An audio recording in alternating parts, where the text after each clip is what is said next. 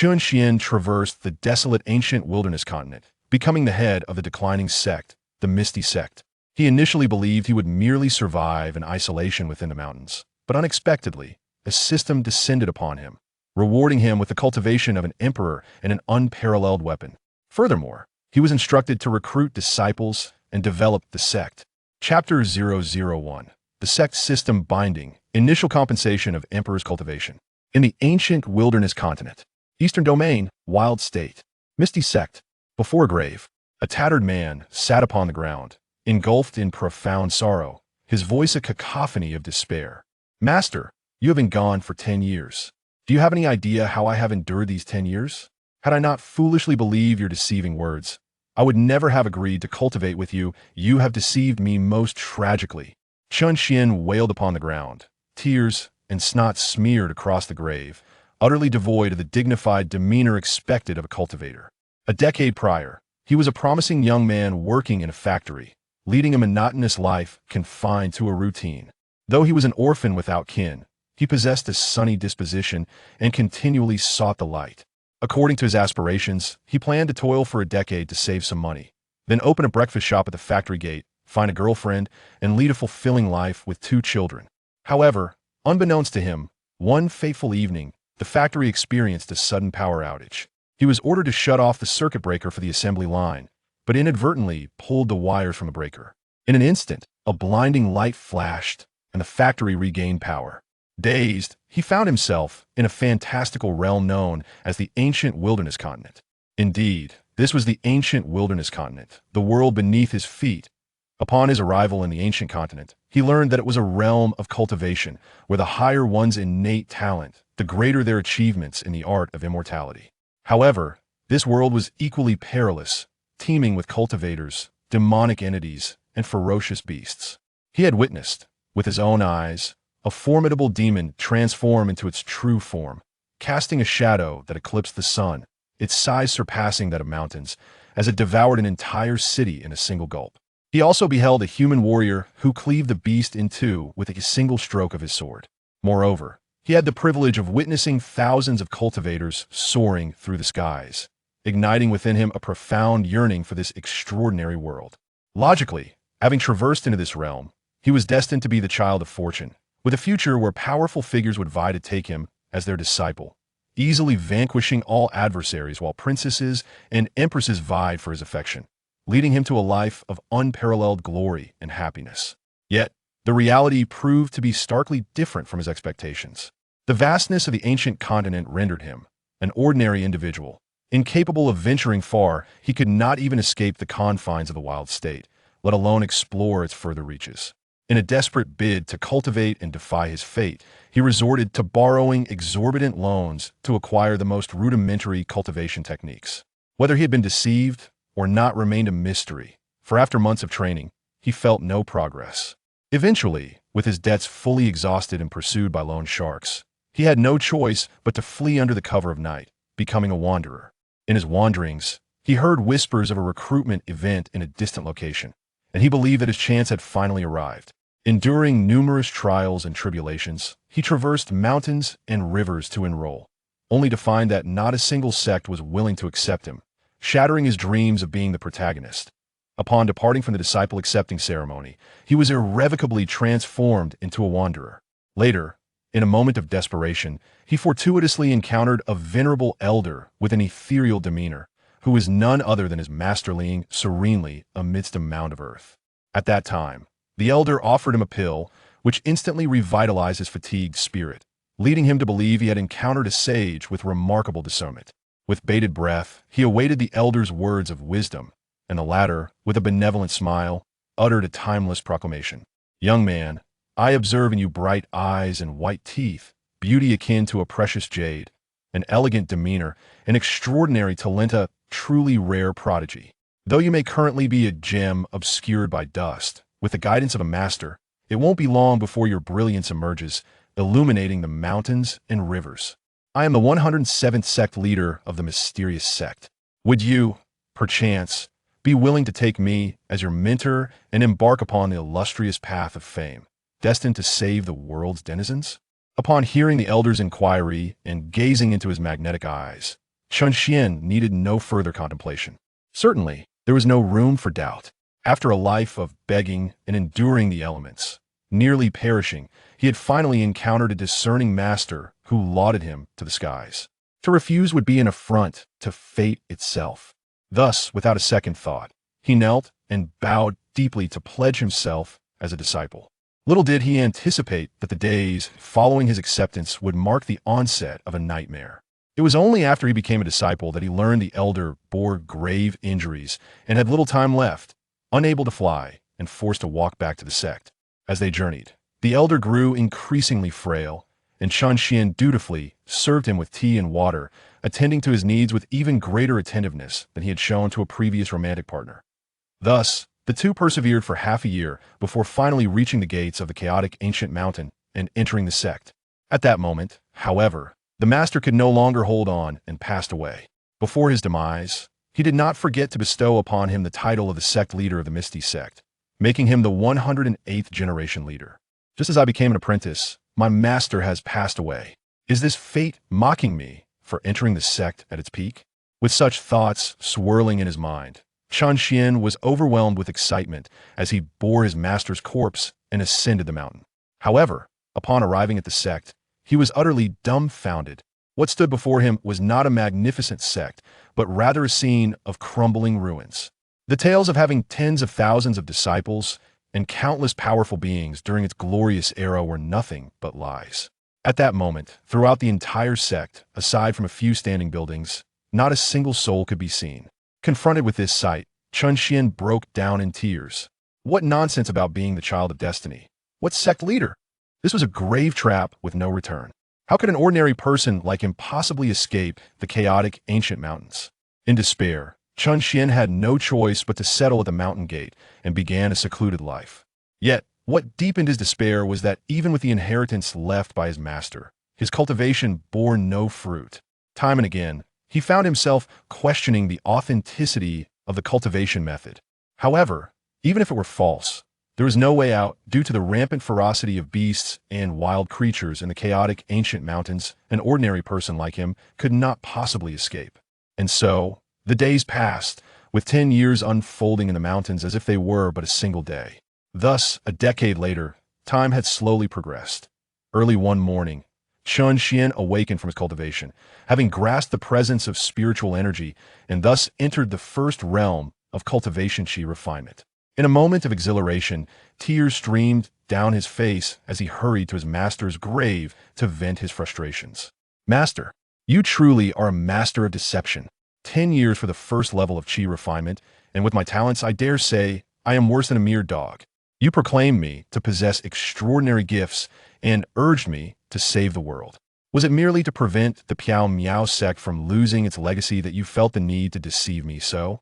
Rest assured, dear master, I am utterly despondent. Chen Xuan's agitation grew with each word. However, just then, his stomach growled, forcing him to halt his tirade. Wiping away the tears from his eyes, he unsteadily rose, deciding it best to nourish himself before continuing his complaints. After all, time was plentiful in the mountains, and he had no shortage of it to squander. Yet, as he stood, a celestial voice suddenly reverberated in his mind. Ding. 15 years of charging has concluded. Congratulations, host, on successfully binding the strongest sect system of all realms. At the sound of this proclamation, Chen Xuan was taken aback, astonished. A system there truly is a system. How splendid. When did you arrive? I have been waiting for you. In an instant, Chen Xuan was overwhelmed with joy.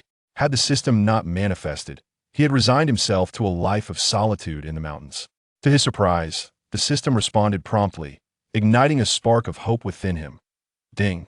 This system has been present even before the host traversal, however. There was an unexpected occurrence during the transition that caused a delay. I apologize for the wait. Present before the traversal? In an instant, Chen Xuan was taken aback, utterly astonished. It turned out that he had existed 15 years ago. Now it has reappeared.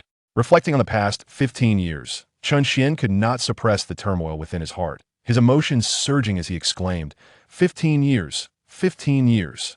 Do you have any idea how I have endured these 15 years? Ding.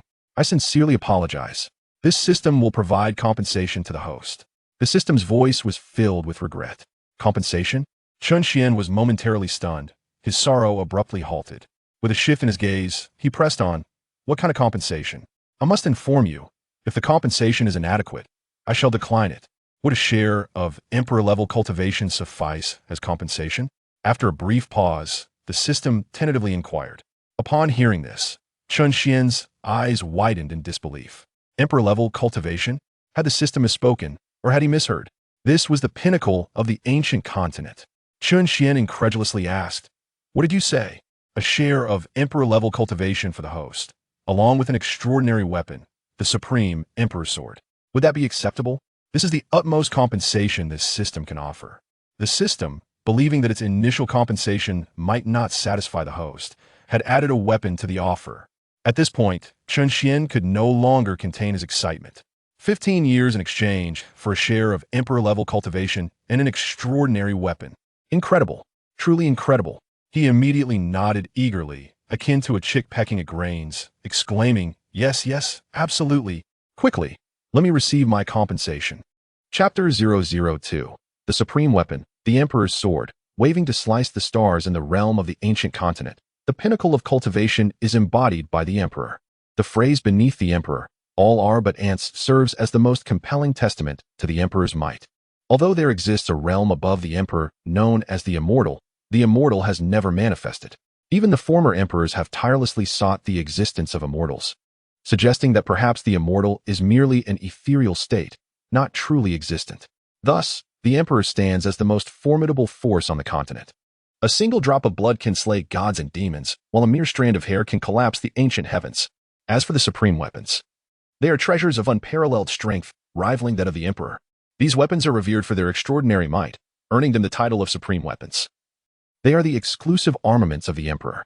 The materials required to forge such weapons are exceedingly rare, and many emperors spend their entire lives in pursuit of a single supreme weapon, which signifies that not every emperor possesses one. Those who do wield a supreme weapon are invariably the most powerful among their peers. It is said that a peak emperor in possession of a supreme weapon can contend against immortals, even in the absence of the emperor. A supreme weapon alone can sweep through all realms beneath the emperor's might. One can only imagine the formidable strength of the emperor in conjunction with a supreme weapon. Having acquired these two rewards, he could now traverse the ancient continent with unparalleled confidence. Not even the seasoned emperors would instill fear in him. As the emperor's cultivation essence began to be infused into Chen Xian, he felt a surge throughout his body. He wholeheartedly embraced the emperor's power. The infusion of cultivation transformed Chen Xian's aura, causing his realm to ascend rapidly. In but a fleeting moment, he traversed the 9th level of the Qi refinement realm. Attaining the foundation establishment stage, the frenzied pace of his breakthrough left Chen Xian profoundly astonished. Yet, the cultivation he had absorbed was merely a droplet in the vast ocean. One can only imagine the terrifying heights he would reach upon fully embracing this ocean. Foundation establishment at the 9th level. The Spirit Sea converges. Spirit Sea at the 9th level. Skyward Realm. Focused Spirit Realm. Heavenly King Realm. Sovereign Extremity Realm. Quasi-Saint. Saint. Quasi-Emperor Realm. As Chen Xian's cultivation surpassed that of a quasi-emperor, explosive sounds began to resonate within him. It was the evolution of flesh and blood. Cells undergoing metamorphosis. Continuous muffled detonations echoed forth. All 66 trillion of Chen Xian's cells underwent their ultimate transformation. Subsequently, the 206 bones throughout his body shattered their constraints, transcending the rules, impervious even to the laws of heaven and earth. In an instant, the surrounding void twisted, and countless threads of rhythm permeated his flesh and blood. Time became ambiguous. Chen Xian completed the most terrifying ultimate evolution. Every inch of his flesh pulsed with the flow of Tao rhythm, even as his lifespan approached its terminus. This body would remain immortal for countless eons. Should he fully unleash his aura, the surrounding void might well be unable to withstand it, fracturing spontaneously. Feeling the immense power coursing through him, Chen Xian slowly opened his eyes, astonishment filling his gaze. What an extraordinary body! A single drop of essence can quell myriad deities and demons. A mere strand of hair can collapse the ancient firmament. Indeed, it is no mere illusion. If I were to release my suppression, even a whisper of my aura would shatter the entire Miao sect. Fortunately, the system assisted me in restraining the breakthrough's aura. Otherwise, this realm of 10,000 miles would have been crushed. With a sigh, Chen Xian continued, "System. Claim the Tai Wang sword." Ding. The Tai Wang sword has been issued. Please check your receipt. Suddenly, the void before him trembled as an ancient long sword slowly tore through the fabric of space, materializing before Chen Xian. The Tai Wang sword appeared serene and unassuming, with the three characters Tai Wang sword engraved upon its blade. Although it lacked any ostentatious features, Chen Xuan understood that immense power lay dormant within the sword. Once fully awakened, even a sage could not withstand its might. Thus, Chen Xuan raised his hand and grasped the hilt of the Tai Wang sword. Boom! In an instant, the sword's aura fully revived, resonating with Chen Xuan. At that moment, he felt that with a mere flick of his wrist, he could likely sink an entire continent. Overcome with excitement, Chen Xuan flickered and vanished, soaring into the heavens. In the blink of an eye, he found himself amidst the starry cosmos. Gazing at the distant stars, Chen Xuan raised his sword and swung it. In an instant, a star in the distance erupted, shattered into cosmic dust. Meanwhile, on the ancient continent, powerful observers of the celestial phenomena were taken aback. What just happened? One star has vanished. No, it did not merely vanish. It exploded. It seemed as if something had obliterated it. Hiss! Could there be a disturbance in the cosmos? Observers were filled with trepidation. Many ancient ancestors from sacred lands simultaneously opened their eyes, gazing into the starry sky. I sensed the aura of an emperor. In the presence of an imperial weapon. Could an emperor be awakening? A great era is upon us. Relay the message. All disciples of the sacred lands shall receive a tenfold increase in cultivation resources, and the secret realms of the sacred lands shall be opened. The great emperor has emerged. Along with the 8th and 9th brothers, let us venture into the starry expanse to pay our respects to the emperor. Within the cosmos, Chen Xuan gazed at the exploding stars, inwardly marveling at the emperor's formidable power combined with supreme weaponry, truly impressive. With a mere gesture, one could pluck stars and slice through moons. The years he had endured were not in vain. Suddenly, a persistent notification resonated through his mind. Detection of a 10-star genius. Please proceed to recruit disciples. It dawned on Chen Xuan that he had yet to fully grasp the capabilities of the system. He casually inquired, "System, what functions do you possess? Are there rewards for recruiting disciples? If the rewards are insufficient or unsatisfactory, I shall respectfully decline your task. After all, I already possess the cultivation of an emperor and supreme weaponry, lacking in nothing trivial. System, dear host. The bestowal of emperor-level cultivation and supreme weaponry is not an invitation to idleness." The system, seemingly in despair, explained with a furrowed brow, "It is not difficult. It is quite straightforward." "Then do elaborate." Chen Xuan nodded, gradually sheathing the Tai Wang sword. The sword, as if one with him, obediently dove into his spiritual sea, basking in the nourishing spiritual energy. Very well. The system is known as the Supreme Sect System of all realms. As the name suggests, it requires the host to develop their sect into the most powerful across all realms. Naturally, the growth of a sect cannot occur without disciples. Hence, the host must recruit disciples to enrich the sect, to incentivize the host's enthusiasm for recruiting disciples. The following rewards are offered. For each disciple with potential exceeding 10 stars, the reward is an extravagant disciple recruitment gift pack, which guarantees at least one immortal summoning card, with additional rewards being random.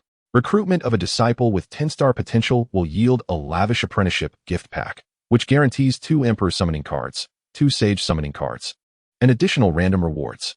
Recruiting a disciple with 9-star potential will grant a luxurious apprenticeship gift pack that guarantees 2 sage summoning cards, with other rewards being random. For those with potential below 9 stars but above 6 stars, a standard apprenticeship gift pack will be awarded, containing 1 king summoning card. Note: all summoned powerful beings are utterly loyal to their host. Furthermore, every 10 cards of the same level can be combined to form a stronger entity. Additionally, emperor cards and sage cards can only be combined once, while king cards, being of lower rank, can be combined twice but not a third time. The realm levels are as follows: Chi Refining, Foundation Establishment, Spirit Sea, Sky Sovereign, Spirit Concentration, King, Emperor, Sage, and Divine. Chapter 003. The Emergence of a 10-Star Genius. Lin Fan of the Ancient Sword Body. 100% loyal powerful summoning card. It can also be synthesized. The rewards are quite impressive. However, the requirements for recruitment are somewhat stringent. Upon seeing the system's prompt, Chen Xuan fell into contemplation. Nevertheless, with his emperor-level cultivation, it would not be difficult to recruit disciples if he set his mind to it. After all, the ancient continent is vast, teeming with many individuals possessing 10-star talents. With this thought, Chen Xuan nodded and proclaimed, "I accept this task." Excellent, host. To facilitate the discernment of a disciple's talent, the system additionally rewards an eye of insight, capable of detecting the talents and hidden potentials of all individuals. A foundational construction blueprint for the sect is also included, enabling the establishment of essential infrastructure. complete with a super spirit gathering array. The host should hasten to gather disciples to avoid being intercepted. Chen Xuan nodded, and in an instant, his figure vanished, racing towards the location indicated by the system prompt. This place was fortuitously situated within the vast region of his own sect. On the ancient continent, Eastern Domain, Huazhou. At the edge of a towering cliff, several disciples of the sect were pursuing a fellow disciple. Lin Fan, you cannot escape. Surrender willingly, and we shall grant you a swift end. No, I cannot allow him a quick demise. I must torment him severely. He has killed my younger brother, and I must exact my revenge. Enough of this. Quickly finish him off and return to claim your reward. Senior Brother Wang has promised that whoever brings back Lin Fan's head shall have the privilege of selecting techniques from the second level of the Divine Techniques Pavilion. A group of disciples adorned in the attire of the Divine Sword Sect gradually advanced towards the cliff. Meanwhile, Lin Fan, standing at the precipice, was severely injured. Gazing at the faces of his fellow disciples, he could no longer contain his laughter, which echoed into the heavens. Ha ha ha, pack of lapdogs. Wang Chong has oppressed his peers and seized my resources. I merely defended my rights and harmed him in the process. The sect has offered me no justice, instead expelling me and issuing a manhunt against me. Who is truly in the wrong here? If I do not perish today, I shall certainly slay Wang Chong and eradicate you traitorous dogs. Lin Fan bellowed to the skies, unleashing the anguish within his heart. He was once a disciple of the inner sect of the Divine Sword Sect, a dominant force in Huangzhou, brimming with fervor to serve his sect upon becoming an outer disciple. Although his natural talent was not particularly remarkable, he nonetheless gained entry into the inner sect through his innate understanding of the swordsmanship, becoming a revered senior brother. He had initially believed he would dedicate his life to the Sacred Sword Sect. However, the inner disciple Wang Chong, relying on his father's status as an elder, behaved with impunity, oppressing his fellow disciples and subjecting numerous female disciples to his vile acts. Yet, in his quest for cultivation and to repay the sect for its nurturing, he endured it all. Unfortunately, Wang Chong's arrogance escalated to the point where he sought to eliminate him during an external training expedition. In a moment of self-defense, he inadvertently injured Wang Chong, only to be summarily expelled from the sect without due consideration, and a manhunt was subsequently issued against him. Such a sect left him in profound sorrow, feeling as though his loyalty had been squandered. Wang Chang may have been excessive, but who could blame him when he was the favored son of the elder of the Divine Powers Pavilion? Perhaps if he had provoked someone else, the consequences would not have been so dire, but he should never have crossed Wang Chong. Alas, today his demise was all but assured. Several fellow disciples approached with scornful expressions, closing in on him. Lin Fan, observing their demeanor, realized his fate was likely sealed. After all, the Sacred Sword Sect was one of the two dominant forces in the Wild State and the sole hegemonic sect, as a mere minor figure. Offending an elder of the sect virtually guaranteed his demise. Yet, even in death, he yearned to wield control over his fate. Lin Fan raised his voice to the heavens, declaring, my life is mine to command, not dictated by the heavens. With that, he turned to leap off the cliff. But at that moment, a figure suddenly appeared before him. Wait, don't jump. Huh. Lin Fan paused abruptly, halting his momentum, and looked at the newcomer with confusion. An elder of the Sacred Sword Sect? It is implausible. The Sacred Sword Sect does not possess elders of such youth. Could he be here to rescue him? That seems unlikely, for throughout the desolate region, the Sacred Sword Sect stands as the sole dominant sect. Who would dare to offend them? As these thoughts swirled in his mind, the man spoke again, his face adorned with a smile. Young one, I observe your bright eyes and radiant teeth.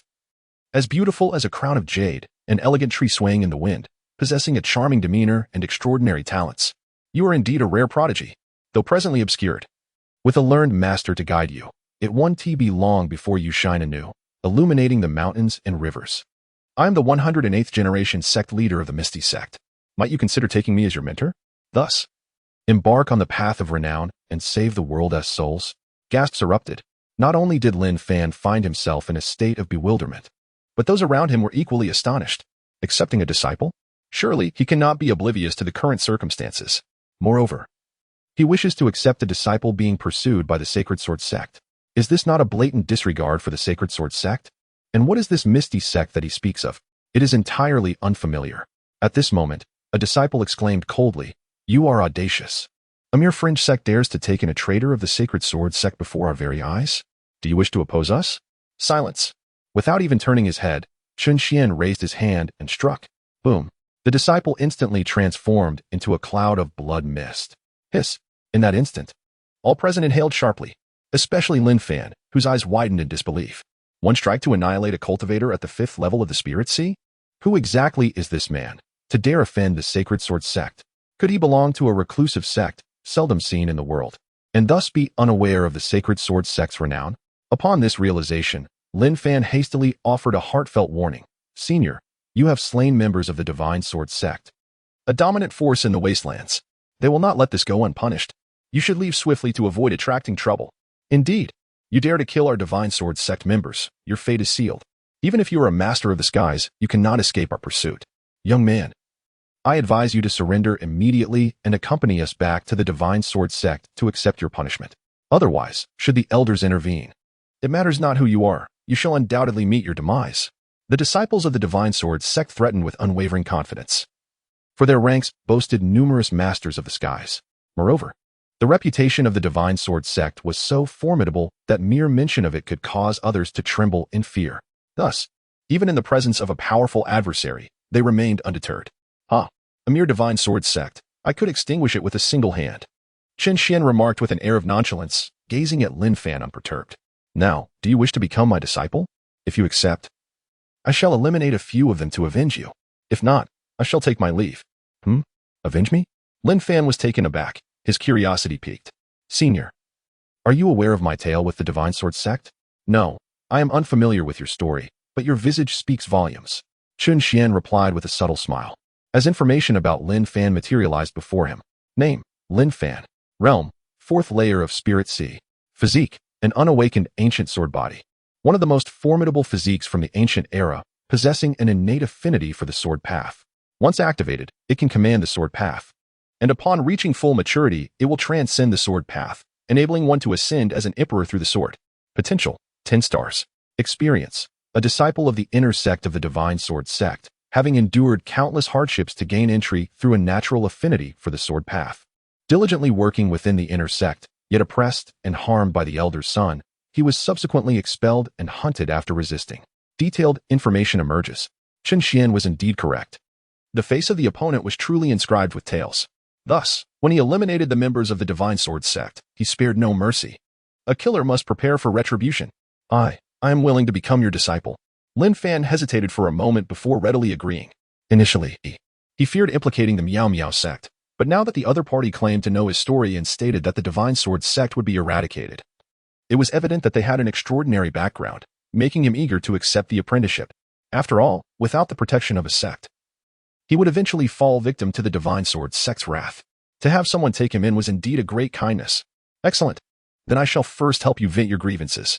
Chen Xuan nodded in satisfaction, then turned to the several disciples of the Divine Sword Sect. In an instant, the disciples trembled in fear. You dare? Chapter 004. First apprenticeship reward, activating the ancient sword body. You dare? Killing us will lead to your own demise. Fellow disciples, let us unite. The disciples of the Divine Sword Sect were filled with terror and then collectively launched an attack on Chen Xuan. But before their divine abilities could manifest, Chen Xuan snapped his fingers. Snap! A crisp sound resonated from his fingertips. In an instant, all disciples of the Divine Sword Sect trembled, and then, boom, boom, boom, every disciple of the Divine Sword Sect erupted, transforming into a mist of blood that scattered across the heavens and the earth, vanishing without a trace. Hiss. Lin Fan's pupils constricted once more. My heavens! With a mere snap of the fingers, several spiritual sea cultivators were annihilated. Such feats are beyond the capability of those at the Skyward Realm. Only elders at the Concentration Realm could achieve such power. Indeed, I have chosen my master wisely. In that moment, Lin Fan's gaze towards Chen Xuan was filled with profound reverence. Disciple, why are you not kneeling to pay your respects to your master? A gentle voice echoed, rousing the astonished Lin Fan. He shuddered, and with a thud, he knelt upon the ground, exclaiming with fervor, Disciple Lin Fan pays his respects to master. With 3 resounding bows, solid and powerful. Immediately, Chen Xuan received a notification from the system within his mind. Ding. Congratulations to the host for acquiring a 10-star potential disciple. The luxurious disciple recruitment gift package has been credited. Good disciple, rise. I shall take you back to the sect. Hearing the system's rewards, Chen Xuan was too elated to respond, and with a beaming smile, he lifted Lin Fan, soaring into the sky. At the peak of the Misty Sect, observing the dilapidated mountains and crumbling houses surrounding him, Lin Fan appeared bewildered, asking, Master, is this truly the Misty Sect? Why does it seem so desolate? Oh no. I completely forgot to renovate the sect. Chen Xuan was taken aback and quickly sought an excuse. Haha, this is merely an illusion. I shall dispel it and reveal the true sect. With that, he secretly urged the system, saying, quickly, use the sect construction card. Ding. The sect construction card has been successfully utilized, and the sect facilities are manifesting. The voice of the system echoed. The sect construction card vanished without a trace. Chen Xuan immediately feigned a grand gesture, raising his hand in a sweeping motion. Boom. In an instant, the earth trembled. Countless peaks rose majestically from the ground, towering with grandeur. Upon these summits, various pavilions and grand halls materialized. In the blink of an eye, a brand new sect revealed its true form. Simultaneously, with the emergence of the sect facilities, the super spirit gathering array embedded within the construction card began to activate. An overwhelming influx of spiritual energy surged forth, multiplying the surrounding aura 1,000-fold. As Lin Fan felt the increasingly dense spiritual energy of heaven and earth, his physical body began to instinctively absorb it with great vigor. Even his injuries were gradually healing. Hiss. Is this the true visage of the mysterious sect? Indeed, it is a hidden great sect, with spiritual energy that surpasses even that of the Divine Sword sect by countless times. To cultivate here for a single day is undoubtedly equivalent to several months in the outside world.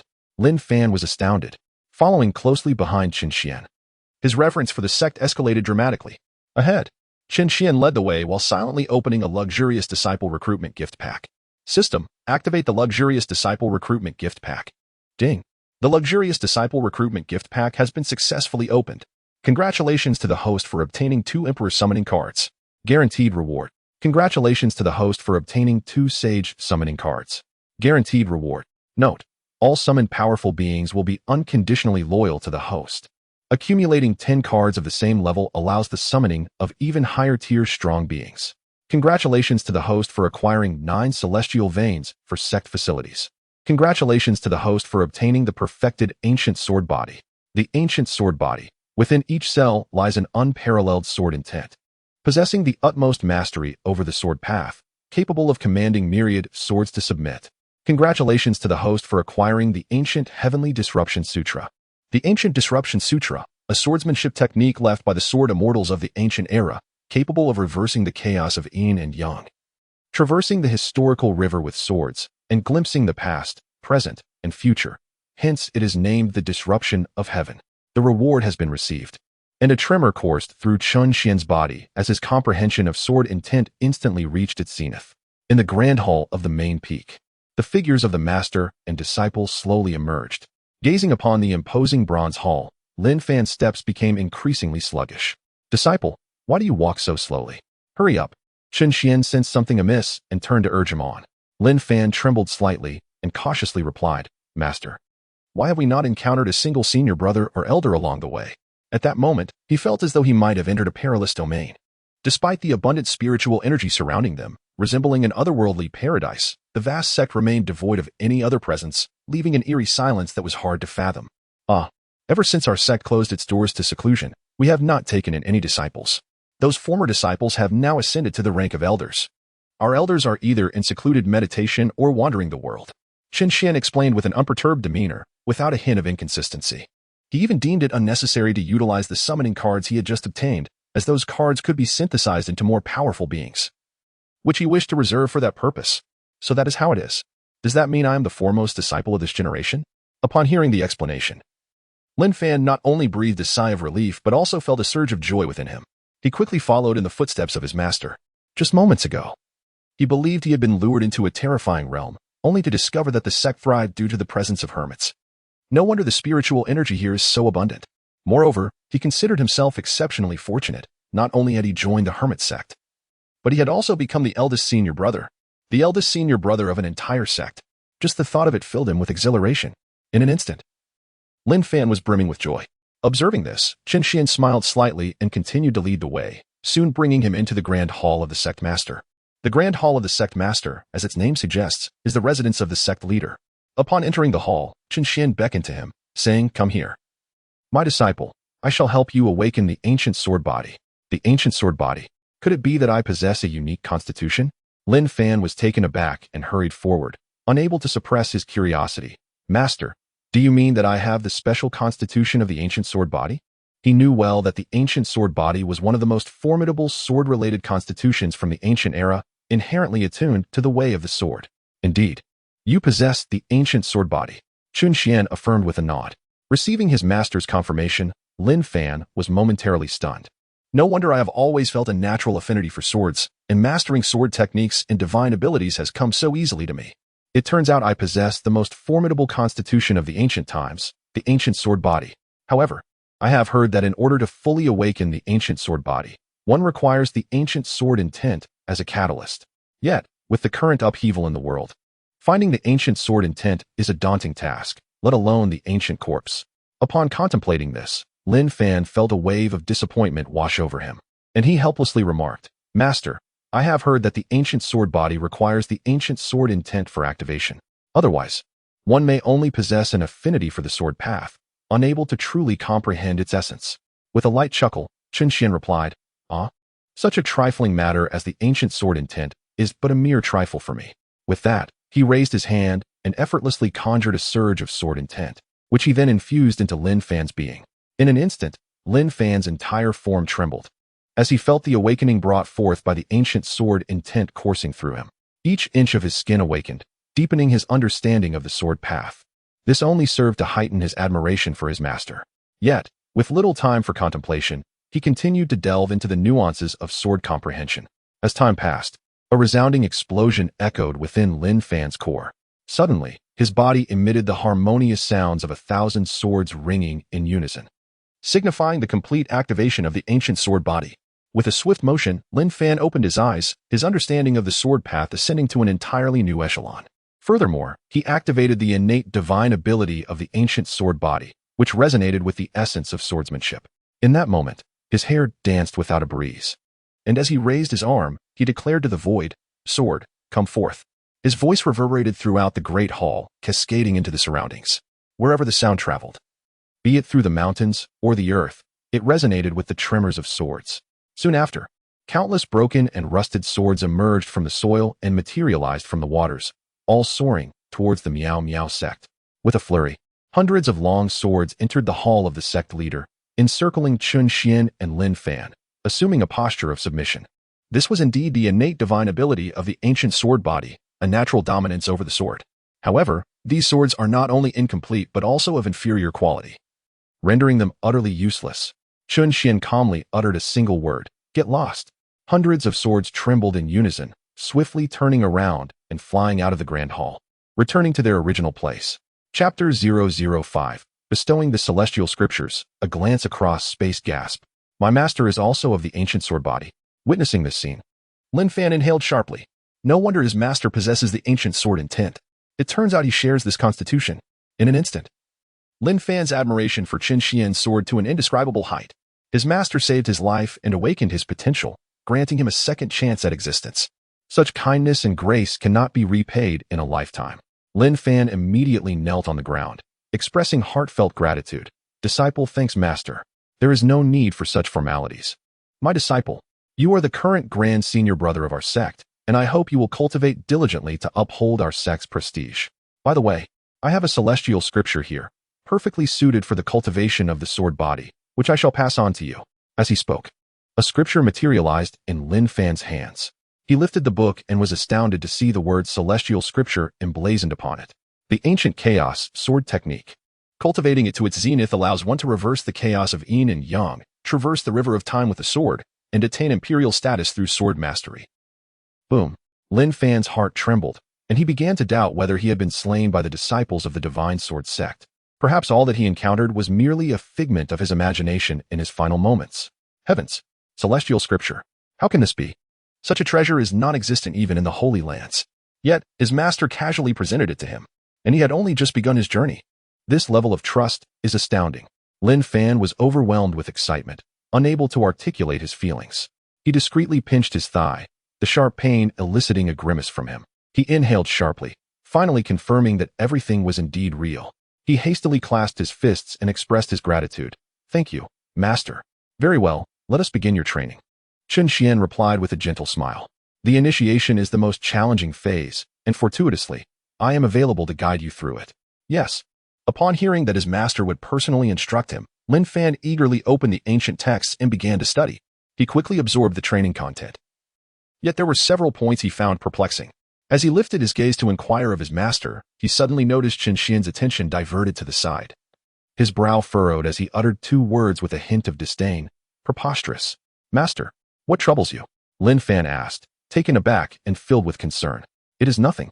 Merely admonishing someone who is unaware of their own insignificance, Chen Xuan replied, slowly withdrawing his gaze and uttering a statement that left Lin Fan bewildered. They were in the grand hall of the Sword Sect, and there were no others present. Who could possibly require reprimanding? Lin Fan was puzzled but chose not to dwell on it, instead turning his focus to the areas he did not comprehend, awaiting his master's elucidation. Time rewound by a quarter of an hour. In the grand hall of the Sword Sect, several elders stood below, engaged in animated discussion, while the sect leader maintained a stoic demeanor. Have you uncovered the truth?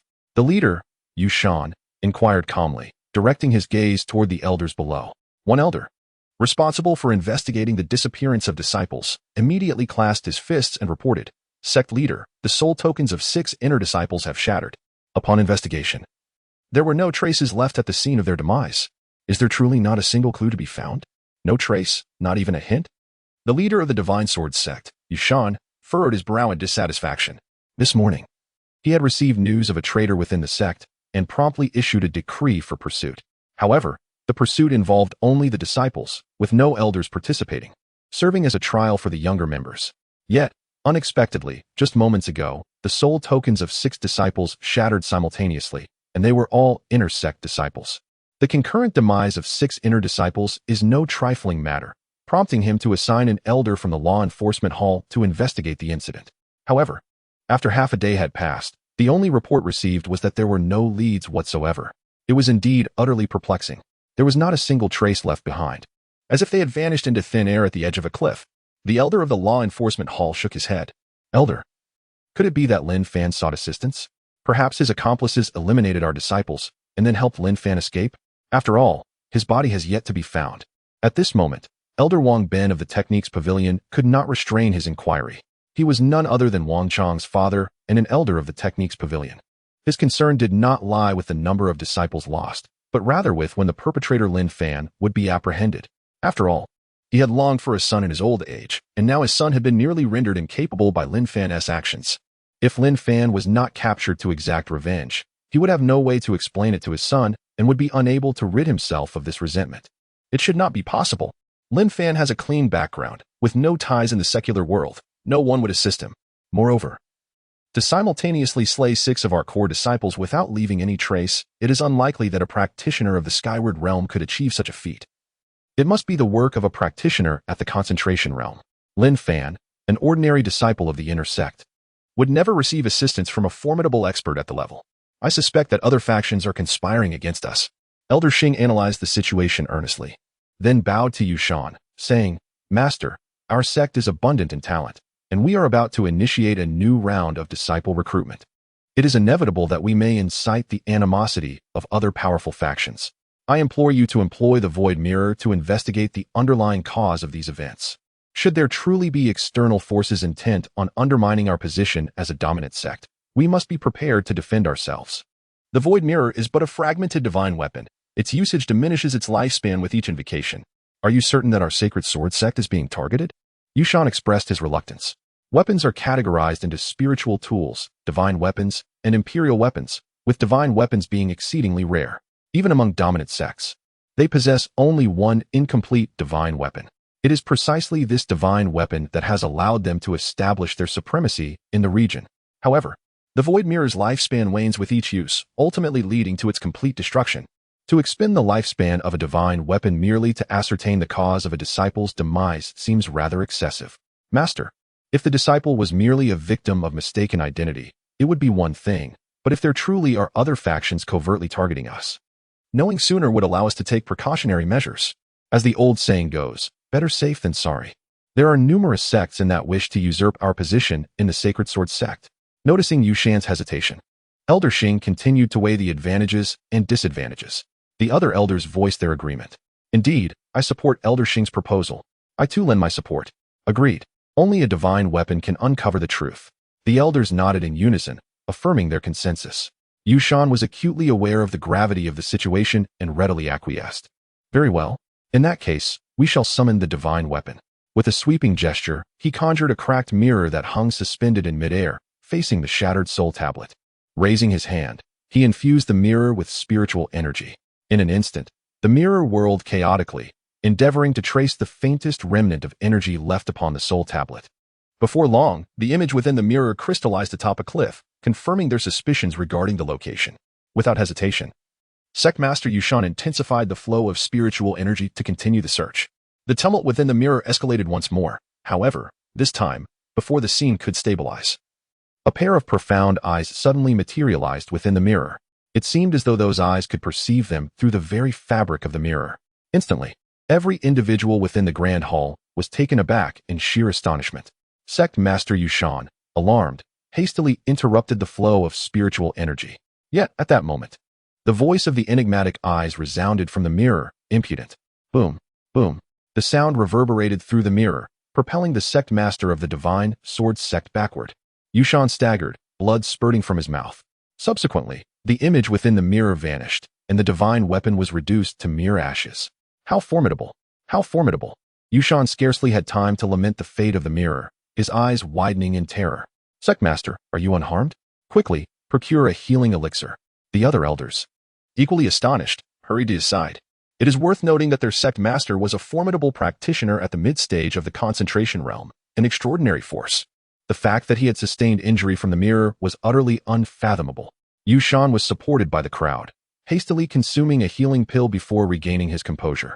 Casting a lingering glance towards the spot where the void mirror had shattered, only upon realizing that the pair of eyes had vanished did he finally breathe a sigh of relief. Chapter 006. Merging 9 Celestial Veins. 5,000 times the concentration of spiritual energy master. What on earth transpired? Why was there a voice emanating from the void mirror? It seems that the mirror cannot replicate sound. What was the nature of those eyes? Could they be the perpetrator? The elders inquired anxiously, their concerns palpable. The earlier scene had utterly surpassed their understanding. Shoo, do not speak recklessly. Yushan frowned, swiftly admonishing the elders. He then cautiously continued. Those eyes traversed the void, perceiving us through the mirror. We were completely exposed to its gaze. Moreover, I sensed that it was merely issuing a warning. Otherwise, through that mirror alone, we would have been instantly obliterated. What? Hiss. So terrifying. Good heavens. To be able to see us across space? What level of cultivation is required for such a feat? Could it be a heavenly king-level expert? A heavenly king should not possess such capability. At the very least, it must be an emperor level or a half-saint. What? Half-saint? In an instant, all the elders were taken aback by the mere mention of half-saint. After all, a half-saint was a being found only within sacred grounds. Had they inadvertently offended the sacred grounds? A wave of fear washed over them. I do not know, but I can sense that those eyes can pierce through everything. Regardless of whether he is of royal caliber or a semi-saint, there is no need to investigate the matter of the disciple's death. Otherwise, should we offend those piercing eyes, our divine sword sect shall surely face annihilation. Yushan trembled inwardly as he responded. He was uncertain of the opponent's strength. Yet he was acutely aware that those eyes were not to be trifled with. Very well. Such a formidable being must have been wronged by our disciple, leading to their swift eradication. He likely did not deal a fatal blow to the sect leader, and it is presumed he will not direct his ire towards us. This matter must remain confidential and not be disclosed. You may disperse now. What of the pursuit order for Lin Fan? The elder from the Techniques Pavilion, still undeterred, cautiously glanced at the sect leader. The leader hesitated for a moment and then said, Lin Fan should not be associated with those eyes. Let us retract the pursuit order and instead initiate a covert capture. Remember, to capture him alive and ensure that no offense is given during the process. Additionally, if we absolutely cannot capture him, then so be it. At the Misty Sect, under Chen Xuan's guidance, Lin Fan had already begun to grasp the fundamentals. As for the reason behind his rapid comprehension, it is rather simple. Firstly, he possesses the ancient sword body, which innately resonates with the sword path. Secondly, the immortal scripture was derived by a sword immortal, making it particularly suitable for those of the sword body cultivation. Thirdly, the abundant spiritual energy of this realm is conducive to cultivation. With all these advantageous conditions, his learning speed was exceptional. Disciple, there are numerous rooms outside the main hall. Feel free to choose one to reside in. Stepping out of the sect leader's grand hall, Chen Xuan gestured towards the adjacent buildings. Understood. Lin Fan nodded, then selected a room, intending to report to his master. However, as he turned, Chen Xuan had ascended to the heavens. Simultaneously, 9 transparent colossal dragons suddenly materialized in Chen Xuan's grasp, and with a flourish of his hand, they plunged towards the earth. Hiss! Is this a spiritual vein? No. The energy exuding from it surpasses that of a mere spiritual vein. Could it be a divine vein? Surely not a celestial vein. Good heavens! My master can manifest a celestial vein with his bare hands? Witnessing this scene, Lin Fan was profoundly shaken. Spiritual veins are formless entities formed by the convergence of the world's spiritual energy, typically nurtured by the earth itself. As for celestial veins, they are even more elusive. Ordinary cultivators rarely encounter divine veins, let alone celestial ones. Yet, his master could effortlessly summon a celestial vein. Such a feat is utterly terrifying. For a moment, Lin Fan stood in stunned silence, his eyes wide as he beheld his master laying down a celestial vein. Soon, as the first celestial vein melded with the mountains and rivers, the surrounding spiritual energy surged, and the barrier of this realm began to wane. This is 1,500 times the spiritual energy? Indeed, it is a celestial vein. With the placement of the first celestial vein, Lin Fan immediately felt the exponential rise in spiritual energy, leaving him astounded. Boom! The second celestial vein also burrowed into the mountains and rivers. The surrounding spiritual energy continued to escalate. Hiss! 2,000 times. Moreover, the barrier of this realm grew even thinner. Lin Fan's eyes widened once more. And this was merely the placement of 2 celestial veins. What heights would the spiritual energy reach if all 9 were laid down? In Lin Fan's incredulous gaze, one celestial vein after another, under Chen Xuan's command, seamlessly integrated into the mountains and rivers. Boom, boom, boom. Before long, all 9 celestial veins were fully assimilated into the landscape. The spiritual energy at the peak of the Miao Miao sect surged to 5,000 times that of the outside world. Of course, this was at the main peak. Beyond the main peak, the other mountains are currently imbued with an astonishing concentration of spiritual energy exceeding 4,000 times. Even in the secluded corners beneath the major peaks, the spiritual energy density reaches 3,000 times. However, in comparison to the celestial barrier, these levels of spiritual energy are utterly insignificant. At this moment, the celestial barrier within the mysterious cloud sect has become exceedingly fragile, allowing the various rhythms and principles of the universe to be sensed with little effort. In certain areas, the essence of these rhythms even seeps through the celestial barrier, visible to the naked eye. This, indeed, represents true terror. What is the greatest fear in cultivation? Is it isolation? Is it combat? Neither. The true dread of cultivation lies in the inability to comprehend. Without comprehension, no matter how arduous the training, one as progress remains stagnant. Particularly in the later stages of cultivation, breakthroughs are solely achieved through profound insights. Presently, the rules of the mysterious cloud sect are manifesting, and the rhythms of the universe are circulating. Remaining here for cultivation is akin to facing minimal obstacles. As long as one is willing to endure hardship in their training, breakthroughs are inevitable. It is no exaggeration to assert that if a dog were to be cast into the mysterious cloud sect, it would likely achieve the status of a formidable demon in no time. Our sect truly embodies dominance. I must dedicate myself to my training, not to betray my master's high hopes or the nurturing environment of the sect. Lin Fan, filled with astonishment, entered his chamber and commenced his intense training. Meanwhile, Chen Xuan, after completing the arrangement of the celestial veins, smiled with satisfaction. The rewards from the system are indeed exceptional. With such transformations in the sect, I anticipate that recruiting disciples will become considerably easier in the future. As for the summoning card, Chen Xuan has no intention of utilizing it for the time being. Firstly, he has already attained the level of a great emperor. Summoning 1 or 2 additional great emperors would evoke little sensation. It is far more prudent to reserve them for the synthesis of an immortal. As for the sage summoning cards, they hold even less utility. Who would seek a sage when they can synthesize a great emperor? The system has previously stated that cards can be synthesized, but it is important to note that neither great emperors nor sages can undergo secondary synthesis. This implies that sage summoning cards can only be transformed into great emperors, and once a card has become a great emperor, it cannot be further synthesized. It can only be summoned for use. However, great emperor summoning cards can indeed be synthesized into immortals. Thus, the optimal strategy for maximizing the benefits of summoning cards is to synthesize great emperors into immortals and sages into great emperors.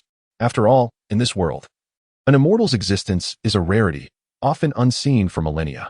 If a sect were to possess an immortal, it would undoubtedly be formidable. Once an immortal is secured, assembling a cohort of great emperors as elders would also be quite advantageous. As for the rewards for lower-ranking disciples, eventually, they could all be synthesized into sages to serve as external elders. After all, The elders of the mysterious sect cannot be inferior to sages. Otherwise, they would not uphold the prestige of being the strongest sect. At that time, as the sect leader, with a mere wave of his hand, countless sages, great emperors, and immortals would heed his command. How magnificent that would be. As he contemplated this, Chen Xuan broke into a grin. Perhaps the system detected his thoughts. For suddenly a notification emerged, alerting him. Ding. In 3 days, the Sword God City will host a recruitment conference, where a genius with 10-star potential is expected to appear. Please ensure to mark your calendar and attend the event. A recruitment conference? Chen Xuan paused, bewildered. System, are you mistaken? The Sword God Sect is recruiting, and you expect me to compete for disciples? Ding. That is not the case, host. Although the Divine Sword Sect is accepting disciples, the host need not go directly to the sect itself. A visit to the Divine Sword City under its jurisdiction suffices. At that time, the gathering will not be limited to the Divine Sword Sect alone. Numerous smaller sects and various factions will also be present in Divine Sword City, seeking to recruit disciples who have been eliminated. Thus, the host can rightfully take advantage of this opportunity under the guise of scavenging. As for the eliminated disciples, Chen Xuan thought to himself, how absurd. I, the future leader of the most formidable sect, a sovereign at the imperial level, must resort to picking up scraps before a mere paramount force? He silently cursed in frustration. However, upon recalling that one of the eliminated disciples possesses a 10-star talent, his irritation dissipated. After all, the sensation of acquiring a talented disciple is truly exhilarating. All right, understood. I shall be there. With that, Chen Xuan flickered away, entering the main hall of the sect leader. Chapter 007. The Senior Disciples' Continuous Breakthrough. Heading to the recruitment conference to scavenge 3 days later. At the peak of the mysterious cloud sect, Lin Fan gradually opened his eyes, exhaling a breath of turbid air. I have reached the pinnacle of the spiritual sea realm. In just 3 days, he advanced through 5 minor realms. Truly, this environment is a paradise on earth. Moreover, the celestial level cultivation technique bestowed by my master is indeed formidable. After practicing it, my combat prowess has soared by several dozen times. My master mentioned taking me to recruit new disciples. I shall inquire when we shall depart. Lin Fan rose and exited his chamber, making his way to the grand hall.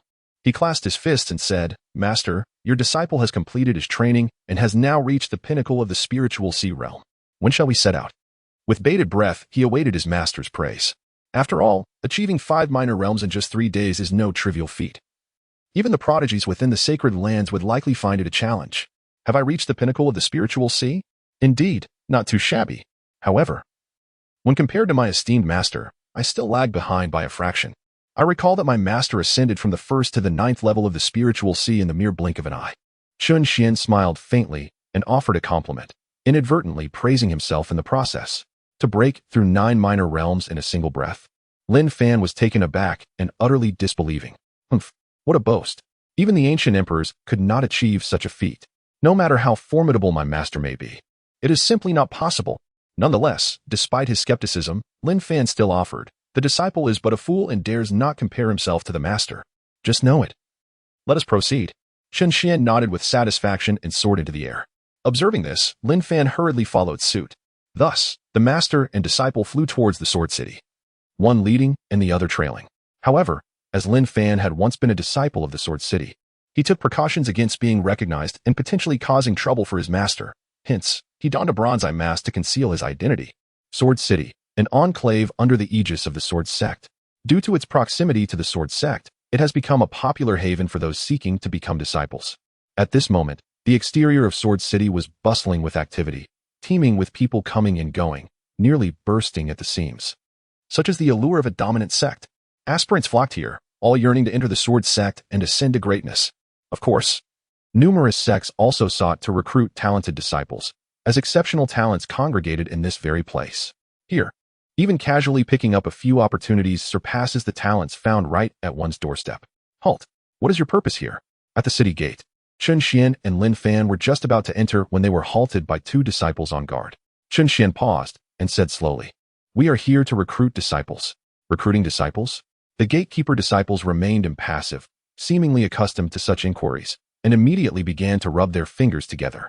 Upon witnessing this, Chen Xuan instantly grasped the underlying meaning. No wonder the Divine Sword Sect sent someone to seize opportunities. It turns out they could also profit from it. Thus, he inquired nonchalantly, how much? 300 spirit stones. Chen Xuan, quite inexpensive. Stop dawdling, pay up quickly. There are many others waiting to enter the city. The gatekeeper disciples, sensing the confidence of the duo, hastened their request. After all, it was merely 300 spirit stones. Chen Xuan nodded, turned to Lin Fan, and said, "Disciple, pay the fee." Lin Fan. Although startled by his master's reminder, Lin Fan felt no displeasure whatsoever. Being able to assist his master was a fortune he had cultivated throughout his life, not to mention a trivial sum of 300 spirit stones. Even if it cost him his life, he would not hesitate. Thus, he cheerfully retrieved 300 spirit stones and tossed them over. Upon entering the city and recruiting disciples, it is imperative to refrain from exerting pressure. Everything must be based on voluntary consent. Should anyone dare to coerce or intimidate, they must bear the consequences. Finally, the gatekeeper disciples did not forget to offer a word of caution. The master and disciple paid no heed to them and directly entered Divine Sword City. Once inside, the bustling and vibrant streets instantly captivated their attention. The sounds of pedestrians, vendors calling out, and haggling filled the air incessantly. Even Chen Xuan was captivated by the spectacle before him. After all, he had secluded himself in the mountains for a decade and had not witnessed such a throng of people in ages. The thoroughfare teemed with handsome young men and beautiful women, interspersed with middle-aged individuals and venerable elders. They weaved through the crowd, their eyes darting furtively, resembling petty thieves. They would occasionally materialize in the alleys flanking the street, intercepting young men and women. Young man, one might say, I observe that you possess a full forehead, a well-rounded chin, and an air of elegance. Your disposition is extraordinary, and you are destined for greatness. Would you be interested in joining my Moonwell sect? Upon entry, you shall be an inner disciple. Out of my way. Another would retort, what Moonwell sect? I have never heard of it. This young master intends to join the Divine Sword sect as an outer disciple. Young lady, yet another would proclaim, last night, I gazed upon the celestial sphere and witnessed the eastward migration of the purple star. After careful calculation, I divined that a prodigy of unparalleled talent would emerge into the world. Thus, I have sought you out. Would you be willing to join my carefree sect? I would be honored to accept you as my personal disciple. Move aside, she would reply. I am destined to become an outer disciple of the Divine Sword sect. I have never heard of your carefree sect. One after another, these furtive elders attempted to entice young men and women into their respective sections. Their manner of speech was remarkably similar. Witnessing this scene, Chen Xuan was taken aback, for he had employed similar words when he had recruited Lin Fan. He turned to look at Lin Fan, who remained composed. As a former disciple of the Divine Sword sect, he had experienced such encounters countless times and was unmoved. At that moment, Chen Xuan felt a tinge of embarrassment and, without betraying his feelings, led the way deeper into the city. Master, should we find a place to stay first, or shall we directly seek out the person you are looking for? Lin Fan inquired respectfully during their journey. With utmost seriousness, Chen Xuan replied, let us go straight to find the individual. Once we have taken on a disciple, we shall return. With that, Chen Xuan gazed towards the direction indicated by the system. Before long, his eyes fell upon a young maiden clad in a form-fitting, sheer silk gown. Although the bustling streets were populated with many handsome men and beautiful women, the appearance of this maiden still caused quite a stir. She was tall and graceful, and wherever she went, the allure of her presence overshadowed all other beauties.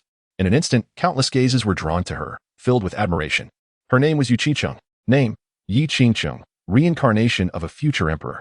Realm, sixth heaven of the spirit sea realm. Physique, reincarnation immortal body, spirit unbound by the cycle of reincarnation, consciousness everlasting. Each death brings forth rebirth with blood and memories intact. Potential, 10 stars. Experience, born a millennium hence with a reincarnated body, having undergone 9 cycles of rebirth, failing to ascend the rightful path to emperorhood. Now in the 10th cycle, she has been reborn 10,000 years ago, awakening her past memories only half a month prior. Detailed information floated before Chen Xuan's eyes. A faint smile graced his lips as he murmured to himself, a girl from a millennium in the future, my disciple. You now have a junior sister. With that said, he strode directly towards the young maiden. Huh, junior sister? Lin Fan was taken aback and instinctively followed his master's lead. Yet, just as they were still some distance away from Yi Qicheng, a young man dressed in the attire of the Divine Sword sect stepped forward to intercept her before Chen Xuan could reach her. Upon witnessing the appearance of the young man, Lin Fan halted his steps and promptly cautioned, Master, he is Wang Chong, the son of the elder from the martial arts pavilion. It is because of him that I have been relentlessly pursued. What a coincidence. In that case, you shall avenge yourself by eliminating him.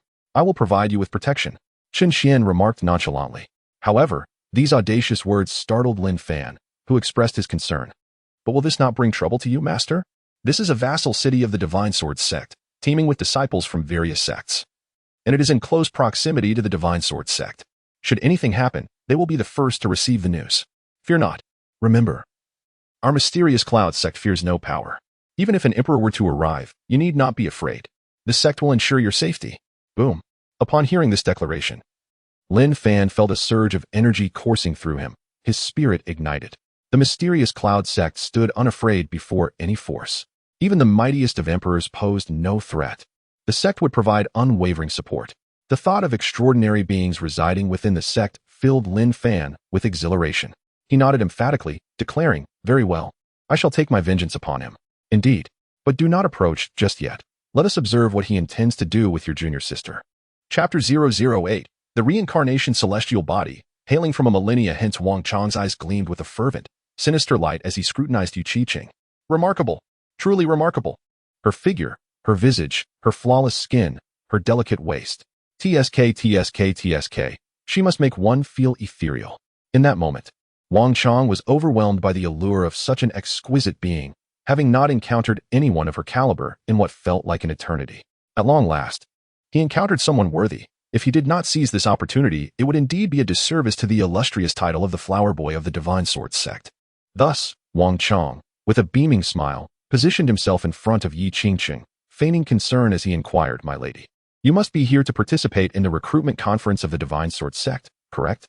The entrance examination has commenced today. Why have you not yet arrived? Are you perhaps lost? Allow me to escort you to the Divine Sword Sect for your entrance assessment." "No need." Yu Qiqing frowned slightly, shaking her head in immediate rejection. Yet, the youth remained undeterred, his expression lecherous as he continued, "My lady, I am Wang Chang, an inner disciple of the Divine Sword Sect. My father is an elder in the Techniques Pavilion and can recommend you for entry, thereby sparing you from numerous tedious formalities. Furthermore, should you perform well in the outer sect, I could easily leverage a bit of influence to facilitate your admission to the inner sect. What do you say? Would you care to get acquainted?"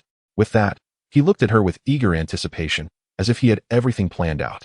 However, the response was utterly unexpected. Yu Qiqing's reaction was rather indifferent, and she shook her head once more in refusal. The rationale behind her decision was straightforward. Lin Fan was no longer with the Divine Sword Sect, so what purpose would her joining serve? Moreover, given her exceptional aptitude, she could directly gain entry to the inner sect without any need for recommendations. "I'm sorry, but I do not wish to join any sect at this moment," Yu Qiqing stated calmly before turning to leave. Yet, this attitude instantly extinguished Wang Chang's patience. His expression darkened, and he coldly threatened, "If you have no desire to join the Divine Sword Sect, then what brings you here? Do you take our sect for granted? Do you think you can come and go as you please?" Upon hearing this, Yu Qiqing could only manage a wry smile. She did not wish to come here either. Yet, she was compelled to traverse through time.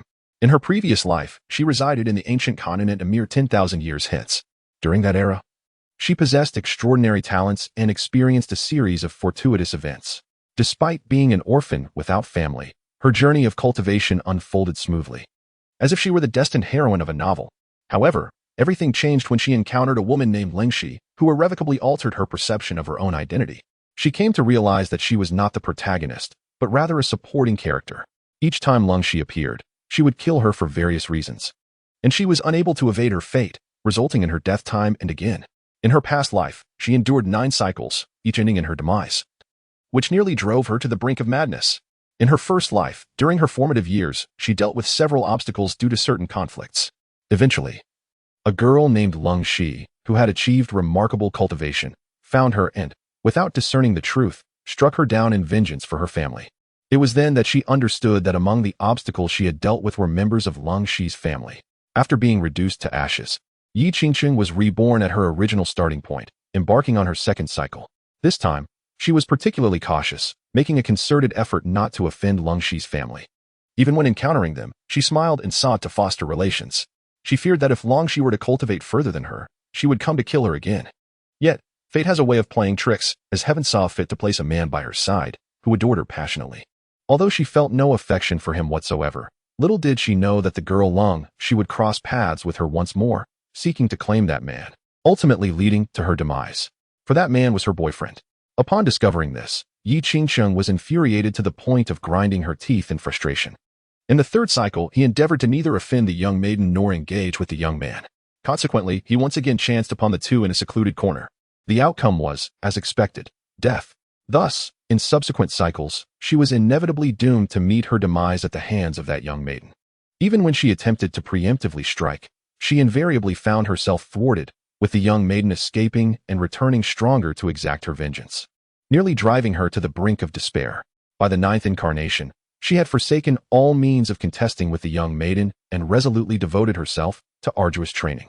She refrained from stepping outside her abode and avoided human interaction, ultimately achieving the quasi-emperor realm with remarkable swiftness, before finally emerging to confront the world. At that juncture, the young maiden was nowhere near her level and was certainly no match for her. Thus, she confidently ventured forth. As fate would have it, the young maiden reappeared. But her cultivation was significantly inferior. Just when she believed she could effortlessly vanquish her opponent, a stranger emerged and, with a mere swipe, reduced her to ash. It was only in her final moments that she realized the newcomer was the young maiden's senior brother, a being of imperial caliber, far surpassing her own strength. Moreover, their master was a man named Lin Fan. Upon receiving this revelation, Yi Qi was left utterly flabbergasted. The young maiden herself was already astonishing. And now a senior brother of imperial stature had emerged. Not only was she obliterated with a single blow, but there was also a master above them. Good heavens! Just how formidable must Lin Fan be to have disciples of such caliber? Opposing them was indeed a path towards certain doom, even if she could continually reincarnate. It seemed unlikely she could escape the fate of being obliterated. Who knows what realm that Lin Fan belongs to? Thus, after coming to this realization, Yi Qi secretly resolved that in her next rebirth, she would seek out Lin Fan as her mentor and cling to his coattails. However, she never anticipated that in her 10th life, she would inexplicably traverse back 1,000 years, becoming the eldest daughter of the prominent Yi family, second only to a hegemonic force. Just half a month prior, she had awakened the memories of her previous 9 reincarnations. This revelation shattered all her plans. The thought of potentially encountering the girl who had always bested her in combat 1,000 years hence filled her with trepidation. Yet, upon awakening her memories, she unexpectedly learned that the Divine Sword Sect was convening its triennial disciple recruitment conference. Her father, the clan leader, had repeatedly praised the might of the Divine Sword Sect, bringing to mind fragmented memories from her past life. It appeared that Lin Fan had originated from the Divine Sword Sect. For reasons unknown, he had subsequently departed from the sect, achieving remarkable heights. Had she truly traversed into Lin Fan's era? A wave of astonishment surged within her, and she eagerly sought information regarding Lin Fan. It soon became evident that he was indeed a disciple of the Divine Sword Sect, albeit a lesser-known inner disciple who did not garner much attention from the sect. Upon learning this, she wasted no time and readily acquiesced to her father's plans, journeying alone to attend the disciple recruitment conference of the Divine Sword Sect. With unwavering confidence, she assured her father that she would undoubtedly become an inner disciple. This declaration left her father elated, prompting him to present her with numerous treasures to enhance her prowess. Yet, as always, fate relished in its capriciousness. Early this morning, when she resolutely prepared to attend the test, she was struck with shock upon discovering that Lin Fan had been expelled from the sect. The reasons remain unknown, as does his whereabouts. Her hopes of relying on him for support were dashed once more. As for joining the Divine Sword Sect, her enthusiasm had completely evaporated, consumed instead by thoughts of where to search for Lin Fan. Thus, her attitude towards the disciple of the Divine Sword Sect was devoid of any warmth. After all, with her prowess, even if she were to join the sect, her standing would undoubtedly surpass that of this individual. With a little cunning, she could certainly become the sect leader's favored disciple.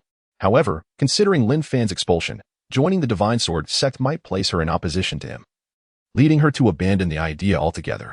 Yet, in this life, she had family and responsibilities, unlike her solitary existence in her previous life. Offending a dominant force like the Divine Sword Sect would jeopardize her family standing. Consequently, she softened her tone, saying, "I apologize, but I genuinely do not wish to join the Divine Sword Sect at this moment. Today, you shall join whether you like it or not. Otherwise, you shall not leave." Wang Chang sneered, waving his hand towards the distance. In an instant, several more disciples of the Divine Sword Sect emerged, surrounding Yi Qi. "Stop." Just as Wang Chang was about to take action, a cold voice rang out sharply. Following this, 2 men, one tall and one short, approached them slowly. Could it be that the Divine Sword Sect resorts to coercing individuals to accept disciples? The newcomers were none other than Chen Xuan and Lin Fan, with Lin Fan being the one to speak. He wore a bronze eye mask, his expression inscrutable. Lin Fan. Upon seeing the newcomer, Wang Chang instinctively shouted Lin Fan's name. Lin Fan responded, "You can recognize me even in this situation?" You dare to oppose me without any backing. You are the only one in the entire sect. Even if you were reduced to ashes, I would still recognize you. Wang Chong let out a cold laugh and declared, How bold of you to appear in Sword City. Last time, you ambushed me and inflicted injuries. This time, there will be no escape. He rallied his comrades. Brothers, attack together. Capture him. As soon as the command was issued, the other disciples of the Sword Sect dispersed, surrounding Lin Fan and Chen Xuan. Meanwhile, on the other side, upon overhearing their conversation, Yi Qiqing was taken aback, her heart in turmoil. Instinctively, she turned her gaze towards Lin Fan. Lin Fan? Could he truly be the revered master of Longxi, the formidable figure of the future? In that moment, Yi Qiqing was astounded. She never expected that her search would yield results so effortlessly. She thought to herself, I must align with him. When the battle commences, I shall reveal my allegiance to earn his trust. With this determination, Yi Qiqing grew increasingly vigilant, ready to spring into action for a rescue at any moment. Although she was merely at the 6th level of the Spirit Sea, she possessed numerous techniques accumulated over 9 lifetimes. Even if an elder were to arrive, she was confident in her ability to swiftly escape with Lin Fan. However, at that moment, the disciples of the Sword Sect suddenly found themselves immobilized, as if their legs were rooted to the ground, unable to move. What is happening? I can't feel my legs. One exclaimed. Me too. It feels like my legs are glued to the ground. Another echoed. I can't move either. In an instant, the crowd was astonished. Yet, Lin Fan smiled. He understood that it must have been his master who intervened, granting him the opportunity for revenge. He swiftly turned to Wang Chong and coldly declared, Wang Chong, prepare to meet your end. With that, he raised his hand, channeling his spiritual energy to form a palm, which he directed towards Wang Chong. Wang Chong was taken aback. However, being at the 5th level of the Spirit Sea realm, he believed himself to be a tier above Lin Fan. Although he felt somewhat weak, he was confident in his superior cultivation level. Even without allies, he felt no fear. Lin Fan, in a direct confrontation, you are no match for me. Today, I shall demonstrate the might of the 5th level of the Spirit Sea realm. Tiger Fist. He immediately unleashed the aura of his 5th level, conjuring a pair of fists that surged towards Lin Fan's palm. Boom. In that fleeting moment, the two powers collided. Yet, as Wang Chong's Tiger Fist met Lin Fan's palm, it disintegrated into nothingness. Following that, Lin Fan's palm descended upon Wang Chong's head with an overwhelming force. Gasp! Wang Chong's breath caught in his throat, utterly stunned. Impossible. How could you, at the 4th level of the Spirit Sea, shatter my Tiger Fist in an instant? He was greatly astonished, hastily mobilizing all his spiritual energy to form a defense. But before his defensive barrier could manifest, that massive hand had already enveloped his head and suddenly pressed down. Boom. A muffled sound echoed as the stone floor was instantly cratered. Wang Chong vanished without a trace. In that moment, all onlookers were left in shock, gazing into the pit, where only a blurred mass of flesh and blood remained. Who claims I am merely at the 4th level of the Spirit Sea realm? I have already ascended to the 9th level. Lin Fan murmured to himself. With vengeance fulfilled, the hatred and obsession that once consumed him vanished entirely. He then turned to Chen Xuan, clasping his fist in respect. Master, the enmity of your disciple has been avenged. Boom. As these words echoed, the crowd finally emerged from their stupor. Good heavens, the inner disciples of the Divine Sword Sect had been reduced to mere clay. A murder had occurred. A murder. The disciples of the Divine Sword Sect have been slain. We must flee. In an instant, the surrounding young men and women were startled and began to scatter in haste. After all, these were disciples of the Divine Sword Sect, and they were on their own turf. To dare commit murder here was akin to inviting one's own demise. Those who lingered to watch were either of considerable background or deluded themselves into believing they possessed formidable strength. As the crowd dispersed, the few disciples of the Divine Sword Sect were left dumbfounded. Though they had regained their mobility, their confidence in capturing the assailant had evaporated. The 9th level of the Spirit Sea realm. Good heavens, had Lin Fan truly broken through 5 minor realms in just 3 days? How could this be? And what of the silent figure beside him? Was that his master? No wonder they had been rendered immobile earlier. It must have been the doing of his master. In a moment, the disciples were overwhelmed with shock, too intimidated to utter threats. They quickly retreated to signal the elders of their sect, then dared to cautiously observe Lin Fan and Chen Xuan from a distance, fearful they might flee. Yet, it was evident they had underestimated Lin Fan and Chen Xuan. Fleeing? That was the action of the week. At this moment, Chen Xuan not only chose not to flee but also nodded appreciatively, exclaiming, Well done. One must act when the time calls for it. This truly embodies the essence of my Piao Miao sect. After speaking, he slowly approached Yi Qiqing, offering a gentle smile and stating, My dear, I perceive a unique brilliance in your bones. You are destined for greatness. Would you consider becoming my disciple and joining the Piao sect? I am the 108th generation sect master, and our sect is powerful with profound heritage. I shall cultivate you into an emperor in the future. Upon hearing Chen Xuan's words, the surrounding crowd was instantly taken aback. Good heavens! He, instead of fleeing, dares to recruit disciples. What audacity! I have never encountered such a bold individual in my life. Piao sect? I have never heard of this sect, have you? Neither have I. It must be a second-rate sect. Yet what audacity! He killed a disciple of the Divine Sword sect, and still dares to recruit disciples on the spot. Is he courting death? In an instant, everyone was astonished.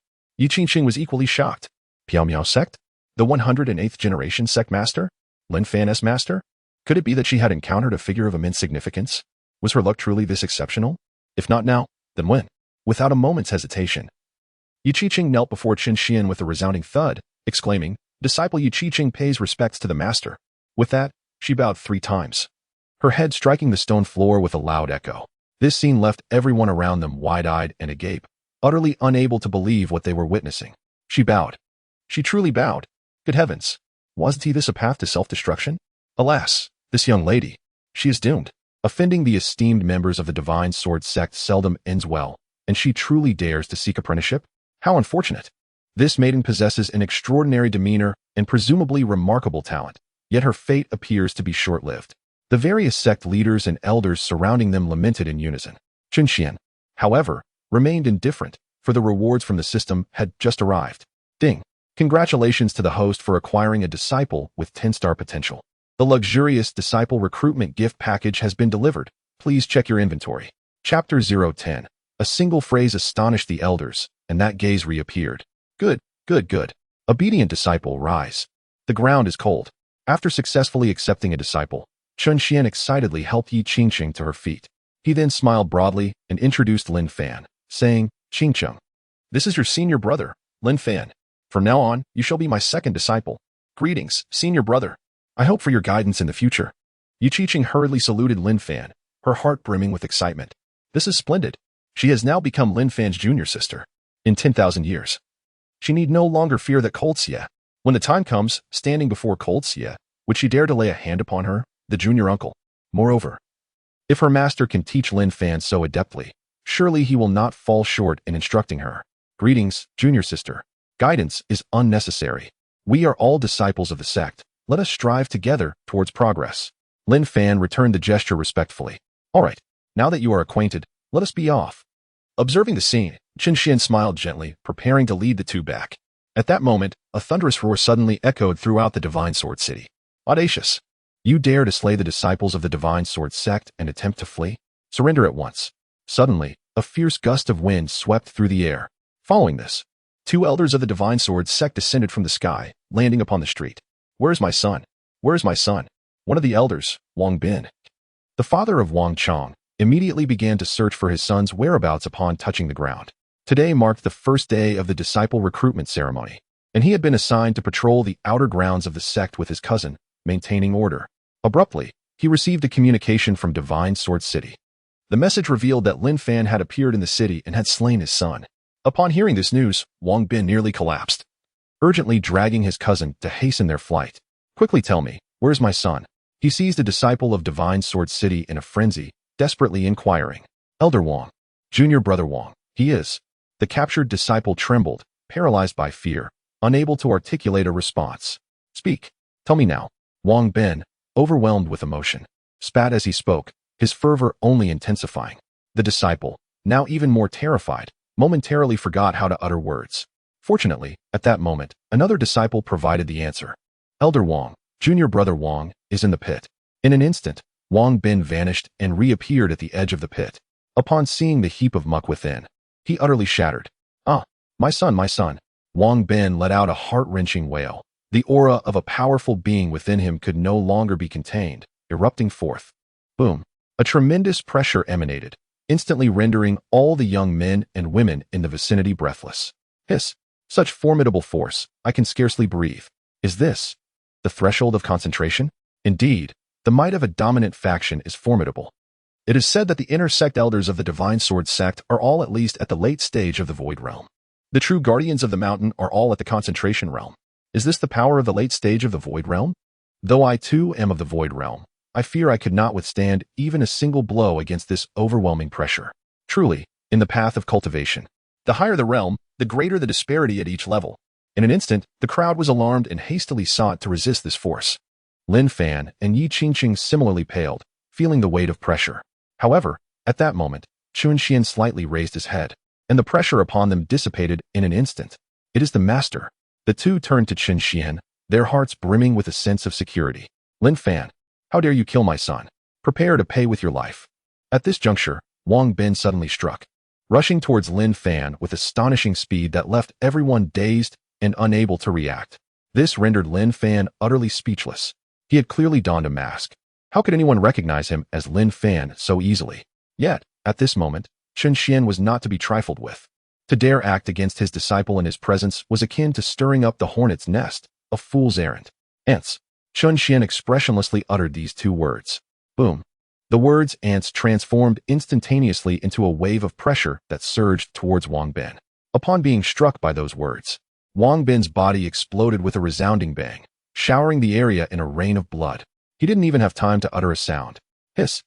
A collective gasp resonated through the crowd. Had it truly exploded? Goodness. This man appeared to be the 108th generation master of the Mysterious Sect. Was the Mysterious Sect truly so formidable? Merely uttering two words had obliterated an elder at the pinnacle of the Skyward Realm. Could he possibly be at the Spirit Condensation Realm?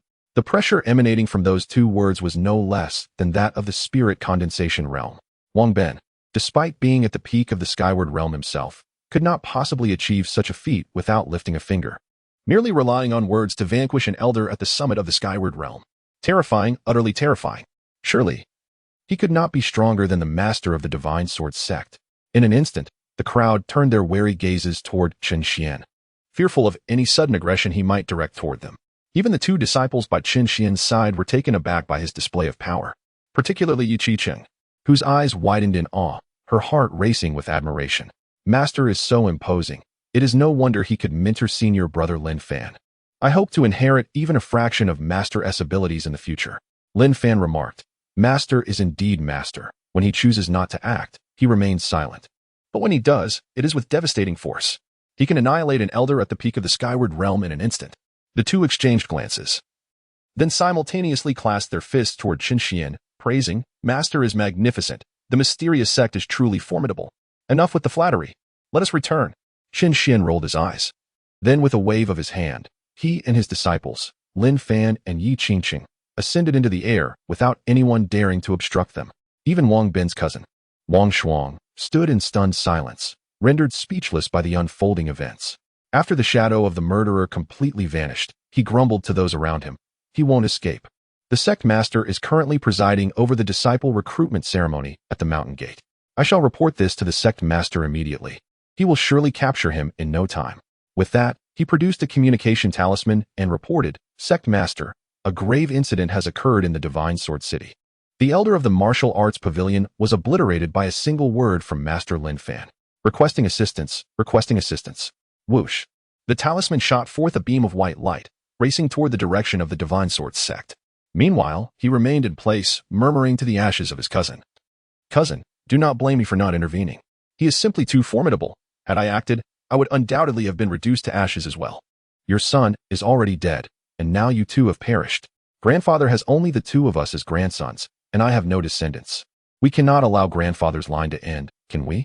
A moment later, the sect master of the Divine Sword Sect, accompanied by several inter-sect elders, descended from the mountain.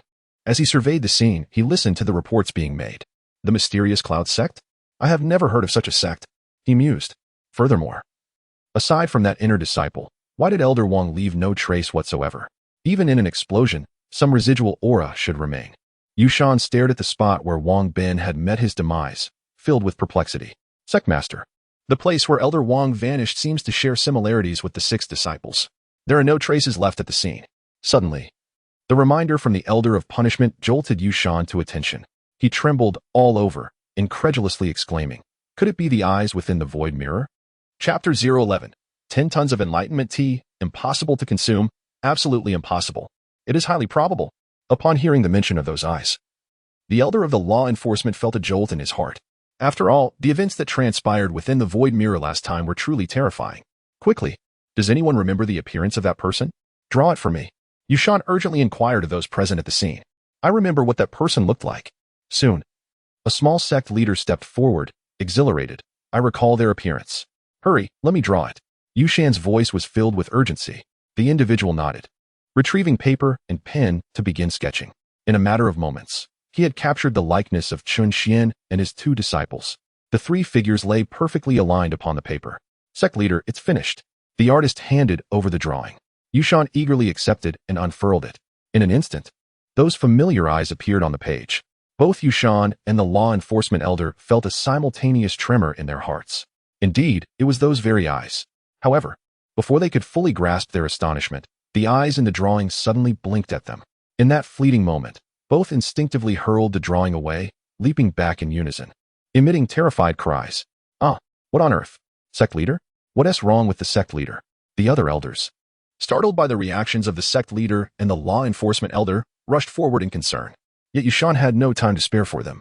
As his heart raced uncontrollably, and his scalp prickled with fear. It is him. It is he. My heavens. Once again, I have inadvertently offended him. Cursed be it. However, the other party merely winked at him, seemingly unperturbed. With this thought lingering in his mind, Yushan, still feeling apprehensive, picked up the painting from the ground and addressed the assembly. Inner Sect Disciple Wang Chong and Inner Sect Elder Wang Ben, taking advantage of their esteemed positions within the Divine Sword Sect, have committed heinous acts, covertly harming their fellow disciple Lin Fan, and thus deserve the death penalty. Currently, during the investigation of Wang Bin and Wang Chang, they have also recklessly offended other formidable sects, bringing trouble upon the Divine Sword Sect. Their demise is richly deserved. Convey my orders. This matter shall cease henceforth. No one is permitted to continue the investigation, and furthermore, within the sect, we shall clear Lin Fan's name and rectify his unjust suffering. Very well, disperse. With a grand gesture, Yushan was the first to leave Divine Sword City. He did not continue presiding over the disciple recruitment assembly, but instead retreated into the main hall of the sect leader, seeking refuge from his lingering dread. Two pairs of eyes had frightened him twice. Anyone would be driven to the brink of despair. Fortunately, the other party did not pursue further trouble. Otherwise, he would have been at a loss for what to do. Within Divine Sword City, Yushan's words swiftly spread. The name of the mysterious Cloud sect gradually circulated as well. However, that was a matter for another time. On the other side, Chen Xuan sensed someone sketching his likeness and winked to give them a start. After all, the individual was merely trying to ascertain his appearance without any ill intent. Hence, he refrained from inflicting harm. Junior sister, prepare yourself. We are about to enter the mysterious Cloud sect. Lin Fan reminded his junior sister. Yi Qingqing momentarily paused, puzzled by her senior brother's meaning. After all, what is there to prepare for entering a sect? Is it necessary to face trials? Yi Qingqing pondered briefly and then nodded, expressing her gratitude. Yes, thank you for the reminder, senior brother. With that, she followed her master and senior brother into the mysterious Cloud sect. In an instant, a vast surge of spiritual energy enveloped her. Yi Qingqing was taken aback, clearly overwhelmed by this abundant aura. Even with her experience of having stepped into the realm of semi-emperorship, she had never encountered such a rich source of spiritual energy. It felt as though her soul had been elevated, and she found herself floating in ecstasy, instinctively spreading her arms to embrace the overwhelming essence of the energy around her. This spiritual energy is extraordinarily dense, she murmured. Haha, this is merely the beginning, junior sister. Why not immerse yourself further? Lin Fan chuckled, offering another reminder. Yu Qingqing was momentarily stunned, but then focused intently on her surroundings. Before long, her eyes widened in astonishment. The barriers of heaven and earth are so fragile. It seems they could be pierced with a mere poke. Is this the environment of the sect? To cultivate and comprehend here is certainly hundreds, if not thousands of times more effective than outside. A tumult of emotion surged within her, and her pupils dilated with wonder. Was it in such an environment that her previous life, Lung Shi, had trained? It seemed only natural that one could struggle in their cultivation under such conditions. Noticing her daze, Lin Fan beamed and said, Junior sister, it is our fortune to join the mysterious Cloud sect. You must devote yourself to your training and not become complacent. Indeed. Thank you for your guidance, senior brother, Yi Qingqing replied excitedly, then cast a glance at Chen Xuan, who walked ahead. Chen Xuan walked with a measured pace, displaying an air of calmness that betrayed no intention to introduce the sect, nor any desire to engage in conversation. This left Yu Qingqing pouting in frustration. She had numerous questions swirling in her mind. Why was the sect so eerily quiet? Why had she not encountered a single senior brother along the way? However, with her master remaining silent, she felt it inappropriate to voice her inquiries, and thus turned her gaze to Lin Fan. Although Lin Fan did not ponder these matters deeply, as the senior brother, he felt obliged to provide an introduction to the sect. He earnestly relayed to Yi Qingcheng the information that Chen Xuan had previously shared with him, leaving her in a state of astonishment. The revelation that the Misty Sect was a reclusive sect, with all disciples having ascended to the rank of elder, left her utterly shocked. The depth of the sect's foundation must be formidable. Moreover, she had just become a disciple at its inception. Being the personal disciple of the sect master, such a title was indeed impressive. Filled with excitement, Yi Qingcheng cast a glance at her master, who remained expressionless as he led the way. It was not that Chen Xuan was deliberately maintaining an air of mystery. Rather, he was in the midst of claiming his system rewards. The luxurious disciple recruitment gift pack had been successfully opened. Congratulations to the host for receiving 2 Emperor Summoning Cards. Congratulations to the host for receiving 2 Sage Summoning Cards. Congratulations to the host for acquiring the Ultimate Illusion Tower of the sect. The Ultimate Illusion Tower, it consists of 9 levels, encompassing thousands of rooms. Each level can manifest varying realms and perilous scenarios, allowing cultivators to enter the illusion for spiritual training. Time within the illusion flows 10 times faster than in the outside world. 10 days spent in the illusion equates to merely 1 day in the external realm. Note, the spirit of the practitioner has entered, providing a 100% authentic experience. Being injured or perishing in the environment evokes the most genuine sensations, yet the essence remains unscathed. Congratulations to the host for acquiring the unparalleled skill. 10,000 swords return to the sect. Congratulations to the host for obtaining the Reincarnation Immortal Sutra. The Reincarnation Immortal Sutra, created by the Reincarnation Immortal, allows for ultimate cultivation, achieving eternal life without entering the cycle of reincarnation, rendering one immortal and indestructible. Congratulations to the host for receiving 10 tons of Enlightenment Tea. The Enlightenment Tea embodies the profound essence of the Tao and the rules of heaven and earth, assisting practitioners in their quest for enlightenment. Ding. The Ultimate Illusion Tower has manifested within the sect. As the system's voice faded, rewards instantaneously arrived. Gazing at the treasures within the system's space, Chen Xuan smacked his lips. He had amassed 4 Emperor Summoning Cards and 4 Sage Summoning Cards. He believed that it would not be long before he could summon an immortal. Moreover, the Ultimate Illusion Tower could be utilized by disciples for cultivation. The Reincarnation Immortal Sutra and the unparalleled skills could be passed on to these 2 newly accepted disciples. It seemed that the only thing for his personal use was the 10 tons of Enlightenment Tea. Goodness, 10 tons, might that be a tad excessive? It would take ages for him to consume it all. It appeared that he could only reward his disciples with it. As Chen Xuan made his way towards the main peak, he quietly calculated the rewards from the system. Meanwhile, a towering edifice, rivaling the height of a mountain, suddenly appeared in the open space of the sect, gradually materializing from the void into a magnificent spire. Chapter 012, Family Letter. Yi Family Mobilization Conference. Upon witnessing the sudden emergence of the colossal tower, Lin Fan and Yi Qingcheng were both astonished, exclaiming, "Master, look! A gigantic tower has appeared there." Awakened by the astonished exclamations of his disciples, Chen Xuan cast a glance at the Ultimate Illusion Tower and began his earnest discourse. "Disciples, there is no need for such alarm. This tower is the Ultimate Illusion Tower. Once a practitioner enters, their consciousness will traverse through various mystical realms and perilous landscapes conjured by the tower, all while their physical form remains entirely unharmed. It serves as a tool for the cultivation of our sect's disciples. You too may venture in when time permits. My esteemed disciples can enter the tower without any constraints." Goodness, such formidable capabilities? To be unharmed in body, does that not equate to possessing immortality? In an instant, Lin Fan and Yi Qingcheng were profoundly astonished. After all, the most frequent experience for practitioners is combat. Only through battle can one continually surpass oneself. Yet, combat is often accompanied by the specter of death. If such a cultivation tower exists, it would significantly diminish the perils of life and death in their training. Moreover, the fact that my esteemed disciples face no restrictions implies that those who are not direct disciples of the Master will indeed be limited. As direct disciples, they're entirely free to enter at their discretion. Oh heavens! It is truly fortuitous to be under the tutelage of the Master. They shall have first access to such marvelous resources. In a moment, Lin Fan and Yi Qingcheng were rendered speechless with excitement. Ding. Detection of a 10-star potential disciple. They will appear near the realm of rules 7 days hence. Please prepare accordingly to receive disciples. At the main peak, before the grand hall of the sect leader, Chen Xuan had scarcely caught his breath when the system's prompt for receiving disciples resounded once more. 7 days hence. Very well, we shall address it then. Chen Xuan, without a moment's hesitation, chose to disregard the system notification. Was it not 7 days away? There was ample time. With this thought, he subtly raised his fingers, and simultaneously, Yi Qingqing and Lin Fan found a tome appearing in their hands. He commanded, "You two, one with the reincarnation body and the other with the ancient sword body. I bestow upon you the appropriate techniques and divine powers. You must diligently cultivate them. 7 days hence, accompany me to the realm of rules to recruit new disciples." Yes. The two promptly bowed and began to peruse the books in their hands. Lin Fan, having previously encountered the celestial scripture, was relatively composed.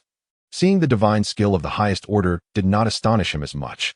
Although the divine skill was the most formidable technique in existence, largely lost to time, it still paled in comparison to the celestial scripture. In contrast, Yi Qingqing was utterly taken aback, gazing at the reincarnation celestial scripture. Her reaction mirrored Lin Fan's when he first beheld the celestial scripture, her eyes almost bulging with disbelief. The celestial scripture. It was indeed the celestial scripture. The Miao Miao sect possessed the celestial scripture, a revelation that was nothing short of terrifying. Clutching the scripture tightly, she found herself at a loss for words to describe her current state. After all, she had undergone 9 cycles of reincarnation, yet had never encountered the celestial scripture. No wonder she had been unable to surpass Langxi in each of her lifetimes. It turned out that the opportunities inherited by Langxi were far beyond her imagination. If such a formidable sect could be bested, it would truly be a miracle. You are all learning the celestial scripture's divine skills, and the cultivation may prove somewhat challenging. I shall provide you with some enlightenment tea.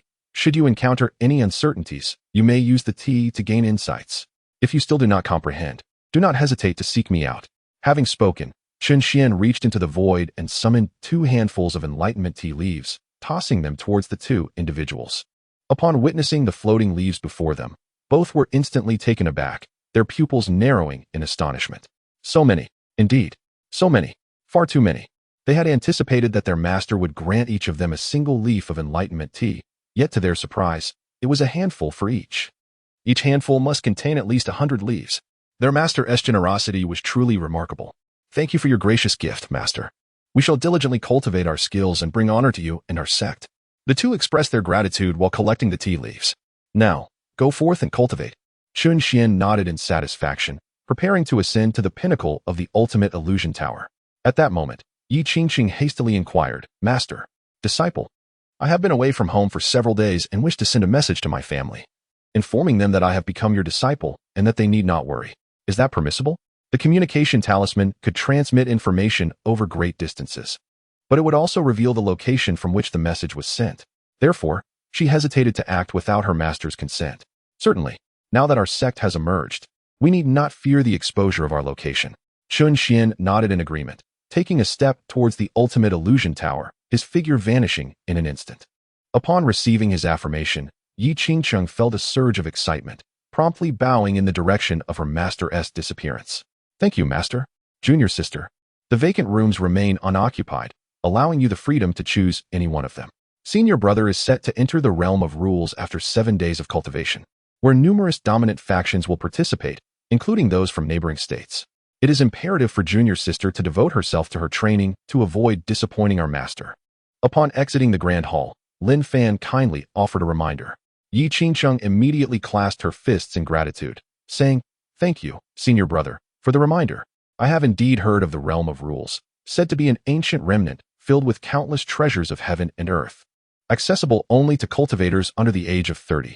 During that time, the prodigies from the surrounding states will converge and compete. I shall not let our master down.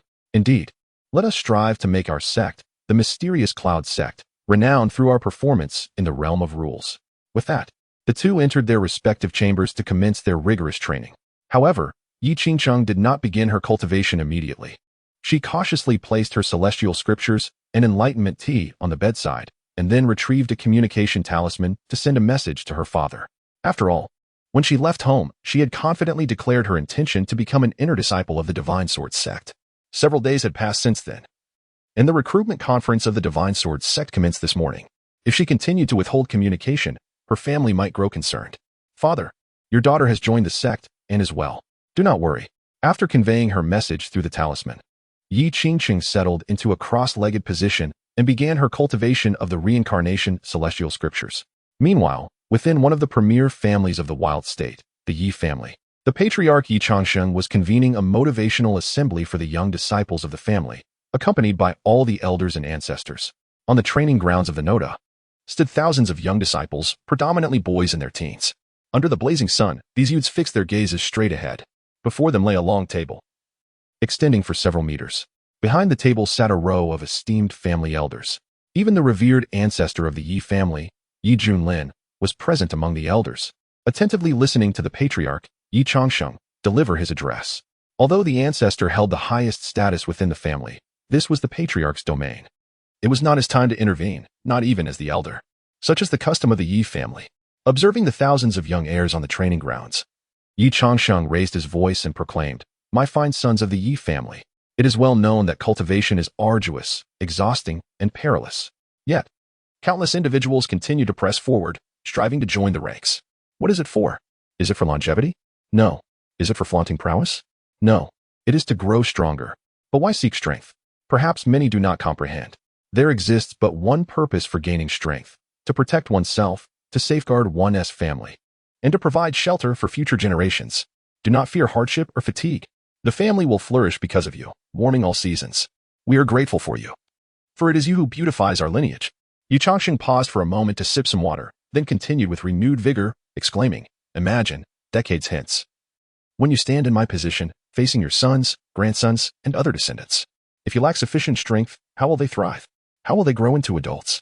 Just as when we were of your age, had we not diligently cultivated ourselves and aspired to greatness, you would not enjoy such a comfortable environment for growth. You might occasionally face oppression, or a formidable force might intrude upon your home, threatening your lives and bullying your parents, brothers, and sisters. Therefore, the present us is destined to become the future you. The present you is also the past us. You are destined to become the pillars of your family, to uphold a vast sky for your kin." Yi Changsheng grew increasingly animated as he spoke, his voice rising with fervor. The children in the martial arts hall began to feel the weight of his words, seemingly aware of the dire consequences of neglecting their training. Some of the more ambitious youths had already clenched their fists tightly, their small hands showing prominent veins. Even the elders seated on either side could not help but be moved, genuinely admiring the infectious power of Yi Changsheng's speech. Seeing that the emotions of the crowd had been stirred, Yi Changsheng felt a deep sense of satisfaction and raised his voice once more, exclaiming, "Come, join me in singing our Yi family battle song." He proclaimed, in the face of storm and rain. "Prepare, sing." He declared, "What is this bit of pain in the storm and rain?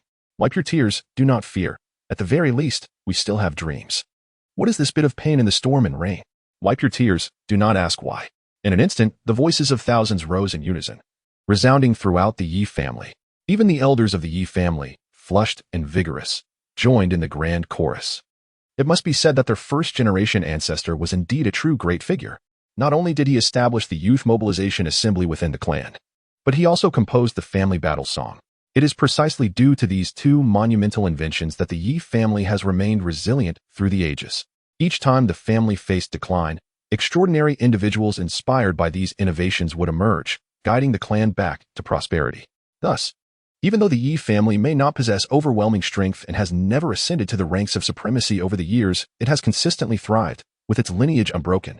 Suddenly, the communication talisman in Yi Changsheng's possession flickered several times. He immediately bent down and whispered to the elder beside him, "Elder, I shall take my leave for a moment. Once the performance concludes, you may announce its end."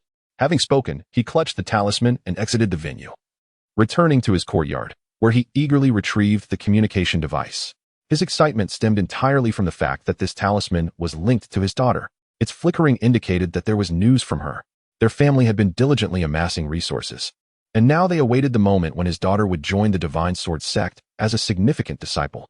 This would provide an opportunity to engage with dominant forces, exchange resources, and ultimately achieve a transformative evolution into a powerhouse. Therefore, he held great anticipation for his daughter Yi Qingqing's message, a sentiment shared by the entire family. Yi Changsheng took a deep breath and infused the talisman with spiritual energy. Soon, the voice of Yi Qingqing resonated forth, "Father, I have successfully joined the sect. All is well, do not worry." "Join the sect? Ah, splendid."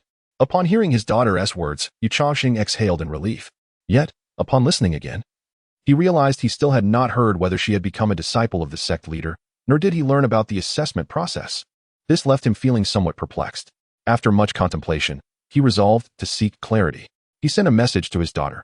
Qingqing, have you become a disciple under the esteemed leader of the Divine Sword sect? Was the entrance examination difficult? I knew you wouldn't disappoint me.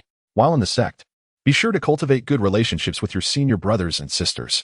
One day, I shall send some spirit tools and medicinal pills to you to share with your peers. Fostering strong bonds. Whoosh. The message was dispatched. Moments later, it reached the ethereal sect, startling the practicing Yi Qingqing. She picked up the communication talisman, feeling somewhat helpless, yet listened intently. Upon hearing her father's inquiries, she found herself at a loss for words, for she had not joined the Divine Sword sect, but rather the ethereal sect. After a brief hesitation, Yi Qingqing ultimately resolved to tell the truth. Thus, she replied, Father, I have indeed become a disciple under the leader, and the examination was quite simple, as the sect does not require one. The leader accepted me based on merit. There is no need to send any medicinal pills. As currently, there are only the senior brother and myself as disciples. The older generation of disciples have all grown old. Whoosh. The communication was sent. When Yi Changsheng heard this response, he was momentarily taken aback. No examination? Just 2 disciples? The older generation has aged? Is this truly the Divine Sword sect? Surely no sect could be so absurd. Goodness, could it be that his daughter has been deceived? He had previously warned her repeatedly not to trust those in Divine Sword City. With this thought, Yi Changsheng grew anxious and exclaimed, Daughter, are you certain you have joined the Divine Sword sect? Please do not let yourself be tricked. Yi Qingqing replied, Father, to be candid, I have joined the ethereal sect. Yi Changsheng. At this juncture, Yi Changsheng, clutching the communication talisman, was on the verge of tears, utterly distraught. His daughter had genuinely been deceived. He exclaimed vehemently, How could a sect of such obscurity possibly have ensnared you? Daughter, return to me at once. The Divine Sword sect's discipleship assembly spans merely a few days. Missing it would entail waiting several years. Return to me immediately, do you hear? Yi Qingsheng. Father, you are forbidden from disparaging the Misty Sect. The master would be displeased to hear it. Moreover, the Misty Sect is not as insignificant as you claim. It is a reclusive, great sect of the barren province, and its recent emergence explains your unfamiliarity. Furthermore, this place is a celestial realm, with a cultivation environment 10,000 times superior to that of the Divine Sword sect. My cultivation speed here is rapidly increasing, and the master has even bestowed upon me a celestial scripture for cultivation. Yi Qingsheng recounted all the merits of the Misty Sect to Yi Changsheng. However, Yi Changsheng was incredulous of such preposterous claims. A reclusive sect, slumbering elders, a celestial realm, and celestial scriptures. These were patently tales for children. Unbelievable to even the most gullible. Qingsheng, I command you to return to me at once. He roared. I shall not return. I am determined to join the Misty Sect. Father, cease your persuasion. In due time, I shall present you with a delightful surprise. With that, Yi Qingsheng deactivated the communication talisman and commenced her cultivation. After all, endless discourse would lead to no resolution, an impasse without end. In due course, her accomplishments in cultivation would shine brilliantly within the secret realm of rules, demonstrating to him the unparalleled nature of the Misty Sect. Contemplating this, Yi Qingqing entered her cultivation with a smile. Meanwhile, Yi Changsheng, anxiously awaiting a response from his daughter, was on the verge of apoplexy. The family's greatest prodigy, the very hope of the Yi clan, had been deceived into joining an obscure sect with no renown. This was intolerable. He immediately took the communication talisman to seek out the ancestral elder, requesting that the elder deduce the location of the talisman, as he intended to personally retrieve his daughter. However, upon learning that Yi Qing had not joined the Divine Sword sect but had instead been tricked away by an unknown minor sect, the elder was nearly driven to the brink of fury. What did you say? Qingqing was misled by an obscure sect? Chapter 014. Father, what brings you here? Boom. Upon hearing this news, the elder promptly delivered a sharp reprimand to Yi Changsheng, exclaiming, I told you to follow Qingqing, but you didn't. Look where we are now. Qingqing has been hoodwinked. You've infuriated me. If anything befalls her, do not blame me for turning against you. The elder huffed and puffed, scolding vehemently. Yet, despite his ire, his hands remained busy, swiftly etching the intricate patterns on the communication talisman to deduce its origin. Found it. It's in the chaotic, ancient mountain range. I will accompany you. The elder tossed the talisman aside, ready to lead the way. Observing this, Yi Changsheng hastily restrained the elder, saying, There is no need for that, elder. It's merely a minor sect with only 2 disciples, certainly. It's just a hodgepodge of lowly sections. I can manage this. You stay at home and await my news." After speaking, Yi Changxing soared into the air, heading towards the chaotic mountains. Upon his ascent, the surrounding families were left in a state of bewilderment. What was happening? Wasn't the head of the Yi family at the pinnacle of the spirit sea? When did he enter the realm of flight? Moreover, he appeared remarkably stable in his flight, not at all resembling someone who had just broken through. Astonishing. Yi Changsheng had concealed his cultivation all these years. No wonder the Yi family seemed so confident in all their endeavors. It turns out he was a hidden powerhouse. What was he in such a rush for? Was there some trouble within the Yi family? In an instant, the populace of the surrounding cities began to murmur, especially the head of the long-standing rival Sun family, who, at that moment, clenched his fists in frustration. "Ah, Yi Changsheng, I never expected you to hide your cultivation," he muttered bitterly. But then, his tone shifted as he broke into a smile, wearing a look of amusement as he gazed in the direction Yi Changsheng had vanished. What of his hidden prowess? Our Sun family's ancestor is on the verge of breaking through to the spirit concentration realm. I bet you all are oblivious to that. Ha ha. Just imagining the look on your face when you encounter our ancestor in the spirit concentration realm fills me with excitement. At the front of the mysterious Cloud sect, after a day and a half of relentless flight, Yi Changxing finally arrived at his designated location. Observing the empty mountain gate, he impatiently sent a message to his daughter, urging her to come out. At the main peak, Yi Changxing slowly opened her eyes after a night of cultivation. To her astonishment, she had reached the 8th layer of the spirit sea. This cultivation environment was indeed terrifying. Although she had been cultivating for a night and a half, Yi Changxing spent most of her time comprehending the profound mysteries of the Reincarnation Immortal Sutra, dedicating barely half a day to actual practice. Nonetheless, this effort enabled her to break through 2 minor realms, showcasing the terrifying environment of the Piamiao sect. At that moment, the communication talisman on her bedside flickered. She glanced at it and ultimately decided to listen, as she had neglected the previous messages. "My daughter, please come back. I beg you. Will you return or not? Don't provoke your father's anger. When I get angry, it can be quite frightening. If it comes to that, I might just storm your sect. Do you believe it? Daughter, I am already at the entrance of the Piamiao sect. If you don't come out, don't blame me for making a scene and showing you no mercy." As the final message echoed, the talisman fell silent. Yi Changsheng was startled, leaping from her bed and rushing outside while sending a message to her father. "Father, please don't act rashly. I will come out immediately." With that, she hastily pushed open the door and hurried down the mountain. Honestly, she had never anticipated her father would come in person. She inwardly prayed for him to remain calm. Otherwise, if he truly barged into the sect, she could only imagine how her master would react, and she would be at a loss for words in her defense. Before long, at the sect's entrance, Yi Changxing spotted her father, Yi Changxing, surveying the surroundings. She secretly breathed a sigh of relief and quickened her pace to stand before him, exclaiming, "Father, what brings you here?" "My daughter." Yi Changxing's eyes brightened as he began to scrutinize Yi Changxing, causing her to feel a chill run down her spine. She exclaimed, "Father, what are you staring at? Do I have flowers on me?" With a sigh of relief, he remarked, "Fortunately, you are unharmed.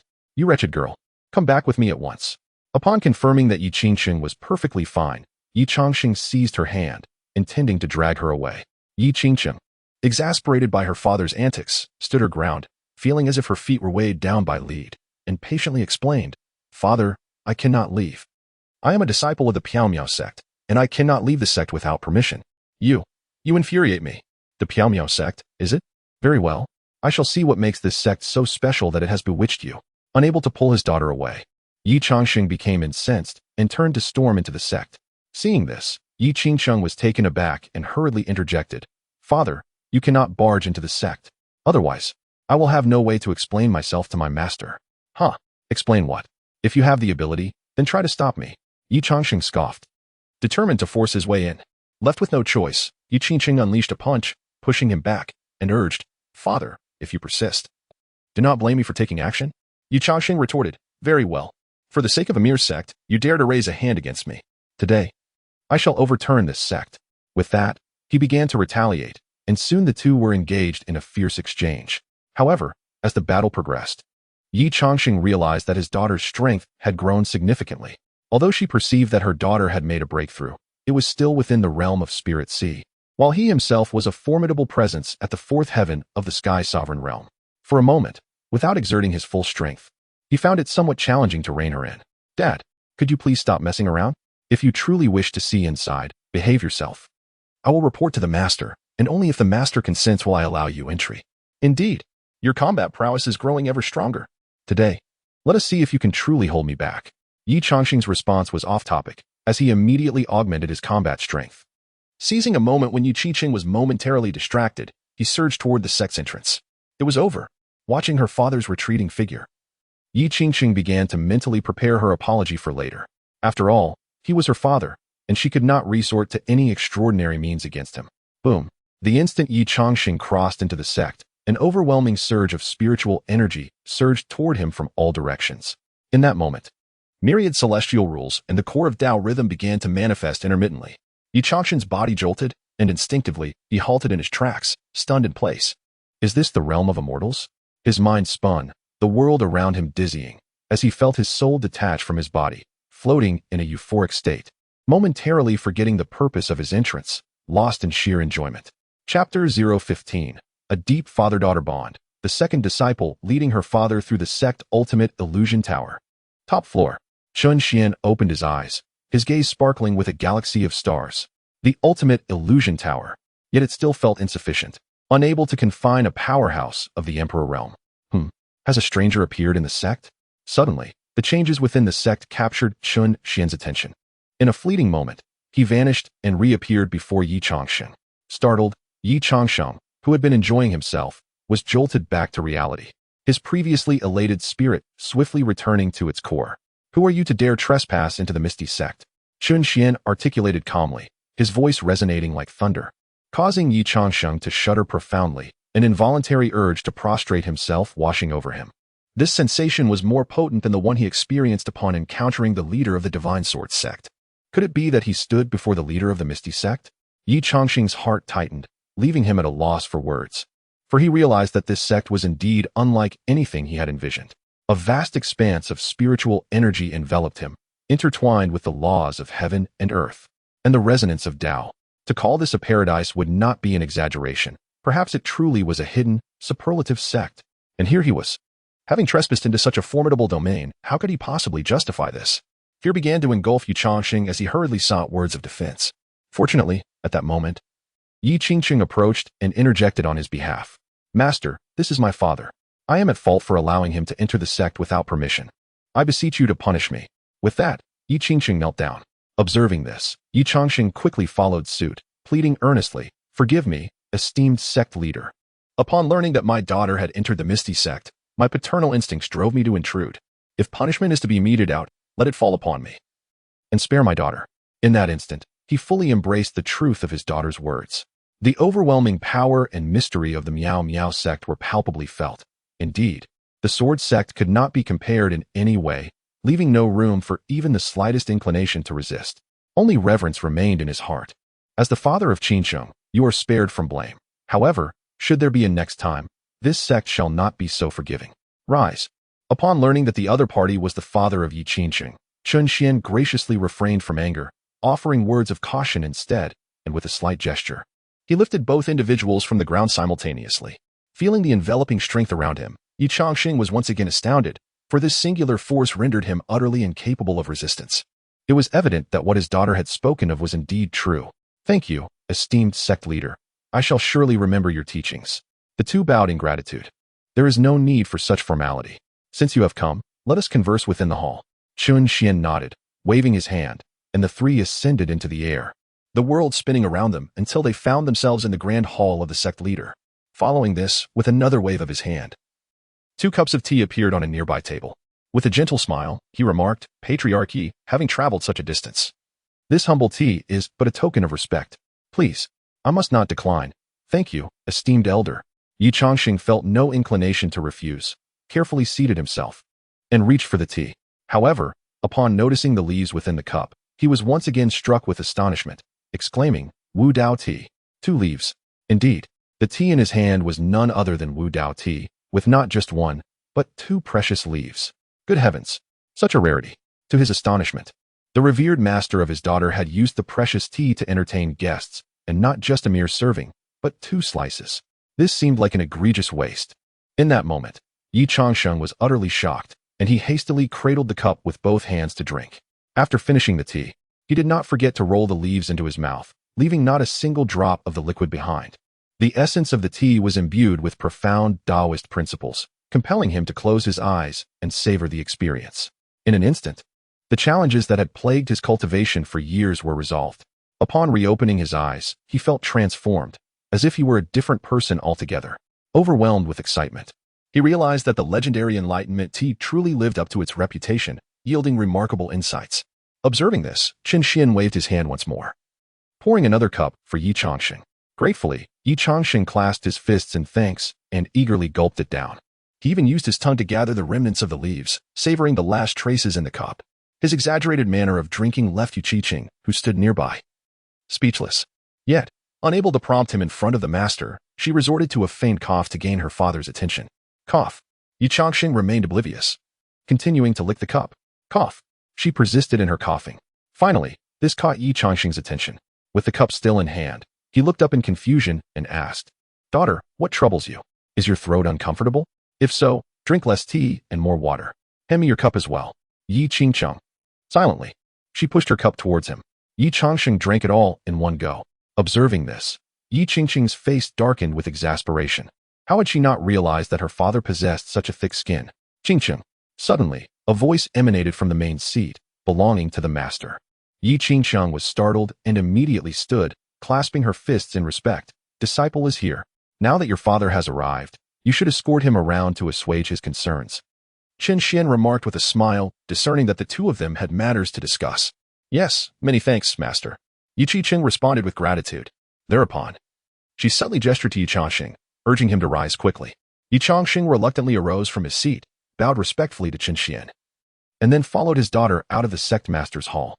"My dear daughter, this is truly a remarkable place." Outside the hall, Yi Changxing exclaimed, marveling at the picturesque scenery and the abundance of spiritual energy. With the sect master no longer in his presence, he felt less constrained and considerably more at ease. "Humph. I wonder who it was who said the Misty Sect was not good earlier," Yi Changxing retorted, pouting.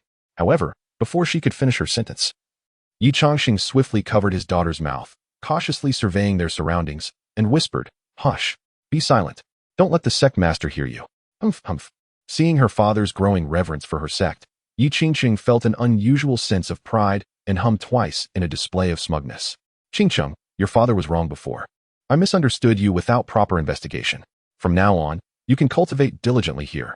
Do not displease your master. The rise of our Yi family depends on you." "Of course. I know I need to cultivate diligently. Father, let me take you around to see the sights. Master instructed me to show you around so that you may feel at ease." Yi Changxing rolled her eyes and began to lead the way. "At ease, at ease. Absolutely at ease." Yi Changxing quickly smiled apologetically and then muttered softly, "With a master, one forgets the father. I shall heed the master's words and disregard those of my father." "What did you say, father?" The preceding Yi Changxing suddenly turned around. Yi Changxing, with a beaming smile, replied, "Oh, nothing, nothing.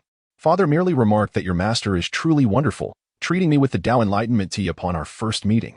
As he spoke, he carefully extracted 6 crumpled, damp leaves of Tao Enlightenment tea from his mouth and stuffed them into his daughter's hands. "My dear, here is a treasure for you. Quickly take it, and be sure your master does not see it." Yi Changxing, observing the soggy, wrinkled tea leaves in her father's hands, nearly lost her lunch from 3 days prior. Clenching her fists tightly, she found herself unable to break free from her father's grip, despite his persistent efforts. "You should take it, foolish girl. This is something I specifically saved for you. I couldn't bear to eat it myself." Yi Changxing exclaimed in hushed urgency. Witnessing her father's frantic demeanor stirred a wave of emotion within Yi Changxing. Though extracting the Tao Enlightenment tea in such a manner was rather distasteful, it was ultimately a gesture of her father's goodwill. It reminded her of her childhood, when she would eagerly grab delicious morsels from her parents, entirely oblivious to whether they had already savored them. However, sentimentality aside, she had grown into a young lady. How could she continue to snatch food from her father's hands? Moreover, it was rather undignified. Yi Changxing rolled her eyes and said helplessly, "Father, you should eat it yourself. The master has given me some as well." As she spoke, she produced a handful of Tao Enlightenment tea leaves for Yi Changxing to see. Good things are never too many. The final word was left unfinished, and Yi Changxing's eyes nearly bulged out in astonishment. What the hell so much? Indeed, it was an astonishing amount. Just one was enough. He had managed to gather 6 pieces, which he cherished immensely, and yet his daughter had received a whole set. It seemed that the sect leader of the mysterious fog sect truly regarded his daughter as a disciple to be nurtured. In an instant, Yi Changxing was filled with exhilaration, only to become increasingly restrained. Since someone was kindly nurturing his daughter, he felt compelled to set a good example, ensuring no negative impression lingered. He became acutely aware of his posture, exclaiming, "Wonderful, simply wonderful. Dad, take some for yourself. I can't possibly use all of this." Yi Qingqing offered half of her bounty to Yi Changxing. However, he immediately stepped back, firmly declining, "No way. This is given to you by the sect leader. You absolutely must not share it with anyone, not even your own father. It could provoke the sect leader's ire, and that would be disastrous." He added, "With these 6 pieces, I will have more than enough. Once we return, I will share with your ancestors and the elders at home." As he spoke, he stuffed the 6 pieces of the enlightenment tea back into his mouth. Yi Qingqing sighed, "Dad, could you please stop trembling like that?" While the father and daughter whispered to each other, Lin Fan emerged from the training tower and, noticing the two conversing in hushed tones, asked curiously, "Junior sister, what are you two up to?" His voice startled Yi Changxing, causing him to jump. "Senior brother, it's nothing. My father came to see me, and my master asked me to show him around." Yi Qingqing quickly greeted Lin Fan and provided an explanation. Upon hearing that the other party was the father of his junior sister, Lin Fan became more courteous, immediately cupping his fists in greeting towards Yi Changxing. "Ah, it is Uncle Yi. I am the senior brother of Qingqing. It is a pleasure to meet you." Yi Changxing returned the courtesy, responding, "I have met fellow Taoist Lin. I hope you will look after my daughter in the future." Lin Fan was taken aback and quickly reciprocated the gesture, while Yi Changxing hastily returned the bow as well. In a moment, the two became like bowing machines, reciprocating bows to one another. "Ah, senior brother, my father and I have matters to attend to, so we must take our leave now. We shall converse further at the evening gathering." At last, Yi Qingqing could no longer bear it, and hurriedly pulled her father away from the scene. Sometimes, she truly felt helpless. The embarrassing moments encountered over 9 lifetimes paled in comparison to the humiliation her father brought upon her in this life. Watching the retreating figures of the father and daughter, a flicker of envy passed through Lin Fan's eyes. Unfortunately, he was a solitary individual, devoid of family. However, since the day he entered the sect had become his home, and his fellow disciples were his family. Lin Fan turned and made his way towards the main hall, continuing to seek guidance on the challenges he faced in his cultivation. In the afternoon, after a day of exploration, Yi Changxing had a thorough understanding of the sect's formidable nature. Before departing, he came once more to bid farewell to the sect leader. Within the grand hall of the sect leader, Yi Changxing respectfully took a seat, finished his cup of enlightenment tea, and rose to clasp his fists, saying, "Respected sect leader, your esteemed sect has only just emerged and is not well acquainted with the outside world. Although the Yu family is not a dominant force in the Wilderness Prefecture, it is still a prominent clan. Should the Miao sect require the assistance of the Yi family in the future, please do not hesitate to call upon us. And the Yi family shall certainly comply." Detected the loyalty of the Yi family. How could a powerful sect exist without its dependencies? Please, host, accept the Yi family as a subordinate force and grant them a sweet incentive, a 9.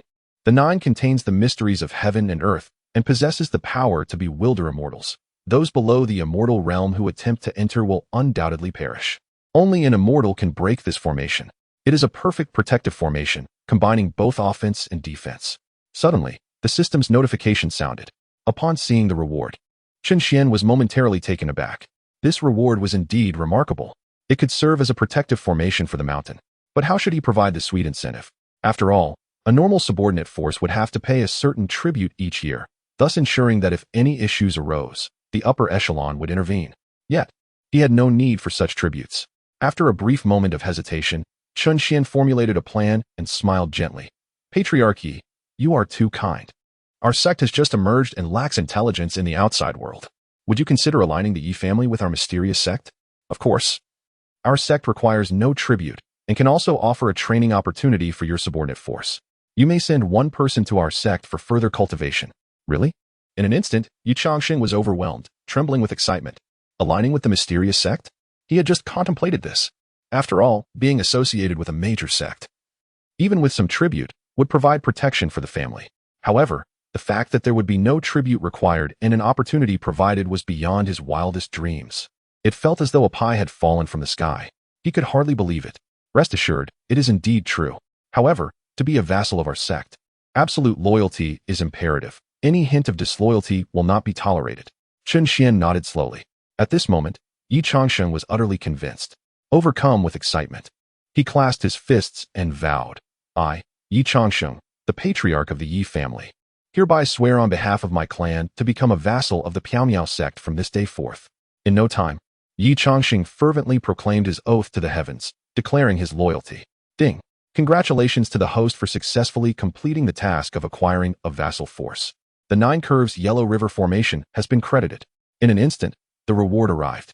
Chen Xuan, satisfied, nodded once more and smiled, saying, Patriarch Yi, from this moment on, your Yi family shall be a vassal force of the Piaomiao sect. Should you encounter difficulties, feel free to seek assistance from the sect. Upon your return, you may select a clan member for further training. Our sect will cover accommodation. The meals will not be included. Yes. Thank you for your graciousness, Sect Master. I take my leave. Yi Changsheng, brimming with excitement, performed another bow, referring to himself as a subordinate to signify his newfound allegiance, and then departed eagerly, ready to choose a clan member. Such a celestial realm. To bring forth even one individual would be a tremendous opportunity. Although they could not become formal disciples, it was of little consequence. As for sustenance, he could manage that himself.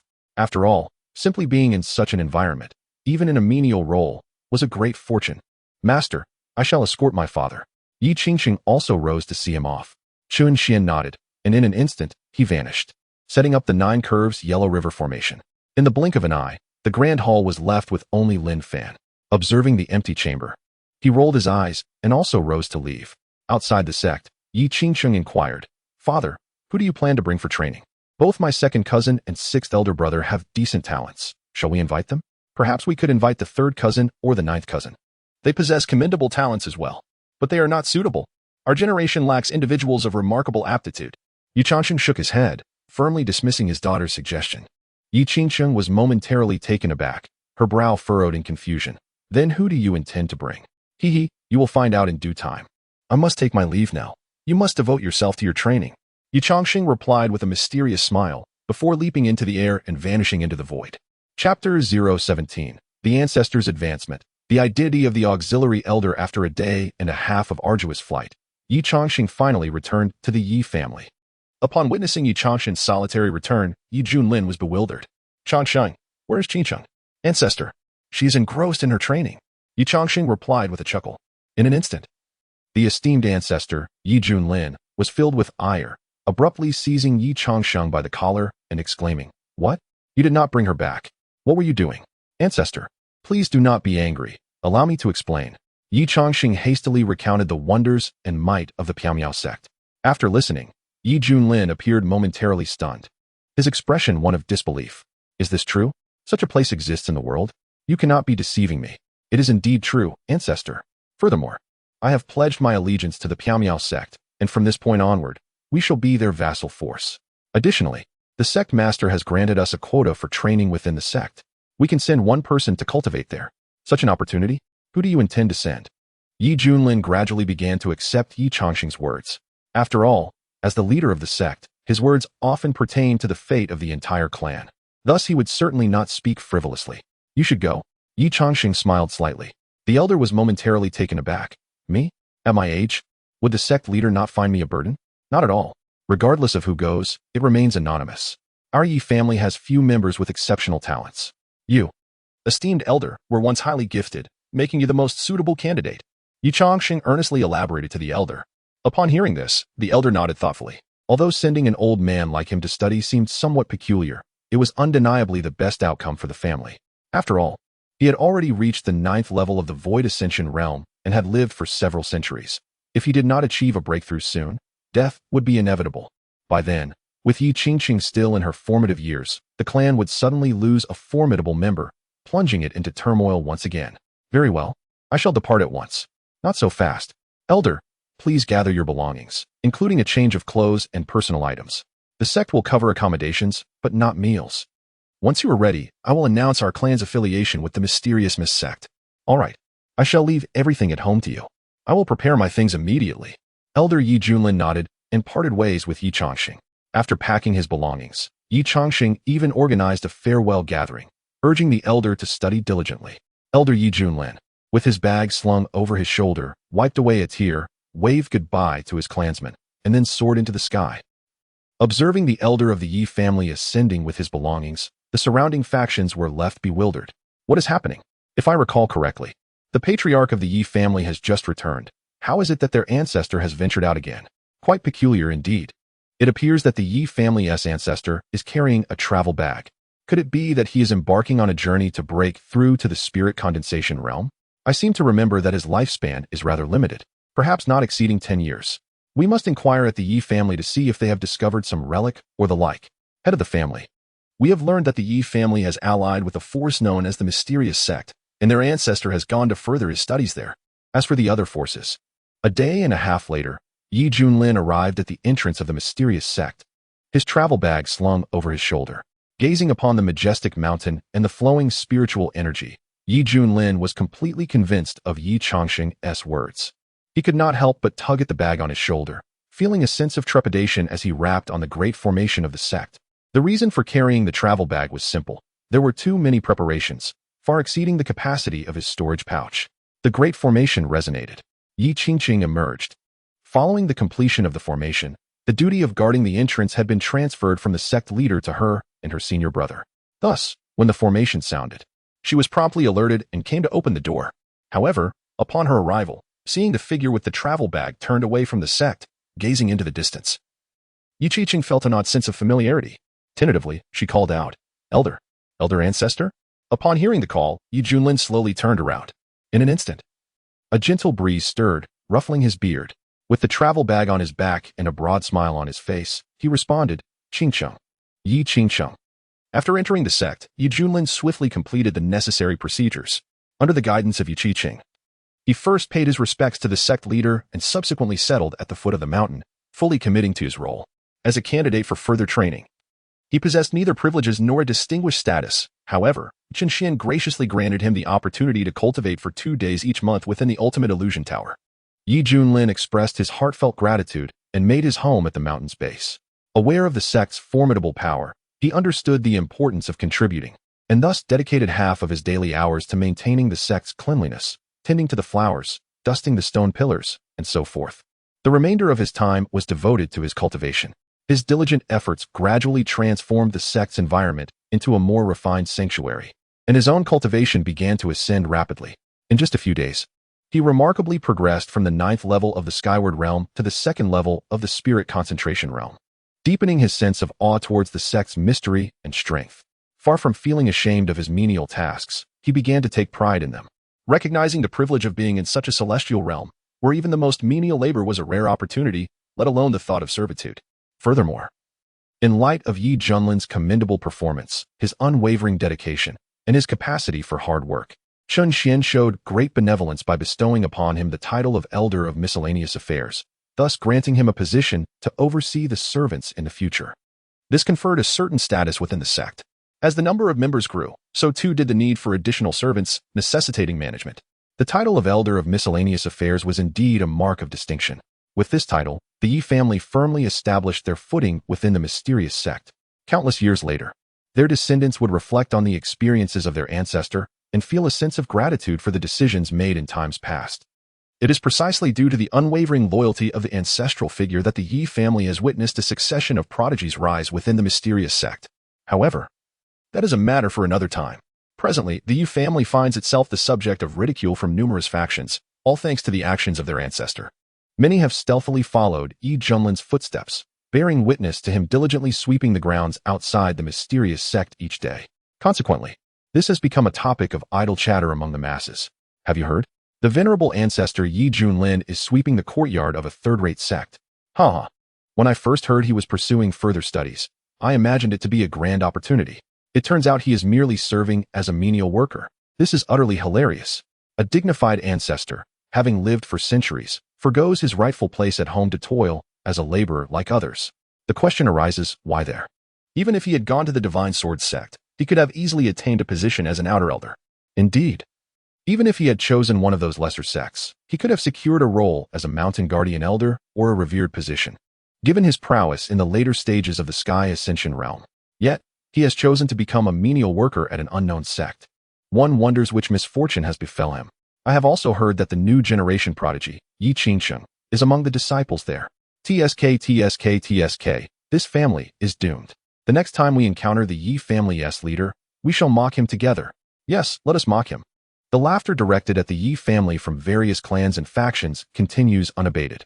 Little do they know that in the near future, the status of the elder of the Yi family will wield immense power, drawing countless top-tier experts, even saints, to beseech him to oversee their candidacy. Chapter 018. The Secret Realm of Rules. The three major super sects. 7 days swiftly passed. The day of the opening of the Secret Realm of Rules had arrived. On this day, Chen Xuan set forth with his 2 disciples, Lin Fan and Yi Qi-Ching, soaring from the chaotic ancient mountain range directly to the venue of the Secret Realm. Along the way, he did not forget to impart wisdom to his disciples. Lin Fan, Qi-Ching, given your cultivation, I am not concerned about others vying for resources within the Secret Realm. However, remain vigilant against potential threats, for the realm is fraught with peril. As fellow sect members, you must look out for one another and uphold the honor of our Miao Miao sect. Yes, I will certainly take care of my junior sister. Rest assured, Master. In these past few days of training, I have ascended to the 7th level of the Sky Control Realm. Those under 30 who reach this level are exceedingly rare, and I will also safeguard my senior brother. Yi Qingqing beamed with pride as she clasped her fists.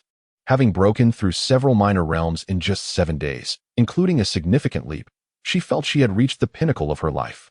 With a radiant smile, she turned to Lin Fan, eager to boast, Senior brother, what realm have you attained? Alas, I have just recently broken through to the 9th level of the Sky Control Realm, Lin Fan replied with a subtle smile, calmly stating his level. 9th level? What? In an instant, Yi Qingqing's expression froze in astonishment. She had assumed her senior brother's cultivation would be somewhat comparable to hers, only to discover he surpassed her by 2 minor realms. It is quite reasonable to contemplate, for Lin Fan is indeed a remarkable figure destined for greatness a millennium hence. It is entirely understandable that one would feel inadequate when even his disciples can overpower them effortlessly. With a cheerful demeanor, she remarked, Senior brother, you are truly impressive. I hope you will take good care of your little sister in that secret realm. Rest assured, dear junior sister, Lin Fan replied with solemnity. I shall protect you through the trials of fire and ice. You are, after all, my beloved sister. His earnest words instantly warmed Yi Qingqing's heart. Senior brother, you are a truly good person. Thank you so much. Yet, she added with a confident smile, but I am no mere novice. Her lips curled upward, brimming with self-assurance. For she possessed the formidable skills accumulated over 9 lifetimes. Subsequently, the trio exchanged laughter and banter, gradually fading into the horizon, leaving Elder Yi Junlin to guard the empty gate alone. The secret realm, aptly named the Realm of Rules, is designated as such because it permits only cultivators under the age of 30 to enter.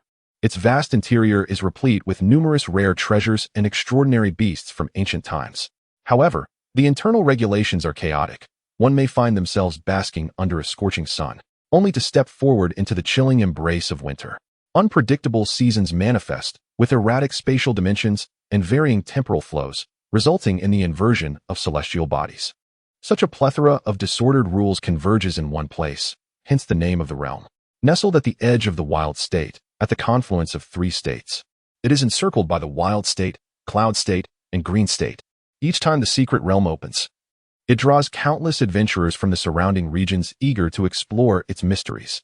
At this moment, the entrance to the secret realm is teeming with people. A glance reveals that each mountain peak is crowded with cultivators, many of whom are engaged in fervent discussions about the secrets that lie within. Have you heard? Several powerful factions are also sending their representatives into this secret realm. Is that surprising? They have ventured in before. What is so astonishing about it? However, this time is entirely different. Previously, while disciples from these formidable sects entered, their respective sects did not intervene. It was solely the actions of the disciples themselves. Yet now, all major factions have dispatched their strongest disciples. Is that true? Could there be something of great value within that has even the superpowers intrigued, prompting them to send out their most exceptional disciples? It is said that those who entered the secret realm last time reported the emergence of a unique valley, concealing the profound technique known as the Great Void Technique. This technique was left behind by a great sage from ancient times. Allegedly, all the major factions are sending their finest talents in hopes of comprehending the Great Void Technique to incorporate it into their sects. Profound techniques? Is that really the case? I wonder if we might encounter it. However, even if we do, it may be futile. The last time the secret realm opened, the disciple who discovered the ancient sage's relic had insufficient talent. He sensed something amiss, but could not grasp its essence. Hence, this time, they are all dispatching their most gifted geniuses. I have heard the same. It is said that the Flying Sky sect has sent its strongest disciple, Yun Feiyang. What? Yun Feiyang is here? Is he not the enigmatic prodigy whose extraordinary talent astonished the ancestors of the Flying Sky sect upon his entry? And who has remained concealed by the sect since then? Indeed, not only him, but also Li Taishan from the Taihe sect and Zhao Ritian from the Wujizong. The advent of these three prodigies portends a cataclysmic upheaval within the mystic realm. Scarcely had Chen Xuan and his companions alighted than they were met with a chorus of murmurs. Even Lin Fan and Yi Qingqing, upon hearing the appellations of these three geniuses, were momentarily taken aback. Superpowers, entities that transcend even the hegemonic forces, are thus designated for their unparalleled might. To ascend beyond the realm of a superpower is to approach the sanctity of a hallowed ground. They had not anticipated that superpowers would dispatch their most formidable talents to vie for the unique, divine skill. Nevertheless, the Misty Sect had resolved to claim this very skill. As the inaugural sortie of the Misty Sect, they were determined to uphold its honor, impervious to the challenges posed even by superpowers. Behold, the worship of the soaring sect approaches. A sudden exclamation drew all eyes skyward. A colossal warship materialized in the distant firmament, its antiquity and massiveness palpable. Though modest in size, scarcely exceeding 100 meters in length, it gradually approached, hovering above the assembly. At the periphery of the warship stood venerable figures, their gazes sweeping across the landscape, unmistakably elders of the sect, personally escorting their sect's prodigy. However, before the onlookers could fully indulge in their admiration, another spectacle unfolded from a different direction. A thunderous roar reverberated through the air as a serpentine dragon, 100 meters in length, emerged from the horizon. The dragon spiraled in the heavens, its tail in tow a 3-story ebony palace, halting above the multitude. Its flamboyant entrance eclipsed even the worship of the soaring sect in grandeur. It is the great elder's mount of the limitless sect, the iridescent dragon. The grand elder of the Wuji sect has personally come to escort the disciples of the sect. These prodigies are truly impressive. TSK. The auspicious dragon signifies the presence of the most formidable talent of the Wuji sect, Zhao Ritian. It is said that Zhao Ritian is the grand elder's prized disciple, heralded as the future hope of the Wuji sect, rivaling even Yun Feiyang. No wonder the grand elder made the journey himself. Such extraordinary talent is something any sect would safeguard with utmost diligence. As the crowd marveled, the worship of the Taihe sect arrived as scheduled. At this moment, the three major superpowers stood at their respective positions, patiently awaiting the opening of the secret realm. Observing the grand entrances of these superpowers, Chen Xuan could not help but feel a sense of helplessness. The manner in which they protect their talented disciples is nothing short of extravagant. However, if one were to make a meticulous comparison, his status as an emperor-level powerhouse, personally escorting his disciples, should not fall short in prestige. Such ostentation is beneath our sect. The auspicious dragon is meant for consumption, not for show. One day, I shall prepare a dragon stew for you all, Chen Xuan explained to his two disciples, who listened with unwavering faith and nodded in gratitude. Thank you, master. Yet, while his disciples believed him wholeheartedly, others were not so convinced. Immediately, someone muttered, "Humph. Boasting. Eating dragons? Why not just blow the heavens apart?" Chapter 019. The four major condensation realm blockades. The Moron grandfather and grandson. My master said he would prepare dragon stew. And he certainly will. Why must you question my master? Upon hearing the murmurs, Lin Fan retorted with indignation. They may question him, but they shall not dare to question his master. Indeed, my master's words are beyond reproach. Yi Qingqing turned her gaze towards the doubters, her expression as frigid as frost. She was utterly serious in defending her master. The rogue cultivator, taken aback by the discontent his words had incited, instinctively recoiled and fell silent. Observing this, Lin Fan and Yi Qingqing refrained from further remarks, coldly retracting their gazes and obediently resuming their positions beside Chen Xuan. The situation led Chen Xuan to believe that if he did not procure a dragon to stew, he would be remiss in honoring the filial piety of the two. However, before he could elaborate, Chen Xuan sensed the arrival of his third disciple. He slightly turned his head to glance in the direction of the newcomer and promptly instructed the two beside him. Lin Fan, Qingqing, there remains some time before the secret realm opens. You both should stay put and refrain from wandering. I must step away for a moment. Yes. We bid farewell to our master. The two responded hastily, clasping their fists in respect. Chen Xuan nodded, took a step, and instantly vanished from sight. The previously murmuring attendant witnessed this spectacle, his pupils constricting in shock. Indeed, as the rules of the secret realm unfolded, powerful figures were abundant. He had thought it merely a minor sect, yet it turned out to be a formidable presence. Fortunately, he had retreated swiftly, otherwise he would have been oblivious to his own demise. With this thought, the cultivator promptly distanced himself even further, beyond 100 miles from the secret realm. At the entrance of an expansive mountain range stood a young girl of 17 or 18 years. Murong Ingluo possessed exquisite features, porcelain skin, and held a cerulean longsword in hand, adorned in a cutting-edge fitted dress. This garment was unlike any other. Not only was it splendid, but it also accentuated her figure magnificently. Her previously unimposing figure now exuded a harmonious allure, with graceful contours and pronounced elevations, particularly striking. If only she were not surrounded. Ha ha ha, Murong Ingluo, surrender at once. You are no match for us. A circle of over a dozen figures clad in black encircled Murong Ingluo. These individuals, dressed in dark attire and masked, concealed their identities. Yet, Murong Ingluo instantly recognized the speaker, her disdain evident as she remarked, "So, you are with the Northern King. I had long suspected your treachery, but I never imagined you would act so rashly. Indeed, the princess possesses keen insight, knowing our intentions for rebellion. You still dare to venture outside the palace into the secret realm. Your audacity is commendable. Or do you believe that as a girl of the third tier of the Void Realm, you can contend with me, a practitioner of the Spirit Concentration Realm?" The leader discarded his mask without hesitation. Upon glimpsing his visage, the calm demeanor of Murong Ingluo vanished, replaced by disbelief as she gasped, "Luisho? Even you have come to capture me?" "Indeed. Not just him, but also me." With that, another figure removed his mask, revealing himself as Lu Haiduo, another formidable subordinate of the Northern King, also a practitioner of the Spirit Concentration Realm. Faced with these two, along with a dozen subordinates of the Void Realm, the ever-composed Murong Ingluo found her composure shattering.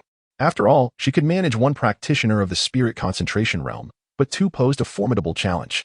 Murong Ingluo tightened her grip on the longsword and lamented, "Isn't it a bit excessive for the two of you, both at the Condensation Realm, to come after a mere trifling figure from the Skyward Realm's third level? Am I truly that formidable? Huh. Do not think for a moment that we are oblivious to the fact that, although you are at the third level of the Skyward Realm, you possess the ability to unleash the prowess of the Condensation Realm. Enough of this idle chatter. Capture her and present her to the prince. Attack." The two assailants ceased their prattle and conjured two massive, translucent hands, enveloping Murong Ingluo in an attempt to seize her. "When did I expose myself?" Murong Ingluo let out a bitter laugh. Fortunately, her revelation was not comprehensive. Otherwise, should the Soul Palace discover her, the ancestor would be unable to safeguard her. Thus, she hurriedly relinquished control of her body, silently addressing the ring upon her hand. "Ancestor, I cede control to you." "Understood," the ancestor responded, swiftly commandeering Murong Ingluo's form through her fingers. Instantly, an aura of formidable strength surged within Murong Ingluo, as if she had transformed into an entirely different person.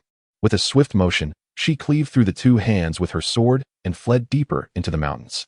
The investigation was indeed accurate. She wields the power of the Condensation Realm. Capture her. She must not be allowed to rise. The two pursuers exchanged glances and immediately darted after her. Meanwhile, the ancestor, controlling Murong Ingluo's body, dashed forward while casting the formations prepared for their expedition into the secret realm as obstacles. Tossing out an abundance of formations, Murong Ingluo felt a pang of sorrow. While crafting these formations was not particularly difficult, their absence would make her journey in the secret realm exceedingly challenging. The ancestor's spirit was frail and could hardly manifest itself multiple times. If all goes smoothly, it would be well and good. However, should misfortune arise, it could prove troublesome. Nevertheless, abandoning the formation is an unavoidable circumstance. She must venture into the secret realm to seek treasures that will enhance her strength, striving to restore her ancestor's corporeal form at the earliest opportunity. Otherwise, the Northern King will inevitably rebel, plunging the Murong dynasty into chaos once more. This princess might find herself dispatched for a political marriage, much like the tales of old. She has no desire to become a pawn in such a game. After all, she is a traveler from another realm. Indeed, a traveler from a highly advanced technological planet. Moreover, she arrived in this world as a princess. Yet, since her arrival, her father has incessantly whispered of the Northern King's potential rebellion, leading her to grow up steeped in the dread of impending treachery. However, during an unexpected incident, she stumbled into the ancestral tomb and inadvertently released her ancestor, the esteemed Murong, trapped within a bottle. Upon realizing her innate affinity for formations, he chose to reside within her ring and began imparting the knowledge of array techniques. She, in turn, dedicated herself to her studies, excelling as anticipated. Yet, Due to the increasing unrest caused by the Northern King, her father has recently forbidden her from venturing outside, fearing for her safety. Yet, as the Northern King's movements grow ever more pronounced, Murong Ingluo feels a sense of urgency. The Murong family and the Northern King possess nearly equal strength. If this stalemate continues, the Northern King's rebellion would undoubtedly lead to a fierce conflict. Should they suffer defeat, it would not merely result in a political marriage. It would spell doom for her entire family. After all, this is no mere conflict between nations. It is a rebellion. Should the adversary succeed, there would be no hope for their survival. Therefore, it is imperative that a formidable individual emerges to suppress the Northern King with a thunderous force, thus resolving the internal strife. She then resolved to hasten her own advancement, striving to resurrect the ancient ancestor at the earliest opportunity so that the ancestor could address the rebellion of the prince. Upon learning that the secret realm was opening, filled with numerous treasures, she immediately slapped her thigh in determination and chose to stealthily embark on this venture. The ancient ancestor fully supported her in this endeavor. Before their departure, they concocted various formations as contingency measures. However, they never anticipated that the Northern King would uncover her ability to rapidly enhance her strength and secretly plot her demise. This compelled her to utilize the prepared formations to obstruct his advances. Otherwise, should she draw upon too much of the ancestor's power now, the ancestor would be unable to assist her upon entering the secret realm. Alas, why have I yet to encounter the domineering master or the deeply devoted senior brother as portrayed in novels? Murong Ingluo sighed in resignation. According to the novels she had perused, the female protagonist, upon traversing to another realm, invariably encounters a powerful or exceedingly charismatic male lead to protect her, offering her unwavering support, loving her with an intensity that is all-consuming. She does not seek a love that is fervently passionate, merely a love that is genuine. Even if he simultaneously harbors affections for several others, she would find no objection. After all, having traversed into this world for so long and residing within the imperial palace, she has gradually come to accept the notion of a man with multiple wives. Regrettably, despite her 18 years in this new realm, she has yet to meet a domineering master, while encountering numerous unsatisfactory suitors instead. This has severely shaken her faith in the authenticity of these narratives. She can no longer place her trust in romantic novels. Chapter 020. The domineering master takes on disciples. The transmigrator Murong Ingluo. Lu Yishuo and Lu Haiduo seemed to be aware that she was a master of formations. Every time they witnessed her casting objects, they chose to circumvent her, unwilling to charge recklessly. However, they did not pursue for long before inadvertently stepping into the area of the formation that Murong Ingluo had left behind. In an instant, the surrounding environment underwent a dramatic transformation. The dense forest morphed into the grand hall of a royal mansion. Shortly thereafter, a man of formidable countenance, crowned regally, emerged. Upon seeing him, Lu Yishuo and Lu Haiduo trembled, hastily dropping to one knee, exclaiming, "We pay our respects, my lord. You worthless fools. You cannot even capture a mere girl. Take your own lives." The prince's voice resonated with fury. The two men were taken aback, yet sensed something amiss, leaving them in a state of indecision. At that moment, the voices of their subordinates suddenly echoed in their ears. "My lord, Lu Darren, why are you kneeling on the ground?" Hearing this, Lu Yishuo and Lu Haiduo were momentarily stunned, recalling their mission to capture the princess. Realizing they could not return to the royal mansion, in an instant, enlightenment struck, and they swiftly dispersed the illusion of the prince before them. The surroundings re-emerged, revealing once more the mountain range. In the distance stood their subordinates. "Damn it, this wretched woman's formation has become increasingly exquisite. Cursed be it. Continue the pursuit." The two men cursed vehemently and pressed on in their chase. Meanwhile, Murong Ingluo was fleeing at a rapid pace, only to be abruptly halted by two figures clad in black.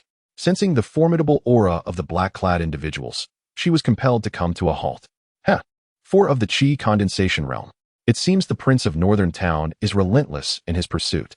Murong Ingluo's eyes narrowed slightly, exuding an air of maturity that belied her youthful appearance. "You cannot escape." Two figures clad in black stood resolutely at either side, as immovable as statues. Though they refrained from attacking, she was acutely aware that they awaited the arrival of two pursuers. Recognizing the urgency of the situation, Murong's ancestor abruptly drew his longsword and launched a fierce strike towards one of the black-clad figures. Snow danced across the sky. Boom! A crimson sword, stretching several dozen meters, materialized in the heavens, descending with Murong Yenron's decisive movement to cleave the black-clad figure. The figure immediately conjured his weapon to defend against the onslaught. Yet he underestimated the sheer force wielded by Murong Yenran. The weapon he summoned disintegrated in an instant. Before Murong Yenran could make her escape, the other black-clad figure swiftly raised his hand, summoning a mountain that bore down upon her like the weight of Chen Xuan, compelling her to defend herself at once. Boom! The mountain was shattered. As the dust settled, Murong's ancestor was about to flee once more, but behind them, Lu Yishou and Lu Haiduo had already caught up. In that moment, the four cultivators formed an impenetrable encirclement around Murong Yenran. "Ancestor, what shall we do? Can we break through?" Murong Yenran urgently inquired within her mind. Although she had lost control, she could still perceive the unfolding scene around her. "It is possible, but should we unleash our true power? It is likely that we will be unable to assist you once we enter the secret realm." The voice of Murong's ancestor conveyed a sense of helplessness, as he contemplated how to conserve his strength most effectively. Yet, at that moment suddenly, an unfamiliar figure materialized before Murong Ingluo, startling her and causing a momentary jolt among her grandfather, the venerable Murong Elder, and the four formidable cultivators present. None of them had perceived how this man had appeared. In an instinctive reaction, Murong Elder stepped back, his demeanor brimming with vigilance. Should this stranger be affiliated with the Northern King, he would indeed need to summon all his strength. However, the subsequent reactions of the four cultivators eased the tension for the grandfather and granddaughter duo. "Might I inquire as to your identity?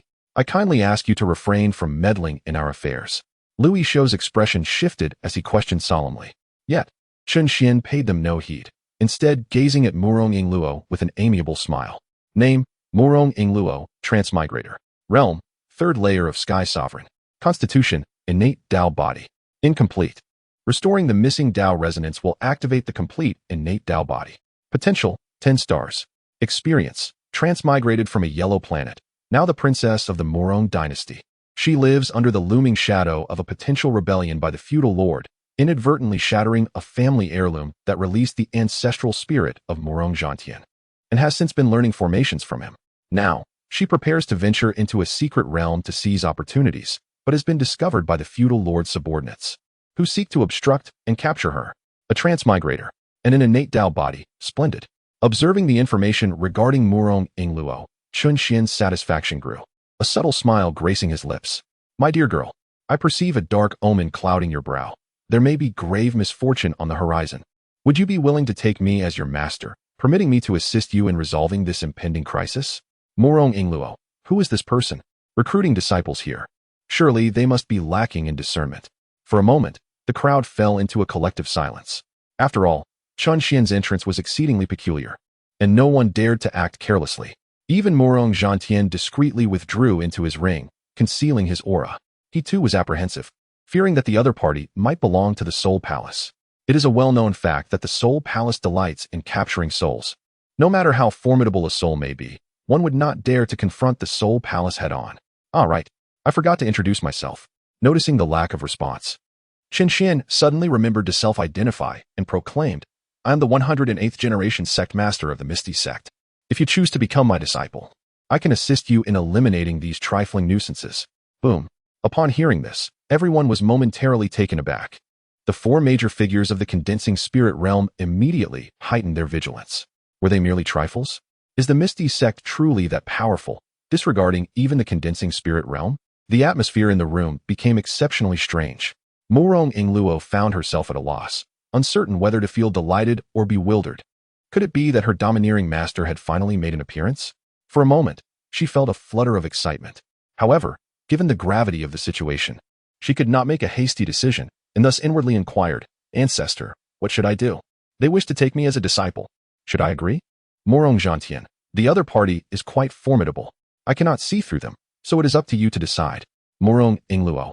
Not receiving the answer she desired, Murong Ingluo ultimately resolved to follow her heart. In the event that I were to be apprenticed to a formidable master, would that not signify a meteoric ascent? Even if such an ascent were not to transpire, the immediate predicament would, at the very least, be resolved. Furthermore, with a powerful master providing oversight, it stands to reason that the regional rulers might be dissuaded from engaging in insurrection. Moreover, within the realm of fictional narratives, such individuals are typically figures of considerable stature, often assuming the role of the protagonist. To miss such an opportunity would be a genuine oversight. Upon contemplating this, Murong Ingluo's countenance flushed crimson, as she mentally conjured an extensive serialized novel tailored for a female audience, replete with content of a risky nature. Should I seek apprenticeship? Or should I depart without doing so? Finally, another reminder served to fully awaken her from her reverie. Chapter 21. Instantaneously eliminating 4 individuals in the realm. The secret realm opens disregarding her bashfulness. Murong Ingluo hastily nodded, affirming, I am willing. Heavens, it bears resemblance to a marital vow. How mortifying. Excellent. Kneel in obeisance. Chen Xuan nodded in satisfaction. Murong Ingluo promptly bent her knees, prostrated herself upon the ground, and declared, Disciple Murong Ingluo pays homage to the esteemed master.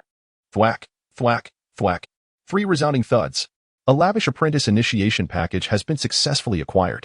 Chen Xuan, with a beaming smile, assisted her in rising to her feet. Subsequently casting a glance upon the quartet in the vicinity, and nonchalantly stated, Now that you are my disciple, I shall assist you in resolving the matter of these individuals. Swish. The quartet was instantly startled. The dozen or so realm cultivators in the distance dared not approach any closer. Indeed, they were cautiously retreating backward. However, as formidable individuals within the realm, they were figures of considerable significance wherever they were situated. They did not immediately concede defeat, but rather cautiously deliberated, proposing, Given that your excellency is presently engaged in accepting a disciple, would it be agreeable to resolve this matter amicably? Nay. Chen Xuan shook his head, and then gradually raised his hand. In an instant, the people of the Northern King grew increasingly vigilant. Louis Shou could no longer contain his anger and exclaimed, You are rather presumptuous. In that case, let us see what you are truly capable of. Before he could finish his sentence, Chen Xuan snapped his fingers. At that moment, the man's voice was abruptly silenced. Following this, the 4 formidable practitioners of the condensed spirit realm, along with all the surrounding practitioners of the skyward realm, exploded in an instant. Boom, boom, boom, boom, boom. All were transformed into a mist of blood, vanishing without a trace, as if they had never existed. Gasp! Murong Ingluo inhaled sharply, her breath caught in her throat. The ancestor within her ring trembled in fear, nearly losing its very soul. My heavens! Just a mere snap of the fingers, and without even releasing an ounce of pressure. He annihilated 4 early-stage condensed spirit realm cultivators? Not even a half-step heavenly king could achieve such a silent feat. In that moment, Murong Ingluo's gaze turned to one of admiration. Her mind began to weave fanciful scenarios. According to the usual tropes in novels, would her master not accidentally discover her while bathing, then be wounded for her sake, falling deeply in love with her, only for her to one day bear him a lovely child? Oh, how scandalous! While Murong Ingluo was lost in her reverie, Chen Xuan's voice suddenly pulled her back to reality. Disciple, come, I shall take you to meet your senior brother and sister. Huh. Oh yes, yes, master. She nodded eagerly, quickly following Chen as they soared towards the secret realm. They gently descended upon a mountaintop outside the realm, drawing no attention from anyone nearby. In this place, where the strong converge, the comings and goings are exceedingly numerous. Master, upon seeing Chen Xuan return with a young maiden, Lin Fan and Yi Qingcheng promptly clasped their fists in salute. This is my new disciple, Murong Ingluo, Chen Xuan remarked with a nod, introducing her to them. He then continued, This is your senior brother, Lin Fan, and your senior sister, Yi Qingcheng. From now on, you are all family. It is imperative that you all get along. Once the secret realm opens, you 3 must look out for one another and not act impulsively. Yes. The trio bowed in unison, then began to scrutinize one another. Lin Fan, a perennial loner, merely cast a cursory glance at Murong Ingluo before averting his gaze, silently reminding himself to refrain from inappropriate thoughts. Yet, his mind wandered, pondering why his junior sister's dress clung so closely to her figure. What was it that made it so difficult to look away? Meanwhile, Yi Qingcheng was also observing Murong Ingluo, admiring her beautiful attire and wondering where the junior sister had procured such a delightful dress, resolving to acquire one for herself. As for Murong Ingluo, her imagination was running wild. Senior brother Lin Fan seems so earnest. In my past life, he would undoubtedly be the one to take on burdens. Senior sister Qingcheng is so stunning. She has advanced before me. Surely master harbors no intentions toward her. She wouldn't usurp my position as the protagonist, would she? I hope master and I do not misunderstand each other because of her. In that moment, all 3 were lost in their own contemplations. Suddenly, from afar, a brilliant burst of multicolored aurora streaked across the sky, soaring upward with tremendous speed. As the vibrant spectacle appeared, cheers of excitement erupted from the crowd. The secret realm has been unveiled. It is open, it is open. Let us rush forth. In an instant, countless cultivators soared into the air, vying eagerly to enter the realm. However, those who managed to reach it first were primarily scattered cultivators or members of small sects. The true representatives of the three great superpowers and dominant forces did not immediately enter. Indeed, they were biding their time, waiting for this throng to enter and scout the way. After all, with each opening of the secret realm, the entrance's location varies. Disciples, the dangers within the secret realm are formidable. I shall leave a trace of my essence for you.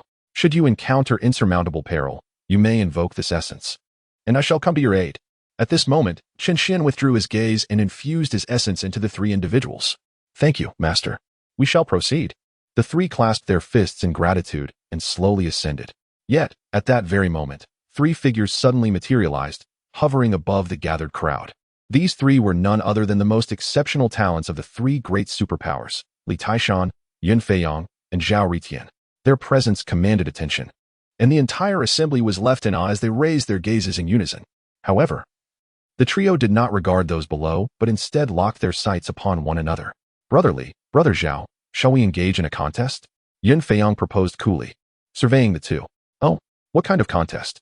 Li Taishan inquired, his expression impassive, his formidable physique resembling a mountain, muscles bulging prominently. Hee, let us see who can reach the Sage's Valley first. Very well. What say you, Brother Zhao?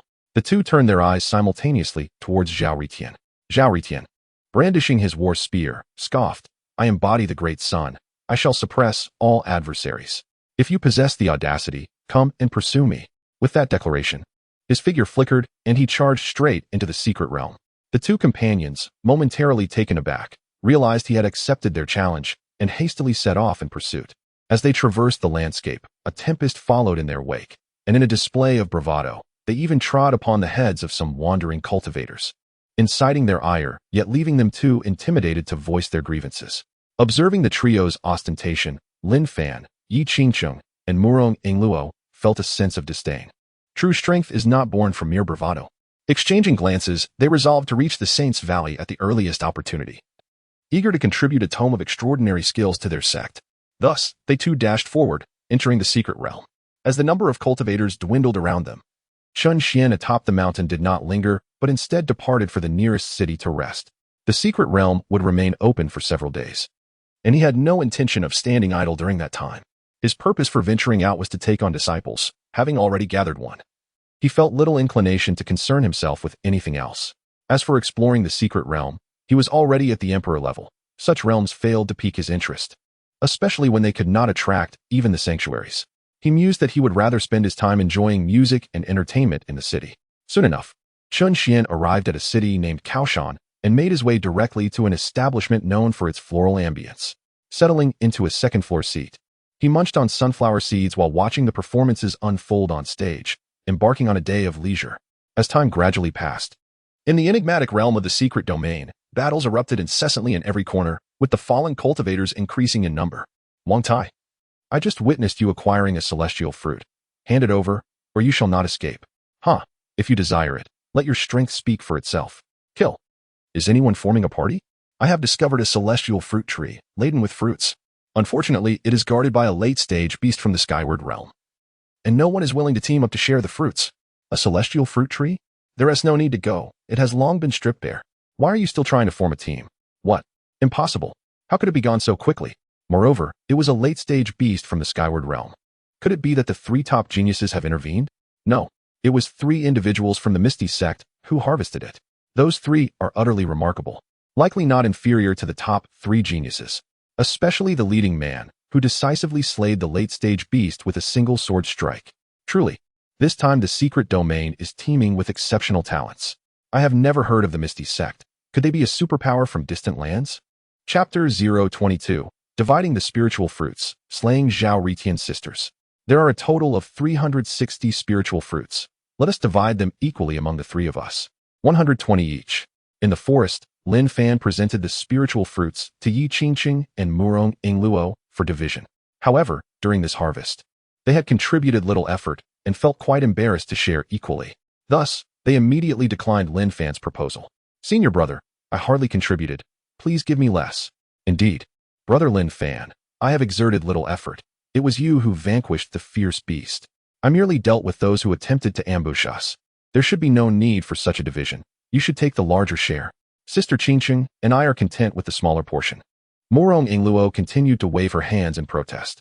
Yet, Lin Fan smiled gently, embodying the demeanor of an elder brother, and said, "Dear junior sisters, we are all from the same sect, trained under one master. There is no need for such meticulous division. Since the three of us form a team, it is only fair that we share equally. We cannot favor one over the other. Now, please gather your belongings. Each of you shall receive 120 heavenly spirit fruits." "Very well. Thank you, brother." Seeing Lin Fan's insistence and indifference, the two sisters finally felt at ease to stow away the heavenly spirit fruits. However, just as they finished securing their treasures, a haughty voice suddenly echoed above them, startling all three. "Indeed, you are here." They looked up and immediately recognized the identity of the figure looming above them. Was it not the renowned prodigy Zhao Ritian? At this moment, Zhao Ritian descended, wielding a battle spear, his expression impassive as he coldly fixed his gaze upon the trio. "Hand over the heavenly spirit fruits. Celestial materials and earthly treasures belong to whoever first claims them. Why should we surrender them to you?" Lin Fan retorted dismissively. "Huh. To refuse me means death is your only destiny." Zhao Ritian slowly raised the battle spear before him, hovering ominously in front of the three. Although he was competing in speed with the other two prodigies, competition aside, he would still halt for anything of value encountered along the way. He had merely run too swiftly and missed the celestial spirit fruit. It was only after receiving word from his fellow disciple that he learned an entire tree of these fruits had been plucked away. Consequently, he promptly set out in search of the fruit thieves. What he did not expect, however, was that two of the three individuals involved were quite beautiful. This revelation stirred a sense of compassion within him. He contemplated taking them as personal servants, a means to alleviate his own frustrations during cultivation. As for the mysterious Cloud Sect, he scoffed. He had never even heard of it and deemed it unworthy of consideration. Moreover, possessing the physique of the great sun, he felt no need to regard anyone or any faction with concern, lest it disturb his mindset and hinder his path to supremacy. "Do you too wish to submit to me, to serve as my personal maidens, attending to my needs day and night? If you are agreeable, I might spare your lives and guide you through the secret realm." Zhao Ritian inquired, his expression devoid of emotion as he fixed his gaze upon the two women. Instantly, Yi Qiqing and Murong Ingluo felt a wave of disgust wash over them. Truth be told, they had never encountered someone so unabashedly confident. The audacity of his words, spoken without a hint of embarrassment, left them incredulous. Where did he derive such audacity? It was utterly revolting. "Huh, rubbish. Do you even deserve to be called a top-tier genius? Another insufferable man." The two women retorted vehemently. Lin Fan frowned, positioning himself protectively in front of his junior sisters, standing tall and declaring, "Such arrogance! Those who insult my sisters shall perish." With that, he drew his sword and swung it toward Zhao Ritian. In an instant, a sword of spiritual energy, dozens of meters long, coalesced and swept toward Zhao Ritian. "Ha! If that is the case, then perish." Zhao Ritian threw his head back and laughed wildly, then thrust his war spear into the ground, instantly emanating an astonishing aura that countered Lin Fan's attack on the spot. "Your mastery of the ninth heaven of air control pales in comparison to mine," he scoffed, gripping the spear with both hands and leaping toward Lin Fan with a fierce strike. In an instant, a formidable pressure surged forth from a distance, causing Lin Fan and his two junior sisters' hair to fly wildly in the air. "Is that so?" Lin Fan's eyes narrowed slightly, showing no intention of retreating. Since they were both at the ninth heaven of air control, it was the perfect opportunity to test just how far he fell behind this top-tier genius. Junior sister, step back for now. Let me gauge his strength." With that, Lin Fan grasped his sword and leapt into action, meeting the war spear head-on. Boom! At the moment of contact, an immense force erupted, causing the surrounding trees to snap in half under the pressure. On the ground, Yi Qiqing and Murong Ingluo exchanged glances before simultaneously taking action. As for their senior brother's command to retreat, absolutely not. Even if their senior brother could prevail, they had no intention of backing down. The secret realm held countless treasures awaiting their discovery. Who had the luxury of wasting time here? The sooner it ended, the sooner they could seek fortune. Thus, both of them unleashed their powers, far exceeding their own realms. Dragon capture. Yi Qiqing suddenly conjured a massive hand, aimed directly at Zhao Ritian's head. Zhao Ritian hurriedly defended himself, his body jolting from the impact. Following closely, a second attack arrived, launched by Murong Ingluo. She was acutely aware of her own limitations, thus she willingly relinquished control of her body to the venerable ancestor. After all, the heavenly spirit fruit could restore the ancestor's strength, and she harbored no fear of depleting his power. This decision allowed the esteemed Murong ancestor to revel in the moment, as he swiftly conjured a myriad of items, meticulously arranging them into a grand formation known as the ensnaring floral array. With a thunderous roar, the formation emerged, and the environment surrounding Zhao Ritian shifted dramatically, engulfed in a thick mist that obscured his sense of direction. Not only was he disoriented, but he was also unable to perceive any adversaries. Even his five senses were shrouded. Cursed be this formation. Zhao Ritian's face contorted with rage as he began to thrash about within the array, wildly brandishing his war spear. In that very instant, a formidable divine attack surged towards him, an enormous sword strike that he instinctively recognized as the work of the man from earlier. Zhao Ritian hurriedly defended himself, cleaving the sword strike in half, but he was soon besieged by a relentless barrage of divine assaults, rendering him incapable of fending off all the attacks at once. With a resounding crash, Yi Qiqing unleashed her dragon capture technique, sending him sprawling to the ground. Before he could regain his footing, an illusory mountain suddenly descended upon him, pinning him beneath its weight. The earth trembled violently, creating a deep crater, and Zhao Ritian fell utterly silent. Sister Yingluo, you possess the strength of the spirit condensation realm? Witnessing this scene, Lin Fan and Yi Qingqing's pupils constricted in surprise. That is not the case. Sister is indeed at the void flight realm. She merely employed some special techniques, just now. Such methods cannot be continuously utilized. Taking back control of her own body, Murong Yingluo cautiously spun a tale to mask the truth. After all, it is wise to keep matters concerning the elder under wraps. So it is. Yi Qingqing and Lin Fan nodded, choosing not to dwell on the issue. Let us hasten, for there are still many treasures ahead, and we must not allow others to seize them first. Indeed, let us move swiftly. If others were to witness our slaying of Zhao Ritian, it would certainly spell trouble. Murong Yingluo also nodded in agreement. The three then took to the skies, venturing deeper into the forest. Not long after their departure, several slower-moving cultivators arrived at this wooded area. However, upon observing the signs of battle surrounding them, they immediately slowed their pace, becoming vigilant. Look, there's someone in the pit. Suddenly, a cultivator who approached the edge of the pit discovered Zhao Ritian, whose body was missing half of itself. The crowd quickly gathered around, but upon seeing the gruesome condition of the corpse within the pit, they were collectively taken aback. At this moment, Zhao Ritian lay there, half of his body gone. The remaining portion a ghastly sight, blood and flesh in disarray, exposing stark, white bones. It appeared utterly horrifying. Is this Zhao Ritian? Goodness! It truly is Zhao Ritian. Has he actually met his demise here? Could it be that Yun Feiyong and Li Taishan conspired to slay him? A wave of panic washed over the crowd, startling everyone. We must flee. Let us not linger here. It would be troublesome if the Wuzhizong misinterprets our presence. Yes, let us retreat. In an instant, many cultivators, frightened, scattered in all directions, leaving only a few lone practitioners behind at the scene. These itinerant cultivators, a mix of men and women, realizing that none of them had fled, understood each other's intentions. Consequently, one of them proposed, esteemed fellow cultivators, how about we divide the spoils equally afterward? Agreed. No problem. I concur. Acceptable. With unanimous consent. The first speaker leaped into the pit to retrieve Zhao Ritian's storage bag and ring. However, the moment he grasped Zhao Ritian's hand, the latter's eyes snapped open. Startled, the ring remover recoiled instinctively. The other cultivators encircling the pit were so terrified that they scattered in an instant, vanishing without a trace, leaving only the trembling cultivator in the pit, who stammered, "Don't kill me. I was just tidying up for you, not trying to take your belongings." Squeak, squeak, squeak suddenly.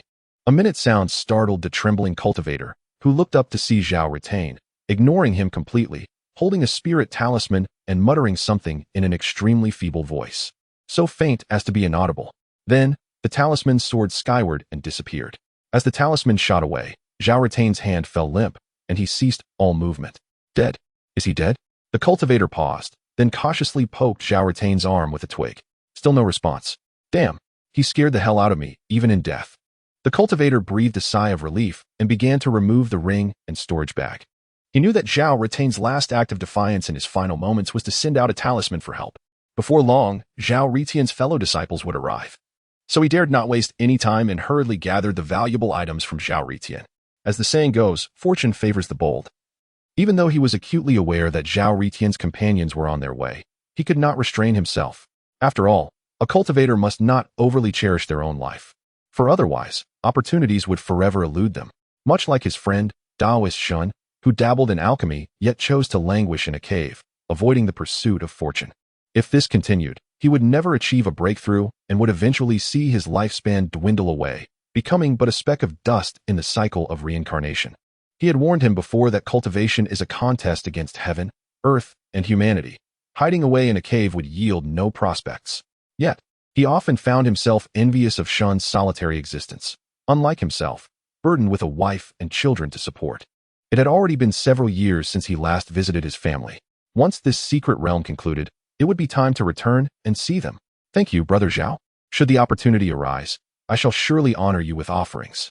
The cultivator secured the treasures and swiftly climbed out of the deep pit, fleeing in the opposite direction. However, just at that moment, several disciples from the Wuzhizong appeared in the sky. Upon spotting him, the Wuzhizong disciple furrowed his brow and immediately struck out with his palm, sending the cultivator flying. Blood erupted from his mouth as his internal organs threatened to rupture, and he collapsed to the ground, succumbing to unconsciousness. Damn it, what audacity to approach. The possessions of my senior brother are not for you to take. The Wuzhizong disciple bent down to retrieve the items clutched in the cultivator's hand, then returned to the edge of the pit to regroup with his fellow disciples. Despite having received word via communication talisman of senior brother Zhao Wuji's demise, the assembled individuals were nonetheless aghast at the gruesome spectacle before them. The perpetrator had acted with extreme brutality, leaving only half of senior brother Zhao's body intact. The Misty Sect, you say? I've never heard of such a sect. Let us first gather the remains of senior brother Zhao and return them to the elders. Furthermore, summon all disciples immediately and issue a kill order against any member of the Misty Sect to all independent cultivators. Whoever can provide information leading to their capture or participate in their pursuit will be granted all the spiritual fruits on the Misty Sect members, in addition to spiritual stones provided by us. This is the only course of action available to us. Otherwise, we will surely face punishment upon our return if we do nothing. Very well, let us proceed with this plan. With that, they soared into the sky, transforming into streaks of light and vanishing from sight. Before long, the kill order had spread throughout the secret realm. Everyone had learned that 3 disciples of the Misty Sect had slain Zhao Retain, the most prodigious talent of the Limitless Sect. Anyone who could provide information on the Misty Sect disciples' whereabouts or assist in their interception would not only receive all the resources they possessed, but also a substantial reward of spiritual stones and other benefits from the Limitless Sect. In an instant, the secret realm was in turmoil as countless individuals began searching for the Misty Sect's location. Some even formed hunting parties, gathering many independent cultivators to seek out and eliminate the 3 disciples. But that is a story for another time. Now, let us return to the scene of Zhao Retain's death. It seems I have survived. In the thick grass, a cultivator leaned against a large tree, blood trickling from the corner of his mouth. He was the very independent cultivator who had coveted the treasures on Zhao Retain and had been struck by a Limitless Sect disciple. Though he is not dead, as a practitioner of the Spirit Sea realm, he has been struck by a blow from the Skyward realm, causing his internal organs to be dislocated and shattered, leaving him with but a few days to live. Ultimately, he cannot escape the fate of death. Coughing violently, he expels a mouthful of blood, his face contorted in a bitter smile. Indeed, fellow Taoist Shun was right. Opportunity and peril coexist. With that, he struggles to rise, exerting every ounce of strength to protect his internal organs, attempting to delay the inevitable demise as he stumbles toward the exit. He cannot die yet. He has a wife and daughter waiting at home. He must endure. He must hold on until the exit reopens. He must survive until he can return to that cave. He must ensure that his wife and daughter are entrusted to fellow Taoist Shin, with the integrity of Taoist Shin, and the care he has bestowed upon him over the years. He is certain that his family will be well looked after. Returning to the matter at hand. Deep within the secret realm, Lin Fan, Yi Qingcheng, and Murong Yingluo are consumed by rage. Even as hundreds of corpses lie strewn about them, Lin Fan presses his sword against the throat of a certain cultivator, bedecked with rings upon his fingers, coldly demanding, "Speak. Why have you pursued us relentlessly? Please, do not kill me. It is the Wuzhizong. The Wuzhizong has issued a bounty on your heads, promising substantial rewards for your capture. They claim you have amassed numerous treasures along your journey. If anyone kills you or reveals your whereabouts, they shall be richly rewarded." The kneeling cultivator, paralyzed by fear, loses control of himself, his eyes bloodshot with terror. The foul stench overwhelms Yi Qingcheng and Murong Yingluo, causing them to instinctively retreat a few steps, creating distance. So it is the Wuzhizong. No wonder we have been relentlessly pursued these past few days. Your arrogance knows no bounds. Do you truly believe that the rewards of the Infinite Sect are so easily obtained? Do you think the Misty Sect is an easy target? Lin Fan furrowed his brow and swiftly swept his sword across the assailant's neck. Chapter 024. The Pursuit of Thousands. The Bull Demon Clan is bewildered senior brother. The number of our pursuers is increasing exponentially. What began as a mere handful has swelled into a formidable group of several hundred. Yi Qingqing exclaimed urgently. We should head directly to the Valley of the Saints. If we delay, we risk being outpaced by others. Murong Yingluo nodded in agreement. Over the course of several days, she had developed a profound admiration for her senior brother and sister. Although she had yet to step foot within the sect since becoming their disciple, she felt a growing sense of belonging. Being the least skilled among the trio, she was constantly cared for by her senior brother and sister, reminding her of their support. A stark contrast to her previous life in the palace. Have we gathered the spoils? Lin Fan inquired, nodding thoughtfully. Initially, they had not intended to loot the battlefield. But as the number of pursuers grew and valuable items came into view, they began to collect treasures. After several days of this, their fingers were adorned with numerous spatial rings, and their waists were laden with storage pouches, resembling a beggar clan's elder overflowing with goods. All has been collected. Good. Let us depart. The trio took to the skies once more, yet scarcely had they taken flight when their presence was immediately unveiled. Soon, shouts echoed in the air. The Misty Sect trio. The Misty Sect trio. Quickly, someone come. Lin Fan swiftly dispatched the assailant with a single stroke of his sword, continuing onward with his two junior sisters. However, the cries of the adversary had already attracted the attention of countless individuals. In an instant, thousands of cultivators soared from the mountains, converging towards them. My goodness, so many people. We must flee. The trio was startled and immediately quickened their pace. Hurry, pursue them. The men are for Wuji Sect, and we shall take turns with the women. Attack. The exhilaration of hunting down a few individuals after decades of cultivation was intoxicating. Let's go after her. Let's crush her. It had been far too long since they had engaged with such a formidable female cultivator. In no time, a massive throng of over 1,000 individuals appeared in the sky, dark and foreboding like a storm cloud. Among them, some rode flying swords and wielded blades, while others traversed the void itself, soaring through the air. These two distinct modes of flight represented divergent realms of mastery. Although the Spirit Sea realm was relatively lowly, the presence of numerous aerial elites instilled confidence among the ranks. After all, they were all masters of flight. Even if one was exceptionally strong, their numbers, coupled with the multitude of Spirit Sea cultivators, could easily overwhelm any foe. Unless the trio from the Miao sect were all at the concentration stage, they would not dare to engage. Otherwise, even if the pursuers were merely half a step from that realm, they would still possess the audacity to attack. At this moment, all corners of the world were rife with pursuing factions. Groups converged and amalgamated into an even larger assembly, bolstering the resolve of the Spirit Sea cultivators. Ahead, the trio from the Miao sect pressed forward without daring to pause, for the relentless pursuit of the 1,000-strong army had now swelled to nearly 10,000. A pack of mad dogs. Murong Yingluo cursed inwardly in frustration, relinquishing control of her body to the ancestor. Otherwise, with her current cultivation level, escape would have been impossible. Yingluo, inform your senior brother to run towards the left front. Lead this group into the mountains. That area is the territory of the Bull Demon Clan. There are many bull demons there, and they can only reach the pinnacle of flight cultivation. If you charge through, there should be no danger. And it could also impede the pursuers. Suddenly, Murong Zhantian's voice echoed from the ring, reminding her. As a long-standing secret realm, Murong Zhantian had naturally explored it in his youth. Upon hearing this, Murong Yingluo's eyes brightened, and she conveyed the ancestor's message to Lin Fan. As the leading senior brother, Lin Fan promptly agreed to her suggestion and immediately set off towards the territory of the Bull Demon Clan. Though both the Demon Clan and ferocious beasts belong to the animal kingdom, they are entirely different species. Ferocious beasts are brutal creatures with low intelligence, while the Demon Clan is a race with a long-standing heritage. Although they are also beasts, they are inherently endowed with wisdom, capable of transforming between human and demon forms.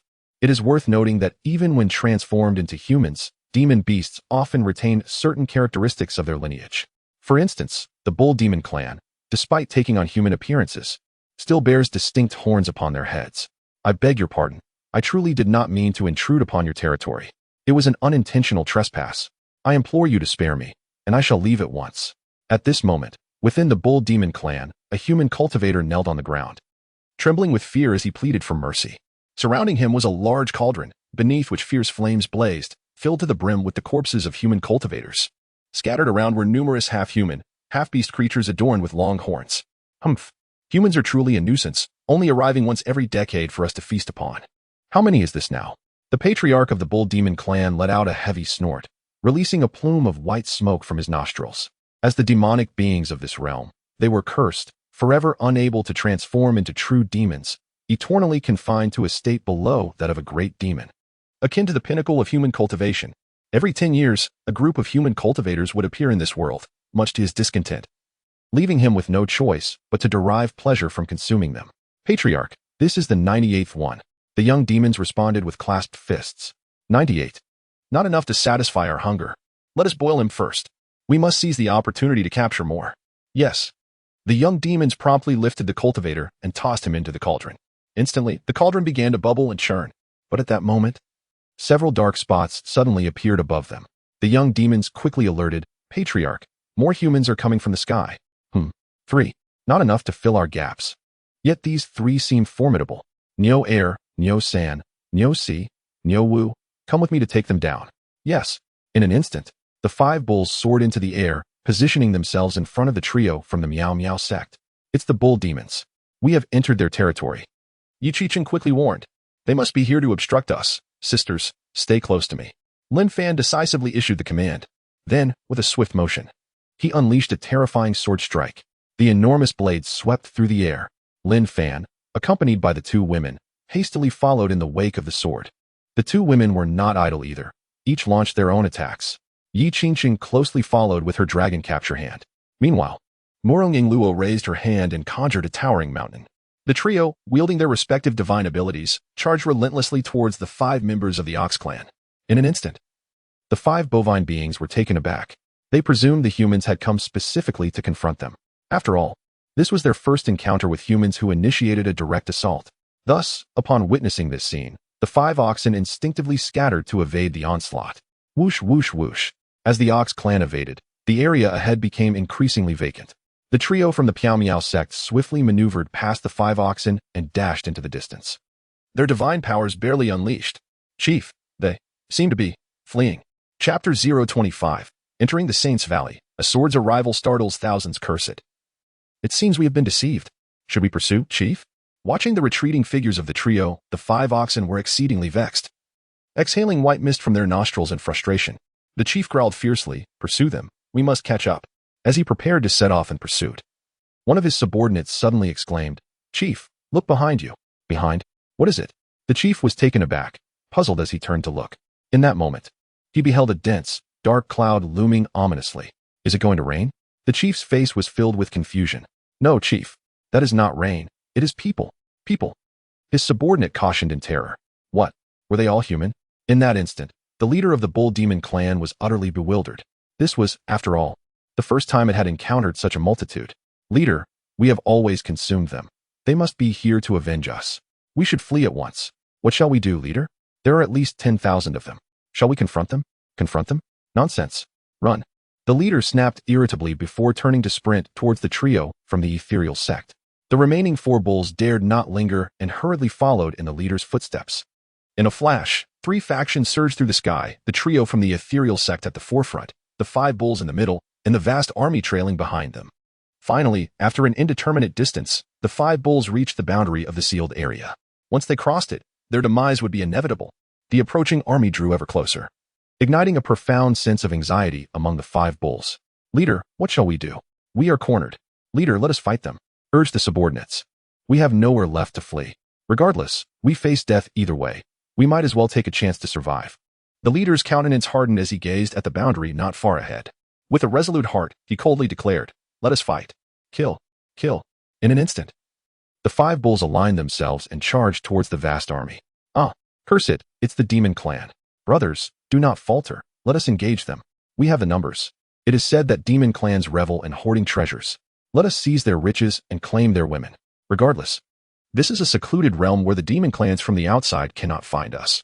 Alas, I have yet to experience the embrace of a female demon.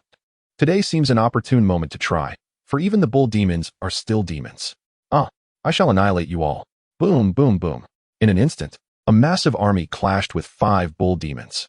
Countless cultivators plummeted down the mountains like dumplings. Yet, among these mortals, there were a considerable number of skyward practitioners, at least several hundred, all disciples of prominent sects.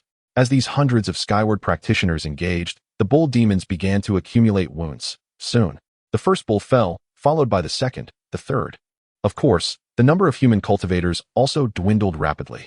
When the battle ceased, few human cultivators remained. With the pursuers gone, the trio from the Misty Sect felt a sense of relief and swiftly arrived at the Valley of Saints. However, before the valley stood a throng of cultivators. Along the path leading to the valley, crowds also gathered, with numbers diminishing the closer they got. It seemed as though an unseen force impeded their advance. As they approached the valley, only two lone figures remained standing, Li Taishan and Yun Feiyang. The two appeared to be grappling with a perplexing dilemma, motionless and furrowing their brows in deep contemplation. At the end of the path lay a valley of peculiar shapes and forms. It is said that this is where the clues to the Grand Void technique can be found. Yet, at this moment, even entering the valley proves exceedingly challenging, let alone acquiring the Grand Void technique. The grand formation left behind by the saints. Upon witnessing the formation that obstructed the path of the multitude, Murong Yingluo immediately recognized it. Can junior sister comprehend this array? Lin Fan and Yi Qiqing were taken aback, their disbelief palpable. I have seen it before. Senior brothers and sisters, follow me. I possess a method to enter. With a gentle smile, Murong Yingluo transitioned from a follower to a guide, confidently stepping forward. Soon, the trio navigated through the throngs of people, catching up with Li Taishan and Yun Feiyang. The entire process unfolded without any hindrance, leaving Lin Fan and Yi Qiqing astonished, sensing that their junior sister was extraordinary. In response, Murong Yingluo merely smiled faintly, offering no further explanation. For the outcome was the result of her ancestors' extensive research over the years. Under her guidance, they swiftly surpassed Li Taishan and Yun Feiyang. The sight of the trio moving with such agility left the two in disbelief, watching as their figures grew increasingly distant. The surrounding crowd was equally bewildered, unable to trust their own eyes. Am I seeing things? How did they manage to enter? Impossible, it can't be. My sect's senior brother Yun Feiyang couldn't get in. How did they? They seem to be the trio from the Miao Liao sect. Indeed, it truly is them. Weren't they the ones who killed Zhao Ritian and are now being hunted? It's said that tens of thousands are pursuing them. How could they possibly be here? Could it be that they have dealt with their pursuers? In an instant, everyone widened their eyes in disbelief. For their presence here undeniably indicated that they had indeed resolved the matter with their hunters. Look, they began to comprehend. Suddenly, within the valley, the trio from the Misty Sect came to a halt, immersing themselves in the peculiar forms surrounding them, seeking the Great Void technique. Witnessing this, the onlookers frowned once more, filled with incredulity. Goodness, is this happening too swiftly? What kind of sect is the Misty Sect? Have they perhaps nurtured 3 top-tier prodigies? In an instant, those who were originally about to depart lingered, eager to witness the Great Void technique and perhaps seize an opportunity for personal gain. Meanwhile, Li Taishan and Yun Feiyang seemed to have unraveled the enigma before them, advancing a few more steps, drawing closer to the valley. Yet at that moment, a sudden change occurred. A mountain within the valley emitted a brilliant light. Almost simultaneously, the three opened their eyes and exclaimed in unison, "We've found it." At this declaration, a jade tablet shot forth from within the mountain. Outside the valley, everyone stood in stunned silence. Even Li Taishan and Yun Feiyang were left utterly bewildered. Yun Feiyang gazed into the valley in disbelief, murmuring, "This is impossible, it cannot be. How could it happen so swiftly? It must be an illusion." Li Taishan, equally dazed, muttered, "I must be dreaming, surely I am dreaming. Wake up, young man." With a thunderous roar, as the jade tablet soared forth, the valley trembled. Subsequently, the surrounding formations began to weaken, until they vanished entirely. In an instant, all obstacles disappeared, and a frenzy ensued as everyone rushed towards the valley. The restrictions were lifted. It must be an extraordinary technique. Hurry, seize it. How splendid. Onward. Let us reclaim the supreme technique. In an instant, countless individuals surged forth, including Li Taishan and Yun Feiyang, all hastening towards the valley. This sudden influx rendered the three within the valley alert. Lin Fan put away the jade slip, casting a serious glance at the throng outside. Yi Qiqing and Murong Yingluo, equally vigilant, turned to Lin Fan and urged, "Brother, should we notify Master?" "Unnecessary. There isn't even a single cultivator at the spirit gathering stage. It would be too embarrassing to inform Master." Lin Fan promptly declined, his expression grave as he added, "You two step back. I am about to unleash the ultimate technique bestowed upon me by Master." "What? Brother has a secret move?" The two women stood astonished, momentarily taken aback, instinctively retreating. At the same time, Lin Fan ceased to hold back. In the face of the multitude of cultivators outside, he was finally ready to unleash his most formidable attack. With a fearless countenance, he slowly raised his right hand, mimicking the gesture of drawing a sword from the void. In an instant, his garments began to flutter without a breeze, and then, gathering his energy at the dantian, he bellowed towards the heavens, "Sword, come forth." Chapter 026. Exiting the secret realm, the heavenly king blocks the path. Boom. The sound resonated like muffled thunder in the ears of all cultivators present. Every cultivator halted in their tracks, puzzled as they glanced around. What was he shouting about? It seemed there was no change at all. I was terrified. I thought it was some divine ability, yet it turns out to be mere shouting. Observing the unchanged surroundings, everyone stood in bewilderment. Yi Qingqing and Murong Ingluo were equally bewildered, unable to fathom their brother's intentions. Was he attempting to intimidate this crowd before seizing an opportunity to escape? But how could tens of thousands be frightened by a single shout? It appears that a bloody battle is inevitable. The two women hastily prepared their divine powers in secret, ready to carve a path through the bloodshed. Just then, a mournful wail suddenly echoed through the sky. Clang! It was the sound of a sword trembling. Soon after, a second, third, and fourth cry followed in succession. The swords in the hands of countless cultivators became uncontrollable, unsheathing themselves and soaring towards Lin Fan's head. In a brief moment, over 10,000 flying swords congregated. Instantly, everyone gasped in disbelief. What is happening? Why are our swords flying towards him? Over 10,000 swords, heavens! What kind of divine power is this? Look, more swords are approaching. As the cultivators' swords took flight, those long swords, long buried in dust or broken and rusted, also soared into the air, heading towards Lin Fan. The swords are coming. Boom, boom, boom. The two words echoed outward. Wherever the sound traveled, swords awakened. Whether buried deep underground or long since corroded and fractured, all were roused by the sound, trembling as they converged towards its source. In the blink of an eye, a dark cloud of swords loomed above Lin Fan, with hundreds of thousands gathered. Those present were utterly bewildered and astonished. A faint smile appeared at the corner of Lin Fan's mouth. Is it finally time to employ this technique? The innate talent of his constitution, combined with the swordsmanship secrets imparted by his master, along with the unique skills inherent to his special physique. What magnitude of power could arise from the union of these two forces? Lin Fan pondered silently, then swiftly formed seals with his hands. As the hand seals were formed, he extended his arms and bellowed once more. The myriad swords returned to their origin. Slay. Boom. Upon Lin Fan's pronouncement of those words, hundreds of thousands of celestial swords instantly surged towards the tens of thousands of cultivators, creating a cataclysmic tremor throughout the heavens and earth. It was as if a torrential rain of swords had descended, each blade imbued with a suicidal intent, hurtling forward with unwavering resolve. Flee. Quickly. Heavens. This is terrifying. Such power could not possibly originate from the Ying realm. Let's go. We must leave. Instantly. The crowd erupted in lamentations as countless cultivators were impaled on the spot. Even those who managed to temporarily resist were confronted by an endless barrage of self-sacrificing flying swords, their spiritual energy gradually waning until they were ultimately pierced through the heart by the myriad blades. However, Lin Fan was aware that this sweeping attack would not vanquish the truly formidable experts. Therefore, he immediately fled with his two junior sisters. Junior sisters, let's go. The trio soared into the sky, leaving behind the masses to contend with the relentless rain of hundreds of thousands of swords. After an indeterminate period, the hundreds of thousands of swords were exhausted. Of the tens of thousands of individuals present, only a few thousand remained, many of whom were severely wounded. Extraordinary techniques. Divine powers. At that moment, the disheveled Li Taishan stood amidst a forest of countless swords, his gaze fixed upon the direction in which the Misty Sect trio had departed. Muttering to himself, he then turned to Yun Feiyong, who was equally disheveled and in no better condition, and proposed, "Brother Yun, how about we join forces? 2 extraordinary techniques. 1 for each of our great sects. I never imagined that my first foray into the world would bring me face to face with such a formidable adversary." Yun Feiyong exclaimed. "Very well, let us join forces." Yun Feiyong, without a moment's hesitation, readily consented. Subsequently, the two began to summon the remaining disciples of their respective sects, launching yet another round of relentless pursuit against the trio from the Pyamyo sect. As the days slipped by, the trio tirelessly scoured the land for treasures while evading their pursuers, turning the entire secret realm into a veritable maelstrom. Li Taishan and Yun Feiyong, accompanied by their disciples and a multitude of formidable elite practitioners, endeavored to encircle and trap them. Yet, each attempt resulted in significant losses. Both Li Taishan and Yun Feiyong found themselves wounded on multiple occasions. The continuous setbacks only served to intensify the animosity harbored by these two prodigious talents. Thus, the decision was made to abandon the chase in favor of ambush tactics.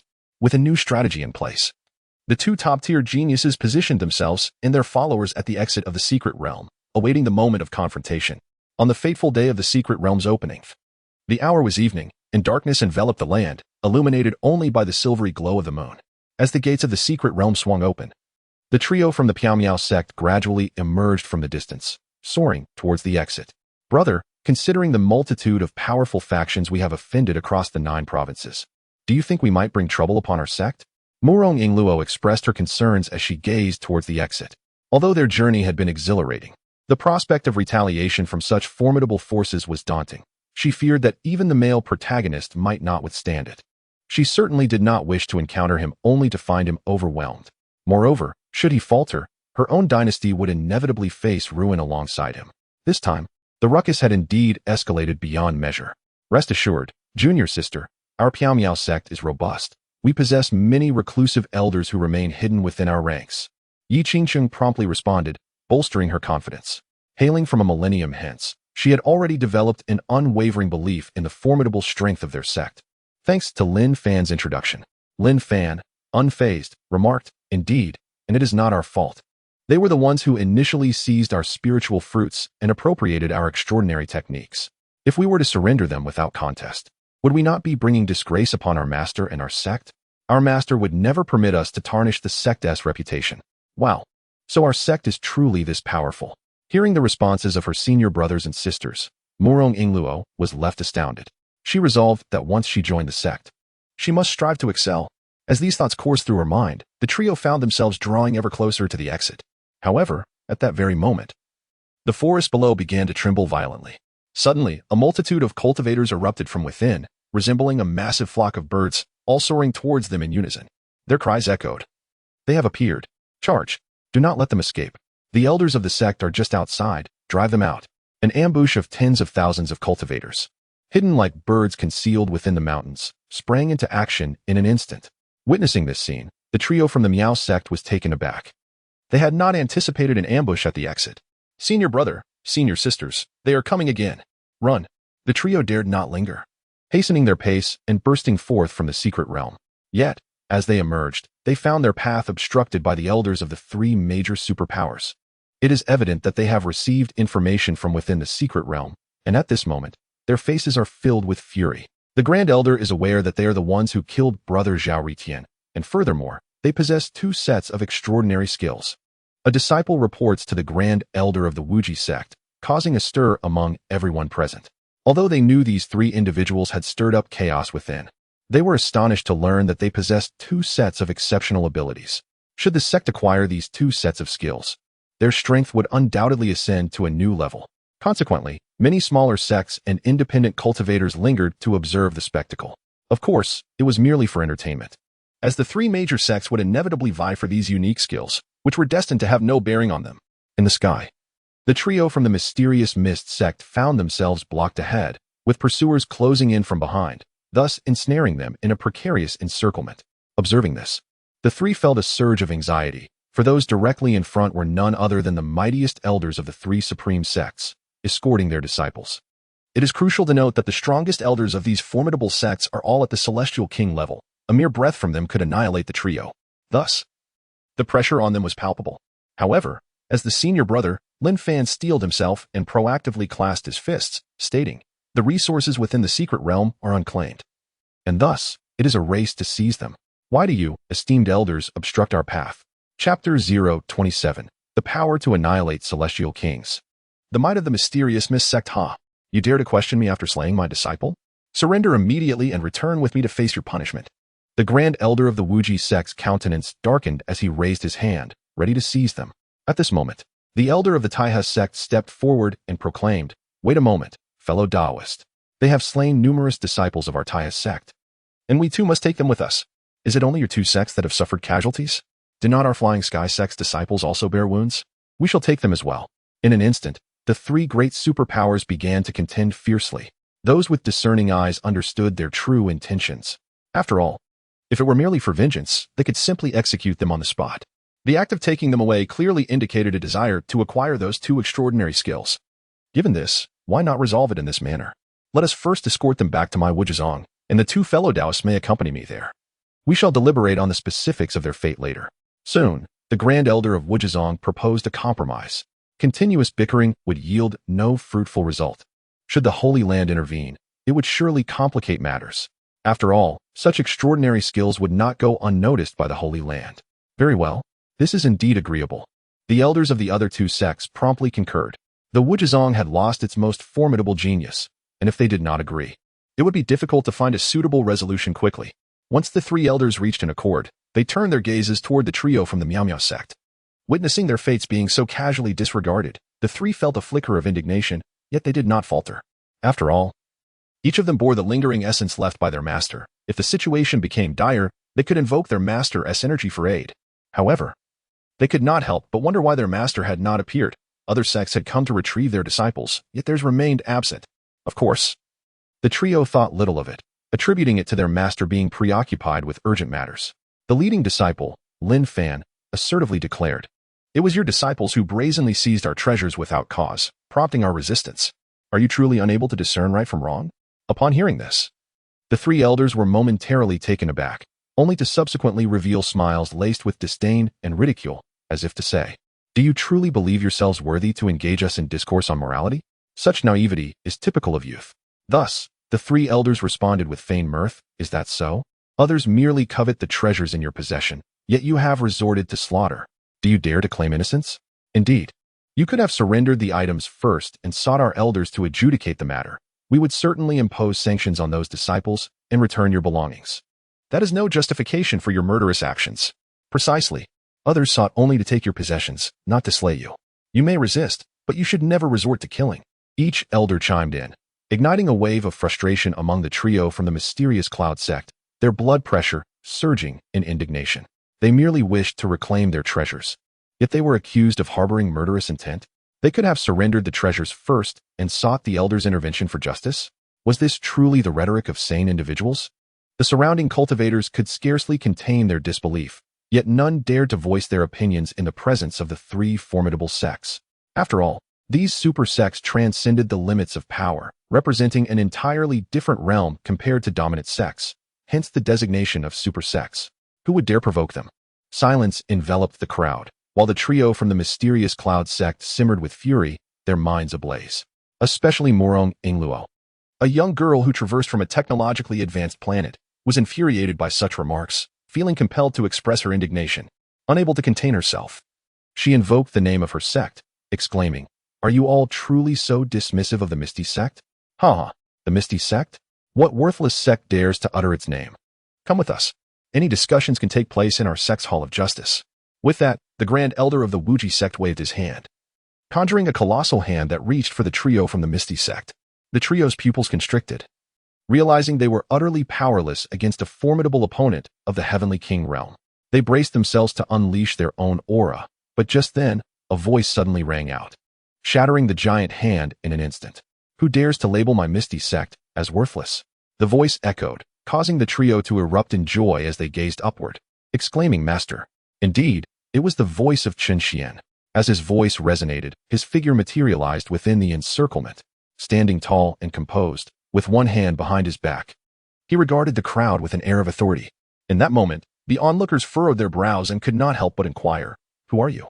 "I am Chen Xuan, the sect master of the Misty Sect," he replied calmly, fixing his gaze on the three elders. "Who is it that dared to call my Misty Sect worthless?" Having already sensed the aura of his disciples, he comprehended the unfolding events, which lent a chill to his words. "Master, it was him." At this moment, Morong Ingluo swiftly stepped forward, hovering beside Chen Xuan, pointing at the elder of the Taya sect, identifying him. The elder of the Taya sect was momentarily taken aback, then conceded nonchalantly, "So what if I said it? The Misty Sect, an inconsequential and trashy sect, dares to compare itself to us." Boom. Before he could finish his sentence, Chen Xuan raised his hand and delivered a resounding slap. A phantom hand materialized above the elder's head, descending with overwhelming force. In an instant, the elder of the Taya sect was reduced to mere pulp. Hiss. At that moment, all cultivators beneath the heavens collectively gasped in astonishment. Their pupils contracted to the utmost. My heavens! The elder of the Taya sect is dead? Hiss. What a powerful and terrifying slap. Impossible. The elder possessed the strength of an eighth heaven king. Did he not evade it? No, he did not evade. He was utterly obliterated, and I witnessed it clearly. The leader of the Misty Sect is so formidable. Goodness, to have slain a late-stage heaven king with a single slap. What level of power does he possess? Could he have already attained the pinnacle of cultivation, the Emperor realm? That realm signifies the ultimate stage of cultivation. Upon reaching this realm, mere cultivation alone cannot yield further advancement, for it represents the zenith of cultivation. To progress further, one must attain profound insights. Through continuous comprehension and understanding, one can elevate oneself further. Countless cultivators in the ancient continent have found themselves stagnated at the Emperor realm. They remain unable to advance until their lifespans are exhausted. Thus, entering the Emperor realm marks one as an unparalleled powerhouse. Should a sect produce a cultivator of the Emperor realm, it could effortlessly forge a small-scale superpower. In an instant, all the monks dared not utter a sound, silently observing the unfolding scene. Particularly, the two esteemed elders from the Wujizong and Taizong were taken aback. Yet, as representatives of formidable powers, they all possessed royal-level strength. Thus, despite their fear of Chen Xuan, they did not cower. Are you being excessively unreasonable, esteemed sir? Our superpowers are not without royal-level capabilities. Your actions will only bring unnecessary trouble to your sect. The elder of Wujizong declared with a grim expression. Is that so? You deserve to perish. Chen Xuan scoffed disdainfully, raising his hand for yet another strike. Boom. The elder of Wujizong met his demise. All disciples of Wujizong and accompanying elders trembled in place, rendered speechless. What a farce, to kill on a whim. Who would dare provoke such misfortune? It's a misunderstanding. All a misunderstanding. At that moment, the sole surviving elder from the three major sects, the elder of Fatian sect, was drenched in cold sweat, his heart racing, and he immediately conceded, saying, Senior, this is all a misunderstanding. I harbor no ill intentions and shall take my leave. Chapter 028. The slaughter of three royal kings. The revenge conference of the three sects commences. Having spoken, he swiftly turned to his disciples, gesturing for them to depart hastily. Do you think you can obstruct the disciples of my Piamiao sect? You shall die. Boom. Chen Xuan raised his hand for another strike aimed at the head of the Fatian sect elder. However, the elder of Fatian sect had clearly remained on guard. His pupils constricted as he swiftly turned around, coldly asserting, You wish to kill me? It won't be so easy. With that, he unleashed his full peak royal-level aura. In an instant, an overwhelming battle intent surged forth, suffocating everyone present, making it difficult for them to breathe. He himself had gathered a thick layer of spiritual energy to form a protective barrier and immediately unleashed countless divine abilities to counter that palm strike from the void. However, it was evident that he had underestimated Chen Xuan's strength, the palm that Chen Xuan had condensed. Despite being bombarded by the myriad divine abilities of the elder from the Flying Sky sect, maintained its velocity and momentum, advancing towards him with a thunderous ferocity. Furthermore, as the distance diminished, the oppressive force contained within the palm rendered him increasingly immobile. My Flying Sky sect will not let you go. The elder of the Flying Sky sect exclaimed in a terrified roar. Then, with a resounding boom, the elder was instantly reduced to dust. All his resistance was rendered utterly futile beneath that immense palm, akin to a mere clown in a farcical performance. Hiss. The onlookers collectively gasped in shock, indelibly imprinting the name Misty Sect into their memories. Yet, these recollections were solely negative. After all, offending three major super sects at once led no one to believe that the Misty Sect could endure for long. Moreover, in the vast lands of the 9 provinces, the emergence of new forces over the millennia was not limited to the Misty Sect alone. Numerous newly rising superpowers ultimately succumbed to the relentless march of history. Why did only the 3 major super sects endure over time? It was precisely because of their profound heritage embodying true superpower. There had once been a new sect that rivaled the superpowers, yet it fell due to its arrogance, provoking the ire of the 3 major sects, who subsequently dispatched formidable beings to obliterate that force, revealing to the world the true depth of an everlasting lineage. Disciple, let us return. After vanquishing the 3 formidable adversaries, Chen Xuan looked upon his 3 disciples with a warm and gentle expression. In the eyes of the 3 disciples, there was nothing but admiration, pure and unadulterated. Master. The dragon. Suddenly, Lin Fan softly prompted, gesturing towards the distant dragon. Good heavens. Truly worthy of being my disciple. I nearly forgot. Chen Xuan was momentarily taken aback, then nodded, raising his hand to smite the great demon-level dragon, subsequently claiming it for himself. Finally, He took to the skies with his 3 disciples, leaving a multitude of cultivators in a state of bewilderment. Did they just take the dragon of the Wujizong as well? It appears so. How ruthless. They even struck down a dragon. This is truly magnificent. TSK, TSK, TSK. I imagine the Wujizong must be in a frenzy. Indeed, with the demise of their grand elder and top genius, and now the loss of their dragon, they have truly brought disgrace upon themselves. The cultivators murmured in astonishment before gradually dispersing. As the cultivators departed, the reputation of the Piao sect began to spread across the nearby lands of the 9 provinces. Hey, have you heard of the Piao sect? This sect has produced 3 prodigious disciples who fiercely battled within the secret realm of rules, taking on tens of thousands. Even the top genius of the superpowers, Zhao Ritian, was slain. What? So formidable? Is that true? It is said that Zhao Ritian is a top genius, the kind that the Wujizong rarely allows to venture out for training. How could he possibly be killed by a disciple of a small sect? Haha, you're unaware. The Piao sect is no mere small sect. It is rumored to be a hidden sect that has emerged. The sect leader is even a powerful figure at the royal level. With a single slap, one could vanquish a late-stage sovereign, and with 3 slaps, 3 sovereigns would meet their demise. Ultimately, one would seize the magnificent mount of the grand elder of the Wujizong, the resplendent 7-colored serpent. How audacious. What sheer boasting. The grand elder of the Wujizong is a formidable late-stage sovereign, and what you claim is simply implausible. Who is engaging in such empty bravado? I was present at the scene. Shall we wager on it? Extra. Extra. The hidden sect, the mysterious sect, has emerged, and their first act was to slay the most potent elders of the 3 great super sections. For those yearning for the latest news, come to the Playhouse, where for a single spirit stone, one may listen from dawn until dusk. Is it true? They have slain the elders of the 3 super sects? Would those sects simply acquiesce to such a fate? Do you wish to know more? If so, come to the Playhouse, where a spirit stone guarantees your satisfaction. An experience worth relishing. Very well. Where is the Playhouse? Show me the way. This is an affront. Within the Wujizong, the sect master furiously shattered his teacup. A mere mysterious sect dares to kill my grand elder, slay my top genius, and seize my sect's dragon. If this grievance remains unavenged, how can the Wujizong retain any face in the land of the 9 provinces? Sect master, their mysterious sect leader is at the emperor level. The other 2 great super sect elders also fell to his hand. A cautious outer elder tentatively spoke of the mysterious sect leader's prowess. Upon hearing of the opponent's emperor-level cultivation, the Wujizong master frowned, dismissing, "What of the emperor level? Does not every sect possess a few emperor-level cultivators? Have we, the Wujizong, remained dormant for so long that the world has forgotten our might? Immediately send my orders, summon the foundation, and launch an expedition against the mysterious sect. Master, do not act impulsively. The mysterious sect has emerged suddenly, and we know nothing of its foundation. Moreover, they have entered the fray at the emperor level. There may well be other formidable forces within their ranks, and their audacity to offend our 3 great powers suggests they possess a certain degree of confidence. It would be wiser to deliberate further." Suddenly, an elder intervened to restrain the impetuous leader, analyzing the strengths of both sides. Upon hearing the elder's assessment, the leader of the Wujizong darkened his expression and retorted, "What do you mean by deliberation?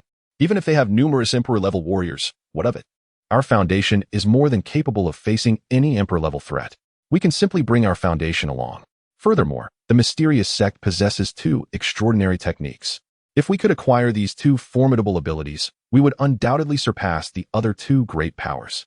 This matter cannot simply be dismissed." The leader held the mysterious sect in utter contempt, and indeed, he had reason to feel so. Nevertheless, the elders remained concerned. After a moment of contemplation, they proposed another course of action.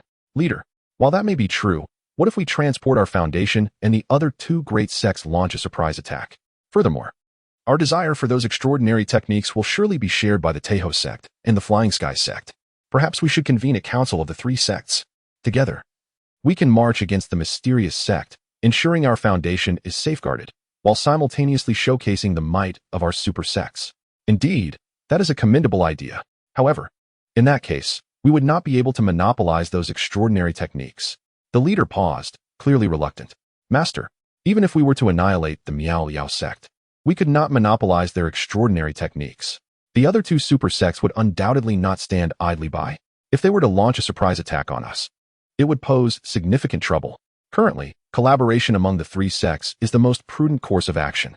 Moreover, they are certain to acquiesce." The elder continued to analyze the pros and cons. At this moment, The leader of the Wuji sect fully grasped the implications and promptly exclaimed, "Very well.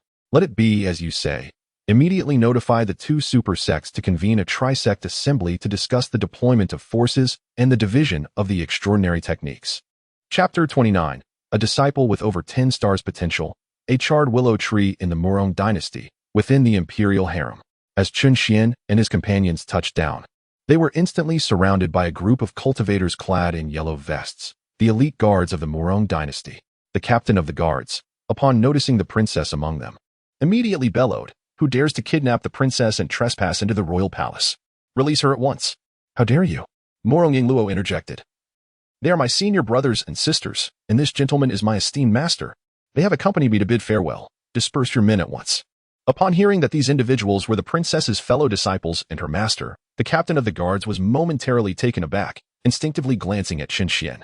However, aside from his striking appearance and the remarkable speed at which he had descended, he seemed unremarkable. Yet, even his mere swiftness was enough to warrant consideration. After all, as the captain of the guards, a formidable figure at the 4th level of the spirit concentration realm, he only noticed their arrival after they had landed. This indicated that the young man was not to be underestimated.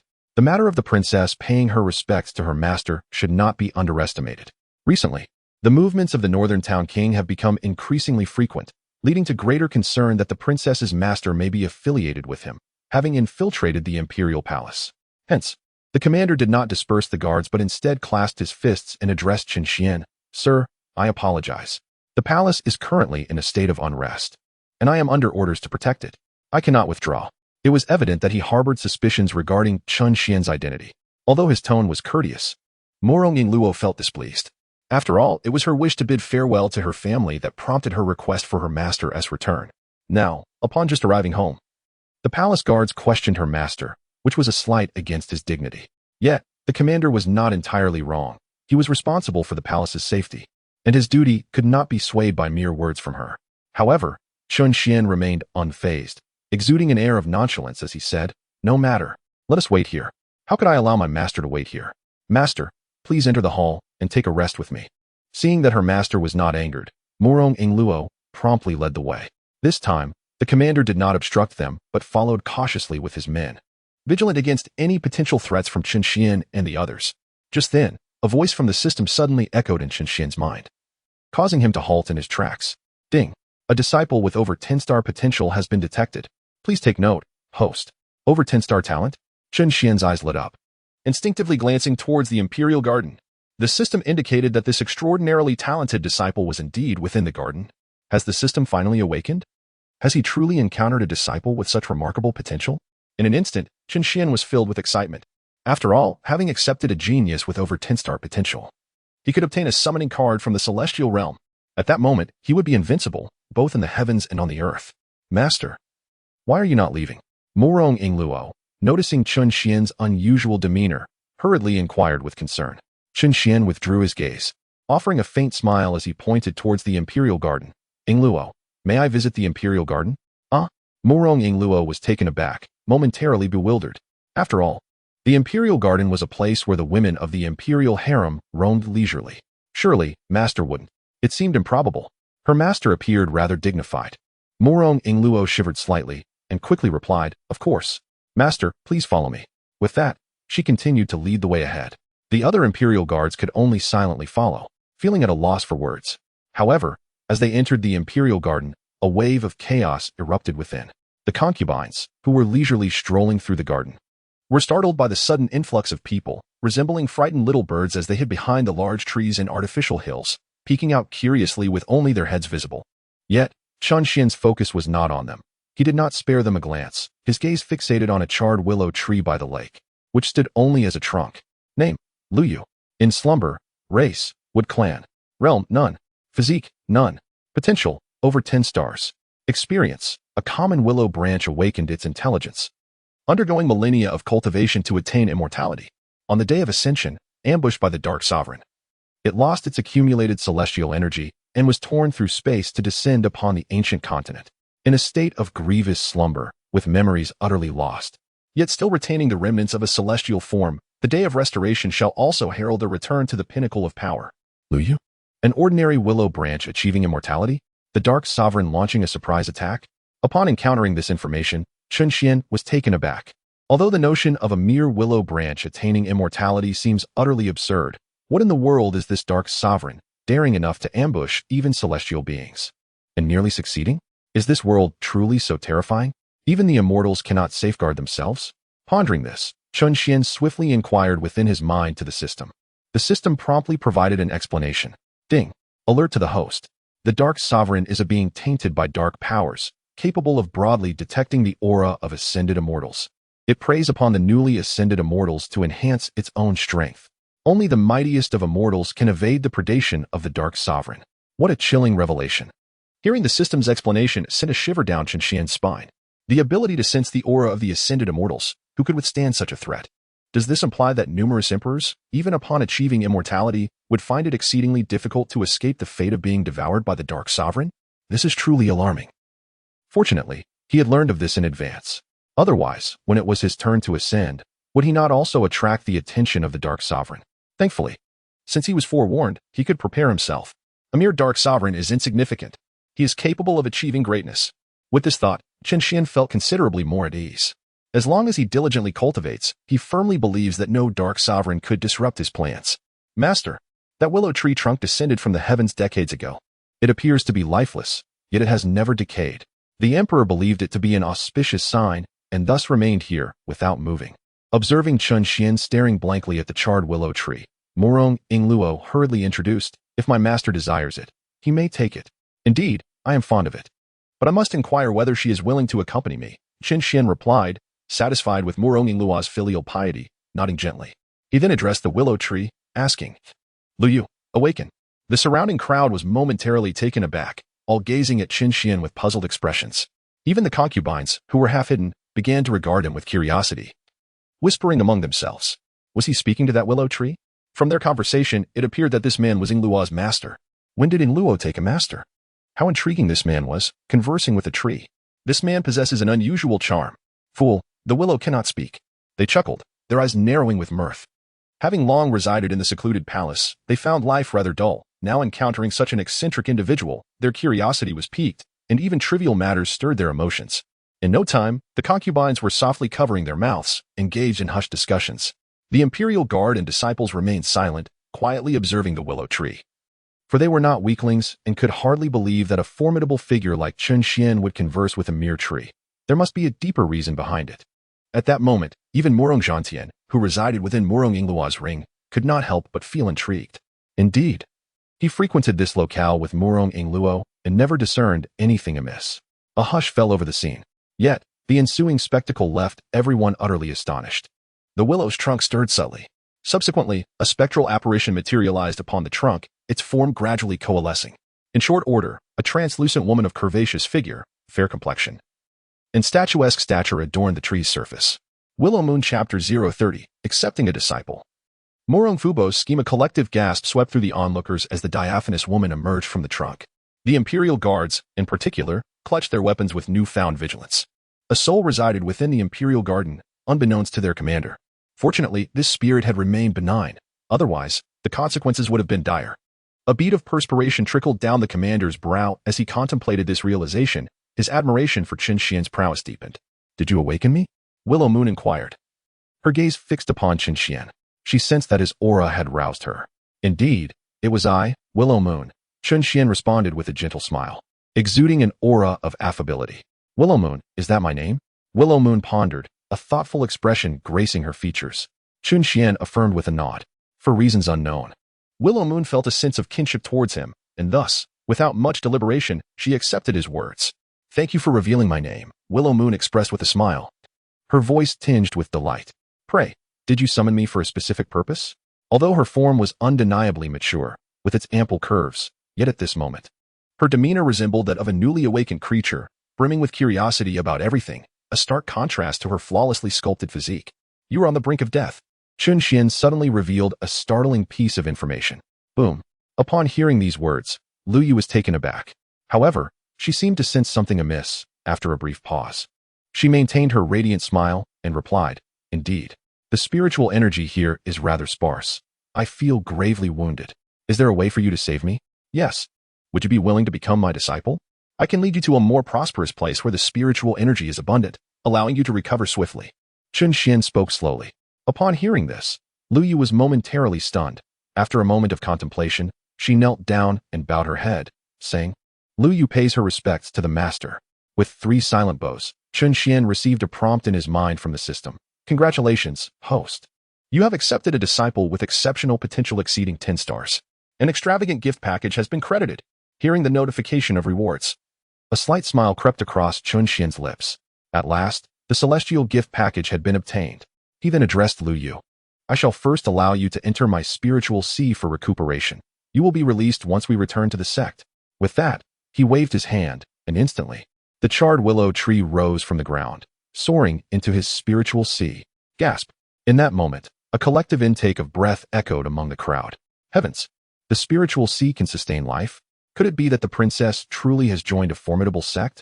Amidst the astonishment of the onlookers, at the entrance of the imperial garden, the emperor of the Murong dynasty, who had been secretly observing for some time, also felt his pupils contract slightly.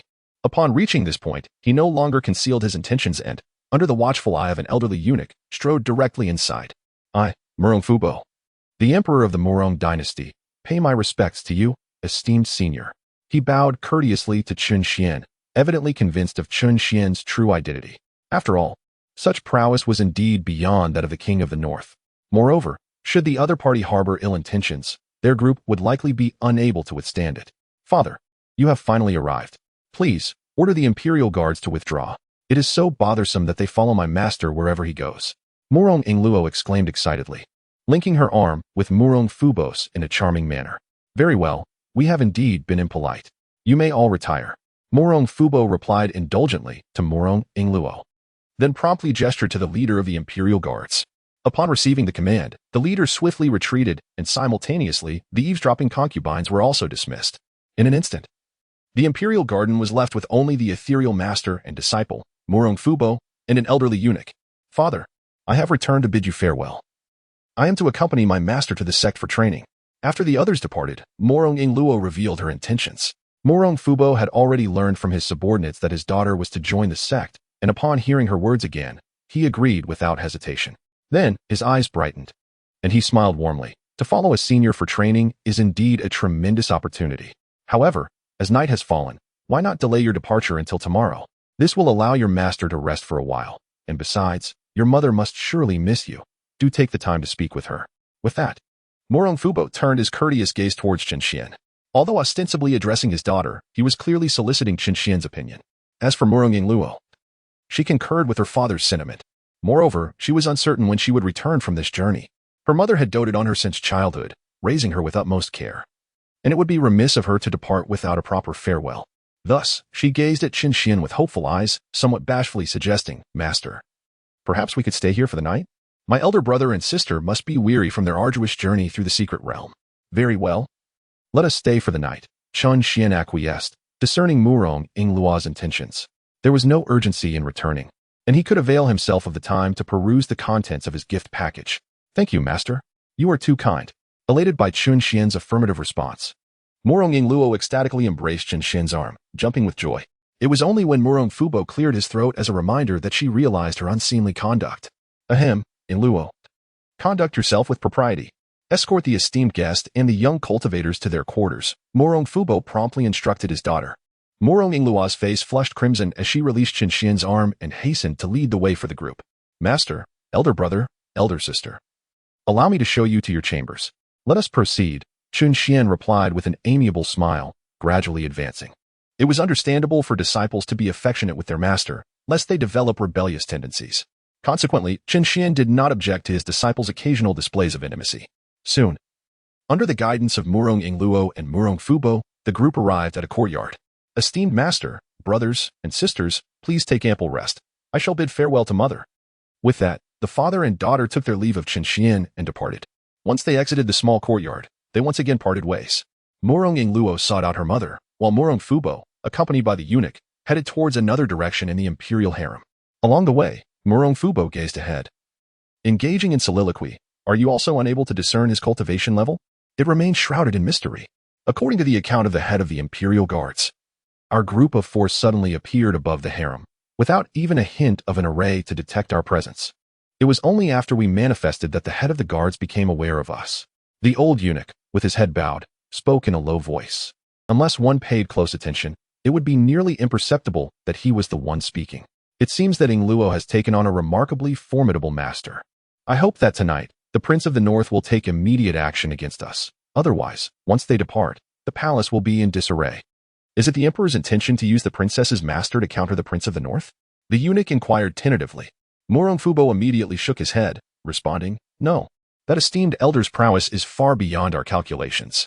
However, he cannot possibly stand idly by while his disciple's family is in peril, can he? Thus, I fervently hope the Prince of the North will act against us tonight. It would be a perfect solution to our troubles. The Emperor is wise. Wise my foot. I nearly exhausted myself for this dynasty," he muttered in frustration. Murong Fubo's footsteps came to a halt before a secluded courtyard. At this moment, the gates of the courtyard stood wide open, revealing a pair of identical twin sisters lost in reverie, utterly oblivious to their surroundings. Chapter 031. The Unprecedented Gift for Apprentices. A late-night visit from the imperial concubine. Upon noticing this, the elderly eunuch immediately announced in a loud voice, "His Majesty has arrived." After making the announcement, the two figures also stepped into the courtyard. In the courtyard sat the identical twins, adorned in their ordinary dresses, perched upon a stone bench. Yet, their enchanting figures were impossible to conceal. Even in stillness, gazing vacantly at the moon, they emanated a unique allure that beckoned others to draw near. Suddenly, upon hearing the announcement of the Emperor's arrival, one sister jolted back to reality, startled from her stupor. The ministers had warned that they were harbingers of calamity, destined to bring misfortune upon the dynasty, and thus, the court was advised to avoid their presence. Why had the Emperor come unexpectedly today? Without time for further contemplation, the two sisters hastily rose in unison, kneeling to greet him.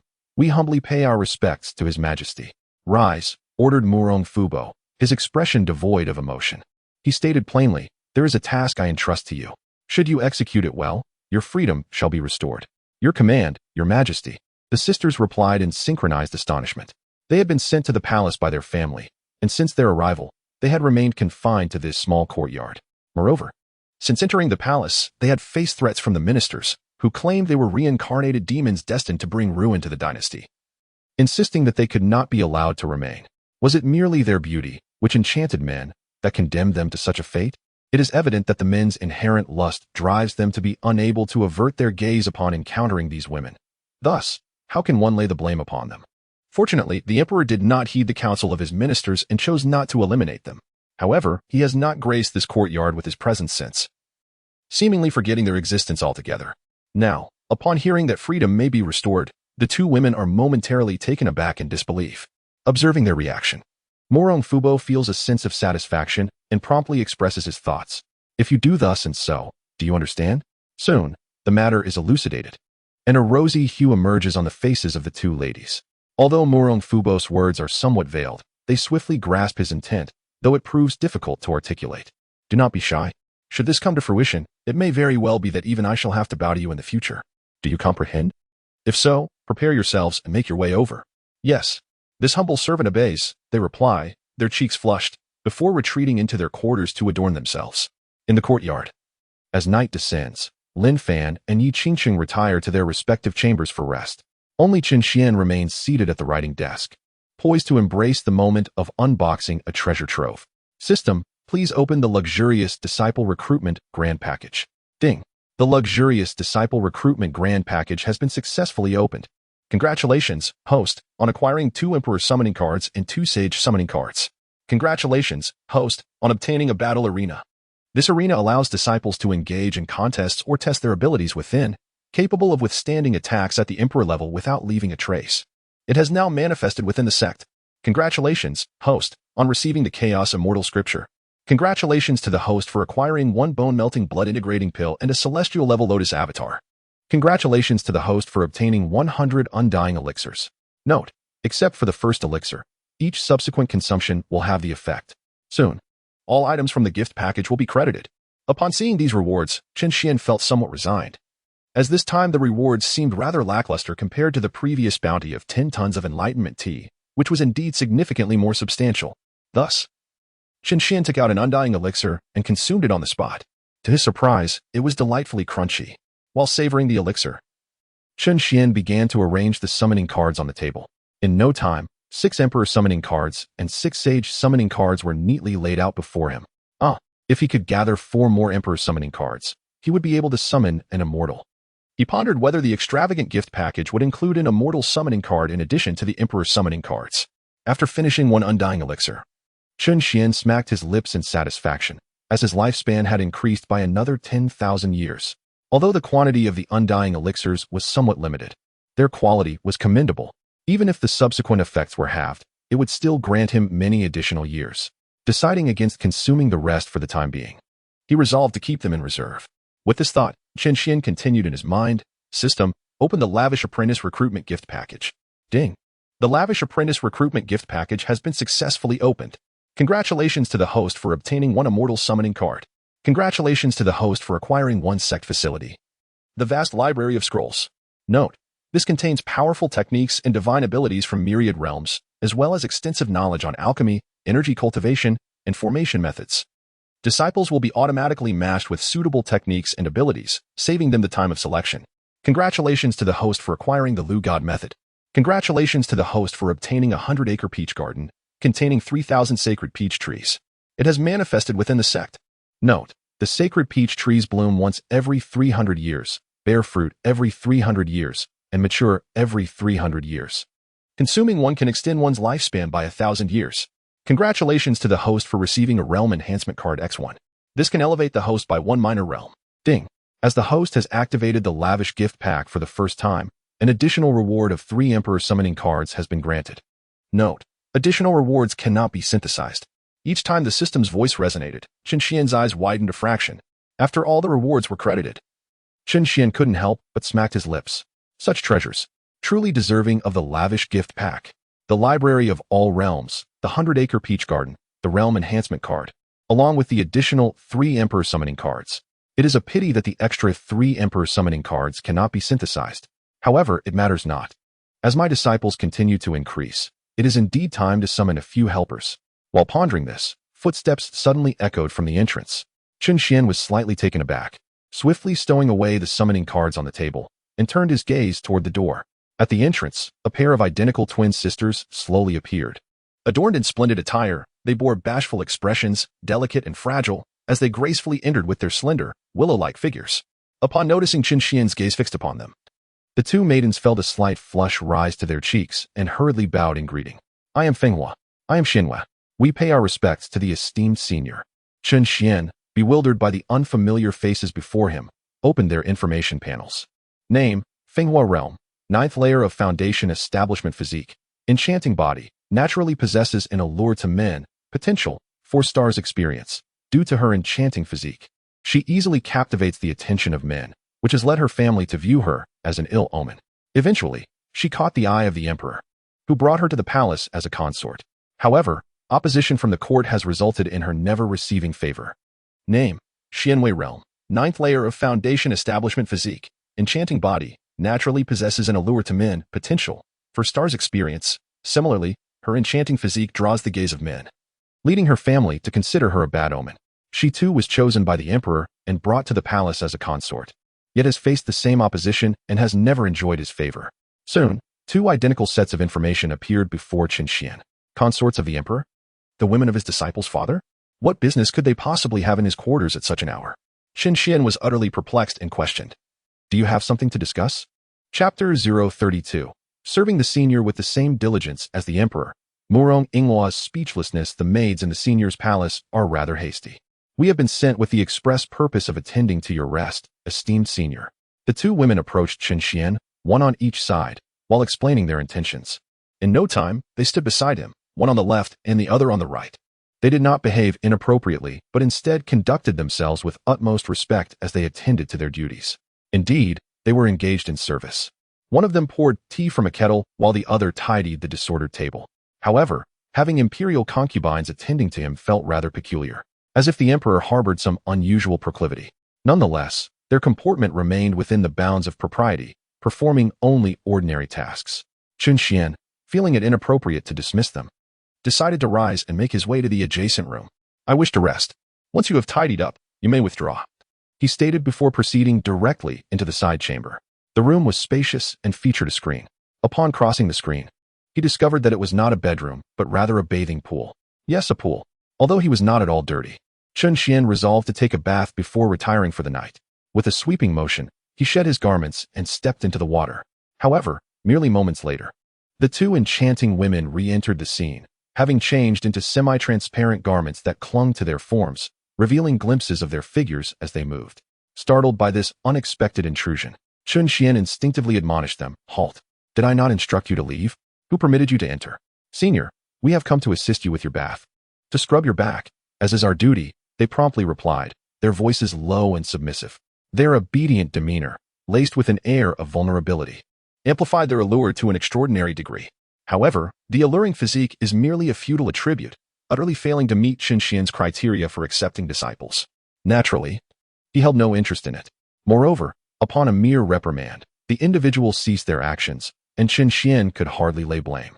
For such was the custom within the palace. Servants toil like beasts, attending to trivial matters such as bathing and dressing.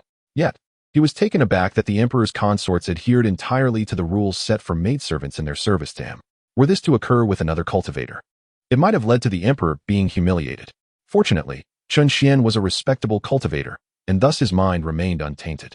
He simply shook his head and said coolly, "Leave. I require no assistance." "Very well. I shall take my leave." Upon hearing this, the two women exchanged puzzled glances, yet obediently retreated without any sign of protest, which pleased Chen Xuan to some extent. Nevertheless, the presence of two exalted consorts attending to him at such an hour and assisting with bathing hinted that matters were far from simple. After all, even for royal guests, it was uncommon for one to offer their own women in service. This situation surely stemmed from Emperor Murong Yingluo's awareness of Chen Xuan's extraordinary prowess. He likely sought to curry favor and solicit his aid in quelling the Northern King's rebellion, yet dared not make a direct appeal. Thus, he resorted to this underhanded tactic, dispatching two beautiful consorts in hopes of pleasing Chen Xuan. Ultimately, one tends to be more amenable when they have received gifts. At that juncture, it would be easy to present minor requests that most would find hard to refuse. One must admit, the emperor's audacity was commendable when action was required. He acted decisively, without hesitation. However, Chen Xuan had no need for such gestures. "Rest assured, as I take your daughter as my disciple, I shall not stand idly by while your dynasty faces annihilation. Fortuitously, the system has rewarded me with a lotus root incarnation. Tonight, I shall present you with a grand gift, fulfilling your wish in the process." Chen Xuan shook his head, murmuring to himself before contentedly indulging in a bath.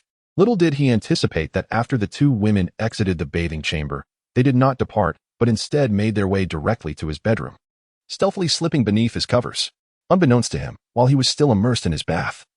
Murong Yingluo had concluded her conversation with her mother and arrived at his bedroom door. Why is master not closing the door?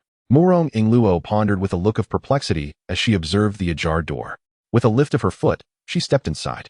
However, upon reaching the depths of the room and catching sight of two women nestled on the bed, she was rendered speechless. "Fenghua and Shuiyue, what are you doing on my master's bed?" Murong Yingluo exclaimed in utter bewilderment.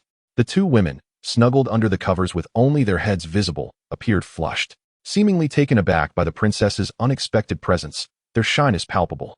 After all, by virtue of seniority, they could be considered elders to the princess, despite being of similar age. With flushed cheeks, the two women stammered, "Princess, we came to warm the bed for our esteemed predecessor." "Warm my master's bed?" Murong Yingluo replied, her expression shifting from confusion to gravitas. After a moment of realization, her countenance darkened as she intoned, "You dare to be so audacious. As concubines of the harem. How could you betray my father? This is indeed a grave sin that could lead to the extermination of 9 clans. Are you not afraid of my father?" The emperor, discovering this, Fenghua Shuiyue, with a lowered head, whispered, "It is His Majesty who has sent us. He mentioned that the palace maids are rather unrefined and may not serve the esteemed elder properly, hence our presence to assist." Murong Yingluo retorted, "Even if my father has dispatched you to attend to my master, you cannot simply climb into my master's bed. What sort of decorum is that? Moreover, if my father were to learn that you have served in such an intimate manner..." Before she could finish her threat, Fenghua Shuiyue hastily clarified, "Princess, the emperor stated that we must fulfill any request of the esteemed elder. If there are no requests, we shall attend to the elder as we do for His Majesty." Murong Yingluo was left speechless upon realizing that this entire arrangement had been orchestrated by her father. For a moment, she found herself at a loss for words. After a brief pause, she resignedly turned and walked outside. Well, if my father is willing, then it matters not to me. After all, this is a fantastical world where men are the protagonists and women merely serve as embellishments. As long as my father does not mind infidelity, I shall not concern myself. With that, she stepped out in silence. However, she had scarcely taken a few steps when she collided head-on with the suddenly appearing Chen Xuan. The two faced each other at the doorway. Chen Xuan, bewildered, asked, "Yingluo, did you not accompany your mother to the palace? How have you ended up in my room?" "Master, I came to see if you were comfortable and if the palace maids were attending to you properly. But it seems they are indeed doing a commendable job." Murong Yingluo pouted, her words laden with meaning. Chen Xuan, perplexed, found himself engulfed in confusion. However, he soon noticed the two figures on his bed. An instant clarity dawned upon him regarding Murong Yingluo's statement. Goodness, how did those two women end up in my bed? Alas, my reputation as a mentor has been utterly tarnished by your actions. A sense of helplessness washed over Chen Xuan to salvage his esteemed image before Murong Yingluo. He could only muster the courage to explain, "Disciple, this is all a misunderstanding. I merely asked them to leave, never anticipating they would venture onto my bed. Your father is exceedingly zealous." Murong Yingluo's face flushed upon hearing the term zealous in reference to her father, and she inwardly cursed. Indeed, he was overly enthusiastic. He even sent forth his own consorts. Yet, what could she do? She was born into a royal family. In the realm of emperors, affection is but an illusion. Princes may usurp thrones, and sovereigns may slay their offspring to quell unrest. What, then, are merely two consorts? Murong Yingluo had long grown accustomed to such matters and no longer took offense. Upon reflection, her father's insistence on having her mentor stay the night and his late-night dispatch of women surely indicated a request for assistance regarding the Northern King's rebellion. With a sigh of resignation, Murong Yingluo remarked, "Since it is your father's goodwill, I implore you, master, to not stand on ceremony." Chen Xuan was taken aback. Feeling an odd sensation, he found himself at a loss for words, wishing to avoid further discussion on such topics. As a mentor, the more he explained, the murkier the situation became. Thus, he immediately restored his serious demeanor and solemnly walked outward, stating, "Disciple, tonight I shall complete the enhancement of your unique constitution. Upon your return to the sect tomorrow, you may devote yourself to your cultivation with peace of mind." Would I be disturbing Master's rest?" she replied, as her thoughts wandered to the two women still waiting in the room. Murong Yingluo paused, glancing back at the two ladies on the bed. Hearing their mention, Chen Xuan retorted with irritation, "Are you mocking me? In my eyes, all women are mere beautiful skeletons, and you are no exception." Murong Yingluo, "Humph, I am certainly not a beautiful skeleton. I intend to bear your children." She pouted mischievously, her thoughts playful, yet her demeanor outwardly cheerful as she linked her arm with Chen Xuan's. Continuing her jest, "What method will master employ to enhance the disciple's constitution? Is it possible that a pleasing appearance qualifies as a unique constitution? Looks have nothing to do with constitution. You possess an incomplete innate Tao body. I am here to rectify this deficiency, enabling you to become a true innate Tao body." Chen Xuan answered with exasperation. "What? The disciple has an incomplete innate Tao body? But can such a flawed constitution truly be mended?" In an instant, Murong Yingluo was left bewildered. Even Murong Zhantian, who had been drowsy within the ring, could not help but open his eyes. The constitution is an innate attribute of a person, its specific formation method unknown. When a unique constitution is utilized effectively, it can provide significant assistance in cultivation, an innate Tao body. Such a unique constitution holds immense benefits for those who practice cultivation, possessing an innate affinity for the profound principles of heaven and earth. Individuals endowed with such a physique experience fewer obstacles in their cultivation journey and demonstrate heightened combat prowess. This is an existence of an entirely different caliber compared to ordinary physiques like the enchantment body. However, it is worth noting that a flawed constitution is typically irreparable. Even if restoration is possible, it would require the intervention of a sage, for only a sage can grasp the essence of the Tao. Below the sage level, even those at the pinnacle of royal rank would find it unattainable. Thus, upon hearing of the incomplete innate Tao physique and the possibility of its restoration, Murong Yingluo and Murong Zhantian were astounded. Murong Yingluo felt a deep sense of respect for her master's mysterious strength, while Murong Zhantian began to question whether the individual before them was indeed a sage.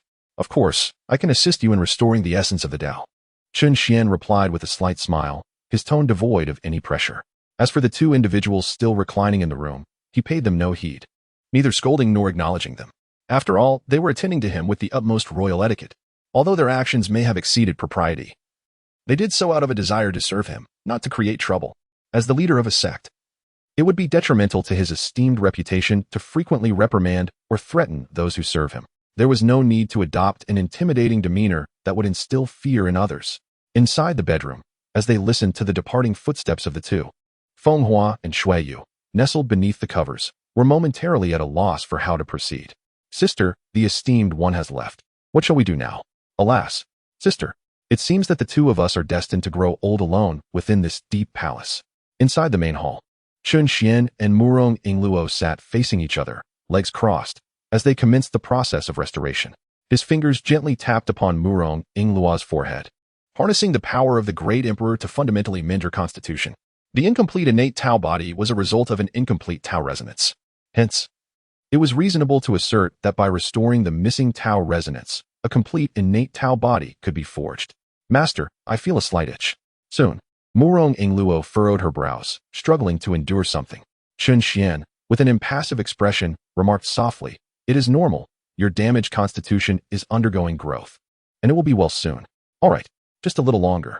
After a moment, Murong Yingluo added, "Master, it seems I have entered a peculiar realm, surrounded by chaos. That is to be expected, for your constitution is on the verge of being restored." After another brief interval, she inquired, "Master, is it not yet complete?" "Now it is." Chen Xuan slowly retracted his fingers.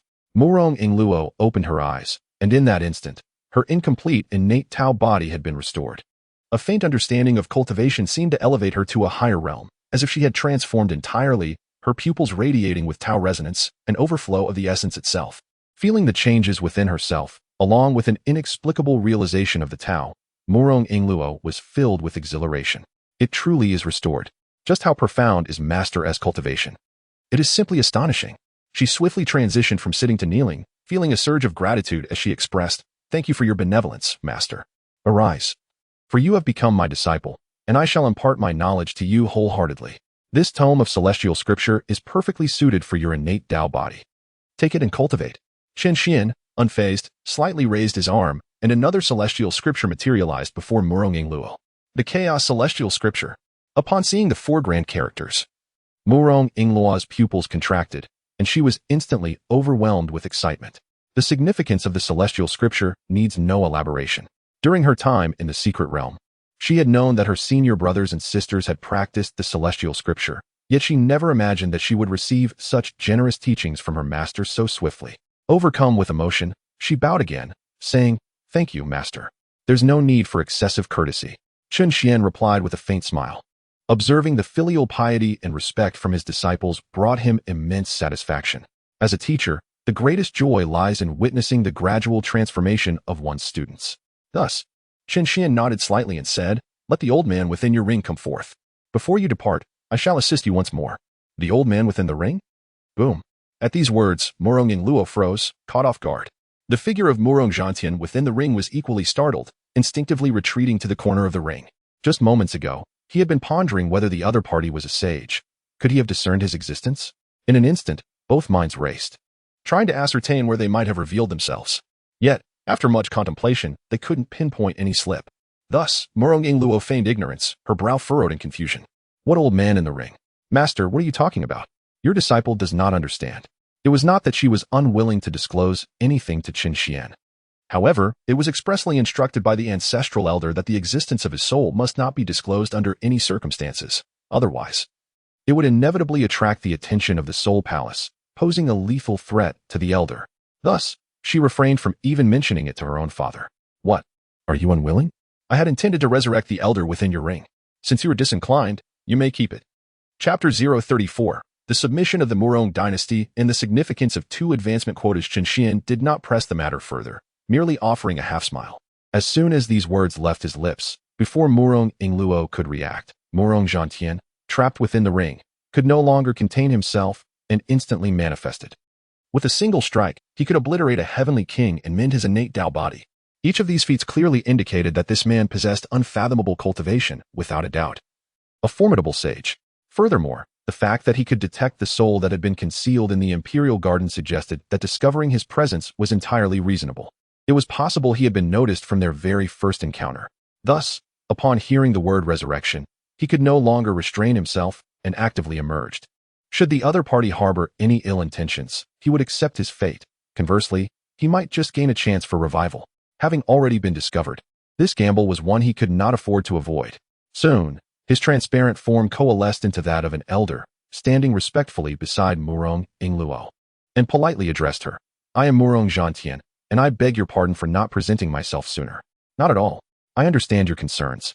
Chen Xuan replied with a gentle smile, raising his hand to summon the lotus embodiment and the blood fusion pill. Upon witnessing the two items, Murong Zhantian's pupils abruptly constricted, and he felt an overwhelming surge of excitement. The lotus root incarnation and the blood-infused bone pill. Good heavens! He was immensely thrilled. Utterly astonished that the other party had displayed such magnanimity by presenting him with items to restore his corporeal form, and rare ones at that. This lotus root incarnation could undoubtedly enable him to regain his former peak strength. Just this alone was enough to ignite the fervor of any soul. As he gazed at the materials for his resurrection, Murong Zhantian endeavored to contain his excitement and tentatively inquired, Senior, what brings you to present this? It must be rather uncomfortable for you to remain confined within that ring. Chen Xuan replied nonchalantly, the lotus root incarnation is something I chanced upon. It serves no purpose for me to keep it. Thus, I bestow it upon you. Witnessing this, Murong Zhantian became utterly exhilarated and hastily asked, such a treasure. I feel unworthy to accept. Might I inquire if there are any conditions attached? As the saying goes, fortune does not simply fall from the heavens, so he remained cautious, probing for any potential demands, for he could not accept it in peace otherwise. I have no conditions. It is a gift, freely given. Chen Xuan responded with a gentle smile, adding, now, proceed to integrate it. This shall also fulfill a wish of Ling Luo, allowing her to return to her sect with peace of mind. So that was the reason. Yet, this generosity was beyond measure. Contemplating this, Murong Zhantian once again clasped his fists and solemnly declared, such a profound kindness deserves no mere thanks. Senior, your magnanimity shall be etched in my heart. Should you ever require my assistance, I would face 1,000 deaths without hesitation. Having spoken, he transformed into a wisp of smoke and merged into the lotus root embodiment. In his previous life, he was a practitioner of the Heavenly King realm.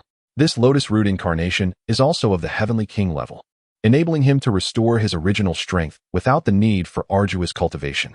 It is worth noting that his initial plan was to seek these resources through Murong Ingluo, ultimately crafting a body capable of concentrating spirit. Now he can effortlessly regain his former prowess, thus sparing himself the time required for recultivation. After all, no one can guarantee that the path of recultivation will yield easy breakthroughs. Such immense grace would make one feel that even 1,000 deaths would be insufficient to repay it. Furthermore, his descendants have joined the opposing sect, creating an indelible bond between them. Once I regain my strength, I shall become a vassal of the Miao Miao sect to demonstrate my loyalty. In this train of thought, the lotus root embodiment gradually took on the form of Murong Zhantian. Soon, Murong Zhantian completely merged with the lotus root incarnation. Following this, he consumed the blood-infusing pill. In an instant, his soul fused wholly with his physical form. The power of the Heavenly King realm instantly radiated throughout his body, permeating every corner in the blink of an eye. But this was not the end. As the aura of the Heavenly King realm became familiar to him, it erupted forth, surging outward in an instant. Boom. The immense presence enveloped the entire imperial palace in an instant.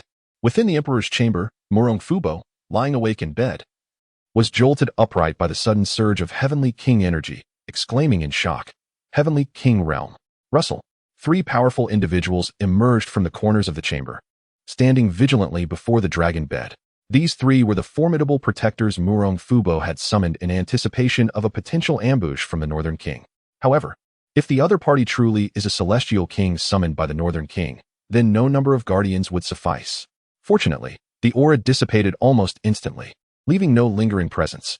As he sensed the vanishing essence of the celestial king, Murong Fubo let out a sigh of relief, beads of cold sweat dotting his forehead.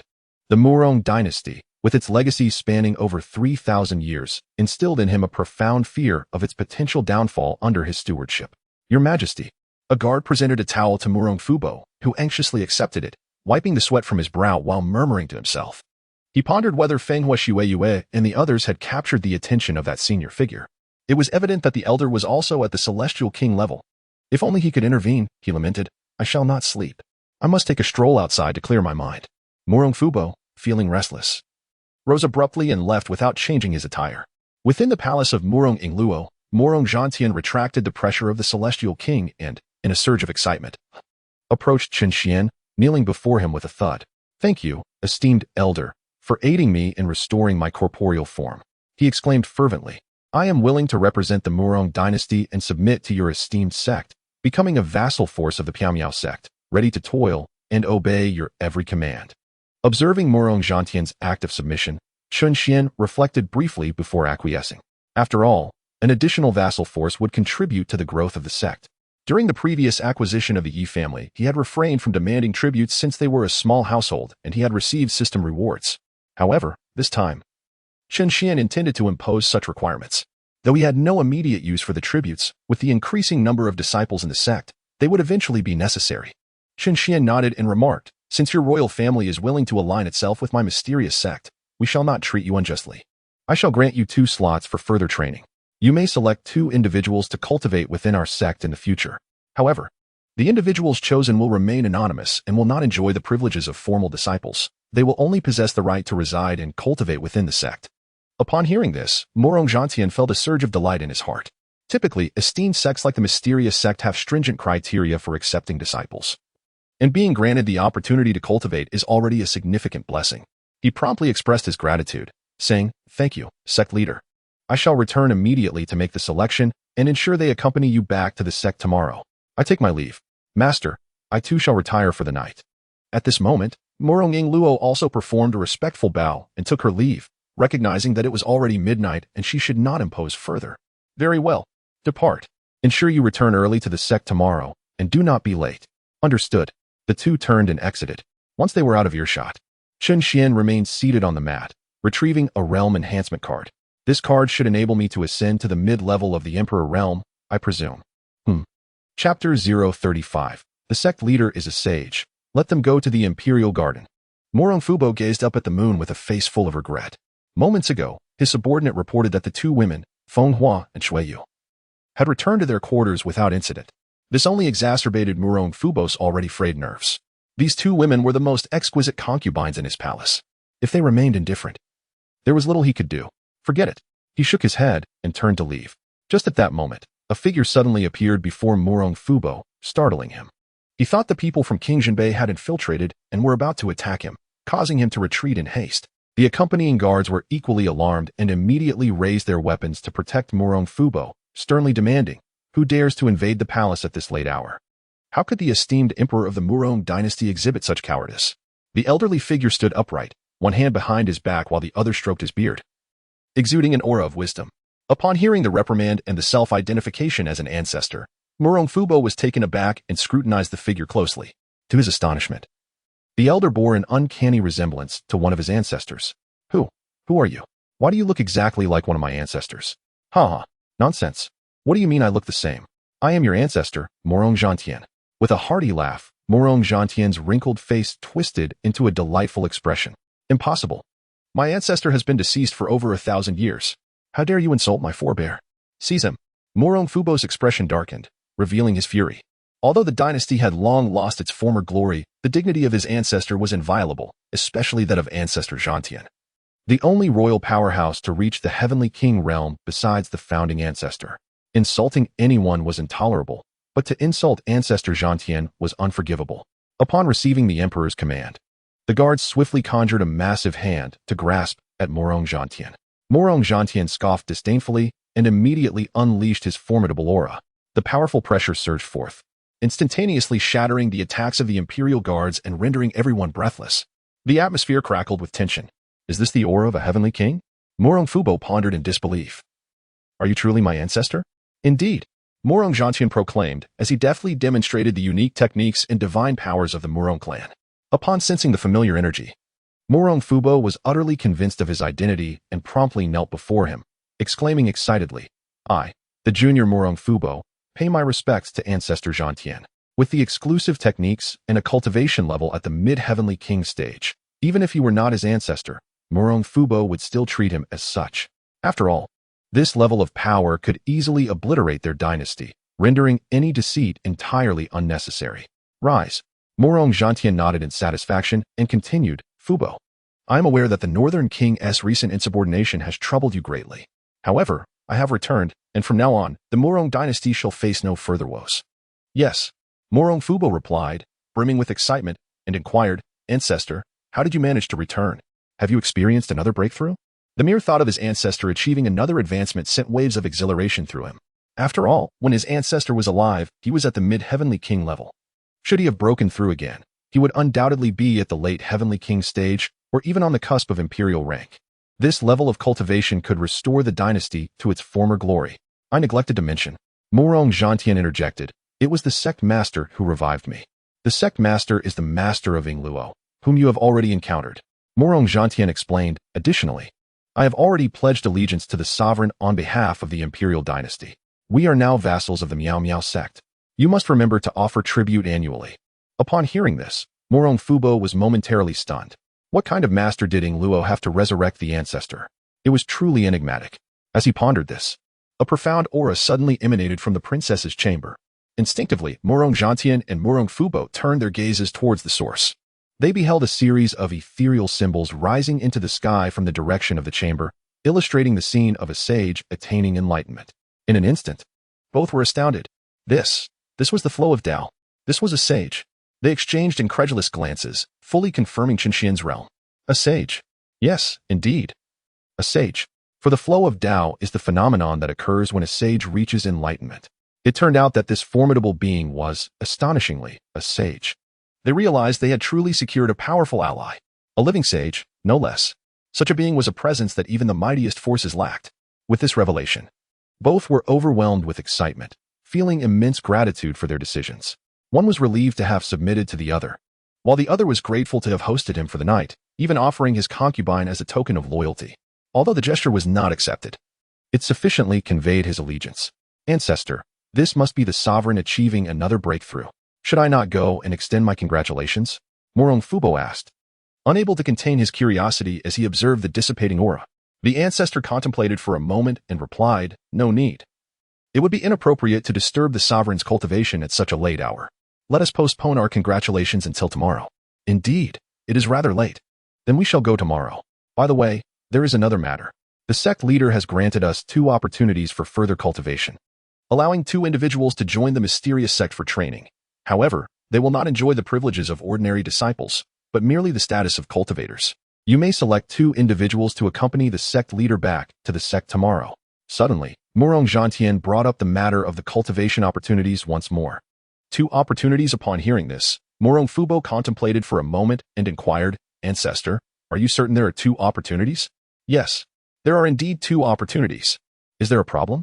Murong Zhantian responded, perplexed. There is a problem. Why is it 2 opportunities rather than 1 or 3? I sense the sect leader must have a hidden intention. What could that be? Murong Zhantian was even more baffled. He had not perceived any underlying meaning. Ancestor, let those 2 opportunities be given to Feng Wagweiyu. They served the sect leader today, so let them accompany him. Murong Fubo stated earnestly. Are you referring to the 2 women in the sect leader's bed? Are you certain he wishes for them to go? This time, it was Murong Zhantian who was bewildered, for he had not sensed any interest from the sect leader towards them. Let them go. If the sect leader does not fancy them, it matters not, for they are merely 2 opportunities. He surely will not mind who goes. If he does fancy them, then we shall have done him a service. Murong Fubo articulated his reasoning with clarity, convincing even Murong Zhantian of its validity. Very well, let them go. After a brief pause, Murong Zhantian expressed his admiration, saying, you are indeed clever. I entrust the dynasty to you. I have complete faith in you. Thank you for your kind words, Ancestor. I shall personally inform Fenghua and Shuiyue right away. Go ahead. By the way, although they are your consorts, they will be entering the sect tomorrow, so please be courteous when speaking with them. I understand. I shall take my leave now. Chapter 036. Returning to the sect, selecting divine abilities. Chen Xuan could hardly fathom that his intentions had been misconstrued, nor could he comprehend the intricate thoughts of the dynasty. Thus, when he learned the following morning that Fenghua and Shuiyue had been chosen as candidates for further training, he was momentarily taken aback. The emperor truly permits you both to pursue further studies? Chen Xuan gazed at the 2 ladies, who were busily preparing water for his morning wash, in disbelief. Indeed. Sectmaster, the emperor informed us overnight. Moreover, he spoke to us with great courtesy. The expressions of the 2 ladies radiated joy, as if they had not experienced such happiness in quite some time. Observing this, Chen Xuan felt reluctant to press further. recognizing their sincerity and the genuine delight evident on their faces, which seemed to infuse their labor with newfound zeal. It appeared to be one of the happiest days of their lives. Consequently, Chen Xuan refrained from continuing the conversation. After all, whether he intervened or not, the outcome remained unchanged. Why should he insert himself and potentially cause disappointment? With this thought in mind, he gradually rose from his meditative state. Having utilized a realm enhancement card the day prior, he had now entered the mid-stage of the Great Emperor realm, qualifying him as a fully fledged Great Emperor. With the combination of a supreme weapon, he was increasingly approaching the invincibility beneath the celestial realm. Indeed, as a passing remark, when he achieved his breakthrough yesterday, he deliberately suppressed his aura. However, the breakthrough occurred with such rapidity that an essence of Taoist charm inadvertently escaped detection, thereby alerting Murong Zhantian and Murong Fubo. Nevertheless, his three disciples residing nearby remained oblivious, owing to their inferior cultivation levels, which rendered them incapable of perceiving the subtle emanations of Taoist resonance. Resuming the narrative, Chen Xuan arose from his meditation cushion, poised to don his footwear. At that moment, the wind and snow maidens approached, interrupting his actions. One bore a basin, while the other wielded a moistened towel, proceeding with natural grace to cleanse Chen Xuan's countenance. Aware that such ministrations were customary for palace attendants, Chen Xuan felt a sense of unease. Instinctively, he grasped the towel, interjecting, "I shall attend to myself. Furthermore, upon arrival at the sect, there shall be no need for you to attend to anyone. Merely devote yourselves to diligent cultivation." Understood, the two maidens responded in unison. Chen Xuan proceeded to cleanse his face with the towel. Suddenly, he detected a tickling sensation upon his instep. Glancing downward, he beheld the two imperial consorts adorning his feet with footwear. "Sect leader, might you elevate your foot?" Chen Xuan was taken aback. "Indeed, I am being attended to with utmost diligence. Master, we have completed our preparations." Abruptly, Chen Xuan's three disciples materialized at the doorway, their timing inopportune. Upon witnessing the two beauties attending to their master's footwear, they averted their gazes in unison, seemingly discomfited by their intrusion upon their master's private affairs.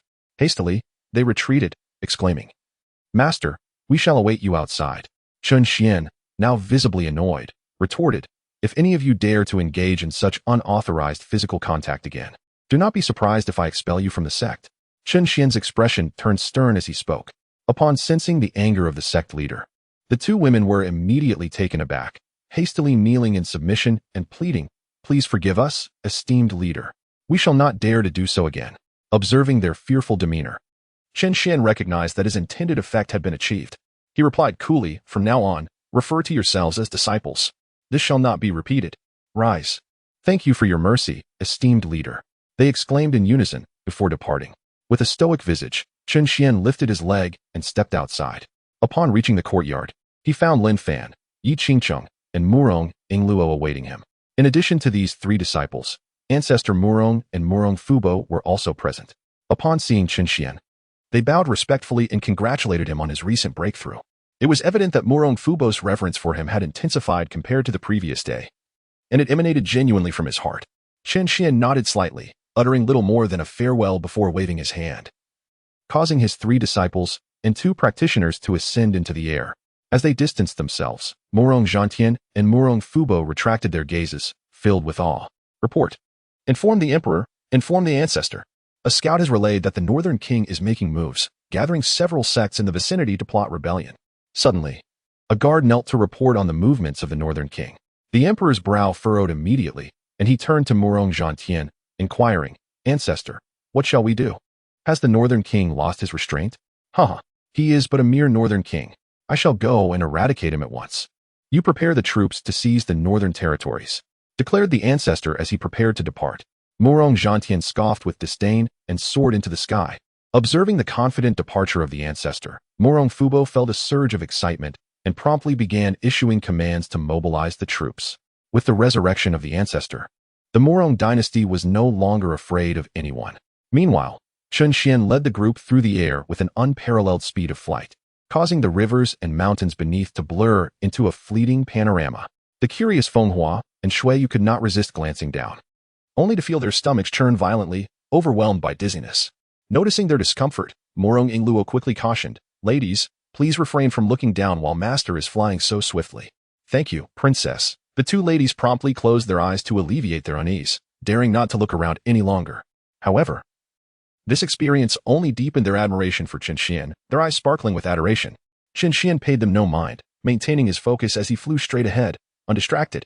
With each passing moment, they soared over countless mountains and vast lands, traveling faster than the speed of thought. Soon, after a brief yet rapid flight, Chen Xuan and his companions descended at the entrance of the Misty Sect. The protective barrier surrounding them vanished, and the group immediately erupted into animated discussions. Senior brother, is this our sect? The spiritual energy here is so abundant.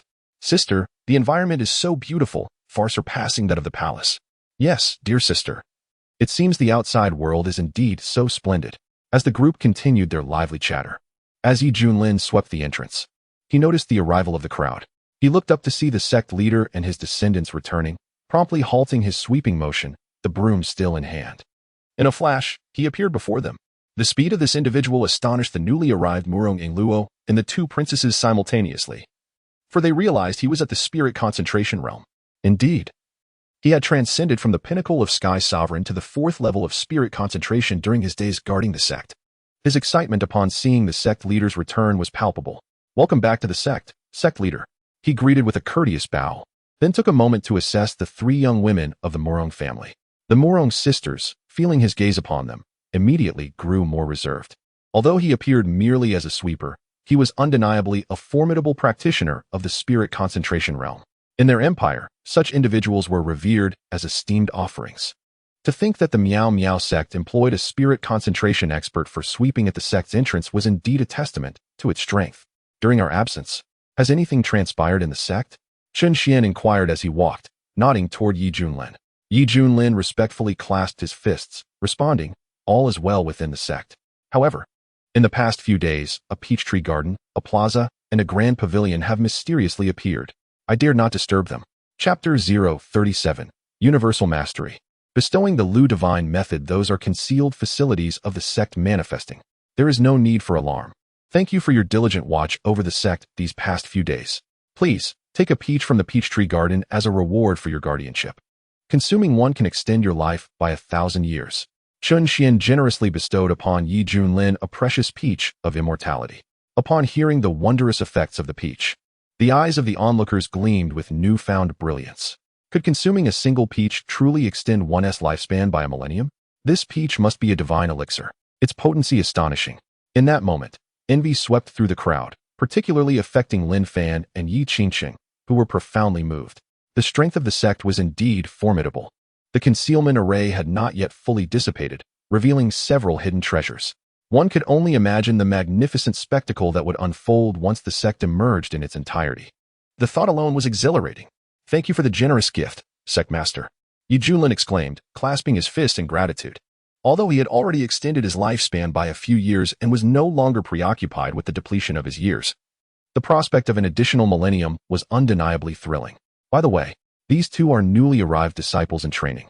Please arrange accommodations for them and kindly inform them of the rules governing training disciples. Suddenly, Chen Xuan gestured towards the 2 young women, Feng Hua and Shuiyu. Yi Junlin once again clasped his fists in acknowledgement and courteously greeted Feng Hua and Shuiyu. Although the responsibility for the training disciples had been entrusted to him, he too was a training disciple and felt it prudent to remain humble. Old man Yi Junlin, it is a pleasure to meet you both, fellow disciples. Feng Hua and Shuiyu, it is an honor to meet you, esteemed Senior Yi. The 2 young women replied graciously, bowing in respect. After the formalities were exchanged, Chen Xuan turned to Lin Fan and instructed, Lin Fan, the newly constructed pavilion within the sect is our library, housing countless rare tomes. With the current limited number of disciples, I entrust you to lead everyone inside to select a suitable technique for cultivation. Furthermore, do not forget to elaborate on the background of our sect. Indeed, Lin Fan clasped his fist in acknowledgement. Once all instructions were given, Chen Xuan nodded and proceeded alone to the main peak. After Chen Xuan had completely departed, Lin Fan resumed his status as the eldest senior brother and led everyone towards the library. Of course, he did not neglect to introduce the sect's illustrious background. However, the manner of introduction remained the same. All disciples had been promoted to elders. The elders were either in secluded meditation or wandering the world, and the sect had just recently entered the realm of mortals. In any case, the sect was portrayed in an almost mythical light, filling the new arrivals with a sense of longing and reverence. As they continued their discussion, the group arrived at the library. With a push, The doors of the library swung open, revealing a vast array of books and jade slips that instantly captivated their gaze. The shelves, densely packed, lined the walls and soared to a height of 100 meters, with no stairs in sight. Standing within the library, they craned their necks to behold the countless treasures adorning the walls, and their astonishment only deepened. How lofty! Do we need to fly up there? So many. The sect's foundation is indeed profound. This is an overwhelming quantity. How long will it take to select from it? In a moment, everyone marveled in awe, expressing their astonishment. Just then, before they could approach the shelves, 6 jade slips suddenly flew out from among the books, colliding directly into their arms. Huh. It is not we who select the divine abilities. Rather, it appears the divine abilities have chosen us. Instantly, the group was taken aback and turned to examine the jade slips in their hands. Upon seeing the slips, Murong Ingluo could not help but exclaim, "My goodness! It is the secret technique of the 9 mysteries of combat. The extraordinary arts have inexplicably chosen me. Senior sister, senior brother, what abilities have you been bestowed with?" The 9 secrets, one of the most formidable techniques among the extraordinary arts, possesses a single fighting mantra that can amplify one's combat strength 100-fold. It is a powerful skill that allows one to surpass their limits in battle. Thus, Murong Ingluo was overwhelmed with excitement. "I possess the unparalleled technique, the solitary 9 swords." Lin Fan calmly declared his own ability. However, in comparison, Yi Qingcheng was even more exhilarated, exclaiming, "I too have the extraordinary art, the great reincarnation technique." The great reincarnation technique, also an extraordinary art, is equally powerful, rivaling the 9 secrets. Once unleashed, it grants control over the forces of time, which is the greatest adversary for every cultivator. Wow, I too possess the extraordinary art, the embrace of the mountains. Yi Junlin, after perusing the jade slip in his hand, leaped with joy. As an advanced disciple, merely being allowed to cultivate here is a tremendous honor. He never anticipated that the sect leader would permit him to choose and that he would be selected for an extraordinary art. This joy surpasses all the happiness he has ever experienced combined. Watching his ancestor bounce around in excitement like a child, Yi Qingcheng felt genuinely happy for him. When one ascends, their kin also rise. With a good master found, the family enjoys the blessings. I must strive to honor my master in the future. With such thoughts, Murong Ingluo glanced at the 2 maidens, Fenghua and Xue Yue, who were on the sidelines, as castaways of the emperor, lacking status within the sect. Although they too cherished the jade slips with beaming smiles, no one engaged them in conversation, which was rather pitiable. Therefore, Murong Ingluo took the initiative to inquire, "Your Highness Fenghua, Your Highness Xue Yue, which extraordinary arts have chosen you?" "My dear princess, I too possess an extraordinary skill known as the Grand Enchantment Technique, which encompasses a multitude of enchanting subtleties. My own abilities align with this Grand Enchantment Technique as well." "Oh, princess!" The 2 maidens beamed with joy, their faces radiant with delight. They felt no embarrassment or displeasure at the lack of conversation from others, for to them, merely stepping beyond the confines of the palace was a tremendous opportunity. Moreover, to be chosen by such remarkable abilities was more than sufficient. Indeed, to discover that they were all endowed with extraordinary skills was a testament to the formidable prowess of their sect. Murong Ingluo smacked her lips in contemplation. Observing the excitement of the 2 maidens, she pondered for a moment and addressed them. "Ladies, from now on, please refrain from calling me princess. Simply refer to me as Ingluo." "Very well," replied her younger sister Xue Yue after a moment of thought. However, her elder sister Fenghua had deeper concerns and inquired with a hint of confusion, "Will Ingluo still call us ladies in the future?" Despite their initiation into the sect, they still held the title of consorts within the imperial court, and of course, they would continue to be addressed as such. After all, our lineage dictates this. "Then it is settled. Esteemed junior sisters, having selected our cultivation methods, let us hasten to our training," Lin Fan announced, witnessing the satisfaction of the group with their choices. "Yes, senior brother." The others replied obediently, following Lin Fan as they eagerly departed the library, eager to commence their cultivation. Upon leaving the library, the 6 of them divided into 2 groups. One comprised of formal disciples heading to the main peak, while the other, consisting of advanced disciples, settled into the corners, officially beginning their sect life. At the main peak, near the corner of the grand hall of the sect master, with a sweeping gesture, Chen Xuan planted Lu Yu into the ground. Instantly, the surrounding spiritual energy converged towards the charred willow tree at a visibly rapid pace. Chapter 038. The battle fleet of the 3 great sects mobilizes. A great war is imminent. Lu Yu's figure re-emerged upon the trunk, her arms outstretched, chest puffed out, and head held high, greedily absorbing the celestial spiritual energy.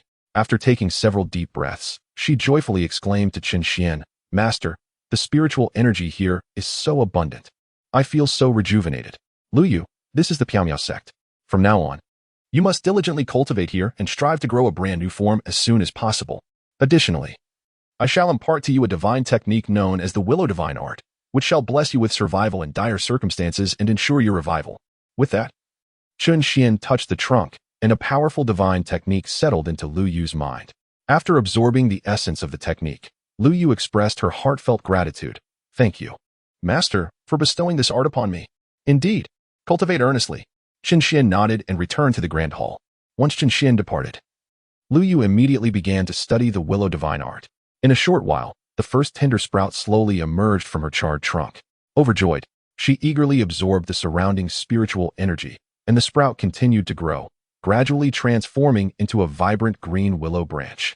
Meanwhile, in the outside world, news from the three major super sects swiftly spread across the land of Jiuzhou. The announcement was that the three super sects would unite to besiege the Piaomiao sect. In an instant, all factions, great and small, were left in shock. "Have you heard? The three super sects are teaming up to attack the Piaomiao sect. What exactly has the Misty Sect done to provoke the alliance of the three major super sects? The last time the three super sects joined forces was 2 millennia ago to annihilate a faction guarded by several powerful late-stage monarchs. Are you unfamiliar with the Misty Sect? Allow me to enlighten you. The Misty Sect is formidable. Their operational style far surpasses that of the faction from 2,000 years past. You are aware of the secret realm of rules, right?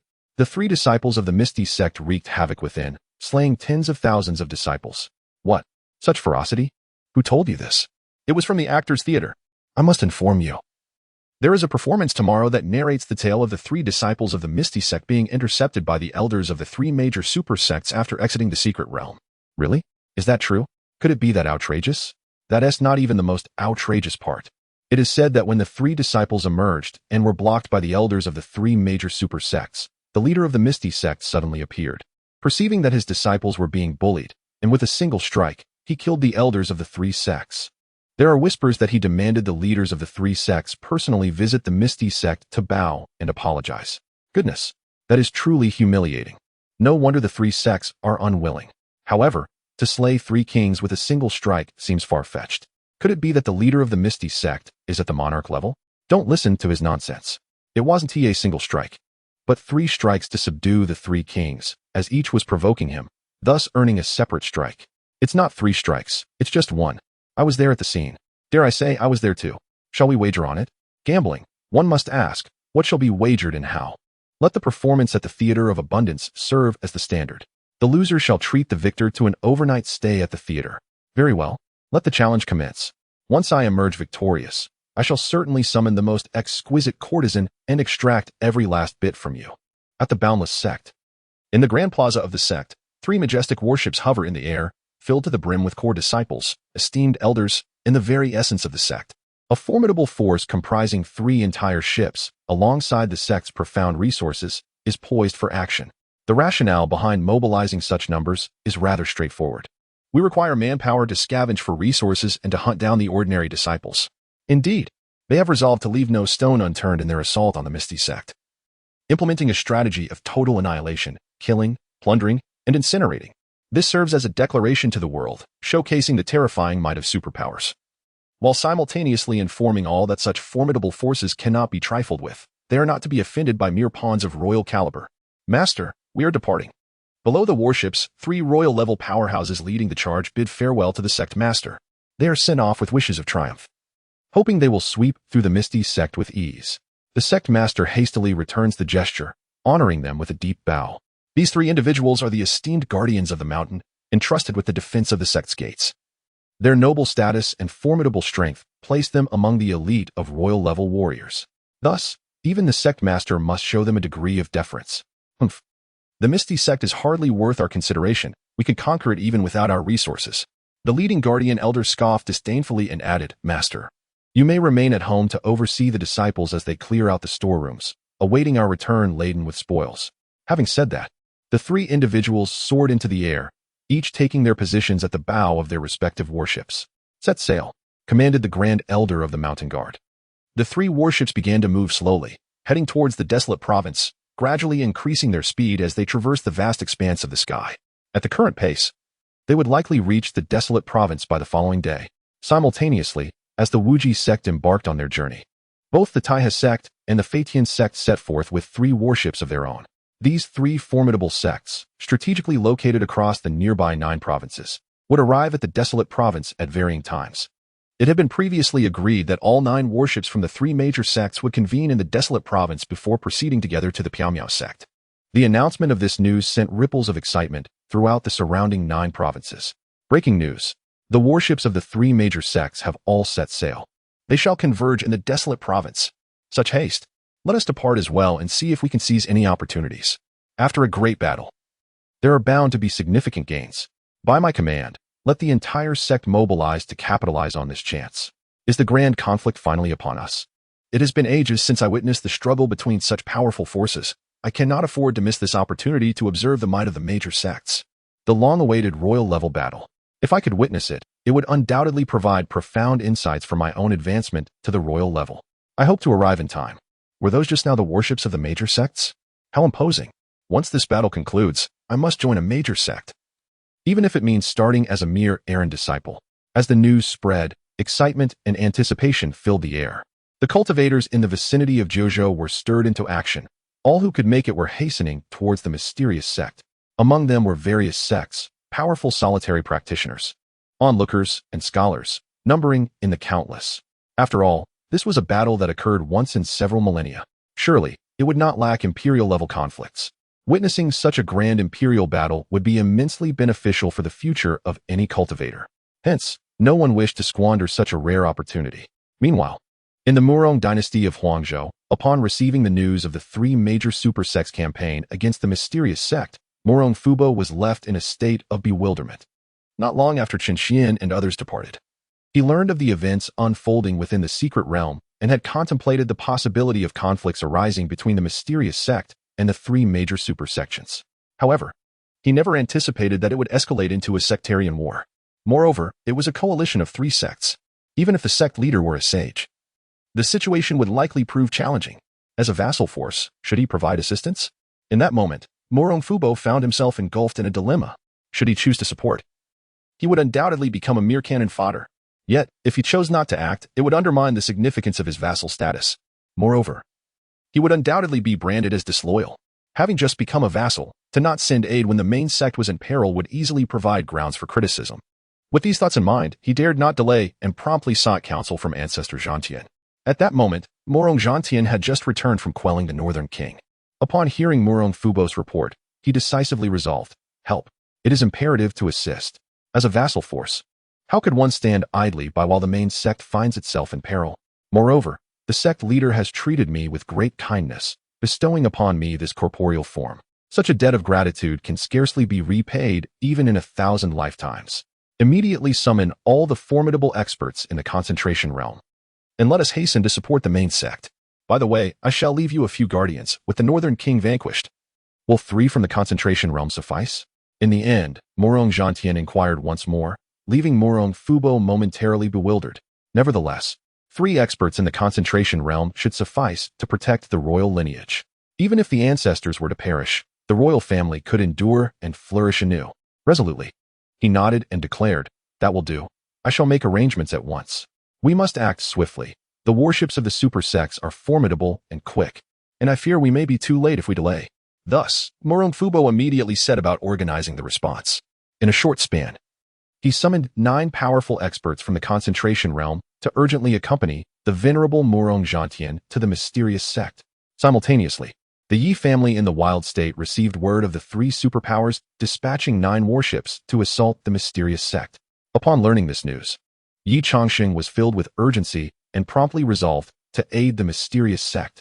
Although the strongest among them, Yi Junlin, was merely at the late stage of skyward ascendance. Having already submitted, they were bound to offer their utmost support. Even if it meant traversing mountains of blades and seas of flames, they would spare no effort. Moreover, his daughter and the venerable ancestor were both practicing within the sect.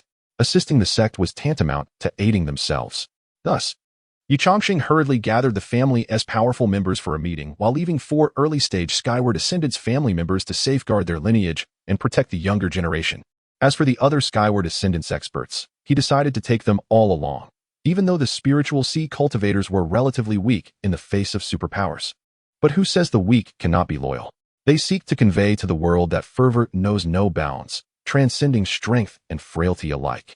The arena of the family is abuzz with anticipation, as all prepare for the impending journey. Yi Changxing stands resolute alongside nearly 100 kin, bidding farewell to the 4 selected elders. These 4 elders, though not the mightiest in cultivation, are undeniably the most seasoned, their wisdom honed by the passage of time. Patriarch, do you truly intend to take all the strong members of our clan with you? Shouldn't you leave a few behind? The elders gaze upon the assembled kin, their eyes brimming with reluctance. No more shall remain. With you all, the clan is sufficient. If I take one more, it would only add to our hopes in this battle. Yi Changxing's face is etched with determination. Yet, the elders express their concerns. But what if you do not return? Their anxiety is palpable, for if calamity were to strike, they fear they may not uphold the clan's legacy. What if I do not return? Upon hearing the elders' apprehension, Yi Changxing pauses momentarily, then instinctively turns to his steadfast kin. From their expressions, he perceives resolve, fortitude, and passion, not a single coward among them. A wave of relief washes over him, and with a proud smile, he declares, if I do not return, then so be it. With that, he resolutely pivots and leads the charge into the skies, onward. With Yi Changxing's command, nearly 100 kin soar into the air, heading straight for the Misty Sect. However, this collective consists mainly of those at the Spirit Sea realm, relying solely on their swords to fly. Yet, their unwavering determination to follow the clan leader remains unchanged. As the members of the Yi family took to the skies, an uproar ensued in the outside world, particularly among the rival clans. Upon witnessing nearly 100 Yi family cultivators soaring through the heavens on their swords, speculation began to abound. What scheme is the Yi family concocting? Why do they require such a multitude? Are they preparing for war against others? It seems implausible, for their ancestor is currently sweeping the floors at the mysterious Sky Sect, absent from home. Have you heard? The Yi family is providing support to the mysterious Sky Sect, taking all their strongest members with them. What? They are aiding the mysterious Sky Sect? How reckless they must be. Huh. The Yi family, indeed, is destined for ruin. Immediately summon the clan's formidable warriors back. At the same time, send someone to observe the mysterious Sky Sect. The moment any Yi family members fall, we shall launch an assault on the Yi family and seize their fertile lands and assets. In an instant, several neighboring clans fixed their predatory gazes upon the Yi family. Within the mysterious Sky Sect, tranquility prevailed. The disciples remained blissfully unaware of the happenings in the outside world. The 3 great super sects warships had entered the borders of the wild state early that morning, but the disciples of the mysterious Sky Sect, having returned only yesterday, had yet to step outside the sect. Moreover, having all acquired extraordinary skills, they engaged in relentless cultivation throughout the night, leaving no time for rest, let alone for news from beyond the sect's confines.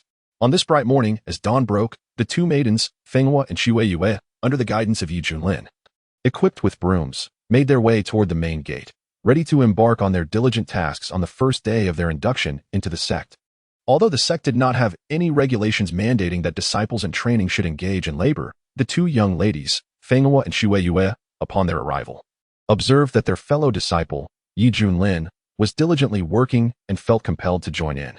After all, whether during their upbringing at home or within the palace, they had always adhered strictly to the rules, never daring to transgress even a fraction of them.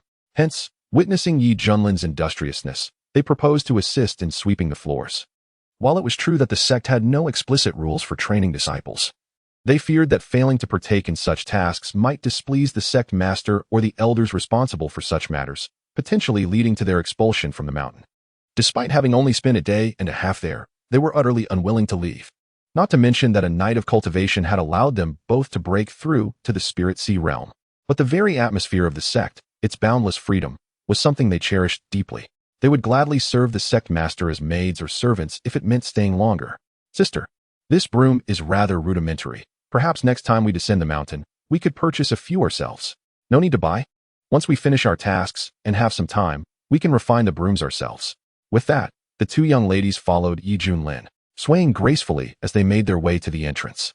Their manner of walking was not intentional, but rather a result of years of conditioning and etiquette, combined with their natural grace, which made this way of moving feel most comfortable. Before long, the trio arrived at the grand entrance, engaged in light-hearted banter. However, When they lifted their gazes to behold the scene beyond the gates, they were instantly taken aback by the spectacle that awaited them outside. Chapter 040. The enigmatic Miao Liao sect, a crowd of thousands gathering. At this moment, beyond the mountain gate, regardless of whether it is atop the mountain, upon the branches, or amidst the flatlands, the place is teeming with countless cultivators. At the very moment the three emerged, tens of thousands of eyes simultaneously turned toward them. Goodness! Why are there so many people today? Yu Junlin was momentarily taken aback, startled by the scene. The two young women trailing behind felt a surge of trepidation, quietly following the old man, hardly daring to utter a word. An old man accompanied by two young maidens appeared to be mere errand runners for the sect. Outside the sect, hushed whispers began to circulate. Is it really the case that the Misty Sect has sent but an old man and two young maidens to guard the entrance? How utterly shabby. Those two maidens are indeed quite stunning. Just look at the way they sway. TSK, TSK. I wonder if they will survive the impending battle. It would be splendid if I could take advantage of them. Shoo, speak not so recklessly. The leader of the Misty Sect is a formidable royal-level expert. Be cautious when discussing the sect's affairs here, lest you find yourself in dire trouble. Why is the Misty Sect so eerily quiet, considering the time? The warships of the three sects must have completed their rendezvous after a night of flight. Are they not preparing for battle? Does the Misty Sect possess such confidence? Even on the brink of war, they are still sweeping the grounds? Confidence, indeed. I seriously suspect that the might of the Misty Sect is merely exaggerated.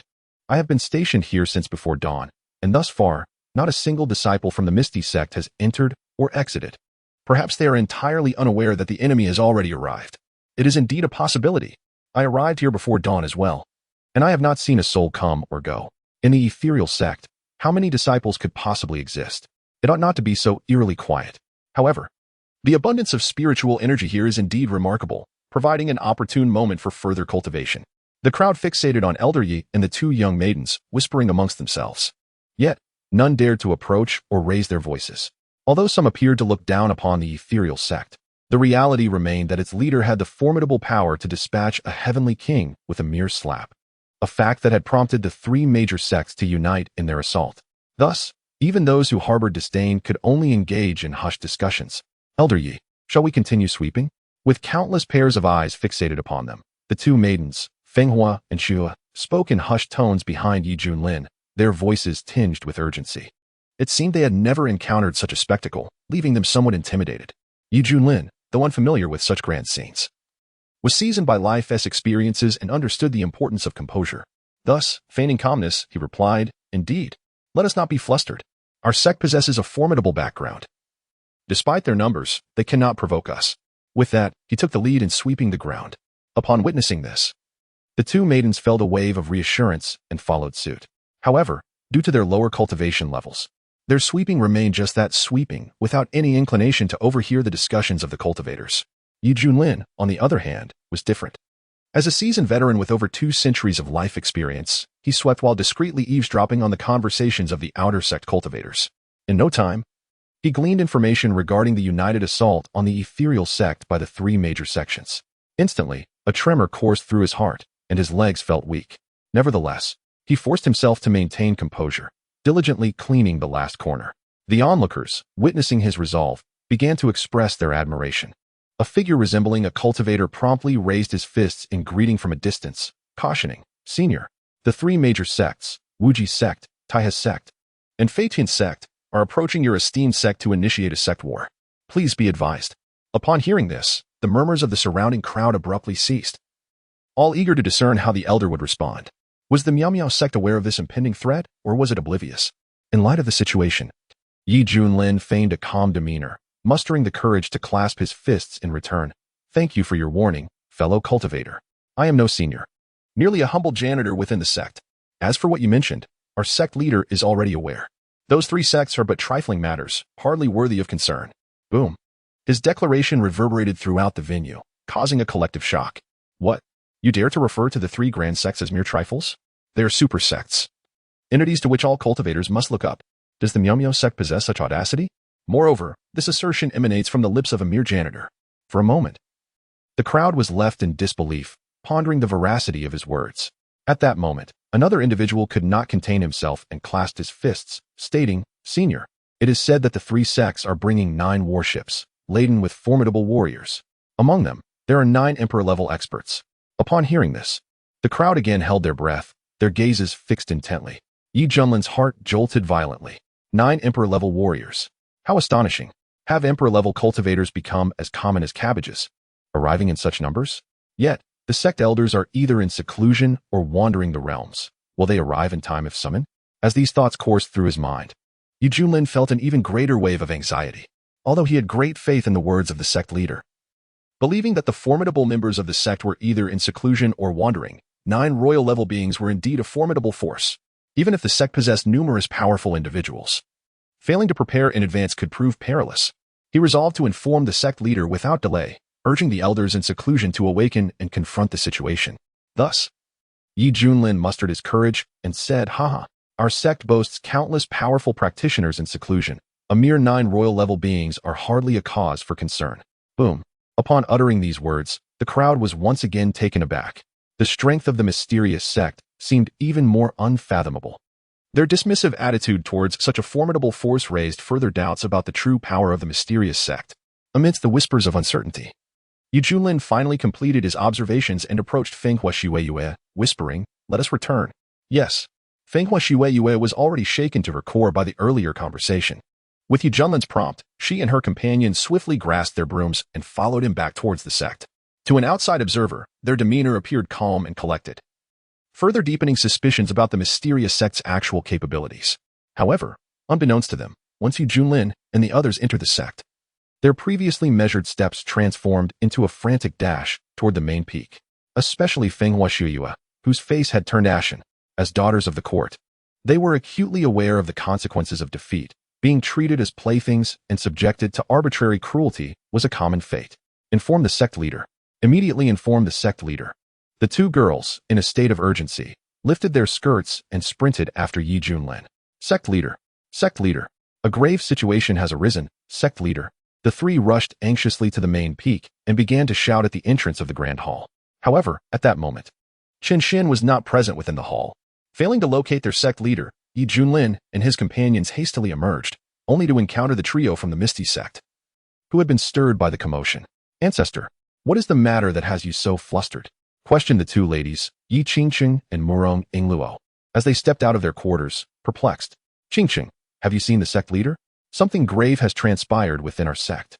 "Ingluo, we are on the brink of war. There are tens of thousands of cultivators outside. Rumor has it that the 3 major super sects are planning an assault on us." Chapter 041. Summoning the 3 Great Elders. Just one presence is enough to shake the ancient wilderness.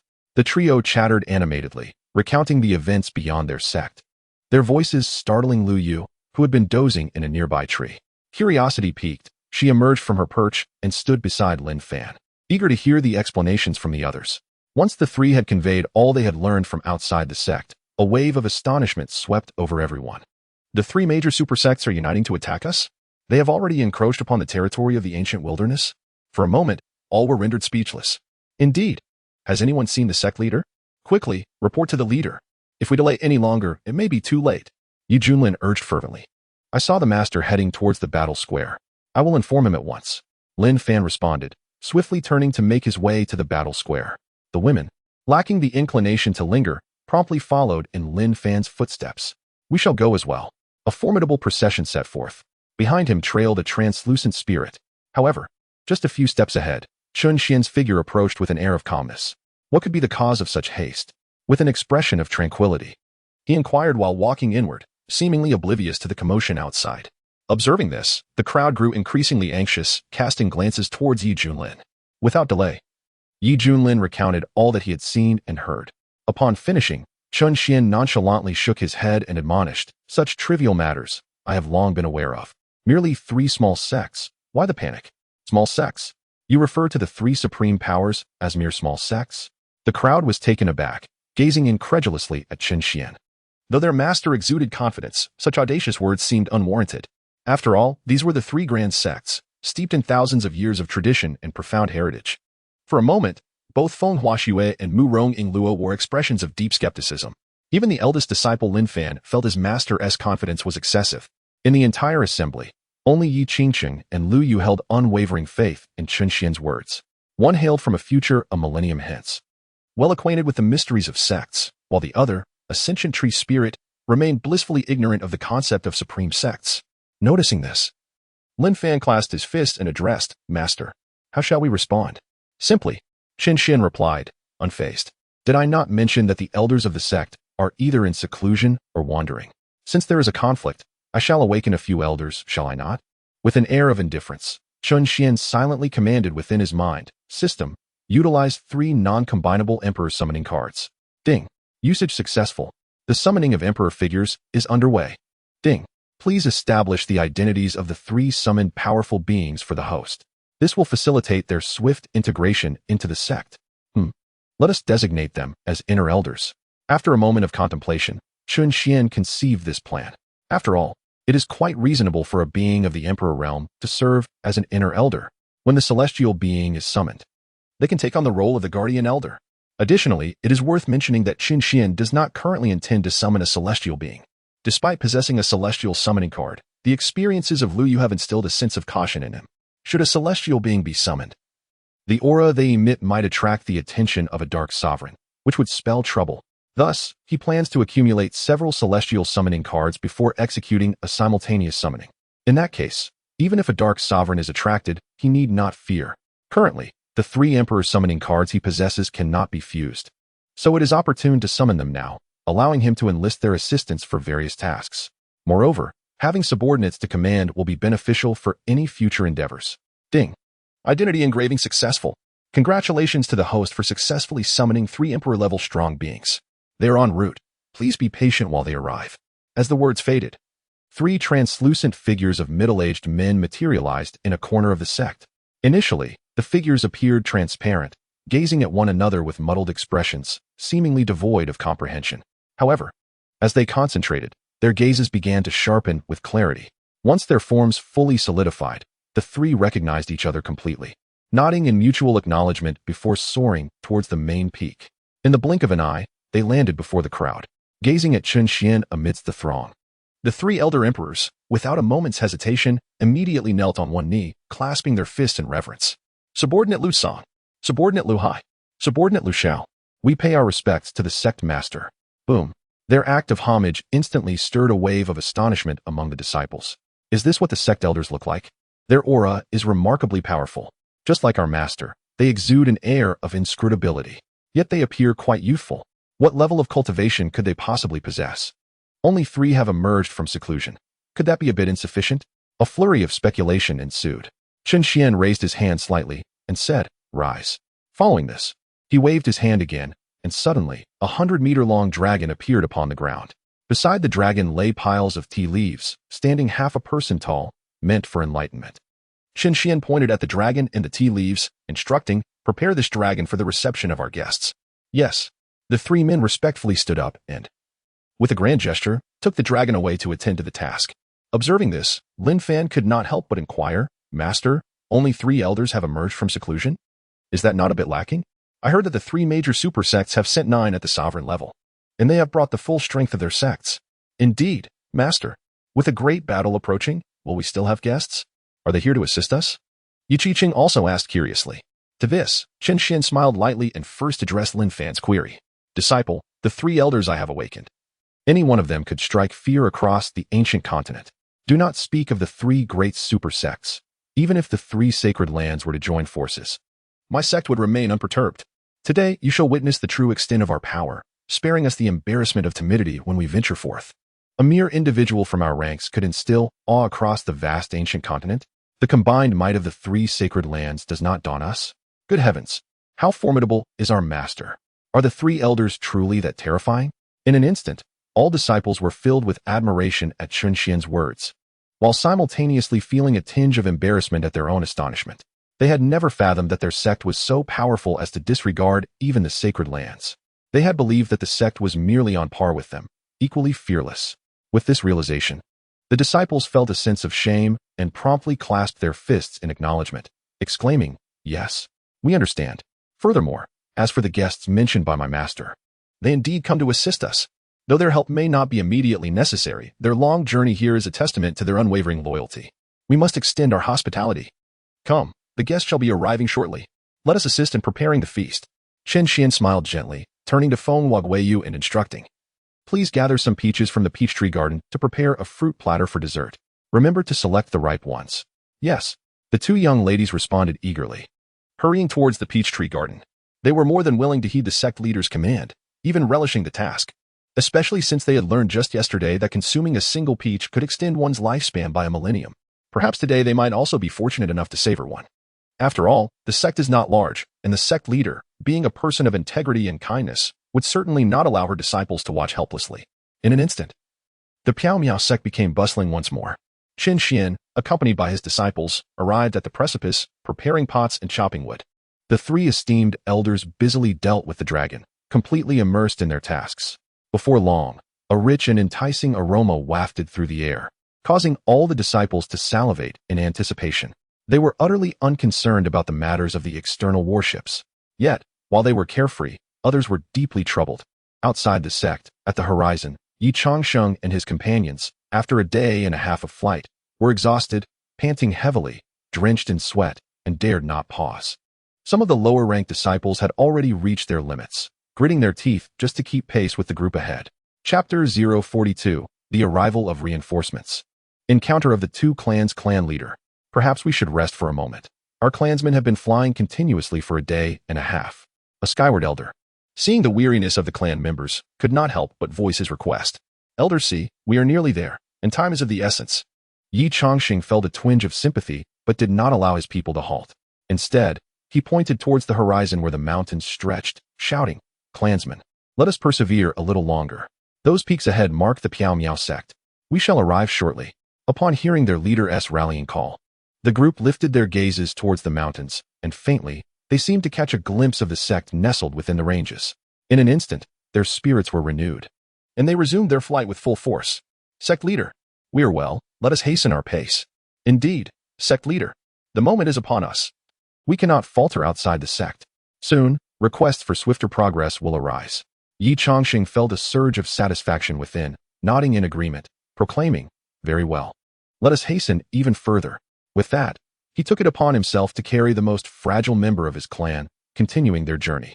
Observing his actions, the other cultivators of the Skyward Realm followed suit, shouldering their weakened kin. In that instant, the members of the clan were profoundly moved, their hearts ignited with fervor, and they instinctively cried out a rallying cry. Protect the sect. We shall not retreat. Protect the sect. We shall not retreat.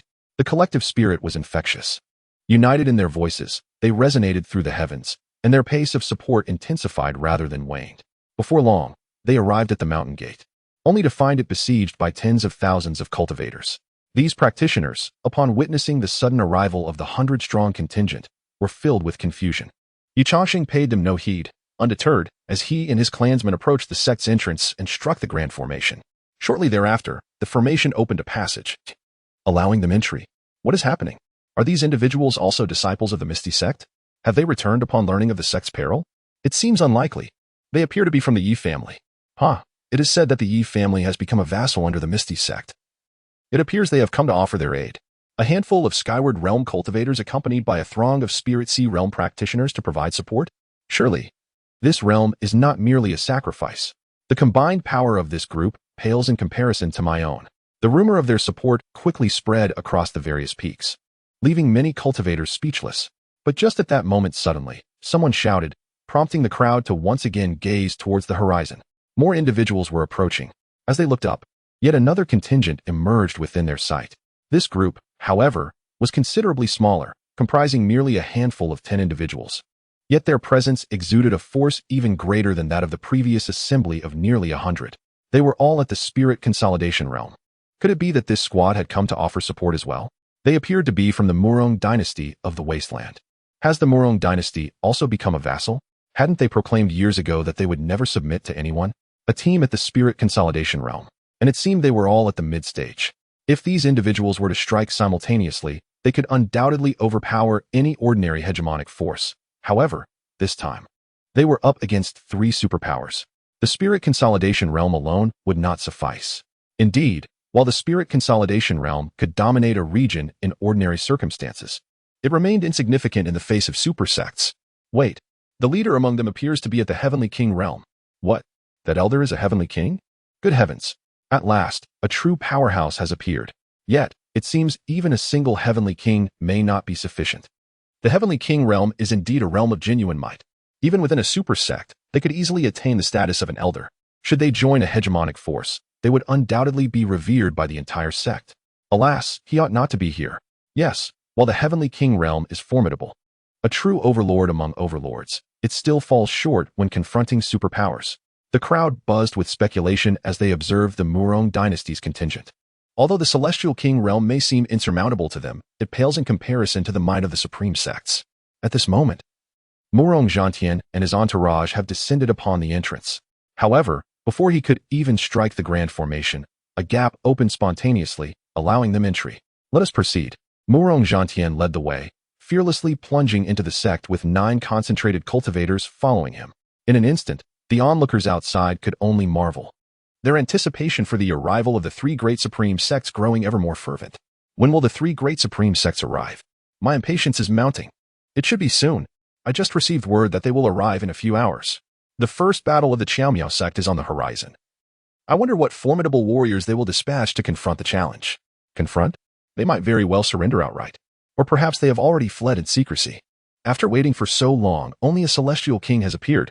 How could they possibly withstand the onslaught of the 3 great powers? That is true. Is there anyone willing to wager, to speculate whether the Qiaomiao sect has fled or will resist tenaciously? I am from the treasure pavilion, honest and fair. From the treasure pavilion? How does one place a bet? Those who wager that the Qiaomiao sect has already fled will receive even odds. Those who bet on the Qiaomiao sect resisting fiercely for over an hour will also receive even odds. A wager on the Qiaomiao sect's victory offers a 100-to-1 payout. A bet on their defeat provides a mere 0.1 payout. A wager on a final draw yields a 50-to-1 payout. Will anyone take part? The odds seem a bit lacking. I will wager 500 spirit stones, betting that the Qiaomiao sect has indeed fled. I will wager 3,000 spirit stones, betting that the Qiaomiao sect can withstand for an hour. I wager 300 pounds of divine essence, believing that the Misty Sect will emerge victorious. Suddenly, a youth produced 300 pounds of divine essence. The surrounding crowd immediately turned their gaze upon him, and some even recognized his identity, mockingly exclaiming, "Han Pao Pao, you dare to show up. It seems you have amassed quite a bit of divine essence during this time. Be cautious not to lose it all." Losing would be of little consequence. But should victory be mine, 300 pounds of divine essence would transform into 30,000. Han Pao Pao dismissed their taunts with a scoff, cheerfully handing over the divine essence to the treasury official. The official grinned and promptly produced a token for him to sign. Meanwhile, at the various mountain peaks, the crowds began their betting. Outside the Misty Sect, the atmosphere was lively, with even one individual setting up a stall to sell wares. Come and see these exquisite spirit swords, just unearthed, freshly forged spirit swords. There were also shattered crystal stones and fine materials for crafting spiritual artifacts, enticing passers-by not to miss out. As the external betting commenced, within the Misty Sect, the Yi family members were awestruck upon entering the sect's environment. Their fatigue dissipated in an instant. For the first time, they experienced the might of the upper sect, excitedly trailing behind the clan leader towards the main peak. At that moment, however, Murong Zhantian and his companions arrived closely behind. Absorbing the abundant spiritual energy of the surroundings, he found himself filled with a twinge of regret. Regret for allowing Feng Wagweiyu to undergo training instead of himself. This environment, this spiritual energy, this aura of the great Tao.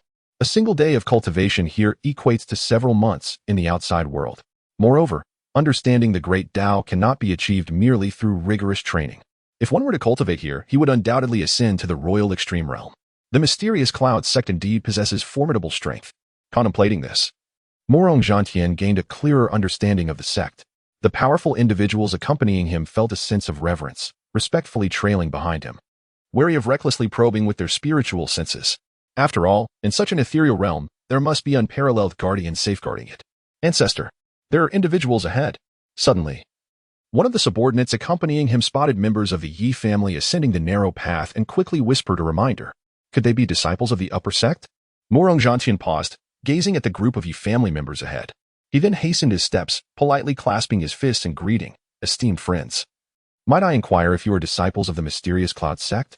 I am a member of the Murong royal family, an affiliated force of the mysterious Cloud sect, here to offer assistance.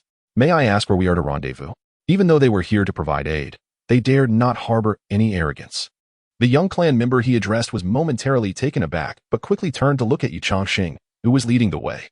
Upon hearing that the other party was also an affiliated force, Yi Changxing promptly assessed them and, upon realizing their profound cultivation, responded courteously. Clasping his fists, I am also from an affiliated family of the mysterious Cloud Sect, Yi Changsheng. The main peak lies ahead. Upon reaching it, you shall meet the sect master. So there, colleagues. It is a pleasure to make your acquaintance. Upon learning that the other party was also an affiliated force, Murong Zhantian did not underestimate them and quickly smiled, engaging in pleasantries. Yi Daoist, since we are both under the mysterious Cloud Sect, shall we proceed together? Certainly. Please. Yi Changsheng clasped his fists and then walked side by side with Murong Zhantian, making their way directly to the main peak. Before long, the two groups traversed the layers of stairs and arrived at the summit. However, upon witnessing a scene at the edge of the cliff, Yi Changxing and Murong Zhantian, along with others, were rendered utterly speechless. For there, at the precipice, Chen Xuan was cooking meat with a group of disciples. Indeed, they were preparing a meal. With the impending battle, they were brazenly engaged in culinary pursuits. In that moment, those who had come to provide support began to question whether they had mistakenly arrived at the wrong sect. Even Yi Changxing and Murong Zhantian found themselves doubting the reality of their surroundings. Just as they were in a daze, Chen Xian's voice suddenly roused them from their stupor. Since you have arrived, come over. Why are you standing there? His voice resonated softly. Yi Qicheng, Murong Yingluo, Yi Junlin, Lin Fan, Feng Hua, and Xue Yue all turned their gazes toward Yi Changxing and Murong Zhantian. Recognizing them as kin, they greeted them warmly. Father, the guest's master spoke of you. Hurry over. Old ancestor, you've come too? Uncle Yi Changxing, Murong Zhantian, the clansmen. Everyone stood in stunned silence. They could not reconcile the harmonious scene before them with the imminent battle that loomed. Moreover, it appeared that they were neither mistaken nor trapped in an illusion. The sect leader was indeed real, and their young lady, the princess, and the old ancestor were all genuine. Even those two maidens, with their sleeves rolled up and long sashes accentuating their graceful figures, were undeniably real. In an instant, Yi Changxing and Murong Zhantian hastily stepped forward, no longer dawdling. Upon approaching a closer distance, they promptly clasped their fists in salute to Chen Xuan, exclaiming, Greetings, sect master. Your arduous journey from afar must have been taxing. Please allow your companions to relax and rest in place. Have some fruit to tide you over. A meal will be served shortly. Chen Xuan nodded in acknowledgement, pouring 2 cups of tea and gesturing for them to partake. Thank you, sect master. Yi Changxing, upon seeing the teacups before him, instinctively recognized the presence of enlightenment tea within. He waved to his clan members to rest, and then sat down himself, eagerly tilting the cup to his lips. After finishing the tea, he promptly returned the cup with a beaming smile, offering a sheepish grin to the sect master. With a simple lift of his hand, Chen Xuan refilled Yi Changxing's cup, which was consumed in one swift motion. The spectacle left Murong Zhantian momentarily astonished, utterly perplexed by the urgency with which Yi Changxing drank a mere cup of tea, as if he had never experienced fine tea before.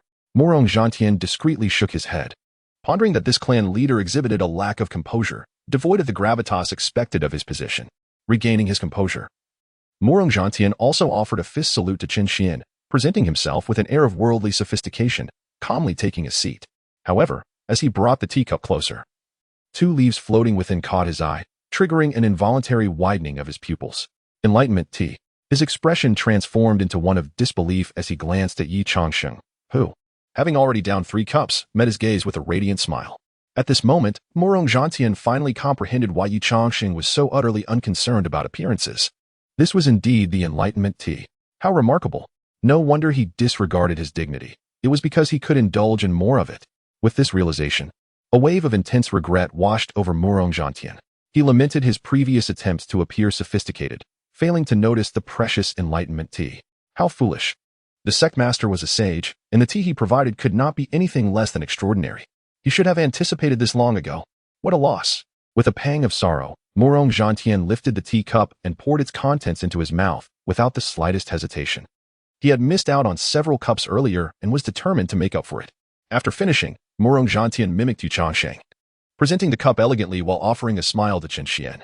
However, the moment he smiled, the wrinkles on his face contorted like a flower in bloom. Chen Xuan, observing the two with their unrefined demeanor, chose to remain silent. After all, their willingness to provide support spoke volumes of their loyalty. He proceeded to refill Murong Zhantian's cup.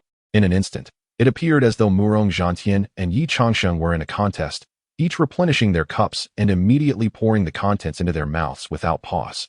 Their clansmen and subordinates were left bewildered, questioning whether the venerable patriarch seated there was merely an illusion.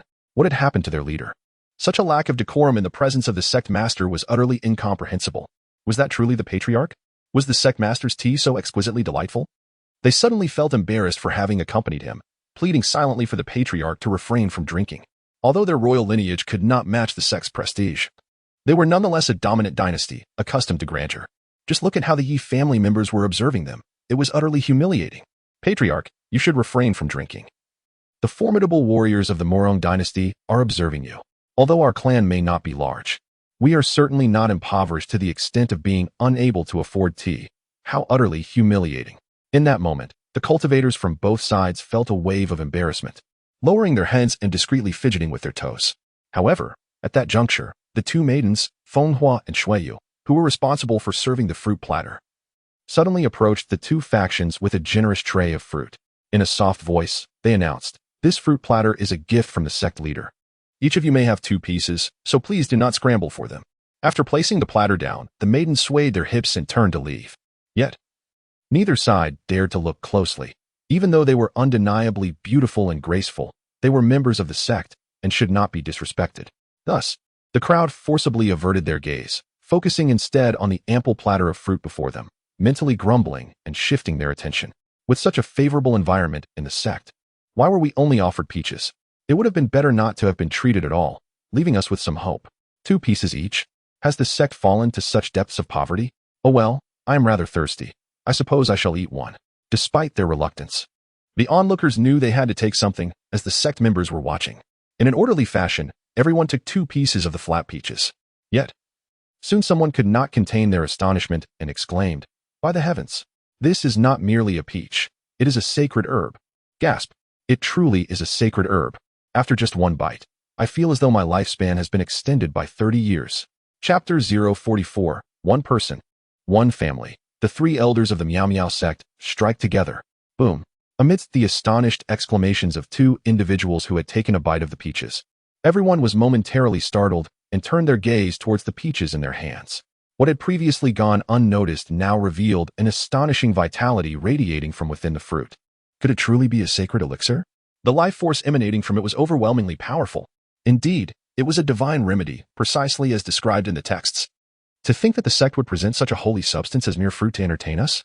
This was a treasure coveted even by sages. A single bite could extend one's lifespan by 30 years, and these 2 peaches could potentially grant 100 years.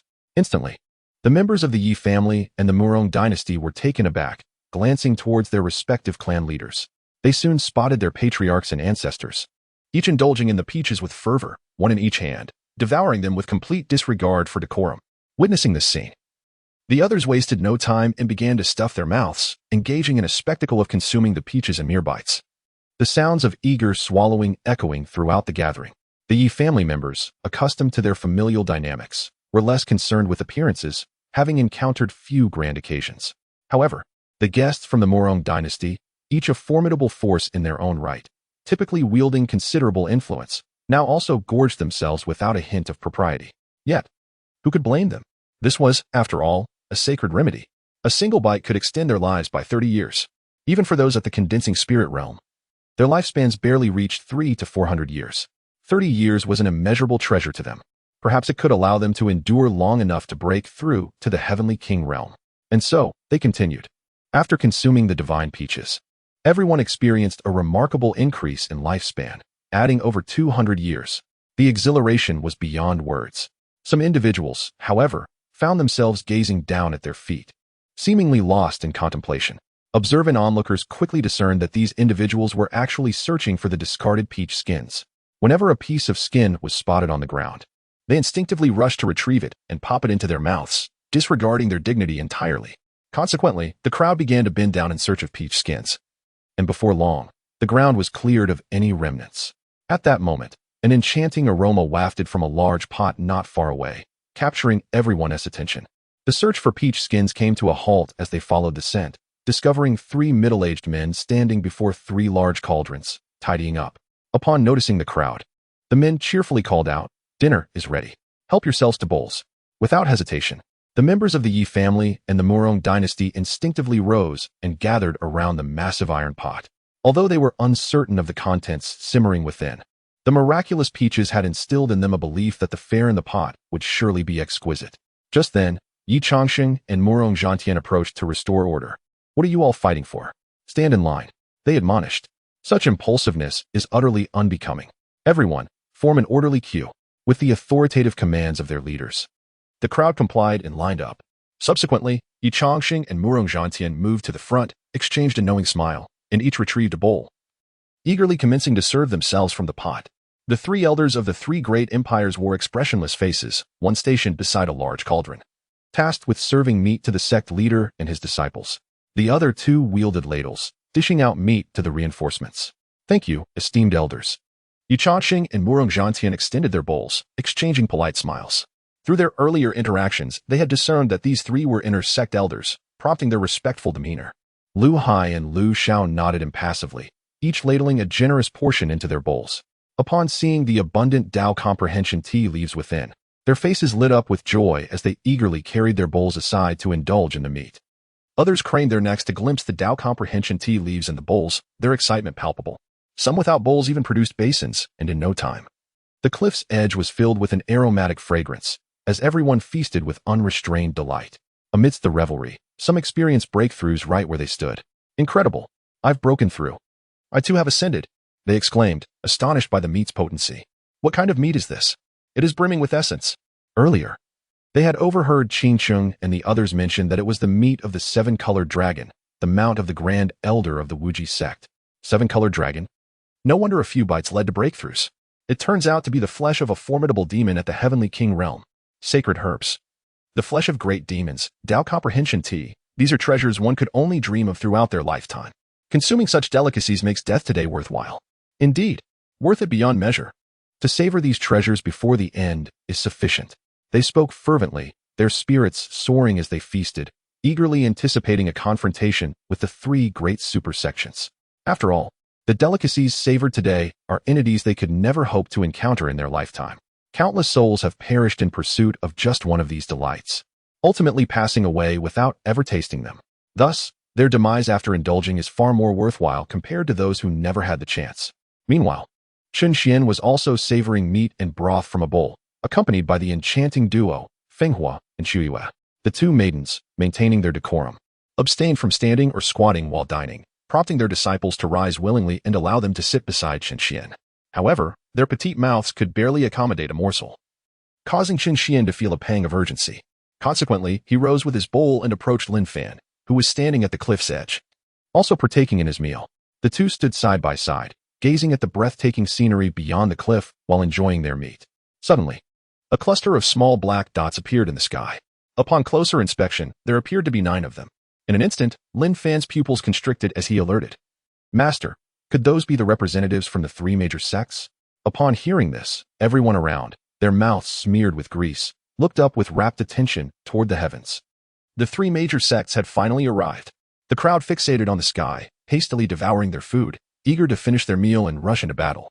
Yet, at that moment, a single utterance from Chen Xuan left everyone momentarily stunned. "Masters of the ocean's laughter, the adversaries are entrusted to you 3. Indeed, the 3 elders of ocean's laughter responded with a bow. Upon hearing this, the others were rendered speechless. Only one individual was to be dispatched, but they were facing the 3 major sects. Could these 3 elders contend with the formidable powers of the 3 major super sects and the 9 warships? Contemplating this, Yi Changxing and Murong Zhantian immediately clasped their fists and inquired, "Master, what about us?" "You, just observe." Chen Xuan gazed into the distance, not turning back, embodying an authoritative figure strategizing from above, with his back turned to his followers. "Observe?" At this, the crowd grew even more perplexed. Yi Changxing and Murong Zhantian wished to press further for answers. At that moment, Lu Xiao spoke with a resonant clarity, "You need not worry. Even if it were just me, I would be more than capable of dealing with them. The master instructed you to watch, so watch you shall.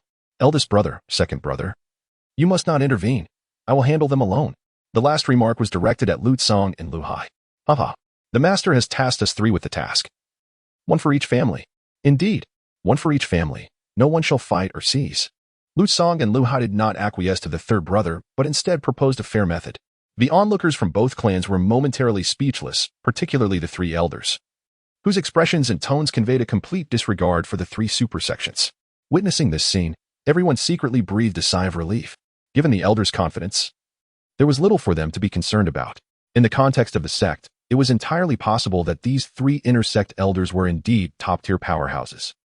Chapter 045, Rending Space, traversing hundreds of thousands of miles to annihilate the three sects. At this very moment, outside the sect, as the 9 warships drew near, the intricate patterns on the warships vividly captured the attention of the onlookers. As they gazed upon the ancient and robust vessels, the gathered cultivators erupted in excitement. They have arrived. The warships of the 3 supreme sects have come.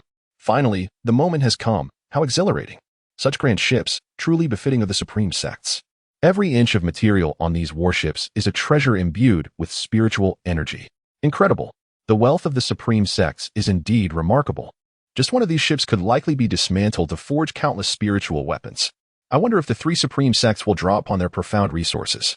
The cultivators below were filled with fervor, their heads tilted upwards, faces aglow with excitement, their eyes brimming with enthusiasm.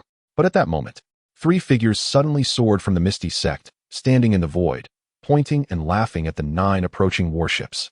Elder brother, second brother, remember the agreement. 1 ship per family. No hoarding. Understood. 3 ships each. All right, let us wrap this up quickly. The trio jested among themselves regarding the 9 warships, displaying no intent to engage in battle. Observing this, the 9 warships immediately slowed their pace and approached gently. Meanwhile, the cultivators below were utterly bewildered, unable to comprehend the situation. Is this truly the Misty Sect's force to confront the enemy? Just 3 individuals? Unbelievable, the Misty Sect has truly surrendered. What did they just say? 1 ship per family? Wrap it up? Alas, I had anticipated a grand spectacle, having flown here all night, only to witness this? Such a waste of time. The Misty Sect is nothing extraordinary after all. The disciples below were engulfed in disappointment. Yet, suddenly, a wave of terrifying spiritual energy surged forth, causing the tens of thousands of cultivators to shudder in unison, silencing them instantly as they gazed upward. There, in the heavens, the 3 elders of the Miao Miao sect had raised their hands. Concurrently, 3 colossal spiritual hands, larger than warships, were furiously coalescing.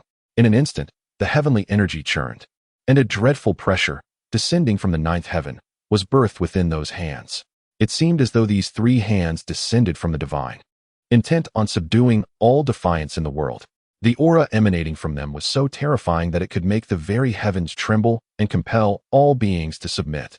What an overwhelming presence! I believe these 3 hands possess the power to annihilate the world. What cultivation level do these 3 possess? I feel my very soul quaking. Saints? At the very least, they are saints. I have witnessed saints in action before, yet they surpass even saints in strength. The cultivators stared wide-eyed, their expressions filled with disbelief. In that moment, the world fell silent, and all creation was hushed. Only the 3 hands, imbued with the might to obliterate worlds, loomed over the earth. Within the 9 warships, chaos erupted among the disciples of various sects, as they faced the overwhelming presence of those hands, sensing the breath of death approaching. Even the leading supreme elders aboard each warship felt their souls quiver, as if they were on the brink of demise. Defend! One of the supreme elders shouted in urgency. Similar cries for defense echoed across the other warships. Defend! Defend! Boom! Boom! Boom! The 9 protective barriers activated in an instant. All disciples fervently channeled their spiritual energy into the defensive formation, striving to enhance the strength of the protective barrier. Yet, the overwhelming pressure remained unaffected by the shield, penetrating it effortlessly and enveloping the hearts of each individual. Even the 3 venerable entities concealed within the ship's hold could not resist the terrifying force, their eyes fluttering open in dread. Before they could extend their consciousness to investigate, 3 cataclysmic hands descended with the fury of a tempest. Boom! The palms, forged from condensed spiritual energy, had yet to arrive. But the oppressive force had already shattered the protective formation, which had been empowered by countless formidable beings and the might of the imperial realm. In quick succession, the 9 warships began to disintegrate. The disciples of the sect aboard these vessels were instantaneously liquefied. These formidable champions from the 3 supreme sects found themselves devoid of any capacity to resist amidst the relentless pressure, swiftly fading into nothingness. Even the recently awakened essence within their lineage began to dissolve under the same overwhelming force. In a moment of sheer panic, the essence conjured myriad ethereal forms to shield itself, yet all defenses crumbled before that colossal hand. rendering them futile against the relentless onslaught. In an instant, the essence's form began to contort and dissipate. Had the era of great conflict truly arrived? Was our sect facing an existential crisis? Alas, in the throes of such turmoil, none are spared. It is fate. It is destiny. The essence felt an encroaching despair, gradually closing its eyes in complete surrender. Soon after, it was utterly crushed into powder by the terrifying pressure, dissipating into the void. Boom. The 9 warships were instantaneously reduced to mere dust. With the vessels no longer obstructing the heavens, a boundless azure sky reemerged. Silence. An oppressive stillness enveloped the realm. On the ground, tens of thousands of cultivators stood in a daze, gazing at the vast expanse of sky. Had the 3 great supersections been utterly annihilated? A thunderous uproar erupted among the cultivators. Their gazes towards the 3 elders of the mysterious Mist Sect were now filled with profound reverence. Yet, this was not the end. Amidst the awestruck stares of the crowd, a voice emanating from the depths of the mysterious Mist Sect suddenly resounded. Elders of the vast sea, heed my command. In an instant, the 3 Emperor-level inner sect elders in the sky swiftly turned to face the mysterious Mist Sect, clasping their fists and bowing, awaiting instructions. The Wuji Sect, Taiha Sect, and Flying Sky Sect have launched an offensive against our mysterious Mist Sect, initiating a sect war. I command you to obliterate the 3 sects immediately. Leave no survivors. Chen Xuan's words sliced through the air like a bolt from the blue, reverberating over the mysterious Mist Sect. The tens of thousands of cultivators were left in stunned silence, believing the sect war had come to a close. They could never have anticipated that the sect master of the mysterious Mist Sect would be so resolute as to retaliate. Yet, the 3 sects were separated by hundreds of thousands of miles. How could they possibly strike back? Confusion swept through the crowd. But at that moment, the subsequent scene profoundly revealed the true strength of the elders of the mysterious Mist Sect. In the sky, the 3 elders simultaneously responded, at your command. With that, they straightened their postures, gazing towards the direction of the 3 super sects, and then, with a swift motion, tore at the void.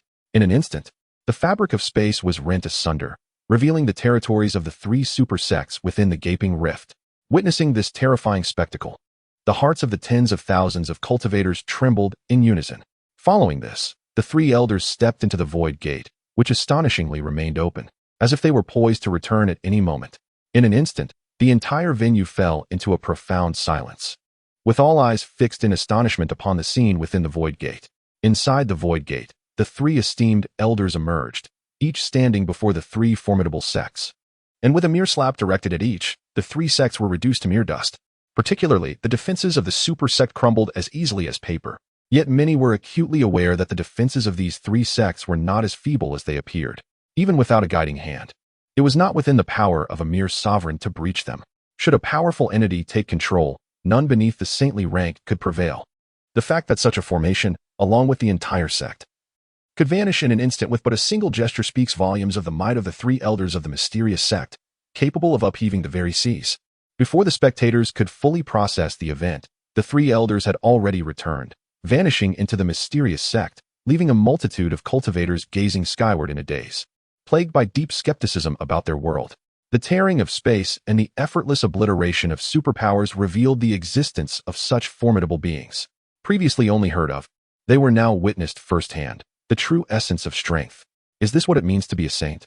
Indeed, the power of saints defies comprehension. The might of the mysterious sect must surely rank as the foremost sect beneath the sacred grounds. In that moment, the name of the mysterious sect resounded swiftly across the 9 provinces. Chapter 046. The mysterious sect's renown reverberates through the 9 provinces, officially opening its doors to disciples. Have you heard? The super-reclusive sect, the mysterious sect, has emerged. Indeed, it is said that the mysterious sect has made a striking debut. Now, the legends of the mysterious sect are being recounted daily in the theater. Within a small family, the clan's disciples gather together after dinner, engaging in casual conversation. Particularly when the topic of the mysterious sect arises, many cease their cultivation, eagerly pricking up their ears to listen. Yet, there remain some diligent practitioners who have never heard of the mysterious sect. Could you please lower your voices? You speak as though you possess great power. Is the mysterious sect truly mightier than the superpowers? Do not disturb my training. In a few months, I shall attend the recruitment conference for disciples of the infinite sect. If you do not hasten your cultivation, you might not even qualify as a servant disciple. What? You still aspire to join the infinite sect? It no longer exists. Impossible. How could the infinite sect have vanished if it was thriving? I know you are envious of me, but jealousy is futile. This time, I am certain I will secure a position as a servant disciple of the Infinite Sect. Ah, brother, the Infinite Sect is genuinely gone. Otherwise, why would we not be cultivating? Even if we wanted to, there are no places left. It is true, my brother. The Infinite Sect, the Harmonious Sect, the Flying Sky Sect, these three great superpowers surrounding us in the 9 provinces have all been annihilated by the Mysterious Sect. Now, in our vicinity, the only super sect that remains is the Mysterious Sect. No way, is that really true? Indeed, it is true. It is said that, in no time, those who had never heard of the Mysterious Sect wore expressions of shock, fully comprehending its might and the reality that the 3 great super sects had been eradicated. This situation is unfolding in every corner of the vast land of Jiazhou. The 3 monumental super sects have long loomed over everyone like colossal mountains. Now, they have inexplicably vanished, leaving no one unshaken.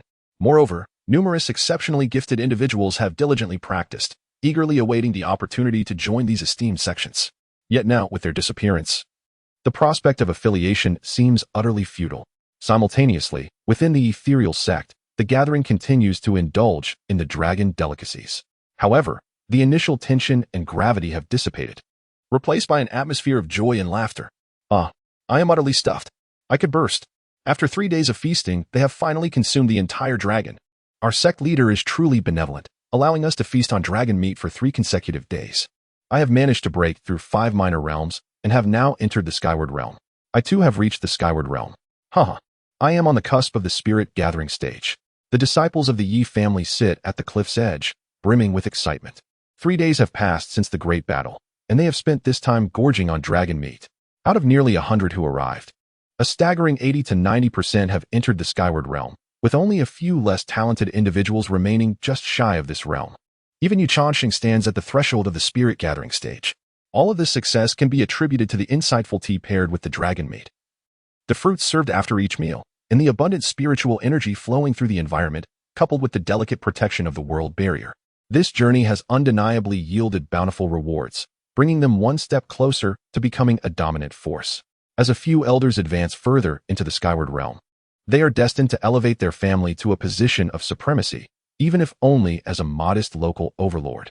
Yet even the ordinary little overlords are still overlords. Brother Murong, the dragon has been devoured. It is time for us to return. Shall we bid farewell to the sect leader together? Yu Chanxing rose and approached the faction of the Murong dynasty, smiling as he clasped his fist towards Murong Zhantian. The days of acquaintance had already fostered a familiarity between their families. Initially, they had intended to depart following the conclusion of the grand battle. But the sect leader showed understanding, allowing them to finish their meal of the dragon before leaving. Thus, they lingered until now. Moreover, the Murong dynasty had reaped substantial rewards this time, rivaling those of the Yi family. Among the 9 formidable cultivators, half had progressed to the later stage of the concentration realm. Murong Zhantian had even ascended to the 5th level of the king realm, not far from the pinnacle of the king realm. His only regret was that he had brought too few people. Had he brought along more from the dynasty's aerial cultivators, they would have surely added several dozen more to their ranks. Alas, he had dismissed the aerial cultivators as ineffective at the time and did not bring them along. Now, in comparison to the Yi family, he felt somewhat inadequate. Nevertheless, the 3 days spent within the sect had been worthwhile. As he observed Yu Chanxing, who inquired with clasped fists, Murong Zhantian promptly rose and courteously replied, "Brother Yi, let us go together. It is indeed time for us to return.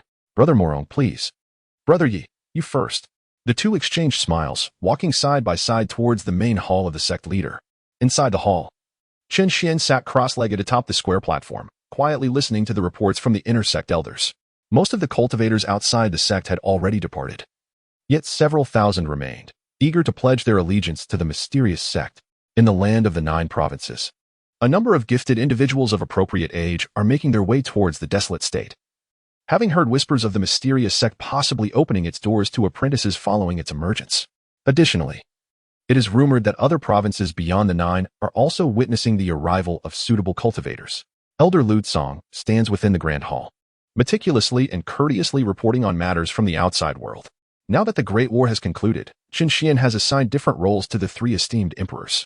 Lutsong has been appointed as the Grand Elder of the Inner Sect, tasked with mentoring disciples and overseeing the responsibilities of the Elder of Fortuitous Encounters.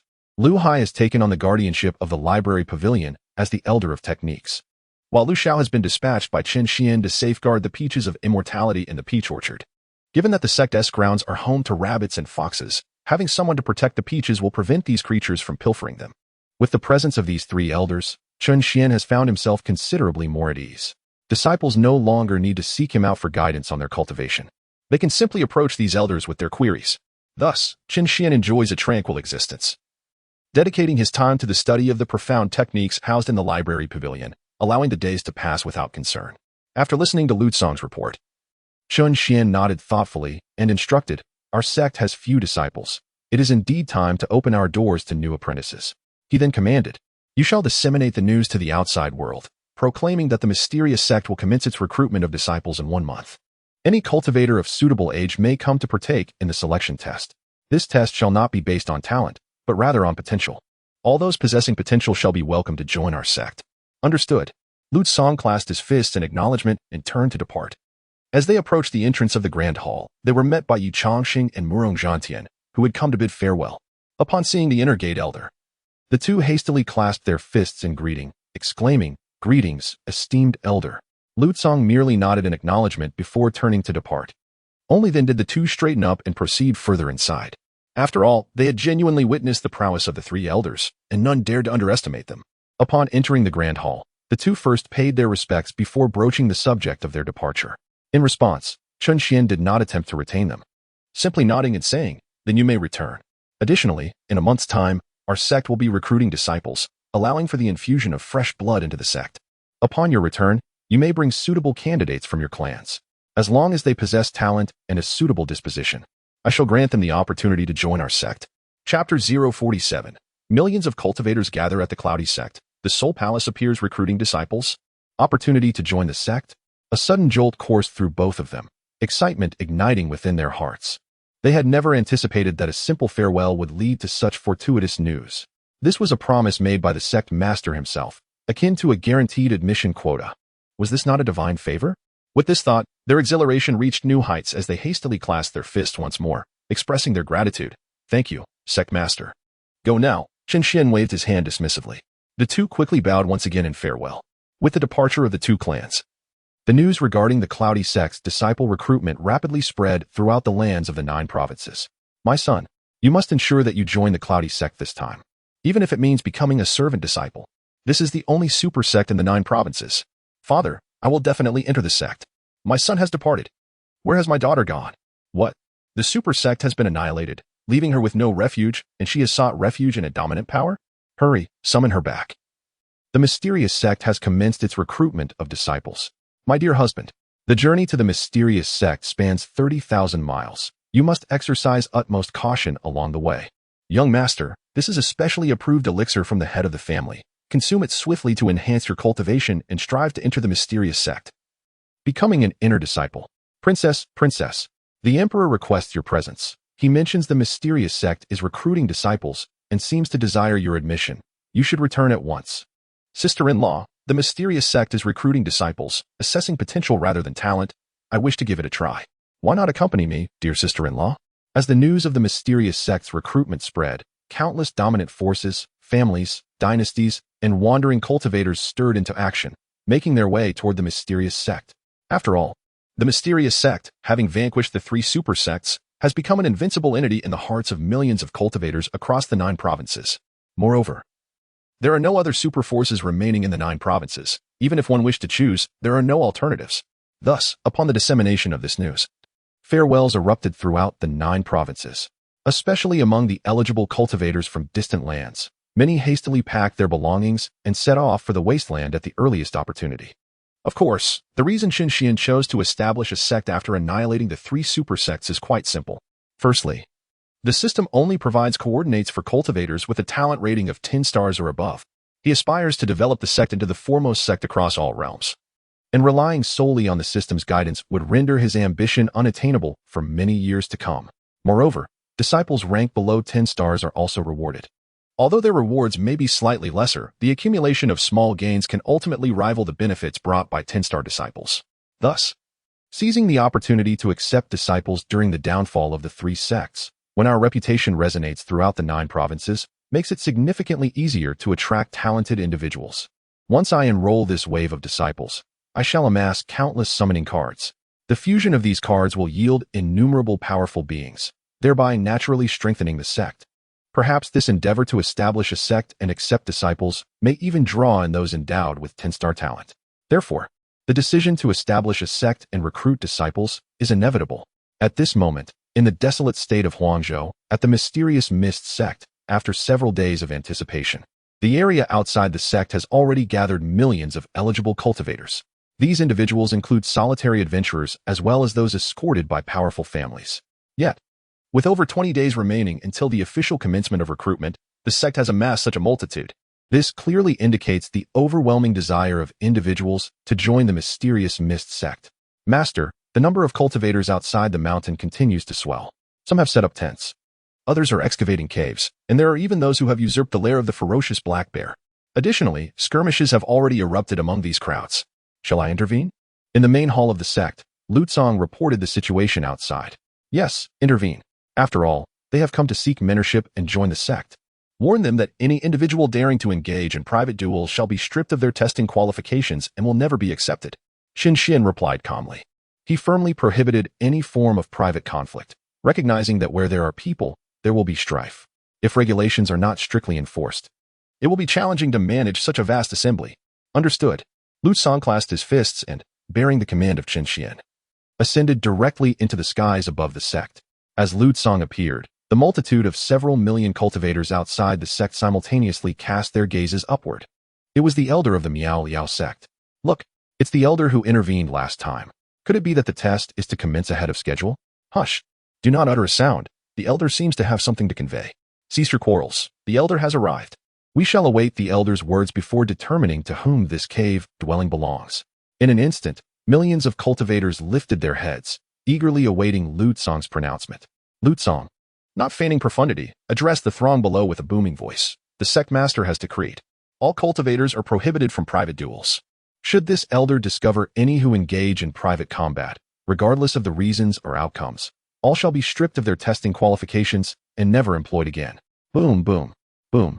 His voice resonated like thunder, echoing through the heavens. The millions of cultivators heard his decree with crystal clarity.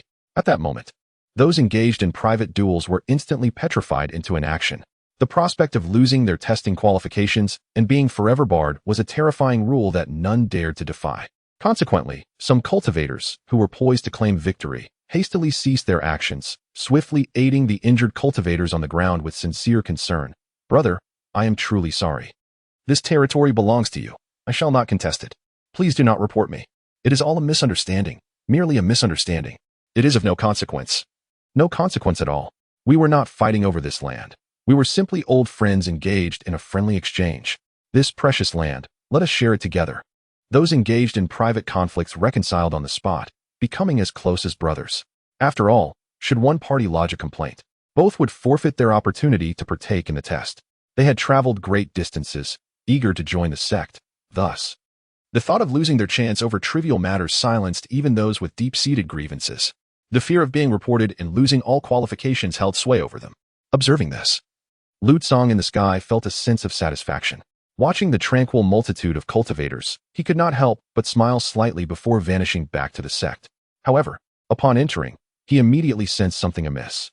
His expression darkened, and displeasure washed over him as he set off once more, heading outside the sect. Outside the sect, the hundreds of thousands of cultivators had settled into a semblance of peace. Yet, at that moment, a youth suddenly appeared on the horizon, blood trickling from his lips, staggering towards the mysterious cloud sect while carrying a heavenly measuring ruler. Initially, the crowd assumed he was another cultivator arriving for the test, dismissing him. However, as three figures clad in black pursued him relentlessly from a distance, the atmosphere shifted. As the trio drew nearer, the crowd's pupils involuntarily narrowed. Their ominous attire, hooded cloaks concealing their faces, chains gripped in their hands, exuded a chilling aura. Gasp! It was the Soul Palace. Suddenly, a voice broke the tension, and chaos erupted once more. Chapter 048. The mysterious cloud sect does not tolerate any threats. Could it truly be members of the Soul Palace? Why have they come here? It seems as though we are in pursuit of that young man. What has happened to everyone? The Soul Palace? I have never heard of it. Is it truly formidable? You are unaware of the Soul Palace? Do not dare call yourself a cultivator henceforth. The Soul Palace is an authentic transcendent force in our northern region. It is the natural nemesis of souls, posing a threat to them that is scarcely less severe than that of the sacred grounds. It exists solely to harvest souls. A force that harvests souls? This is indeed the first I have heard of it. Could it be that the young man possesses a soul that has attracted the attention of the Soul Palace? A wave of astonishment swept through the crowd. After all, individuals from the Soul Palace are not often seen. Wherever the Soul Palace makes an appearance, a powerful soul is sure to be present. In that instant, the crowd's interest in the young man's identity surged immensely. At this moment, the young man was soaring swiftly, already above the heads of the onlookers. As he drew closer, they could see clearly that he was gravely injured, yet he was employing some secret technique to sustain himself. Will the Misty Sect intervene on our behalf? Chen, blood at the corner of his mouth, barely able to wipe it away, inquired anxiously while exerting every ounce of his strength to fly. I cannot guarantee it. But since the Misty Sect has 3 saints, they should not allow the Soul Palace to act recklessly in front of their own sect. Quickly, fly towards the sect's plaza. You are here to seek a master, and I believe the Misty Sect would not stand idly by. An elderly voice emanated from within the ring. But what if the Misty Sect chooses not to intervene? After all, I have yet to be accepted into the Misty Sect, Chen replied, his speed unwavering. Yet anxiety weighed heavily upon him. The Soul Palace is indeed far too powerful. It is a force that ordinary superpowers find challenging to contend with. Regardless of the circumstances, I shall resign myself to fate. When the time comes, I will divert their attention while you conceal yourself amidst such a multitude. They shall certainly be unable to locate you. Once you have achieved success in your studies, do not forget to exact vengeance for me. The voice of the old man carried a tinge of sorrow. Chen immediately interjected, No, I shall not abandon you, old man Yao. If it comes to it, I shall embrace death. After all, I have already proven myself at the Yun sect.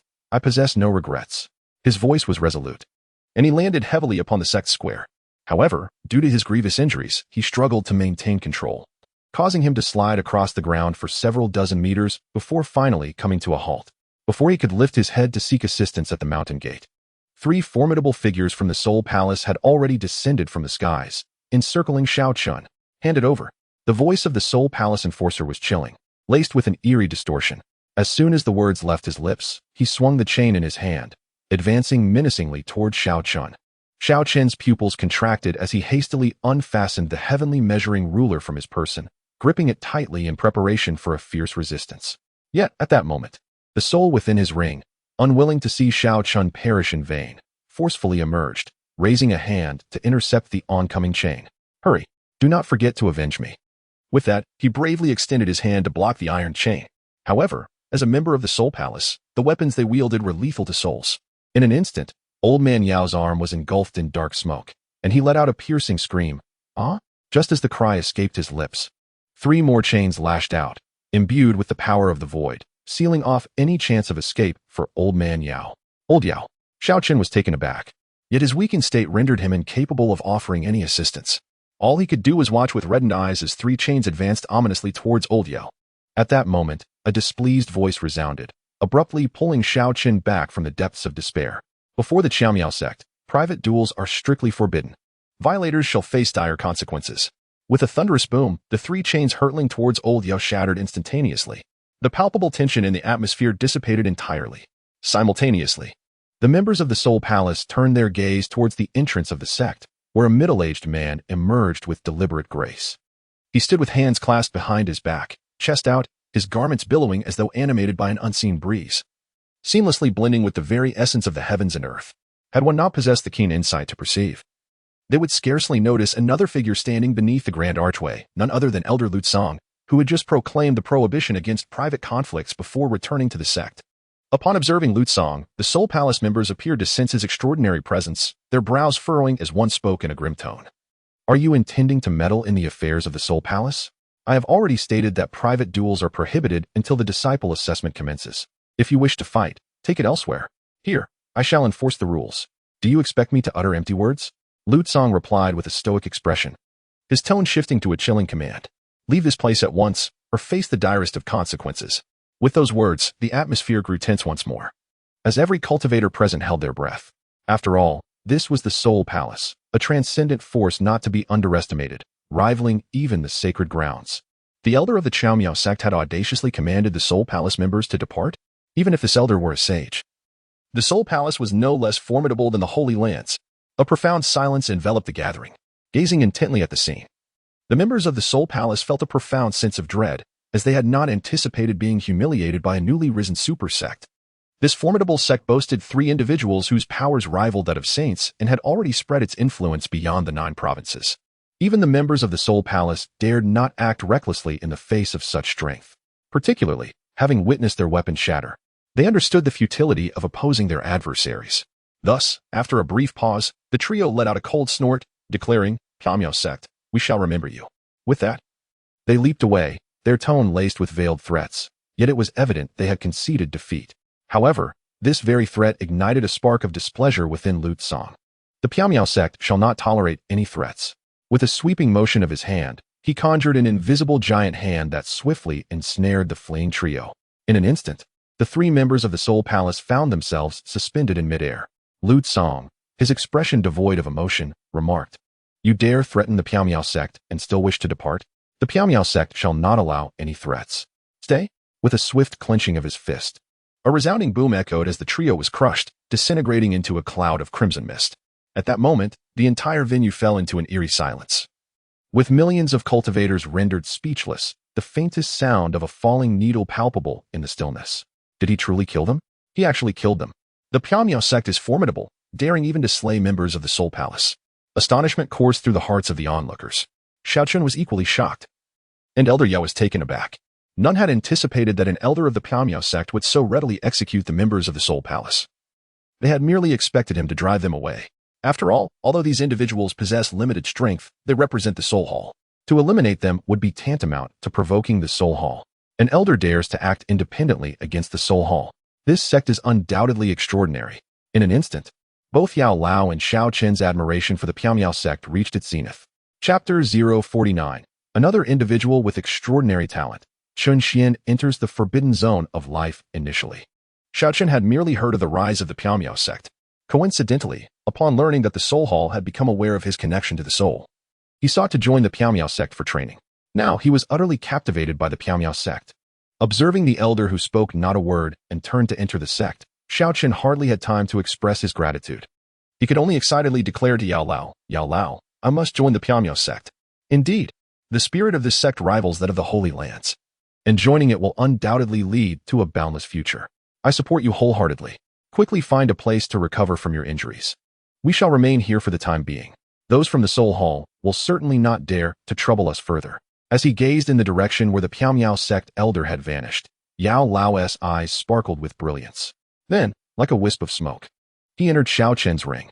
In life, he was already a sage, and now, as a sage's soul, even if his spiritual power was nearly exhausted, his lifetime of experience remained intact. With a single glance, he discerned that Lu Tsang's strength was extraordinary, far surpassing his own peak period. Moreover, the audacity to offend the Soul Hall indicated that if Xiao Chen were to join the Misty Sect, he would have a sanctuary. Thus, Yao Lao wholeheartedly supported Xiao Chen's decision. Furthermore, joining the Misty Sect had long been a mutual resolution for the two of them. However, this time, the two individuals harbored an even deeper obsession with joining the mysterious sect. After reconciling their opinions once more, Xiao Chen promptly donned the heavenly measuring ruler anew and descended from the sect's grand plaza in search of a place to settle. As he passed, the surrounding cultivators cast curious glances in his direction. After all, at merely 20 years of age, he had already reached the late stage of sky control and had managed to escape from 3 formidable opponents of a significantly higher realm. Such a youthful prodigy held boundless potential for the future. Upon learning of his cultivation level, many could not help but direct admiring gazes at him. And even some audacious female cultivators, daughters of esteemed families, approached him to strike up a conversation. "Friend, come this way. I have space for you." "Esteemed one, my lady has sent this healing elixir for you. She wishes to invite you for a chat." Sir, the invitations were incessant, yet Xiao Chen declined each one with grace. Having just returned from an appointment with the Cloud Sect, he felt no interest in women. His thoughts were solely focused on resurrecting the elder Yao and repaying his teachings. After turning down his admirers, he ascended a towering stone and began to meditate, simultaneously cultivating to restore his strength while patiently awaiting the mysterious sect's initiation of disciples. As time trickled by, the number of eligible cultivators arriving for the disciple selection test steadily increased. On the day Xiao Chen arrived, there were only hundreds of thousands waiting. and the area surrounding the stone where he stood remained sparsely populated, providing ample space for each individual. However, merely 2 days later, the space around him was entirely filled with the throngs of subsequent cultivators. A glance around revealed that the mountains, trees, riverbanks, and boulders were densely packed with people. The entire scene is bustling with no fewer than 7 to 8 million individuals, a staggering increase of several million compared to just 2 days ago. Remarkably, this is merely the 5th day since the mysterious sect announced its recruitment of disciples. There remain 25 days until the official inauguration of the sect. The crowd is only growing. Indeed, this is an overwhelming number. To find a restroom, one can hardly move without encountering throngs of people. I ventured 200 miles away to a secluded mountain where I could find solitude. Running 200 miles just to relieve oneself? Alas, there are simply too many people. It is my first experience witnessing such a vast assembly. This is the nature of a supreme sect's recruitment. However, given that this is the inaugural recruitment of the mysterious sect, it is only natural that a multitude gathers. Indeed, this is merely the beginning. On the actual recruitment day, it is estimated that the numbers could soar into the hundreds of millions. Such ferocity? In previous recruitments by other supreme forces, attendance rarely exceeded 20 million. Oh, it is true, as now only this one supreme power remains within the 9 provinces. The mysterious sect. While the outer world is teeming with activity, the interior of the mysterious sect remains tranquil. Lin Fan, Yi Qingcheng, and Murong Ingluo engage in rigorous cultivation daily, seldom partaking in other activities. They are either battling within the ultimate illusion tower or meditating in areas rich with spiritual energy. Through their steadfast practice during this brief period, the trio has collectively advanced to the late stage of the spirit concentration realm, surpassing Yi Junlin, who has dedicated a lifetime to cultivation, leaving him envious. Even the 2 young women, Feng Hua and Shuiyu, who daily sweep the floors while playfully engaging in their training, have now stepped into the realm of sky control. During this time, the 2 have become the sole captivating scenery outside the mysterious sect. As dawn breaks each day, numerous cultivators gather near the sect, gazing at the 2 enchanting maidens sweeping the ground. Initially, their attention is captivated solely by the figures and grace of the women. However, as time passes, they become aware of the evolving realms of the 2 ladies, which further shrouds the Misty Sect in an aura of mystery within the hearts of the onlookers. On this particular day, Chen Xuan stepped out of the main hall of the sect leader and approached the willow tree to water it. At that moment, the willow, Luyu, had sprouted several tender buds, and her charred trunk subtly radiated vitality, hinting that it would not be long before the dark bark would shed, allowing her to rejuvenate completely. Chen Xuan intended to inquire about Lu Yu's cultivation progress, but upon inspection, he discovered that she was not within the tree. This revelation left him somewhat helpless. Ever since arriving at the sect, Lu Yu's injuries had healed sufficiently to allow her to detach from her corporeal form and wander freely, making her often elusive. However, Chen Xuan chose not to be concerned, for a willow tree, having regained its essence and lost its memory, could harbor no ill intentions. Besides, her excursions could only serve to strengthen her spiritual essence. Suddenly, as Chen Xuan was watering the plant, a notification from the system echoed in his mind, causing him to pause. Detected a genius with extraordinary potential exceeding 10 stars, located in the Eastern Wilderness Forbidden Zone, within the ancient divine veins. Please proceed to recruit this disciple. Another genius with such remarkable potential? In a forbidden area, no less? What could such a prodigy be doing in a perilous zone? While Chen Xuan pondered this, the system chimed in once more. Warning: the life of this genius is currently under threat. Please hurry. Hearing this urgent message, Chen Xuan had no choice but to cease his watering. Although he was not in a hurry, it was prudent to act swiftly to avoid any unforeseen circumstances. After all, the individual in question was a prodigy with exceptional potential, exceeding 10 stars. At present, he possessed only one such talent, Lu Yu, and was in urgent need of more like her. Lu Tsong, I have set out to recruit a disciple. Please take good care of the house. After transmitting a message to the Grand Elder, Chen Xuan swiftly made his way towards the ancient divine vein. The ancient divine vein, located millions of miles from the. It is merely a mountain range, yet its renown surpasses that of sacred grounds. This vein is one of the most infamous life-restricting zones in the Eastern Domain, existing for hundreds of thousands of years.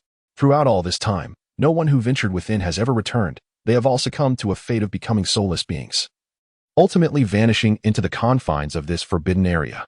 At this moment, a young girl was making her way toward the edge of the ancient divine vein, having already ventured 1,000 meters inward.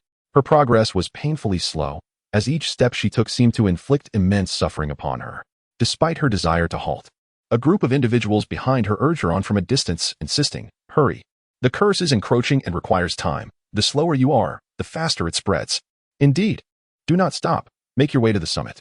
If you can retrieve a sacred fruit, you will be hailed as a great benefactor of the Tai Chu sacred land, which will devote itself to nurturing you." Chapter 050. Tai Chu Sacred Land. Li Chuan, guardian for 3,000 years outside the Forbidden Zone. A throng of individuals from the Tai Chu sacred land called out fervently. Behind these urgents stood a group of venerable elders, each exuding an extraordinary presence and inscrutable depth. Enclosed within this assembly of sages was a magnificent dragon palanquin. Before the dragon carriage, 2 azure dragons pull it, carrying an elderly figure. A man so frail and aged that he embodies the very essence of senescence. His skin is shriveled, his physique emaciated, resembling a mere skeleton, unmistakably belonging to one whose life is nearing its end. However, seated upon the dragon carriage, surrounded by numerous formidable guardians, he inadvertently asserts his elevated status and identity. Yet, the assembly is not solely comprised of individuals from the Tai Chu sacred land. Nearby, numerous cultivators stand at a distance. Among these practitioners are many aged, decrepit figures nearing the end of their lifespans, alongside vigorous young disciples. Nevertheless, they maintain a respectful distance from Tai Chu's sacred land, particularly the frail old men who seem to be on guard against the members of Tai Chu. Another powerful figure from Tai Chu's sacred land has succumbed to the ravages of time. It appears that no one can escape the relentless passage of time. The aura emanating unconsciously from this venerable figure is truly formidable. Could he be on the verge of attaining sainthood? Ah, I see now. It is none other than the esteemed elderly Chuan, who swept through hundreds of states in the eastern domain 3,000 years ago. Should he successfully procure the sacred herb atop the mountain, he might indeed achieve saintly status. Yet, at this moment, he is far from it. What? The elder from 3 millennia ago. He has not attained sainthood, yet has managed to survive for 3,000 years? He must be infinitely close to becoming a saint, supplemented by elixirs that extend life. It seems he has finally reached his limit, prompting his venture into the Forbidden Zone to gather herbs. Who would have thought he would encounter a little girl capable of resisting the cursed powers? Li Chuan is truly fortunate. The supreme bone is already a rarity that appears once in a millennium. The profound rhythm emanating from the flesh and blood that have been excavated surprisingly proves capable of resisting the curse of the Forbidden Zone. Yet, to excavate the supreme bone solely for the exploration of this perilous domain seems excessively wasteful. If the supreme bone were nurtured properly, the likelihood of achieving emperor status would be significantly heightened. They are indeed quite extravagant. She could never bear to see the supreme bone excavated. The supreme bone of this young girl had been unearthed by her cousin. Her cousin, possessing innate dual pupils, is a key disciple cultivated by the primordial sacred land. Upon the installation of the supreme bone, the primordial sacred land inadvertently became aware of the existence of this young girl, thus compelling her to serve as a pathfinder. However, the profound rhythm left by her supreme bone is nearly depleted. She surely cannot reach the summit. What? Such family ties exist? Dual pupils and a supreme bone. My goodness. If nurtured, the family could easily gain 2 additional Saint King level powerhouses. To have personally destroyed one is truly lamentable. The primordial sacred land shows no humanity. Having excavated the supreme bone, leaving behind a wound that retains some of the rhythm, they still insist on sending her forth as a pathfinder. They are driving her towards certain doom. Hush. Speak quietly. Be cautious of being overheard. The crowd murmurs softly, while some emaciated old men remain silent, merely awaiting the return of the sacred fruit, ready to fight fiercely for it. As for the feeble elder on the dragon chariot, a senior elder of the primordial sacred land, who is infinitely close to sainthood. These individuals are on the brink of death. Who among them would care about each other's identities? Thus, the people of the primordial sacred land remain vigilant against this reckless group of elderly men. Even if Li Chuan is unafraid of these individuals, what if an oversight allows them to snatch and flee? Moreover, should they successfully obtain the sacred fruit, the primordial sacred land would welcome yet another sage. Thus, in pursuit of this sacred fruit, numerous guardians had gathered, more than a dozen, who had also discreetly brought along the treasured heirloom of their clan. This artifact not only served to deter the covetous gazes of others, but could also lend assistance to the young maiden in crucial moments, ensuring that she could retrieve the sacred fruit without falling victim to the perils of the realm. However, the treasured heirloom would remain untouched until the direst of circumstances arose. In that moment, all eyes were intently fixed upon the maiden, each silently urging her to hasten her efforts. Within the Forbidden Zone, as Shirling air delved deeper, The resonance of the Tao upon her shoulders diminished increasingly. She understood that once the supreme Tao resonance, ignited by her wounds, faded entirely, she would succumb to the encroaching curse, becoming naught but a soulless husk within this treacherous domain. Yet, if she retreated, death awaited her as well. Thus, she found herself ensnared in a fatal dilemma, with no path leading to salvation. Was it destined that Shirling Air would meet her end here today? Very well, for I have already become a mere shadow of my former self. Even should I survive, the chance for vengeance against those who wronged me would elude me. To perish in this forbidden zone seems fitting, for in death, no one shall disturb my rest. A wave of desolation washed over Shirling Air as she stumbled forward, each step laden with the weight of impending doom, teetering on the brink of collapse, while those outside the forbidden zone watched with bated breath, their hearts gripped by fear. At last, after traversing a few dozen more meters, the Tao resonance upon her shoulders dissipated entirely. Unable to maintain her composure, she toppled sideways onto the grass. With a heavy thud, she fell to the ground, feeling as though the world around her spun wildly. In an instant, the malevolent force intertwined with curses surged wildly into her body, causing her consciousness to oscillate between lucidity and chaos. Shirlingo had fallen. She had collapsed. Alas, had she ultimately met with failure? If only she had discovered sooner that her supreme bone had been excavated. For so long, her Tao rhythm had been dissipating, and she could not endure long enough to traverse deeper within. At that moment, witnessing Shirlinger's prostrate form, everyone outside the forbidden zone could not help but feel a wave of sorrow, especially the elder atop the dragon carriage. His expression darkened, and a palpable sense of oppression emanated from him, enveloping all who gazed upon him in an inexplicable heaviness that made breathing laborious and caused a tightening in their chests. Alas, such is fate, such is life. The old man departs. Li Chuan, supporting himself against the dragon carriage, slowly rose, preparing to personally venture into the forbidden zone in search of the sacred fruit.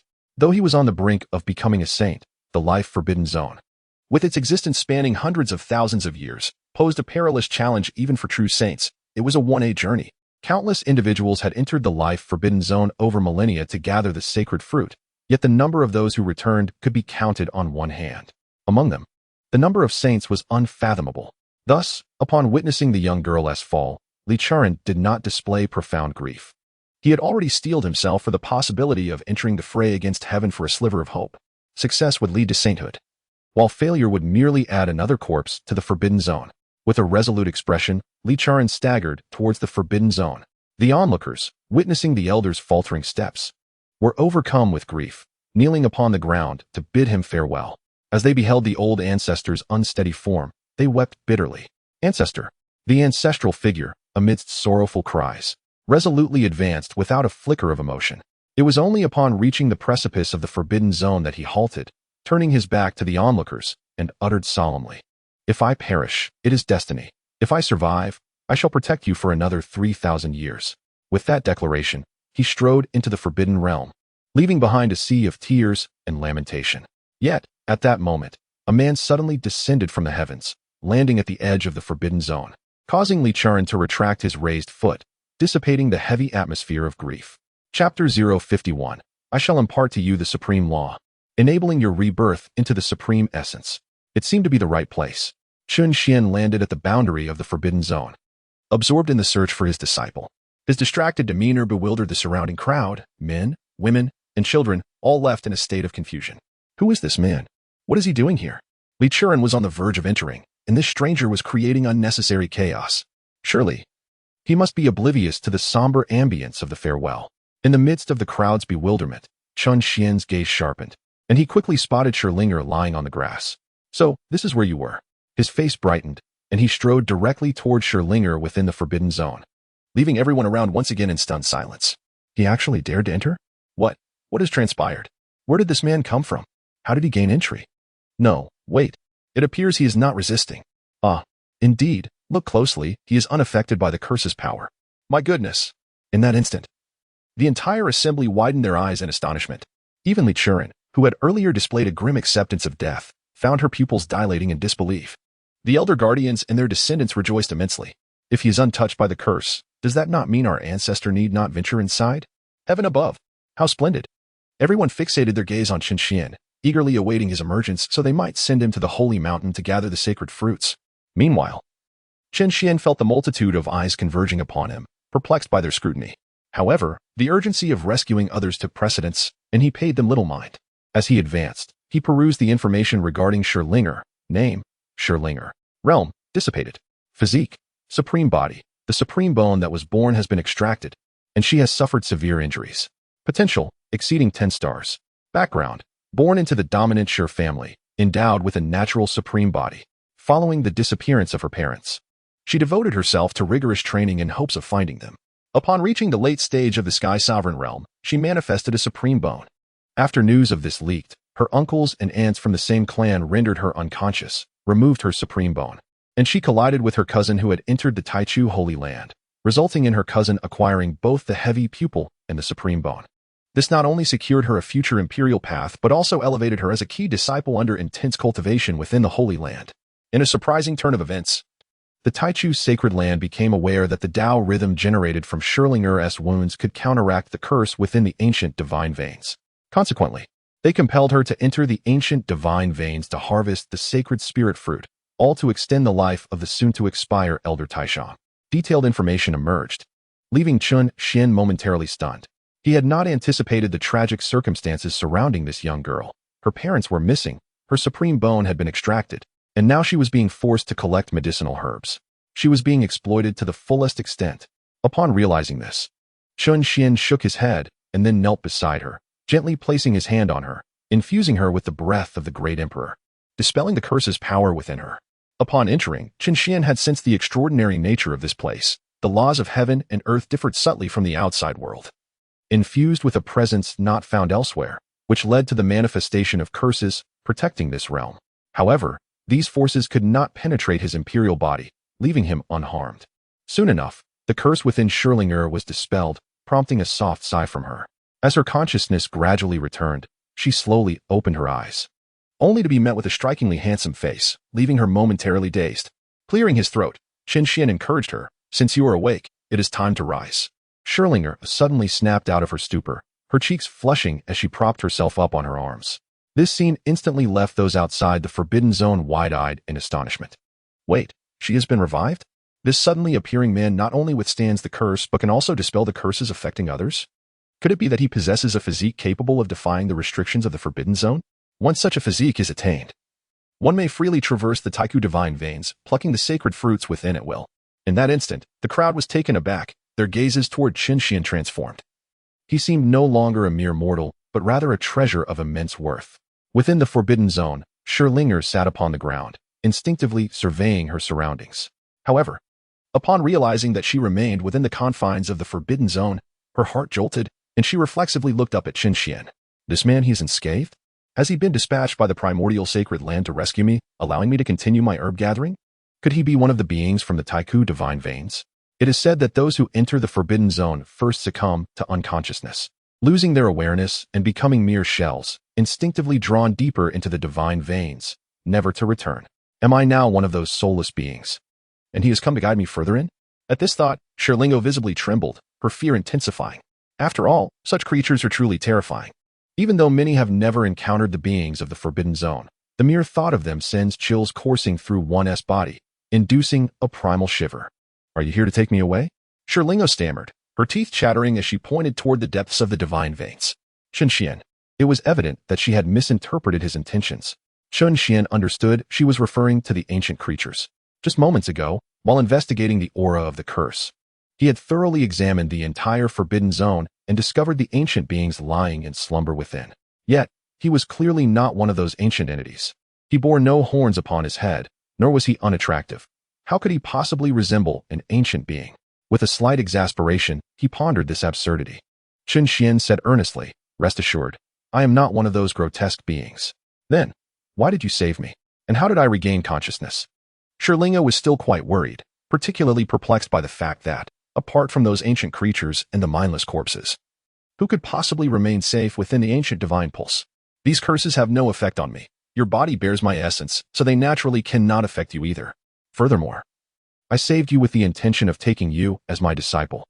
Seeing her fear, Chen Xuan felt compelled to clarify. However, to prevent her from incessantly questioning, he earnestly asked, "Would you be willing to accept me as your master? Allow me to lead you away from here?" Boom. Upon hearing these words, Scherlinger felt her mind become hazy. Become a disciple? Here? He came here specifically to take me as his apprentice? Yet, her supreme bone had already been extracted. She had long since been reduced to a mere shell of her former self. In a daze, Scherlinger looked up at Chen Xuan, instinctively explaining, "But I am already my supreme bone is gone. Do you still wish to take me? Huh. You possess a celestial physique, long confined by the mortal realm. Once the dust settles and light emerges, illuminating mountains and rivers alike, a mere piece of supreme bone is of no significance. Accept me as your master, and I shall impart to you the supreme art, enabling you to reconstruct your supreme bone." Chapter 052. Accepting Disciples in the Forbidden Zone, Scherlinger. The Extreme Dao Weapon, 7-Star Bell. Chen Xian's voice resonated in Scherlinger's mind like thunder, causing her entire being to tremble. You possess a celestial physique, long confined by the mortal realm? Once the dust settles and light emerges, illuminating mountains and rivers alike? The mere mention of the supreme bone seems trivial. Yet the prospect of passing on the supreme technique to allow me to reforge my supreme bone ignites a spark of hope within me. In an instant, Scherlinger was overwhelmed with excitement, her spirit, long ensnared in despair, now glimpsing a glimmer of aspiration. She promptly transitioned from sitting to kneeling at Chen Xian's feet, her gaze uplifted and fervent as she exclaimed, I am willing to become your disciple. I, Scherlinger, pay my respects to my esteemed master." With that declaration, she bowed her head thrice in reverence. The sound of her forehead striking the ground left all those outside the forbidden zone in a state of bewilderment. However, Chen Xian remained unfazed by the opinions of others, a faint smile gracing his lips as he observed his kneeling disciple. He then lifted Scherlinger with warmth in his expression, saying, "My dear disciple, let us depart. I shall escort you back to the sect." With that, he led the way out of the forbidden zone. Yet, upon seeing the guardian stationed outside, Scherlinger grasped Chen Xian's arm, her voice laced with caution, "Master, perhaps we should wait until they leave before we venture out. They may not allow us to pass." Huh, the Taichu Holy Land, is it? From this moment forth, my disciple, you have a protector. Chen Xian replied with a nonchalant smile, stepping forward with an air of pride. In that instant, Scherlinger's heart quivered as Chen Xian's silhouette loomed larger in her vision, resembling both the mountain and the sky, instilling within her an overwhelming sense of security. Her eyes misted over, fixated solely on Chen Xian's retreating figure. She hurriedly quickened her pace, keeping close behind her master, resolute in her choice to follow him, undeterred even by the prospect of death. Soon, the pair emerged from the forbidden zone, but as Scherlinger had forewarned, they were immediately confronted by a group of elders from the Taichu Holy Land, blocking their path. One of the elderly men stroked his beard and, with a smile, clasped his fist towards Chen Xian, saying, "Young friend, I have a favor to ask." With an impassive expression, Chen Xian shook his head, outright refusing. Although this group sought to rescue their ancestor, coercing his disciple to enter a forbidden zone for their own gain was not commendable behavior. Thus, Chen Xian naturally harbored no fondness for them. Furthermore, he had no intention of taking any action against them. However, should they dare to harbor ulterior motives towards him, he would not be so accommodating. Young brother, you must undertake this task." The elder maintained a smile, appearing kind and benevolent. Yet his words were laced with veiled threats. Subsequently, the other elders regarded Chen Xian with indifferent expressions and began to speak in unison. "Young brother, we are from the Taichu Sacred Land. Enter that mountain in the Forbidden Zone and retrieve 9 sacred fruits, and we shall grant you entry into the Taichu Sacred Land, nurturing you to the fullest extent. Fear not the dangers. Should peril arise, we will come to your aid." Each of the white-bearded elders spoke, their words dripping with grave menace, inciting murmurs of discontent among the surrounding cultivators. They keep invoking the Taichu Sacred Land, as if everyone is afraid of them. Retrieve 9? Were they not previously content with just 1? Truly, greed knows no bounds. Upon encountering someone capable of resisting the curse, they wished to seize it all. The crowd whispered among themselves. Meanwhile, Chen Xian remained expressionless and calmly replied, "What if I choose not to go?" Not go. Then you shall not leave. Today, whether you choose to go or not, you must go." In an instant, several venerable elders exuded their formidable auras, surging towards Chen Xian. Boom. A wave of pressure emanating from a royal-level powerhouse descended upon Chen Xian. Yet, the oppressive force of the royal realm had no effect on him whatsoever. Chen Xian slightly raised his hand to shield his novice disciple, and then furrowed his brow, a surge of murderous intent igniting within him. They dared to strike first? It seemed there was no need to hold back for his disciple any longer. Seeking death, with a cold demeanor, Chen Xian struck the elder with a swift motion of his hand. In that moment, a powerful palm strike materialized, hurtling towards the elder's crown. Boom. The elder was instantly reduced to a mist of blood. Suddenly, the surroundings fell into an eerie silence, a profound stillness enveloping the scene, for everything had transpired too rapidly. So fast that even the elder himself had failed to perceive the imminent danger. Ah, grandfather, great-grandfather, third brother, as the blood mist was swept away by the wind. Brushing against the faces of the onlookers, they finally reacted, erupting into cries of shock, immediately adopting combat stances. Others held their breath, their nerves frayed in disbelief. Even the exceedingly aged elder seated upon the dragon chariot could not help but lift his head, his eyes gleaming with intensity as he gazed at Chen Xuan, murmuring to himself, "Saint." Boom. Upon hearing this revelation, the crowd gasped in astonishment, especially those from the Tai Chu Holy Land, who instinctively recoiled, unable to process the reality before them. A saint? This man is a saint. He appears far too youthful. In an instant, astonishment enveloped everyone present. Even Scherlinger could not resist casting a sidelong glance at her master's visage, her eyes brimming with admiration. No wonder the master is fearless. It turns out she is a sage. She gazed adoringly at Chen Xian's face, lingering in reverie. Those who obstruct my path shall perish. After vanquishing the formidable Emperor Realm Fighter, Chen Xuan uttered these words with a calm demeanor, then proceeded forward with Scherlinger. However, at that moment, Li Charan from the dragon chariot spoke again, his voice aged and raspy. "You cannot leave." A hush fell over the crowd once more as they turned their attention to Li Charan. Can even a sage not depart? This old man is merely infinitely close to sagehood. Could he possibly impede a young sage? Only another sage can do so. Even one who is infinitely close cannot, unless he possesses a supreme weapon. As this thought crossed their minds, several elders were momentarily stunned, then collectively fixated on Li Charan. Upon observing his composed demeanor, they could not help but accept their conjecture. After all, an elder who is infinitely close to sagehood and nearing the end of his lifespan could not possess such confidence. Heavens! It seems he has indeed brought the clan's treasured artifact, the seven-star bell. The seven-star bell? The very artifact that once shattered a sage's soul with a single strike? Who would have thought this old fellow so cunning? One question lingers in my mind. If he has brought a supreme weapon, why did he not use it to clear a path just now? Why venture alone into the forbidden zone? He must have brought the supreme weapon as a precaution against unforeseen circumstances, yet he dared not truly wield it within. For the supreme weapons of their sacred ground are but half-finished products, forged through the collective efforts of formidable masters throughout the ages. This creation is not the handiwork of an emperor. Rather, it is a pseudo-supreme weapon. Should it enter a forbidden zone and lose control, it will not automatically return. To my surprise, the crafty Li Charan still possesses a hidden trump card. A pseudo-supreme weapon is indeed a formidable armament, second only to the supreme weapons. It is said to be only slightly inferior to the true supreme weapons. The crowd's eyes sparkled with intensity as they surveyed the scene, desperately seeking the whereabouts of the Seven Stars Bell. Chapter 053. A single hand that suppresses all. Manifestation of the Forbidden Zone's anomaly amidst the gathering. Li Charan, with an air of composure, rose from the dragon chariot and lifted the yellow cloth draped behind him. In an instant, a grand bell was unveiled. Upon sighting this bell, the gazes of all present halted once more. Even Chen Xuan found himself momentarily pausing, turning to behold the Seven Stars Bell. However, he quickly discerned that this bell lacked the overwhelming power of his Tai Huang sword. While still formidable, it paled in comparison to the true supreme armaments. Yet, it could undoubtedly obliterate a saint with ease. Meanwhile, Li Charan regarded the bell with unshakable confidence. This bell stands as the sole pride of their sacred land, and embodies the faith of all its inhabitants. After all, the materials used to forge this bell were painstakingly gathered over millennia. Thousands of years of accumulation, combined with the 7 unique stellar origins bequeathed by the ancestral emperor, were meticulously crafted over 3 epochs by generations of ancestors to finally manifest the supreme weapon, the Seven Stars Bell. Although not birthed from the hands of an emperor, it undeniably falls within the realm of supreme weaponry. With the first toll of the bell, the saints recoiled. With the 7th toll, the primal chaos quaked.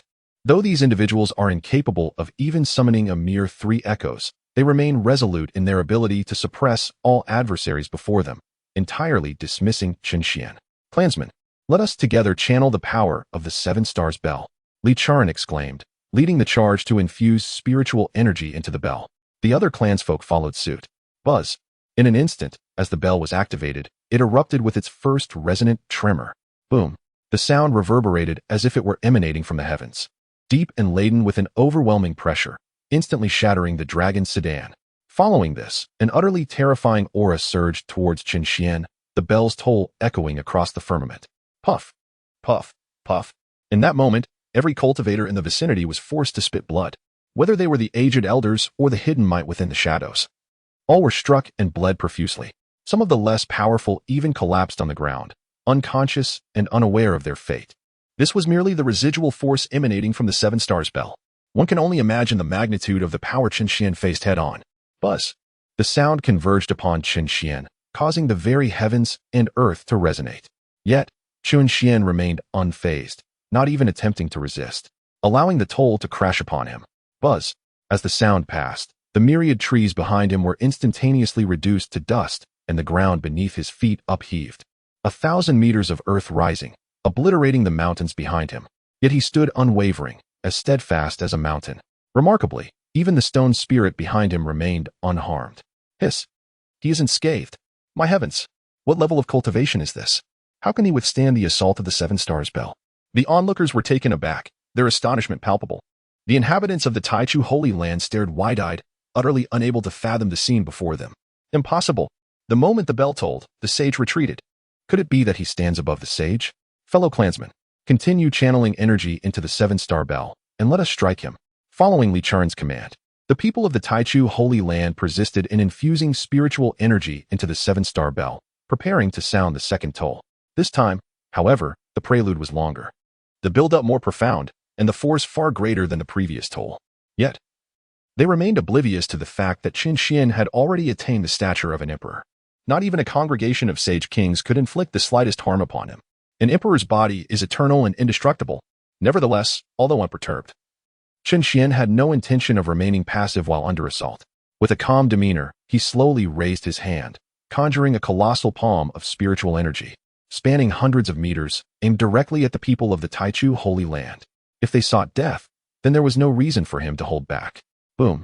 The immense palm of condensed spiritual energy descended as if it were summoned from the heavens above, poised to suppress the ages. In an instant, the denizens of the Taichu Holy Land were struck with astonishment.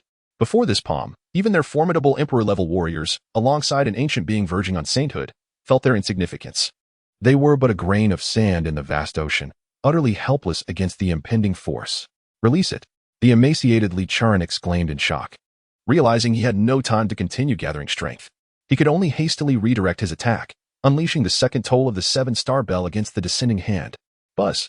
The bell trembled, and a resounding, thunderous echo surged toward the invisible giant hand above.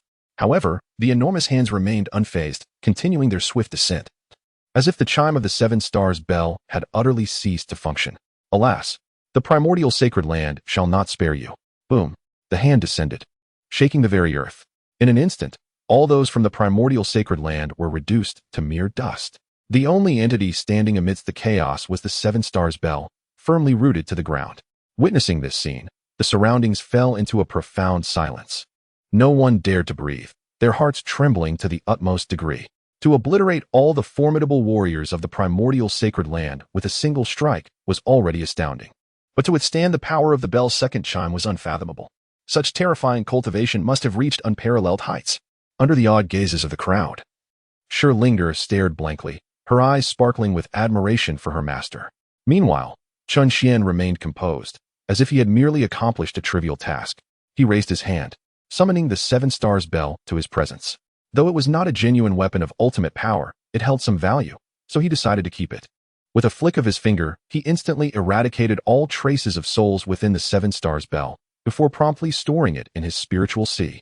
This spectacle once again evoked a tremor among the onlookers, for even a true weapon of ultimate power could not be contained within the spiritual sea by a sage. Although this was merely a pseudo-ultimate weapon, the act of storing it in the spiritual sea was beyond the capabilities of any sage. Thus, witnessing this scene, all present could not help but revere Chen Xuan's might, unequivocally acknowledging him as an existence beyond that of a sage. Meanwhile, within the primordial sacred land, countless elders awakened simultaneously from their secluded meditation, with some ancient beings suddenly opening their eyes wide, staring into the void and murmuring, "This is bad." The traces of the sacred land have been erased by someone using the extreme Dao weapon. Swiftly, several elders of the Saint Realm vanished from their retreat and reappeared within the main hall of the sacred land. Did you all feel that? Yes. The mark is gone. It must be that lad, Chuan, who has encountered trouble. He took away the extreme Dao weapon a few days ago. Who possesses such audacity to strike against our Taichu sacred land? Immediately inform the sacred lord and convene an emergency meeting. We must retrieve the extreme Dao weapon at all costs. I shall head to the ancient divine vein now. I will accompany you. At the edge of the ancient divine vein, disciple, let us depart. After putting away the 7-star bell, Chen Xuan offered a gentle smile to Sherlinger. It was only then that Sherlinger snapped out of her daze. Gazing at her master's smiling face, she felt as though her thoughts had been laid bare, causing her cheeks to flush crimson as she shyly nodded in agreement. Observing this, Chen Xuan merely smiled softly. After all, what girl does not harbor youthful affections? Moreover, he had saved her, and how handsome he was. With a gentle smile, Chen Xuan slightly raised his hand, preparing to lead Sherlinger away. However, at that moment, a sudden radiance emanated from the distant mountaintop of the forbidden area. Following this, a slender stream of spiritual water shot up several dozen meters high, creating a peculiar phenomenon at the mountain's summit, reminiscent of the dawn of chaos. Chapter 054. The Conspiracy of the Ancient Beings, Chaotic Holy Water as a Catalyst. A phenomenon? The dawn of chaos. What could this signify? Could it be that a treasure is emerging? Nay, observe the water. It appears to possess the power of the Tao. Those are the unmistakable signs of the primordial sacred water. By heavens, it is indeed the primordial sacred water. But how could it exist within the forbidden zone? Such a substance is non-existent throughout the entire desolate ancient continent. It is an unparalleled treasure capable of mending the wounds of a sage. Is this the primordial sacred water? A substance craved even by sages? Observing the extraordinary phenomena above the sacred mountain of the forbidden zone, the multitude was astounded, especially the gushing sacred water, which caused countless individuals to secretly click their tongues and become filled with desire. The primordial sacred water, non-existent in this desolate ancient land, is said to be obtainable only beyond its borders, making it exceedingly rare. It is a divine water capable of healing the injuries of a sage. It can heal a sage's injuries. When a sage is wounded, ordinary medicines are generally ineffective, and they can only rely on their own recuperative abilities. Therefore, such a substance is coveted even by sages. Although it cannot prolong life, it can be exchanged with a sage for some natural treasures that can extend one's lifespan. It is simply incomprehensible why it would appear on the summit. Of course, although everyone was filled with envy, no one dared to enter to collect the water. After all, this is a place where even sages who enter may perish. Thus, everyone turned their gaze toward Chen Xuan, eager to know whether this sage would venture inside. It is understandable that he is not interested in the sacred fruit that can extend life by 1,000 years, as he is young and it is normal not to take risks. But is he also uninterested in the sacred water? This substance may save his life at a crucial moment in the future. Under the gaze of the multitude, Chen Xuan also slowly turned his gaze toward the summit. He perceived the extraordinary nature of the sacred water.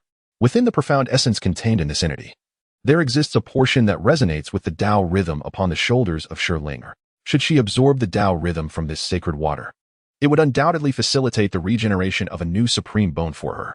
Contemplating this, Chen Xuan was inspired and gently smiled at Sherlinger, saying, "Disciple, this chaotic sacred water is immensely beneficial for you. It can assist in the swift recovery of your lost supreme bone. Would you be willing to accompany your master to retrieve it?" Upon hearing these words, Sherlinger felt a tremor in her heart and hastily interjected, "Master, you must not. The forbidden zone is fraught with curses and slumbering ancient beings. The might of the extreme Tao weapon may have already stirred those entities. I have faith that I will regenerate my supreme bone on my own and do not wish for you to take such risks on my behalf." Her expression was earnest, and her words were deeply heartfelt. After all, having taken on a master, she now harbored hope for the future and did not wish for her master to encounter peril on her account. "Do not worry, my disciple. While you will indeed grow it back yourself, the means to stimulate its growth lies right before us. Why seek distant solutions when the remedy is at hand? Come, I shall take you to fetch the water." With that, Chen Xuan raised his hand and, with Sherlinger in tow, soared towards the mountain peak. Instantly, the surrounding cultivators were left in astonishment, for Chen Xuan was truly venturing forth, and he was accompanied by his newly accepted disciple. Most astonishingly, he was capable of flying within the forbidden zone. Once again, he surpassed all their preconceived notions regarding the forbidden zone. Under the gaze of all, Chen Xuan ascended to the mountain summit. The peak was not a flat terrain, but rather a concave hollow. Once they landed, they would be shielded from the outside world by the protruding stone walls at the edge, cutting off all visibility. As Chen Xuan soared through the air, He had barely touched down when the sacred water, which had just surged forth, seemed to sense his presence and abruptly retreated into the small opening in the ground. Vanishing from sight, Chen Xuan remained unperturbed, for the sacred water would not elude him. Once he and Shirlingo landed, he began to observe.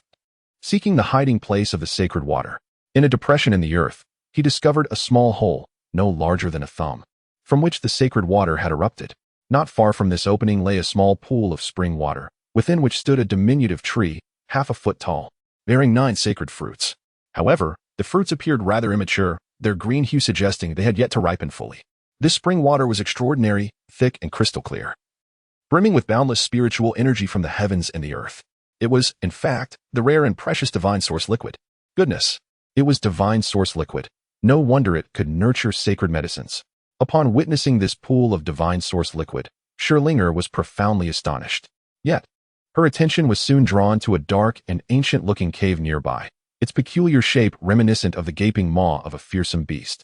Master, she began to speak, but was interrupted by Chen Xuan. Disciple, the sacred water is within the cave. Let us retrieve it. Ah, Master. Surely this cave cannot be the lair of the legendary primordial beings. Perhaps we should reconsider? The sight of the seemingly bottomless cavern sent a shiver down Shirlinger's spine, instilling in her a sense of trepidation. Although she held great admiration for her master's prowess, these were primordial beings they were speaking of.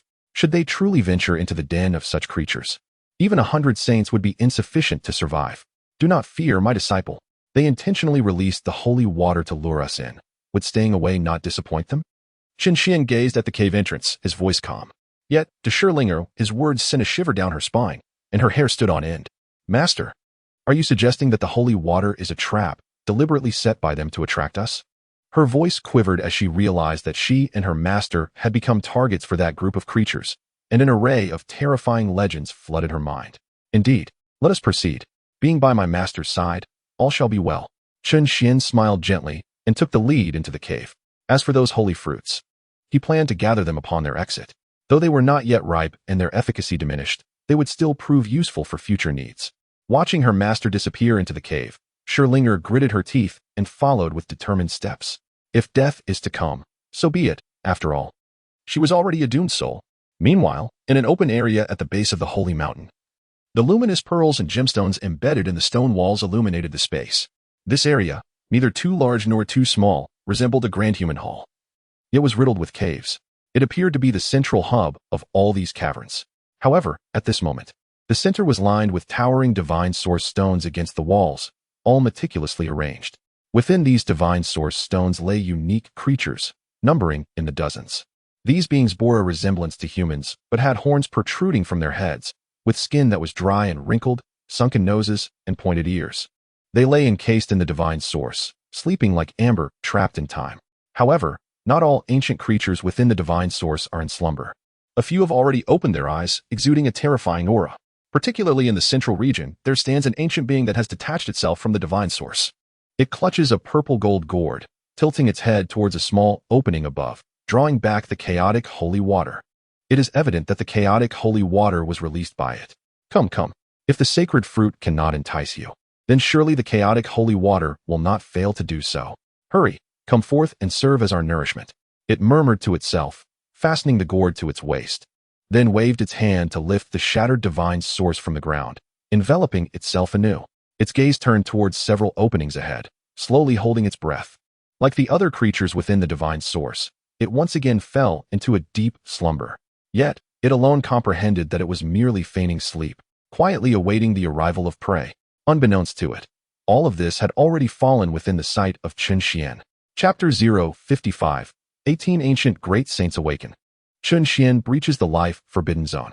Traversing the winding cave, Chen Xuan led Shirlinger to the inner cavern's depths, arriving at a spacious cave entrance. Is this the divine source? Such immense divine sources.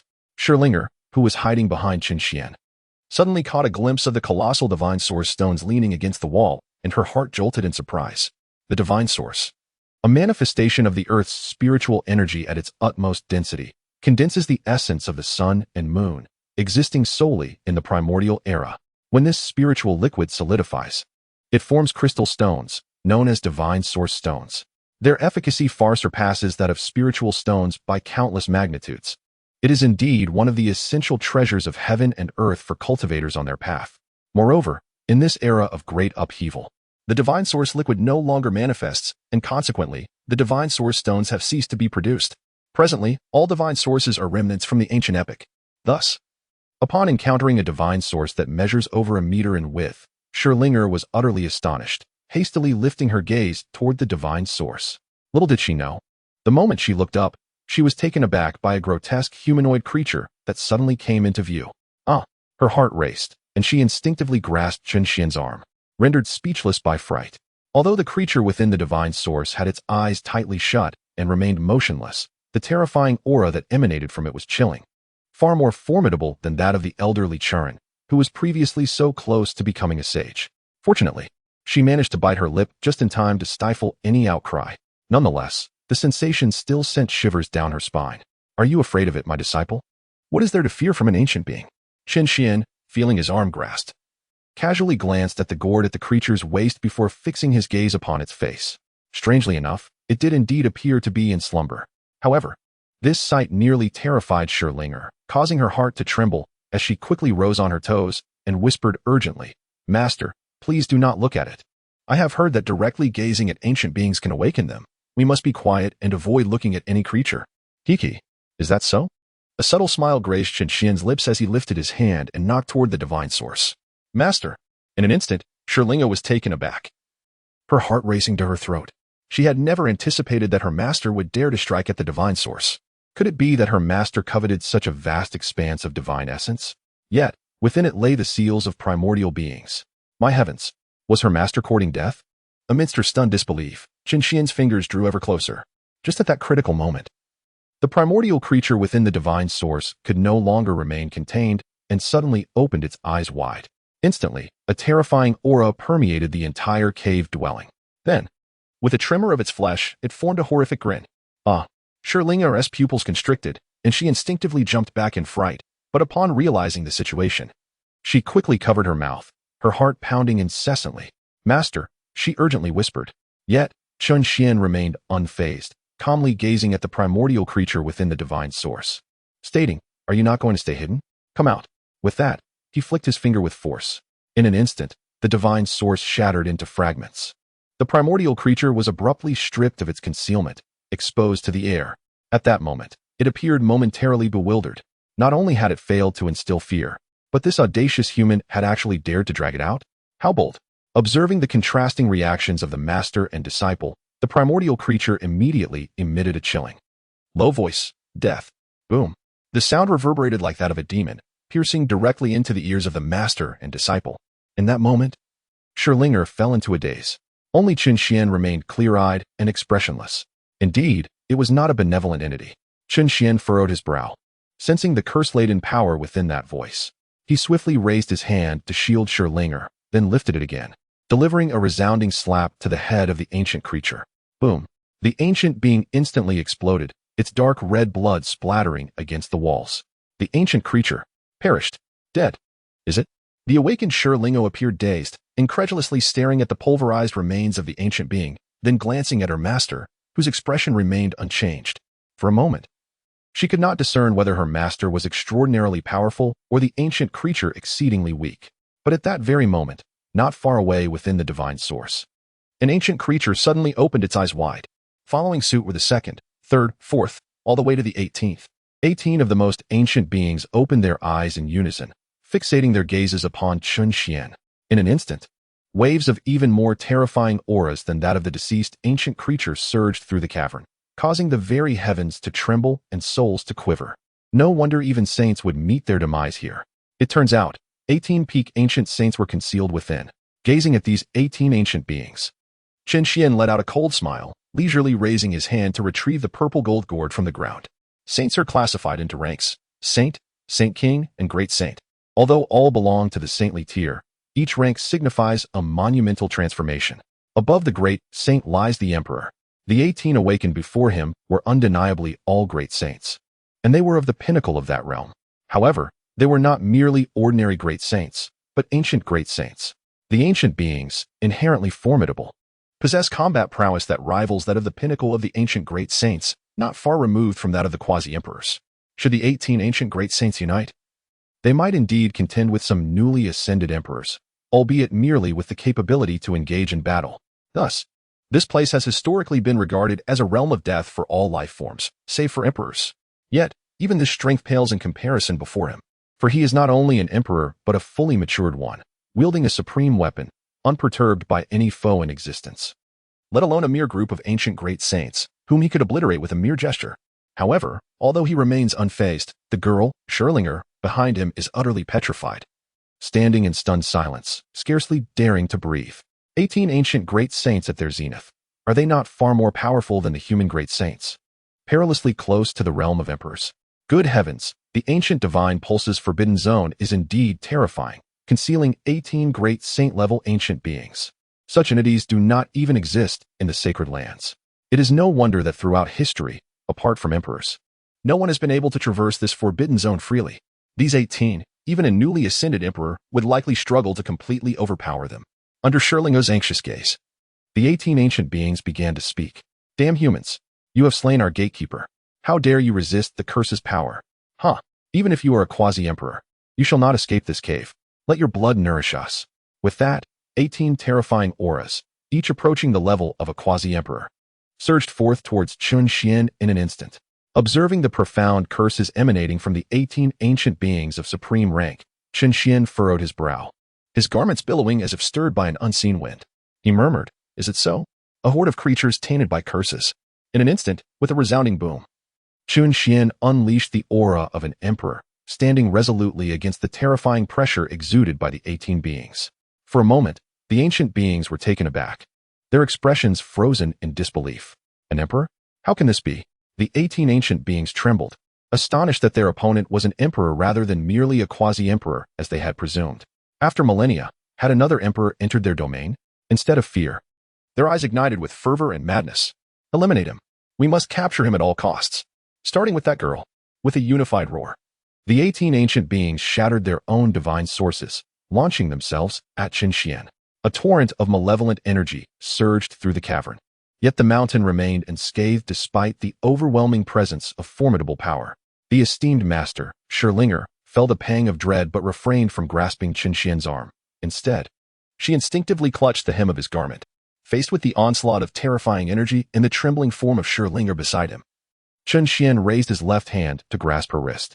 With his right hand, he summoned the ultimate weapon, the Tai Huang sword. Casting a disdainful glance at the multitude of ancient beings, he coldly declared, "Even with one hand protecting my disciple and the other wielding my sword, I shall cleave through you as one would slaughter dogs. Today, let me eradicate you beings and bring a definitive end to the chaos of the Forbidden Zone."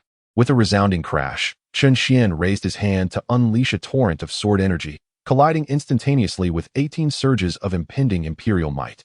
In that moment, the entire sacred mountain trembled, the vibrations resonating throughout the mountain and rippling across a radius of 100,000 miles. Chapter 056, Chen Xuan's pacification of the life Forbidden Zone, the dawn of a new cycle boom.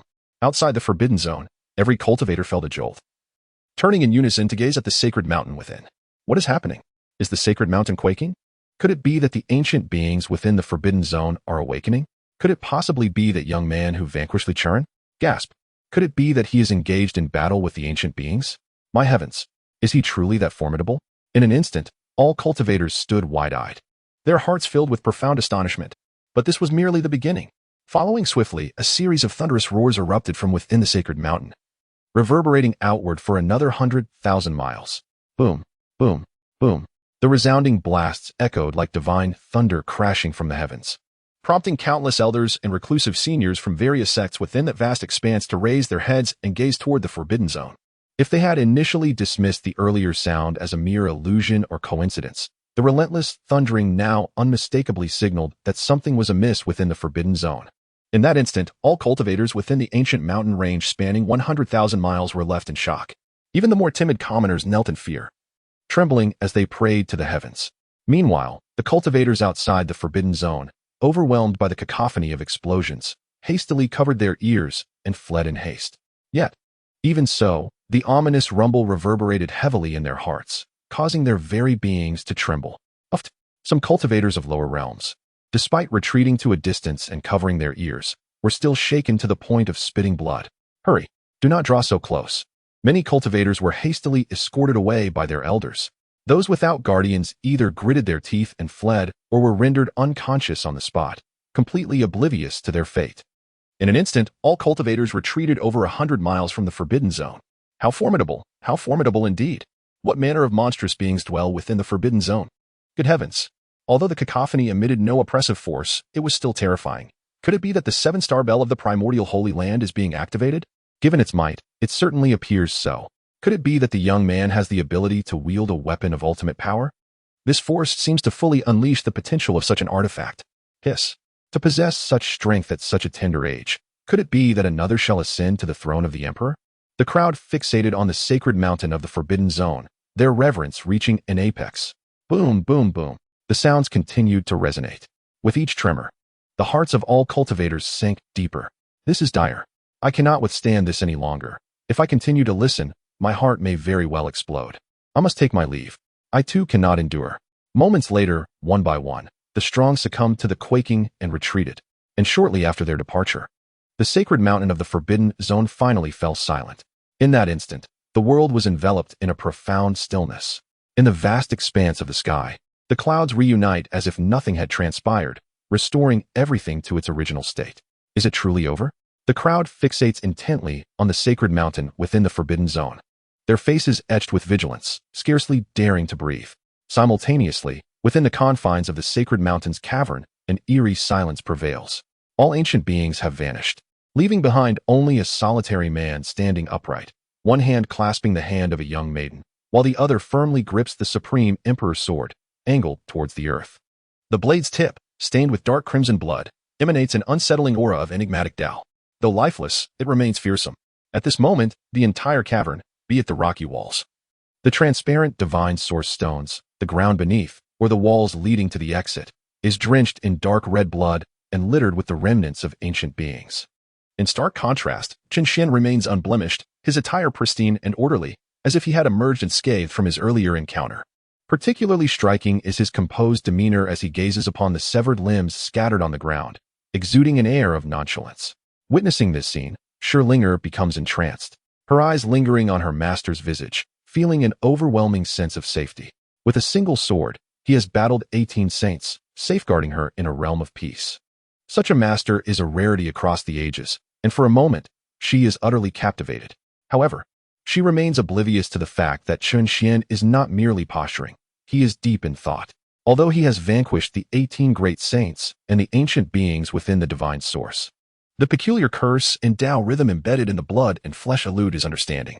The curse within the blood is even more potent than that found in the Forbidden Zone, suffused with a bizarre energy. After a moment of contemplation, having discerned no clues, Chen Xuan shakes his head in resignation. Regardless, the ancient creatures within the Forbidden Zone have been completely eradicated. Thus, the lingering curse power may as well remain. At the very least, these ancient beings will no longer wreak havoc. With this thought in mind, Chen Xuan raised his hand to stow away the Taiwang's sword and addressed Sherling. Disciple, let us depart. Oh, all right, master.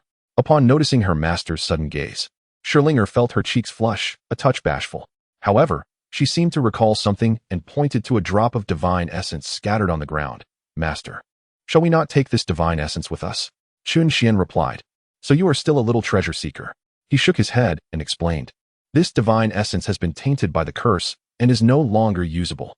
Let us go. The spiritual energy within our Piao Miao sect is far more abundant than this divine essence. With that, he took the lead and began to walk away. Before long, the two ascended to the mountain peak. Chen Xuan, this time, did not hold back. He raised his hand and plucked 9 sacred fruits. Following this, with a grand gesture, he and Scherlinger vanished from the sacred mountain and returned to the sect. Outside the Forbidden Zone, numerous cultivators had been waiting for a while. Upon confirming that there was indeed no commotion from within, they collectively breathed a sigh of relief. It appeared that the battle within the Forbidden Zone had conclusively ended. That young man must have perished in the fray. Who would have thought that with merely a pseudo-supreme weapon, he managed to contend against the ancient creatures for such an extended period before ultimately succumbing? If he survives, he is destined to become an emperor in the future. Alas, what a pity. If he had attained the path to emperorhood first and returned, perhaps he would not have met such a fate. Alas, it is over. It is unfortunate that there was no opportunity to witness this battle firsthand. It is indeed a significant regret in life. Countless powerful beings shook their heads, preparing to depart. Yet, at that moment, three terrifying presences abruptly manifested, compelling everyone to halt in their tracks.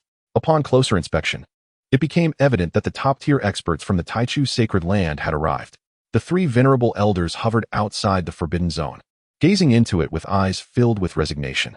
Alas, they had arrived too late. The sounds just heard undoubtedly emanated from our sacred land's ultimate weapon, the seven-star bell. It seems it must have been buried within the forbidden zone alongside that individual. What shall we do? Our sacred land cannot exist without an ultimate weapon. Should we not summon the sect's powerful members to retrieve another ultimate weapon and see if we can reclaim it from those ancient beings? Absolutely not. The ancient beings here are indomitable. Even an emperor can merely pacify them for thousands of years without truly eliminating them. Thus, it is best to abandon such thoughts. Yet, without an ultimate weapon, our sacred land shall descend into the ranks of ordinary sanctuaries. Alas, such is fate. We can only return to gather materials and forge anew. Fortunately, our sacred land has acquired a supreme bone of the double pupil. If we nurture her with all our might, the chances of her achieving the status of emperor in the future are exceedingly high. Should she succeed in attaining the emperor's throne, she would be equivalent to countless ultimate weapons. Let us return and inform the Lord of the sacred land to devote all efforts to cultivating Xiaoyu. The elder, leading the way, shook his head in resignation before vanishing from sight. Chapter 057. New Rewards, Two More Emperors. Observing the powerful elders of the Taichu sacred land swiftly come and go, the gathered cultivators were filled with deep emotion. Even some cultivators and factions that had once suffered oppression from the primordial sacred land now found themselves secretly exhilarated. The notion of reconstructing supreme weapons seemed little more than a fanciful dream. The emergence of the Seven Stars Bell was solely reliant on the materials left behind by the great emperor of the primordial sacred land, supplemented by millennia of diligent collection. With the absence of the emperor, the mere sacred land could hardly hope to gather the materials necessary for supreme weapons. What a delusion that would be. Such materials were not even guaranteed to be amassed by the emperor himself. However, after a brief moment of elation, those who had been wronged found themselves despondent once more. This was due to the presence of a quasi-empress, Shi Yaoyao, within the primordial sacred land. Indeed, she was the very prodigy endowed with innate double pupils, who had excavated the supreme bone of Shilinger, and was also referred to as the quasi-empress by the primordial sacred land.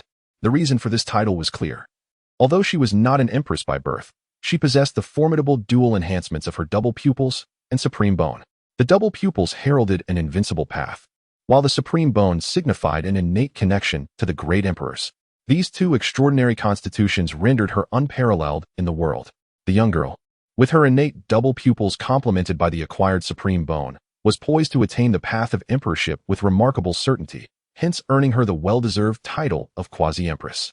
The loss of supreme weapons by the primordial sacred land inadvertently accelerated the cultivation of this quasi-empress. Thus, after a fleeting moment of joy, those present shook their heads and departed the scene in despair. In no time, the crowd dispersed. Although the intruder into the forbidden zone had met his demise, his legend would endure eternally. Meanwhile, within the confines of the forbidden zone, silence enveloped the cave. As time progressed, the blood upon the stone wall gradually shifted, merging with other blood and climbing onto the severed limbs, enveloping them completely. In a brief moment, hundreds of dismembered bodies were shrouded in a dark crimson liquid, while the blood scattered around coalesced into numerous blood orbs. Within these orbs, a profound essence flowed, seemingly harboring infinite mysteries.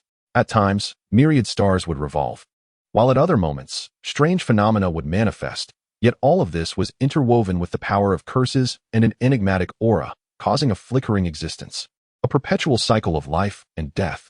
Gradually, the concentration of the blood orbs began to wane. A brand new, youthful ancient physique flickered within the blood spheres. The outlines of countless youthful bodies of ancient beings began to emerge within these spheres, hinting at the commencement of yet another cycle.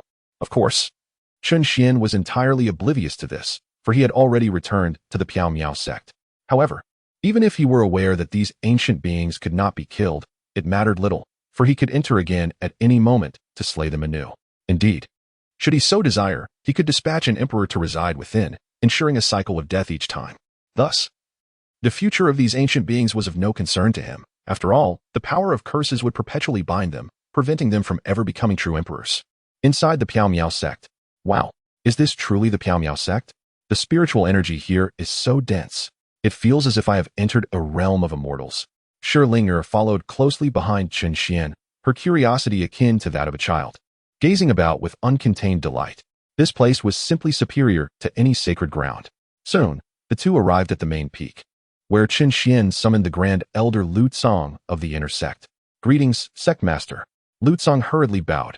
Chen Xuan nodded and addressed Shi Ling, saying, "This esteemed individual is the Grand Elder of our sect. You shall accompany him to the Divine Arts Pavilion to select your techniques, and then return to the Great Hall to seek my guidance. At that time, I shall assist you in awakening your supreme bone." "Yes," Shi Ling'er replied promptly and respectfully, then turned to Lu Tsong, saying, "Ling'er pays her respects to the Grand Elder. Let us proceed." Lu Tsong responded with a gentle smile, radiating warmth towards Chen Xuan's disciple.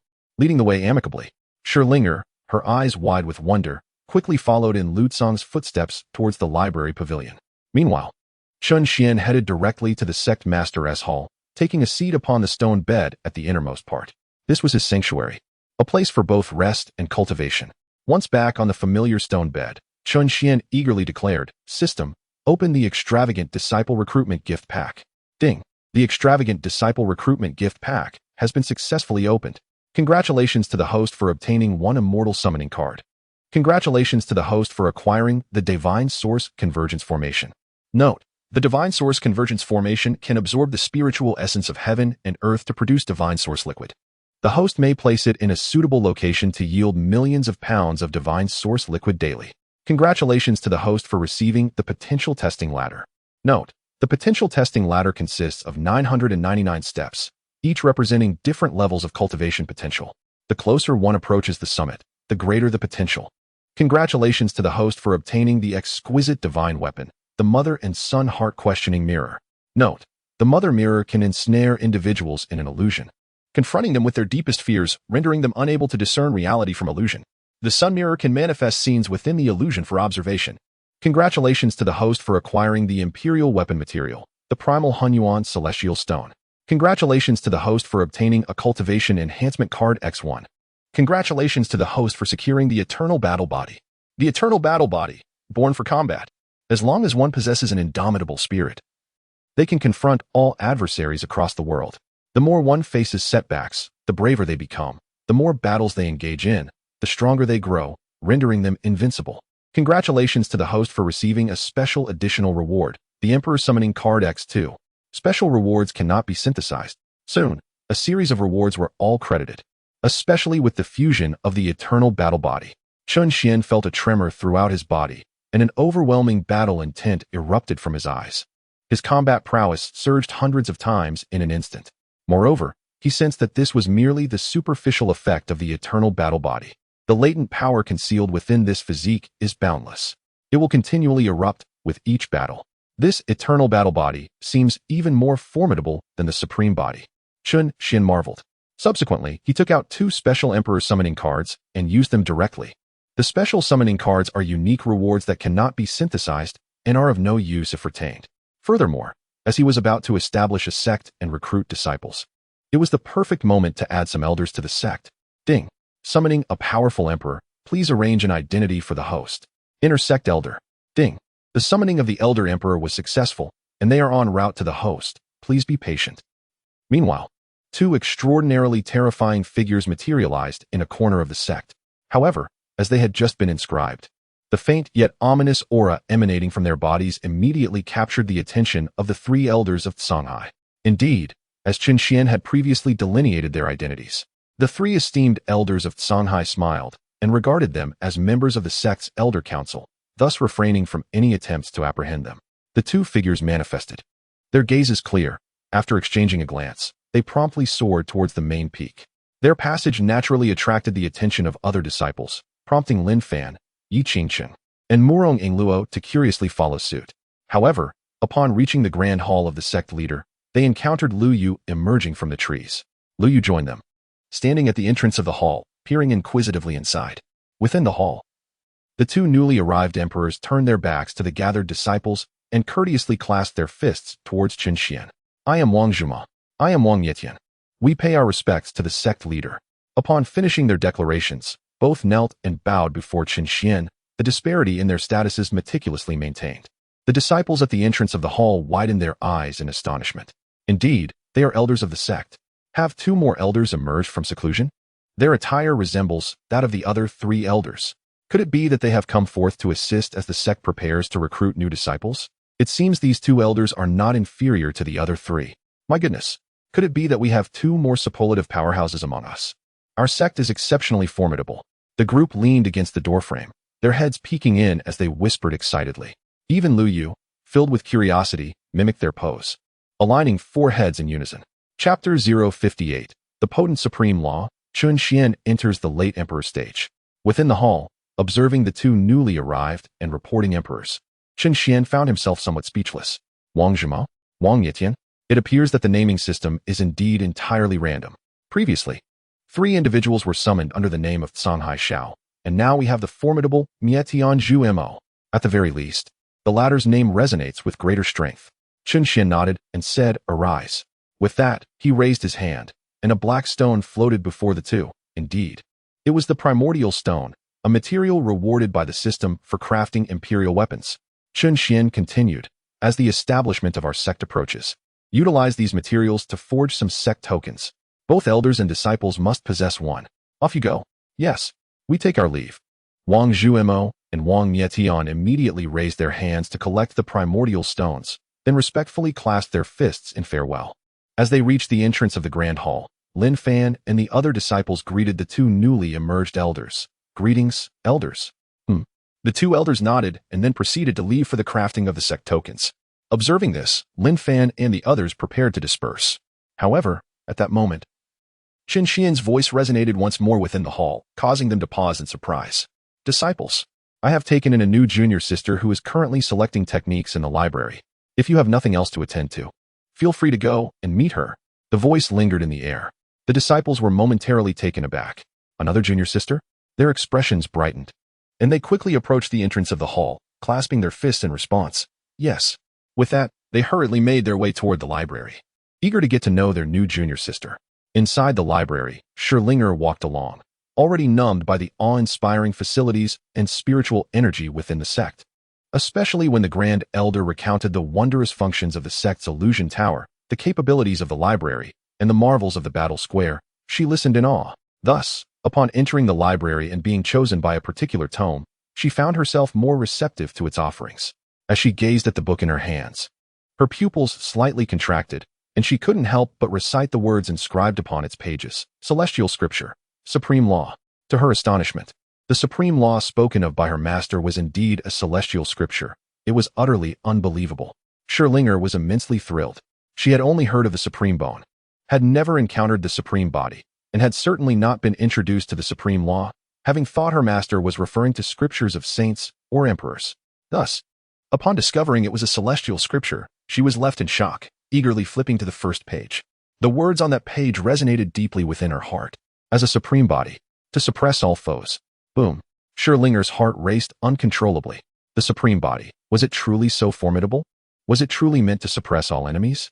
Could it be that her cousins paled in comparison to her supreme body? Scherlinger, filled with excitement, hastily continued to read. Soon, she was completely astounded by the contents of the celestial scripture. For according to the scripture, the supreme body indeed possessed the power to suppress all enemies. Moreover, it was the strongest within the same realm. The celestial scripture recorded that its founder was also a supreme body, and a fully realized one at that. Once, at the level of a saint, they single-handedly battled 3,000 saints and effortlessly pushed back 800 states. After ascending to the throne, they reached the pinnacle of emperorship, encountering darkness ahead of time at the apex of their power. Ultimately, they engaged the Black Immortal in battle, achieving a stalemate with their imperial form. The existence of the foremost individual beneath the celestial realm has been profoundly engraved in memory. Thus, we find the phrase of unparalleled pride within the text. As the supreme body, one shall suppress all adversaries. Indeed, there exists another phrase within the supreme law, uttered by that accomplished supreme body at the pinnacle of the empire: "I am invincible beneath the celestial beings, and I exchange one for one above them." Yes, such is the ferocity. This epitomizes the supreme body. Consequently, upon encountering these words, Scherlinger felt a tremor within her heart. Her admiration for the sect and her master reached unprecedented heights. In her excitement, she stored away the supreme law and pushed open the door of the library, preparing to seek her master. However, as she swung the door ajar, 4 figures materialized at the threshold. Among them was one spirit. In an instant, Scherlinger was taken aback, for upon her arrival, aside from a solitary elder guarding the entrance, there had been no one else. Now, 4 individuals suddenly appeared, all gazing intently at her, causing Scherlinger to feel a surge of unease. Instinctively, she glanced at the elder seated nearby in the library. The elder, with a warm smile, said, "They are all your senior brothers and sisters. Go and make their acquaintance." Hearing the term senior brothers and sisters, Scherlinger finally relaxed, hurriedly bowing in gratitude. "Thank you, elder, for your guidance." At this moment, Lin Fan and the others gathered closer, initiating their greetings. "You must be the new junior sister, right?" "Hello, I am Lin Fan." "Greetings, senior brother Lin Fan. I am Scherlinger." Scherlinger promptly responded with courtesy. Following this, the other 3 young women introduced themselves in succession. "I am Yi Qingqing." Yi Qingqing nodded with a stoic expression, exuding an aura of a leader. "I am Murong Ingluo." Murong Ingluo's eyes sparkled with mirth as she smiled brightly. "My name is Lu Yu." With a graceful introduction, I smiled softly. "Greetings, senior sisters." Scherlinger responded eagerly, silently committing their names to memory. "Junior sister, have you selected your cultivation method? Shall we head to our lodgings for training? Or would you prefer to explore the illusion tower? We shall accompany you," Lin Fan said with a cheerful demeanor, embodying the essence of a caring older brother. Scherlinger, somewhat taken aback by the warmth, glanced at the other senior sisters, only to find their attentive gazes fixed upon her. In that moment, she felt an overwhelming sense of honor and quickly replied, "My master instructed me to choose a suitable cultivation method and seek him out. So I believe he has plans for me. Oh, then let us escort you to find your master. We, too, must return for our training." The group smiled gently and began their ascent toward the main peak. Lin Fan led the way, followed closely by the 4 women. Notably, Murong Ingluo, an enthusiastic and lively traveler, promptly struck up a conversation with Scherlinger, inquiring about various aspects of her journey. In no time, she uncovered the details of Scherlinger's past. Upon learning that Scherlinger had her supreme bone extracted and was subsequently cast into a forbidden area to gather medicinal herbs, the senior brothers and sisters immediately expressed their indignation. Lu Yu exclaimed, "How could such a wicked person exist? It is utterly despicable to harm others out of jealousy. If I ever encounter that individual, I shall certainly ensure she receives her due punishment." Murong Ingluo reassured, "Do not worry, junior sister. The loss of cultivation is not insurmountable. Since our master has taken you in, he will undoubtedly find a way to assist you. Training here will be infinitely more beneficial than that so-called sacred ground." Yi Qingqing added, "Cultivation relies fundamentally on one's own efforts. That Shi Yao Yao, driven by insatiable greed, is destined to falter. Rest assured, junior sister. When we encounter her next time, we shall stand up for you and pierce her with our resolve." Lin Fan, "Indeed, from now on, we are like family. Should you face any difficulties, seek our assistance, and together we shall persevere." "Thank you, senior sister. Thank you, senior brother." Observing the concern of her companions, Scherlinger felt a wave of gratitude wash over her. With renewed determination, she declared, "I will personally seek vengeance. Yes, we believe in you. Keep pushing forward. You have us by your side." The group laughed and chatted as they made their way toward the main peak. Meanwhile, in the grand hall of the sect leader, after dismissing his disciples, Chen Xuan immediately produced a realm advancement card to utilize. Currently, he was at the mid-stage of the Great Emperor realm, classified as an adult Great Emperor. This card would elevate him by 1 minor realm with each use. This time, it would undoubtedly propel him into the late stage of the Great Emperor realm. The thought filled him with excitement. The late stage of the Great Emperor realm, it represented true, formidable strength. Achieving such a feat with merely a single card felt utterly effortless. Moreover, with his eternal sword body, eternal battle body, and various formidable weapons enhancing his capabilities, he believed that upon reaching the late stage of the Great Emperor realm, he would stand as his equals beneath the immortal realm. Ding! Power infusion commencing. Boom! The realm advancement card vanished, and a vast, awe-inspiring force surged into Chen Xuan's body, further evolving his flesh and blood. The imprint of heaven and earth deepened. The rhythm of the Tao flowed, and the energy contained within each drop of his flesh surged anew, as if each drop had undergone a second creation of the cosmos, containing within it a miniature universe. In a mere moment, the breakthrough concluded. A late-stage emperor, the venerable elder emperor, exuded an aura of natural majesty. Chen Xuan gradually opened his eyes, and two beams of chaotic radiance burst forth, seemingly capable of piercing through the heavens and spanning both past and future. Is this the might of a late-stage emperor? Indeed, it is formidable in comparison to the previously matured emperor. It is akin to the disparity between an adult and a mere child. Should he encounter those primordial beings again, a mere glance would suffice to vanquish them. Suddenly, Scherlinger, accompanied by several fellow disciples, arrived at the gates of the Grand Hall, clasping her fists in anticipation of a summons. Chapter 059, Soaking in Sacred Water. Scherlinger reconstitutes her supreme bone. Upon noticing Scherlinger's entrance with her companions, Chen Xuan slowly averted his gaze and nodded, saying, "Enter, please." Yes. Scherlinger promptly stepped into the hall, followed by the other disciples. However, Chen Xuan's subsequent remark left them utterly resigned. "You need not enter. Return to your cultivation." Lin Fan. Yu Qicheng. Moronging Luo. Luyu. Oh. She was the first to turn and leave, heading towards her own sacred tree. The other three. Indeed, she is but a tree. Not a thought to be had. The trio felt a wave of helplessness wash over them. While they were indeed curious about their master's intentions, his word was law, and they had no choice but to comply. Thus, they clasped their fists in respect and returned to their chambers to continue their cultivation. In an instant, tranquility enveloped the area outside the Grand Hall once more. Inside the hall, Scherlinger, feeling a touch of trepidation, approached Chen Xuan and softly spoke. "Master, I have been chosen by the supreme law." Chen Xuan exhibited an appearance that was utterly fitting. And then he beckoned towards the Grand Hall's entrance with a subtle gesture of his finger. In an instant, the palace doors closed, and the candles within the hall flared to life, illuminating the space with a brilliant glow. Witnessing this scene, Scherlinger was momentarily taken aback. Her brow furrowed in confusion as she inquired, "Master, why have you closed the door? Are you concerned about my modesty?" With a gentle smile, Chen Xuan turned his gaze towards the floor beside Scherlinger. Almost immediately, the ground began to concave, forming a basin. Subsequently, Chen Xuan retrieved a purple gold gourd and began to pour the primordial holy water into it. Before long, the basin was filled to the brim with the sacred liquid, and an extraordinary phenomenon reflecting the chaos of creation emerged upon the ceiling. "Disciple, step in and absorb the holy water. I shall safeguard you," he proclaimed. "This holy water is more than sufficient to engender a new supreme bone within you." After completing this task, Chen Xuan tucked away the purple gold gourd and gradually closed his eyes, resembling a meditative monk.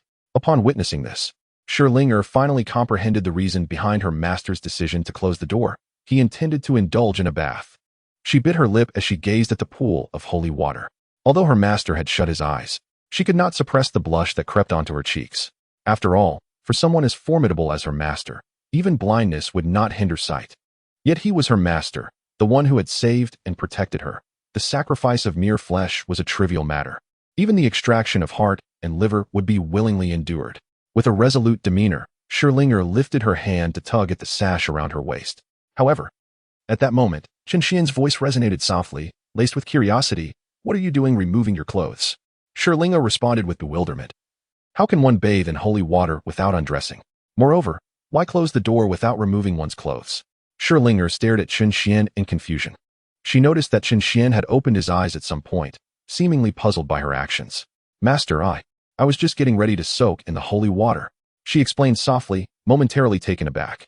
Chen Xuan rolled his eyes and clarified. "Who said you need to undress to soak in the holy water? You can simply jump in." Just jump in?" For a moment, Scherlinger was at a loss. Yet, she remained curious and instinctively asked, "But you closed the door." "I closed the door to spare you the embarrassment of being soaked and unable to face anyone later." Scherlinger. In that instant, she finally understood. So that was Master's intention. Her face flushed crimson, and she felt an overwhelming urge to find a place to hide. She quickly lowered her head, too shy to meet anyone's gaze, and stammered while looking at her toes, "Disciple." "Disciple understands." "Then go ahead and enter." Chen Xuan closed his eyes once more. Scherlinger, overcoming her embarrassment, removed her shoes and socks, and stepped into the pool. She then sat facing the pool, gazing at her master in serene meditation. Suddenly, a thought struck her, and she softly inquired, "Master, are you feeling unwell?" Chen Xuan, still with eyes closed, replied, "No. My disciple has a question." Scherlinger, fixated on him, answered eagerly, "Speak. Which is more formidable, the innate dual pupils or the supreme physique?" Her eyes sparkled with anticipation as she looked at Chen Xuan, for this was pivotal to her future quest for vengeance. Although the book had already provided an answer, she held more faith in her masteress' words. Both are formidable, but the supreme body is far more formidable. Chen Xuan replied nonchalantly. The dual pupils are indeed invincible, but why is the supreme body even more powerful?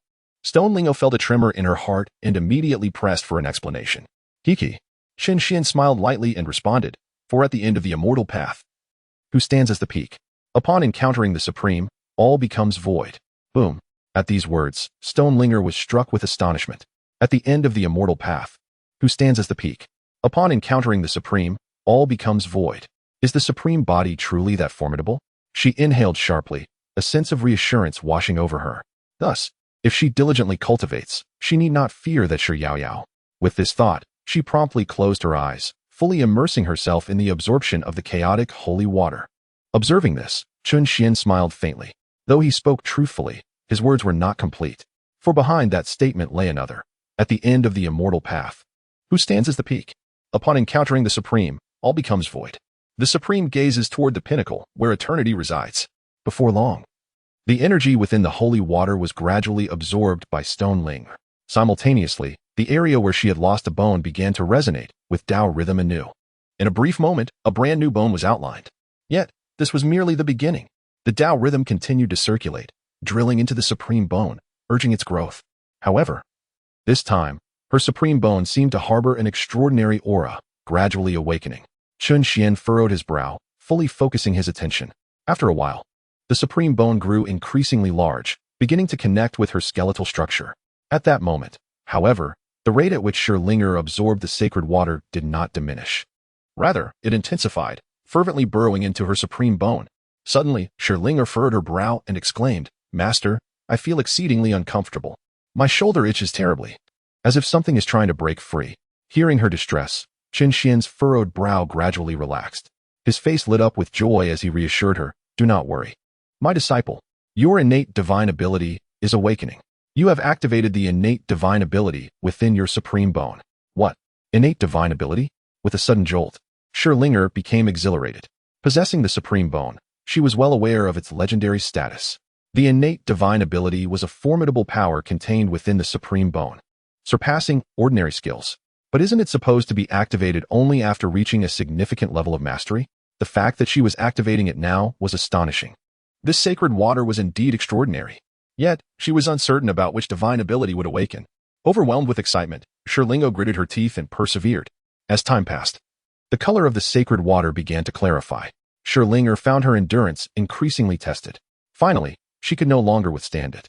She spread her arms wide and tilted her head back, releasing a cry of exhilaration. In that instant, her hair danced in an unseen wind, and a brilliant beam of light erupted from the location of her supreme bone, surging directly towards Chen Xuan.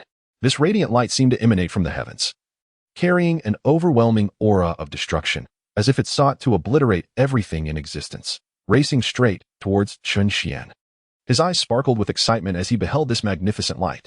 The supreme bone, endowed with divine talent and the celestial calamity light, is reputed to possess the capability to annihilate all that exists. Truly, this apprentice, with over 10-star potential, is remarkable. Mere moments after reconstructing the supreme bone, the celestial calamity light was activated. Such a phenomenon defies the heavens. Chen Xuan, with a calm demeanor, released a subtle breath, effortlessly shattering the calamity light before him. However, this does not imply that the calamity light is feeble. The celestial calamity light emanates from the great calamity beyond the celestial realm, capable of obliterating all in existence. The earlier surge of calamity light was unleashed by the supreme bone without any prior cultivation. Even so, it could easily pierce through the defenseless body of a king realm warrior. Despite the lack of defense, a king realm expert possesses a physical strength comparable to that of low-level divine weapons, capable of remaining immobile, impervious even to those of the void realm. One can only imagine the destruction this calamity light could unleash upon cultivation. Simultaneously, after unleashing the calamity light, Scherlinger felt an overwhelming weakness and began to collapse into the water. Chen Xuan swiftly gestured, bringing her to rest upon his bed. At that moment, the pool vanished, and the hall's floor was restored instantaneously. "Master, I feel so exhausted," she murmured weakly from the bed, her gaze weary as it met Chen Xuan's. "Quite normal. The power of the celestial calamity light is immense. It is best to minimize its use henceforth. Here, Eat this holy fruit. It will aid your recovery. Chen Xuan descended from the bed, producing a holy fruit he had retrieved from the forbidden zone. Thank you, master. Sherlinger expressed her gratitude hastily, before reclining on the stone bed and weakly gnawing at the fruit. Observing her, Chen Xuan gradually made his way towards the hall's exit. As he stepped out of the grand hall, the massive doors opened automatically. Upon leaving the hall, Chen Xuan began to stroll through the sect, in search of an appropriate location for the production of divine essence. Although the sect was rich in spiritual energy, the environment could not be squandered like currency. With an increase in disciples in the future, it was essential to provide them with support, allowing them to cultivate externally or expedite their training process. He had just acquired the divine essence formation, capable of continuously producing divine essence liquid, which not only served as a resource for disciples' cultivation, but could also be utilized as a form of currency. After all, divine essence liquid was one of the most precious commodities in the primitive ancient continent, sought after by all cultivators, thus possessing extraordinary value. With the divine essence gathering formation, the sect essentially possessed a money-printing machine, the only one of its kind across the entire continent, a truly exhilarating prospect. Soon, Chen Xuan arrived at a secluded corner of the rear mountain and ultimately decided to place the divine essence formation there. He then took out the formation and cast it down. The divine essence formation landed and took shape. In an instant, spiritual energy began to rise, coalescing into spiritual mist. The mist gathered to form dense spiritual clouds, some hovering at waist height, others soaring overhead, while some wisps of mist barely reached his ankles. This was due to the excessive divine essence liquid produced within the clouds, which lowered their altitude. The higher the spiritual cloud, the less divine essence it contained. Conversely, the lower the cloud, the more essence it harbored. As large swathes of spiritual clouds drifted, the entire mountain began to envelop in a misty haze, filled with spiritual clouds. Suddenly, two clouds collided, and the divine essence liquid they contained spilled forth, resulting in a silent rain of divine essence, nourishing the earth below. The origin of the divine essence's production is remarkably swifter than the painstaking drips of the ancient times. Truly, it is a formidable outcome of the system's rewards. Chen Xuan smacked his lips in appreciation before departing from the mountain. As he approached the entrance, he raised his hand to conjure a massive stone, erecting it beside the entrance, upon which he elegantly inscribed the words, Divine Source Mountain. Gazing at his proud creation, Chen Xuan gradually left the area.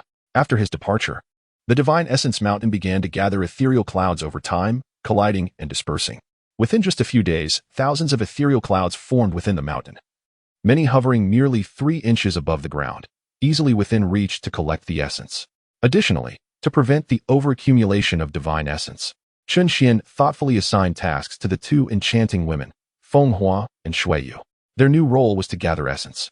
After all, having these alluring women sweeping at the entrance was detrimental to the atmosphere. During his occasional observations of the outside world, he had repeatedly noticed some lecherous cultivators lurking near the sect, secretly indulging in unsavory acts while watching the women. Therefore, he promptly reassigned their duties. Given their rising cultivation levels, they were fully capable of handling the task of collecting essence. Since they enjoyed working, it was only fitting to change their environment. Thus, Chen Xuan instructed them to head to Divine Source Mountain daily to gather the overflowing essence and store it in the warehouse. Naturally, as practitioners, they were not obliged to labor excessively. Chen Xuan was not stingy, having arranged for them to undertake tasks.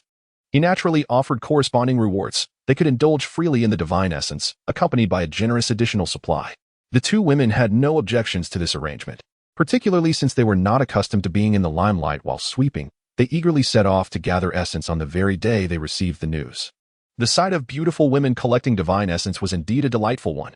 Thus, the God Source Mountain became home to 2 industrious figures, akin to diligent bees, tirelessly traversing between the warehouse and the mountain each day. In the ensuing days, everyone was immersed in their labors, and the stockpile of divine essence in the warehouse grew ever larger. With the abundance of divine essence, the disciples' cultivation progressed steadily. Notably, Sherlingo continued to shine.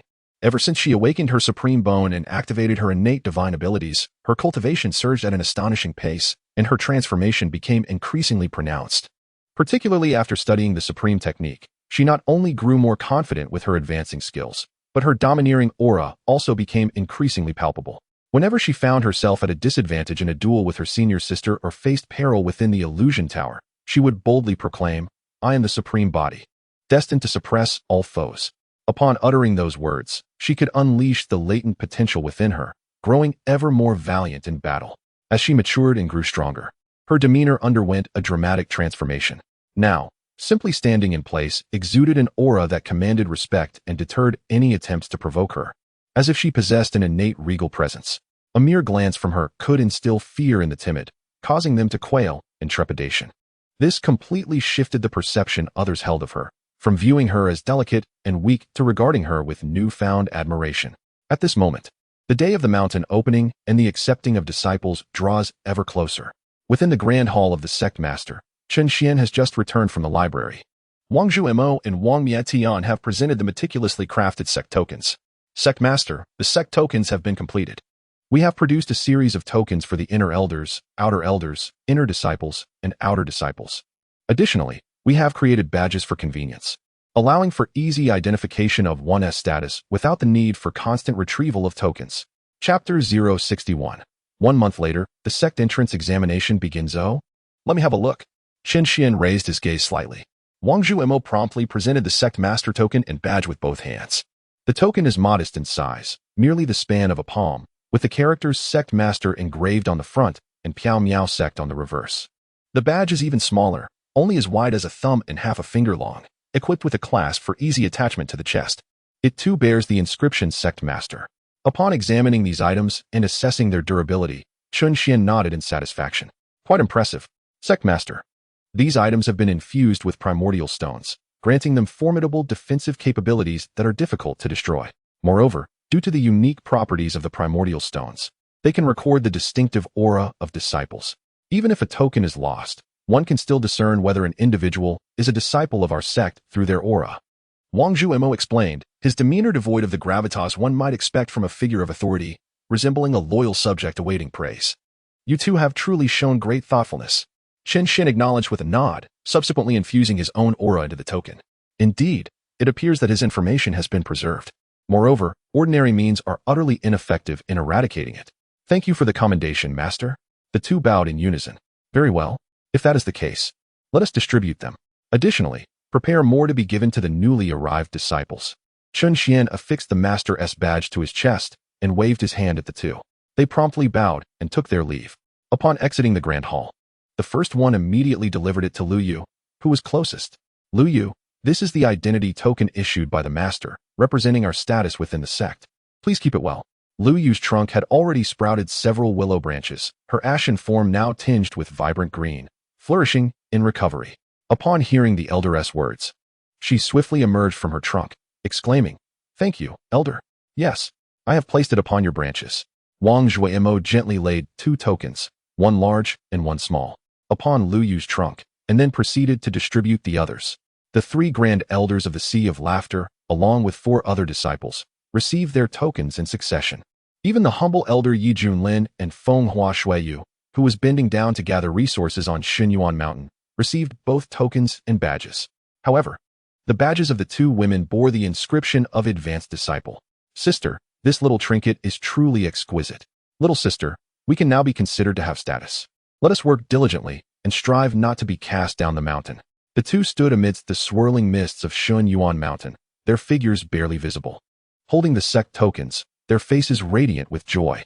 Although the daily harvest necessitates a visit to Xunyuan Mountain, the abundant spiritual energy here enables their cultivation to progress more swiftly than when they are outside. Even while working, yet, amidst their toil, breakthroughs occur unexpectedly. They have no desire to descend the mountain. In the outside world, near the entrance of the Piao Miao sect, as the time for the sect's initiation approaches, an ever-increasing number of cultivators arrive to participate in the sect examination. Especially as the date draws near, the influx intensifies, with millions arriving each day. In recent days, this number has surged dramatically, with nearly 100 million cultivators arriving daily. This has resulted in an overcrowded scene outside the Piao Miao sect. The closer one is to the sect's entrance, the more congested the crowd becomes, with barely any room to stand. From atop the sect, gazing down, one can behold at least several 100 million cultivators gathered at the mountain gate, completely filling the entire chaotic ancient mountain range. The grandeur of this spectacle is something many cultivators have never witnessed in their lifetimes. Goodness, there are so many people. Look, here comes another wave from above. Brother, could you please assist me in finding a spot? I need to relieve myself 200 miles away. Can you not endure it? The examinations begin in just a few days. I cannot hold it any longer. I have been waiting for half a month. The arduous days seem to drag on slowly. With billions of cultivators enduring their discomfort, each day becomes a torment. Yet, time also passes swiftly, as they patiently wait. The moment for the Piao Miao sect's initiation finally arrives. On this day, all the elders and disciples of the sect gather in the main hall, adorned with their sect insignia, awaiting the words of Chen Xuan. Is everyone prepared? Chen Xuan adjusted the badge on his chest and cast a commanding gaze upon the assembly. Within the grand hall, the attendees lowered their heads to glance at their own badges, and then, in unison, clasped their fists and declared, "We are prepared." Excellent. Let us proceed. It is time to recruit disciples. Chen Xuan nodded affirmatively and led the way forward. The 5 esteemed inner disciples followed closely behind, trailed by the 5 disciples, and finally, the advanced disciples Feng Hua, Shuiyu, and the auxiliary elder Yi Junlin brought up the rear. This entourage exited the master hall and soared into the air, heading toward the gate of the sect. Upon their arrival, an uproar erupted outside the sect, filled with excitement. Look, they have arrived. The disciples of the Misty Sect are emerging. The recruitment is about to commence. Quickly, go to the woods 200 miles away and see if the young master has finished his greetings. Urge him to return promptly. Immediately inform the young lady 300 miles away. The Misty Sect may soon begin accepting disciples. Uncle, everyone is awake. You should fly up. Is it true that the Misty Sect is starting its recruitment? Xiaochen, awaken. Apologies, I cannot sell anything just yet. I will do so after I enter the sect. In an instant, millions of cultivators collectively rallied their spirits, their gazes fixed upon the square in front of the Misty Sect's gate, scrutinizing the badges to discern the identities of those present. After all, aside from Zhang Haishao, Feng Hua, Shuiyu, and Yi Junlin, the majority were unfamiliar faces, particularly the sect leader, Chen Xuan, along with his strikingly handsome and beautiful disciples, who captured everyone's attention. Certainly, among these individuals, the most striking is Lu Yu. She appears as a being of pure spirit, her feet barely touching the ground, exuding an aura of extraordinary grace.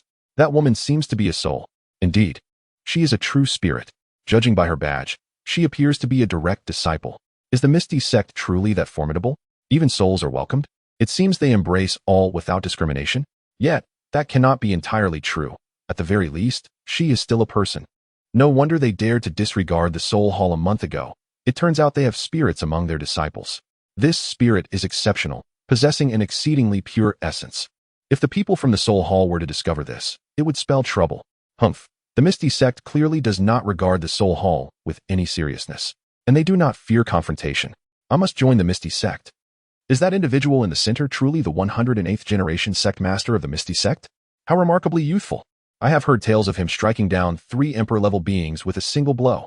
Truly, it is the domain of recluses, seemingly devoid of numerous disciples. I wonder what the criteria for recruitment might be. Alas. Ancestor. Look, that is our Yi family's ancestor. Yes, the very same elder of miscellaneous duties, haha. He belongs to us. Countless millions of cultivators are filled with exhilaration. Upon witnessing this, Chen Xuan slightly raised his hand and summoned the testing heavenly ladder. In an instant, a magnificent white jade ladder, towering at 999 levels, abruptly materialized. Chapter 062. Everyone ascends the heavenly ladder, Xiao Chun versus Han Paopao. The ladder stands tall, entirely crafted from white jade, boasting 999 steps, seemingly reaching the heavens. As the ladder suddenly appeared, millions of cultivators fell into an immediate silence. Their gazes fixed in rapt attention. At this moment, Chen Xuan spoke. This is the testing ladder, the first trial. It assesses your potential for the future. Cultivation talent is merely one manifestation of a person's potential. However, a lack of talent does not equate to a deficiency in potential. As long as one ascends the ladder, they may still become a disciple of our sect. Furthermore, this ladder comprises a total of 999 levels, corresponding to 10-star potential. Those who reach the summit will possess 10-star potential and may become direct disciples of the sect leader or choose any intersect elder as their master. Those who ascend between the 900th and 999th levels will have 9-star potential, qualifying them to become intersect disciples. They will receive one-on-one guidance from intersect elders and may select any elder, except the sect leader, as their mentor, contingent upon the elder's approval. Ascending between the 600th and 900th levels signifies 6 to 8-star potential, allowing one to become an outer sect disciple, guided by outer sect elders. Anyone who successfully passes the ladder test will automatically enter the second phase of the temperament assessment, provided there are no issues with their temperament. They may directly join the sect. Chen Xuan's voice, though not loud, resonated clearly in the ears of every cultivator like the sound of a drum. Initially, he had intended to utilize other methods to evaluate the disciples' potential when he first established the sect. However, he did not anticipate the emergence of the potential testing ladder in the heart mirror of inquiry. Consequently, he had not prepared alternative testing methods and decided to employ these two trials directly. Upon hearing this announcement, billions of cultivators erupted in astonishment. What? Just one trial? It seems rather simplistic. What is this potential testing ladder? I have never heard of it. Is potential less significant than cultivation talent? If the potential of 10 stars is compared to the talent of 10 stars, the recruitment criteria of the Miao Miao sect appear rather stringent. After all, possessing a 9-star talent is already unprecedented. Moreover, it seems that achieving a 9-star potential is even more challenging than attaining a 9-star talent. With mere 9-star talent, one can gain entry to the sacred land and become a holy son, yet here, one can only aspire to be an inner disciple, which is truly superior. The 9-star talent or the 9-star potential? It matters not. The testing ladder shall not impede my progress. Xiao Chun, Han Pao Pao, you may be swift, but I hope you do not fall behind. The crowd gathered around the testing ladder engaged in fervent discussions, each harboring their own thoughts and differing opinions. Observing this, Chen Xuan promptly declared, "Commence." Boom. At the utterance of these words, all cultivators erupted into a frenzy. Numerous cultivators, having prepared in advance, soared into the air the moment Chen Xuan completed his statement, rushing towards the first step. Charge. Onwards. We shall not relent until we reach the summit. Let's go, brothers. Push forward with all our might. Haha. I possess a 7-star talent. I shall forge ahead bravely. Charge. Sister-in-law, please remain here safely. I shall take my leave. Uncle, do take care and do not act rashly. In an instant, thousands of cultivators sprang into action, hastening towards the testing grounds, fearful that any delay would leave them behind. Meanwhile, in the sect's plaza, Lu Song gestured to arrange a row of tables and chairs, respectfully inviting Chen Xuan to take a seat. Chen Xuan did not depart from the scene. Instead, he nodded and settled into the main seat, observing the unfolding test. This test spans a total of 7 days. And as the master of the sect, he must make an appearance. While his presence may not be necessary thereafter, it is imperative that he personally oversees the first day. For he is indeed the master of the sect. Soon, after Chen Xuan took his seat, others followed suit in an orderly manner, quietly observing the proceedings. At the foot of the celestial ladder, countless cultivators simultaneously reached the first step and then exerted themselves to leap upward. Yet, before the ladder, no matter how high their cultivation, they could only ascend one step at a time, unable to skip levels. In the blink of an eye, tens of thousands had already climbed several steps, their speed astonishing. Meanwhile, those who arrived late could only scramble upwards in a crowded throng. Fortunately, the celestial ladder was quite wide, with each step capable of accommodating millions of cultivators. Although it felt cramped, the crowd became sparser as one progressed upward. My lord, look quickly. The young master has surged to the front. Splendid, splendid. Tonight we feast. Madam, look. The young lady is also at the forefront. Oh dear. My little darling, how thrilling. You must give it your all, my precious. Your Majesty, the young prince has ascended, although he did not reach the top ranks. He has climbed over 30 steps, placing him in the second tier. The young prince is surely destined for the Piao Miao sect. Excellent. I shall have a successor. As long as he can join the Piao Miao sect, I will release his little lover at once. In that moment, countless families accompanying their children felt a surge of excitement upon seeing their offspring at the forefront. Yet, amidst the joy, there were also those who bore the weight of concern. Some families, unable to locate their children, or witnessing their offspring lagging far behind, erupted in exasperated outbursts. Where has my son gone? Why can't I see him? Exclaimed one parent.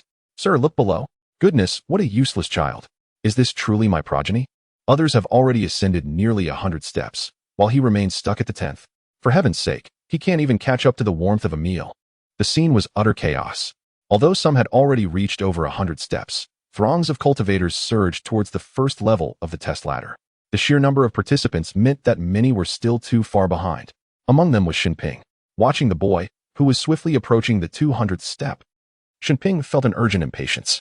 However, his sister-in-law was merely an ordinary person, and being too close, he could not ensure their safety, as they were the entrusted charge of a dear friend. Thus, he was reluctantly forced to stand at a distance. Little did he expect that this distance would be a disadvantage. By the time he hastily reached the first step, others had already climbed beyond 600 steps.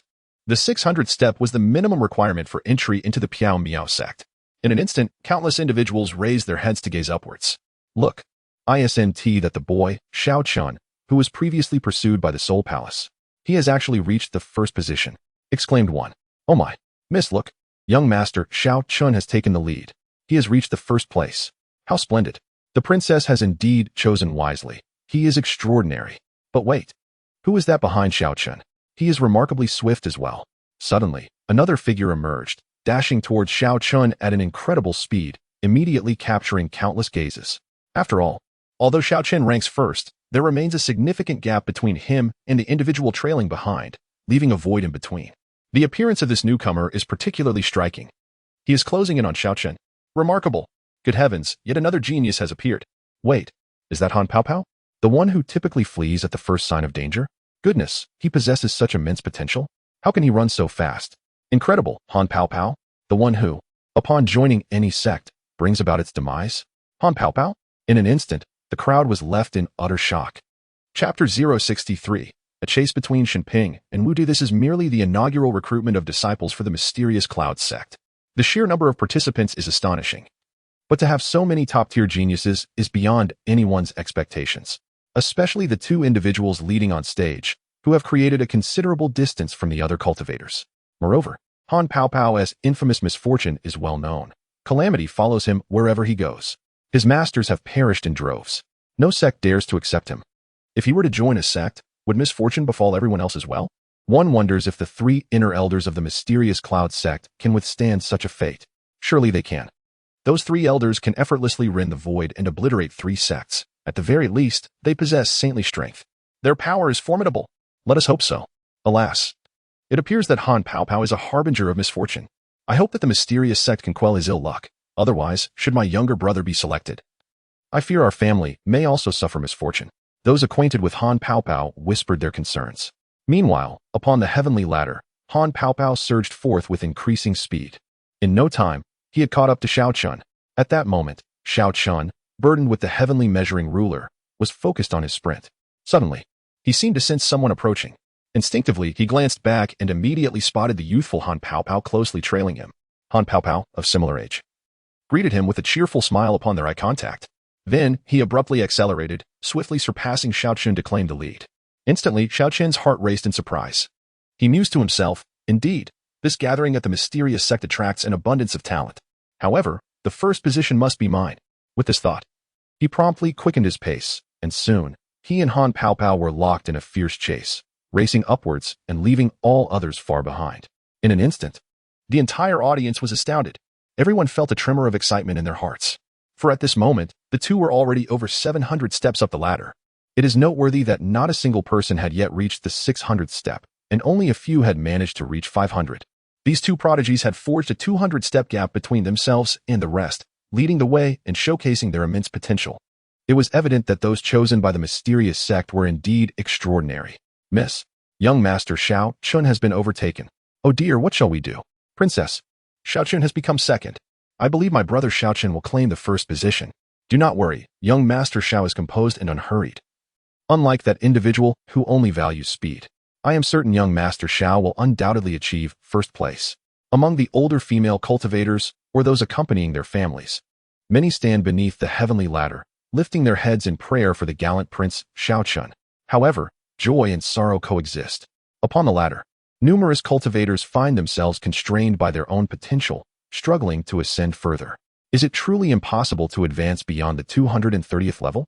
I possess a 3-star talent, yet have only reached the 230th tier. Even the discarded scion of the neighboring clan has reached the 300th level. No, I cannot concede. I am exhausted. Although I have attained the realm of flight and rank among the top of my peers, why can I not progress further? Is 550 levels truly my limit? No, I refuse to accept this. With my 7-star talent, I stand unrivaled. I will not yield. Sister, do not concern yourself with me. Focus solely on your ascent. The family's hopes rest upon you. Quickly, ascend. You must enter the mysterious sect. 599 levels. Just one more. If I can advance one more level, our family will be free from worry. Master. The young master has reached the 600th level. He has secured 3rd place. Hiss. Has my son earned a place in the mysterious sect? Splendid. Ha ha ha ha. At this very moment, as the test progresses, whether upon the heavenly ladder or beneath it, everyone is wholly invested, their nerves heighten with anticipation. Especially upon reaching the 600th step, both family members and the individual themselves were overwhelmed with exhilaration, joyously expressing their excitement. Yet, at that moment, a figure suddenly darted through the crowd, directly ascending beyond the 600th step. Without pausing, he swiftly surpassed the cultivators above the 600th tier, continuing his rapid ascent. The 601st step, the 602nd step, the 603rd step. With each level he conquered, he outpaced one or two practitioners. In the blink of an eye, he became the third in the entire gathering. Witnessing this newly emerged youth, countless onlookers were left astounded. Hiss. Another prodigy. Look, he appears so effortless. Who is this individual? It's Taoist Shun. My goodness, it truly is Taoist Shun. I can hardly believe his remarkable potential, surging past 600 levels. I thought he might falter. Elders, is the Taoist Shin you mentioned Shinping? He has reached the 600th level? Indeed, sister-in-law. It is indeed Brother Shen. He has now ascended to the 650th level. Oh, how wonderful. It's uncle. Uncle, have you finally secured a place in the Piao sect? Daughter, look quickly. Your godfather has attained a spot in the Piao sect. When you grow up, you must also join the Piao sect. I understand, mother. With godfather in the Piao sect, we need not fear being bullied anymore. Moreover, I shall certainly join the Piao sect in the future to support mother and avenge father. The mother and daughter embraced, weeping profusely. The companions who followed were at a loss for words, yet witnessing Shinping's relentless speed only intensified their resolve to protect the mother and daughter. As the saying goes, one achieves enlightenment, and even the humble rise to greatness. With a dear friend now part of the mysterious sect, his own status would inevitably ascend alongside theirs. It was imperative to safeguard Shinping's sister-in-law, allowing him to pursue his cultivation with peace of mind. As he silently resolved this, the entire assembly turned their attention towards him, murmuring about Shinping. His solitary figure, undeterred in its swift ascent up the towering ladder, stood out conspicuously amidst the throng. Although Shinping remained some distance from Xiaoqin and Han Paopao, he had nevertheless distanced himself from the cultivators behind, securing his position as a genuine third place. As he climbed higher, both Xiaoqin and Han Paopao increasingly felt the strain, their formerly rapid pace slowing, thereby granting Shinping an opportunity to close the gap. Whether it was due to the differing nature of the potential and talent tests, or the intimacy of sharing a room with his sister-in-law, each encounter with her left him invigorated, deepening his understanding of cultivation. Approaching the 700th step, he felt remarkably at ease. Perhaps this time, he could defy fate, completely transform his destiny, and become an inner disciple of the mysterious sect. With fervor, Shinping motivated himself, charging forward with all his might. However, just as he had ascended a few steps, yet another figure emerged in the gap he had created, claiming the fourth position and stirring a fresh wave of excitement. This individual moves with a swiftness that surpasses even Shinping, and he is by no means inferior to the initial prowess of Xiaoqin and Han Paopao. Clad in simple garments, with a compass dangling from his waist, he may be youthful in years, yet his countenance radiates an air of gravitas that leaves others perplexed. Nonetheless, some have managed to discern his true identity. Oh, is that not the person who has been setting up stalls to sell materials recently? Indeed, it is he. Has he truly become this formidable? By heavens, it is Wu De. It is undeniably him. Goodness, it is indeed him. I am determined to eliminate him for daring to plunder my ancestors' tomb. The burial items of my forebear have been unearthed by him. In an instant, those acquainted with Wu De erupted into fervent exclamations. Chapter 064. Entering the 900 layers of the heavenly ladder, an absurd physique, your majesty. The one who has desecrated the royal tomb is that man up there. I shall apprehend him at once.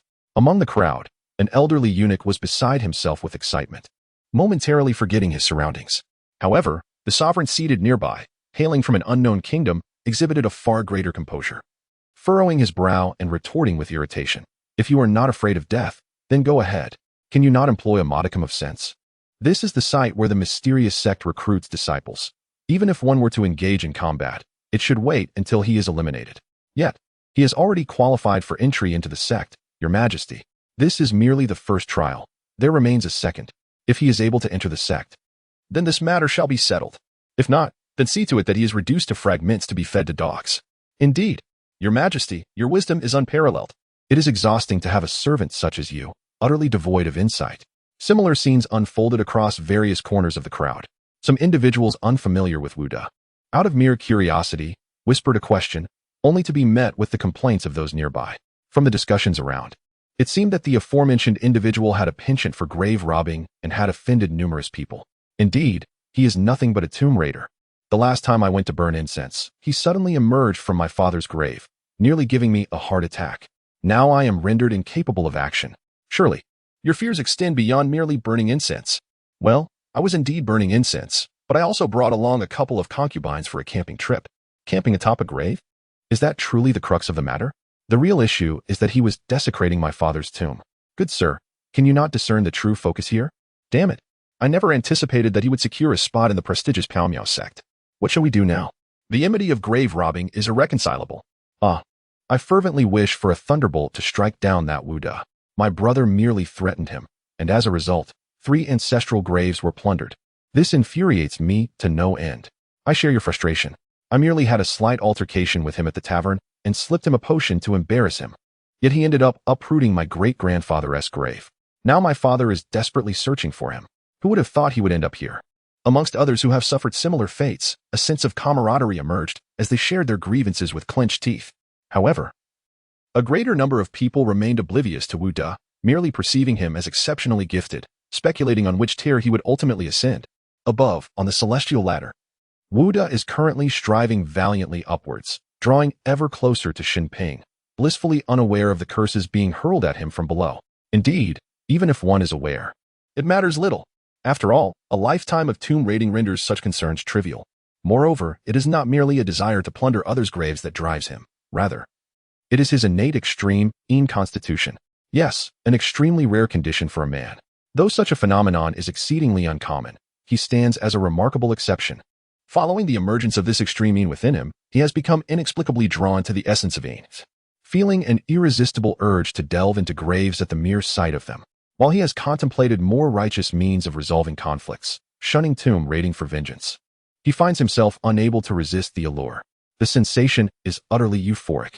He believes that nothing in this world can bring greater joy than immersing oneself in a tomb. As for the grievances of others, let them be.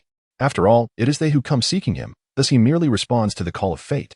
No wonder he harbors such thoughts. As Wu Da approaches Xinping, after exchanging a glance, Wu Da greets him first. Greetings, fellow Taoist. I am Wu Da, and from this moment forth, we shall be comrades. Do take care of me. I'll be waiting for you above.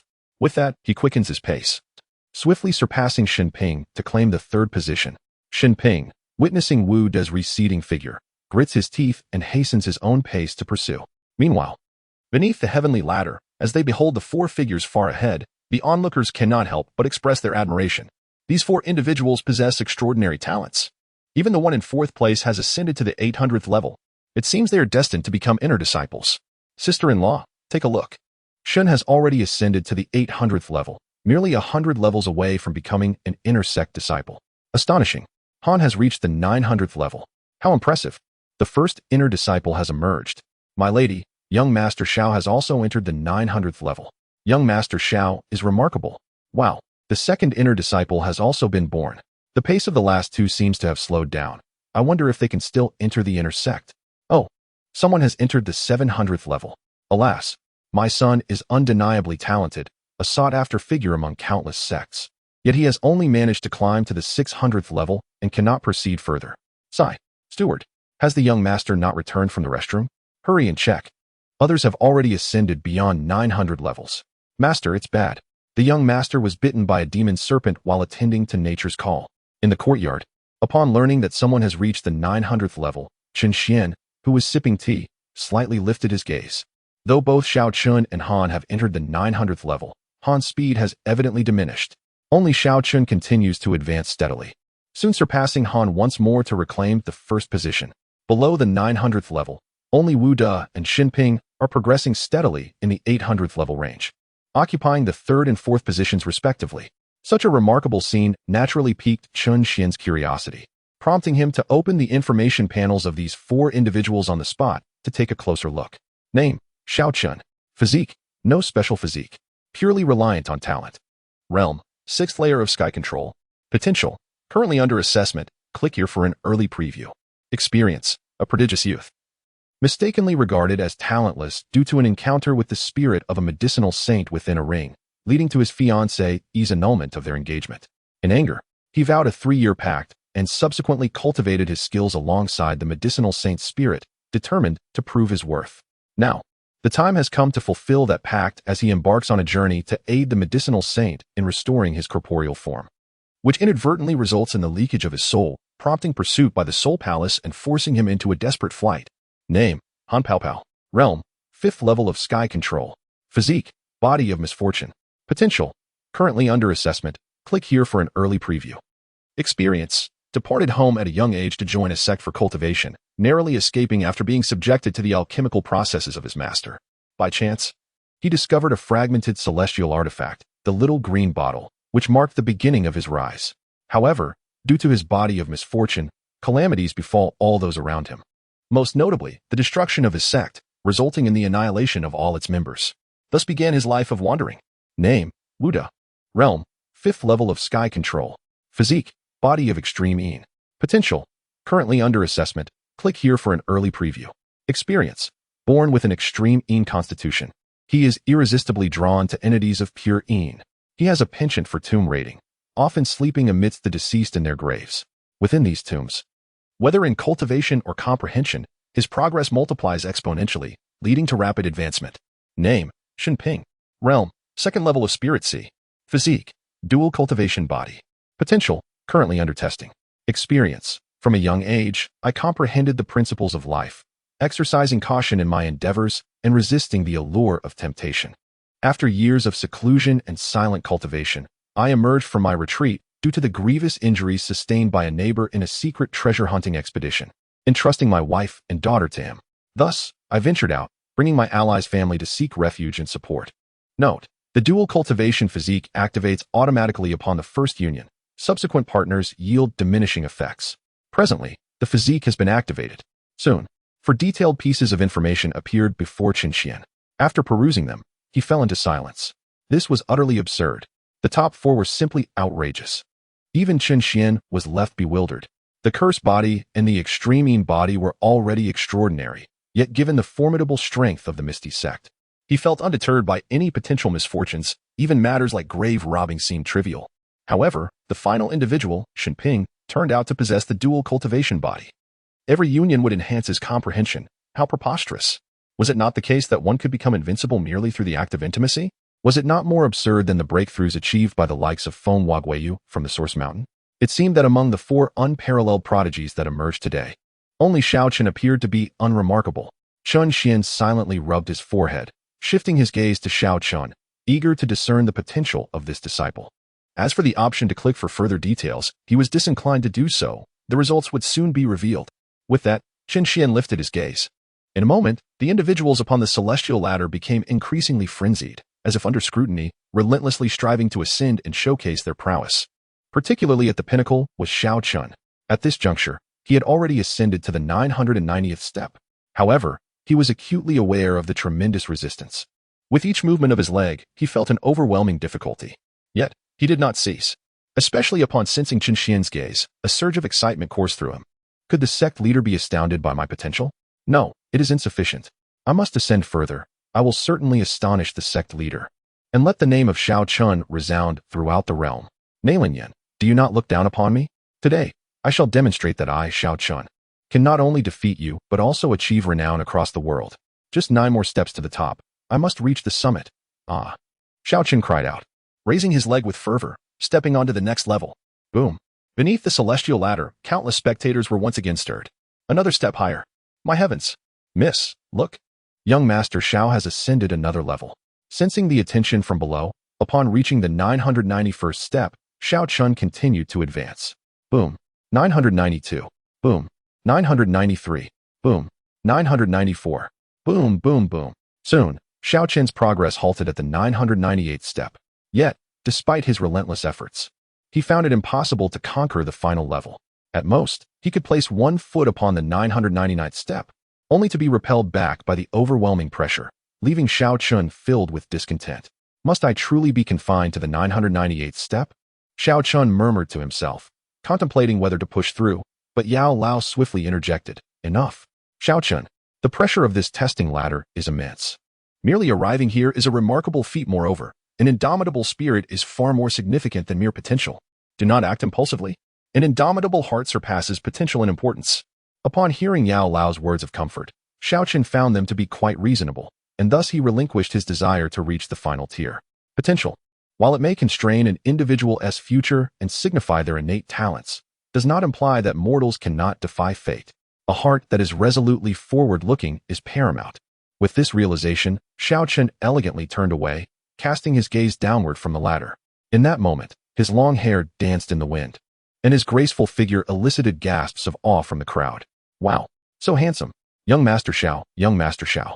Miss, look quickly, young Master Xiao has turned around. Countless infatuated ladies gazed at him with admiration, their eyes sparkling with adoration. Even though he had not ascended to the final tier, he remained the Prince Charming in the eyes of many women. At that instant, as they beheld Chen's striking silhouette, not only did the spectators below the ladder erupt with excitement, but even Han Paopao, Wu De, and Shen Ping, who had also reached the 900th tier, were taken aback. He is already at the 998th level. How fast? Although all three had surpassed the 900th tier, it was only upon entering this level that they truly understood the immense pressure it exerted, especially as each successive tier intensified the strain. It was indeed more formidable than even a Kuan. This testing event had truly gathered a congregation of prodigies, with such high standards for evaluation. The fact that 4 individuals had reached beyond the 900th tier was astonishing. However, Han Paopao, relying solely on his swiftness, declared, "I too shall prevail." At that moment, determination surged within him, and he clenched his fists, unleashing his hidden potential and striving upwards with all his might. In an instant, Wu De, who had been trailing Han Paopao, was taken aback, for they had only just caught up, and now the opponent was dashing ahead once more. Astonished, he realized that Han Paopao had concealed his true strength. In response, Wu De resolved not to hold back any longer. With a roar, he too tightened his fists and propelled himself upwards with all his power. Thus, the two transformed into relentless contenders, neither willing to slow their pace. Before long, they found themselves firmly positioned at the 997th and 995th levels, claiming the 2nd and 3rd places, respectively. They could ascend no further. This was their limit. Halting at the 997th level, Han Paopao turned to face the myriad practitioners gathered below. Gradually, Wu De also turned around. From this moment on, the top 3 positions were firmly established. A wave of astonishment swept through the crowd. They can climb so high. 3 of the top 4 had come to a standstill, leaving the final contender wondering if they could surpass them. Uncle, go for it. Shen Daoyu, you must strive harder. You must surpass them. Countless onlookers among the gathered practitioners directed their gaze towards Shen Ping, who was still climbing. Sensing their attention, Shen Ping took a deep breath. Remaining calm and unhurried as he ascended steadily, he could not afford to hasten his pace. The pressure here is immense. Once one makes a sprint, it takes but a few moments before being overwhelmed by the weight of it. Thus, a steady and measured approach is the most prudent course of action. He advanced steadily, neither rushed nor lethargic. 960 steps, 970 steps, 980 steps, 990 steps. Finally, Shen Ping came to a halt at the 990 step, unable to progress further. Upon reaching his limit, he turned without a trace of hesitation, gracefully accepting his 4th place position.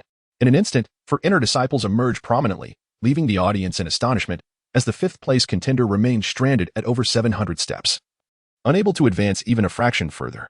The disparity between the top 4 and the 5th was stark, with over 200 steps separating them, illustrating the terrifying magnitude of their difference. The expanse in between was a formidable chasm that many could not hope to cross. Observing the halted top 4, Chen Xuan, seated in the main position, felt a tinge of disappointment. Among so many participants, not a single one possessed the potential of 10 stars. Although Chen approached 10 stars, he did not quite achieve it. This highlighted the rarity of such potential. Chen Xuan silently hoped that a few 10-star potentials would emerge in the coming days. He then gestured to Lu Cong to indicate that he should proceed to the next phase of the test. Lu Cong nodded and proclaimed loudly, "All cultivators above 600 steps, please come forth in order of your step count to register your personal information. After which you may participate in the 2nd phase of the temperament test. Successful completion of this test will grant you entry into the sect." With these words, all who met the requirements on the ladder made their way towards the square to register, although some individuals still entertained the thought of ascending even higher. The daunting prospect of having to climb several hundred more tiers to reach the inner sanctum led them to relinquish their aspirations of further elevation, opting instead to join the queue for registration. After all, while it was feasible to endure a few additional levels, the notion of surmounting hundreds was nothing short of delusional. Ultimately, A few tiers more or less would not alter their status as outer disciples. In unison, a multitude approached, with the foremost among them being Xiao Chun, Han Paopao, Wu De, and Shen Ping. The four of them strode forth like triumphant heroes, their heads held high amidst the admiring gazes of the crowd. Everywhere they passed, envy and admiration echoed around them. In Chapter 066, titled The Mother and Child Heart-Reflecting Mirror, we find the mortified cultivators. Out of billions of practitioners, only 4 attained the eligibility to enter the inner door, such high standards set by the Miao Miao sect. A sense of frustration welled up within the onlookers. Why, oh why, could they not even reach the 100th tier? Their innate talents seemed promising. Should these 4 succeed in joining the sect, they would undoubtedly become formidable powers. With limitless potential ahead, it was imperative to cultivate a good relationship with them. Indeed, it was said that Yi Qingsheng from the Yi family had joined the sect for just over a month and was already at the late stage of spirit gathering, with rumors suggesting she would soon reach the celestial king level. Is that not terrifying? Seriously? Is that true? Without a doubt. The speed of her breakthroughs is astonishing. Remarkable. I am utterly fatigued from expressing my envy. With expressions of admiration and jealousy, the crowd then turned their gaze towards those who had successfully qualified for the outer door. Having ascended beyond the 600th tier of the heavenly ladder, although reaching the 600th level grants access, there are currently only a little over 100 individuals. Out of countless cultivators, merely 100 or so have attained a potential of 6 stars or above, and the overwhelming majority are at 6 stars, with only a few reaching 7 stars. The odds are terrifying to contemplate. Although this is merely the outer sect, once admitted, these individuals will inevitably evolve into formidable figures in their own right. Ha ha ha, my son is among them. Do you see? My son is also within. Humph. Do not rejoice too soon. There is still a temperament test to consider. Given your son's disposition, I doubt he will pass. Hee, I refuse to believe it. With so many talents filtered down to just over 100, could they truly reject my son over a triviality? Impossible. Just you wait. Once my son joins the sect, I will ensure your downfall. Observing the 100 or so individuals, those outside the square are equally envious. After all, this is the mysterious sect. They would gladly allow their children to serve as menial workers, if only they were accepted. Alas, the other party does not require such help. At this moment, in front of the gate, the registration tables and chairs have been arranged before Chen Xuan. Lu Hai is responsible for registering inner sect disciples, while Lu Xiao manages the outer sect registrations. Lu Tsong stands by Chen Xuan's side, providing assistance and explanations. Meanwhile, Wang Zhumo and Wang Mietian oversee the second phase's temperament test. Additionally, Chen Xuan's direct disciples and other menial workers are tasked with maintaining order and guiding the participants. In summary, everyone has their hands full. Ladies and gentlemen, please proceed this way. At this moment, Lin Fan, accompanied by his junior sisters Yu Qiqing, Murong Ingluo, Lu Yu, and Shi Linger, all adorned with the insignia of true disciples, led Xiaochen and his 3 companions towards Lu Hai. Xiaochen, Han Paopao, Wu De, and Shen Ping, all extraordinary individuals with their own distinctive pride, were taken aback upon witnessing the inscriptions on the insignias and sensing the unfathomable aura emanating from these true disciples of the Qiamiao sect. Instantly, their arrogance was quelled. Such formidable energy, stronger than my deceased master. The true disciples of the Qiamiao sect are indeed remarkably powerful. These senior sisters appear to be younger than I, yet they exude an inexplicable depth. They must be formidable cultivators. The Qiamiao sect should not be underestimated, though they are of similar age. They stand apart like the distinction between a sparrow and a swan, stars and mere grains of sand. The 4 exchanged glances, refrained from any arrogance, and hurriedly expressed their gratitude with a respectful clasp of their hands. Thank you, senior brothers and sisters. Thank you, senior brother. Senior sisters, your efforts are appreciated. They expressed their thanks with reverence and then politely approached Lu Hai, continuing to bow respectfully, addressing him as elder. One at a time, what is your name? How old are you, and where do you come from? Lu Hai inquired, his demeanor warm as he leaned over the table, brush in hand, initially focusing on Xiaochen, embodying the image of a benevolent elder. Although his attitude was even more affable than that of the senior brothers and sisters, they dared not underestimate him. For this was a being capable of obliterating an entire super sect with a mere wave of his hand. Xiaochen hurriedly clasped his fists in a gesture of respect and replied, I am Xiaochen, 23 years of age, hailing from. He paused, contemplating his current realm. And you? I am Han Paopao, and I am. Soon, the registration of the 4 inner disciples was complete. This process also served as a means of mutual introduction regarding their respective identities. Subsequently, under Lin Fan's guidance, the quartet approached Wang Zhumo and Wang Mietian, awaiting the collective temperament assessment. The four stood in a line, glancing around the desolate surroundings, feeling a twinge of apprehension and anxiety. After all, they were surrounded by esteemed figures. In the outside world, they were prodigies, yet here, they felt utterly insignificant. Fortunately, the registration of the outer disciples proceeded swiftly. In no time, over 100 outer disciples, having completed their registration, congregated under the guidance of Elder Yi Junlin and Feng Waguiyu, aligning themselves neatly alongside Xiao Chun and his companions. With the presence of the crowd, the four felt a slight sense of relief. As everyone took their positions, Wang Zhuma, the one responsible for the temperament assessment, expressionless, produced a mirror and tossed it above his head. In an instant, the originally 1-foot-sized mirror expanded into a colossal reflective surface, enveloping all the disciples within its bounds and casting their reflections. Over 100 individuals curiously gazed at their mirrored selves, perplexed by the nature of this temperament test. At that moment, Wang Zhuma spoke. He regarded the assembly with calmness, stating, "This is the mother and child heart-querying mirror, which allows you to enter an illusion, revealing your thoughts and actions within it. Those whose temperaments are deemed unsuitable will find their reflections darkened. The darker the image, the more inadequate the temperament. The test has concluded. Those whose reflections in the mirror remain unchanged may enter the sect. Are you prepared?" After a round of explanations, the crowd was momentarily taken aback, clearly astonished, especially those with ulterior motives, who quickly pondered potential solutions. Yet, there was no time for further contemplation, as the others shouted in unison, "We are ready." "Good. Then let us commence." As the words left his lips, the disciples had scarcely any time to prepare before Wang Zhu infused his breath into the mirror, instantly activating it. In that fleeting moment, darkness enveloped the vision of all disciples, transporting them into their respective illusions. Among them, one individual with nefarious intentions found himself within the dilapidated confines of the Miao sect, gazing upon the crumbling walls, the injured disciples, and the lifeless bodies of elders. He was immediately consumed by sinister thoughts. The Miao sect had fallen? Splendid. He would swiftly seek out valuables to pilfer and make his escape.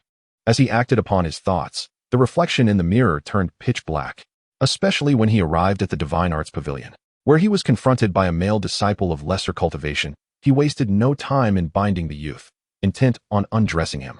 It was at this moment that his reflection in the mirror darkened to a coal-like hue. Meanwhile, his physical form appeared possessed, his eyes devoid of spirit, a lewd grin stretching across his face as he cackled. "What a splendid physique. Do not move. I shall be swift, and it will not hurt at all." Witnessing this scene, Wang Zhumo's expression soured. Those eliminated or their families were left speechless. This was merely the beginning, and yet it had already devolved into such depravity. The individual's character was shockingly vile. And what was this about physique? What did he mean by being swift? What was he truly engaged in within the realm of illusion? Amidst the bewilderment of the onlookers, Wang Zhuma, with an expression of disdain, swiftly dismissed him from the square, stating curtly, "Inadequate." A collective gasp resonated throughout the crowd. All eyes turned to the figure sprawled on the ground, observing his evident embarrassment. The disciple, having regained consciousness the moment he was expelled from the illusion, realized the entirety was but a mirage. Overwhelmed by mortification, he hastily covered his face and fled. Chapter 067. Ensnared in Illusion. What constitutes a degrading act? As the disciple scurried away with his face concealed, curiosity surged among the surrounding practitioners, prompting a flurry of inquiries. "Friend, what transpired in the illusion? Your reflection appeared as dark as coal. You mentioned something about being swift. What was that about? Brother, could you elaborate? I mean no offense, merely intrigued. What occurred within the illusion, dear friend? Please don't leave us." Despite the barrage of questions from his fellow cultivators, the embarrassed disciple retreated to a corner, not daring to utter a word. As for explanations or justifications, he would not dare. There was a distinct possibility that the disciples of the Misty Sect might uncover his deeds within the illusion. Should they expose his transgressions against his own kin, he would be utterly humiliated. Even his closest friends would shy away from him. As he vanished from sight, the crowd shook their heads, redirecting their attention to the ongoing spectacle. After all, many others in the vicinity exhibited even more bizarre reactions than that of the previous disciple. My lord. I have pilfered the great void technique. My lord. Your Majesty, my deepest gratitude to you. What a wretched sect, devoid of treasures. The enemy approaches? No, we must flee swiftly. Please, do not take my life. I speak the truth. I am an undercover agent. I surrender. I shall reveal to you the location of the mysterious sect's hidden treasures. I implore you, spare my life. What of my affection for men? I confess that it was improper to spy on my fellow disciples while they bathe, yet we are all men. What difference does it make? Soon, one by one, figures began to darken. What cowardice, what treachery from other factions' infiltrators, their sinister intentions laid bare. Some family members, witnessing their kin's disgraceful behavior, felt an irritable rage gnawing at their very cores. Especially Chen Xuan. Though he remained calm, he was utterly speechless at the events unfolding within the illusion. For he was unlike the others. While they could only infer the actions of others from their words, Chen Xuan could clearly perceive the deeds of all within the illusion. He was currently gazing through the child mirror of the mother-child heart-querying mirror. The mother mirror illuminated the crowd, while the child mirror revealed the contents of the illusion. At this moment, the child mirror was positioned before Chen Xuan on the table, displaying the scene of a disciple peeping at fellow disciples bathing. In the reflection, at the water's edge, a youth stood under the moonlight in the pool, splashing water upon his chest. The droplets cascaded down, accentuating his shoulders, crafting a portrait of an unparalleled beauty indulging in a bath. The disciple who had been peeking was hiding beneath a large tree, his eyes wide with intensity, on the verge of bursting. However, he was soon caught by the elder, who uttered a defensive remark, "Master, perhaps we should look elsewhere." Lu Song, standing beside Chen Xuan, couldn't suppress his dismay, awkwardly reminding him. After all, such behavior was far more egregious compared to those disciples who had betrayed the sect, cowardly avoiding trouble. As the peeking male disciple was expelled, Chen Xuan promptly redirected the content of the mirror to focus on the 4 inner sect disciples. As the future inner disciples, their character warranted examination. Soon, the illusion of Xiaochen emerged in the mirrored realm. In the vision, a woman, accompanied by a group of formidable warriors, was assaulting the Piamiao sect. Xiaochen had become a core disciple of the Piamiao sect, surrounded by the lifeless bodies of his fellow disciples. Yet he steadfastly stood guard before the mountain gate, wielding his sword. "Nailin Yin, if you wish to breach the Piamiao sect, you must first step over my corpse. Kill." In the illusion, Xiaochen resolutely defended the mountain gate, unyielding in his resolve. Upon witnessing this, Chen Xuan nodded in satisfaction, murmuring to himself, "This young man possesses a righteous heart. He is a talent worth cultivating." After this, he slowly shifted the focus to Han Paopao. As the scene transitioned, Han Paopao's surroundings came into view. In the illusion, Han Paopao was gravely injured, carrying a fellow elder of the Piamiao sect while fleeing, pursued by a throng of cultivators. "Han Paopao, the Piamiao sect has fallen. Surrender at once," they shouted. "You cannot escape. Hand over the Piamiao sect elder, and we may spare your life." "Disciple, let go of me. I will hold them off for you. You must run. In the future, I shall surely revitalize the Miao Miao sect." "No. My disciple has already lost several masters, and this time, I shall not abandon anyone." "Ah, little green bottle, assist me." Boom. A small green bottle soared from his waist, instantly expanding into a form reminiscent of a large gourd, lifting to 2 and vanishing into the distance. What manner of weapon is this?" Lu Song furrowed his brow, fixating on the small green bottle reflected in the mirror. Judging by its materials, it resembles an extreme weapon of the highest order. It must be the legendary fragmented celestial artifact. However, its essence has utterly dissipated, rendered completely useless. Chen Xuan also scrutinized the small green bottle for a moment before arriving at this conclusion.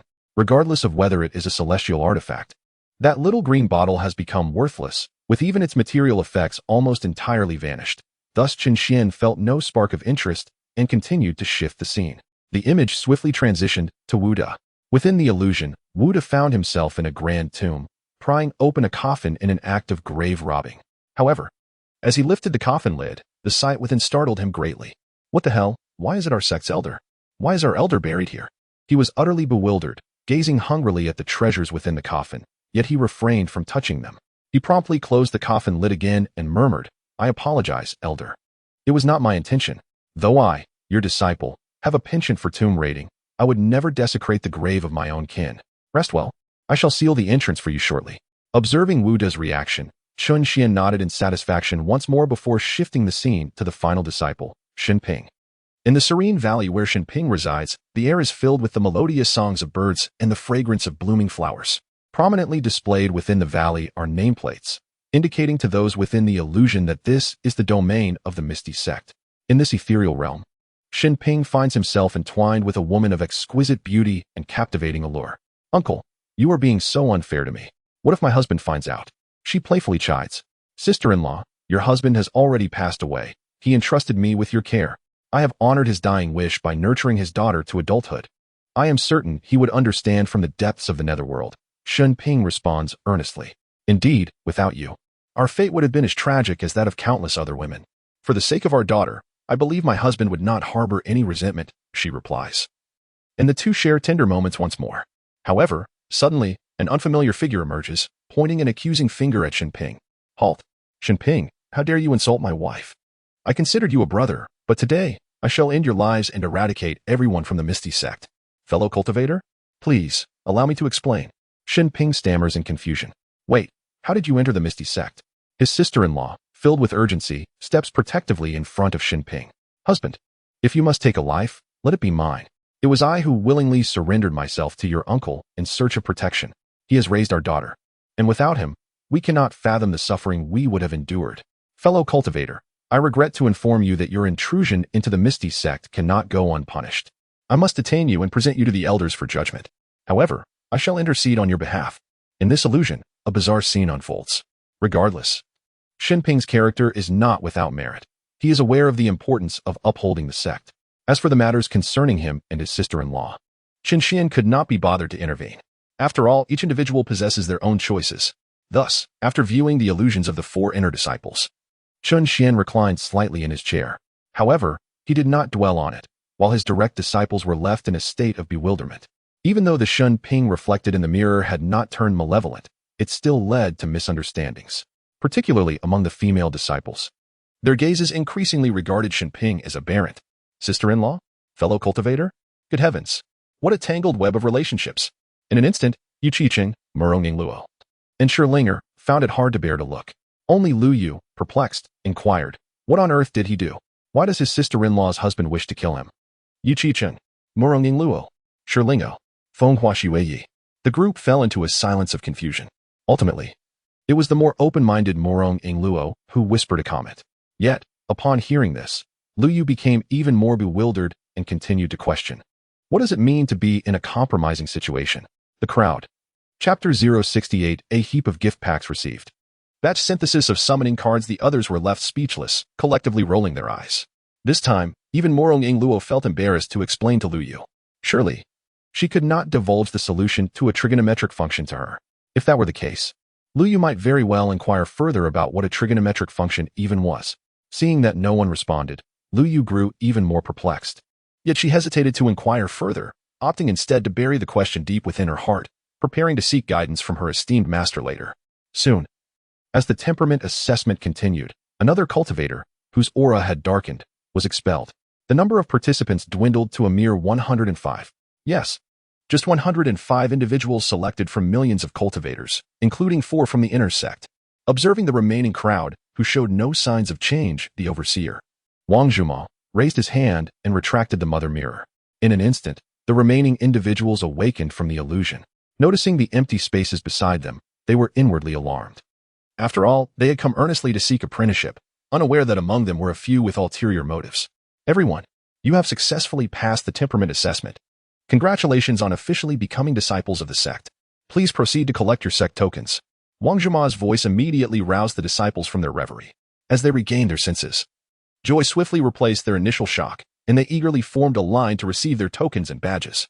With each disciple's acquisition of their token and the infusion of their essence into it, Chen Xian's mind was flooded with system notifications. Congratulations, host, for receiving a luxurious disciple recruitment gift pack X1. Congratulations, host, for receiving a luxurious disciple recruitment gift pack X1. Congratulations. Congratulations, host, for receiving a standard disciple recruitment gift pack X1. Congratulations, host, for receiving a standard disciple recruitment gift pack X1. Congratulations. Before long, all the disciples had acquired their identities within the sect, and Chen Xian received a total of 105 disciple recruitment gift packs. Indeed, the comprehensive opening of disciple recruitment is quite extraordinary, with gifts being bestowed in abundance. However, one cannot help but wonder whether the ordinary and luxurious packages contain any remarkable treasures. With such thoughts in mind, Chen Xian prepared to unveil his rewards. At that moment, Lu Song suddenly reported, Sect Master, Yi Changxing and Murong Zhantian are awaiting your summons. Lu gestured toward the 2 individuals standing at the forefront outside the sect's plaza. Surrounded by a throng of their kin, who were pressed so tightly that they could scarcely move, yet they maintained a decorous, albeit awkward, smile directed at Chen Xian. Observing their predicament, Chen Xuan gestured with a subtle curl of his finger, and in an instant, the two were extricated from the crowd. "Greetings, Sect Master," they exclaimed, hastily bowing with expressions of eager deference, which immediately drew the attention of those around them. Although the second stage of the assessment had concluded, a multitude of newcomers continued to ascend the heavenly ladder, and with a little time remaining in the day, it was possible that additional disciples could be selected. Thus, the gathering remained substantial, with no one intending to leave, including Chen Xuan himself. Furthermore, he had previously promised Yi Changsheng and Murong Zhantian that during the founding of the sect, their family members would be granted the opportunity to join the sect for cultivation. Albeit the requisite assessments must still be conducted, albeit with a slight leniency. Now, with a moment to spare, he deemed it an opportune time to inquire and resolve this matter. Consequently, Chen Xuan calmly asked, "How many from your clans have been selected?" Yi Changsheng, with a look of chagrin, clasped his fist in a gesture of resignation, replying, "Regrettably, none from the younger generation of the Yi family have been chosen." Even the venerable ancestors of the Yi family, Yi Junlin and Yi Qingsheng, wore expressions of helplessness. After all, the current generation of the Yi family had proven to be rather disappointing, producing only one exceptionally talented individual, Yi Qingsheng. Fortunately, the Yi family had pledged their loyalty early on, earning the esteemed favor of the sect leader, a privilege indeed. "Very well, I shall grant you 5 spots. Bring forth the 5 individuals with the greatest potential for registration and assessment in the outer sect," Chen Xuan stated with a nod, designating 5 slots before turning his gaze towards Murong Zhantian. Murong Zhantian promptly replied, "One member of my family has been selected." "Good.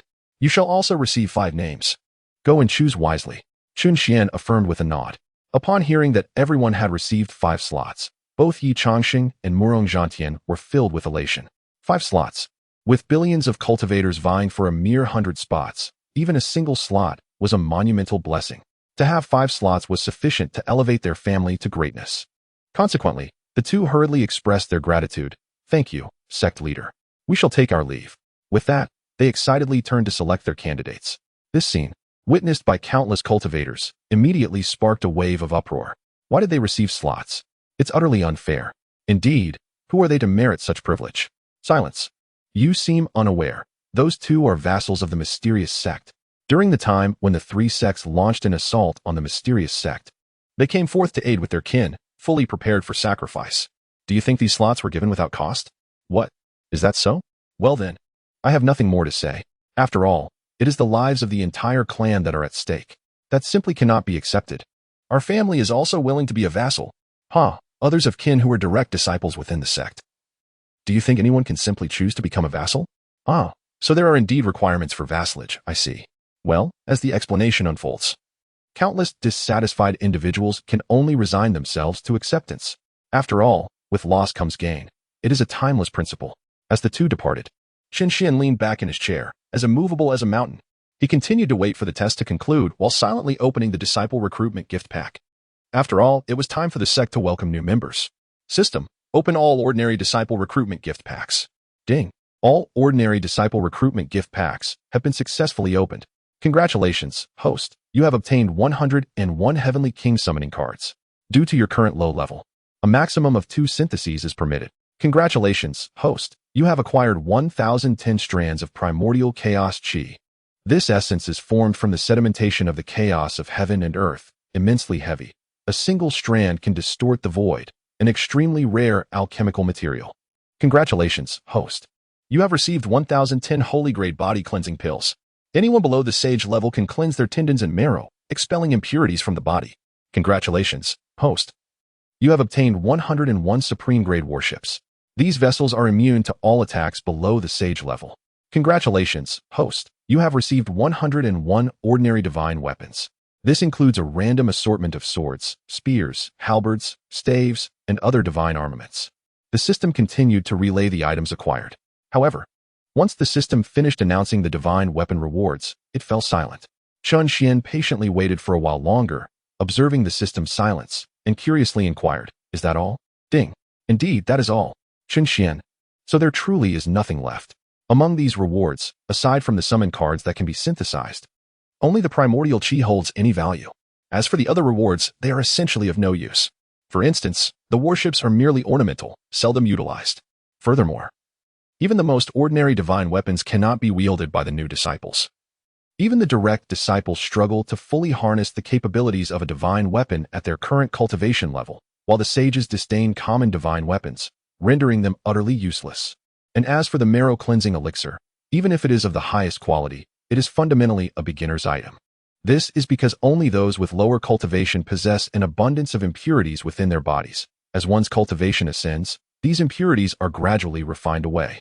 Who would require a marrow-cleansing elixir? It appears that the items of use to me must be procured from the direct disciples. Chen Xuan shook his head, accepting these rewards with a sense of resignation, and then continued, System, synthesize all 100 Heavenly King summon cards for me. Chapter 069. The Outer Sect Elders are all sages, a perfect conclusion to the first day of Mountain Opening Ding. The synthesis of 100 Heavenly King summon cards was successful. Congratulations to the host for obtaining 10 Emperor Extreme summon cards. Would you like to summon? The system's prompt resonated. Without hesitation, Chen Xuan replied, continue synthesizing. Ding. The synthesis of 10 Emperor Extreme summon cards was successful. Congratulations to the host for acquiring 1 Sage summon card. Would you like to summon? In no time, 100 Heavenly King summon cards had transformed into a single Sage summon card. Although the numbers have significantly dwindled, the quality remains exceptionally high. After all, a Sage is sufficient to traverse the entire continent. Thus, Chen Xuan continued, summon him. Appoint him as an Outer Sect Elder. Ding. The identity arrangement was successful, and the Sage Elder is being summoned. Ding. The summoning has been completed, and he is on his way to the host. Please wait a moment. As the system's notification echoed, a slightly older middle-aged man materialized once more within the sect. Upon his arrival, he immediately made his way toward the square at the entrance. Instantly, all disciples within the square, as well as cultivators outside, turned their curious gazes toward the newly appeared elder. After all, this middle-aged man was also clad in the attire of an elder, albeit distinct from that of Lu Song and the other elders, and he appeared somewhat older. Your subordinate greets the sect master. The sage elder approached Chen Xuan, kneeling respectfully to pay homage. Boom. The atmosphere erupted in astonishment. The crowd was astounded by Chen Xuan's authoritative position. Many sect masters, while nominally the leaders, often required the elders to collaborate on decisions. The scene of kneeling and paying respects unequivocally signified Chen Xuan's paramount status within the mysterious sect. He wielded absolute control, with his words holding weight and instilling awe among the elders, compelling obedience without question. Well, as an Outer Sect Elder, you shall oversee matters concerning the Outer Sect disciples. Proceed to take charge. Chen Xuan nodded slightly, issuing his command. The Sage Elder promptly bowed once more and headed toward the gathering place of the Outer Sect disciples. In that instant, the Outer Sect disciples grew anxious, hastily standing at attention.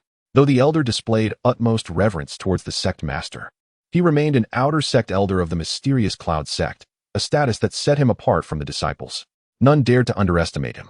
Upon the arrival of the Sage Elder, the assembly of practitioners promptly clasped their fists in salute, exclaiming, Greetings, Elder.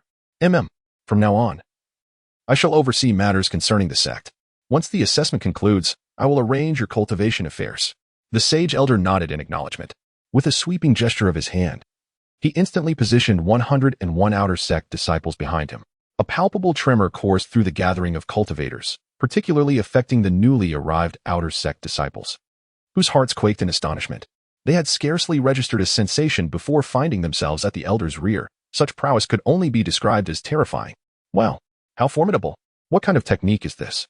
Is it a reversal of fate? No. This seems to be a method of spatial displacement only attainable by a sage. Could it be that he is a sage himself? Impossible.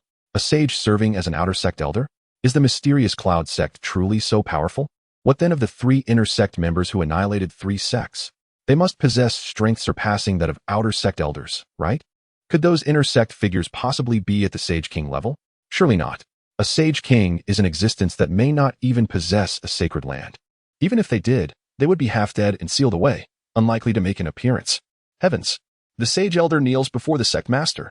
The authority of this sect master is astonishing. No wonder only those who reach the pinnacle can serve beneath him. Ah, I finally comprehend. In an instant, the admiration of countless cultivators for the mysterious Cloud Sect soared to unprecedented heights. The mystique of the Miao Liao sect has ascended several tiers in the hearts of the people, nearing the sanctified realm. However, it is evident that everyone has misjudged the situation.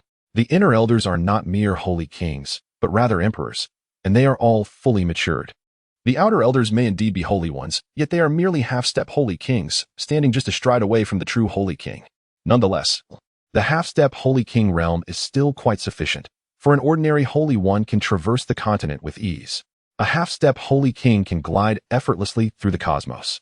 This recent summoning of holy ones has enlightened Chen Xuan about the specific realms of those conjured by the summoning cards. In simpler terms, the greater the prowess of the summoned entities, the younger their age. Conversely, the lower their realm, the older they appear.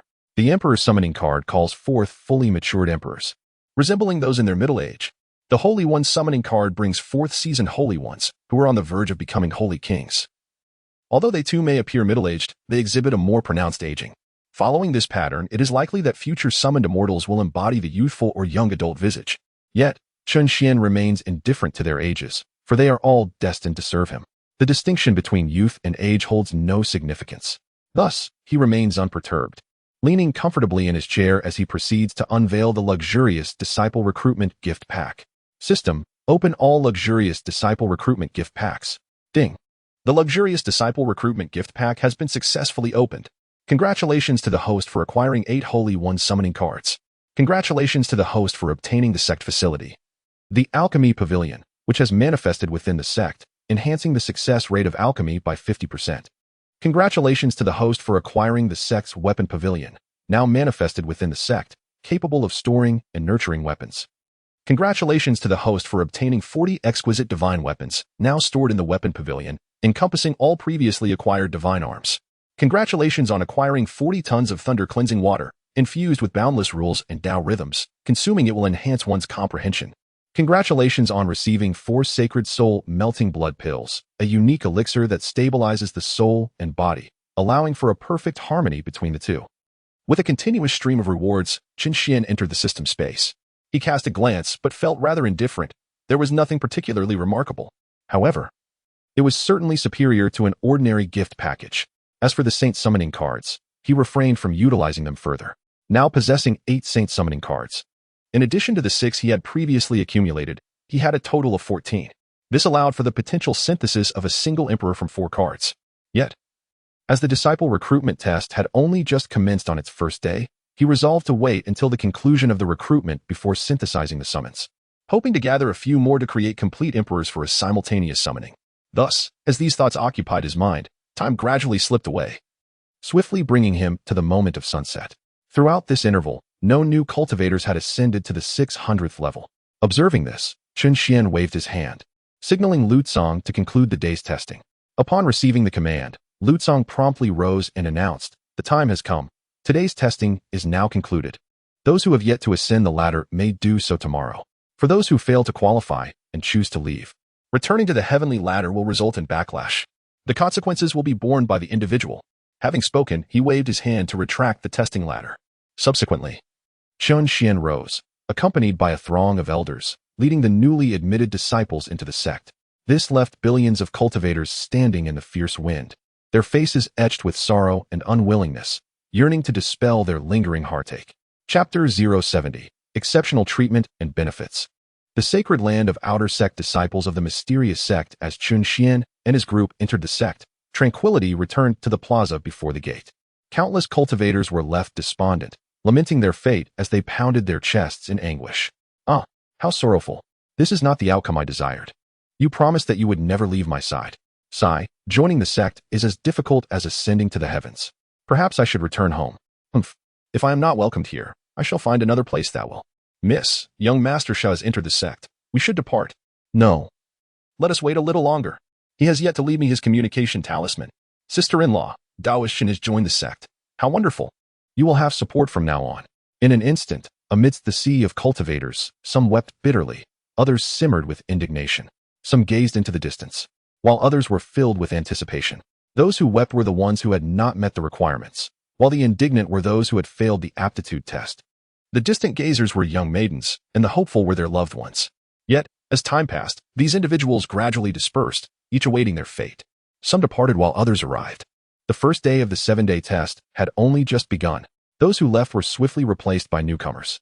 Although 4 remarkable youths are absent among the myriad of disciples, new and unfamiliar faces emerge, heralding the commencement of a new tale. Everything seems to remain as it was, save for the change in the protagonist's appearances. Within the ethereal sect, as the disciples enter, the rich aura of spiritual energy instantaneously sends ripples through their minds.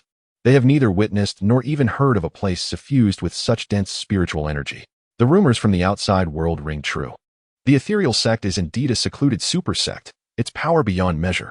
Consequently, after entering the sect, all 100 disciples become exceedingly cautious, closely trailing behind the elders. Even the 4 inner sects dare not act recklessly. Chen Xuan strides at the forefront, conversing with Lu Tsang about subsequent arrangements. After all, he will no longer be present for the upcoming foundational assessment, leaving these matters to the elders, necessitating careful planning. Lu Tsang, since the disciples have just entered the sect, if there are any unresolved matters at home, they may be granted a day's time to attend to them. As for the sect's training facilities and the divine source liquid subsidies, you may distribute them judiciously according to the varying identities of inner and outer disciples. The exceptional divine weapons in the armory can also be allocated to the elders in need. Moreover, the ordinary divine weapons can be rewarded based on performance. Additionally, the sect's cultivation resources are excessively advanced and singular, rendering most of these newly initiated disciples unable to utilize them. When you have the opportunity, venture out to procure some lower-tier resources suitable for the disciples. Items such as pots, pans, sect attire, alchemical materials, crafting materials, spiritual devices, and soul tokens. Evaluate the specifics according to your discretion. Remember, it is imperative to procure the finest quality. Xinyuan liquid should be purchased without hesitation. Do you understand? Lu Tsang promptly clasped his fists in acknowledgement. Very well. Now, go and make the necessary arrangements. You shall lead the mountain opening test tomorrow. With that, Chen Xuan flickered and vanished from sight. Recently, he had immersed himself in the vast library of the myriad realms, absorbing a wealth of knowledge that he had yet to fully digest. Now, he was presented with the perfect opportunity to assimilate this information and deduce even more formidable divine techniques. After all, possessing the most comprehensive collection of literary resources, which encapsulated concepts that many emperors could not fathom in their entire lifetimes, it would be a source of embarrassment to arrive at the same insights as other emperors. Thus, progress was not merely desirable, but inevitable. Moreover, the matter of procurement was equally essential. Although the items obtained from the gift packages were largely unimpressive to him, even the most subpar items could prove invaluable to ordinary disciples. For instance, even the most mundane divine weapons require a celestial king to fully harness their potential. Additionally, while any elder could easily concoct ordinary elixirs using the formulas from the library, the necessary materials were lacking and also needed to be procured. After all, one cannot simply attempt to refine the immortal medicine or the peaches of immortality, as that would likely spell disaster for these young novices. Thus, the procurement was a task that must be undertaken. As he watched Chen Xuan disappear, Lu Tsang pondered briefly before turning to halt the advancing crowd.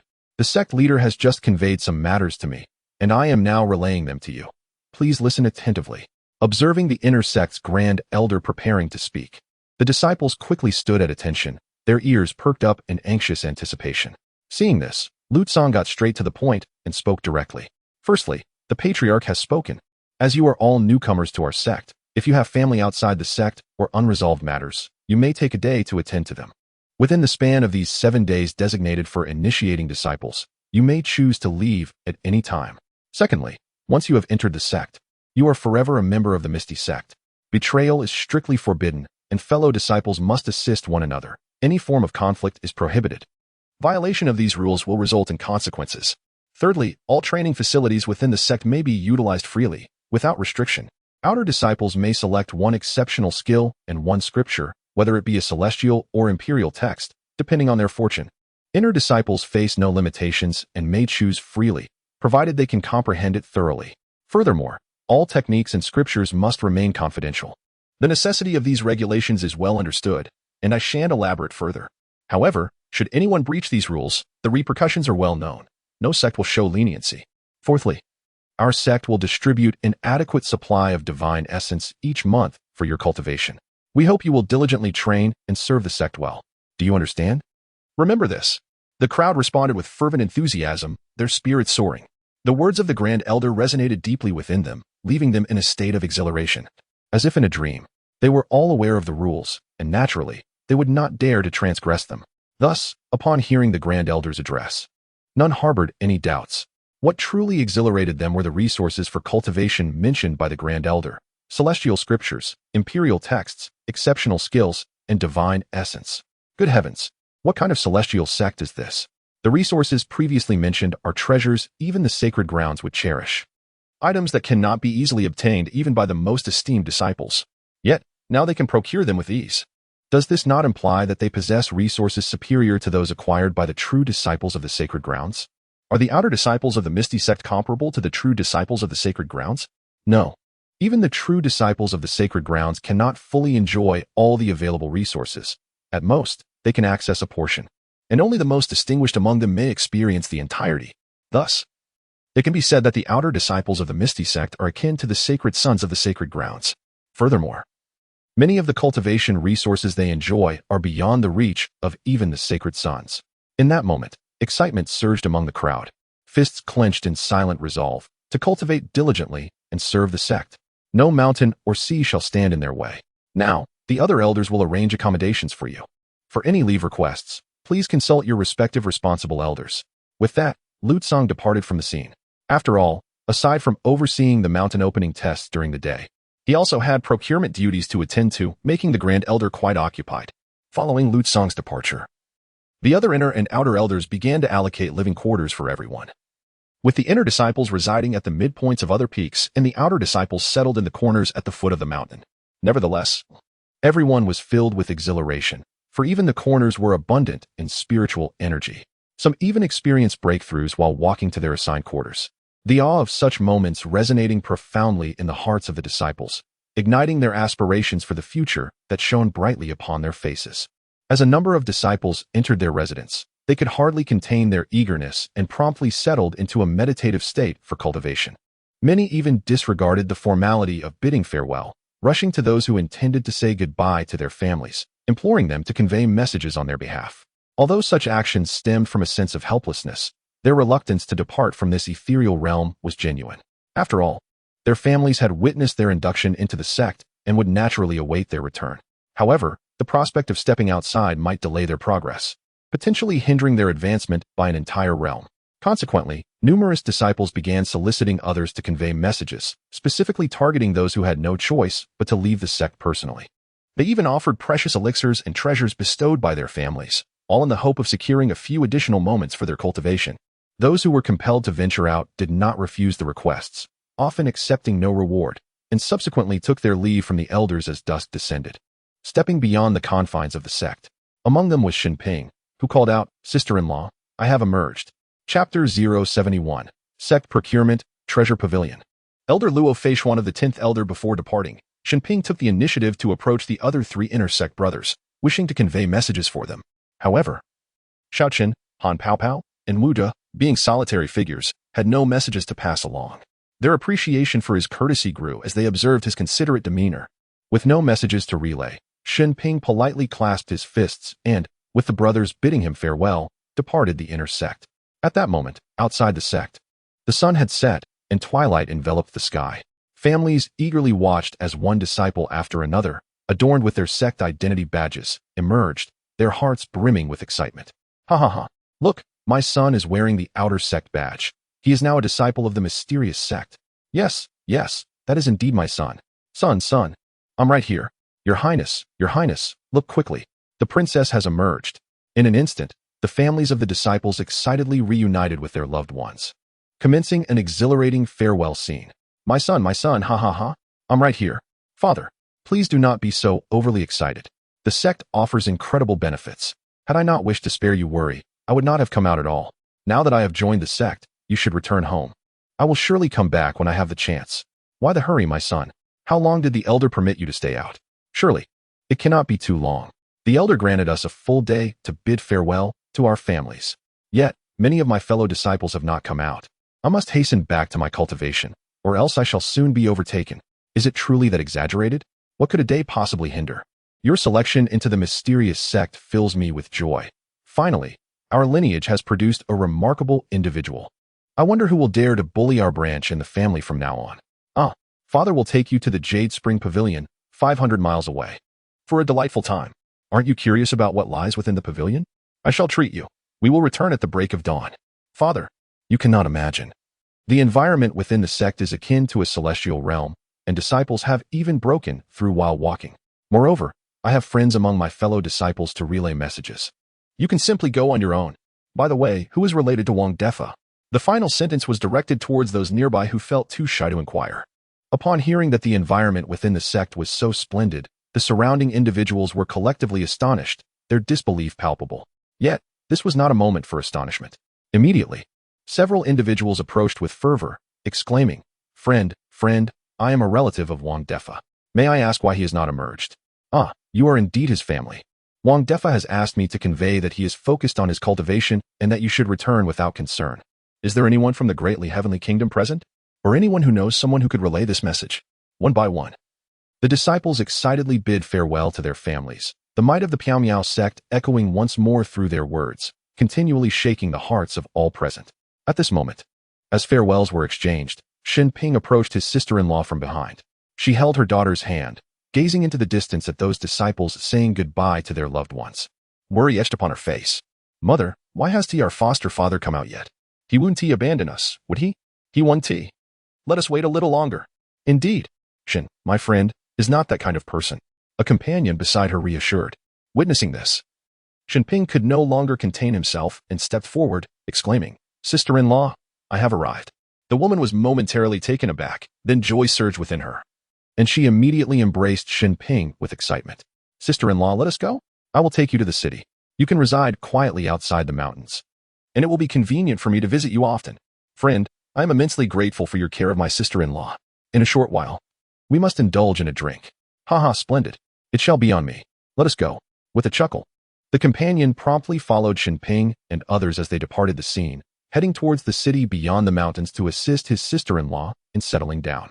Meanwhile, Lu Tsong, having arranged matters concerning his disciples, turned his attention to the elders.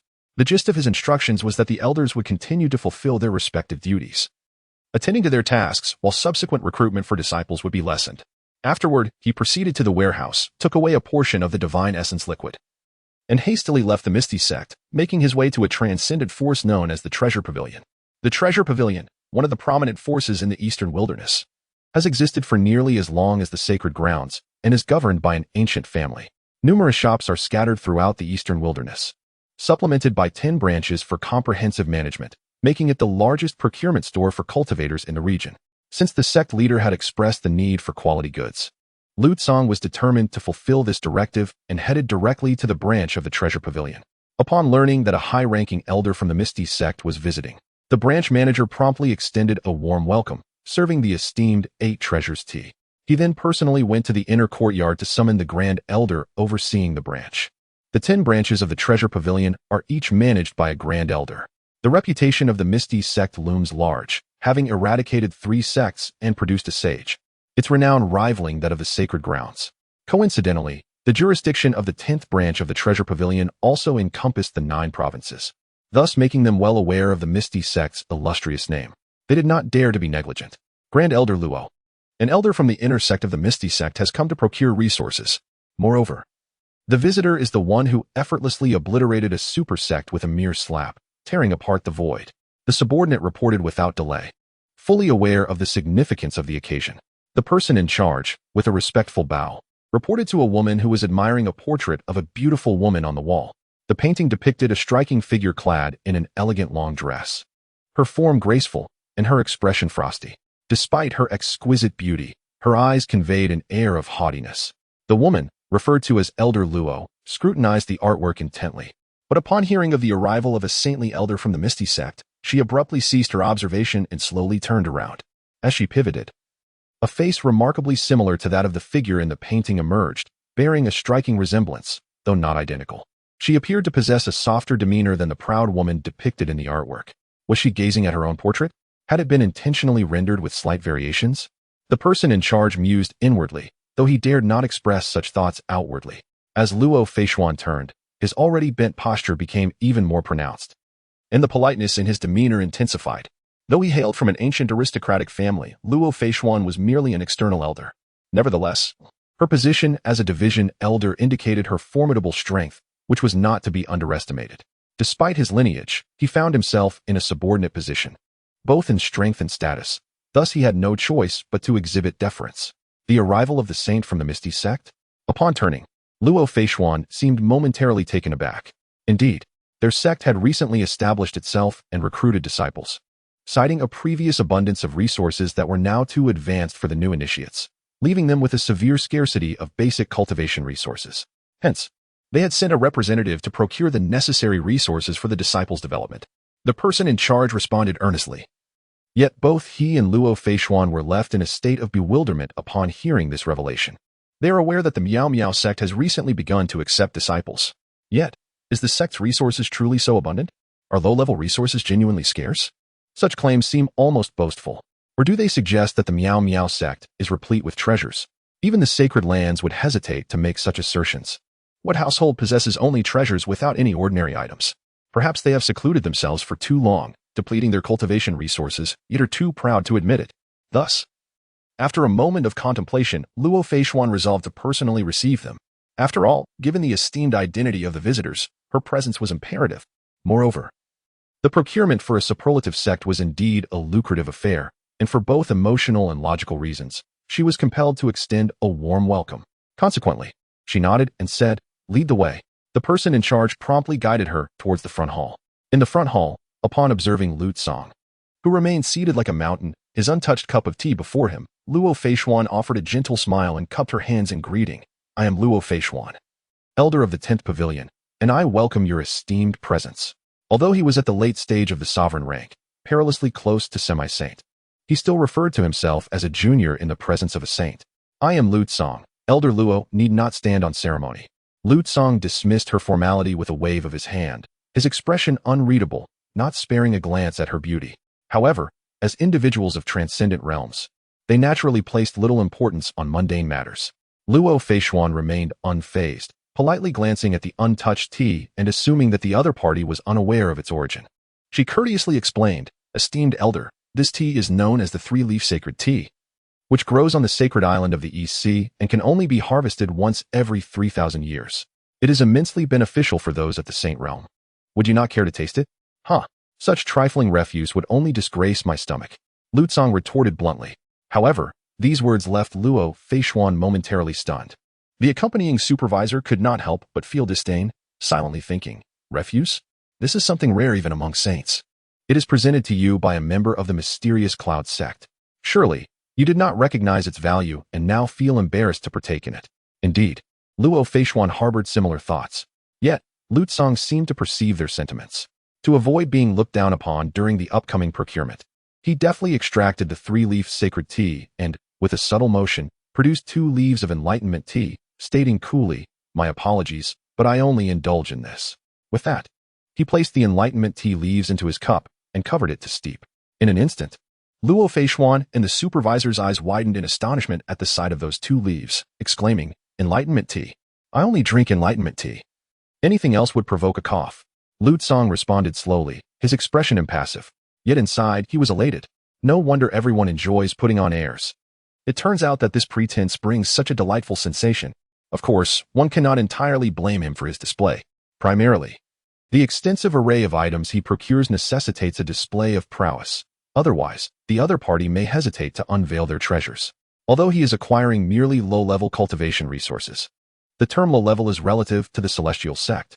To outsiders, these items remain exceedingly luxurious, which compels him to resort to such tactics, inadvertently showcasing the financial might of his sect. Indeed, your esteemed sect is remarkably formidable. May I inquire what materials the esteemed senior intends to procure?" Luo Feishuan could not help but exclaim, beginning to believe the previous reports from the responsible parties. After all, enlightenment tea is an exceedingly rare commodity, attainable only by those with transcendent abilities. Even ordinary powers, let alone mere sages, find it elusive. Unlike the 3-leaf sacred tea, which serves only the sages and offers no effect to those beneath that realm, its limitations are too constricted. Furthermore, the casual manner in which he produces the enlightenment tea leaves for brewing further attests to the depth of his resources. "Esteemed elder, you are too modest. My procurement this time is quite simple. Although these are low-level resources, they must not be subpar.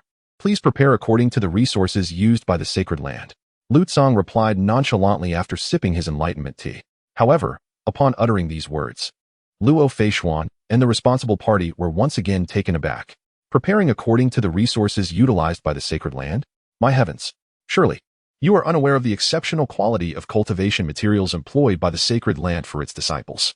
The monthly consumption of each disciple is substantial, and the materials used are far from ordinary, commanding exorbitant prices. Esteemed senior, the resources utilized by the disciples of the sacred land are incredibly diverse and costly, including soul tokens, garments, weapons, elixirs, medicinal herbs, tools, talismans, and so forth.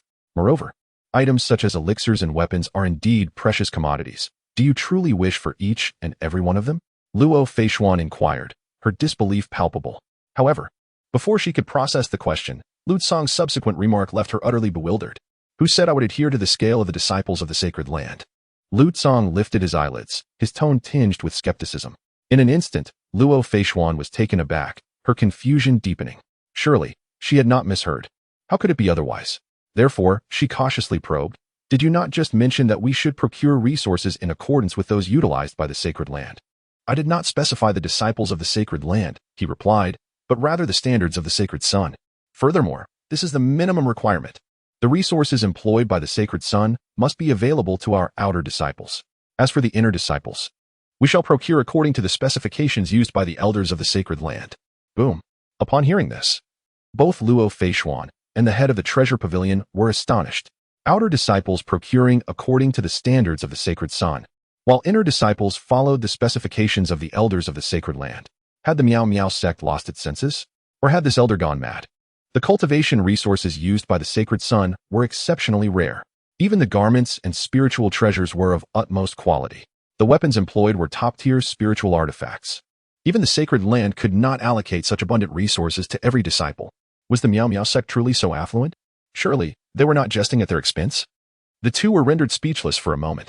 Observing their reaction, Lu Tsong remarked nonchalantly, "What? Is there a problem? Money is not an issue. I shall pay with source liquid." With that, he waved his hand, unveiling a pool of divine source liquid. In an instant, Luo Feishuan and the head of the pavilion sprang to their feet, their perception of the Miao Miao sect's profound foundation transformed entirely.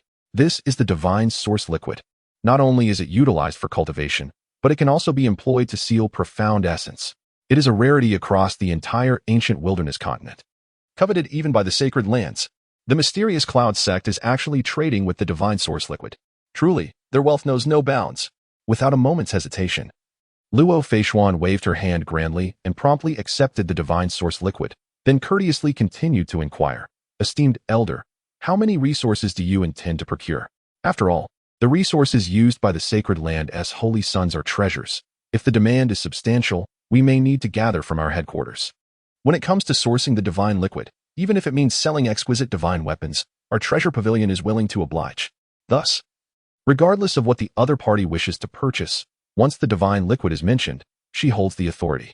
Let us begin with 5,000 sets of spiritual garments, and perhaps 3,000 sets of top-tier spiritual instruments. Additionally, let us procure as many medicinal herbs and apparatus as possible." Upon hearing the quantity Lu Tsong mentioned after accepting the divine liquid, Luo Feishuan and the person in charge were left utterly astonished. 5,000 sets of spiritual garments. 3,000 sets of top-tier spiritual instruments?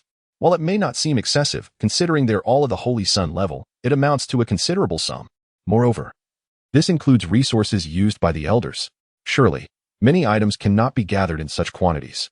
In that moment, Luo Feishuan contemplated returning the divine source liquid. Observing this, Lu Tsong smiled faintly and continued, "This is merely a deposit. Once the items are assembled, we shall settle the final payment with the mysterious Cloud sect. Additionally, I am aware that you may not be able to gather everything, but whatever you can manage will suffice. Oh, and please provide a wider variety of clothing styles, with clear hierarchical insignias. Whatever you can manage will suffice." Upon hearing this, Luo Feishuan, filled with excitement, immediately agreed. "Very well. We at the Treasure Pavilion have accepted this order.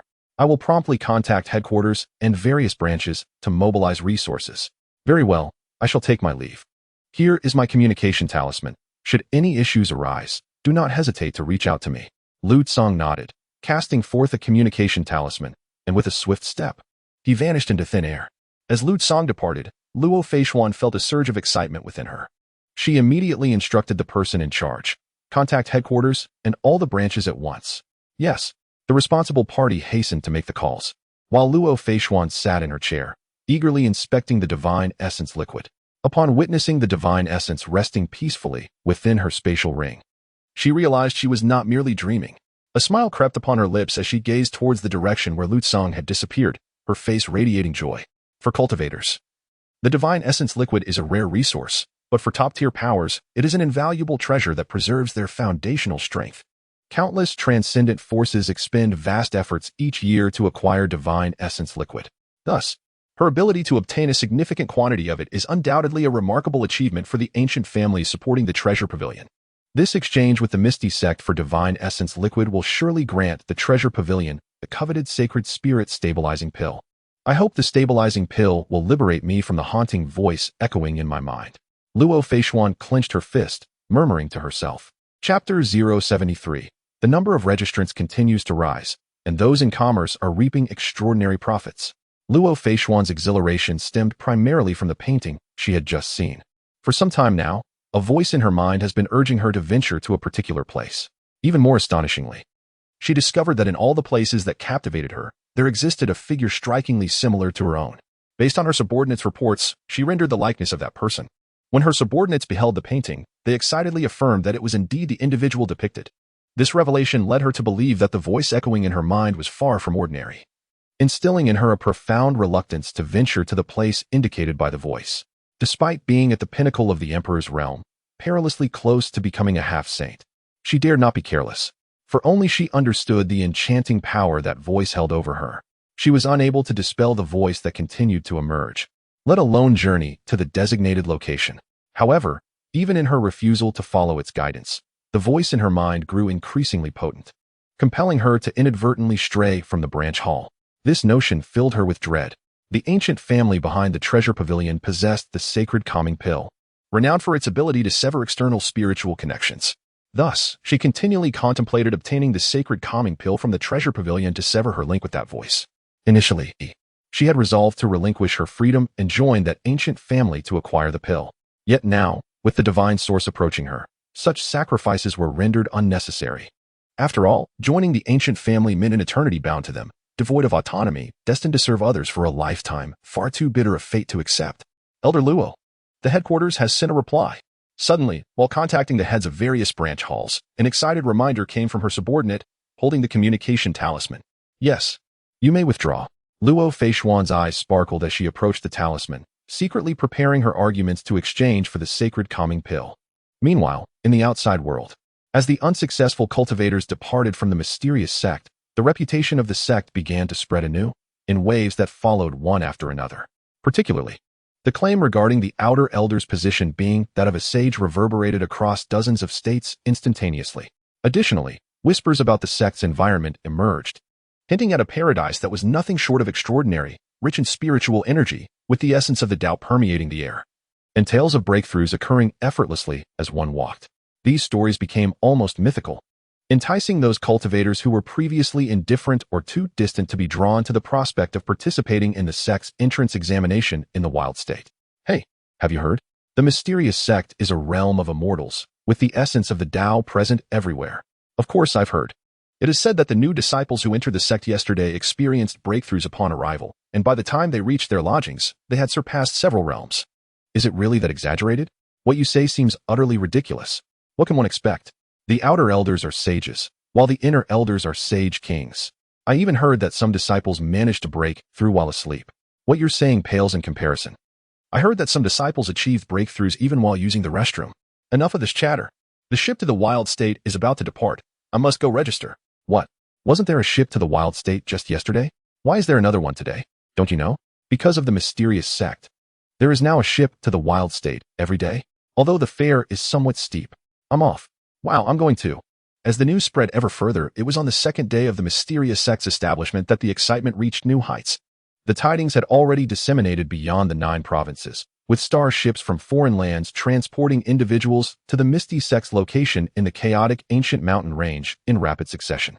Nonetheless, many were unable to secure passage, leading to palpable anxiety. Witnessing this, several minor sects with warships couldn't resist the urge to transport people for profit. Without hesitation, numerous smaller factions promptly deployed their warships to ferry individuals. Even those without their own vessels sought to borrow them from acquaintances, all in pursuit of earning spirit stones. Esteemed cultivators, we have a vessel bound for the barren province, albeit a bit slow, requiring 3 days for the journey. Any interested parties? The price is half that of the hegemonic forces. Heavens, there's a ship. Quickly, I need 3 tickets. I'm going, I want to go. Instantly, countless cultivators stirred, filling the ship to capacity. Similar events transpired simultaneously in dozens of major provinces surrounding the barren province. In particular, sects that had dwindled to possessing only a single starship were now reaping substantial profits. Sect leaders and disciples alike beamed with joy, taking turns piloting the ship, achieving genuine prosperity in a single voyage. However, this also resulted in another surge of applicants outside the Misty Sect, especially on the 3rd day of the mountain's opening for disciples. At this juncture, foreign starships arrived one after another, disembarking passengers and once again inundating the chaotic ancient mountain range. Some resourceful cultivators seized the opportunity to acquire large quantities of supplies for resale at exorbitant prices. Even smaller foreign sects with slower vessels procured goods in advance using the fare collected from tickets, intending to capitalize on the situation upon arrival. Regrettably, those small sects that consider themselves the pinnacle of their domain are sorely mistaken. Nearby smaller sects have already conceived of this idea. This time, these local sects did not miss the opportunity. They were led by their leaders, who brought all their disciples to set up stalls and peddle their wares. After all, scavenging for opportunities was not appealing to anyone, so selling goods proved to be far more pragmatic. Consequently, the businesses of those visiting sects dwindled significantly.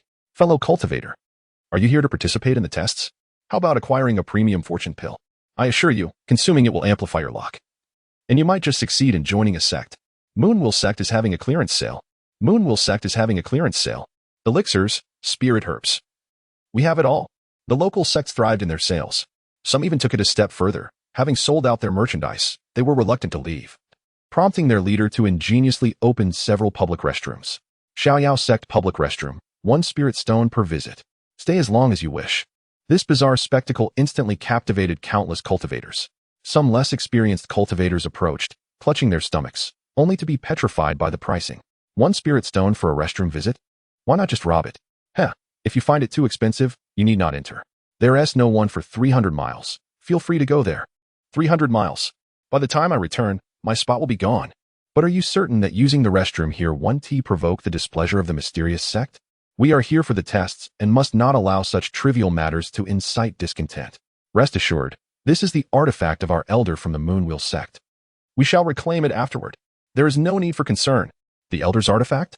Remarkable. I offer you spiritual stones. I shall partake. I too shall join. And I. Chapter 074. The recruitment of disciples concludes, the emperors gather, and the sages abound. Extraordinary events unfold in every corner of the chaos ancient mountains. Were it not for the constraints of time and space, many would have aspired to establish inns here. This is solely due to the astonishing influx of people, numbering in the tens of millions. Each day witnesses the arrival of newcomers alongside the departure of the elderly. This has enabled the local minor factions to reap substantial rewards, each filled with joy. Many of these factions, upon amassing wealth, have swiftly initiated expansion plans. Of course, they may profit, yet the mystical sect shall never incur losses. As days pass, the mystical sect continues to welcome a new batch of disciples daily. However, the numbers remain modest. Over the course of 7 days, the mystical sect has averaged merely over 100 new disciples each day. Soon, the final day of the mystical sect's recruitment arrives. That afternoon, with the last batch of disciples admitted, Lutsong officially declares the end of this year's grand recruitment ceremony. He then leads everyone back to the sect.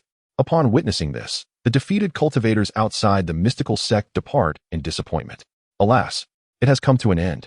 They came in droves, yet only over 100 were accepted each day.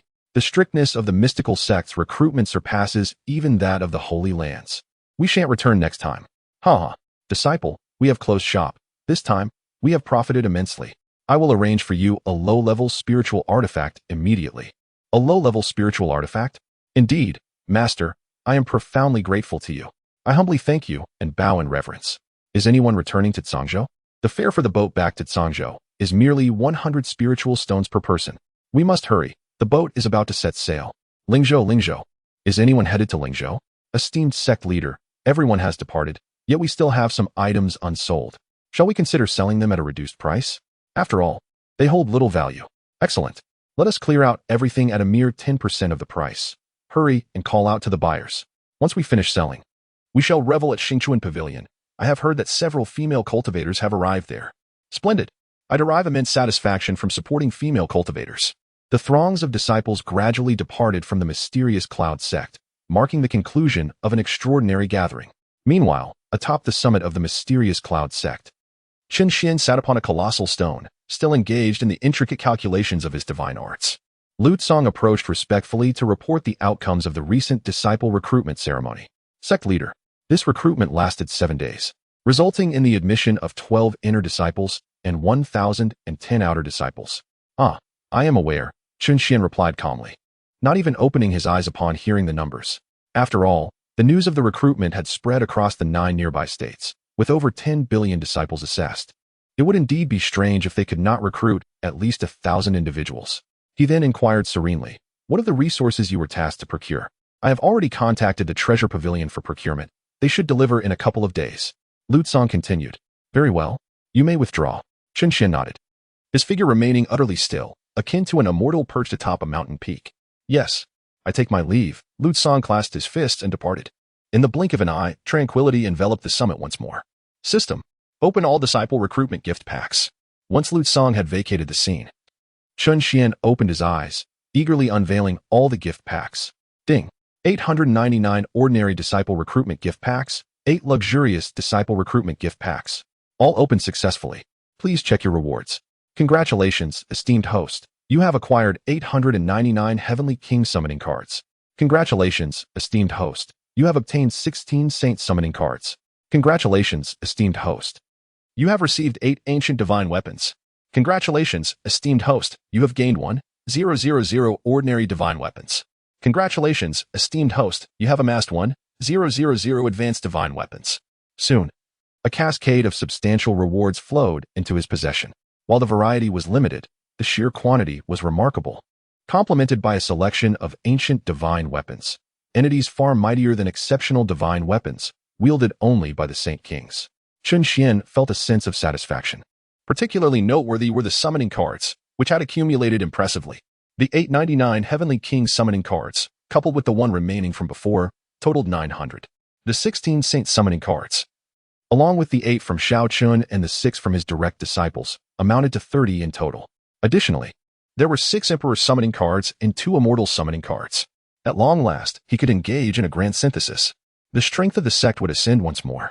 Thus, Chen Xuan, filled with a quiet excitement, intently commanded, System, synthesize all summoning cards for powerful beings. Ding. All synthesis is complete. Congratulations to the host on acquiring 90 Supreme summoning cards, which can still be synthesized once more, and 3 Emperor summoning cards, which cannot be further synthesized. Swiftly, the initial synthesis was accomplished.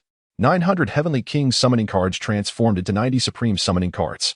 Without a moment's hesitation, Chen Xuan promptly declared, continue the synthesis. Ding. All synthesis is complete. Congratulations to the host on obtaining 9 Sage summoning cards. After yet another synthesis, without a second thought, Chen Xuan proceeded to summon. After all, with the increase in sect disciples, the elders must also be augmented accordingly. Utilizing 9 Sage summoning cards and 3 irreplaceable Emperor summoning cards, henceforth, all summon cards shall default to the elder identity based on their strength. Ding. Summoning successful. Identity engraving completed. The elders are on their way. Please wait a moment, host. Meanwhile, in a secluded corner of the mysterious sect, terrifying auras began to emerge. Boom, boom, boom. In an instant, the figures of 9 sages and 3 emperors coalesced from the void. Once solidified, they did not linger for even a moment, all proceeding in unison towards Chen Xuan. Subordinates, pay your respects to the sect master. The assembly knelt in unison behind Chen Xuan, bowing deeply in deference. Seek Lu Tsong for your respective assignments. Now go. Chen Xuan, with his back turned to the 12 formidable figures, waved his hand without looking back. The 12 powerhouses immediately clasped their fists and withdrew, their respectful demeanor evident. Were this scene to be unveiled to the outside world, it would undoubtedly cause a stir across the entire continent. Emperors gathering, sages in multitude. Who dares to look down upon Chen Xuan? Such profound depth, merely envisioning it is enough to astonish heaven and earth. Chen Xuan sat silently upon a massive rock, continuing to deduce his divine powers without a hint of disturbance. With the increasing number of elders in the sect, he felt no need to concern himself with matters at hand. Even if the heavens were to collapse, he would remain unperturbed. With 10 seasoned saints and 8 mature emperors at his disposal, he could easily dominate not just the desolate ancient continent, but the entire expanse of the starry sky above. Thus, he refrained from utilizing all of his 2 celestial summoning cards and the 6 uncombined emperor summoning cards he possessed.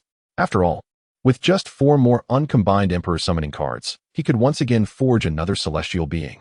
And celestial beings were essential for guarding against the dark sovereigns. He felt it prudent to accumulate a few more, as he remained uneasy. Closing his eyes once more, Chen Xuan delved into profound contemplation, undisturbed by the shifting cosmos and the passage of time around him. Chapter 075. The arrival of cultivation resources shocks Luo Feishuan as moments ebbed away. The vast array of divine arts within the library gradually coalesced within Chen Xuan's understanding, leading to the silent evolution of a formidable, unparalleled divine ability within him. Within the ethereal sect, as several days swiftly passed, the newly arrived disciples began to experience breakthroughs at a breathtaking pace, akin to riding a rocket. Their daily cultivation achievements surpassed an entire year's worth of progress in the outside world. Remarkably, this rapid advancement did not lead to complacency. Rather, it instilled an even greater diligence among them, all due to the presence of their exceptionally swift senior brother, Lin Fan. Indeed, it was Lin Fan. At merely 20 years of age, he had attained the realm of a half-step king and had even ventured into the 6th level of the ultimate illusion tower for his training. It is worth noting that only true kings were permitted entry to the 6th level. He had merely stepped into the realm of a half-step king, instantly becoming an overwhelming mountain looming over everyone. Even the 12 disciples of the inner sect regarded him as an aspirational figure. This phenomenon led many disciples to remain ensconced within the ultimate illusion tower, fervently dedicating themselves to relentless cultivation. On this particular day, within the 6th layer of the ultimate illusion tower, an extraordinarily terrifying aura erupted within the tower.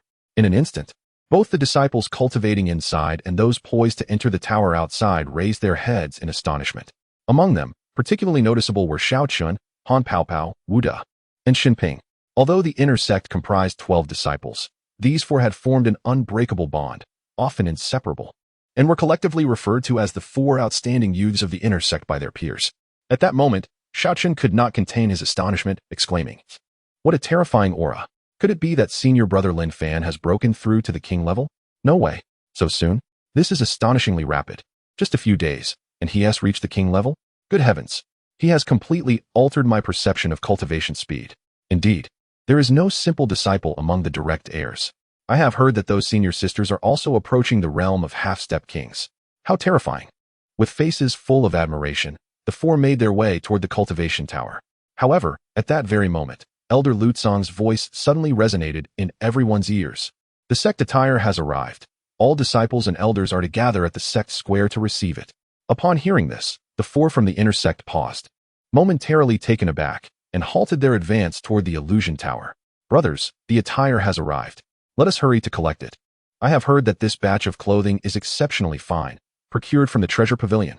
The treasures procured from the treasure pavilion are undoubtedly exceptional. Let us hasten our steps. The sect has truly been benevolent to us, providing such a celestial realm along with resources. We must not tarry. Let us go before it becomes too late." In an instant, the crowd surged towards the sect square. Even the elders guarding the peach garden and the library joined in. After all, it was the Grand Elder's decree, and all responded to the call. At the sect square, Luo Feishuan had already arrived. At this moment, she was utterly astounded by the enchanting environment of the sect, gazing around in a daze. Although she had long heard that the Miao Miao sect was a paradise, she had previously dismissed it as mere exaggeration. However, upon her personal arrival, she realized that the rumors were indeed true. Just moments after her arrival, she felt a faint sensation of breaking through the late emperor-level barrier, inching towards the semi-saint realm. If not for her purpose of delivering items, she would have been compelled to sit down and cultivate immediately. Moreover, ever since she entered the Miao Miao sect, the haunting voice in her mind had vanished completely. It is noteworthy that this voice had proven resilient even against the sacred grade spirit-settling pill. The fact that it disappeared here left her in utter astonishment. If she were to remain in this place, would she no longer have to fear the voice's seductive whispers? This realization filled Luo Feishuan with profound amazement. After all, the voice in her mind had been terrifying, and as time passed, her resistance to it had waned. Although she had recently exchanged for the spirit-settling pill from the ancient family behind the treasure pavilion, it had still failed to suppress the voice in her mind, nearly plunging her into despair. Yet, should she remain here, not only would she be untroubled by that voice, but her cultivation speed would undoubtedly accelerate. Even if she were eventually unable to resist the allure of that voice, her abilities would likely ensure her safety. Thus, upon contemplating this, the notion of joining the mystical sect immediately sprang to Luo Feishuan's mind. Elder Luo, I have reviewed the resources, and there are no issues. Here is the final payment. Please take a look. At this moment, Lu Cong emptied the resources from the spatial ring given to him by Luo Feishuan, creating several small mounds. He then presented the ring containing the source liquid. Lu Cong was quite pleased with Luo Feishuan's performance during this procurement. Initially, his requests for resources had been somewhat vague, but Luo Feishuan had reached out to him multiple times to clarify the details, resulting in such a bountiful supply. For instance, regarding the sect's garments, although many did not meet Lu Cong's stringent criteria and were merely ordinary spiritual treasures, they compensated in style and quantity. In total, there were 10 designs, all crafted by formidable cultivators, each at least of spiritual treasure grade. The materials used were impervious to water and fire, ensuring warmth in winter and coolness in summer. They bore innate formations that provided defense and could autonomously gather spiritual energy to mend the physical form. Even if damaged, they remained functional due to their self-repairing capabilities. Additionally, there were numerous high-grade spirit weapons and exceptional spirit artifacts, allowing each individual to possess several. Thus, Lu Cong was exceedingly satisfied. He promptly retrieved the amount of divine source liquid that Luo Feishuan had specified. However, this time, Luo Feishuan did not accept it. Instead, she lowered her tone and adopted a conciliatory demeanor, saying, "Senior, the younger generation only requires half of these divine essence liquids. Wasn't this quantity predetermined by you? Why do you only want half now?" Lu Cong was momentarily taken aback, but soon grasped the other's intentions. He replied coolly, "Are you seeking a favor? However, this amount of divine essence is utterly insignificant to our sect. There is no need for you to barter with it." Upon hearing this, Luo Feishuan felt a tremor within her heart, realizing that the other party was not inclined to negotiate and had subtly declined her offer. She could hardly fathom that he regarded such a substantial quantity of divine essence as trivial. After all, it amounted to several tens of portions.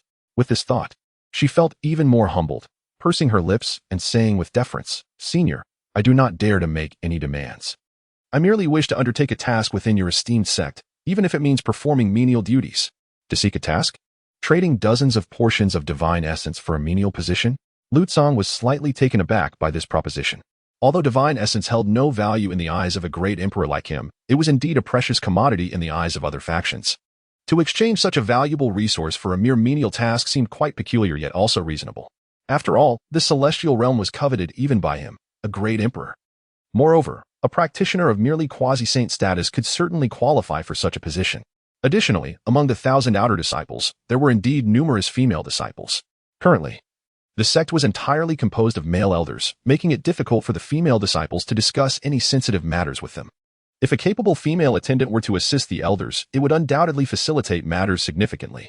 However, he was unable to make a decision on his own. Thus, he tossed her a ring and stated calmly, "This matter requires the approval of the sect leader. Once the leader consents, it shall be done."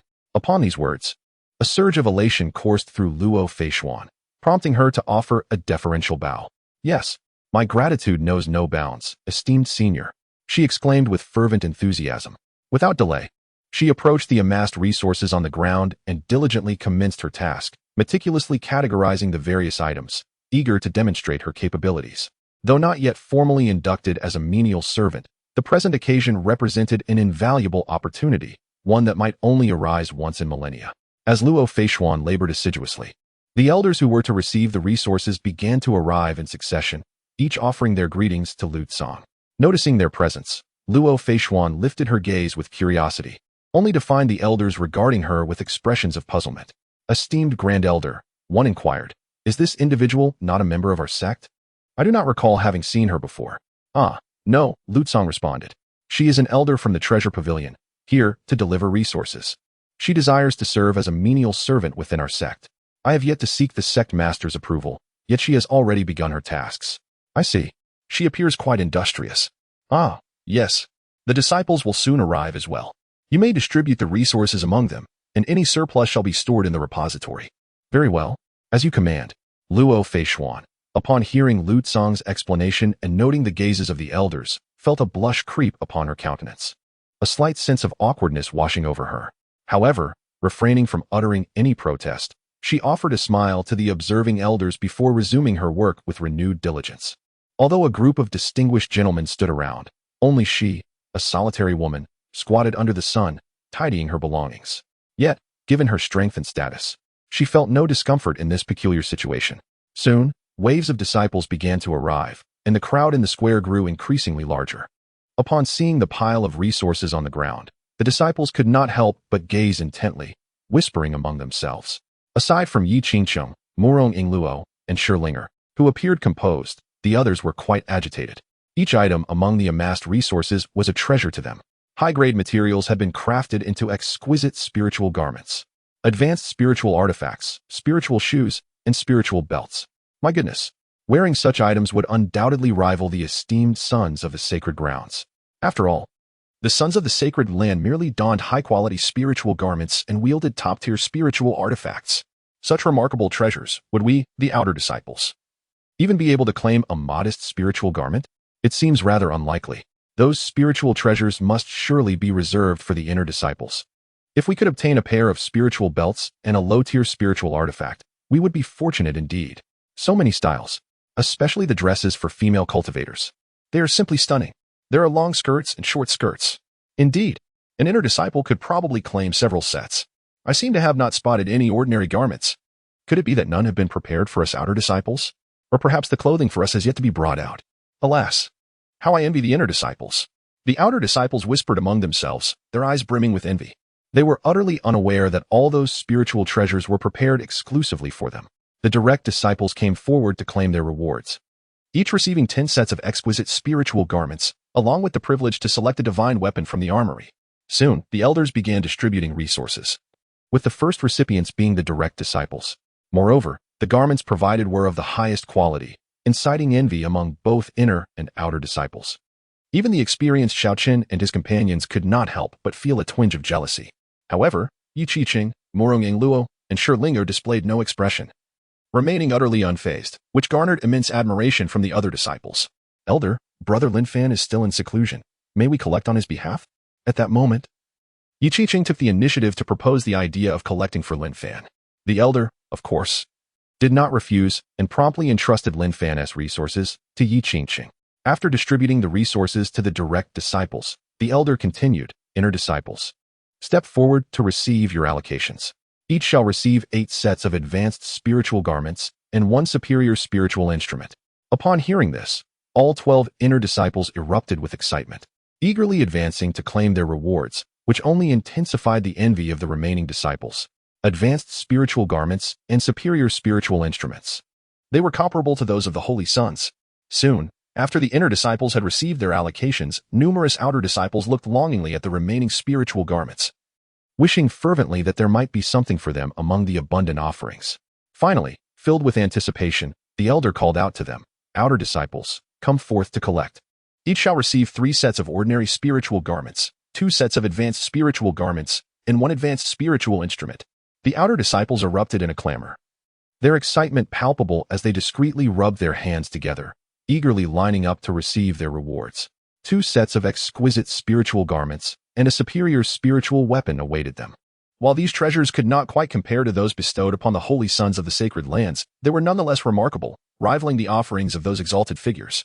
Moreover, these were not mere cultivation resources. They were equipment. If one were to consider cultivation resources as well, the holy sons would pale in comparison. Hence, no one could contain their exhilaration. Being an outer disciple of the mysterious sect was indeed far more advantageous than being a holy son in a sacred land.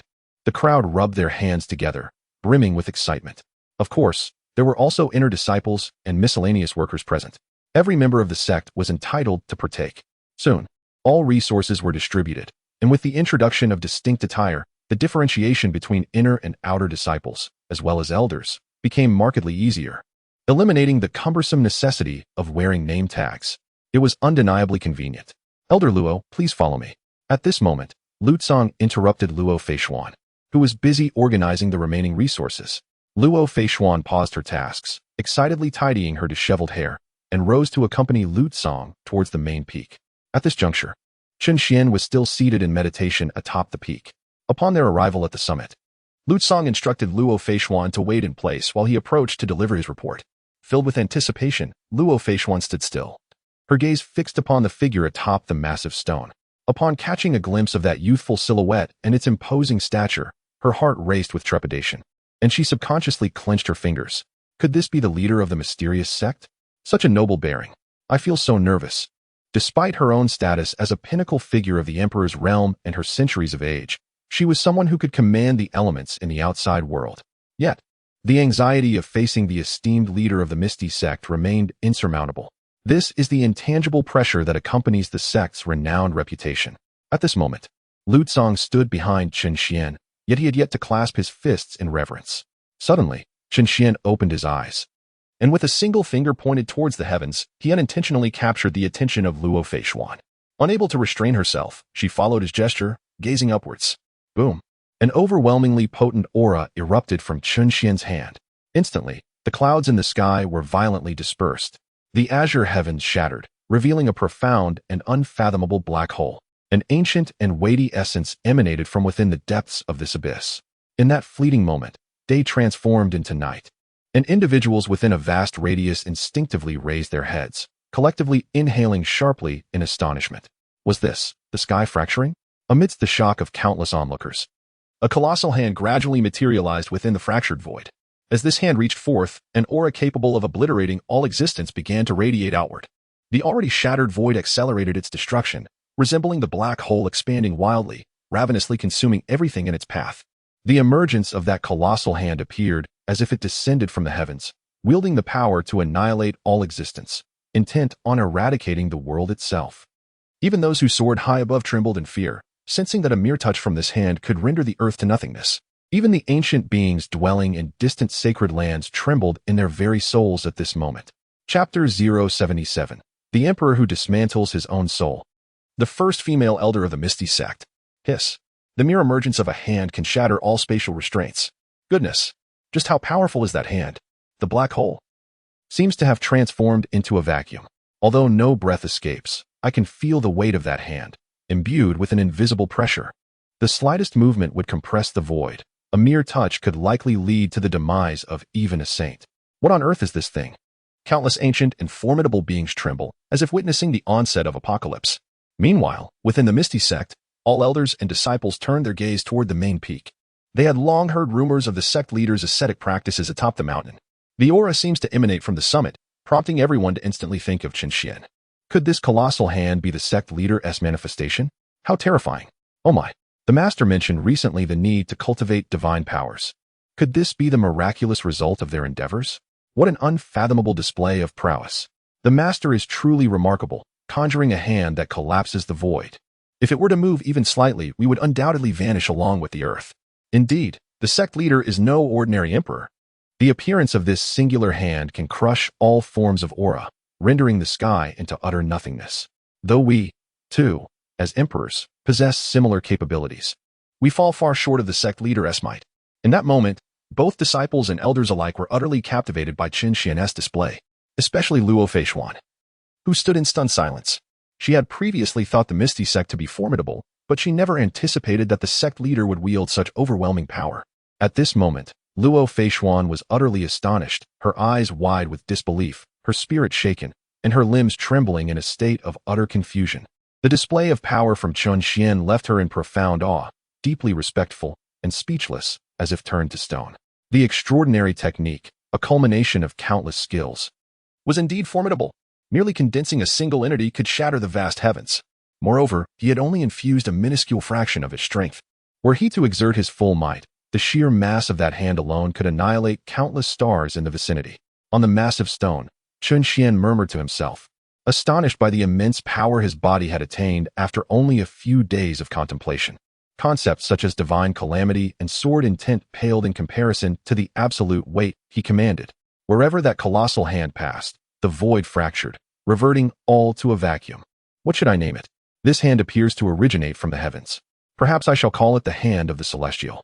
Yes, Henceforth it shall be known as the Hand of the Celestial.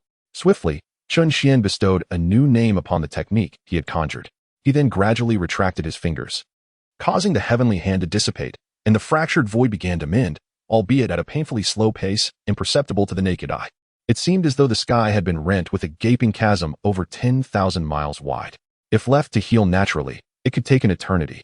Thus, Chen Xuan raised his hand once more, instantaneously sealing the breach in the sky. In an instant, daylight returned, and everything resumed its normal state. Observing this, everyone from the Misty Sect released a collective sigh of relief, returning to their respective tasks. There was merely an increase in speculation regarding Chen Xuan's prowess. At that moment, Lu Tsang, who had remained silent, dared to speak only after the sect master had returned to normal. Sect master. The elder Luo Feishuan from the 10th pavilion of the treasure pavilion, at the peak of the emperor's realm, wishes to join our sect as a servant. I have come to seek your guidance. Upon hearing Lu Tsang's report, Chen Xuan slowly turned around and noticed Luo Feishuan in the distance, appearing anxious and tense as she looked over. Meeting Chen Xuan's gaze, Luo Feishuan quickly lowered her eyes and bowed, saying, "The younger generation, Luo Feishuan, pays respects to the sect master."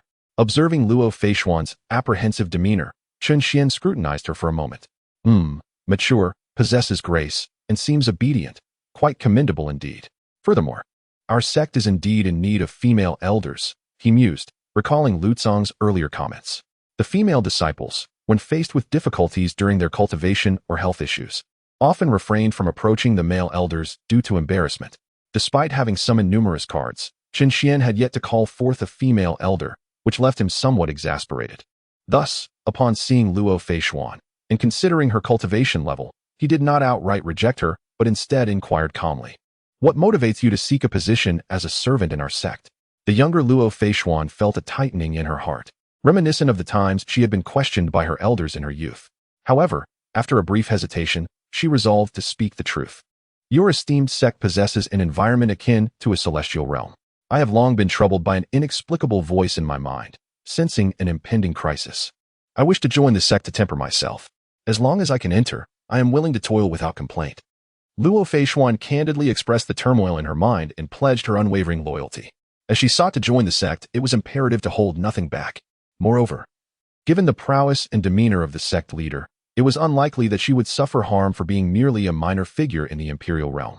Thus, when revealing her secrets, she was thoroughly prepared to be completely transparent. Upon hearing her words, Chen Xuan was momentarily taken aback, but he quickly accessed Luo Feishuan's personal information. Instantly, a panel materialized before him, detailing her identity. Name, Luo Feishuan, a fragment of the soul split from the Emperor of Condensing Moon. Realm, late Imperial Realm. Constitution, none. Potential, 9 stars. Background, in the twilight years of the great Emperor of Condensing Moon, she struggled to break through the late Imperial stage. As her life neared its end, she fortuitously acquired the 9 Transformations Immortal Scripture, which unveiled the path to survival. To achieve a second life, she underwent a transformative disintegration, her soul fracturing into 9 remnants for reincarnation and recultivation. Luo Feishuan is one of these 9 remnants. Note, once the main soul awakens and devours the remaining 8 incarnations, she may defy fate and live a second life, restoring her cultivation and gaining an additional millennium of lifespan to pursue the path of immortality.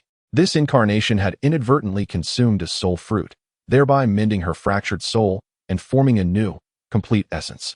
Soon, after perusing Luo Feishuan's information, Chen Xuan gained clarity. In essence, it was the tale of a late-stage female emperor named Condensing Moon, whose life was waning without a glimpse of the immortal path. Yet, upon serendipitously obtaining a sacred scripture, she performed a disintegration to attain a second life, dividing her soul into 9 to reincarnate and cultivate anew. Living out a second life is a dilemma faced by many great emperors, which is hardly surprising. Luo Feishuan is indeed one of the 9 reincarnated souls. That voice must surely be the main soul enticing her to seek it out, only to be devoured in the process. Such instances, Chen Xuan had previously encountered in the vast library of the myriad realms. Yet, he never anticipated that he would experience it himself one day. Nevertheless, it mattered little. He regarded even the reincarnation of a mere emperor, or the presence of an emperor in person, with indifference. Thus, Chen Xuan boldly revealed Luo Feishuan's identity as one of the reincarnated souls. "You were once a great emperor. To live a second life, you voluntarily disintegrated your essence. transforming into 9 residual souls for reincarnation and cultivation. You are one of these 9 residual souls, and the voice in your mind is likely your original soul awakening, attempting to summon you so that it may consume you, absorbing your essence to complete itself and relive a second life. Boom. Upon hearing this, Luo Feishuan trembled all over, utterly shocked. Chapter 078. Chen Xuan intervenes to sever the soul as the 2 saints of the Soul Palace arrive. An emperor reincarnated, one of the 9 residual souls. They seek to summon her and devour her. How terrifying. Should she be consumed, what would become of her? Would she merely become a fragment of memory? Or would she vanish completely? In an instant, panic surged within Luo Feishuan. After years of arduous cultivation, she had demonstrated considerable talent. Although she had not encountered various fortuitous events, she had steadily progressed. Now, upon discovering that she was but a remnant of someone else's soul, destined to be consumed, she was left dumbfounded. After all, she was still young, having experienced little of life, having devoted her entire existence to relentless cultivation, having finally reached the pinnacle of power, ascending to a higher echelon. How could she resign herself to becoming someone else's sustenance? Fortunately, by a stroke of fate, I encountered the procurement of the mysterious sect, and was granted the rare privilege of visiting this esteemed place, where I discovered a sanctuary from the beguiling voice that haunted my mind. Had I not found refuge within the mysterious sect, it would not be long before I succumbed entirely to the alluring whispers of the main soul within my consciousness, leading to my inevitable demise. The very thought instilled in me a profound terror. Faced with the harrowing choice between life and death, no ordinary person could maintain a tranquil heart. Overwhelmed, I fell to my knees with a thud, my voice trembling with fear as I implored, "Esteemed elder, please accept me as your disciple. If I cannot remain within the sect, I fear it will not be long before the voice in my mind completely ensnares me. I vow to serve the sect diligently and faithfully." With that, I bowed deeply, prostrating myself in a gesture of utter humility, reminiscent of a desperate child. Observing my sincerity, Chen Xuan offered a faint smile and replied, "Once you join our sect, you shall be one of us, bound by an oath of loyalty for all eternity. Are you truly certain you wish to enter?" "I am willing. I swear upon the great Tao that I shall never betray the mysterious sect," I declared, immediately raising my hand in a gesture of solemn commitment, invoking a sacred oath to the heavens without a moment's hesitation. Seeing my earnestness, Chen Xuan ceased his inquiries, nodded, and said, "Then you shall be welcomed into our fold. I shall assist you in severing the ties with your main soul." With that, Chen Xuan raised his hand and made a swift motion towards me. In an instant, a powerful imperial aura surged forth, penetrating the depths of my soul. Feeling the overwhelming force of this presence, I dared not move, allowing it to infiltrate my very essence. A sudden tightening gripped my entire being, and I could not suppress a soft gasp.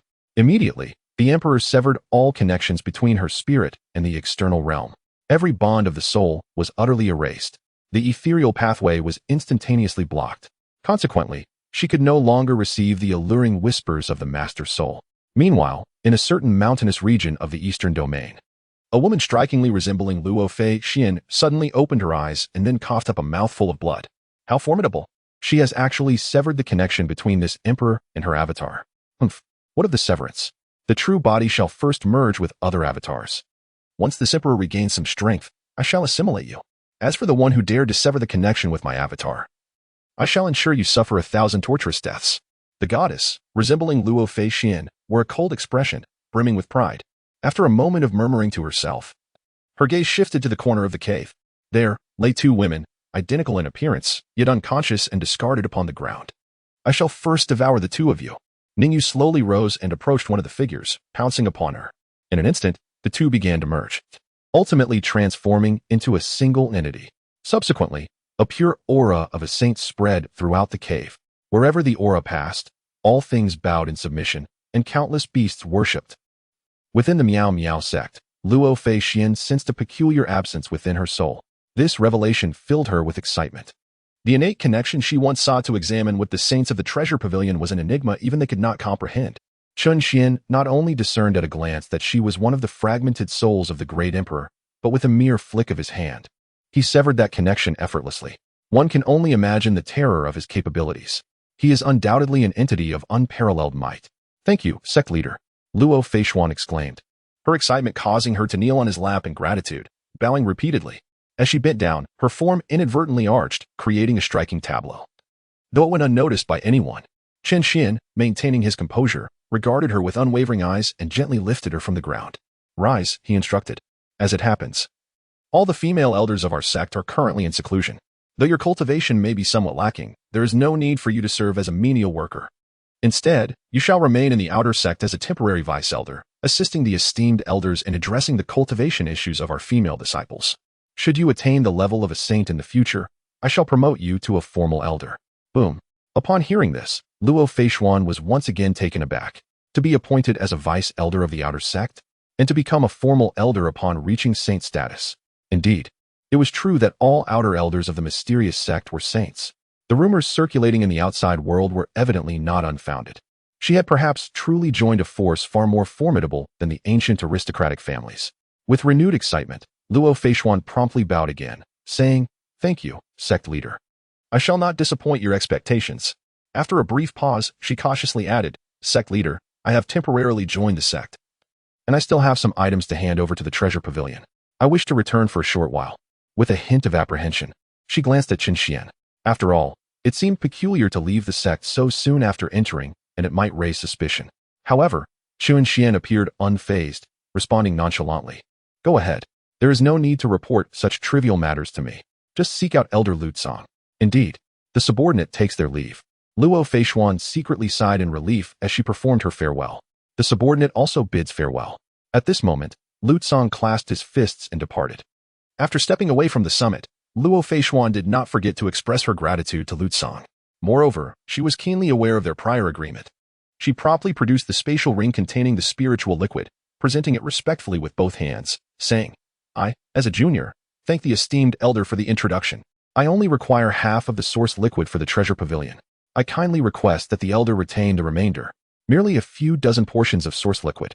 Consider it your remuneration for the past few months. Keep it for yourself.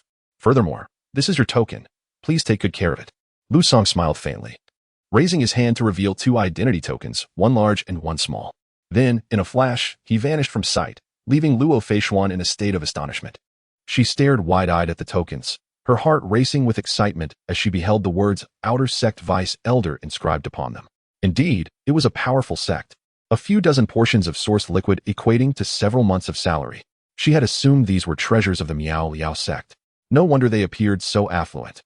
It turns out this was merely the salary of an outer sect vice elder for a few months.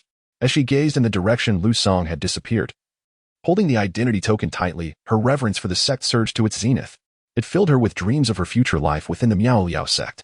She even felt a sense of impatience to assume the status of a vice elder. Of course, the most pressing matter at hand was to deliver the source liquid to the treasure pavilion and subsequently sever ties with them. With this thought, she stowed away the token, fixed her gaze on the entrance, and stepped forward, leaving behind a fleeting shadow. Soon, upon arriving at the plaza outside the gates of the Misty Sect, she soared into the air, hastily flying towards the treasure pavilion. However, as she soared, several figures swept past her beneath, heading in the direction of the Misty Sect. Initially, Luo Feishuan paid them no heed, but soon, she encountered several small groups brushing past her, conversing about the Misty Sect, causing her brows to furrow in concern, compelling her to halt abruptly. "Hurry, hurry. If we delay any longer, the Misty Sect may very well be annihilated. Indeed, we must hasten, otherwise, we shall miss our chance. I heard that the Soul Hall has dispatched the two supreme beings of Xianming this time." Chapter 079, Stop Searching. This pile of dust on the ground is those two supremes. Two supreme beings of Xianming? The Soul Hall is sending merely two? How can that be sufficient? It is said that the Misty Sect boasts several supreme beings. Several supreme beings? Surely that is mere exaggeration from the Misty Sect. You believe that? Indeed, moreover, the two supreme beings of the Soul Hall are not like ordinary supreme beings. Their combined strength can contend with several supreme beings without faltering. Even ordinary sacred lands would hesitate to confront them. The Misty Sect would likely have to bow in submission if they possess any supreme beings. Exactly. I have long maintained that the Soul Hall would not let the Misty Sect escape unscathed, especially with the presence of soul disciples within the Misty Sect. The Soul Hall is the nemesis of all souls. See, they are already on their way. If the Misty Sect lacks supreme beings, it will undoubtedly face destruction. If they do possess supreme beings, they will still have to surrender their souls to appease the situation. Regardless, it seems the end is nigh for the Misty Sect. Enough chatter. Let us hasten our journey. If we tarry any longer, we shall miss the spectacle. After the discussion among the cultivators concluded, they promptly accelerated their flight. vanishing in an instant. Observing this, Luo Feishuan halted her departure, swiftly turning back towards the Piao Miao sect. The two saints of the underworld were after souls.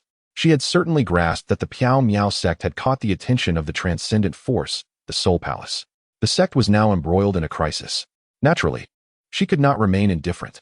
Although she believed that the Piao Miao sect might be even stronger than the Soul Palace, as a member of the sect, it was her duty to return and inform the elders to make necessary preparations. After all, regardless of the circumstances, two formidable saints were approaching. Should they strike unexpectedly, the sect would be defenseless and could suffer great damage. Thus, in her urgency, Luo Feishuan heightened her speed to its maximum. At this moment, a number of cultivators had begun to gather outside the Piao Miao sect, perched atop distant mountain peaks or suspended in midair. As they steadied themselves, two dark figures suddenly materialized from the sky, appearing in the plaza before the Piao Miao sect. Both figures were cloaked in black robes adorned with countless strange patterns and lines, exuding an eerie presence. Here they come. The two saints of the Soul Palace have arrived. At this juncture, the crowd atop the mountain grew increasingly agitated, gazing intently at the two saints while murmuring to themselves. With the intervention of true saints, it would soon be revealed whether the Piao Miao sect possessed any saints. Is this what the legendary saints look like? Why do they seem so ominous? The members of the Soul Palace are indeed enigmatic, straddling the line between righteousness and malevolence, and their prolonged interactions with souls render them rather peculiar. Hush, do not speak. Look, someone from the Piao Miao sect is emerging. Amidst the gaze of the onlookers, before the two saints of the Dark Void could take action, a venerable elder adorned with the insignia of the outer sect of the Misty Sect stepped forth without hesitation. With a broom in hand, the elder apathetically addressed the two saints, inquiring about their purpose.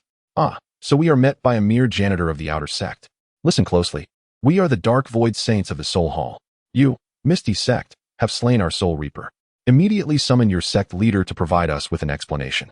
It would be best if you handed over both the female spirit from your sect and the spirit contained within Xiaochen's ring. Otherwise, do not blame us for flattening your Misty Sect today. The Dark Void Saint sneered, dismissing the outer sect elder entirely as they brazenly demanded the spirits and issued their threats. Previously, when one of their Soul Reapers was murdered, the Soul Hall sought to reclaim their honor. However, they were temporarily delayed by the souls of other saints in different regions. Yet, upon hearing reports of an exceptionally pure spirit emerging from the Misty Sect, far purer than that of an ordinary saint, the Soul Master could no longer contain his eagerness to dispatch others to capture the spirit. Nonetheless, considering that the Misty Sect seemed to regard the Soul Hall with disdain, daring to slay their Soul Reapers and purportedly harboring a saint, the Soul Master chose to exercise restraint, awaiting the return of the two saints before sending them forth.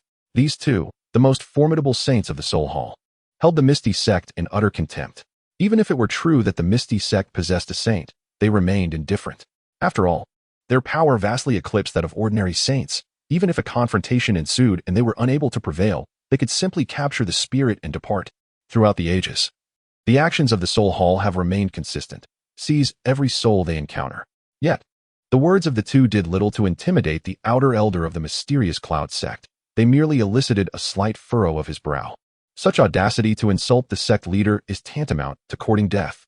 Without granting a moment's pause for a response, the outer elder of the mysterious Cloud Sect raised his hand, conjuring two formidable hands that swiftly ensnared the two saints of the Dark Abyss. The two were taken aback, bewildered by the abruptness of the attack before they could even utter a word. Before they could mount any resistance, the colossal hands firmly bound them. In the next instant, a resounding explosion echoed through the air. Boom! The saints of the Dark Abyss were instantaneously reduced to mere dust, scattered across the ground. They perished without comprehending how their adversary had acted so swiftly, nor could they fathom the complete lack of resistance they could offer. It must be noted that their physical forms were immensely powerful. Even a strike from a peer-level saint should not have been capable of obliterating them so effortlessly.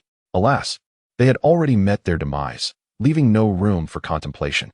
Meanwhile, on a distant mountaintop, a multitude bore witness to the outer elder's sudden display of power, their astonishment palpable, particularly upon seeing the remnants scattered on the ground. Gasps of disbelief filled the air. He crushed them outright. An elder saint, without a doubt. An elder saint. How terrifying. The mysterious Cloud Sect is truly formidable. The rumors were not mere fabrications. He has reduced a saint to dust. The outer elder of the mysterious Cloud Sect is not only a saint, but at least an elder saint. Flee, do not linger. Be cautious not to become collateral damage. Withdraw. Withdraw quickly. In an instant, The numerous cultivators on the mountain peak, who had initially been composed, were seized by terror. They had intended to witness the annihilation of the Misty Sect or to observe the battle of sages for enlightenment.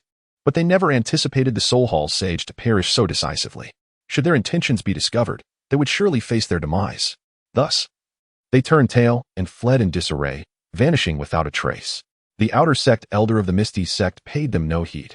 Instead, he calmly approached the spot where the Xinming two sages had been reduced to ashes and serenely began to sweep up their remains, as if he had been prepared to collect their corpses all along. Of course, he had merely prepared himself to tidy up after them, not intending to slay them from the outset. However, he never imagined that they would be so audacious.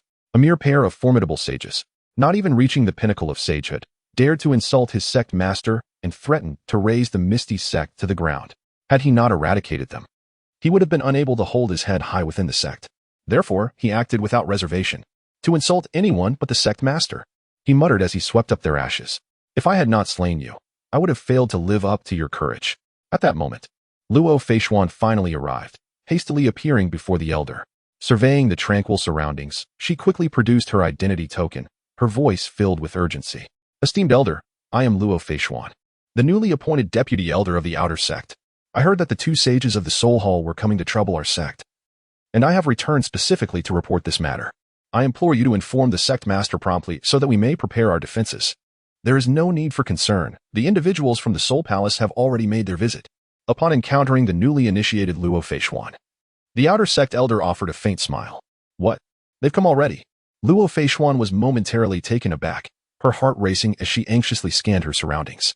Her worried demeanor left the outer sect elder somewhat speechless, pondering that although this newcomer was indeed beautiful, she tended to overreact. However, considering her cultivation level, such behavior was somewhat understandable. Thus, while sweeping the ground, he quietly explained, "There is no need to search further. This pile of dust on the ground is the remains of those two saints, and I am currently in the process of cleaning it up." Chapter 080. The Soul Palace revives the ancestor ahead of time. Wang Zhuma points to the heavens boom. At this revelation, Luo Feishuan trembled all over, rendered momentarily speechless. She stared at the dust on the ground, bewildered. They were killed? Indeed, they were killed. The saints of the Soul Palace showed disrespect towards the sect master and deserved death. The outer sect elder replied calmly, nodding in affirmation. Luo Feishuan. So they truly were killed. But how did they show disrespect to the sect master? This execution seems rather abrupt. After all, they were two saints. Her pupils constricted as she cautiously surveyed her surroundings, yet there was no sign of battle to be found. Could it be that the inner sect elders intervened? Or perhaps the sect master acted personally, using overwhelming power to eliminate them? The thought sent another shiver down her spine. The Qiaomiao sect was far more formidable than she had ever imagined. Moreover, this incident served as an implicit reminder for her to be more vigilant regarding her words and actions in the future. She feared that any misunderstandings might lead to the powerful figures of the sect mistaking her intentions and potentially eliminating her as well. Upon this realization, Luo Feishuan swiftly regained her composure, feeling a sense of relief wash over her as she reflected on her cautious demeanor in speech and action. Politely, she clasped her fists in salute to the outer gate elder, saying, "Elder, since the matter has been resolved, I shall take my leave." The elder nodded in acknowledgement, allowing her to depart with an air of tranquility. Little did she know, her concerns were unfounded. The sect leader and the inner elders would not resort to violence against their own for trivial matters. Moreover, it was not the sect leader or an inner elder who had acted, but rather the outer gate elder with whom she had just conversed, a figure at the threshold of the sacred king realm. Had she been aware that even the outer gate elders of the Piao Miao sect possessed such formidable strength, she might have found herself questioning her very existence. For they were akin to adults overpowering children. Fortunately, ignorance shielded her from such dread. Otherwise, she would navigate the sect with even greater trepidation, hesitant to engage with anyone. Meanwhile, in a prominent state of the eastern region, within the headquarters of the Soul Palace, the Soul Master stood in the dimly lit hall, leaning against the entrance, gazing up at the statue of the ancient ancestors of the Soul Palace. At that moment, an elder of the palace hurried in, holding two shattered soul tokens. Urgency etched upon his features as he reported, "Soul Master, trouble is afoot. The soul tokens of the two saints of the underworld have been destroyed." What? The Soul Master was taken aback, instinctively turning to regard the broken tokens in the elder's grasp, a shadow of despair instantly clouding his gaze. The Piao Miao sect is indeed formidable, capable of slaying even the two saints of our palace. Yet do they truly believe our people are so easily dispatched? In light of this, it seems we must expedite the resurrection of our ancestors. His voice, deep and murmuring, resonated as though it emerged from the depths of the underworld, imbued with an icy chill. Upon hearing the term old ancestor, the reporting elder felt a chilling shiver run down his spine, paralyzed with fear and unable to respond. Merely quivering in silent dread. Was the Soul Master finally poised to resurrect the ancestor of the Soul Palace? A transformation was imminent for the ancient continent. Amidst his trembling, the Soul Master intoned gravely, "Listen well. Immediately summon all saints and present all accumulated souls to awaken the ancestor ahead of time. The ancient continent is ripe for change." Yes. The subordinate shuddered, swiftly departing to gather all the formidable beings for the altar, initiating preparations for the ancestor's revival. Within the celestial sect, a half-step Saint King Elder, after disposing of refuse, turned to return to the sect to report to Lutsong regarding the recent events. Upon hearing the outer elder's account of slaying 2 saints from the Soul Palace who sought conflict, Lutsong dismissed it with indifference. Killing merely 2 saints was insignificant. It was merely a matter of handling the Soul Palace's provocation and the insult directed at the sect master, which required the sect master's direct intervention. Consequently, Lutsong proceeded to the sect master's grand hall to relay the matter to Chen Xuan. Upon learning that the saints dispatched by the Soul Palace sought not only souls but also insulted him, Chen Xuan immediately proposed a more decisive course of action. The Soul Palace shall be eradicated. With a calm demeanor, he pronounced the death sentence upon the Soul Palace. Understood. I shall attend to it at once. Lutsong nodded respectfully before departing. Their conversation, devoid of emotion, suggested that they were not determining the fate of a colossal transcendent power, but rather dismissing it as inconsequential as a mere egg. Elder Zhuemo, the sect master has issued an order to obliterate the Soul Temple. You are to execute it. As Lutsong departed from the main peak, he directly conveyed this message to another elder, Wang Zhuemo, receiving the command. Wang Zhuemo, who was in deep meditation, did not even open his eyes. His spiritual awareness instantly radiated outward, centering on the Miao Miao sect, and swiftly enveloping a vast expanse of millions of miles, continuously expanding in search of the Soul Temple's whereabouts. Moments later, his consciousness had enveloped a significant portion of the eastern region. At this juncture, he slowly opened his eyes. Found it. With that, he tore through the fabric of space and arrived above the Soul Temple. Gazing upon the vast and ancient architecture of the Soul Temple, Wang Zhuemo raised a finger and pointed towards the headquarters. The heaven-piercing finger. Boom. A surge of devastating light coalesced at Wang Zhumo's fingertip, rapidly expanding into a colossal finger of 100 miles in width. With a gentle flick of his hand, that immense finger, imbued with unparalleled destructive energy, shot towards the Soul Temple's headquarters. Within the headquarters of the Soul Temple, the resurrection of the ancestor was already in motion. In a vast plaza, a circular altar with a diameter of 100 meters stood prominently. Atop the altar lay an uncovered coffin, within which rested the Soul Temple's ancestor, a corpse that had been dead for tens of thousands of years. Despite the passage of millennia, the ancient corpse remained merely skin and bones, its flesh showing no signs of decay, appearing merely as a skeletal figure that had withered to the extreme. The coffin lay serenely at the center of the altar, resting upon a multitude of intricate grooves. Countless individuals from the Soul Temple, bearing an array of ceramic jars of various sizes, poured souls into the grooves of the altar. The souls flowed along the grooves, being drawn into the coffin. Meanwhile, the Soul Master, accompanied by the last 3 living saints of the Soul Palace and nearly 100 sovereign-level powerhouses, began to leap around the altar with exuberance. Their movements synchronized, arms raised high, they formed a circle, bouncing rhythmically while murmuring ancient and weighty incantations. You deceive me, I deceive you. You deceive me, I deceive you. Ah, the evening breeze blows, spring arrives, and the sheep graze leisurely. With a resounding thud, the ancient and heavy coffin trembled violently as the collective chant and the pouring of souls continued. In an instant, a profound and aged aura emanated from the coffin, suffused with the weight of time's passage, evoking a sense of relentless years.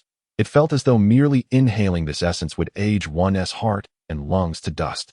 Yet, rather than fear, the faces of the leaping crowd lit up with joy. There was a stir. This heralded success. It was common knowledge that the ancestor resting within the coffin was a great sage from tens of thousands of years ago. Should their efforts yield success, the entire ancient continent would undergo a remarkable transformation, even if the revival did not restore him to his peak prowess. By gathering a sufficient number of souls, he might reclaim the realm of the great sage. Moreover, the souls they offered had been refined. Upon awakening, the ancestor would be influenced by these souls, falling under their control. This would mean that the Soul Palace would gain a terrifying new subordinate of Great Sage Realm. Just the thought of such an ally was enough to drive one to madness. Thus, the crowd quickened their leaps, their whispered incantations hastening in tandem. You deceive me. I deceive you.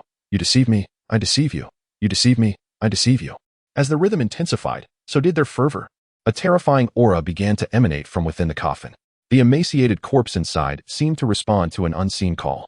Memories from millennia past surged in the Ancient One's mind. Who has awakened me? The ancient corpse slowly opened its eyes. However, as it grasped the reality of its resurrection, a beam of light, as thick as 100 li, abruptly pierced its vision. In that instant, the Ancient One's pupils constricted in shock.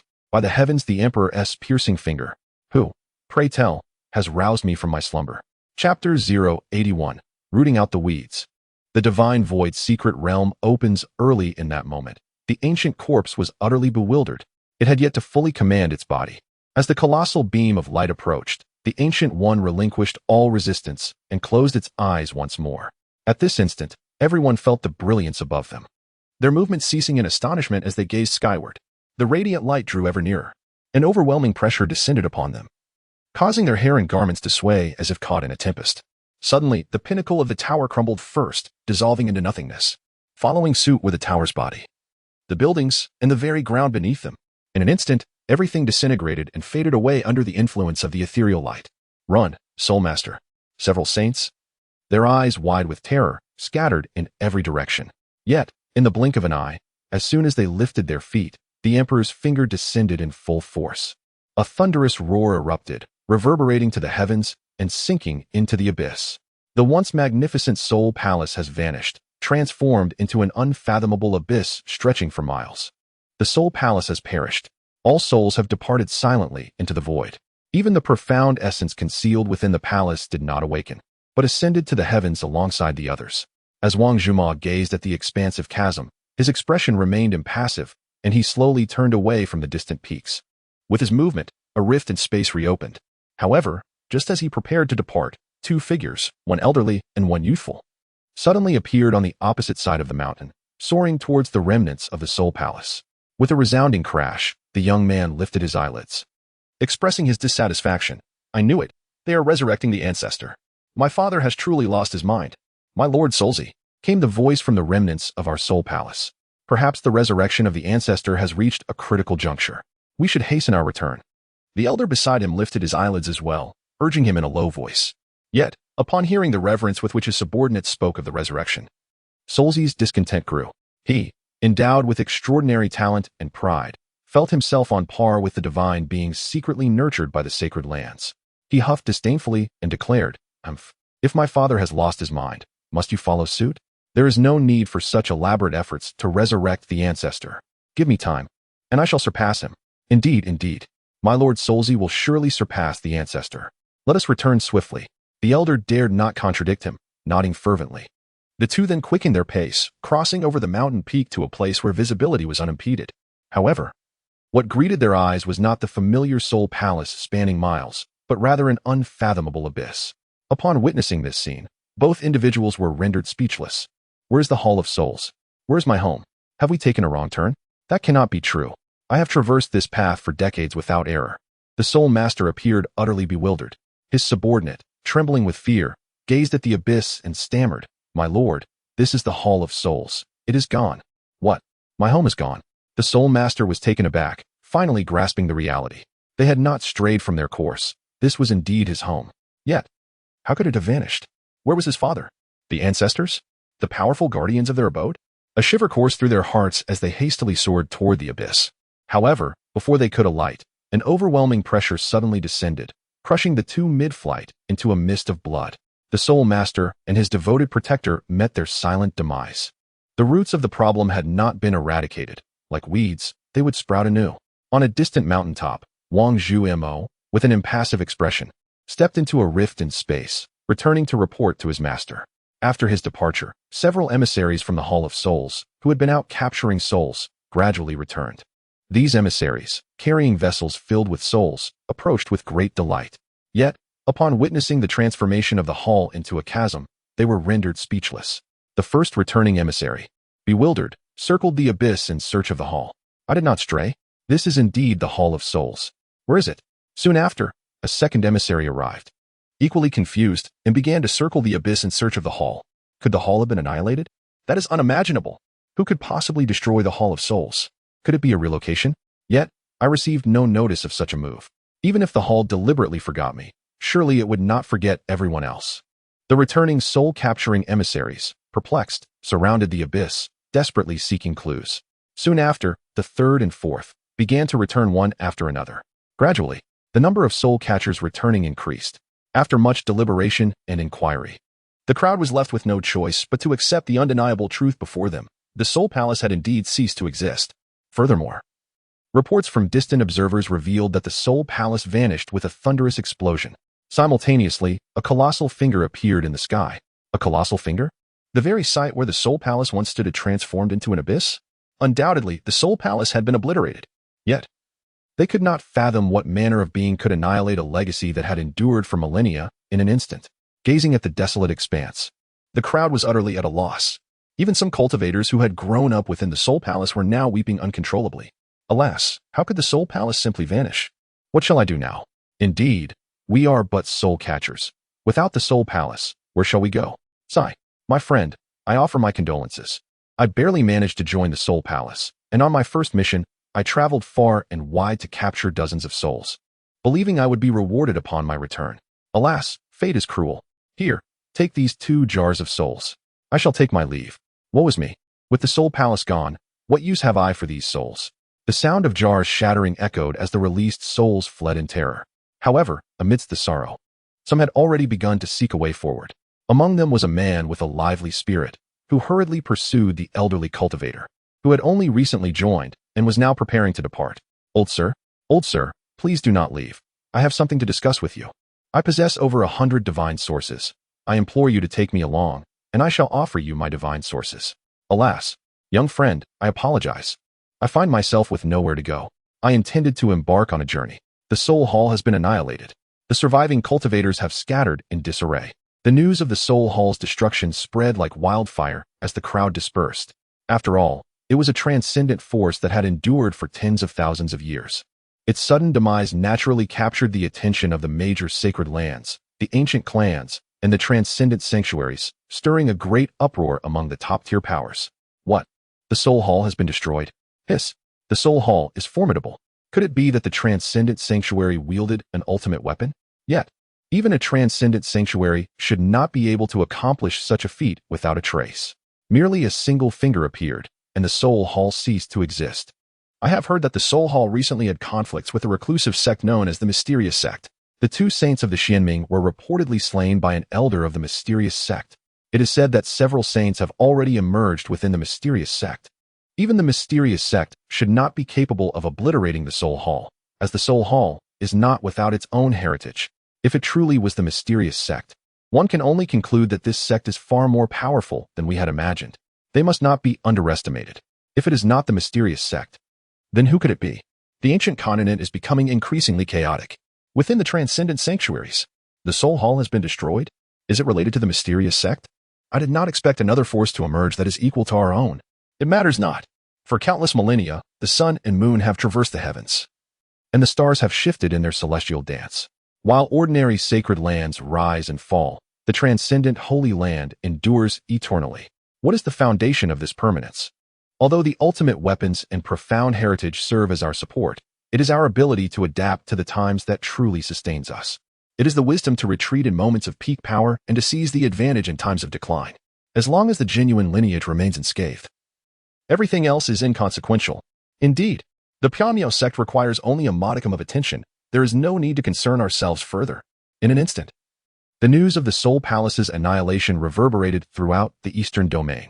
After all, the downfall of a power that has long stood at the pinnacle of the Eastern Domain's hierarchy profoundly affects all. This is especially true for the sects beneath the scattered cultivators and sacred lands, who now find themselves the subjects of casual conversation. Meanwhile, the might of the Pyamyo sect gradually echoed across the entire Eastern Domain. This is a resonance that spans the entirety of the Eastern Domain. It is essential to recognize that only those powers of the highest caliber, such as sacred lands and the Soul Palace, can achieve such prominence. Even superpowers that have birthed saints cannot attain this level of resonance. However, the fame of the Piao sect did not last for long before being overshadowed by an even more monumental event, the premature opening of the Divine Void secret realm. Upon the announcement of this news, the entire realm of cultivators in the Eastern Domain was instantly stirred. Chapter 082. Direct disciples ascend to the Heavenly King. Lin Fan and Yi Qingqing achieve enlightenment together. Have you heard? The Divine Void secret realm is set to open ahead of schedule this time. What? Is it truly the realm that opens only once every millennium, and only to those with a bone age of under 100 years? Incredible.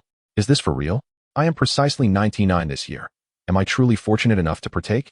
Indeed, there are already individuals who have sensed the emergence of the passage, and it is estimated that it will open in 3 days. Incredible. It has commenced ahead of schedule. A boon indeed. This venerable one has arrived in time for this epical event. It is said that with each opening of the Divine Void mystic realm, the holy scions and paragons of the sacred domains and archaic clans will invariably manifest. This occasion promises to be another era of contention among heroes. Nay, this is unlikely to be a mere era. It may herald a great age of contention.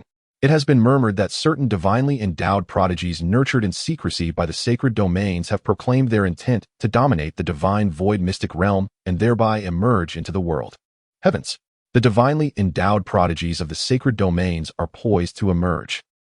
Formerly, such prodigies would merely undergo trials with utmost discretion. However, this time, numerous formidable prodigies and holy scions have issued pronouncements. It appears that a great age of contention has dawned. Information regarding the Divine Void mystic realm has spread with the swiftness of lightning throughout the eastern region. In particular, the proclamations of the holy scions and divinely endowed prodigies of the sacred domains to enter the mystic realm have elevated the discourse surrounding the Divine Void mystic realm to unprecedented heights. Yet, such is customary with each opening of the Divine Void mystic realm, which is one of the most prized treasures for myriad cultivators in the eastern region. The mystic realm exists not in any terrestrial location, but in a spiritual world accessible solely to the mind, impervious to the physical form. The emergence of the mystic realm is shrouded in legend, as it is said that an emperor, in his 99th year, ventured into the celestial void and, with the utmost cultivation of his realm, discovered the existence of the mystic realm, thus opening its channels. Consequently, the mystic realm descends once every millennium. With each descent, all cultivators below the age of 100 and above the Spirit Sea realm within the eastern region can sense the presence of the channels and, through meditation, embark on a spiritual journey into the celestial void, thereby entering the Divine Void mystic realm. Although the realm of Divine Void is a realm of the mind, once one traverses into it, all experiences become manifest in physical form. Within this secret domain, numerous ferocious beasts, divine abilities, techniques, legacies, and various extraordinary treasures that nourish the soul and spirit abound. Moreover, every sensation experienced within the realm is entirely authentic and one cannot perish. However, while death is impossible, sustaining injuries or experiencing spiritual demise within the realm inflicts significant trauma upon the soul. Should the soul suffer severe damage, future breakthroughs will become unattainable. This realm bears a functional resemblance to the ultimate illusion tower of the mysterious Cloud sect, albeit the illusion tower harbors no dangers and lacks any resources. Upon receiving this information, Chen Xuan promptly issued orders to the disciples of the mysterious Cloud sect. Outer disciples were to focus on their cultivation and refrain from entering the realm of Divine Void. Other disciples were free to choose, but those who wished to enter the realm must report to the elders. The announcement was met with no dissent from the outer disciples, who even felt a sense of relief. After all, only those at the spiritual sea stage could traverse the vast emptiness, marking the minimum threshold for entering the secret realm. The realm of Divine Void caters to the entire northern domain, attracting countless cultivators. Given their current abilities, even if they could gain entry, they would merely belong to the lower tiers, and the opportunities available would undoubtedly pale in comparison to those offered by remaining within the sect for cultivation. Furthermore, the sect provides the illusion tower, abundant spiritual energy, and superior resources. Hence, for this group of less accomplished practitioners, staying within the sect is the most efficient path to advancement. Naturally, this does not apply to inner disciples and those with direct lineage. Their cultivation was quite ordinary, yet their prolonged training naturally incited a desire for self-improvement. Furthermore, the sect imposed no restrictions upon them. The decision to venture forth was entirely at their discretion. Thus, many began to entertain the notion. On the eve of the secret realm's opening, within the inner sect, Xiao Chun summoned the other 11 inner disciples. as the sole individual to have ascended the 998th step of the celestial ladder. He had experienced the swiftest breakthrough in strength and had thus emerged as the esteemed senior brother, wielding a certain authority within the inner sect. Addressing the gathered brethren, Xiao Chun broached the topic of the Shinshu secret realm. Esteemed junior brothers, the Shinshu secret realm is set to open tomorrow. While you have all been engrossed in your cultivation, none have mentioned an expedition to the realm. Shall we embark on this venture together? Indeed, let us embark. Han Paopao was the first to voice his agreement. Following suit, Wuda chimed in, let us go. Though I wonder if there are any tombs within the realm. Having spent considerable time within the sect, he had made rapid progress yet felt an insatiable itch for adventure. Let us heed the senior brother's call. I shall accompany you. Another chimed in. I shall join as well. I have heard many scions from sacred lands will be present. It would be splendid to witness their grandeur firsthand. With our collective strength, we may indeed carve out a remarkable legacy. Several of the remaining 8 expressed their concurrence, while a few, still at the skyward realm, remained silent. Particularly, Shenping exhibited a notable reticence, preoccupied with thoughts as he absent-mindedly fiddled beneath the table. Observing this, Xiaochen turned his gaze towards him and inquired, Shenping, why do you remain silent? Join us. After all, there is little to occupy us here in the sect. To broaden one's horizons, one may return with accelerated breakthroughs. Indeed.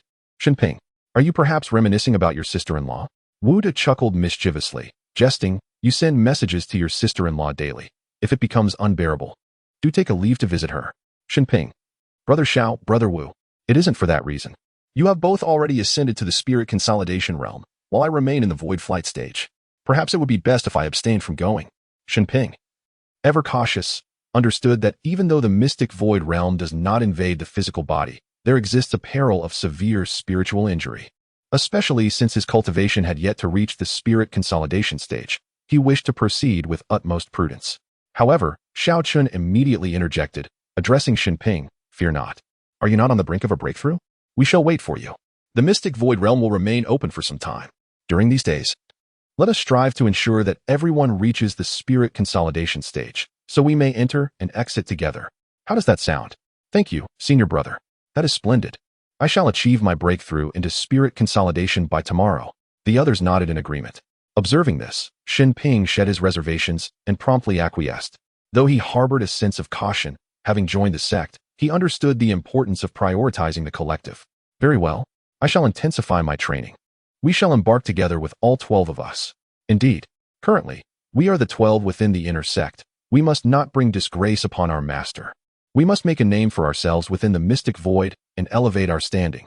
Let us strive onward. Simultaneously, atop the main peak, the quartet of disciples prepared to enter the secret realm, albeit in 2 separate batches. Morong Yingluo and Shilinger formed a pair and entered first, followed by Lin Fan and Yi Qingqing. This arrangement was a result of their continually rising cultivation levels.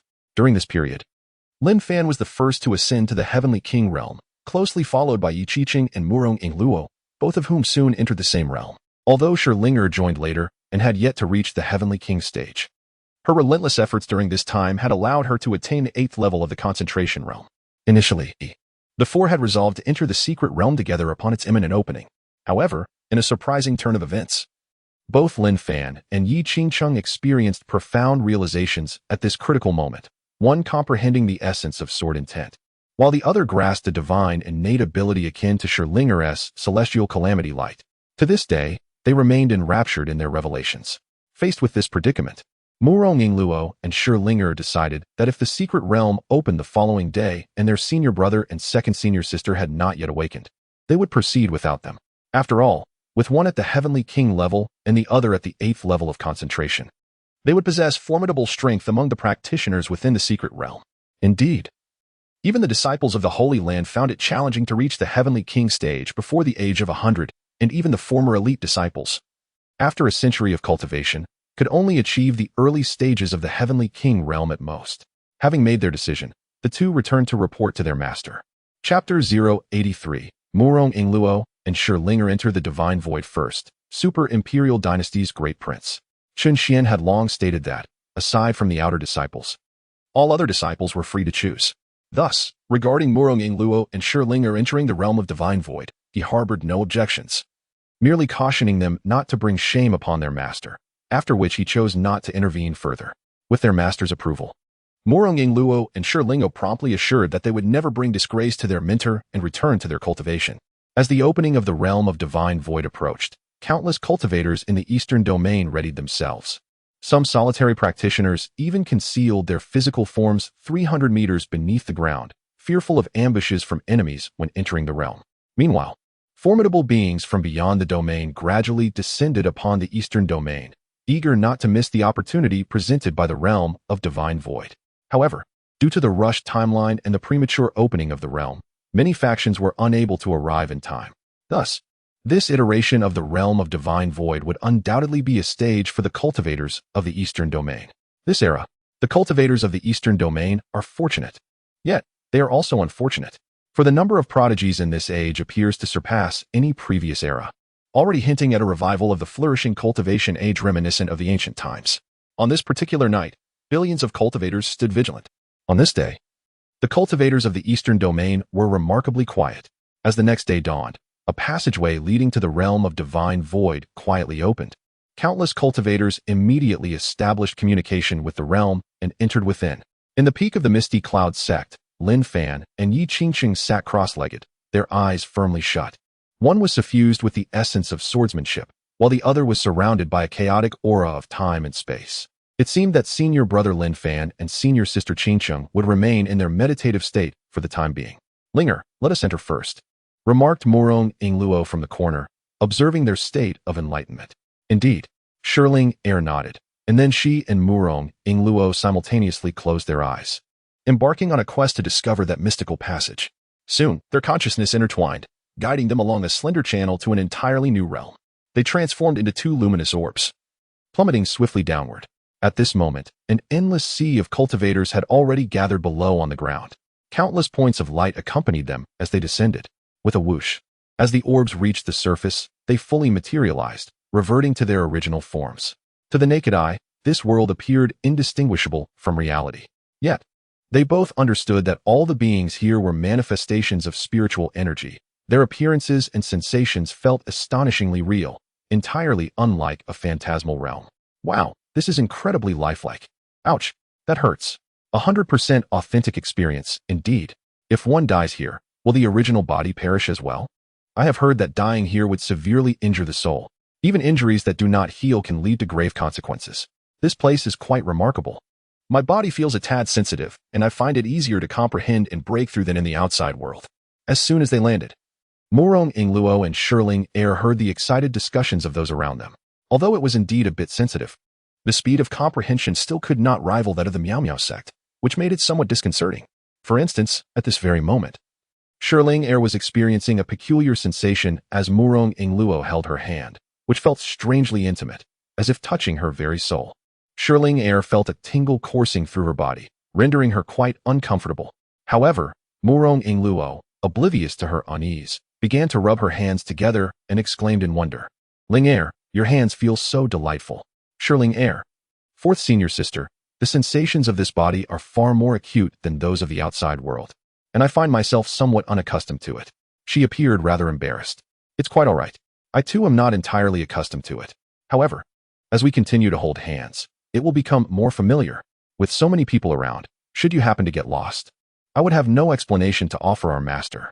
Murong Yingluo did not release her grip. Instead, she continued to lead her towards the edge of the initial gathering. As they passed, the gazes of those nearby shifted and lingered upon the two of them. Although they were all cultivators, it was evident that men vastly outnumbered women. Furthermore, the extraordinary beauty of the two girls ignited a spark of admiration in the eyes of many cultivators, with some even stealthily following in their wake.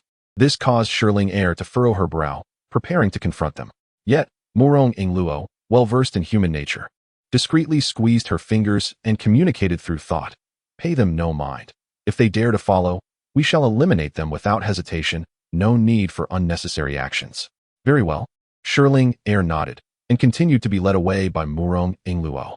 However, just as the two had taken a few steps, a sudden flash of white light erupted, and dozens of figures appeared on the ground. As these figures emerged, the surrounding loose cultivators quickly made way. For those who traveled in such numbers were typically the esteemed geniuses of formidable factions, accustomed to being protected during their journeys. Ordinary individuals would not dare to provoke them lightly. Moreover, The newly arrived figures were astonishingly all women, and not just any women, but strikingly alluring ones. Their attire was revealing, and the contours of their thighs were unmistakably accentuated, each movement seemingly on the verge of revealing more than intended. Amidst the gathering of women stood a young man clad in a resplendent yellow robe. His pallid complexion suggested a state of extreme fatigue, likely the result of overexertion. Nevertheless, none dared to underestimate him, not due to his prowess, but rather because of the significance of his attire. It is widely acknowledged that the shade of yellow worn by members of imperial dynasties varies according to their rank, the more formidable the dynasty, the deeper the hue of yellow. This young man donned the rich color characteristic of a superlative dynasty, thus instilling a sense of caution in those around him, who refrained from approaching him, especially after they had cleared a space. In a bewildering turn of events, the women present began to engage in increasingly outrageous behavior. Several female cultivators reclined on the ground, spreading their limbs in peculiar postures, while others joined in, either lying on their sides or flat on their backs, intertwining their joints with one another. In no time, they fashioned a makeshift palanquin composed entirely of their bodies. Witnessing this astonishing spectacle left the onlookers utterly astonished. The established norms they had held for years were abruptly shattered by such a bizarre display, women forming a palanquin with their own bodies. Was it possible that individuals of such high standing in a superlative dynasty could partake in such ludicrous antics? The realization struck them. Was this an absurd dream? The formidable women, each possessing considerable strength, had been reduced to mere bearers of a palanquin. The crowd was left in profound shock, even neglecting the memory of the two exquisite figures they had seen moments before. Though the beauty and form of the women before them could not rival that of the previous two, their revealing attire held a captivating allure. The spectacle was utterly absurd. Over 20 women formed a human palanquin. Not only the inexperienced cultivators, but even disciples from other formidable factions would be left utterly astonished by such an outrageous scene. After all, the display was truly ostentatious, especially as the palanquin was fully assembled. The sight was simply indescribable, with thighs serving as armrests, soft peaks as backrests, and a human canopy shielding the top. The women's garments cascaded down, doubling as sheer curtains, subtly veiling the windows on either side, preventing the complete exposure of the interior space. Although the delicate fabric could hardly conceal anything, the sensation was irresistibly captivating. The onlooking cultivators were left in sheer disbelief. Goodness, this is remarkable. I must ask if, hypothetically speaking, I wish to procure a palanquin of such grandeur, how many spirit stones would it require? Ah, spirit stones. That could certainly be arranged, provided one were to capture a few lower-level female cultivators and train them diligently. However, I shudder at the thought of capturing female cultivators. I would surely be met with the wrath of some righteous individuals. I dare not attempt that. Alas, without an enticing background and lacking the courage to seize, I find myself at an impasse. How envious I am. The surrounding cultivators were engulfed in envy and jealousy. Yet, more than that, there was a palpable sense of bewilderment and trepidation. After all, the ability to so manipulate one's subordinates indicates a heart of considerable ruthlessness. Thus, no one dared to express disdain. Soon enough, the palanquin was entirely assembled. Out of the 30 or so women, only 8 remained. Among them, 4 stood by the legs of the palanquin, while the other 4 positioned themselves by the windows on either side. Your Highness, please enter the palanquin. The female guard by the window bowed slightly and gently drew back the sheer curtain. Instantly, the interior of the palanquin was awash with the brilliance of spring. The elder prince, appearing somewhat frail, expressionless, slowly lifted his leg to step onto the body of a woman acting as a footstool, ascending into the palanquin. Your Highness, in which direction shall we proceed? The female guard inquired, leaning closer to the window. The prince surveyed his surroundings, and his gaze was immediately drawn to the retreating figures of Murong, Ingluo, and Shiling. At that moment, his eyes widened slightly in surprise, pupils dilating. The silhouettes and the graceful movements of Murong, Ingluo, and Shirlinger were fully captured in his sight. To that direction, he indicated towards the diminishing figures, a subtle smile gracing his lips. Yes, lift the palanquin. The female guard nodded, issuing a command. In an instant, the 4 women bearing the palanquin swiftly hoisted its legs and raced towards Murong, Ingluo, and Shirlinger. Though they were running, their pace quickened, and before long, they were airborne, soaring ever higher. As they ascended, more people began to take notice of their presence, with some recognizing the identity of the palanquin at a glance. By heavens, that is the palanquin of the 3,000. The attendants were all women, a human-shaped palanquin. Truly, as the rumors foretold. The elder prince of the Great Yu dynasty, the 3,000. The Great Yu dynasty? The super dynasty that has endured for millennia? My goodness, it truly is him. He even brings along so many women into the secret realm. The name Yu Sanxian rings a bell, though I cannot quite place it at the moment.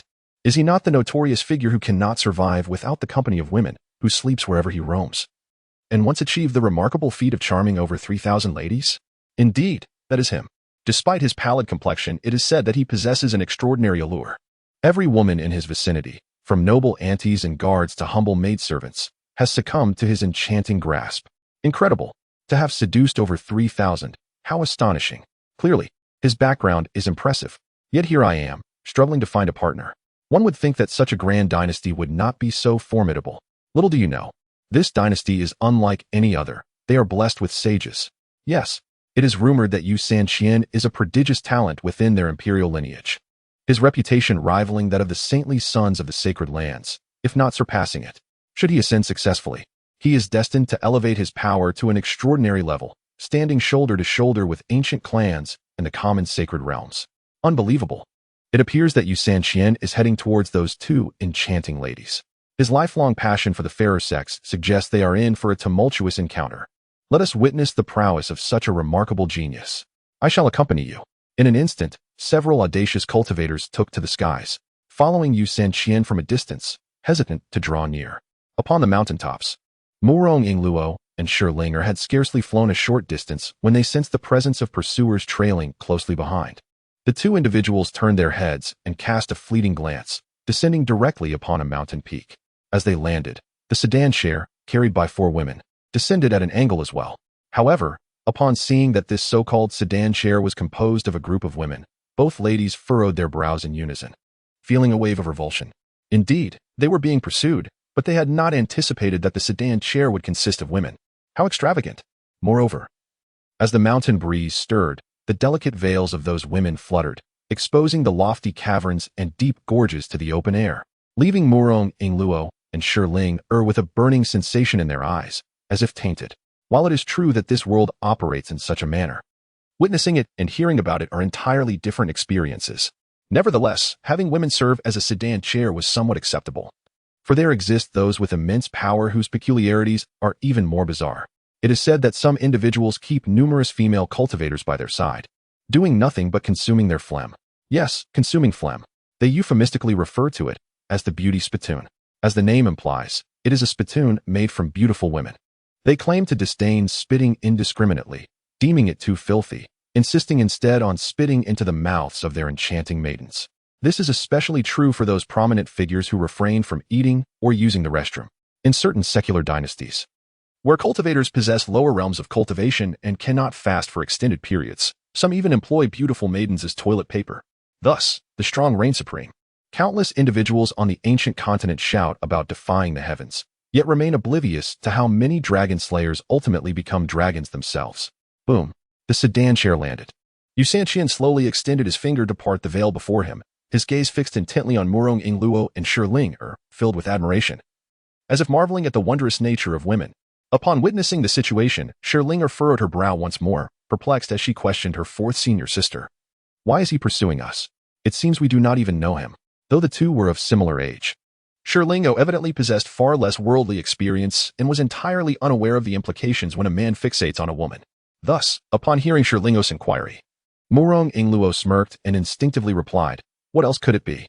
Surely he is eager to unravel the mysteries of trigonometric functions." Trigonometric functions? Shilinger was momentarily taken aback, clearly bewildered by this unfamiliar term. What are trigonometric functions? She inquired with a hint of confusion. Murong Ingluo, at a loss for how to respond to Shilinger's question, hesitated. However, it was evident that Shilinger had a greater understanding than Lu Yu and would not press the matter further. Therefore, Murong Ingluo leaned in to elucidate the concept of trigonometric functions to her. Once Shilinger comprehended the meaning of trigonometric functions, her face immediately flushed crimson, and she shyly stammered, "4th senior sister, how could you say such things? It's so embarrassing. What is the harm in discussing it?" Murong Ingluo rolled her eyes. Shilinger bit her lip, feeling too bashful to continue the topic. Nevertheless, the two engaged in whispered exchanges, which caused Yu Sanxian in the palanquin to furrow his brow in discontent. He had been observing them for quite some time. It was one thing for them to disregard him, but to blatantly ignore his presence was utterly intolerable. How dare they treat him with such disdain? Yu Sanxian scowled. his grip tightening on the armrest of the palanquin, causing it to emit a muffled groan. However, Yu Sanxian paid no heed to the sentiments of the palanquin, fixating instead on the two women, his voice dripping with chilling malevolence. Submit to me, or perish. Chapter 085. Reduced to muck. Countless cultivators compete for the divine beauty's palanquin. Submit to me, or perish. Boom. As these words echoed, the onlookers in the distance involuntarily shuddered. Was he truly going to lay hands on these two goddesses? How infuriating, my goddess! Alas, at times, beauty can indeed be a curse. Though the spectators were filled with discontent, none dared to approach. In fact, some cultivators accompanied by their female companions discreetly positioned themselves even farther back, fearful of attracting Yu Sanxian's attention. Upon finishing his declaration, he relaxed against the comfortable human chair, awaiting the women's ascent into the palanquin. What would happen if they refused? There had been many who had resisted over the years. Ultimately, were their fates not the same? Who among them did not suffer before reluctantly complying and boarding the palanquin? As for the process, it mattered not. He solely desired the outcome. With that said, the four maidservants by his side immediately lunged toward Scherlinger and Murong Ingluo, disregarding their opinions entirely as they attempted to seize them directly into the palanquin. Witnessing this scene, the surrounding cultivators could only lament helplessly. How could there be such shameless individuals? While the Holy Sun may possess a significant background, he is merely arrogant. This man before them is utterly unreasonable, infuriating to the core. One can only hope for the safety of the two goddesses. No. Why do these two women appear entirely unperturbed? Are they truly resigned to their fate? Oh my goodness. Your words have reminded me that the one who appears more spirited is indeed a direct disciple of the mysterious ethereal sect. I encountered her within the confines of the secret realm. A direct disciple of the mysterious ethereal sect? While their recent prominence is notable, they certainly cannot rival the formidable Yu Sanxian. After all, Yu Sanxian is a powerful presence at the 6th level of the spirit concentration realm. Goodness, the 6th level of spirit concentration? How astonishing. Indeed, this represents a top-tier prodigy, achieving spirit concentration at a mere 20 or 30 years of age. How terrifying is that? Terrifying. It seems that the two women from the mysterious ethereal sect are doomed. So they are from the mysterious ethereal sect. I sincerely hope that Yu Sanxian can eliminate them. After all, we are in the divine void secret realm, and there are many spirit concentration experts under 100 years of age. Under the watchful gaze of the crowd, for maidens descended, advancing from the four corners towards Murong Ingluo and Scherlinger. However, with one being a transmigrator and the other a supreme body, both exuding an air of defiance. How could they possibly submit without a fight? Seeking death, Murong Ingluo raised her hand and struck towards the four. Boom. In an instant, all four women erupted in midair, transforming into a crimson rain. Witnessing this scene, the onlookers collectively gasped in astonishment. Goodness, how powerful. Did she really just swat them dead? Those four women appeared to be at the spirit concentration realm as well. My heavens, isn't she at the skyward realm? In just over a month's time, she can strike down four spirit concentration practitioners with a single blow? This is impossible. This cannot be. In that moment, the crowd was filled with shock. They never anticipated that four spirit concentration female cultivators would be reduced to a mere blood rain in a single encounter. Terrifying. Simply too terrifying. Particularly given the youth of the other party, their last appearance was during the realm of sky. Thus, it was no surprise that everyone was taken aback. Even Yu Sanxian, nestled within his palanquin, sat up slightly upon witnessing his mate explode into a shower of blood. However, it was not astonishment that he felt, but rather exhilaration. With a voice imbued with a sense of approval, he intoned, "Excellent. You two are worthy to become my new attendants." With that, he dove forth, leaping out of the palanquin, aiming directly for the two women. The onlookers around erupted in collective shock. Goodness, Yu Sanxian is actually taking action himself. Although Yu Sanxian was a formidable warrior at the 6th level of spirit condensation, he was capable of battling those in the later stages of spirit condensation. This meant that the two women were in dire straits. Indeed, the talent that surpassed even the Holy Sun was no mere boast. Who would have thought that on their very first day, they would witness such a thrilling scene? The crowd's eyes were riveted on the unfolding events. To be honest, many felt a twinge of disappointment at the sight of two stunningly beautiful, voluptuous maidens being seized by another man. Yet, in the face of Yu Sanxian, everyone felt utterly helpless. Under the watchful gaze of the crowd, Yu Sanxian's enormous hand swooped down with a fierce rush. However, as they beheld the impending strike from Yu Sanxian, Murong Ingluo and Scherlinger remained unfazed. After all, a mere 6th level spirit condensation was hardly worth their concern. Their descent here was merely to ascertain the intentions of this gathering.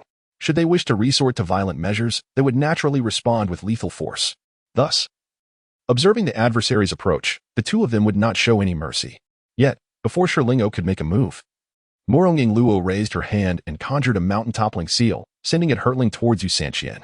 In an instant, a transparent mountain, accompanied by a fierce howling, came crashing down. Though not large and semi-transparent, it bore an uncanny resemblance to an authentic peak, exuding an overwhelming weight as it thundered towards Yu Sanqian. Caught off guard, Yu Sanqian hastily unleashed all his might against the colossal formation. Yet, even as the mountain loomed directly above, it remained unshaken. With a resounding crash, the mountain plummeted, striking the ground with such force that the majestic mountain beneath trembled in response. Witnessing this scene, all onlookers in the distance were taken aback. Incredible! It has been subdued. Several formidable techniques failed to shatter it. What a powerful spell! Is this not the mountain-toppling seal? How has it grown so formidable? Surely it cannot crush her to death. The crowd stared in unison at the dust-laden earth. Even the four women carrying the palanquin turned their gaze towards the swirling dust. However, they appeared utterly tamed, their expressions devoid of any emotional fluctuation. Soon, as the dust settled, the scene on the ground gradually came into focus. Yu Sanqian lay flattened, reduced to a puddle of mud, unmistakably lifeless. The onlookers were left in even greater shock. Unbelievable. Reduced to mere sludge. Wait, this woman, is she not named Morong Yingluo? How utterly fearsome. Alas, dying in the realm of divine void, Yu Sanqian's soul must be gravely wounded. It seems his fate is sealed. Such a powerful faction surely possesses sacred herbs for soul restoration. Even if a miraculous remedy were to emerge, the potential for the future would undoubtedly plummet significantly. His path has essentially been severed. A chorus of disapproval echoed among the crowd. After all, for a genius of such caliber, if fortune favored him, he could have at least become an ordinary sage in the future. Now, with his spirit severely wounded, the best outcome he might hope for is to attain the status of an ordinary sage. This outcome is rather lamentable. Suddenly, the four women carrying the palanquin, witnessing the flesh of Yu Sanqian gradually dissipating, charged towards Shirlinger and Morong Yingluo. A frown creased Morong Yingluo's brow at the sight of these reckless women. She had initially contemplated sparing them, but since they sought their own demise, there was no need for her to play the benevolent role. With a swift motion, she raised her hand and unleashed a palm strike, enveloping them in a mist of blood. As for the remaining figure in the palanquin, it showed no signs of dismantling in order to seek vengeance. Observing this, Morong Yingluo lost interest in the matter and soared away with Shirling. After their departure, the surrounding cultivators could no longer restrain themselves and flocked towards the palanquin. What the heck? That palanquin belongs to me. Don't you dare snatch it. Seeking death. Thunderous hands. Sweeping legs. Brothers, let us join forces. We shall share this palanquin. Otherwise, we won't stand a chance. Agreed. In an instant, countless individuals frantically rushed towards the palanquin, engaging in fierce battles to claim it. Those who were bewildered by the scene stood in shock. What is happening? These women not only refrained from avenging their master, but also allowed themselves to be robbed without fleeing? Are they foolish or what? How can they simply let themselves be taken? If this were to be snatched away, it would undoubtedly lead to dire consequences. You may be unaware, but the sedan chairs of Yu Sanqian are all tamed female cultivators. Without the command of Yu Sanqian, they regard themselves as mere objects. Even if you were to provoke them on the spot, they would remain unresponsive. How could they possibly flee? Goodness. Does this imply that anyone who manages to seize them can utilize them at will? Moreover, in a submissive manner? Chapter 086. The Emperor's Palace emerges, guarded by imperial-level arrays. Indeed, whosoever secures them claims ownership. Of course, this is only valid until the secret realm closes. My word, this is quite something. The Shinshu secret realm has been open for half a month. There is ample time to indulge. By the way, why don't you attempt to seize them, my friend? Are you perhaps disinterested in the fairer sex? Whoever attempts to seize them meets their demise. The Shinshu secret realm is not solely inhabited by Yu Sanqian. There are also numerous once great talents, now in their twilight years. My goodness, now that you mention it, I comprehend. Such a formidable faction. It is inevitable that some prodigies will emerge every few decades. Although these talents may not possess the most extraordinary gifts after 70 or 80 years of cultivation, their prowess is unlikely to be insignificant. Indeed, though these individuals may be in their advanced years, as family prodigies and former holy sons, their cultivation levels are commendable. Many have entered the later stages of the spirit consolidation realm before the age of 100. There are even quite a few who have broken through to the heavenly king level. While these individuals may enjoy a fleeting respite, once discovered, their fate is sealed. I understand. However, each individual's choices differ. Some may simply wish to savor the experience, even if just once. In an instant, upon the towering mountains, chaos ensued as the throngs of people grew increasingly frenzied. Countless mystical abilities soared through the air, causing the very mountains to shatter and erupt. In no time, half of the entire peak lay flattened. Ultimately, an aged man of 99 years, possessing formidable cultivation, seized the palanquin. It is mine. Mine at last, he exclaimed, elated as he soared into the distance with the palanquin upon his shoulders. Behind him, a multitude of cultivators gritted their teeth in pursuit, filled with rage. Meanwhile, in the outside world, within the grand palace of the Eastern Domain's imperial dynasty, a howl reverberated throughout the halls. I cannot accept this. Chen Xuan sat cross-legged in his training chamber, his head thrown back in a roar of fury. He was indignant. He was enraged. He could not fathom that he had been vanquished without a semblance of resistance. His anguished cry was laden with wrath and defiance. The divine void secret realm was particularly peculiar, whether by choice or circumstance. Once one exited the realm, re-entry was impossible. His departure from the realm effectively meant the forfeiture of a chance for growth. Particularly egregious was the fact that he had been slain by a woman. This thought ignited a furious fire within Chen Xuan, nearly causing him to erupt. However, his fury was short-lived. The relentless assault on his wounded spirit soon overwhelmed him, causing beads of cold sweat to stream down his brow, and in mere moments, he succumbed to unconsciousness. At that moment, several elders stationed outside rushed in hastily. Upon witnessing the eldest prince collapsed upon the floor in a meditative position, they were taken aback. The eldest prince had been slain within the realm. Quick! We must take the eldest prince to restore his spirit. A tremor ran through the assembled crowd, and they swiftly lifted the prince, carrying him away. As for the injuries of the maidservants, not a single soul cared for their fates. Within the enigmatic confines of the divine void mystic realm, as time unfurled, an increasing number of individuals ventured into its depths. The great imperial dynasty, having revived their eldest prince and gleaned privy intelligence, dispatched emissaries to disseminate directives among their talented science. These instructions entailed seeking retribution against Murong Ingluo and Sherlinger, as well as locating Yusanshan's palanquin. However, given the inoperability of communication talismans within the mystic realm, conveying messages to the dispersed powerhouses necessitated a period of time.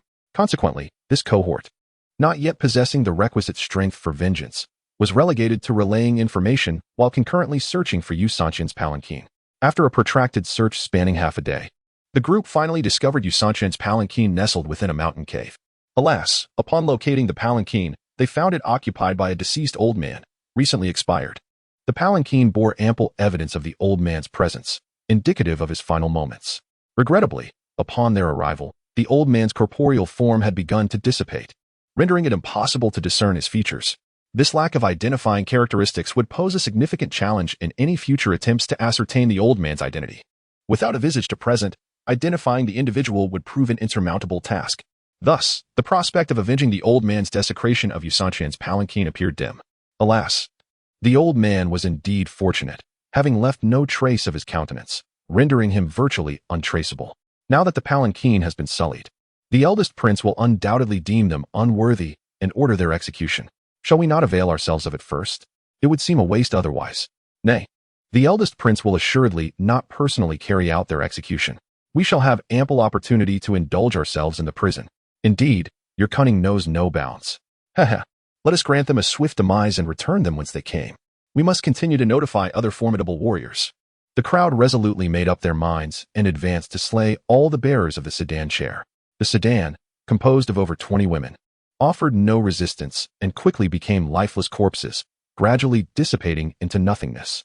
However, at that very moment, a radiant beam of 7-colored auspicious light suddenly erupted from the distant sky. The brilliance soared towards the heavens, resembling a colossal pillar connecting the earth and sky. Witnessing this spectacle, the people of the Great Yu dynasty were momentarily stunned, collectively gazing into the distance. The manifestation of such an anomaly surely heralded the emergence of treasures. Our dynasty's powerful figures would undoubtedly be drawn to it. Let us go. The crowd immediately took flight towards the source of the phenomenon. Simultaneously, countless cultivators in the vicinity also surged towards the auspicious light. Even Murong Ingluo and Sherlinger, who were on their journey, found themselves captivated by the spectacle and promptly altered their course towards it. At the sight of the extraordinary occurrence, several cultivators had already begun to arrive. However, when the crowd beheld the location of the anomaly, they were utterly bewildered. Not far away loomed a colossal floating palace. The palace, suspended several meters above the ground, was not particularly high, yet the immense radiance emanating from within pierced through the heavens and the earth. Incredible! Is this not the realm of the divine void? How could there be a palace here? Could it be that someone resides within? Look, there are inscriptions on the palace. The emperor's palace? Could this be the dwelling of an emperor? Unbelievable. Is it possible that an emperor resides within? It cannot be.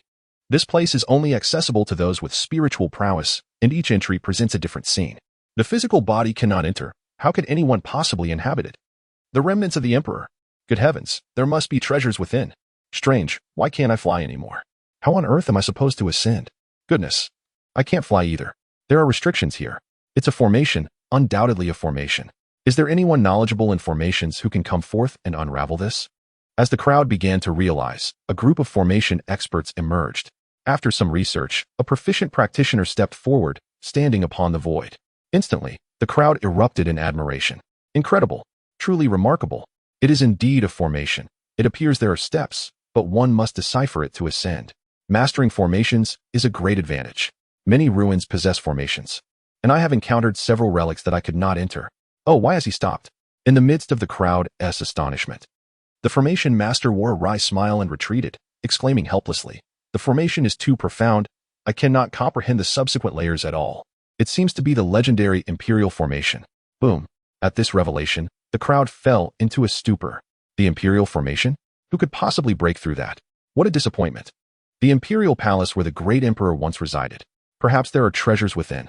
This could be the pinnacle opportunity in the secret realm. Thus, even if they could not enter, many chose to linger, unwilling to depart. After all, if this palace were to open, even a mere trace of its essence could transform one into an extraordinarily formidable being. In no time, the throng around grew denser, with more and more individuals well-versed in formations. Yet, no one could unlock the second tier of steps. And just at that moment, Morong Ingluo grasped Scherlinger's hand and gracefully soared above the heads of the crowd, descending directly towards the entrance of the formation. As the two figures, both adorned with alluring curves, made their appearance, every spectator instinctively raised their gaze to behold them. Chapter 087. The Disciples of the Mysterious Sect Break the Formation. The Seven-Colored Soul Flower and the Black Dragon. As Morong Ingluo and Scherlinger glided through the air, all eyes were drawn upward, following the descent of the two maidens. The crowd's attention was captivated not only by their stunning figures, which were impossible to ignore, but also by their trajectory toward the entrance of the formation. Observing the duo poised at the entrance, scrutinizing the atmosphere as if contemplating a breach of the formation, a wave of disdain rippled through the onlookers. How audacious for these young women to entertain thoughts of overcoming the formation, such naive delusions. I have dedicated countless years to the study of formations and have yet to unravel even a single one. They stand no chance. If they manage to ascend the first step, I shall perform a handstand and drink water right here. Hush. Do not speak carelessly. I recognize that individual. She is a disciple of the mysterious sect, who has previously breached a sage-level formation. What? She has broken a sage-level formation? In that instant, the elder who spoke of the handstand fell silent, yet he quickly regained his composure, retorting, "So what of it? The formations of the emperor level and those of the sage level are worlds apart and cannot be conflated. Look, they are moving." Suddenly, the crowd fell into silence. Morong Ingluo turned to Scherlinger and instructed, "Follow my lead. I will breach the formation." With that, she advanced with an unusual gait, and Scherlinger closely followed behind her.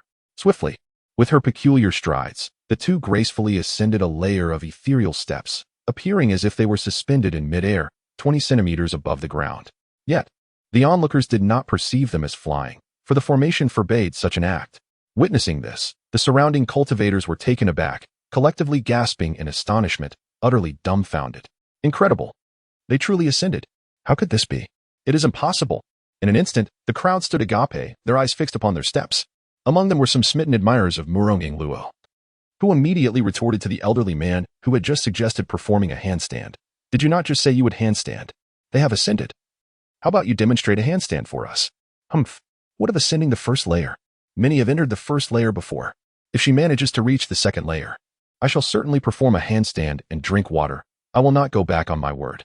The old man puffed his cheeks, unwilling to concede. Yet, just as he finished speaking, Morong Ingluo, holding on to Scherlinger, took another step forward and ascended to the second layer. Instantly, the surroundings erupted in chaos once more. The elderly man was left utterly flabbergasted. This is impossible. Absolutely impossible. I have delved into the study of formations for nearly a century. Can it be that a mere girl surpasses me? No, no. The old man, in a fit of agitation, knelt upon the ground, tilting his head back in a howl. The onlookers cast sideways glances, edging away from him, fearful he might suddenly go mad and wreak havoc among them. Meanwhile, Murong Yingluo seemed to have discovered a pattern, steadily making her way toward the emperor's palace. Although each step was marked by a brief pause, the intervals never exceeded 5 seconds.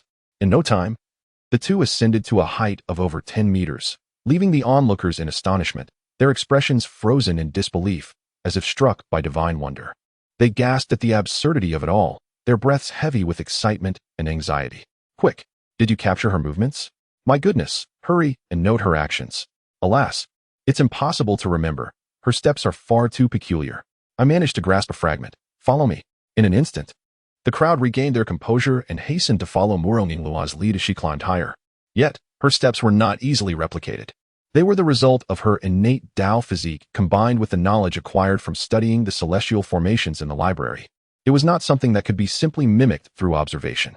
Consequently, the throng found themselves once again barred from entry, left only to watch as Murong Yingluo and Scherlinger ascended further, ultimately reaching the plaza before the royal palace. Though they hovered in midair, 100 meters from the palace gates, both Murong Yingluo and Scherlinger understood that they had stepped onto the final threshold, with no formations left to impede them. Without further hesitation, they made their way directly toward the palace. Witnessing their disappearing figures, the multitude of cultivators on the ground could no longer contain their excitement. No way. They truly entered. What should we do? The imperial relics will surely fall into their hands. What? Others have already entered? Are they from the mysterious sect? Quickly, swiftly head west in search of the goddess. We must summon her to break the formations and seize the imperial relics. Call for assistance. Call for assistance. Notify me when the powerful figures of the sect arrive. I refuse to believe they will not emerge. What of the Miao sect? In the presence of the emperor's relics, all are rendered insignificant. Immediately inform the clan's formidable members to converge here. In an instant, numerous cultivators departed, tasked with seeking out their respective clan's strong individuals. Meanwhile, within the emperor's palace, as the two women stepped inside, the scene within the palace unfolded before them.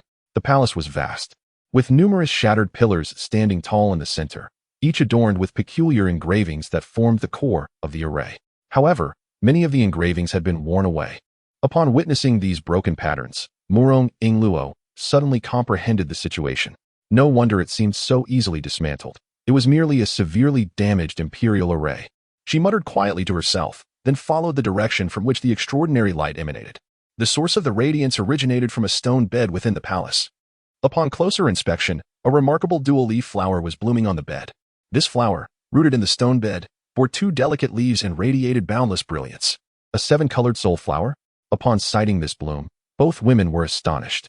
For the soul flower, even the 5-colored variant represented the pinnacle of potential, capable of complete restoration even after severe injury. And the 7-colored variant, that was a being only chronicled in ancient texts. This stone bed had actually produced a 7-colored soul flower. The nourishment it could bestow upon the soul was unimaginable. In that moment, the two could scarcely discern whether the stone bed was extraordinary or the 7-colored soul flower was the true marvel. After all, how often does one encounter a peerless treasure rooted in a stone bed? Unless this was a stone bed frequently utilized by the emperor, imbued with his essence, thus nurturing the 7-colored soul flower. Upon reflecting upon this, the two maidens, filled with excitement, were about to advance to gather the flowers. However, at that moment, a sudden voice erupted, startling them profoundly. Presumptuous. The sound reverberated through the palace. The two were taken aback by the unexpected utterance, instinctively glancing around in search of its source. Who speaks? Step forth.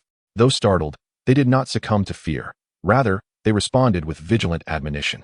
Unbeknownst to them, a black dragon emerged from the crevice of the stone bed. It coiled itself upon the vibrant floral border, raising its upper body and intoning in a deep voice. This emperor is present. In an instant, the reverberating sound dissipated, leaving a clear presence upon the stone bed. Upon hearing the phrase "this emperor," Murong Yingluo and Scherlinger trembled once more, simultaneously directing their gaze towards the stone bed.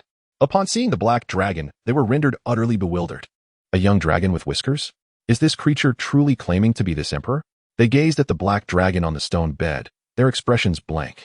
The dragon, not only black but also merely the thickness of a wrist and just over a meter in length, certainly resembled a juvenile dragon. Indeed, it was an understatement to call it a young dragon. Yet, despite its diminutive size, several dragon whiskers protruded from beneath its nostrils. However, the black dragon, feeling belittled by their mockery, was quick to express indignation. It grasped its whiskers with a claw, displaying an angry demeanor, and haughtily proclaimed, "Impudence! This is the whiskers of this emperor, not mere facial hair. Upon encountering this emperor, should you not hastily kneel and pay your respects? What manner of decorum is this? Hee. Do you truly believe yourself to be the emperor simply because you are within the grand palace? Little dragon, step aside. Do not hinder our flower picking. Otherwise, should I strike you, you would have no means to retaliate." The two ladies clearly did not buy into its nonsense, particularly as they sensed no trace of authority from its presence or voice. They did not even entertain the notion of it being the emperor's spirit within the palace, for it lacked any dignity. With that, Morong Ingluo raised her hand to pluck a flower. The black dragon, intimidated, dared not utter a word. As it witnessed her hand extending, it instinctively recoiled, retreating to the foot of the bed. Its fearful demeanor, replete with vigilance, was utterly comical. However, Morong Ingluo paid it no mind. After gathering the flower, she shared a leaf with Sherlinger, saying, "Linger, let us each keep a piece for now. We shall find a suitable place to consume it later." "All right." Sherlinger nodded, securing her portion of the sole flower's leaf. Subsequently, the two made their way outside, entirely disregarding the dragon. For within the secret realm, no corporeal forms existed. Everything felt illusory. Each opening of the realm rendered many aspects different. This included the ferocious beasts within. Although they were puzzled as to why the Grand Palace and the demon beasts had manifested this time, since no threat was posed, the two ladies chose to ignore it. As they prepared to leave, the black dragon grew anxious. It swiftly darted in front of them, exclaiming in excitement, "Wait, wait. Do not leave yet. What do you wish to do? Are you planning to seize our 7-colored concentration flower?" Morong Ingluo's gaze sharpened, startling the black dragon. It hurriedly clarified, "No. This flower was cultivated by me, and I can offer it to you. I merely wish to inquire if you possess a means of escape."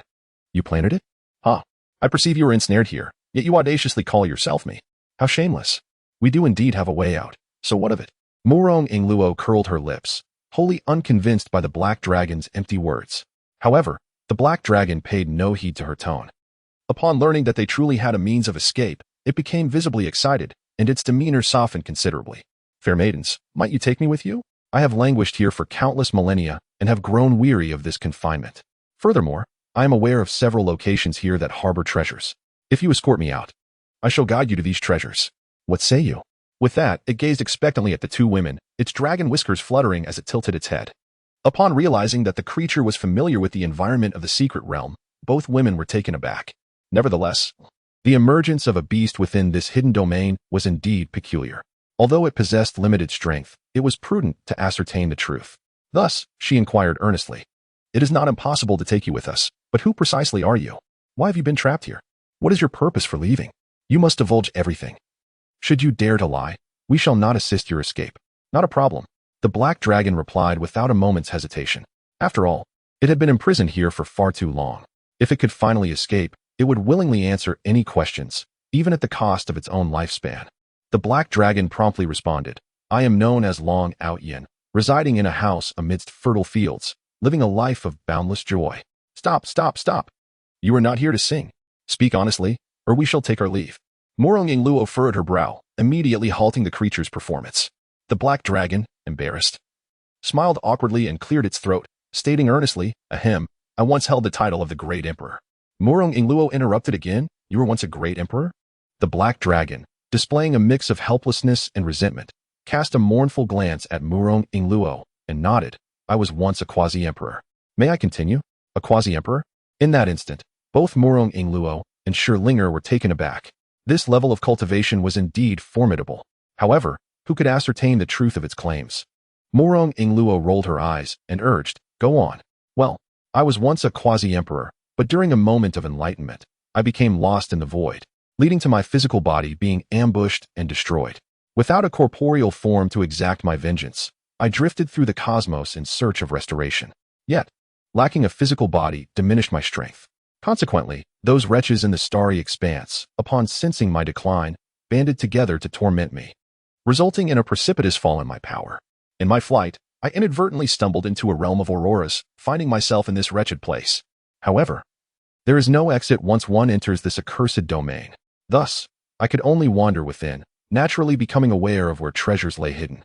Eventually, I roamed with these treasures and fortuitously discovered the grand palace of the great emperor. The emperor initially believed he had found a sanctuary, only to discover that the grand palace was fortified with intricate formations.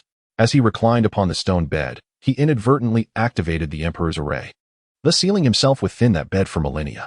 For thousands of years, he diligently sought a method to unravel this confinement, and only just succeeded in breaking the seal. After liberating himself, he intended to rest and spend another few millennia deciphering the external formations, but then, unexpectedly, you all intruded.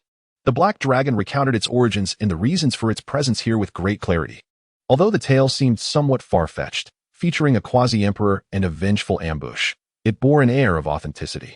Murong Ingluo scrutinized the black dragon's eyes, detecting no hint of deceit. After a moment of contemplation, she opted to place her trust in it.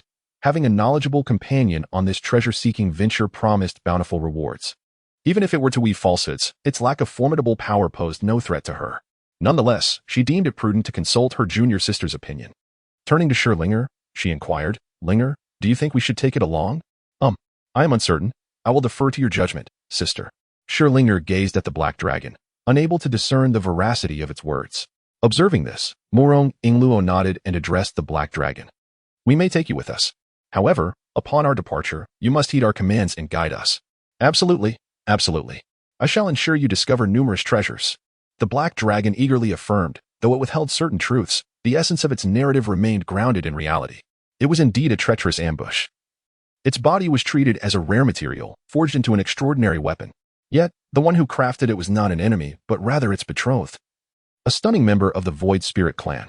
Chapter 089. Surrounded by thousands of cultivators, 2 women, and a dragon trapped in the Imperial Palace.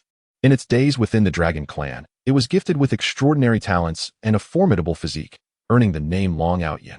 After cultivating to the level of a quasi-emperor, it was hailed as a being destined to ascend to full imperial status. Coupled with a beautiful fiancée from the Spirit Clan, it garnered admiration and envy from its peers in the Dragon Clan. However, one fateful day, its fiancée deceived it, claiming that there were opportunities in the void, prompting it to embark on a journey into the ethereal realms without a hint of suspicion. In its absence, she conspired with a group to seize its quasi-emperor dragon body, transforming it into a supreme weapon. The inherent strength of a dragon's body made it an exceptional material for such a creation. Yet it was the betrayal by its beloved that rendered this reality unbearable. Having loved so deeply and sincerely, it was met with the chilling remark, "This body is truly useful." Such a statement felt utterly outrageous. Since being sealed, it has relentlessly sought a way to escape, tirelessly working for millennia to unravel the Emperor's formation. For only by breaking free could it hope to restore its powers and exact vengeance upon its betrothed. Though years have passed, and her lifespan would scarcely allow her to survive this long, it remains steadfast in its belief that she would not perish so easily.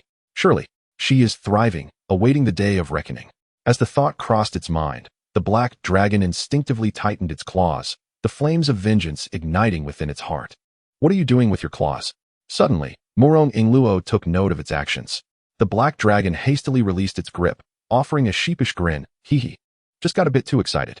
You had best not play any tricks," Murong Ingluo admonished seriously, before she and Scherlinger walked side by side, leaving behind a statement that filled the black dragon with immense joy. "Keep pace with us." "Absolutely, esteemed ladies," the black dragon exclaimed, eagerly trailing behind the 2 women. Mimicking their gait, dragging its long tail, using its claws as legs to walk upright.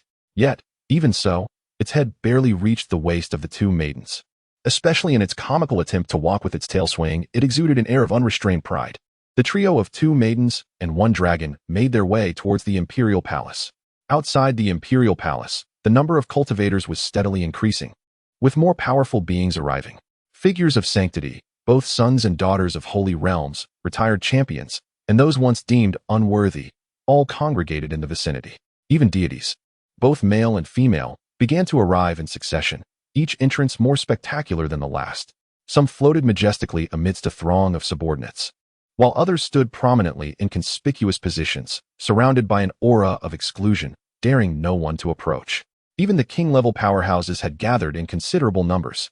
Yet, None possessed the means to breach the imperial formation, merely gazing enviously at the movements of the palace. At that moment, 3 shadows suddenly materialized before the imperial palace. In an instant, countless cultivators on the ground and in the air turned their gazes in unison. They had emerged. The 2 women who had just entered were now before them. Accompanying them was a black dragon. Goodness, they must have obtained the legacy of the great emperor. Countless eyes glimmered with fervor, startling Murong Ingluo and Shi Lingo momentarily. The 2 women abruptly halted at the foot of the stairs, taken aback by the throng gathered outside in such a brief span of time.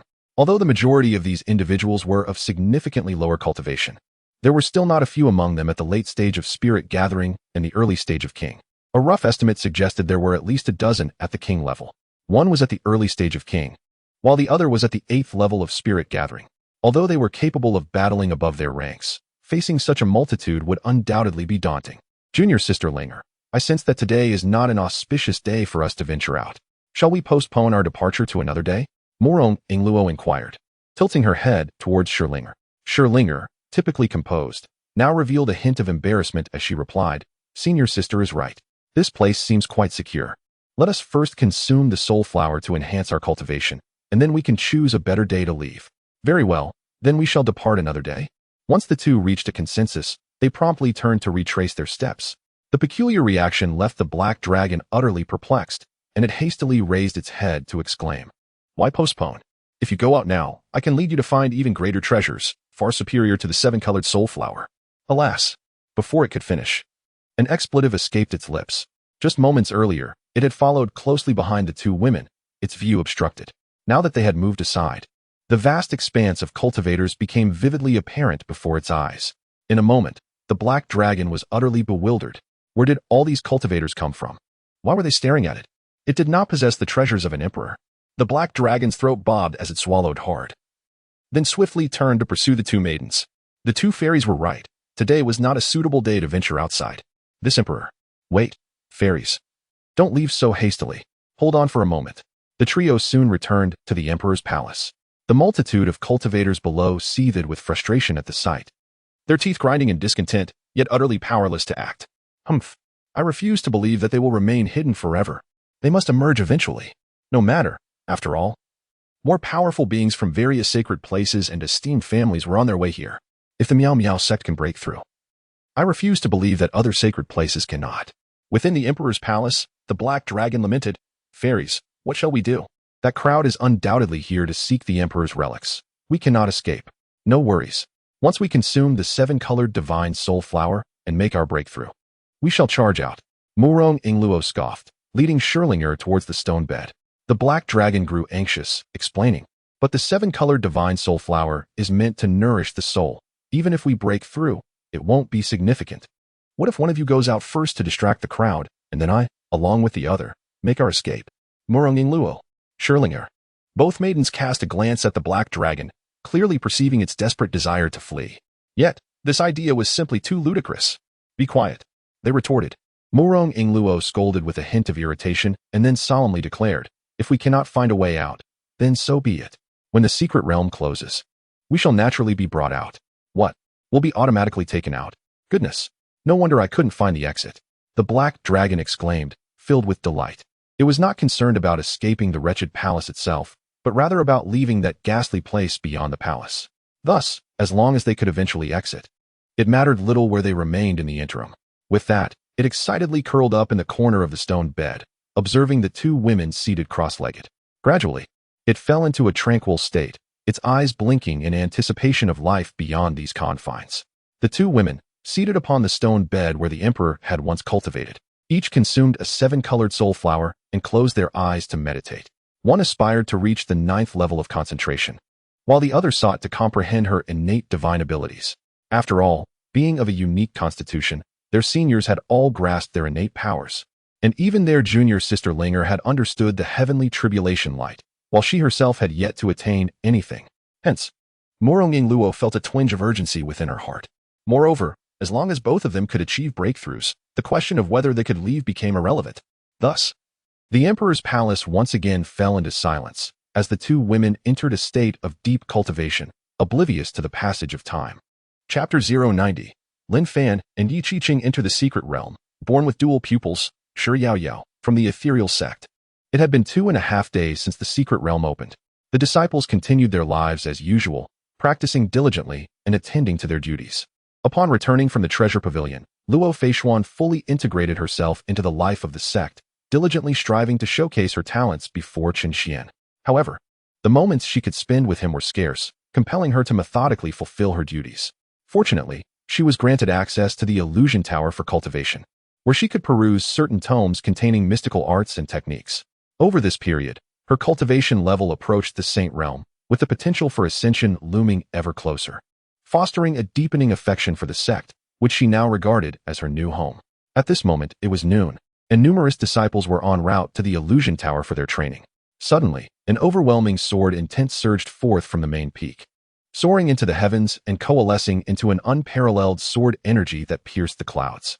The disciples turned in unison towards the main peak, awestruck by the formidable sword intent. What a potent sword energy!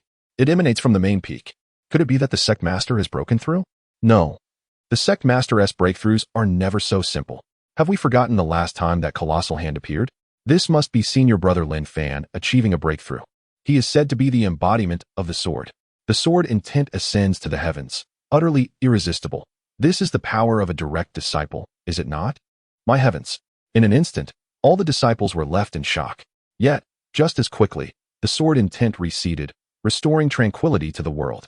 As the crowd prepared to express their astonishment and depart, an aura imbued with the essence of time and space suddenly spread from the main peak. In an explosive moment, the temporal and spatial essence expanded, enveloping them, causing their perceptions to distort dramatically. The flora and fauna flourishing upon the summit are undergoing a striking transformation under the onslaught of this chaotic energy. Countless plants swiftly transition from lushness to sparsity, from age to youth, and from robustness to delicacy. It appears as though everything is regressing. In an instant, the entire landscape of the main peak has reverted to a state of seedlings. Witnessing this spectacle, the crowd collectively gasps in astonishment. Who has achieved such a breakthrough? What formidable powers are at play, capable of manipulating time to rejuvenate the very essence of nature? It must be senior sister Qi-Ching. Aside from senior sister Lu Yu, only senior brother Lin Fan and senior sister Qi-Ching remain in the inner sect. Goodness, no wonder gaining direct discipleship is so arduous. It turns out each disciple is more extraordinary than the last. In that moment, even the 12 members of the inner sect could not suppress their astonishment. Even Luo Feishuan, who was also en route to the illusory tower, widened her eyes in disbelief, exclaiming, "Prodigy!" While the elders and the sect master are impressive in their own right, having cultivated for innumerable years, it is astounding that even the master's disciples are equally remarkable. How can one possibly keep pace with such brilliance? With the boundless sword intent soaring and the chaotic temporal aura, how is one to navigate this realm? Previously, everyone was a rising star or a celebrated genius in their own right. Yet now, under the radiance of these few, they all seem ordinary. The crowd, feeling helpless, is left with nothing but admiration.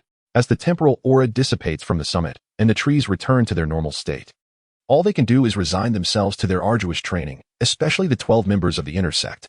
Among the 12 individuals, aside from 2 who were in seclusion, striving to break through their mental barriers, the others were filled with fervor, their eyes ablaze with excitement as they hastened towards the illusory tower.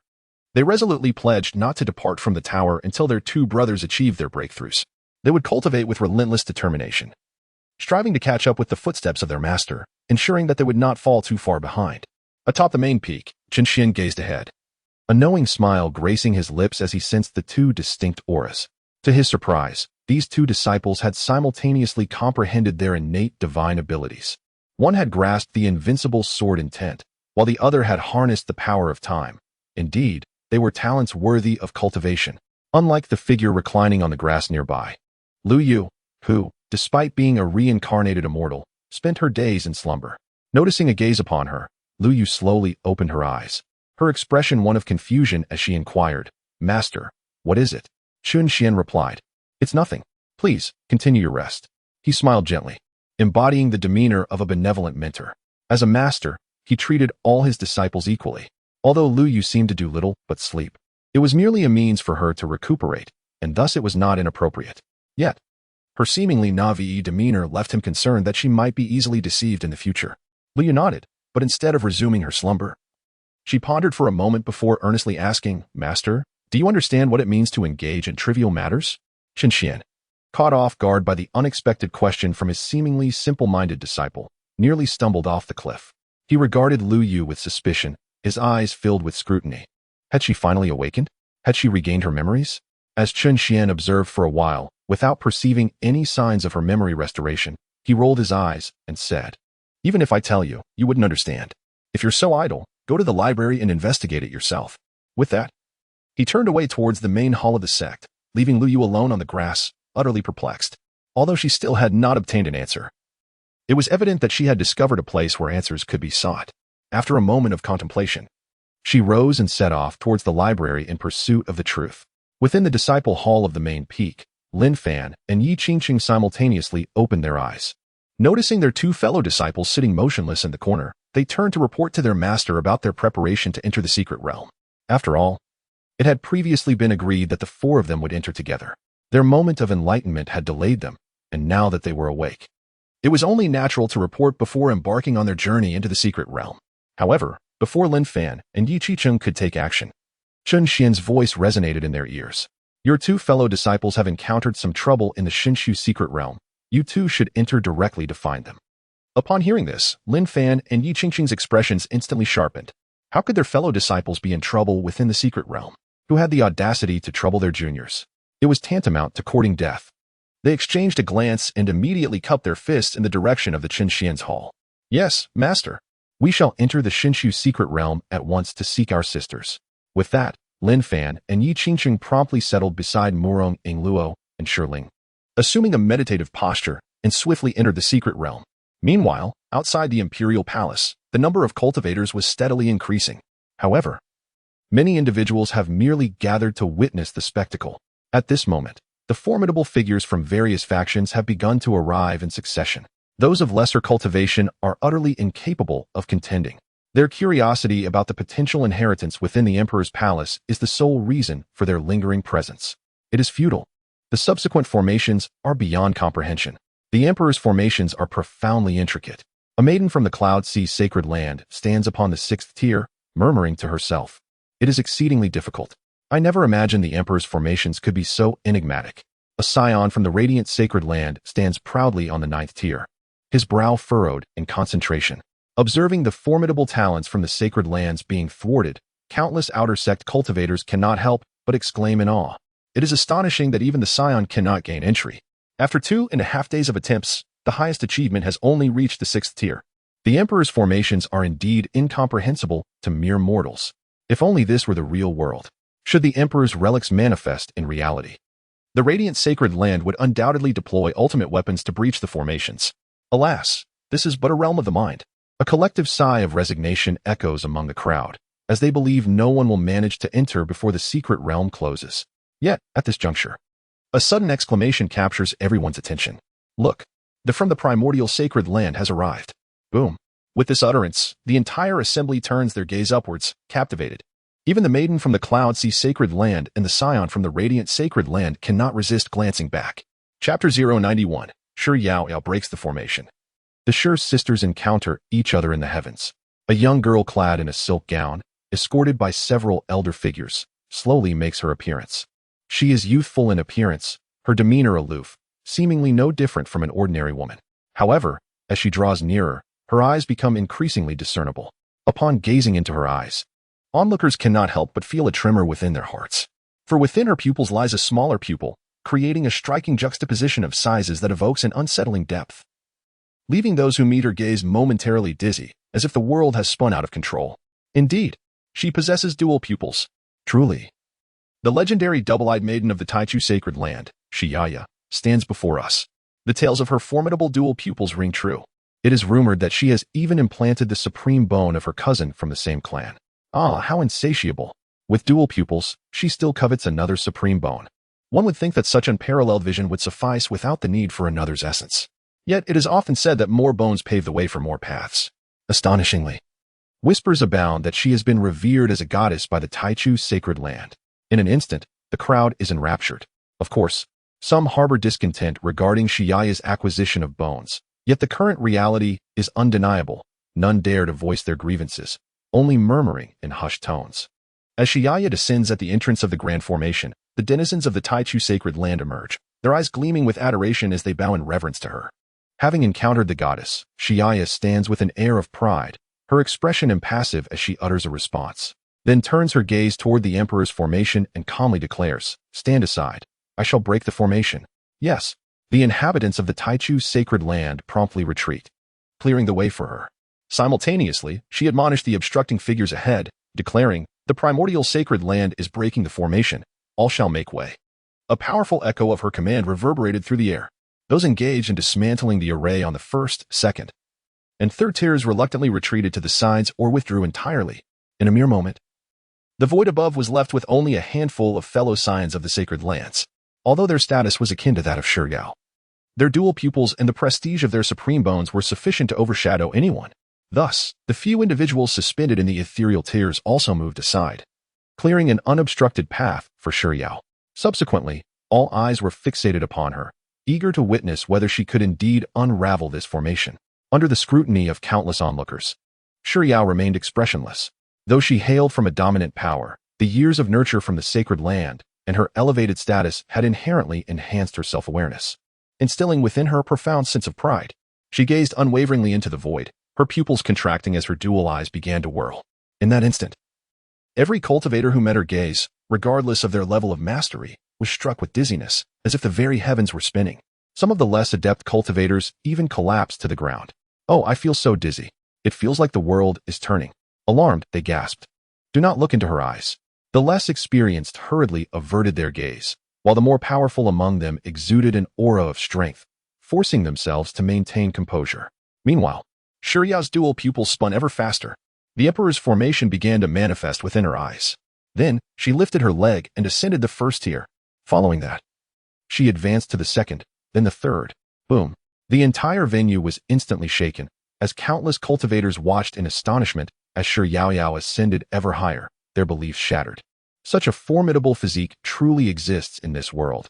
Her eyes could penetrate the formations of the great emperor. Indeed, the favored child of heaven is not someone they could ever hope to surpass through mere effort. She has ascended. Ha ha ha. The great emperor's formations are utterly powerless against the innate dual pupils. How splendid. With the divine maiden present, our Taichu Holy Land is destined to rise. Long live the divine maiden. In an instant, the people of Taichu Holy Land erupted in fervent excitement, their faces flushed as they shouted, as though it were they themselves who had breached the great emperor's formations. Although their cheers were somewhat awkward, no one dared to voice any dissent. For to offend this group, many of whom were the old generation of holy sons and daughters or potential candidates, would be to invite ruin. To chant for the divine maiden is their honor. Those who dare to trample upon their glory shall find no place to rest in death. The crowd fell into silence, gazing upward as Shiyao drew ever nearer to the palace. Meanwhile, within the great emperor's palace, Murong Ingluo and Shilinger continued their cultivation. While the black dragon coiled at the foot of the bed could no longer contain its curiosity and lifted its head to gaze towards the palace. Clearly, it sensed someone approaching the palace, growing ever closer. Just 2.5 days ago, it had witnessed millions of outer sect cultivators with its own eyes. If they were to enter, would it not spell disaster for itself? Thus, the black dragon grew anxious, glancing back at Murong Ingluo and Shilinger, who remained immersed in their cultivation, utterly oblivious to the unfolding events. In a moment of turmoil, the black dragon oscillated between gazing at the two women and extending its claws over the bed, torn between the decision of whether to awaken them. What to do? Should I hide or rouse them? Or perhaps I should act myself. However, if I intervene, I shall undoubtedly suffer grave injury. Yet, if I abruptly awaken them, who knows what repercussions it may have on them both? At this instant, the black dragon was engulfed in indecision. Sensing the approach of an individual from the outside, it deliberated for a while before ultimately deciding to awaken the two women. Thus, it slithered to their side, poised to call out to them. Just then, Shilinger suddenly opened her eyes. Instantly, two beams of white light flashed from her gaze. What do you intend to do? Upon awakening, Shilinger furrowed her brow at the sight of the black dragon before her. With a thunderous force, the black dragon was propelled backward, landing some distance away. Yet, it bore no resentment. Instead, it scrambled to its feet, exclaiming in excitement, "Wonderful! You are finally awake. There is someone outside breaching the formation and approaching rapidly. You must devise a plan." Someone is coming? Shirlinga was taken aback and immediately expanded her consciousness to discover a girl nearing her peak potential. Upon recognizing the girl's face and her dual-colored pupils, an inferno of fury ignited within Shirlinger's eyes. Sure, Yo-Yo. What? You know the person outside? Perhaps you should awaken your senior sister as well. I fear the visitor may harbor ill intentions. The black dragon, noticing Linger's escalating emotions, hastily pointed towards Mu-Rong Ing-Luo, urging her to take action. At this moment, Mu-Rong Ing-Luo radiated an ethereal glow, seemingly having grasped some profound insight. Exuding an air of mystery, Linger cast a glance at her senior sister, remaining silent, before abruptly rising from her bed and coldly striding outdoors. There is no need to call me sister. I shall personally slay this individual. Can you truly do that? Don't go. The black dragon was taken aback, momentarily bewildered. However, its words failed to halt Linger's advance, compelling it to hastily follow her. Otherwise, should this haughty woman encounter any misfortune, the woman resting upon the bed would undoubtedly exact her wrath upon it. Although these two women were not directly related to it, if it wished to venture outside, it indeed needed their assistance. Soon, the duo, a woman and a dragon, exited the imperial palace, standing amidst the void and gazing intently below. Upon witnessing the figures emerging from the palace, Shi Yao, who was dismantling the final layer of the formation, felt her pupils constrict sharply, instinctively halting her actions. Lingo? Her expression froze, and tumultuous waves surged within her heart. Chapter 092. The Inevitable Battle of Fate, Invincible Rebirth versus Innate Supremacy. As Shi Yao beheld Linger alongside a black dragon at the entrance of the imperial palace, her heart was engulfed in a tempest of confusion. Hadn't Lingo perished in the ancient mountain range? And was he it alongside the supreme weapon of the Holy Land? How could she possibly be here? Was it an illusionary array? In an instant, Shi Yao swiftly activated her heavy pupils to scrutinize Linger. Yet, no matter how she examined, the figure before her was undeniably her cousin, Linger. For a moment, Shi Yao was utterly perplexed, unable to comprehend the unfolding events. Indeed, it was not only she who was astonished. Even the monks on the ground widened their eyes in disbelief. Many of these practitioners had previously witnessed the events that transpired in the ancient mountain range. Look, is that not the woman who had her supreme bone extracted and was subsequently cast into the divine vein of the ancient? Incredible. It truly is her. She did not perish. How could she possibly be here? It dawned upon them that the disciple of the mysterious sect who had entered the emperor's palace was indeed her. If she had survived, then what of her master? Could it be that her master was also affiliated with the mysterious sect? I know. She is the direct disciple of the mysterious sect, her master being the sect leader. This implies that the man who seized the 7-star bell from the primordial sacred land and fiercely invaded the ancient mountain was none other than the leader of the mysterious sect. The overwhelming realization struck many of those who had previously witnessed the events, causing their hearts to tremble. They quickly disseminated this revelation. Even the members of the primordial sacred land were utterly bewildered, filled with exhilaration. It is her. It is she. Our ultimate weapon was seized by her master. The mysterious sect has taken our ultimate weapon. This is splendid. If that is the case, our sacred land's weapon still exists. We must return immediately to report to the sovereign.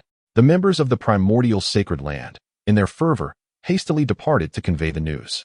The incident of the mysterious sect's leader seizing the ultimate weapon from the primordial sacred land and emerging unscathed from the ancient mountain range ignited a fervor among the crowd.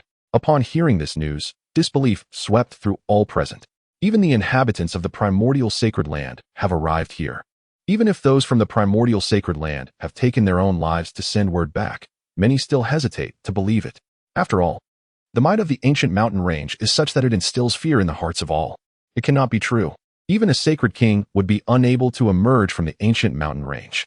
The few who did escape previously were fortunate enough not to encounter any ancient creatures. Indeed, historical records speak of a great sage of humanity who ventured into the ancient mountain range seeking secrets, only to never return. Could it be that the master of the Misty Sect surpasses even the great sage of humanity? Impossible. This is utterly inconceivable. However, the master of the Misty Sect wields an ultimate weapon. Armed with such a weapon, coupled with the cultivation of a great sage, perhaps it is not entirely unfeasible to emerge, provided all ancient creatures do not awaken. Does the Misty Sect possess a great sage? Astonishing. A living great sage must surely eclipse even the ultimate sacred lands. The crowd buzzed with speculation, their estimations of the Misty Sect's strength growing ever more extravagant. Meanwhile, upon the final flight of steps, Shi Yao remained bewildered. The supreme bone within her quivered slightly, compelling her to acknowledge that the figure before her was indeed her cousin. After all, they shared a bloodline, an innate sense of connection binding them. Linger, you have not perished? She asked in disbelief. Yet upon seeing her arch-nemesis, Shirlinga was consumed by an unquenchable fury, her countenance fierce as she coldly declared, "You must be disappointed that I am not dead. How could I dare to die without avenging the grudge of the bone theft? Come forth swiftly and meet your demise." Boom, boom, boom. Her final words resounded like thunder from the heavens, reverberating through the air with relentless force. However, Shi Yaoyao regarded her with disdain, bursting into laughter that rang like silver bells. Ha ha ha. You think you can seek revenge? Do you truly believe that by taking a master and emerging alive from the ancient mountain range, you have become formidable? Shi Yaoyao wore an expression of haughty arrogance. Especially upon confirming that this was not an illusion, she dismissed Shirlinger entirely from her thoughts. With a determined stride, she ascended the final flight of steps, her contemptuous demeanor inciting immense fury in others. Yet, Shirlinger, having cultivated the supreme technique, exuded an increasingly powerful aura, and she remained steadfast, refusing to be provoked into losing her composure by mere words. In that moment, she could scarcely muster a response, merely clenching her fists in silence. Shi Yaoyao, you shall meet your end.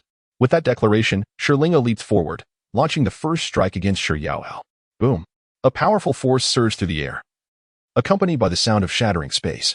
Shi Yaoyao stood her ground, her dual pupils spinning rapidly, raising her hand to deflect Shirlinger's assault. I can see your flaws. Her gaze was profound, her expression haughty. Then, she countered with a punch directed at Shirlinger's face. Shirlinger raised her hand to block the blow. Boom. The impact sent them both sprawling apart, creating a distance of several dozen meters in an instant. Witnessing this, the distant black dragon was taken aback, instinctively retreating to the threshold of the palace. Though both were at the 9th level of concentration, it was evident that the energy they unleashed surpassed that of ordinary heavenly kings. Keeping a safe distance was prudent to avoid any collateral damage. Meanwhile, the onlookers below widened their eyes in astonishment, utterly captivated. The battle of concentration proved to be even more exhilarating than that of the heavenly kings, a rarity indeed. I never anticipated that not only had you recovered from your injuries, but your cultivation has also progressed at such an astonishing pace. It seems you have encountered numerous fortuitous events. Observing the unscathed Shirlinger, Shi Yaoyao adopted a serious demeanor. Then, with a single step forward, her figure began to flicker within the void, leaving behind countless afterimages. These phantoms encircled Shirlinger, simultaneously extending hands to unleash dozens of waves of light. Boom. Dozens of avatars launched an assault in unison. Shirlinger, in response, conjured a defense to block the onslaught. In an instant, the two figures wove through the void, creating a tapestry of afterimages. Above, the sky reverberated with explosions and shockwaves. From a distance, it appeared as though innumerable avatars were scattered across the heavens, striking various poses. Yet none seemed to engage in combat.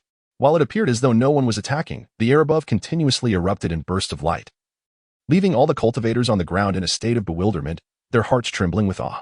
Even some of the less skilled practitioners, after merely a glance, couldn't suppress the agony in their heads, feeling as though they might explode.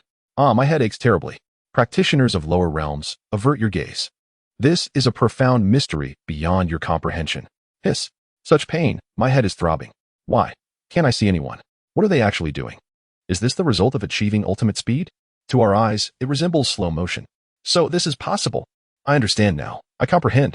In that moment, some were left in a daze, while others gained enlightenment from the fierce clash, excitedly sitting down to meditate, striving to grasp that elusive sensation in the ether. Outside the Emperor's palace, after a prolonged period of combat, neither party could gain the upper hand. At that moment, Shi Yaoyao was filled with fury. She had never anticipated that her younger sister, whom she had so easily oppressed, would grow so rapidly in strength. Even her own dual pupil and supreme bone could not subdue her in that instant. Thus, she stood her ground, fixing her gaze upon Shirlinger and coldly commanded, "Be obliterated, the world within my sight." With that declaration, one of Shi Yaoyao's eyes transformed into a shade of gray, and a surge of gray light erupted forth from her gaze, carrying an overwhelming aura of destruction as it surged towards Shirlinger. Witnessing this spectacle, countless cultivators, including the Black Dragon, were left in utter shock. It was the innate divine ability of the dual pupil. She had comprehended the devastating power of her innate talent. This was truly terrifying. The crowd gasped in astonishment. However, at that very moment, Shirlinger ceased to hold back. She immediately spread her arms wide and leaned back. In an instant, brilliant white light began to converge upon her left shoulder, gathering an even more potent aura of destruction. Ah, heaven! Calamity light! With a delicate cry, Shirlingo abruptly straightened her body and thrust forward. In that instant, a blinding beam of white light erupted from her shoulder, colliding fiercely with Shi Yaoyao's gray light of obliteration. Boom! An exceedingly dazzling radiance exploded at the point of collision between the two destructive forces. In that moment, the world was consumed by white. All present were rendered deaf, as if everything had dissolved into a void of pure whiteness. Have I perished? Why is there no sound? Why is everything white? Have I arrived in another world? As two beams of destructive light collided, countless cultivators seemed to have found themselves in a realm of whiteness, enveloped in profound silence. Even the esteemed celestial princes and half-step heavenly kings, along with their saintesses, could not help but be shaken to their core. For even beings of their caliber found themselves ensnared in this deafening white void, unable to perceive or touch anything around them. Fortunately, at that moment, some individuals gradually regained their hearing, faint gasps of astonishment growing louder in their ears. Soon after, the blinding light began to fade, and everyone's vision was fully restored. As they surveyed their surroundings, nothing had changed. The mountains remained, and the palace still loomed overhead. Yet, the once proud demeanor of the two women had turned somewhat tragic. Both knelt weakly on one knee, supporting themselves against the emptiness, appearing exceedingly frail. Their garments were tattered, revealing patches of pale skin, though fortunately, none of the damage was in critical areas. However, Shi seemed to have suffered more severely, her labored breaths echoing incessantly. Suddenly, after gasping for air, Shi Yaoyao rose to her feet. Observing Schirlinger's weakened state, a slight smirk graced her lips.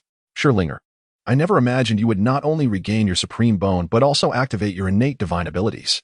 In the past, I might not have been your match, but now, with my invincible dual pupils and supreme bone, you stand no chance against me. Prepare to meet your end. With that declaration, Shi Yaoyao leaped once more, charging towards Schirlinger. At this moment, Schirlinger felt increasingly feeble, straining every ounce of her strength merely to keep herself from collapsing. There was no energy left to resist. She could only watch helplessly as Shi Yaoyao's fist drew ever closer. Be careful. At that instant, the black dragon, concealed behind the threshold of the emperor's palace, urged anxiously. Yet, Schirlinger was utterly unable to counter. Just over a month prior, she had taken Chen Xuan as her master and embarked on her ethereal cultivation. In less than 2 months, achieving a level comparable to Shi Yaoyao, who had trained for several years, was nothing short of miraculous. However, the bitter memory of being slain by her arch-nemesis still gnawed at her. With her palms pressed against the ground, she watched the fist approach and finally, in a moment of defiance, lifted her head and declared with fierce indignation, "As the supreme body, I shall suppress all foes." Boom! A formidable aura erupted from within her, causing her hair to billow as if caught in a tempest. She then raised her hand to grasp Shi Yaoyao's fist. A thunderous sound echoed upon their collision, distorting the very fabric of the void. Shi Yaoyao gasped in astonishment, exclaiming, "How is this possible?" Everything is possible," Schirlinger retorted with a cold smirk. And the battle resumed. The air crackled with powerful impacts, waves of energy rippling through the atmosphere. However, after a brief exchange, Schirlinger once again found herself at a disadvantage. Alas, a month's time was insufficient for her to become invincible among her peers. Soon, she was driven back once more, collapsing weakly against the threshold, devoid of strength to continue the fight. Observing this, Shi Yaoyao proclaimed with haughty disdain, "I told you, you are no match for me. Since you cannot rise, then perish." Having spoken, Shi Yaoyao leapt once more, clutching a conjured square seal above Schirlinger's head, seemingly intent on delivering a decisive blow to send her back to the realm of reality. In that instant, the black dragon, hidden behind the threshold, was taken aback and hurriedly prepared to unleash a full-force strike in a desperate attempt to intervene. The multitude of cultivators below were equally astonished, shaken by the overwhelming might of the invincible heavy pupil. It was over. The disciple of the Misty Sect was doomed. How astonishing it was that the battle of concentration could unfold in such a captivating manner. Alas, the supreme bone was no match for the heavy pupil. The crowd lamented. At that moment, 2 figures, a man and a woman, suddenly soared into the crowd, shouting in furious unison, "Stop this at once. Little junior sister, get away." The voices belonged to Lin Fan and Yi Qiqing. Their expressions bore a hint of anger, fists tightly clenched. To their dismay, despite their haste, they had still arrived a moment too late. With both sides now separated by the Emperor's grand formation, their attempts at rescue were futile. They could only clench their fists, veins bulging, prepared to unleash their most formidable divine abilities in a bid to breach the Emperor's formation. However, just then, a sharp and melodious cry resonated from within the palace, causing Lin Fan and Yi Qiqing to brighten with hope and cease their impulsive actions. "Dare to harm my junior sister? You seek death." As the cry echoed, a radiant figure surged forth from the palace, delivering a powerful punch towards the seal in Shi Yaoyao's grasp. With a thunderous crash, the seal shattered instantly, and Shi Yaoyao was sent hurtling backward. After propelling Shi Yaoyao away, the luminous figure descended gracefully. Upon closer inspection, it was none other than Murong Yingluo. At this moment, Murong Yingluo stood tall and poised, her figure exhibiting exquisite curves, radiating a divine brilliance that was somewhat blinding. It was as if her body was riddled with fissures, from which an endless stream of celestial light surged forth, obscuring the precise point from which it emanated. Upon witnessing Murong Yingluo's luminous appearance, a wave of astonishment swept over the crowd. Goodness! Is this not another disciple of the Miao Miao sect? How could she have become so formidable after merely hiding in the palace for a few days? Does she harbor the sun within her? It is simply too dazzling. The disciples of the Miao Miao sect seemed to outshine one another in prowess. Amidst the crowd's admiration, Lin Fan and Yi Qicheng both exhaled in relief. It appears that Sister Yingluo has also comprehended her innate divine abilities. Thankfully, with her presence, we can rest assured, they thought, discreetly wiping the cold sweat from their brows. After all, Murong Yingluo was also at the Heavenly King realm. Her presence was a source of great comfort, especially as she seemed to have reached a new level of enlightenment, exuding an impressive aura. However, while they felt reassured, the disciples of the Taichu sacred land were left in a state of bewilderment. What on earth is happening? Another one has emerged. She appears even more powerful than the Divine Lady. They gasped. Could something have happened to the Divine Lady? We will not let the Miao Miao sect off the hook for daring to harm her. Divine Lady, please return. Do not act impulsively. In an instant, the disciples of the Taichu sacred land were thrown into a frenzy, shouting urgent warnings. Their cries immediately captured the attention of Lin Fan and Yi Qicheng, who exchanged a glance and, without a moment's hesitation, launched an attack against the disciples of the Taichu sacred land. Chapter 094, The Demise of Xiaoyao. Two moves of innate divine powers overturning all cognition. Boom. Boom. Two formidable auras of the king level instantaneously surged forth, enveloping all within the Taichu Holy Land. In an instant, the cultivators below were rendered utterly dumbfounded. They could hardly comprehend this overwhelming presence, collectively stunned. What on earth? The aura of the king level. How could these two dare to attack the Taichu Holy Land? Isn't that Lin Fan and Yi Qicheng from the Miao Miao sect? They certainly have the audacity. This will surely bring disgrace upon the Taichu Holy Land. Amidst the gasps of the crowd, those from the Taichu Holy Land, still in shock, attempted to retaliate. However, their strongest goddess, suspended in the void, was utterly incapable of withstanding the assaults from the two 10-star endowed kings. Boom. In the blink of an eye, the members of the Taichu Holy Land were mercilessly slaughtered. The Taichu Holy Land will not let you escape. Goddess, do not descend. There are two kings below. Before long, all the members of the Taichu Holy Land were vanquished by Lin Fan and Yi Qicheng. Meanwhile, in the void above, after being repelled by Murong Yingluo's punch, Xiaoyao, who was attempting to flee down the stairs, was stunned by the sudden turn of events below, halting her escape mid-motion. Two kings. Young kings, no less. If she descended, death would be inevitable. In that moment, Xiaoyao found herself trapped in a precarious dilemma, caught between two kings below and a radiant goddess above. All she wished was to tilt her head back and howl, exclaiming, "What on earth are these monsters?" Of course, she could not utter such a cry. How embarrassing. In that moment, she began to sway uncertainly, contemplating her next move before the imperial palace. After sending Shi Yaoyao flying, Murong Ying promptly descended to check on Shi Linger, who appeared to be in a rather dire state. "Lingo, are you all right?" she inquired with concern. "I'm fine," Shi Linger replied, leaning against the doorframe and shaking her head. She then looked at the divine light surrounding Murong Yingluo, genuinely happy for her, and squinted her eyes, saying, "Fourth senior sister, have you comprehended your innate divine abilities?" "Yes. What do you think? Am I handsome?" Seeing that Shi Linger still had the spirit to inquire about her, Murong Yingluo felt relieved and teased.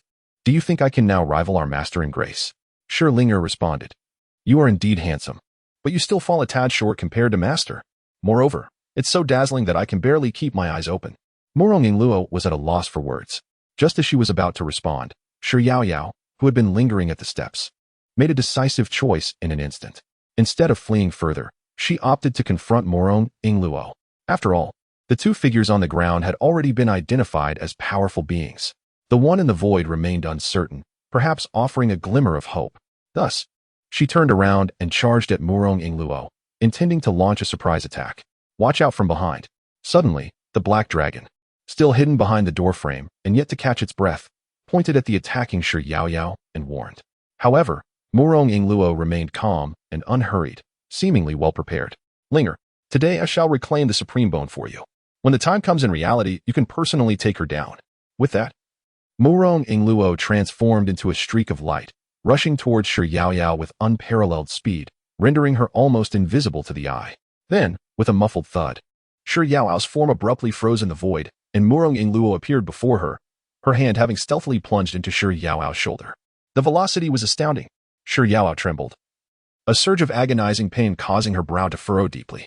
Before she could muster a response, Murong Ingluo seized the supreme bone from her body and yanked it out with force. In an instant, blood sprayed forth as a piece of luminescent bone was forcibly extracted from Shi Yaoyao. A cry of anguish escaped Shi Yaoyao's lips, but before her lament could fully escape, Murong Ingluo delivered a swift strike to her head, leaving no moment for her to react. Boom! Shi Yaoyao's head contorted under the impact, blood gushing from her mouth like a meteor plummeting into the abyss. In that fleeting moment, regret washed over Shi Yaoyao. She had painstakingly chosen her opponent, believing they would be evenly matched. Little did she know, she couldn't withstand even a single move. Had she known, she would have charged at those two kings. They should have been easier to handle in unwilling resignation. Shi Yaoyao closed her eyes, her body crashing into the void, gradually melting away into nothingness. Witnessing the demise of Shi Yaoyao, Sherlingo felt a flicker of her anger subside. Yet the grievances of having her bones extracted and her foundations destroyed weighed heavily upon her. It was a transgression that could not be overlooked. To not slay her with her own hands would leave her fury unquenched. The next time they crossed paths, she would ensure to deliver the final blow.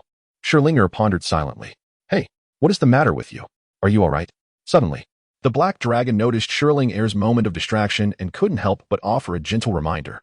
Only then did Sherlinger unclench her fist and shake her head, declaring, "It's nothing." With that, she rose from the ground and strode towards Murong Ingluo. Meanwhile, on the ground, all factions and wandering cultivators fell into a profound silence. The seemingly invincible heavy pupil had perished, and in such an astonishing manner, struck down with a mere slap. That radiant woman truly defied belief. Could this be the legacy within the Emperor's palace? At this thought, a spark ignited in the eyes of everyone present, particularly among the superpowers. The holy sons of sacred lands, and members of ancient clans, who began to eagerly rub their hands together, brimming with excitement. Observing this scene, Lin Fan and Yi Qingsheng furrowed their brows and addressed the two women above them. "Junior sisters, feel free to descend. Today, I shall see who dares to challenge our Miao Miao sect." Boom. Upon uttering these words, all eyes in the vicinity turned towards the duo. Yet, faced with millions of gazes, Lin Fan and Yi Qingsheng remained undaunted. They marched directly to the entrance of the passage and then turned to face the multitude of thousands upon thousands. In that moment, they resembled formidable sentinels, exuding an aura capable of holding back an army. Witnessing this, Murong Ingluo and Sherlinger felt a swell of emotion in their hearts. They immediately descended the ethereal steps alongside the black dragon. At that moment, the entire area fell silent, the atmosphere peculiarly tense.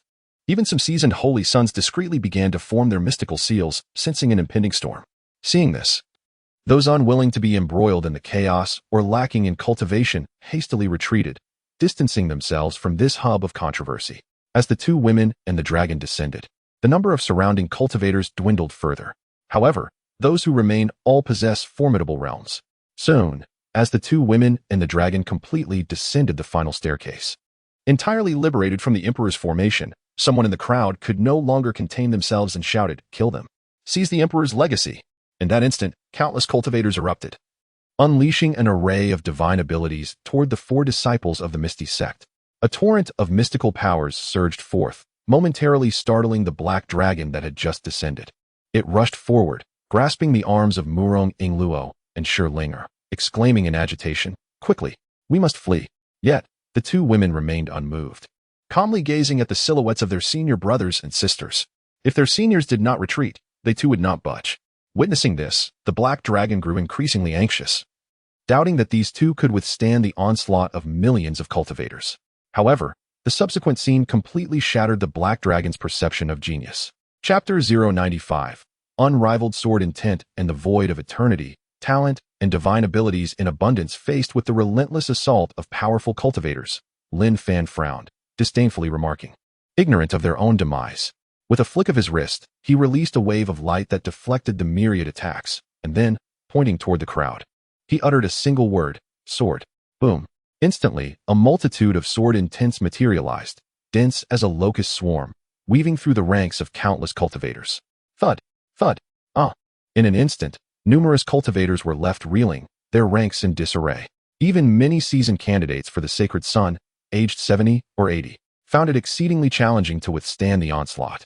Only those of the same realm, the divine sons and daughters, could effortlessly fend off the attack. The formidable flying swords, imbued with a sense of sword intent, were a sight to behold. In a bizarre turn of events, the previously anxious black dragon fell utterly silent, staring in a daze at Lin Fan, utterly astounded by his technique. However, what left it even more astonished was yet to come.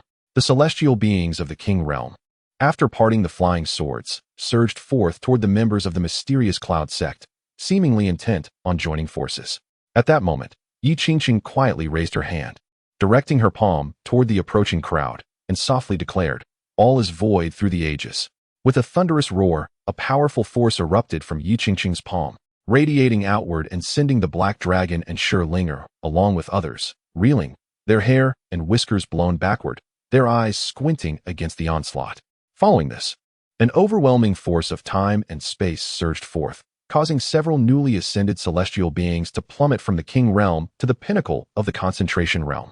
As Yi Qingqing unleashed her technique, all is void through the ages, the attacking celestial beings experienced an immediate decline in their cultivation levels.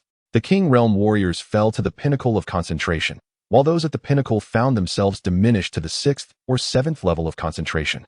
In an instant, the numerous powerful assailants were thrown into a state of panic. What is happening? My realm? How has my realm diminished? By the heavens! It is the power of time and space. She has actually mastered the divine ability of time and space, forcibly reverting my cultivation to that of a decade ago. Run! In that fleeting moment, all those formidable beings found themselves gripped by an overwhelming fear, scattering in all directions. Even the seasoned Holy Sun and the divine offspring could not help but turn tail and flee, disregarding their esteemed identities. Though they were numerous and of noble standing, they found themselves utterly powerless against the terrifying might of these two individuals. These two individuals, one wielding a multitude of flying swords, exuded an overwhelming sword intent, akin to a chaotic torrent weaving through and reaping all in its path. The other, possessing the formidable power of time and space, relentlessly diminished their cultivation. Such terrifying abilities could only be described as monstrous, utterly horrifying. In no time, the crowd dispersed in a frenzy, fleeing into the distance. However, although they ran, Lin Fan's flying swords showed no signs of abating.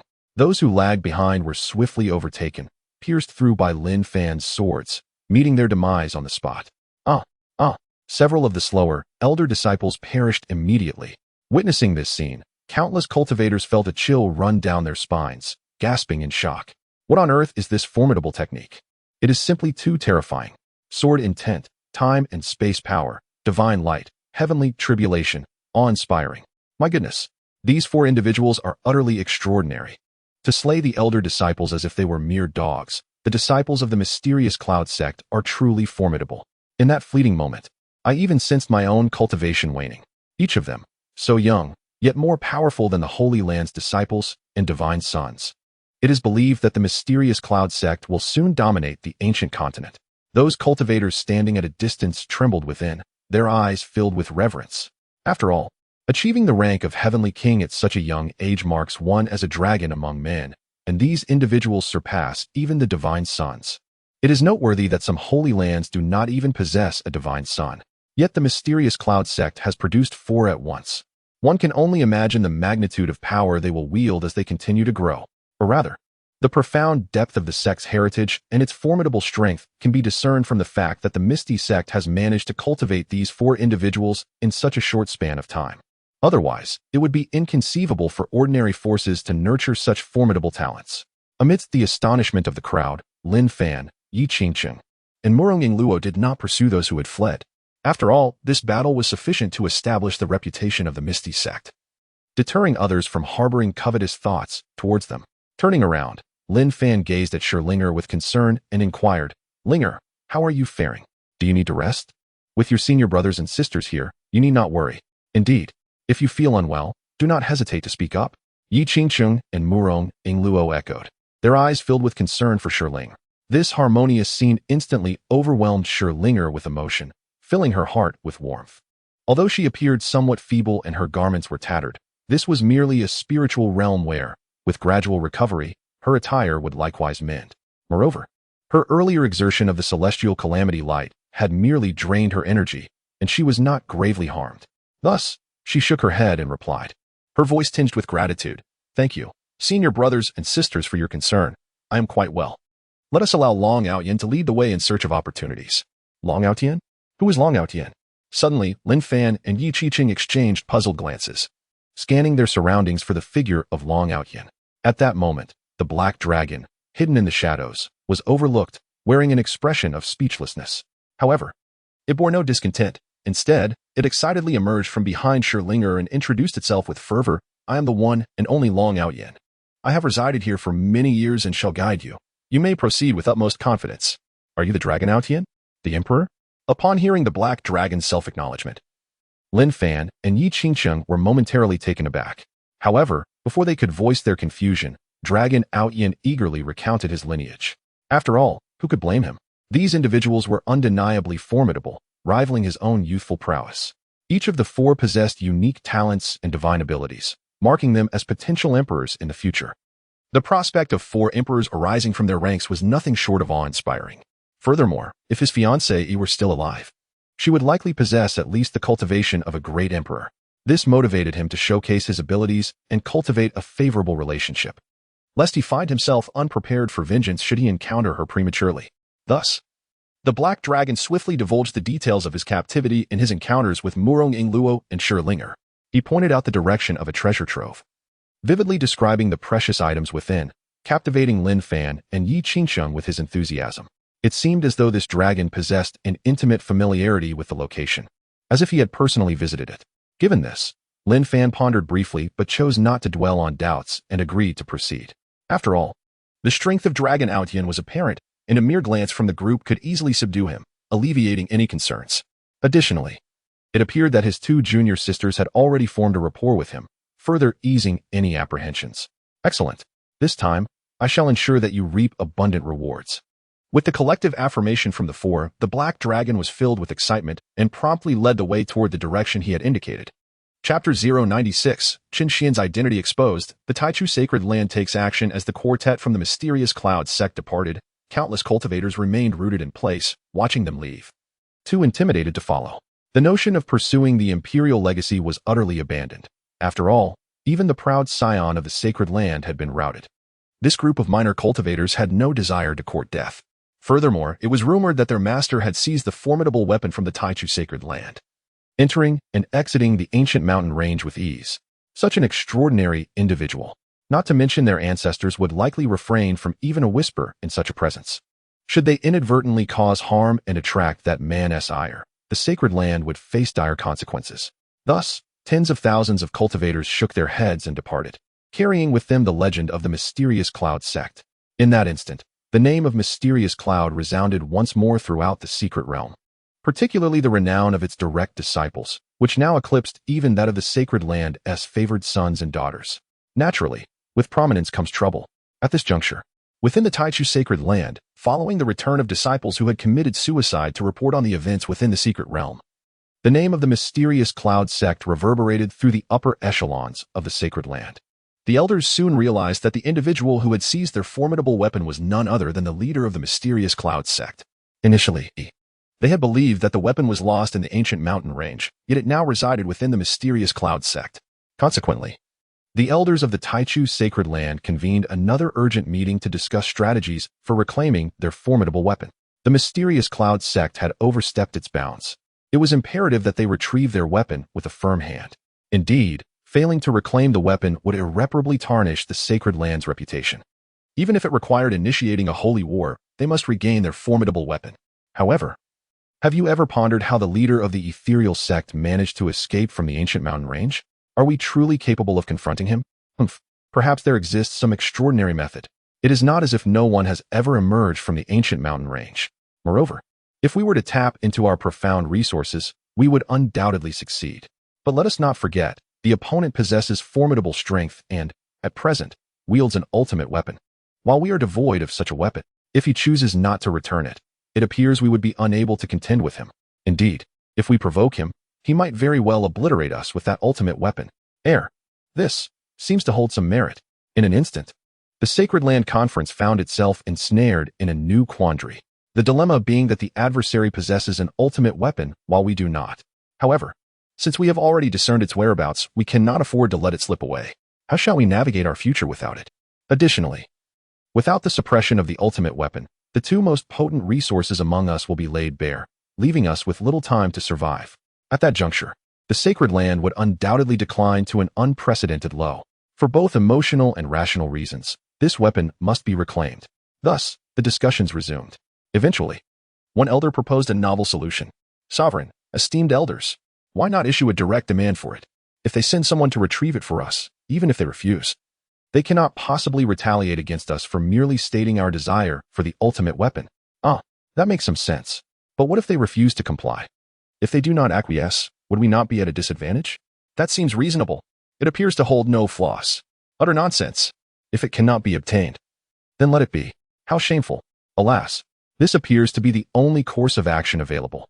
Nevertheless, we might simultaneously spread the word of our demands while enlisting the two venerable ancestors to stealthily retrieve it. Given their formidable prowess, securing the item should pose little challenge. Indeed, how could I have overlooked this? Our esteemed ancestors stand at the threshold of the Saint King realm.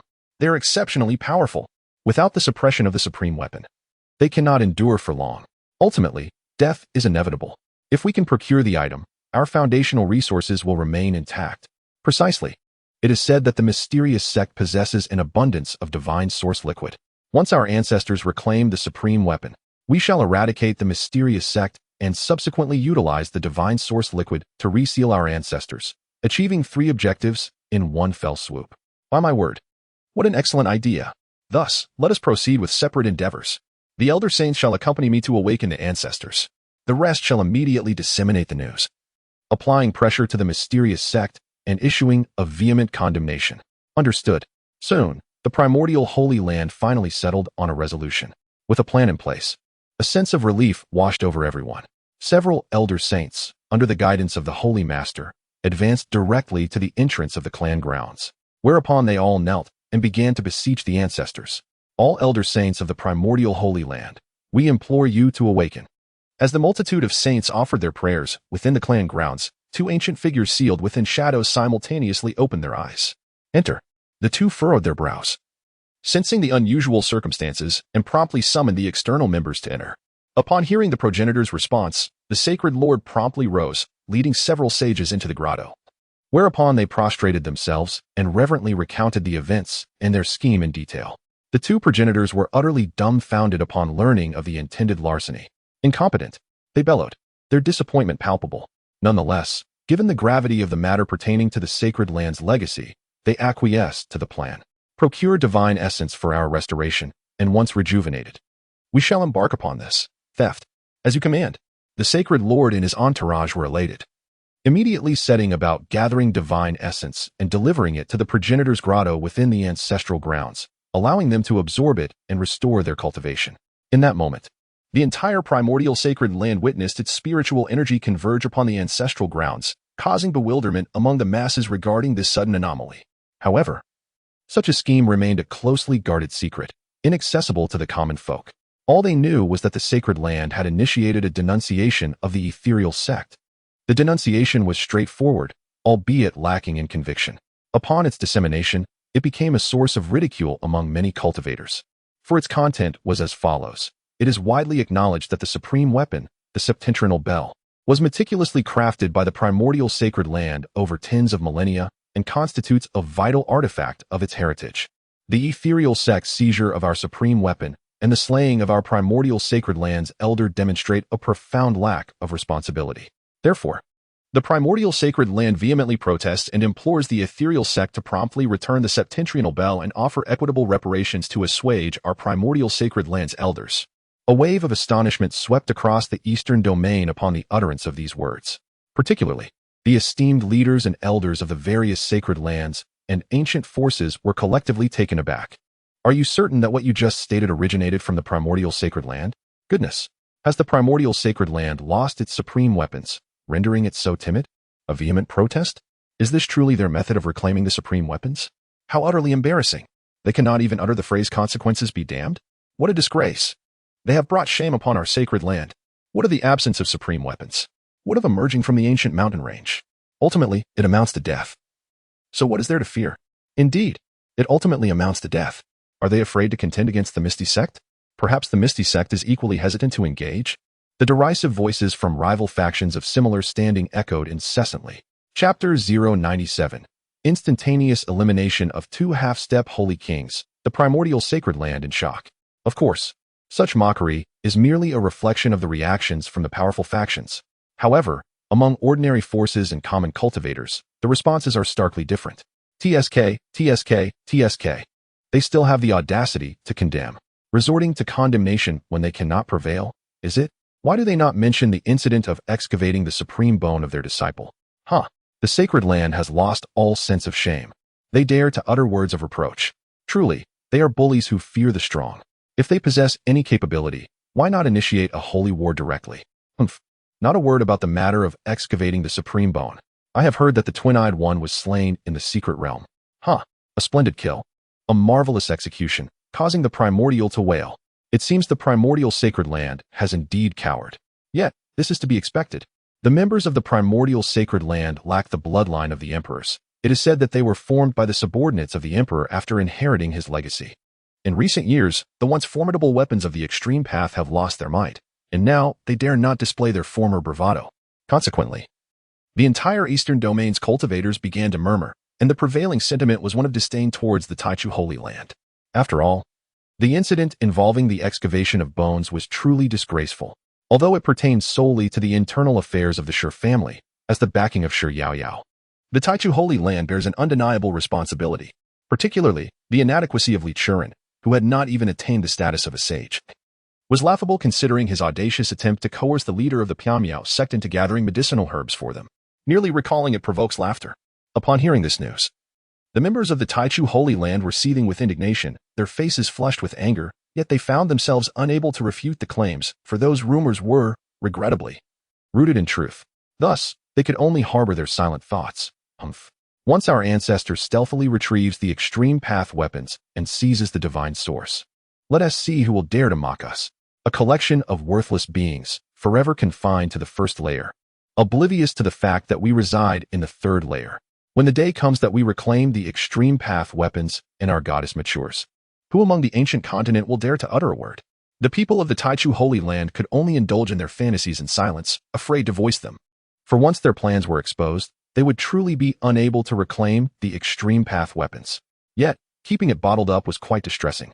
Many could only retreat to their chambers, speaking to themselves in hushed tones after 2.5 days of propagation. The news swiftly reached the Piamiao sect.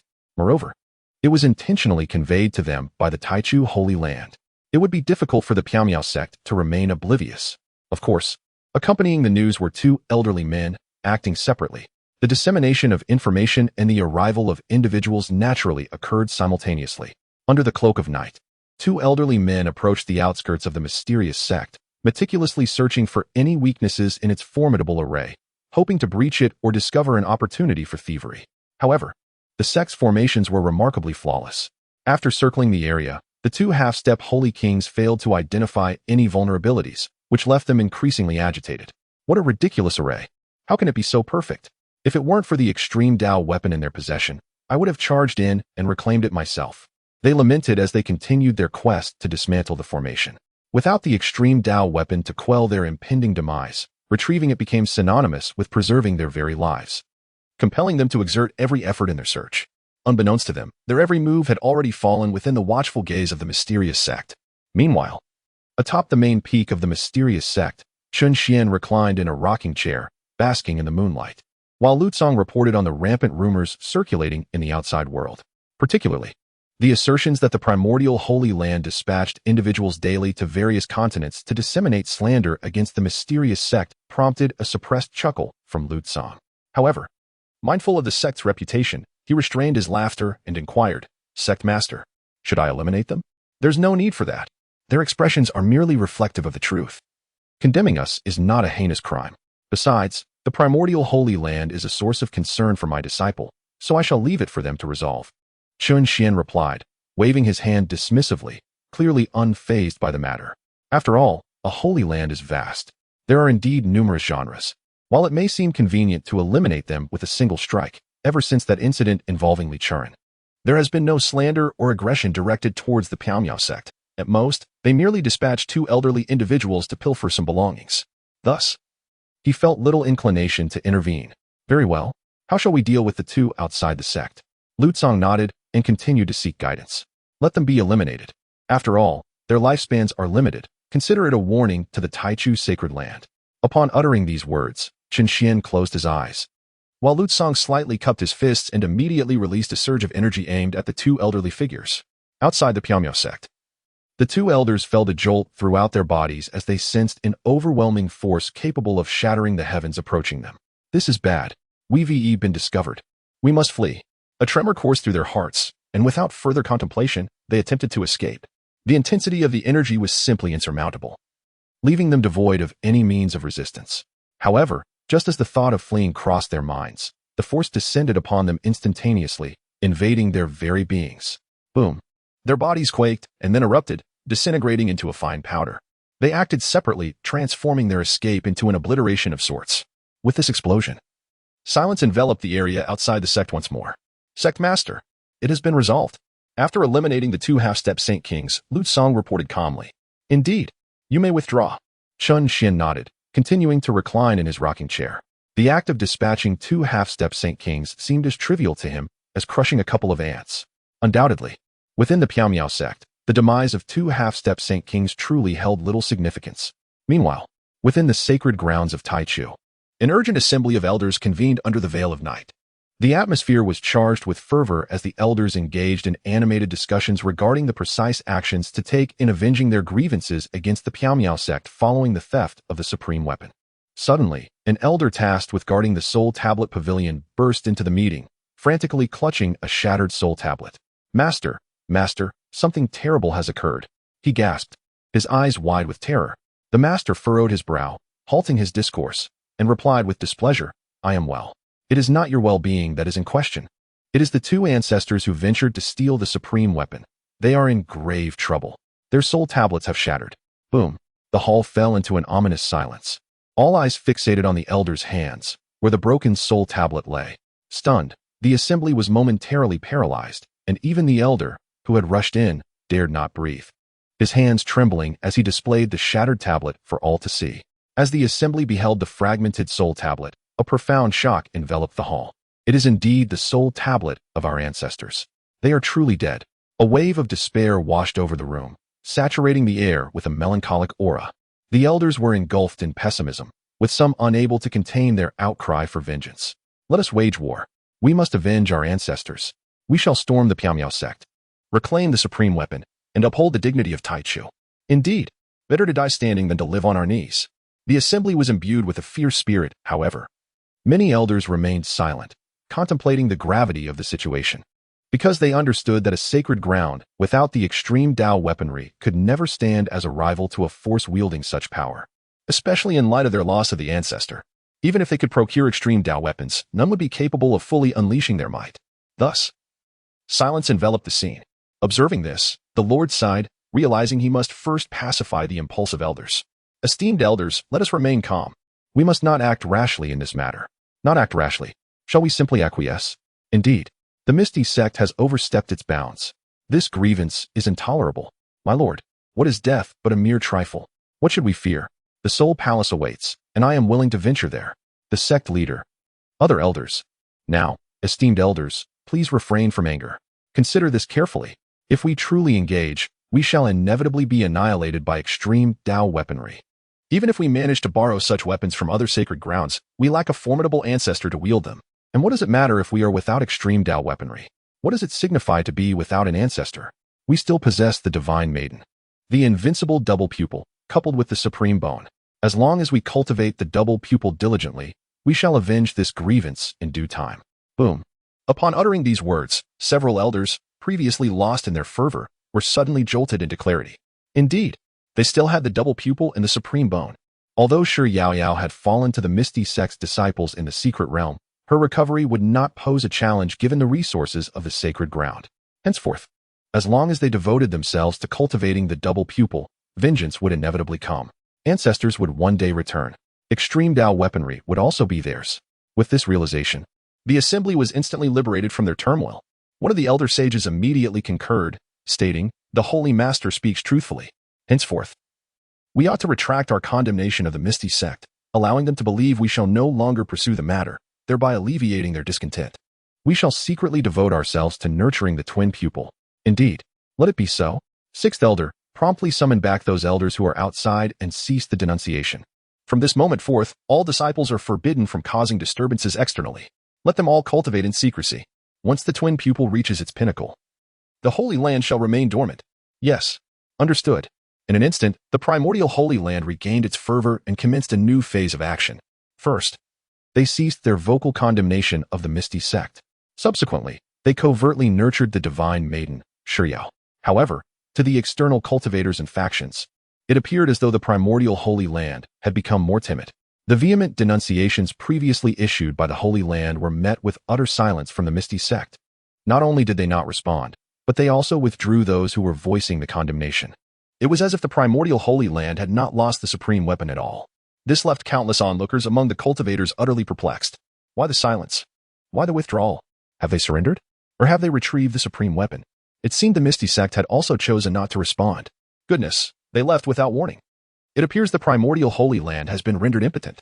Henceforth, one should refrain from visiting this Holy Land. The Misty Sect is indeed formidable. Has the primordial Holy Land capitulated? That weapon is of the utmost significance.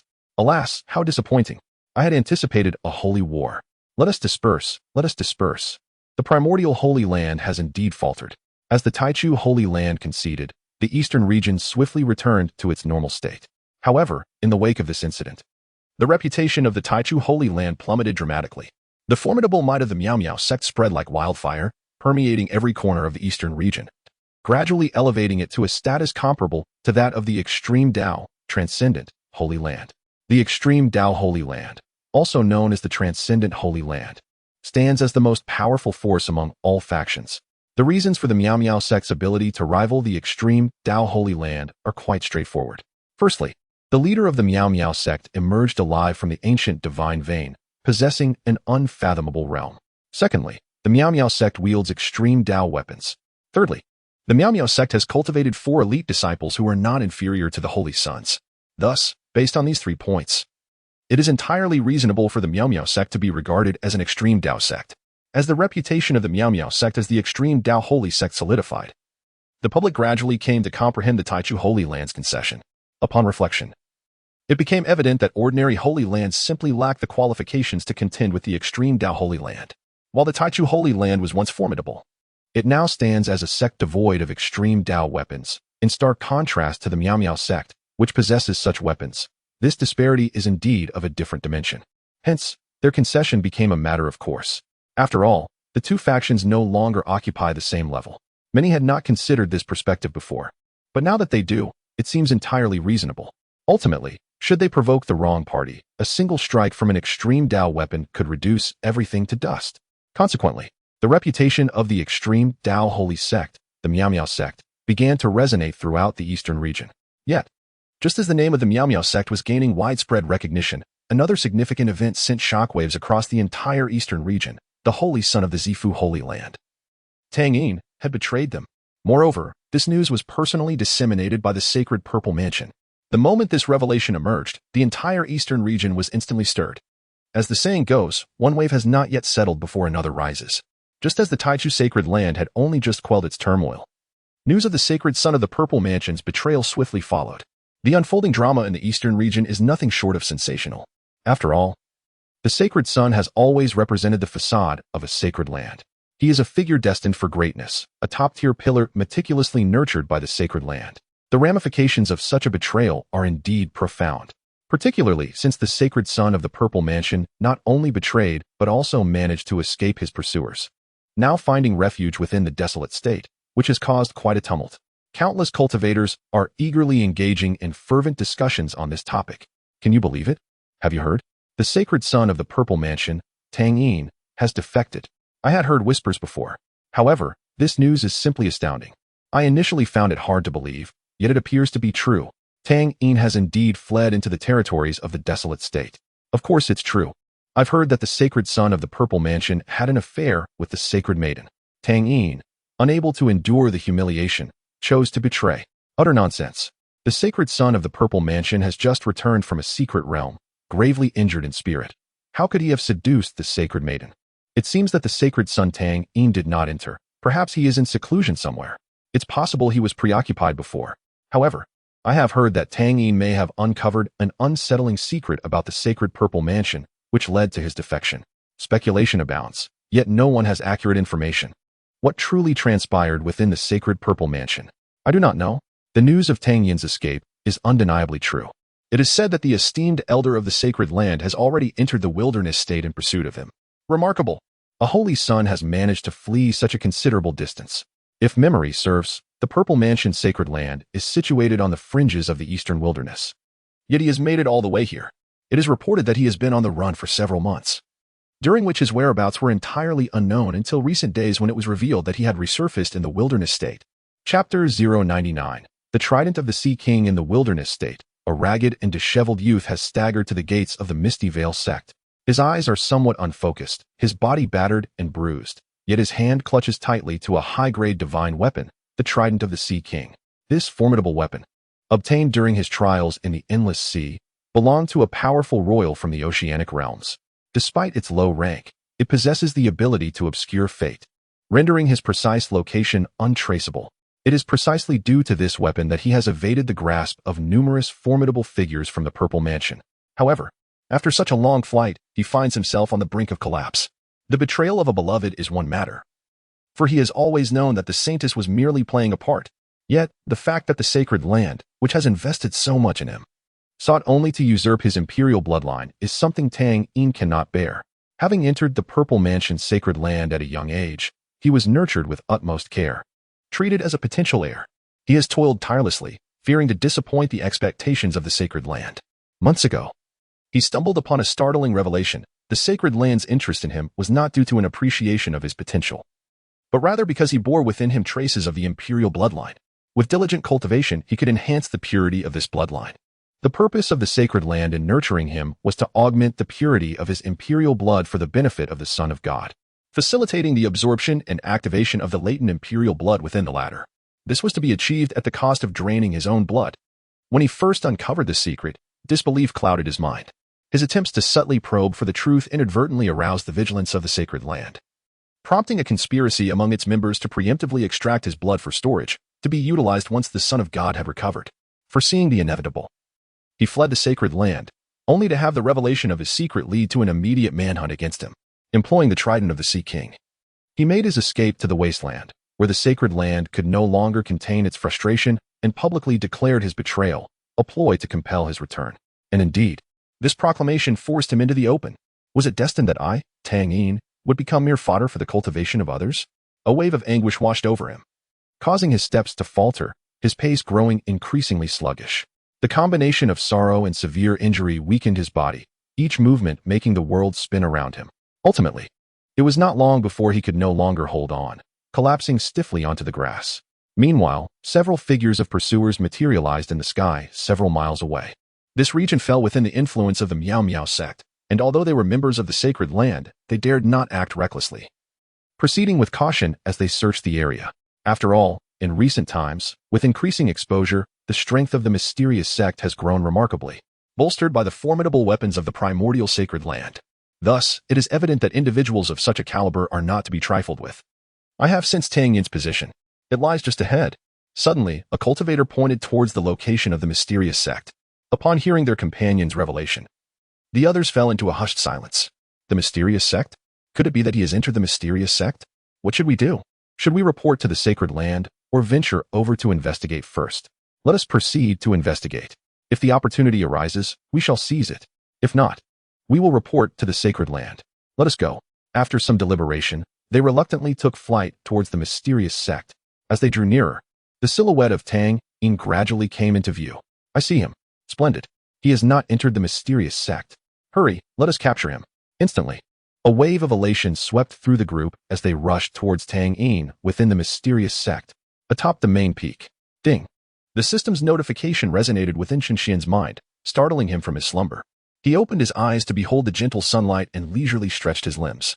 With his movement, the rocking chair resting on the grass began to sway back and forth. Another 10-star gifted disciple has arrived, has it?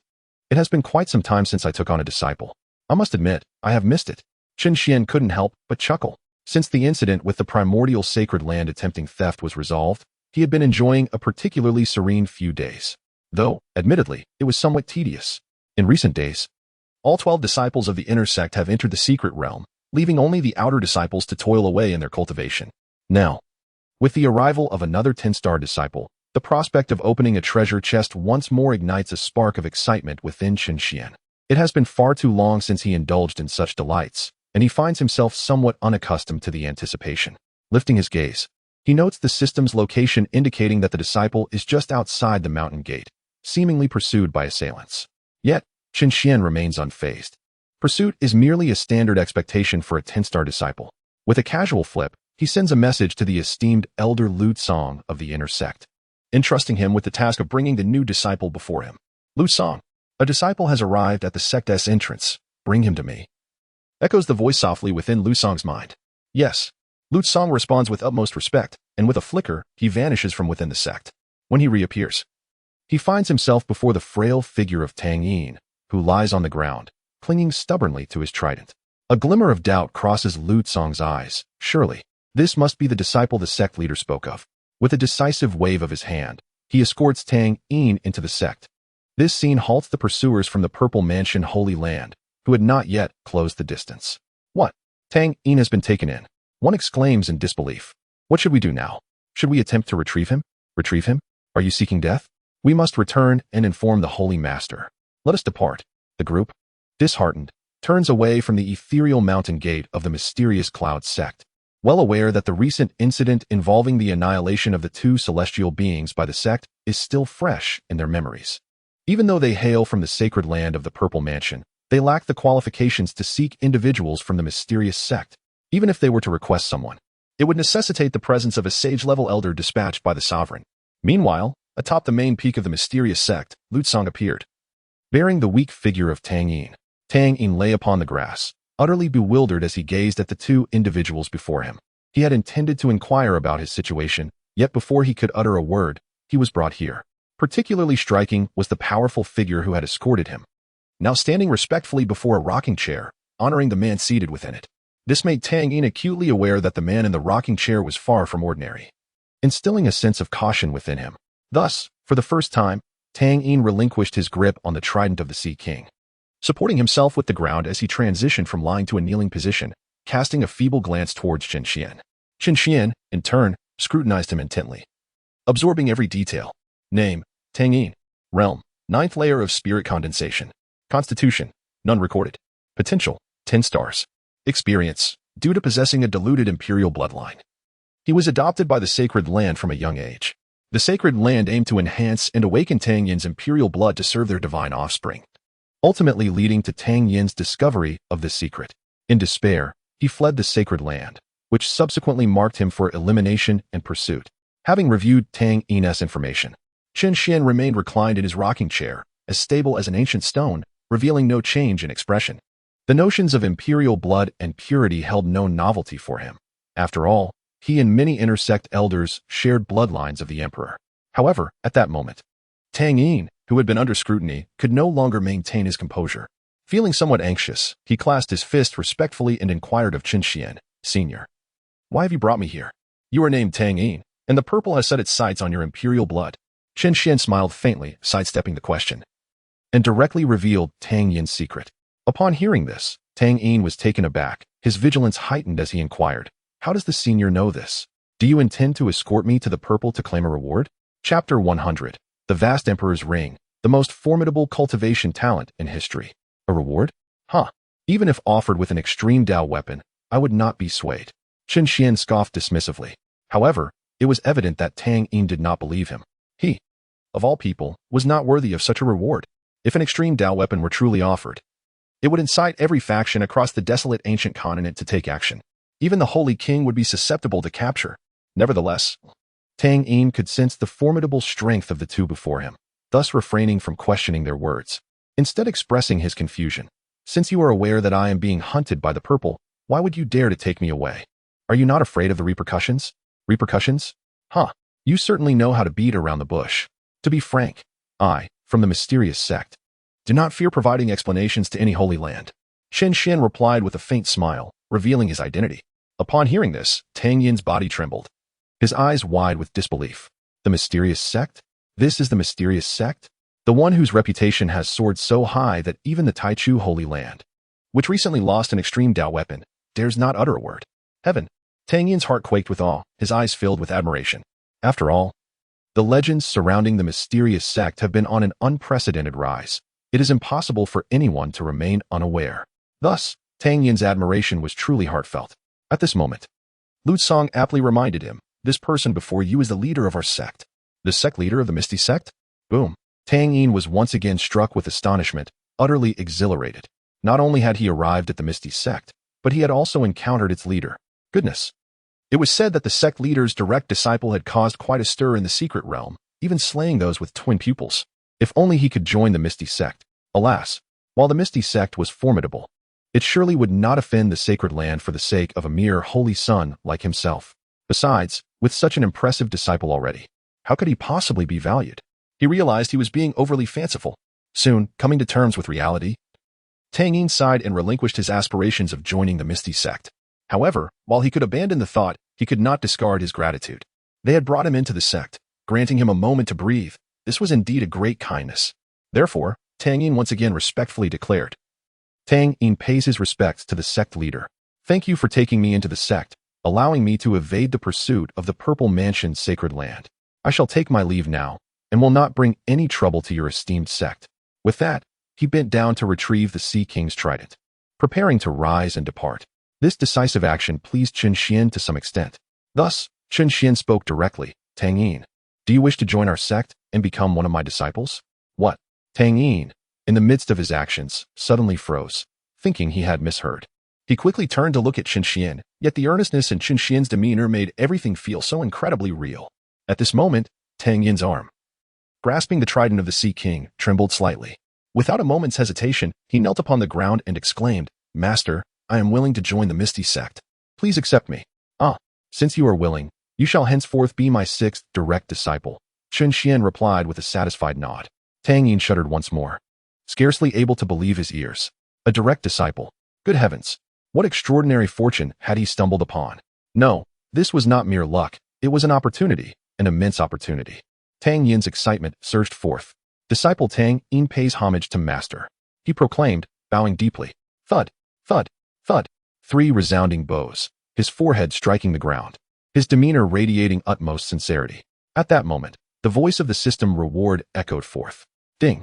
Congratulations to the host for successfully acquiring a 10-star potential disciple. Receiving a luxurious disciple recruitment gift package. Please check your rewards. Upon receiving the package, Chen Xuan beamed with delight. He nodded approvingly at Tang Yin and said, Rise. Afterward, he issued a command to Lu Song, immediately calming Tang Yin's heart. Lu Song, take him to heal and then announce his entry into the sect to the outside world. Once he has joined us, he is one of us. Should anyone dare to harm a member of my sect, be it from the Holy Land or the ancient families, they shall bear the consequences. Understood. Lu Song nodded, then turned to lead Tang Yin away. Tang Yin, overwhelmed with excitement, hurriedly clasped his fists in respect to Chen Xuan to take his leave, carefully following Lu Song, each step taken with utmost caution. He was originally a man destined to perish, yet now, not only has he been granted a second chance at life, but he has also become a direct disciple of the sect master. Such immense grace is beyond the worth of 1,000 lives. In that moment, his heart swelled with indescribable excitement, and he silently vowed to devote himself wholeheartedly to the sect, to diligently cultivate his skills, and to treat every disciple of the sect with the utmost respect, ensuring he does not betray his master's lofty expectations. With these thoughts occupying his mind, Tang Yin felt his wounds gradually healing. It was then that he began to appreciate the unparalleled cultivation environment within the sect. However, before he could continue to marvel, Lu Song waved his hand, completely healing all of Tang Yin's external injuries. Tang Yin was taken aback and hastily clasped his fists in gratitude, exclaiming, Disciple is immensely grateful for the elder's assistance. There's no need for such formality. I am Lu Song, the Grand Elder of the Inner Sect. Should you encounter any uncertainties within the sect, feel free to consult me. Lu Song replied impassively, then lifted Tang Yin and soared towards the library. As Tang Yin ascended, he gazed around the sect, and upon observing the outer disciples flying below, he was filled with astonishment.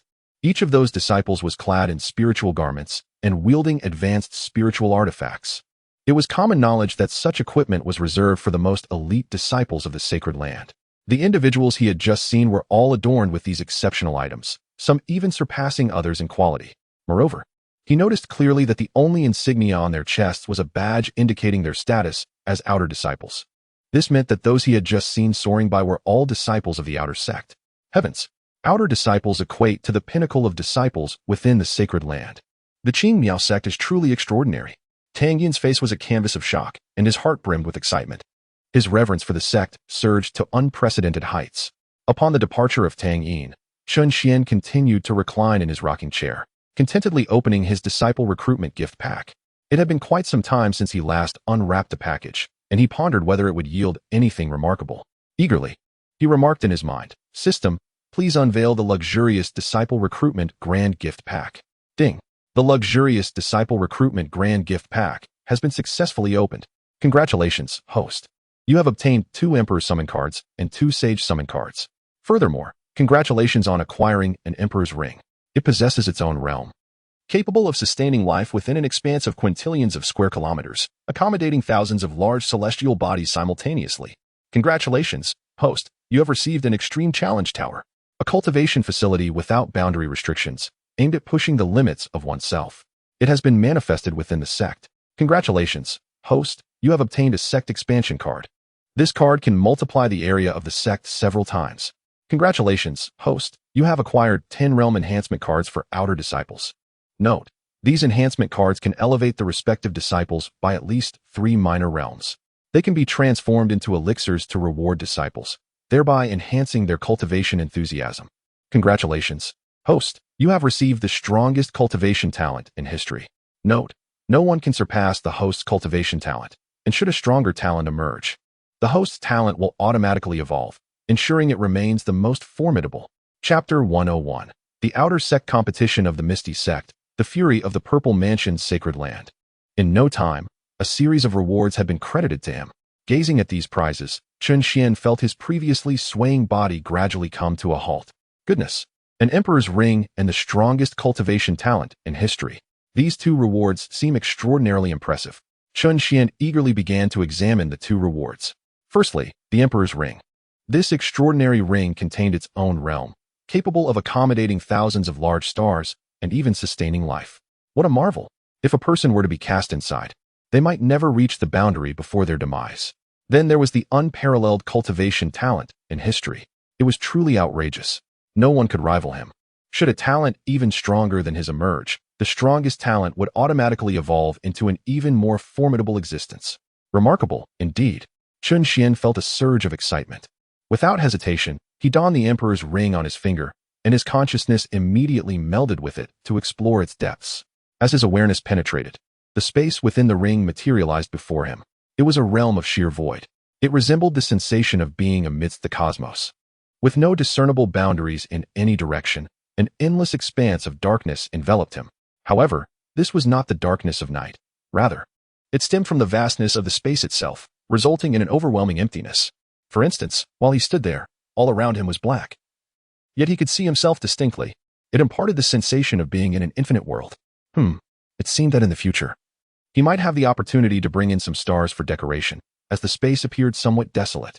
Chen Xuan murmured to himself before withdrawing from the Emperor's Ring.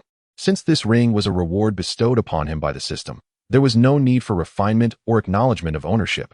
It was directly bound to him. Thus, Chen Xuan did not delve further into its intricacies. After exiting the Emperor's Ring, he was impatient to merge with the unparalleled talent of all time. There was no choice. It was indeed a remarkable asset. Since his arrival in the ancient wilderness continent, he had found himself lost and disoriented, undoubtedly due to a lack of innate talent. Now, with an extraordinary gift bestowed upon him, it was only natural to seek its integration. After all, he had long endured the torment of mediocrity. Chen Xuan silently declared within his mind. System, fuse the strongest talent in history. Ding. The fusion of the strongest talent in history was successful. Boom. As the system's voice resonated, Chen Xuan felt a jolt within his being, and his body underwent a transformation akin to the very dawn of the universe. Although he appeared unchanged externally, his innate abilities had been irrevocably altered. He had achieved the unparalleled accomplishment of the strongest cultivation talent in existence. While ascending to emperorship or immortality is often determined by potential rather than innate talent, possessing multiple talents opens diverse paths. Moreover, a stronger talent begets even greater potential. Now, his potential had likely reached an unprecedented level, unmatched in history. After merging with his newfound talent, a smile grazed Chen Xuan's face as he reclined on the Yaoao chair, swaying gently. As for the other rewards and their application, he was still contemplating. First and foremost, the Extreme Challenge Tower, a facility of their sect, would automatically manifest without requiring his intervention. The summoning cards were to be saved. There was no need to utilize them just yet. The only item that could be immediately employed was the Disciple Realm Enhancement card. However, the question remained, how should he use it? After a moment of reflection, Chen Xuan quickly devised a plan. He promptly conveyed his thoughts to Lu Tsang through a mental transmission, instructing him accordingly. The sect's Extreme Challenge Tower would be open to external disciples for a limited time. Additionally, all external disciples were to be informed that, to encourage their cultivation progress, a grand external competition would commence in 7 days. At that time, the sect master would personally attend to observe. In the tumultuous competition for the top 3 positions, participants shall be rewarded with a realm-enhancing elixir devoid of any adverse effects, capable of elevating one's cultivation by at least 3 minor realms, alongside a peach of immortality that bestows 1,000 years of extended life. Those who secure the 4th to 10th ranks will each receive a cultivation-enhancing elixir and will collectively share another peach of immortality. Should this event be executed splendidly, it shall become an annual affair, replete with rewards each year. Whoosh! The news swiftly traversed distances, penetrating Lu Tsang's mind. Indeed, I shall set about this at once. Having just escorted Tang Yin to the library, Lu Tsang, upon receiving Chen Xuan's notification, wasted no time and immediately began transmitting messages to the esteemed elders of the outer sect. Upon learning that this was a direct decree from the sect leader, the elders too hastened to relay the news of the impending grand melee to every disciple in the outer sect. In an instant, the news of the grand melee spread throughout the outer sect, reaching even the disciples in training who were informed of the inaugural outer sect competition. The prospect of rewards for the top 10 positions stirred excitement among all disciples. Have you heard? In 7 days, our outer sect will host a grand melee. It is said to be the first competition of its kind within the sect. Those who claim the top 3 spots will be awarded an elixir of cultivation enhancement and a peach of immortality that grants a millennium of life. Indeed, it is rumored that even those in the 4th to 10th positions will share a peach and an elixir of realm enhancement. The rewards are simply astounding. That is a peach of immortality. Even sages covet such treasures. To share even one among several is a remarkable feat. Absolutely. Our sect leader is exceedingly generous, offering 4 peaches of immortality as rewards. I anticipate that this grand competition will ignite a frenzy among everyone. Indeed, should one fortuitously secure a place among the top 3, the reward of the peach of immortality would equate to an additional millennium of cultivation time compared to peers. The future shall undoubtedly be boundless. I have heard that the sect leader intends to personally witness the finals. Let us strive, brothers. With only 7 days remaining, I shall retreat for intense meditation. Even if I fail to break into the top 10, I must make my efforts known, so that the sect leader may recognize my dedication. Yes, with the sect leader in attendance, I cannot afford to disappoint. Let us venture to the Extreme Challenge Tower, which has recently been unlocked by the sect. Within, one can test the limits of oneself. I shall not emerge until I have transcended my own boundaries. In an instant, all outer disciples flocked eagerly into the Extreme Training Tower to challenge their limits. Meanwhile, as the disciples of the Misty Sect fervently engaged in their secluded training, another piece of news swiftly spread, igniting a significant uproar in the outside world. Extra! Extra! A momentous event has occurred. The traitor Tang Yin from the sacred land of the Purple Manor has been captured. Have you heard? Tang Yin has become a disciple under the sect leader of the Misty Sect. The Misty Sect has declared that Tang Yin is now one of their own.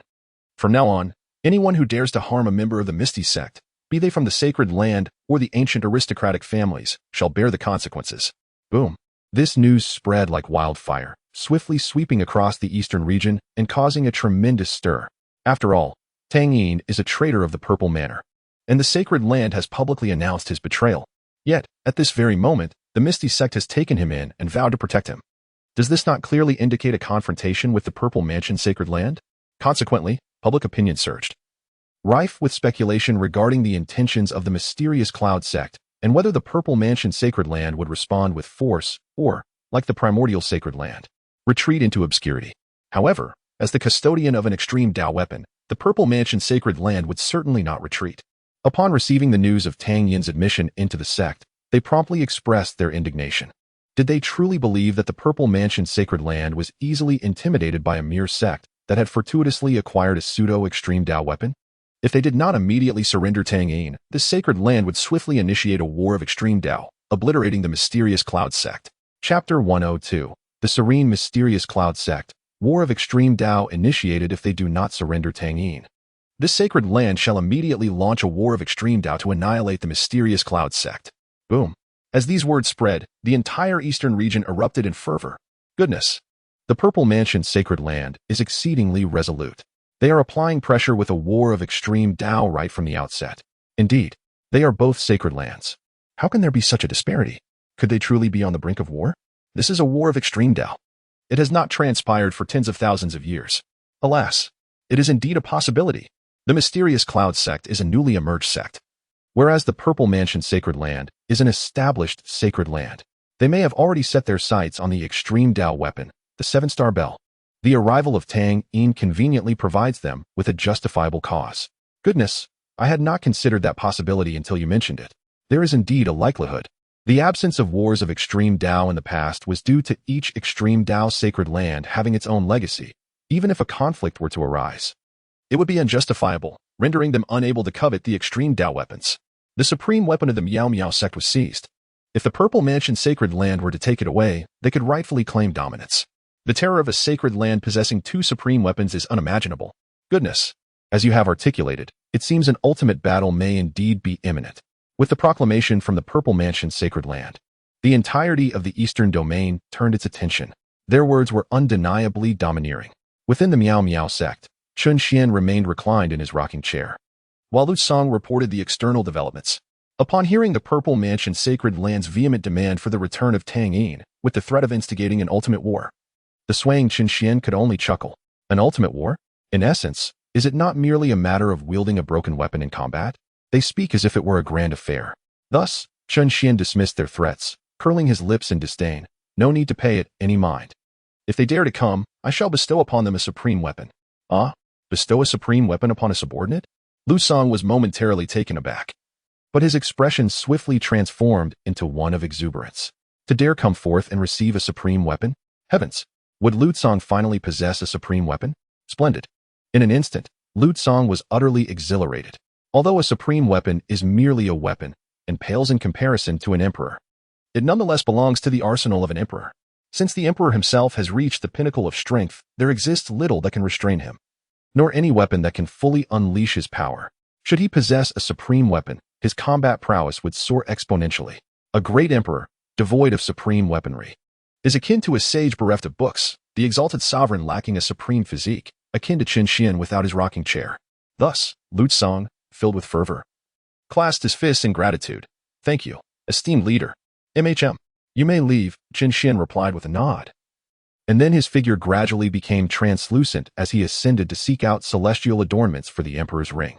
Meanwhile, the Miao Miao sect continued to flourish in a methodical environment, impervious to the external influences of the Purple Mansion Holy Land, wholeheartedly preparing for the upcoming outer sect competition. Even the newly initiated Tang Yin diligently applied himself to his training, tirelessly traversing the various cultivation facilities, shedding his sweat. Although he would not partake in the outer sect competition, his efforts remained unwavering, all in gratitude for his master's recognition. However, the transition to this new environment left him somewhat disoriented. Whenever fatigue overwhelmed him during his training, he sought solace in a secluded forest on the sect's rear mountain, immersing himself in the tranquil waters. At this moment, Tang Yin emerged from the pool, feeling an innate weariness. After donning his attire, he leaned against a grand tree with his trident, the Sea King, and succumbed to slumber. Unbeknownst to him, as he drifted into dreams, a small white rabbit nestled within the crevices of nearby stones watched him intently, its eyes brimming with curiosity. At this moment, the entire rear mountain resonated with tranquility. Tang Yin, serene, the rabbit, at peace, and in another corner of the mountain, Liu also found solace. Indeed, it was Liu. Since her previous inquiry about the nature of survival to her master, who had directed her to the library for research, she had obediently ventured there.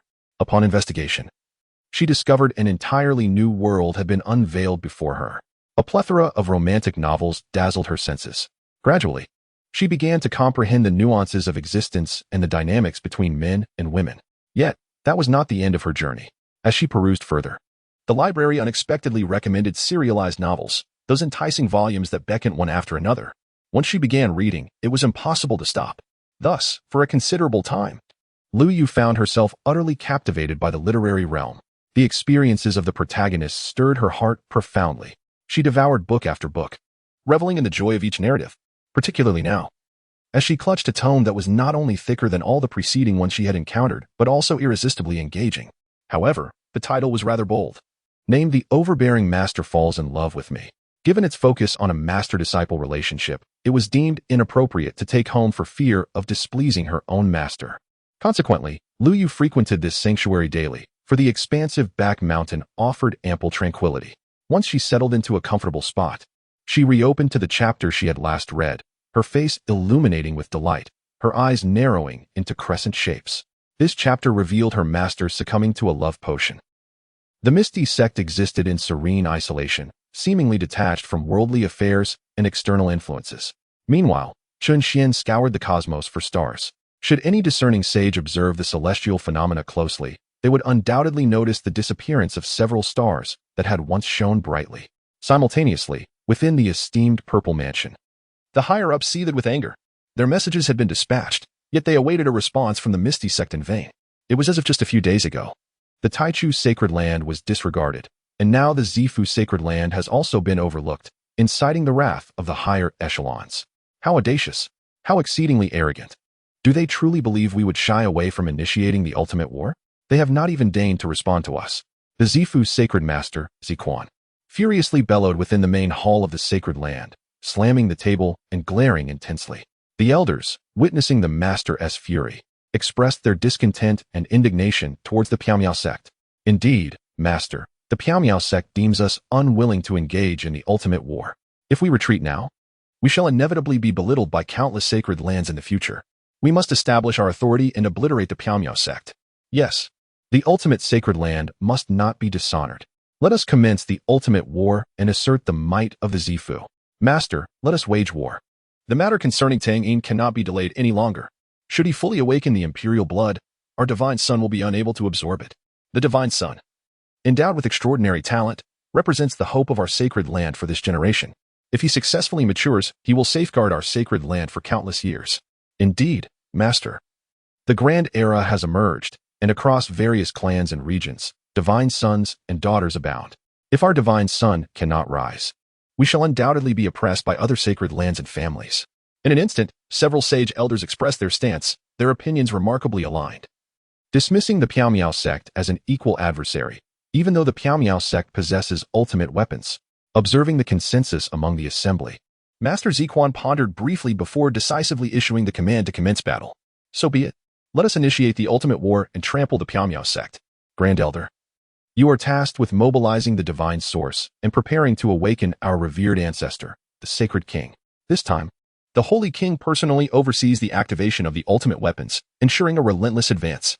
Second Elder, promptly issue the mobilization orders. All elders of royal rank and above must return and prepare the warships for departure in 2 days, heading straight for the mysterious sect. Third Elder, you are tasked with inviting the venerable elders, nearing the end of their lifespans, aboard the ships. Should we encounter formidable foes, those elders shall embark first. Chapter 103. Tang Yin's concerns, the activation of Imperial Blood. A series of pre-battle orders were issued, and the elders of the Purple Mansion's sacred land immediately entered a state of rapid preparation. The news of the Purple Mansion's sacred land's mobilization swiftly transformed into a tempest, sweeping across the entire eastern region. In an instant, the eastern region quaked. Goodness, a battle is truly imminent. The ultimate battle, heavens. Will both sides employ ultimate weapons? How terrifying. Flee. The wasteland is doomed. Hurry. Escape from the wasteland. It is destined to vanish. At this moment, countless cultivators from the wasteland desperately fled to other regions. particularly those of lower cultivation, who ran with all their might. The sacred land battle had commenced without warning. They feared that their inferior cultivation would hinder their escape. So as soon as the news spread, cultivators from the wasteland rushed out. Conversely, cultivators from other regions exhibited an entirely opposite reaction. Instead of fear, they flocked towards the wasteland, especially the surrounding superpowers, prestigious families, and millennia-old empires.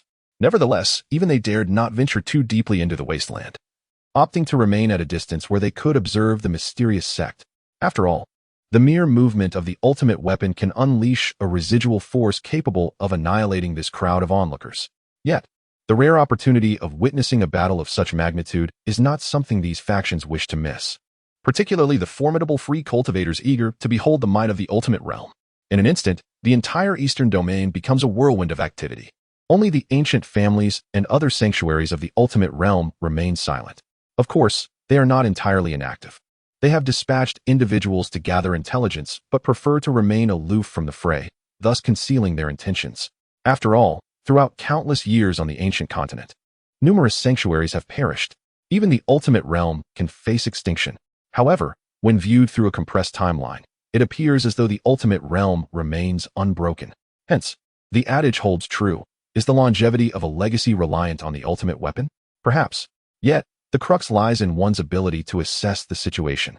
You may retreat in your prime, but when you weaken, I shall seize my opportunity. Thus, the other ultimate families and sanctuaries maintain their silence, merely observing from the shadows, taking the chance to gauge the depths of Zifu and Piaomiao. Meanwhile, after wandering through the starry expanse for several days, Chen Xuan has returned to the Piaomiao sect. In these past 2 days, he has gathered dozens of stars of various hues, which he has placed within the Emperor's ring for embellishment. Now, upon entering the Emperor's ring, one can behold a wondrous spectacle. The stars rotate, each emitting a distinct luminescence amid the infinite void. Even if a sage were to find themselves within, they would likely not perceive themselves as being inside a ring, but rather as having lost their way in the cosmos. Therefore, this outing has yielded quite satisfactory results. Upon returning to the Misty Sect, Chen Xuan reclined in his rocking chair, awaiting the impending external competition. However, shortly after his arrival, Tang Yin sought him out. Compelled by the matter of the extreme path war, Master, your disciple has heard that the Purple Mansion Sacred Land is preparing for battle. I fear I have caused trouble for you and the sect. Perhaps it would be best if you handed me over, with imperial blood coursing through my veins. The Purple Mansion Sacred Land will not easily relent if they cannot obtain me. Tang Yin knelt on the ground, his face etched with concern. In recent days, news of the extreme path war had spread like wildfire, particularly the preparations of the Purple Mansion Sacred Land, which reached the ears of every disciple, including him. Although no elder had approached him regarding this matter, he felt a profound sense of guilt. After all, this turmoil stemmed from his decision to join the Misty Sect. Thus, upon hearing of his master's return, he hastened to propose a solution. Yet, he had clearly underestimated the Misty Sect and Chen Xuan. The Purple Mansion Sacred Land was of little concern to them. Observing his 6th disciple kneeling respectfully before him, Chen Xuan exhibited no semblance of reproach, instead addressing him earnestly. Tang Yin, you bear no fault in this. Why should you feel such remorse? Do you truly believe that I cannot protect you? No, that is not the case. Master, your powers are vast, and your blessings are eternal. Surely you do not regard the Purple Mansion Sacred Land with any trepidation. I merely wish to avoid bringing you trouble. Tang Yin quickly clarified, daring not to question Chen Xuan's capabilities. After all, he was a being capable of traversing the ancient mountain range, his strength beyond comprehension.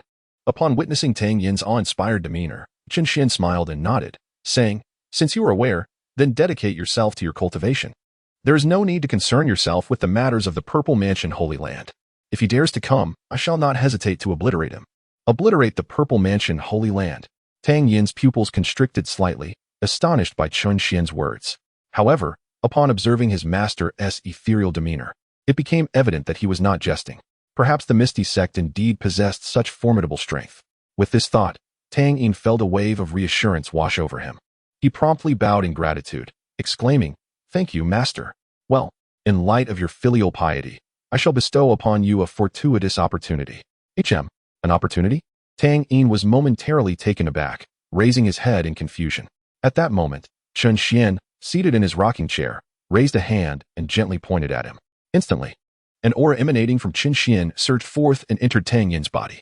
Shortly thereafter, it felt as though Tang Yin's blood was being guided, beginning to boil, ignite, and regenerate. Ah, so hot, so scorching. In an instant, Tang Yin's skin flushed crimson, his face reddening and his neck thickening, transforming him into a little red figure. Yet, despite the discomfort, he could distinctly sense the imperial blood within him awakening. A resonance from the Tao above the heavens began to reverberate within him. Buzz, buzz, ma, me, hong. The vibrations originated from his blood, gradually resonating outward. Before long, it echoed throughout the entire sky. In that moment, everyone perceived this celestial resonance from the Tao above the heavens. Buzz, buzz, ma, me, hong. Each tremor seemed to strike precisely at the hearts of those outside. The tremor compelled everyone to gaze upon the main peak. Simultaneously, an endless energy emanated from Tang Yin's blood, transforming his very flesh. In a brief moment, Tang Yin completed his metamorphosis, his cultivation nearing the pinnacle of the concentration realm. Though his level of cultivation had not ascended significantly at that instant, he felt his combat prowess multiply by several dozens. My imperial blood has been activated? He was overwhelmed with excitement as he sensed the changes within his body, filled with elation, and immediately bowed to Chen Xuan. Thank you, Master, for bestowing this opportunity. Proceed. Chen Xuan remained reclined in his rocking chair, swaying languidly, as if he had merely accomplished a trivial task. This left Tang Yin in profound astonishment, feeling that his master was truly extraordinary.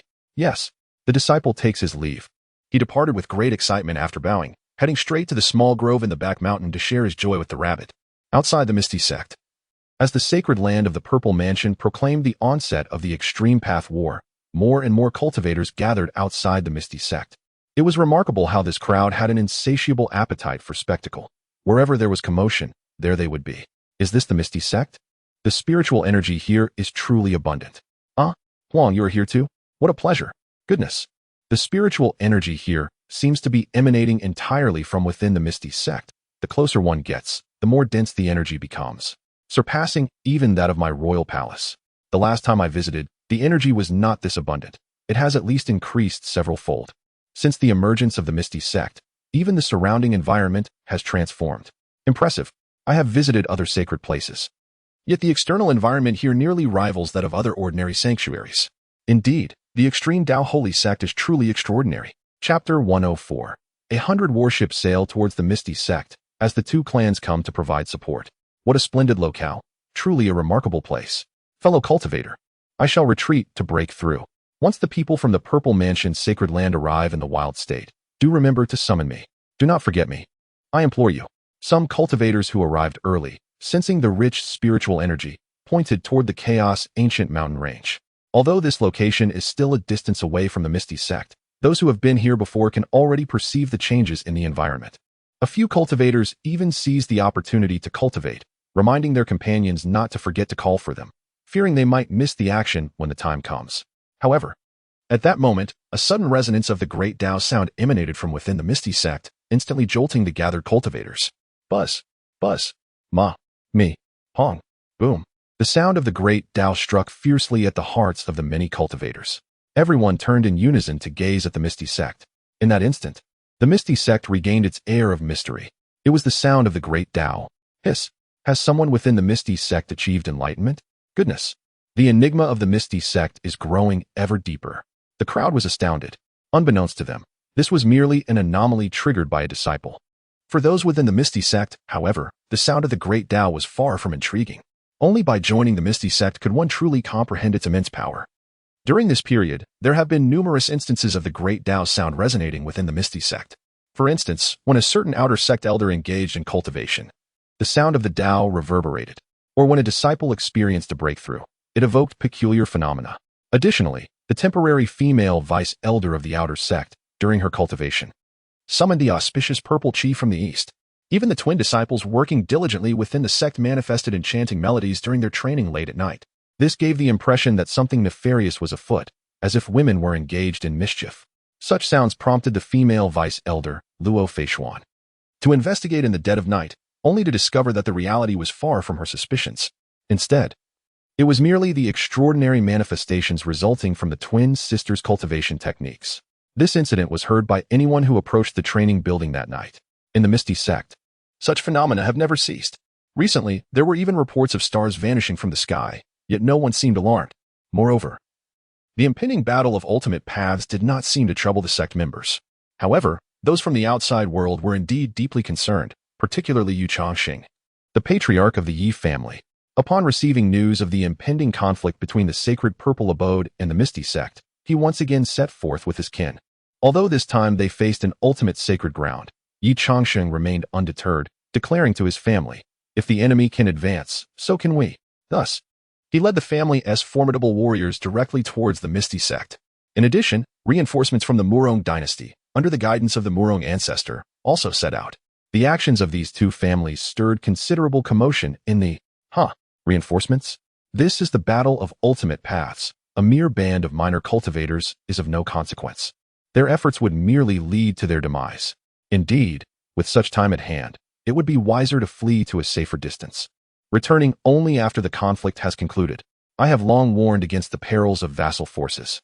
When the master encounters trouble, the vassals are left with no choice but to face the fray. Should they choose not to engage, regardless of whether the master triumphs or falters, they are bound to suffer dire consequences. Indeed, should defeat befall them, the enemies will undoubtedly seek retribution against these vassal forces. Conversely, if victory is achieved, the master will surely demand to know why they did not lend their support. Fortunately, we are not entangled with the ethereal sect of Piao Miao. How terrifying. The minor factions of Huangzhou are abuzz with chatter, deeming the Yi and Murong families as foolishly attempting to halt the oncoming tide. Yet, such murmurs bear no influence on the resolute decisions of the two families, who remain steadfast in their commitment to support the Piao Miao sect. At this moment, within the sacred realm of the Purple Mansion, after meticulous preparations, 100 warships ascended majestically from the Purple Mansion, soaring through the azure sky.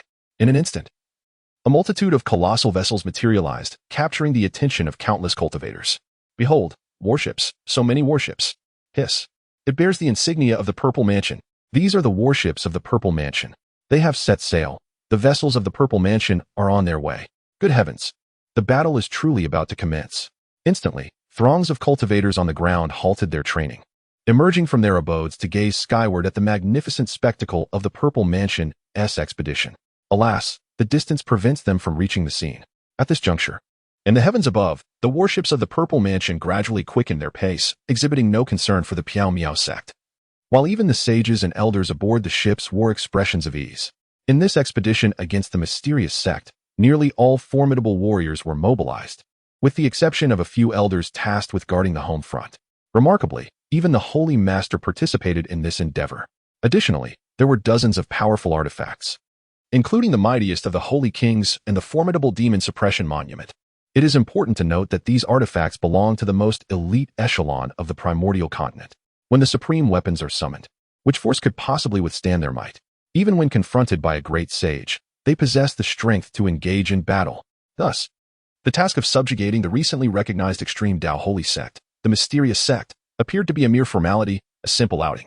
As for the reason behind deploying such an extensive fleet of warships, it was naturally to transport the spoils of victory and to showcase the grandeur of the Holy Lands, demonstrating to the world that the extreme Dao Holy Lands are not to be insulted.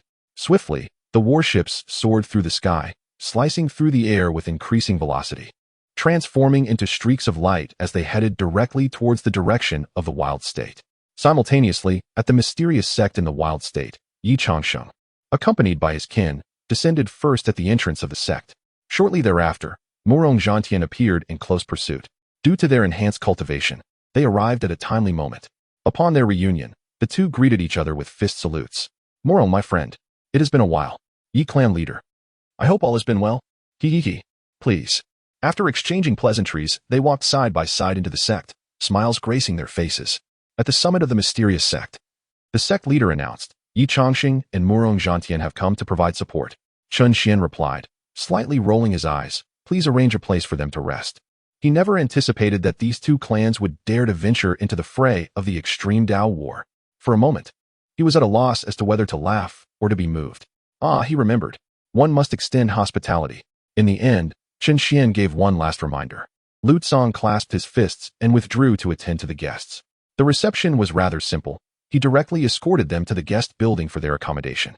Following that, the enlightenment tea was brewed, and the plate of peaches was prepared, thus completing the arrangements. Neither of the two clans harbored any dissatisfaction with this. Observing the platter of fruits and the enlightenment tea laid out before them, both men incessantly offered smiles to Lu Tsang. Moreover, since entering the sect, they had noticed the serene atmosphere within, starkly contrasting the perilous situation they had first encountered. There was no sign of impending battle. This realization made them feel considerably at ease, as it signified that the matter concerning the Purple Mansion sacred land could be resolved effortlessly by the mysterious Cloud sect. With this thought, they all secretly released a sigh of relief. Although they had steeled themselves for the worst, the prospect of survival filled them with joy. Patriarchy. Young friend Morong, please take a moment to rest here. I shall not impose further. Once the fruit platter and enlightenment tea were served, Lu Tsang rose from his chair and made his exit. Elder, walk slowly. The two dared not be negligent and promptly followed behind him, escorting Lu Tsang to the door. Once Lu Tsang's figure had completely vanished, they straightened their bent forms and exchanged glances before rushing eagerly towards the enlightenment tea in the room. Patriarchy, patriarchy. You have taken the wrong one. That one over there is yours. Ahem. This is the extra. Let us share. Chapter 105. The generosity of the cultivating disciples and the beautiful sisters. In the face of the enlightenment tea and peaches, neither of the two leaders was willing to concede. Thus, with a decisive clap of the hands, it was resolved that the excess would be divided among the participants. Consequently, both parties commenced the elaborate division of the surplus peaches. In no time, each individual received an additional morsel. Well then, since the distribution was complete, let us indulge. Upon finishing his words, Yi Changxing was the first to seize a piece of the sliced peach and stuff it into his mouth. The others, not wishing to lag behind, eagerly followed suit, fearing that a moment's delay might result in their portion being snatched away. In an instant, the air was filled with the sound of vigorous chewing. Amu, amu, amu, amu. All were engrossed in devouring the peaches. Not even a single droplet of pulp that fell to the ground went unnoticed. They would promptly bend down to retrieve it. Even when their clansmen, Feng Hua, Shuiyu, and Yi Junlin arrived, no one paid them any heed. It resembled a gathering of famished spirits. At the entrance, Yi Junlin, Feng Hua, Shuiyu, observing their clan members' lack of decorum, the three were at a loss. Upon learning that their kin had joined the sect, they hurried over for a reunion, only to be met with such a scene. However, upon reflection, their reactions were quite understandable. After all, these were the legendary peaches. Before joining the Piaomiao sect, they had not even had the opportunity to catch a whiff of them, let alone taste them. Unlike the three of them, who had become disciples of the Piaomiao sect and were occasionally rewarded by the sect leader, to the point of growing weary of such delicacies. Witnessing the scene, Yi Junlin stepped inside with a look of concern, saying compassionately, Changxing, ancestor. Hearing the familiar voice, Yi Changxing immediately lifted his head, his face alight with joy.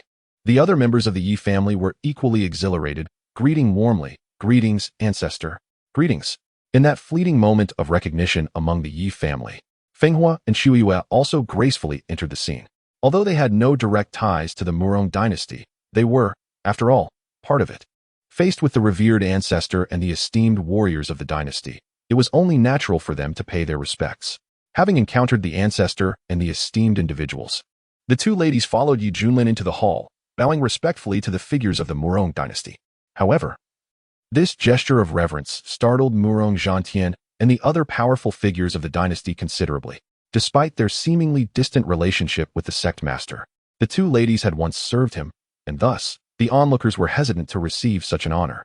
In a flurry, they waved their hands and clasped their fists in return, exclaiming, Your Highnesses, please, it is we who should be honored to meet you. In an instant, the status of Feng Hua and Shuiyue was elevated, deepening their connection to the Piaomiao sect.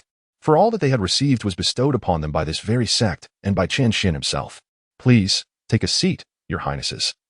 Murong Zhantian courteously gestured for them to sit, his gaze respectful and cautious. The two ladies appeared even more enchanting in their contrasting black and white garments, which accentuated their extraordinary grace. It was evident that a prestigious sect transformed one's demeanor over time. The mere fact that they had come to pay their respects to their party was already an immense privilege. Thus, this relationship must be nurtured while the iron is hot, accompanied by ample respect. Consequently, Murong Zhantian exhibited remarkable politeness, continuously wearing a smile throughout the encounter. Meanwhile, as Murong Zhantian entertained Feng Huaguiyu, Yi Junlin was already engaged in lively conversation with his kin. Changxing, you need not worry. The Purple Mansion's sacred land has yet to capture the attention of the sect master. Since we are here, seize the opportunity to cultivate diligently for a couple of days. This is the stipend granted by our ancestor, which I have no need for. Take it and distribute it among the clan.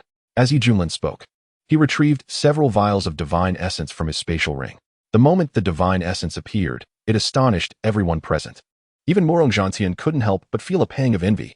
Divine essence, even if not utilized for cultivation, could be exchanged for numerous cultivation resources. A mere advanced disciple, oh no, Yi Junlin was not just an advanced disciple, but also an elder of miscellaneous duties, with an official position. Contemplating this, Morong Zhantian felt a surge of jealousy. However, at that moment, Yi Changxing seemed to sense his longing gaze, discreetly glancing at Morong Zhantian, and immediately pulled Yi Junlin towards the courtyard. Ancestor, let us speak outside. Morong Zhantian. Royal powerhouse. Old ancestor Zhantian. Suddenly, Feng Hua's voice broke the silent reverie of Morong Zhantian.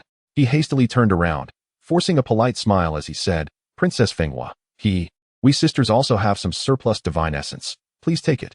Feng Hua raised her hand and released several vials of divine essence, in quantities surpassing those previously displayed by Yi Junlin. In an instant, Morong Zhantian and his companions stood utterly stunned.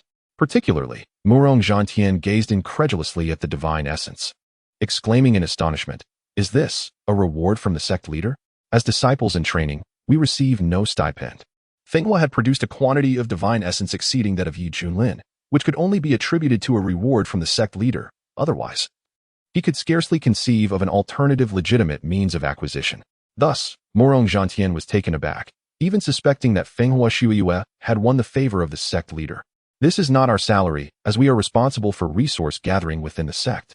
Feng Hua discerned the misinterpretation in Morong Zhantian's expression, causing her cheeks to flush slightly as she offered an explanation. Beside her, her sister Shuiyue cast her gaze downward, feeling somewhat embarrassed. Upon hearing this clarification, Morong Zhantian felt a tinge of disappointment. However, upon reflection, he recognized that it was already quite a feat for the two of them to secure any form of employment, which rekindled his excitement.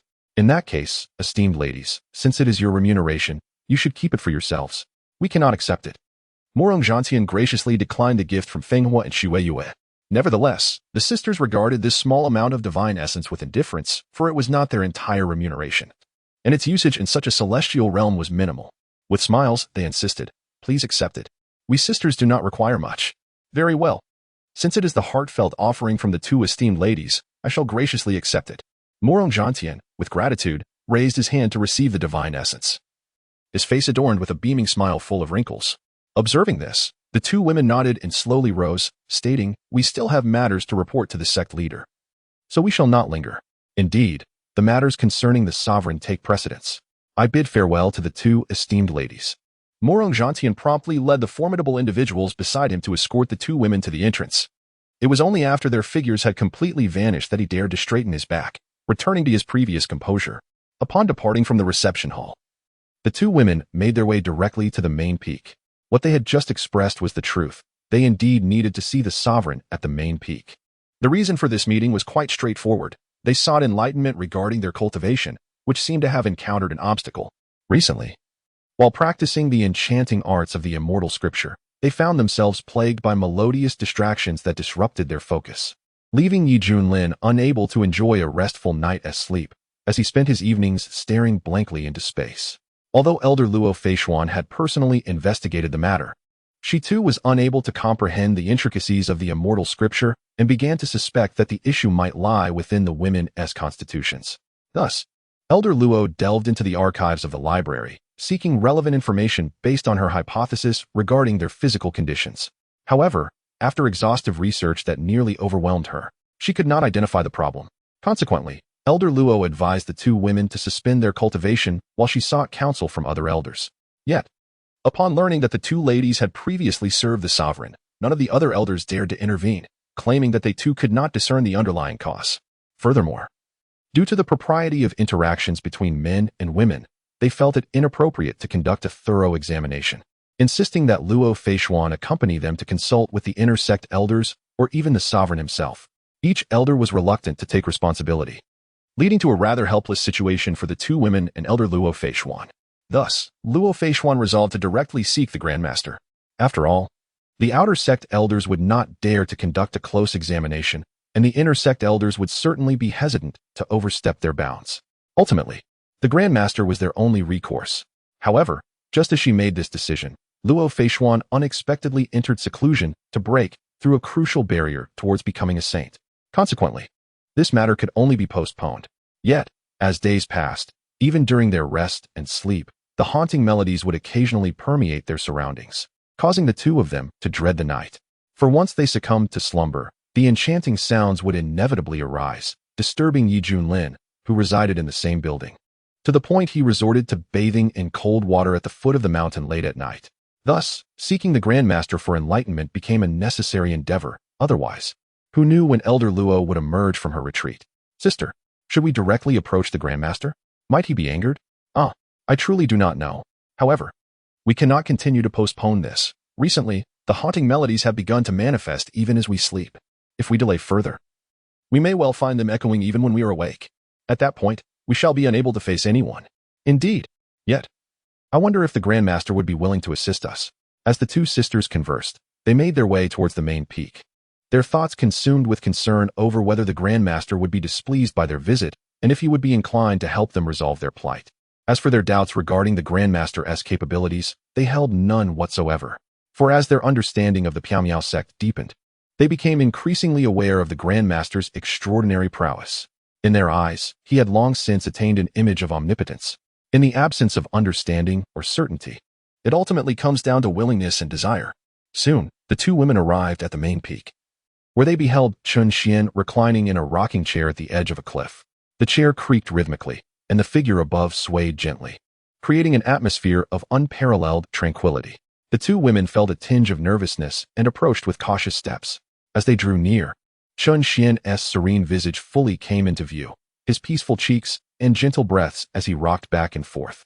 In that instant, the two women's faces flushed slightly, and they quickly averted their gazes, respectfully greeting. Feng Huaxue pays her respects to the sect master. What brings us here? Chen Xuan opened his eyes and turned to the two women. Upon encountering the sect master's piercing gaze, their hearts inexplicably tightened, prompting them to immediately express their discomfort and mention the issues that Elder Luo Feishuan could not resolve, as well as the matter of her seclusion. Is that so? Such peculiar occurrences? Upon hearing this, Chen Xuan paused in surprise and fixed his scrutinizing gaze upon them.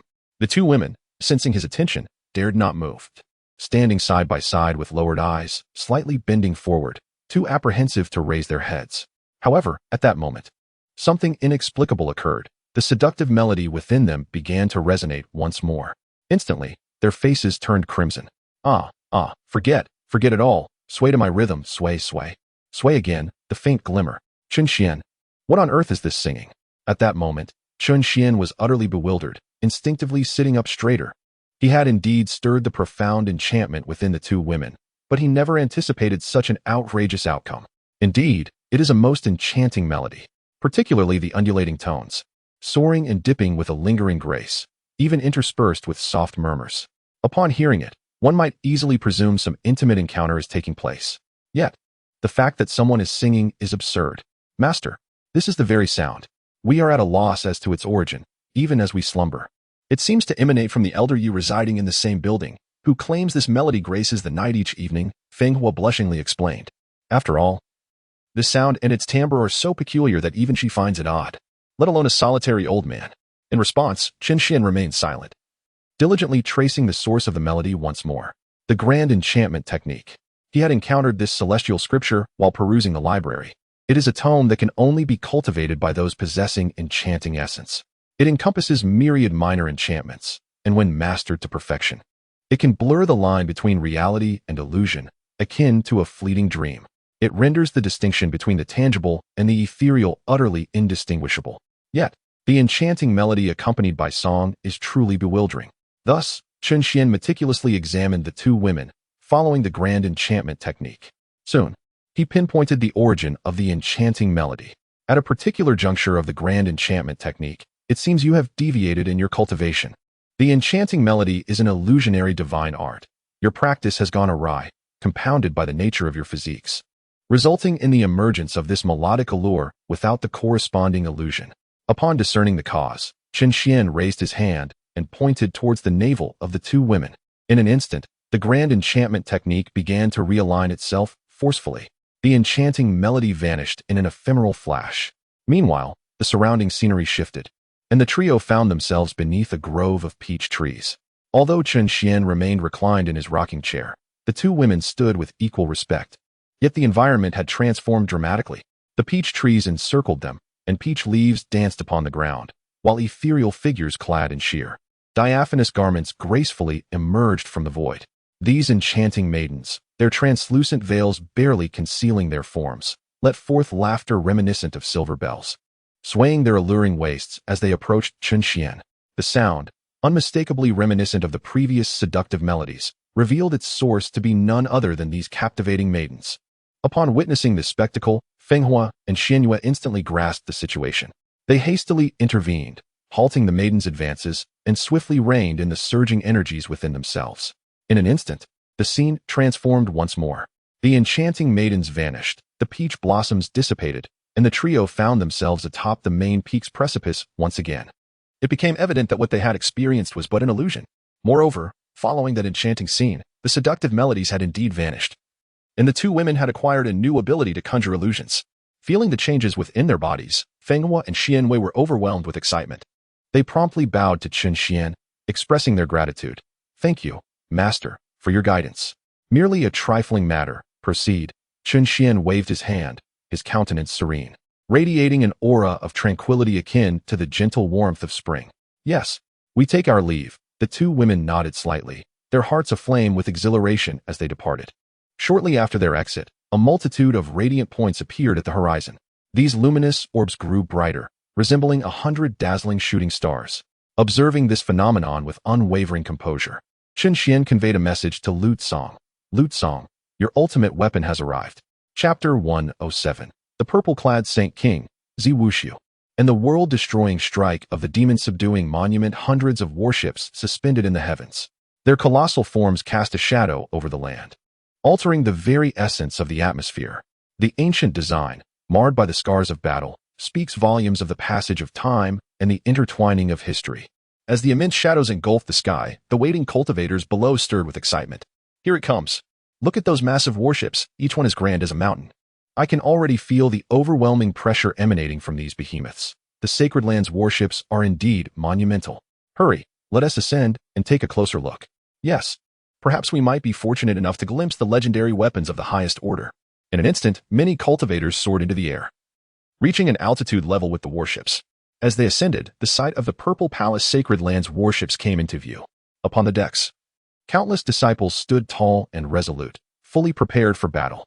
Each vessel bore numerous disciples, particularly those on the leading ships, where the cultivators' ranks were notably higher.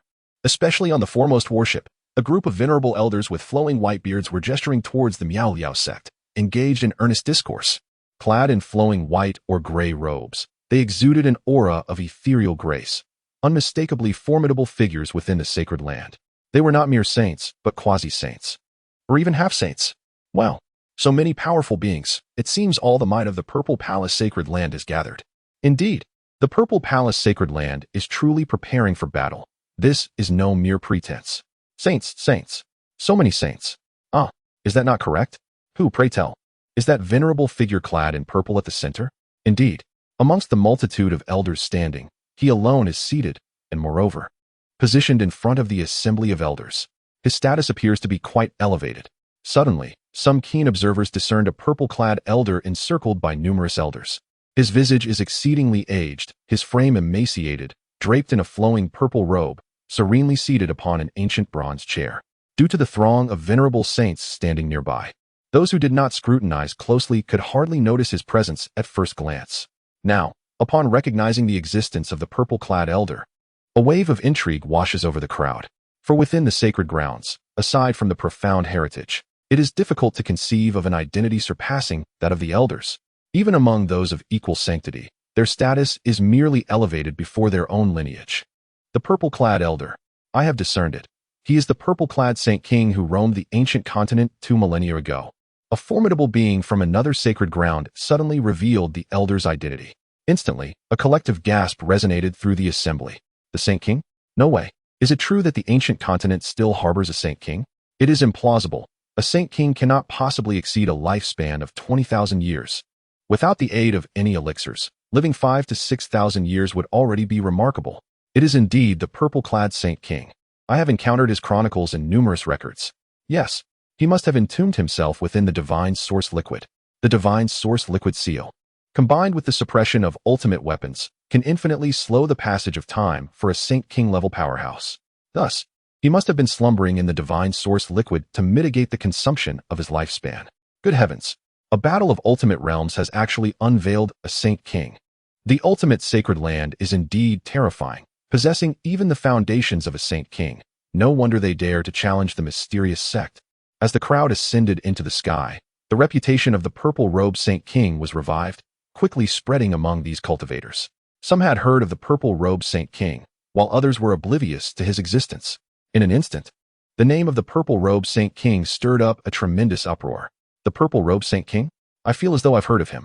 Is he not the one who once proclaimed, "Who in the world is worthy of the purple robe? Only I, Saint King Ziwushu?" Yes, that is indeed him. Incredible. It truly is him.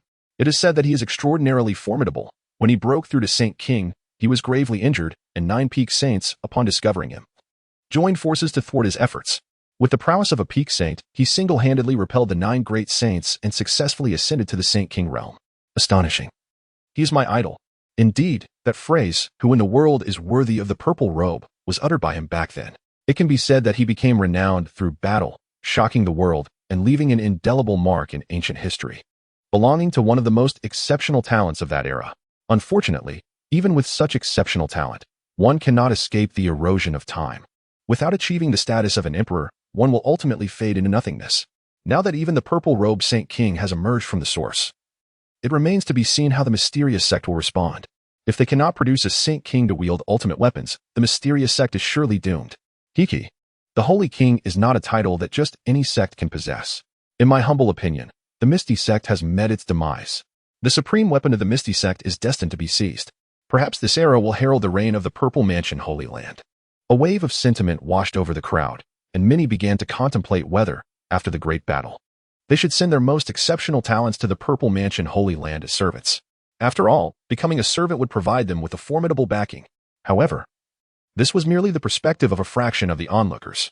Many still held onto their pride, wishing to cultivate their own geniuses rather than relinquish them. Meanwhile, amidst the discussions, the representatives of the Purple Mansion Holy Land began to take action. The purple-robed Holy King, Ziwushu, waved his hand, and the saints surrounding him promptly parted. He then rose slowly, looking down upon the Misty Sect, and with another wave of his hand, a towering black stone tablet, taller than a person, soared from the depths of the vessel, hovering above the purple-robed Holy King's head. This ancient and weighty black tablet bore the inscription Demon Suppression Tablet, the supreme weapon of the Purple Mansion Holy Land. As the purple-robed Holy King exerted his control, the aura of the Demon Suppression Tablet began to circulate, causing the surrounding void to warp and twist, intermittently revealing strands of black fissures. This was the oppressive force emanating from the awakened Demon Suppression Tablet, so heavy that even the very fabric of the void struggled to withstand it, continuously cracking and swiftly mending, only to crack again. At the mere sight of this spectacle, many powerful beings could not help but feel a jolt of awe within their hearts. They secretly pondered whether a mere touch from the Demon Suppression Tablet could spell death for a person. Under the intense and expectant gaze of the crowd, the Holy King in purple suddenly commanded the Demon Suppression Tablet with a sharp exclamation, "Suppress." Boom. The Demon Suppression Tablet instantly expanded 1,000-fold, hurtling towards the mysterious Cloud Sect. Astonishing. Incredible. It can grow larger. If it were to land, the mysterious Cloud Sect would likely be reduced to ashes. The onlookers gasped in shock, witnessing the tablet amplifying infinitely, unleashing a cataclysmic strike.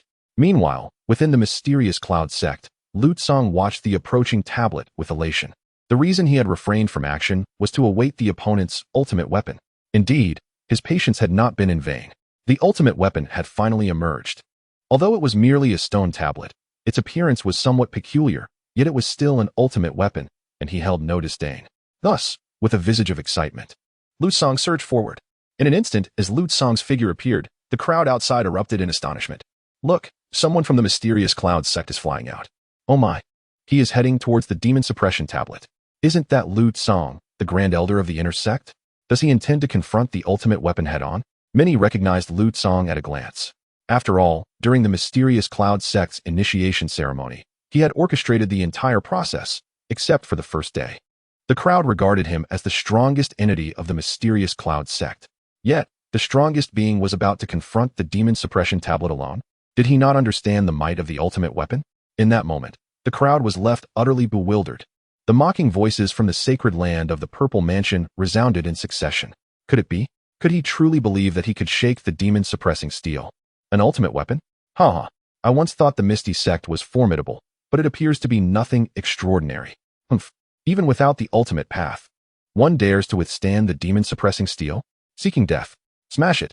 The purple robe Holy King disdainfully exclaimed, then pressed down forcefully on the demon-suppressing steel, driving it toward the ground. In an instant, the steel emitted a heavy aura, as if it had transformed into a celestial being descending from the heavens, intending to suppress all things in the world, landing majestically. Boom! The atmosphere trembled, even though it was still thousands of meters above the ground. The air currents compressed by the descending steel whipped into a frenzy, causing the surrounding air to roar, and the towering trees on the surface to rustle violently. At that moment, all cultivators felt the overwhelming power emanating from the steel. Those closest to it felt the pressure intensify, fearing they might be crushed into fragments at any moment, prompting them to retreat hastily. Yet, at that moment, Lutsong did not withdraw. Instead, he felt an exhilarating rush. Raising his hand to grasp the steel, in an instant, the demon-suppressing steel shrank rapidly, and in the blink of an eye, it was cradled in his palm. Lutsong transformed into the king of steel holders, meticulously inspecting the steel in his hand, his eyes brimming with joy. His elation resembled that of a student receiving a smartphone, a teacher enjoying a vacation, or a bachelor marrying a lovely bride. However, while Lutsong was engrossed in examining the steel, the onlookers and the people of the sacred land of the Purple Mansion were left in utter disbelief. Wow! Look! He has seized the demon-suppressing steel. He has seized the demon suppression tablet. Good heavens! He truly has it in his grasp. This is an ultimate weapon. How can he possibly hold it? What just transpired? How did the demon suppression tablet end up in his possession the moment I turned around? In an instant, the onlooking cultivators widened their eyes in disbelief, unable to fathom the reality before them, especially those who had turned away from the scene moments ago, now utterly baffled. Even the elders from the Purple Mansion on the battle vessel were left in a state of confusion, unable to comprehend how their ultimate weapon found its way into the hands of someone from the mysterious sect. Consequently, everyone turned their puzzled gazes towards the purple-robed Saint King, for he was the one controlling this artifact. Master, why did you give him the ultimate weapon? Master, why are you not attacking? Master, please reclaim the ultimate weapon. The purple-robed Saint King replied with a grim expression, especially as he faced the relentless inquiries from the several saint elders, which deepened his frown. Annoyed, he retorted, did I give it to him? If I could retrieve it, do you think I would just stand here watching? Have you all lost your senses? Can't you see that I am just as bewildered? The purple-robed Saint King's countenance darkened significantly, and under the persistent questioning, he snapped. He forcefully took our ultimate weapon. It is beyond my control now. Boom. The crowd was jolted, stunned into silence. What? He forcefully took it? That cannot be true. How could he possibly seize an ultimate weapon? This is a weapon of the Emperor's. In an instant, confusion enveloped the crowd. And at that very moment, having admired the demon suppression monument from afar, Lutsong exclaimed with exhilaration to the individuals from the Purple Mansion Holy Land, ha ha ha, esteemed guests. Thank you for traveling so far and bestowing upon me an ultimate weapon. I shall accept it without reservation. With a mere wave of his hand, Lutsong severed the connection between the demon suppression monument and the bloodline of the Purple Mansion Holy Land. In an instant, the people of the Purple Mansion Holy Land were alarmed. The purple-robed Holy King cried out anxiously, this is not good. He has severed our connection with the demon suppression monument. Quickly, let us join forces to recall it.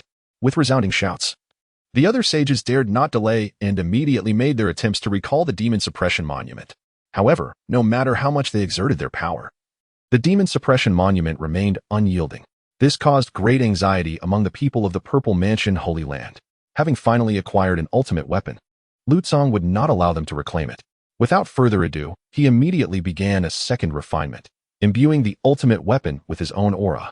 Soon, the aura permeated the demon suppression monument, instantly transforming it into his own weapon. After exerting themselves for a while, the people of the Purple Mansion Holy Land were still unable to establish contact with the demon suppression monument, and their expressions grew even more unsightly. To their surprise, they were facing the same fate as the primordial beginning Holy Land, having their ultimate weapon snatched away. It was simply outrageous. He must possess a method for dealing with ultimate weapons. We were careless. What should we do? Is the Purple Mansion Holy Land also destined to follow in the footsteps of the primordial beginning Holy Land? We would rather lose our heads and shed our blood than lose our ultimate weapon. We must retrieve it. The crowd was filled with anxiety, and they all turned to look at the purple-robed Holy King. Upon realizing the situation, the purple-robed Sage King comprehended that this group sought his intervention. Thus, he did not decline. With a nod, he ascended slowly into the sky. After all, he had sealed the divine source to safeguard the eternal legacy of the sacred land. Emerging from the divine source was also a means to resolve the imminent crisis facing the sacred land. His fate had been sealed the moment he entered the divine source. However, without the supreme weapon, engaging once more would undoubtedly deplete his lifespan. Yet, the cycle of cause and effect had long been predetermined. Every choice was his own. With a proud demeanor, the purple-robed Sage King soared higher and higher. Below, the sages seemed to sense the profound and desolate aura, kneeling and calling out, "Ancestor." As the sages knelt in supplication, others from the sacred land joined in, their faces etched with sorrow, echoing the call. In that moment, the cries of "Ancestor" resounded through the heavens, filling the air with a mournful and desolate resonance. Observing the heartfelt farewell from his descendants, the purple-robed Sage King glanced back, memories flooding his mind of his youth when he swept across the continent, overpowering all prodigies of his generation. That era was his. Yet this time is no longer his. Contemplating this, a wave of sorrow surged within him, his figure freezing in midair, facing Lu Tsang from a distance. He understood that the opponent who could seize the sacred land's supreme weapon must possess immense power. This battle could very well be his last. Nevertheless, he pressed on, undeterred. In that moment, he felt as if he had returned to the pinnacle of his youth, challenging 9 foes simultaneously, and could not help but proclaim to the vast sky, "Who in the world dares to match the purple robe? Only I, the Sage King Ziwushu." Boom. A terrifying aura, intense to the extreme, suddenly permeated the surroundings, causing countless cultivators to feel a heaviness in their chests and dread in their eyes. Then, before all gazes, the figure of the purple-robed Sage King flickered and transformed into a streak of light, rushing towards Lu Tsang, determined to reclaim the supreme weapon. Meanwhile, Lu Tsang maintained an expressionless demeanor, holding the demon suppression steel, and murmured to himself as he observed the purple-robed Sage King, "Let us see how the power of the demon suppression steel fares against you." With that, he raised his hand and waved, sending the demon suppression steel hurtling towards the purple-robed Sage King. Chapter 109. A tremor across millions of miles. The demon suppression steel strikes the sacred land of the Purple Mansion. A perfect blow shakes the eastern region. The demon suppression steel surged towards the purple-robed Sage King, enveloped by the aura of the supreme weapon. The purple-robed Sage King found himself unable to evade and hastily unleashed his most terrifying divine abilities in an attempt to escape. Yet, after only a few thousand meters, the demon suppression steel had already closed in, crashing down upon him from behind with unyielding force. Boom! A muffled sound reverberated through the heavens and earth. The void trembled violently. The purple-robed Sage King shattered as easily as tofu, disintegrating into a cloud of bone ash that vanished with the wind. Subsequently, the demon suppression steel reversed direction and flew back into Lu Tsang's hands. Upon witnessing this scene, everyone present gasped in astonishment, rendered speechless by the spectacle before them. "No way, no way, the Sage King has perished. Hiss, he truly is dead. A mere touch led to his demise. Is the demon suppression steel truly this formidable? Why was I unaware of this before? Ah, ancestor, ancestor, who in this world can accompany the purple-robed sage? Only I, the Sage King Ziwushu." The voice of the ancestor seemed to linger in their ears, yet his figure had already vanished. In an instant, chaos erupted among the people of the Purple Mansion sacred land. "Go, hurry and retreat. Withdraw, quickly." The elder sage immediately shouted in panic, instantly abandoning any thought of resistance. In a moment, 100 warships reactivated, turning abruptly in the sky. The surrounding cultivators were collectively taken aback. Could it be that they were retreating so soon? This is astonishingly swift. The sacred purple domain has actually been defeated. Not only has the sacred king perished, but the ultimate weapon has also been lost. My heavens! The mysterious Cloud sect is terrifying indeed. Merely dispatching a single individual has sufficed to repel the ultimate sacred domain. It is simply unfathomable. Quick, send word to the Holy Master. The mysterious Cloud sect has triumphed. Not only have they won, but they have also effortlessly vanquished the purple-robed sacred king. The onlookers were thrown into disarray. Some individuals from the sacred domains, or those with powerful sage-level forces, hurriedly relayed messages back home. In the skies, the 100 warships were hastily turning around in a state of confusion. But would Lu Tsang allow their escape? Clearly not. For the sect leader had proclaimed that if the purple domain dared to approach, they would be obliterated. Lu Tsong was determined to adhere to every directive from the sect leader. Thus, he brandished the demon-suppressing tablet and charged towards the retreating warships. Simultaneously, a chilling voice resonated through the air. Thinking of leaving? Do you truly believe the mysterious Cloud Sect is a tourist destination, where one can come and go as they please? By the order of the sect leader, the annihilation of the purple domain is mandated. You shall all remain. Boom. The demon-suppressing tablet rapidly expanded, hurtling towards the 100 warships. Quick, defend. The sages aboard the warships swiftly joined forces, creating a formidable barrier at the bow. And this was just the beginning. In that moment, the profound essence within the ship's cabin awakened simultaneously, initiating a collective effort to construct a defense. Instantly, waves of energy surged forth from within the cabin, rapidly reinforcing the protective barrier. Yet, all efforts proved futile. The demon-suppressing monument merely brushed against the barrier, shattering it like glass in an instant. Boom. In the blink of an eye, all the warships were reduced to nothingness. The entire sky fell into an eerie silence. All the cultivators who had come to gather intelligence and spectate were left dumbfounded. Despite the united defense of so many formidable beings, they could not even slow the speed of the demon-suppressing monument. The ultimate weapons truly were terrifying. It was over. The elite of the Purple Palace were annihilated. And the Purple Palace was utterly finished. Alas, the mysterious Cloud Sect was destined to rise. With 2 ultimate weapons, the ancient continent had entered the era of the mysterious Cloud Sect. The crowd gasped in astonishment, holding their breath in fear of incurring Lu Tsong's wrath. However, Lu Tsong, representing the mysterious Cloud Sect, was not a person of unreasonable chaos. He was merely an observer and had no intention of unnecessary slaughter. Nevertheless, a sense of intimidation was essential. Lu Tsong, holding the demon-suppressing monument, cast a stoic gaze over the distant cultivators before raising his other hand to tear through the fabric of space. On the other side of that space lay the Purple Palace. Witnessing this scene, the surrounding cultivators grew increasingly anxious, their hearts racing violently. Oh no, not again. This was the very tactic he employed to annihilate the 3 major sects. Was he truly going to obliterate the Purple Palace's stronghold? Heaven forbid. Could he genuinely intend to destroy the Purple Palace? Such a thought was utterly terrifying. The crowd was filled with trepidation, their scalps tingling with fear. After all, such a formidable being could effortlessly tear through space to locate another's lair. If provoked, it would spell doom for all. Amidst the collective anxiety of the crowd, Lu Tsong did not succumb to the chasm of fear. Instead, he projected his voice towards the other side of the void, declaring, "The Purple Mansion's sacred land has unjustly declared war on the mysterious sect. Today, by the command of our sect master, I shall annihilate the Purple Mansion's sacred land." Boom, boom, boom. Lu Tsong's voice reverberated throughout the Purple Mansion sacred land. In an instant, the inhabitants of the sacred land looked up in bewilderment, searching the sky for the source of the sound. What was happening? Had the people from the mysterious sect appeared? Could it be that the attacking forces had been defeated? That seemed impossible, especially with the sacred king present. What was going on? Who was playing a prank? The people of the sacred land were engulfed in confusion, utterly disbelieving that their forces had been vanquished. Consequently, several remaining strong warriors immediately soared into the sky, determined to uncover the origin of this jest. However, just as these powerful beings took flight, a colossal stone tablet suddenly plummeted from the heavens. Our sacred land's demon suppression tablet? The crowd froze, their expressions shifting to joy, momentarily believing that the expeditionary forces had successfully completed their mission and returned. Yet, before their elation could fully manifest, the demon suppression tablet descended with great force.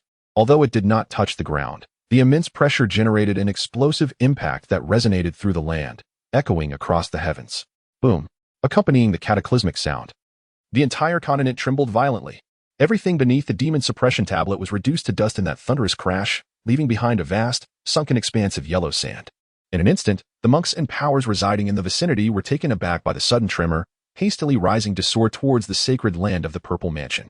Yet, upon their arrival and beholding the vast expanse of desert, they were left utterly bewildered. What on earth? I distinctly recall this being the sacred land of the Purple Mansion. When did it transform into a desert? They gasped. By the heavens!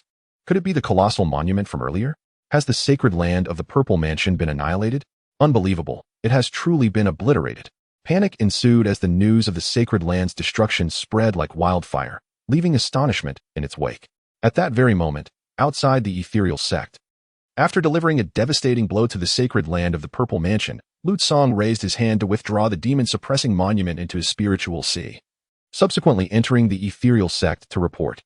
Meanwhile, those outside, gazing upon the slowly closing spatial rift, gradually emerged from their shock. A lineage that had endured for nearly 100 millennia had met its demise. The sentiments within the hearts of the onlookers were a tumultuous blend of emotions, and their fear of the ethereal sect had surged to a pinnacle. Even those from other sacred lands, equally esteemed, trembled internally, gazing up at the ethereal sect with a newfound reverence. Quickly, we must return and report to the sect master. A new dominion has arisen in the eastern domain. They exclaimed. My goodness, to so effortlessly obliterate a sacred land of the highest order, surely no power can surpass the ethereal sect. Withdraw. We must return immediately to inform the sect master. Soon enough, the cultivators who had come to observe the ethereal sect began to disperse. When the other sacred lands and ancient powers learned of this event, without exception, they were left utterly astounded by the revelation. Especially the elder saints of the Taichu sacred land, upon hearing this news, were nearly paralyzed with fear. Chapter 110. The major powers show favor. The outer sect competition of the Piamiao sect begins. What? The Zifu sacred land has been annihilated? Its location is turned into a desolate wasteland? What? The supreme weapons have also been seized? Even the Holy King has perished? Goodness, even the Holy King can be slain. And this occurred without the deployment of supreme weapons. Our two ancestors did not die in vain. Convey my orders. All disciples are forbidden from appearing near the wasteland province. Everyone must return and cultivate in secrecy. The Taichu sacred land has once again contracted its sphere of influence. It has even designated the wasteland province as a forbidden zone, prohibiting any disciples from venturing forth. Of course, other sacred lands and ancient forces are not faring any better. Upon hearing of the Piamiao sect's destruction of the Zifu sacred land, they all issued new edicts to their disciples. They notified all disciples and clansmen to refrain from offending the Piamiao sect. The Soul Palace has fallen, Taichu has retreated, and now the Zifu has also perished. It appears that this era indeed belongs to the Piamiao sect. From now on, be cautious. Do not provoke the people of the Piamiao sect. Relay the command to withdraw from the vicinity of the Wasteland Province and several surrounding regions to avoid inciting the displeasure of the Piamiao sect. As the various commands from the sacred lands were issued, the renown of the Piamiao sect's annihilation of the Zifu sacred land began to sweep across the entire eastern region. Who would have thought that in an era without the emergence of emperors, such a terrifying force could arise? The foremost sect of the eastern region, without a doubt, is the Piamiao sect. At the peak of power, who stands as the summit? Upon witnessing the ethereal, all becomes void. The Piamiao sect has thoroughly risen. The first sect of the eastern region has emerged. Quickly, prepare the gifts at once and accompany me to pay homage to the sacred ancestor. Is the sacred ancestor located in the neighboring state? Other formidable powers have already embarked on their pilgrimage? Let us go as well. Where is the elder? What? The elder has gone to the Misty Sect to present gifts? Quickly, announce to the world that we have no affiliation with the Purple Mansion Holy Land, and additionally, summon the powerful clan elders to personally visit the Misty Sect to express our goodwill. Prepare the dragon chariot. We shall set forth to the Misty Sect. In an instant, the entire eastern wilderness stirred. Countless factions and rogue cultivators responded to the news, hastening towards the Misty Sect. Notably, the previously subservient superpowers under the Purple Mansion Holy Land not only distanced themselves from the Purple Mansion, but also dispatched clan elders of formidable strength, bearing gifts to seek favor. Additionally, some superpowers lacking a backing also heeded the call, eager to curry favor with the Misty Sect. Moreover, numerous powerful rogue cultivators felt compelled to pledge their allegiance, setting forth towards the Misty Sect. It seemed as though the entire eastern region was intent on winning the favor of the Misty Sect. At this very moment, within the Misty Sect, no one anticipated that merely vanquishing the Purple Mansion Holy Land would elevate them to the status of the most powerful sect in the eastern region. In fact, many factions had come to express their goodwill towards the Misty Sect. However, the disciples of the Misty Sect had little time to concern themselves with external affairs. For today marked the inaugural Outer Gate competition, with generous rewards and the sect master himself in attendance. This event held more allure for the outer disciples than any worldly upheaval. The battle arena resembled a gladiatorial coliseum, with a towering central platform surrounded by tier upon tier of grand steps. The steps are grand, distinctly tiered, capable of accommodating hundreds of thousands simultaneously for observation. At this moment, many esteemed elders from both the inner and outer sects have already taken their seats around the principal area. Given that this is the inaugural outer sect competition of the Miao Miao sect, although the sect leader did not explicitly summon everyone, The elders regard this event with immense importance. After all, the sect leader's presence is a compelling reason for them to attend. Moreover, each table is graced with Tao enlightenment tea. Thus, aside from those elders guarding the mountain gate and those in secluded cultivation, nearly all who could come have made the effort to attend voluntarily. Even the disciples Feng Hua and Shui Yu, along with the auxiliary elder Yi Junlin, entered the venue without any formal invitation. Ancestor, over here. Here. Ladies, we are also here. Upon entering, the head of the Yi family and the elder Murong immediately spotted them, rising with excitement to wave and greet their benefactors. Consequently, Yi Junlin and Feng Hua Shuiyu did not hesitate and proceeded directly towards the two families.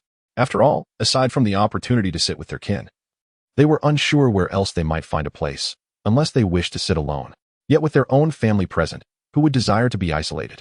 Thus, without a moment's hesitation, the three took their seats at the head of each family's table, conveniently adjacent to one another for easier communication.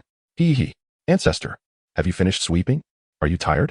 Please, have some tea. This is Tao Enlightenment tea, available at every table. The sect leader is truly generous. Ladies, please sit here. This is the esteemed seat. As the trio settled in, they instantly transformed into significant figures at this table. Especially as the leaders of both parties warmly greeted one another, the trio immediately sensed a profound transformation in their status. Yi Junlin remained unfazed, regardless of the circumstances. He was always the esteemed ancestor of the Yi family. However, the two young women, Feng Hua and Shui Yue, experienced this shift acutely. Before entering the sect, these individuals were figures they revered. After joining, they would have to look up to the esteemed elders of the sect, placing them firmly at the lower echelons of society. Individuals who were not to be offended. Yet, having spent time at the bottom within the ethereal realm, they now found themselves elevated to the pinnacle of status. Despite appearing as equals, the disparity in their identities was stark. The two women were overwhelmed with emotion, modestly nodding as they sat upright, responding intermittently to the compliments from the revered Murong ancestor. They had truly transformed into exalted celestial beings, entirely unconcerned about whether their demeanor might displease others. Moreover, those around them dared not cast their gazes indiscriminately. This experience genuinely allowed the two women to appreciate the elevation of their status. However, shortly after they took their seats, an inter-sect elder approached, Wang Zhumo, the orchestrator of the event. Elder Zhumo. The crowd promptly rose to pay their respects. Wang Zhumo merely acknowledged them with a faint sound, not engaging in conversation, but instead directing his gaze toward Feng Hua and Shui Yue, inviting, Feng Hua, Shui Yue, why don't you take a different position beside the sect master and serve him some tea? Yes. The two women immediately stood and followed Wang Zhumo, eliciting broad smiles and quiet excitement from the members of the Murong family. The Yi family gazed with envious eyes, their lips pouting in discontent. Particularly Yi Junlin, who, as he watched the two ladies depart, lamented, alas, I too wish to serve tea to the sect leader. If only I were a woman. Yi Chongxing interjected, Elder, please refrain from such remarks. If you persist, our family's reputation will be in tatters. Elder Murong added, goodness. If you were a woman, the sect leader would likely regurgitate last night's meal. Both parties fell into silence, each lost in their thoughts.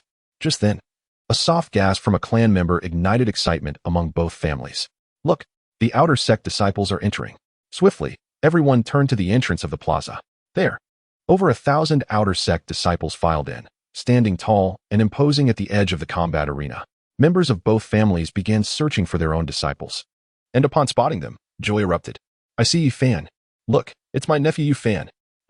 My son is among them. I hope he achieves a commendable ranking. Murong Guangbua. Elder, look, it's the third prince's son, our dynasty's little genius. Guangbua had grown darker, yet stronger. Chapter 111, 1,000-person melee. The top 10 emerges in an instant. With the arrival of the outer sect disciples, both the Yi and Murong families were filled with excitement.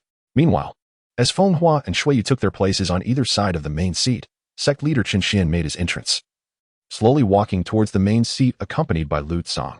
As for his two disciples, neither of them showed up. Among them, Tang Yin was in seclusion, striving to break through to the heavenly king realm, while Lu Yu displayed little interest in these matters. Chen Xuan did not press the issue. Instead, she retreated to the back mountain to indulge in her novels. Chen Xuan was indifferent to this. After all, even as a spiritual entity, she did not need to exert herself in cultivation like the other disciples. She merely needed to focus on her recovery, and eventually, she would return to her former glory. Master, this way please. Lu Tsang cautiously led the way. Upon the appearance of the master, The elders and affiliated factions present fell silent, ceasing their conversations, and promptly rose to welcome him. The two women, Feng Hua and Shui Yu, immediately bowed, respectfully greeting Chen Xuan as he took his seat. Acknowledging their presence with a slight nod, Chen Xuan sat down directly. Observing this, the others felt encouraged to gradually resume their seats. Let us begin. Once everyone was settled, Chen Xuan leaned back in his chair and spoke to Lu Tsang. Yes. Lu Tsang clasped his hands in acknowledgement, then turned to face the combat arena below, proclaiming loudly, "This competition serves as an exchange and assessment. Everything shall be kept within bounds. Furthermore, any participant who falls outside the combat arena shall be automatically eliminated. Those who concede voluntarily will also be disqualified, and those who lose the ability to fight will be eliminated as well. The rankings will be determined according to the order of elimination, identifying the top 10 contestants. Do you all understand?" Boom, boom, boom.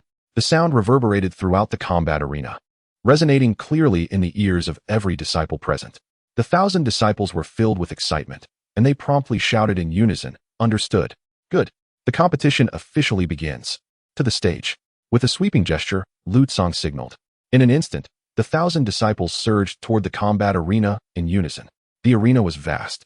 Furthermore, once one is expelled from the square, elimination is automatic. Thus, many individuals strive to reach the central position at the earliest opportunity. The further one is from the periphery, the longer one can remain within the square. However, as the crowd surged forward, the battle was instantly ignited. Some cultivators who had arrived early at the combat square quickly positioned themselves at the edge. They engaged anyone who approached. In an instant, the first barrier for the subsequent disciples was established. This was not an isolated act. Those who rushed ahead all engaged in similar tactics, aiming to preemptively eliminate a portion of their rivals. After all, the fewer competitors present, the greater the chance of securing a high rank. Alas, how cunning. Boldly, "Let me through, you rascal. How could you possibly beat me to it? Ah, how did I fall down? Goodness, am I eliminated?" In that moment, several careless disciples were swiftly expelled, resulting in immediate elimination. Among them were members of the Yi family. In an instant, the ancestral figure and the patriarch of the Yi family were furious, yet they dared not yell aloud, resorting instead to rolling their eyes in exasperation. However, it wasn't long before some individuals devised new strategies, opting to circumvent the chaos or join forces or even charge together as a group. This scene instantly illuminated the minds of all disciples, as if a door to a new world had been opened. "Let us break through from the side. Unite. Let us take them down. We'll charge together. Oh no, I can't hold on. I'm going in first. Damn it. A horde is attacking me alone. You lack honor. I'm retreating. Let us unite. We shall band together. Oh no, there are too many. Retreat." As the disciples below united in a relentless assault, those defending the platform could no longer withstand the pressure. The sheer number of challengers was overwhelming. Often, just as 3 or 5 individuals on the platform managed to regroup, dozens surged forth from below, rendering resistance futile. In a short span, those stationed at the periphery of the square commanded their comrades to advance toward the center, seizing advantageous positions.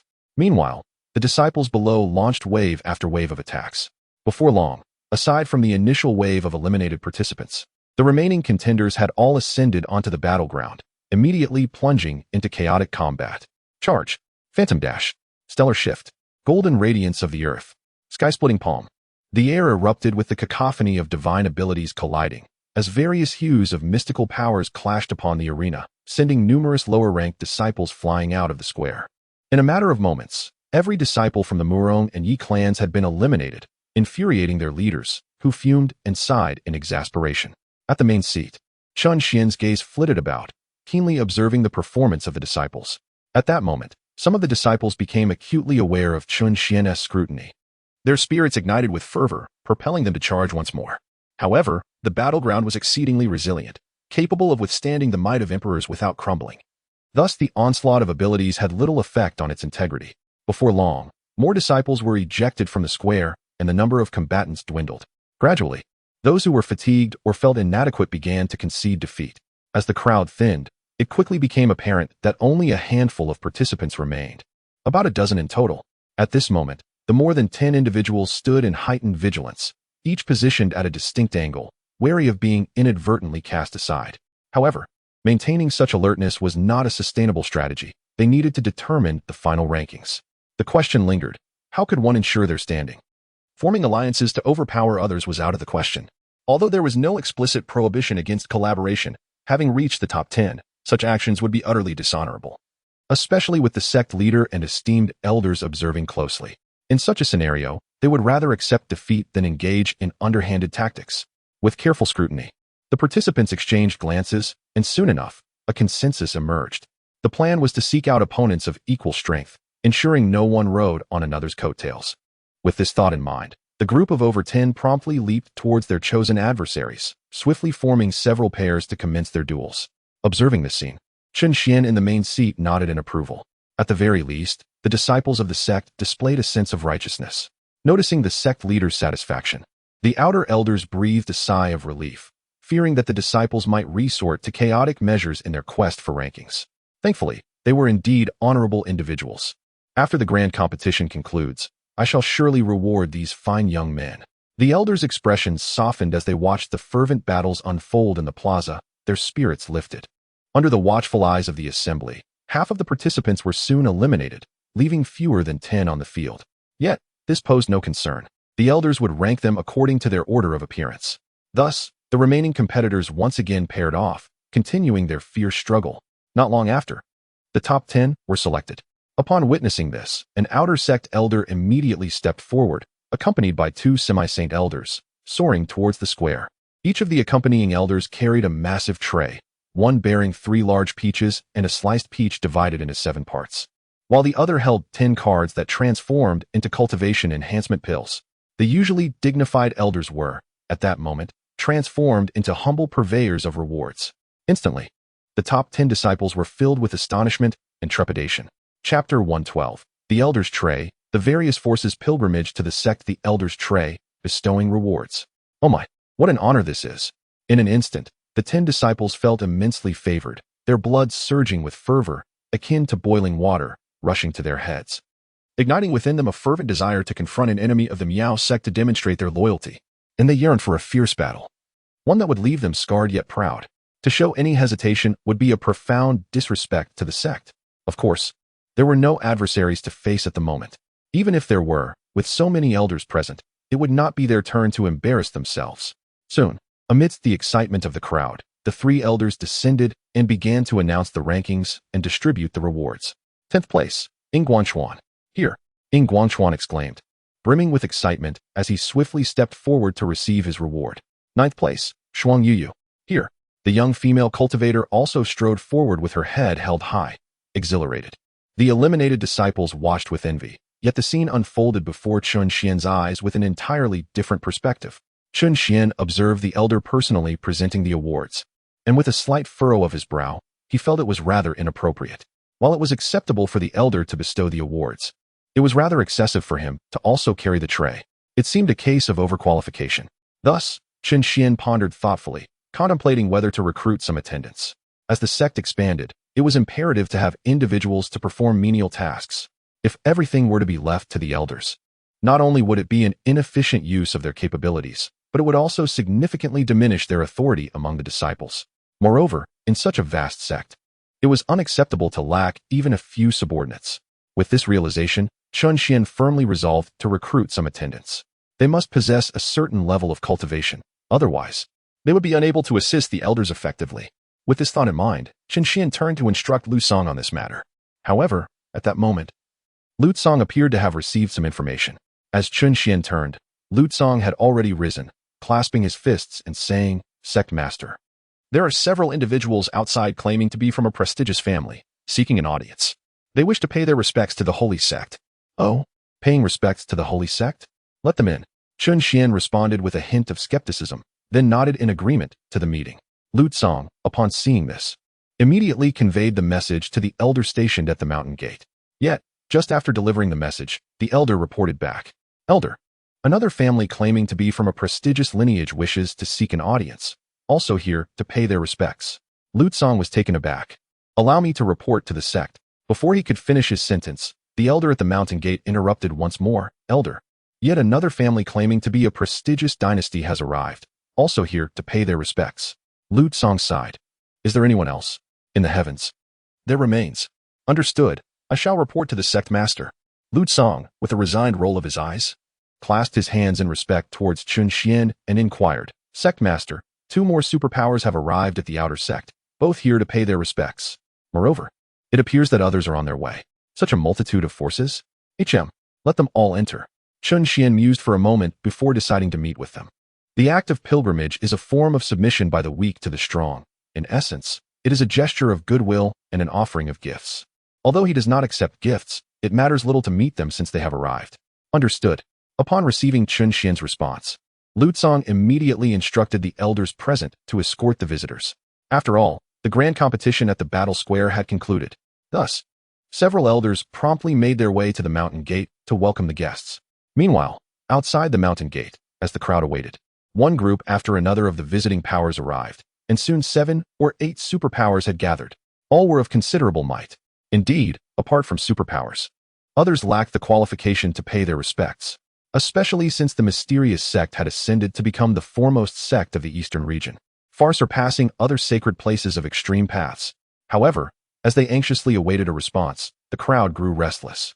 Though they were all superpowers, they were without even a sage among them.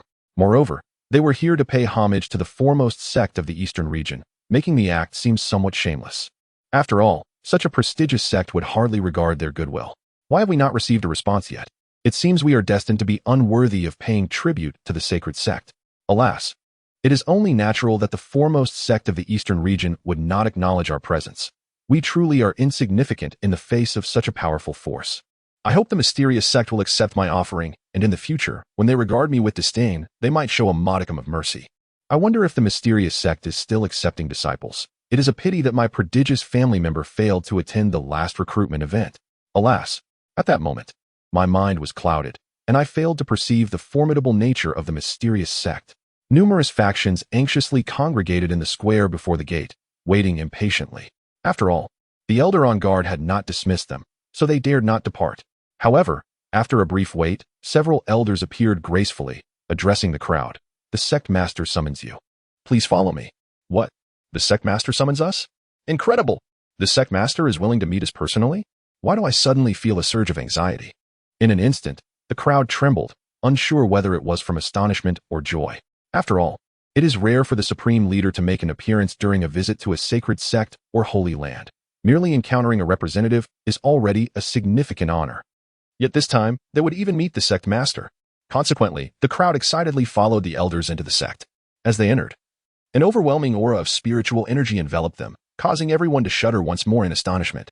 This, indeed, matches the rumors. The spiritual energy is extraordinarily dense. The barriers between heaven and earth are thin, with occasional wisps of Tao rhythm flowing forth. Goodness, this is even more exaggerated than the rumors suggested. The environment here is thousands of times richer than that of the Holy Lands. If I could cultivate here for a year, I would undoubtedly reach the pinnacle of the emperor level. No wonder it is known as the foremost sect in the eastern domain.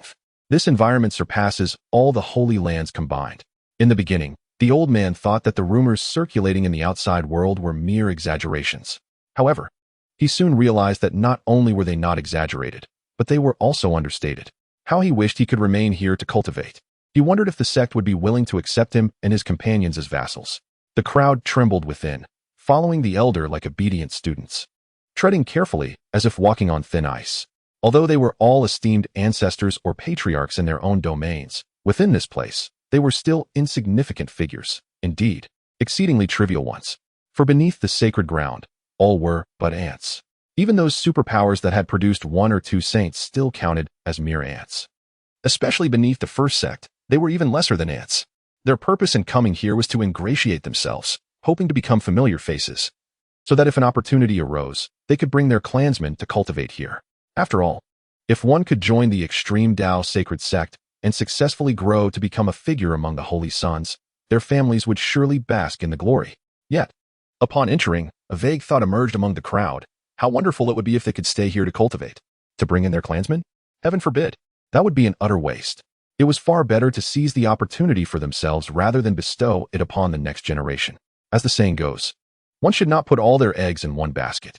Nurturing the younger generation paled in comparison to striving for personal advancement. Chapter 113. The request of superpowers to serve as disciples. Did I offer too much? Of course, they could only entertain such thoughts silently. After all, their talents and ages were evident, and no one would welcome a group of old men into the sect. if they were to engage in menial tasks, that might be more feasible. With such thoughts, the crowd, led by the elders, swiftly arrived at the combat square. Within the square, all the esteemed elders were present, and even the disciples remained. Upon noticing these unexpected guests, everyone gradually turned their heads to gaze at the arriving visitors. In that instant, the pilgrims trembled, an involuntary sense of dread creeping into their hearts. Why did those gazes instill such fear within me? Though they bore a gentle demeanor, why did I feel this way? Goodness, could it be that all these individuals are sages? Surely it is astonishing to witness so many sages at a mere disciple competition. The Miao Miao sect is truly formidable. In that moment, the crowd felt a shiver run down their spines, not daring to meet the elders' eyes, and lowered their gazes as they approached the main seat. After halting their steps, they mustered the courage to glance at Chen Xuan, the sect master, and immediately clasped their fists, bowing respectfully, exclaiming, "We pay our respects to the sect master. Your courtesy is appreciated. Since you have come, please take your seats." Chen Xuan, observing the deference of the crowd, raised his hand slightly, instantly lifting everyone, which profoundly astonished many. The sect master of the Miao Miao sect is indeed an extraordinary figure. After rising, the guests did not dare to sit, but instead presented their gifts, introducing themselves in turn. While presenting their offerings, they simultaneously shared their identities. Sect master, I am from the Huangfu family of the Iron Province. This is a token of my family's regard, named Heavenly Essence Gold Thread, a superior material for crafting protective garments. Impervious to fire and water, with formidable defensive capabilities. I present this to congratulate the Miao Miao sect on its emergence. An elderly gentleman from the Huangfu family respectfully offered his treasured gift. The reason was quite simple, to celebrate the emergence of the Miao Miao sect. After all, a pilgrimage should not merely consist of a brief visit. There must be a valid rationale behind it. The advent of the Miao Miao sect serves as the most plausible justification at present. Respected sect leader, I hail from the Jiang family of Yunzhou. And this is a token of our esteem, known as the revered Hualing water, a sacred liquid for nurturing medicinal herbs, which significantly enhances their growth. This is to commemorate the emergence of the Miao Miao sect. One after another, individuals eagerly presented their gifts, vying to showcase their offerings. Observing this spectacle, the 1,000 disciples surrounding the battle arena swelled with pride. After all, these venerable figures were all prominent personalities from superpowers. Most hailed from lesser dominions or were independent practitioners, while the most formidable among them only came from major powers. In their eyes, superpowers were entities they could not afford to offend. Now, witnessing the profound respect that the superpowers champions held for their sect leader, their emotions naturally fluctuated. As the saying goes, a strong sect fosters strong youth. Strong youth further empowers the sect. Under the watchful gaze of the crowd, those who had come to pay homage continued to introduce their backgrounds and the treasures they bore. Yet, at that moment, not a single elder rose to accept their offerings. Even the 2 maidens attending Chen Xuan remained motionless, staring blankly at the assembly, leaving those who had finished their introductions feeling somewhat awkward, shifting restlessly to the side. Noticing this, Chen Xuan smiled faintly and remarked, "Esteemed guests who have traveled from afar, there is no need to present your gifts. Please enjoy some tea before taking your leave." Having spoken, he raised his finger slightly, and several cups filled with tea soared towards the assembly. Although the gifts had not been presented, the attendees were taken aback by the sect leader personally serving tea, and they hurriedly reached out with both hands, eager to sip the tea and take their leave. However, upon grasping a cup, the tea leaves floating within became visible, instantly captivating the leaders.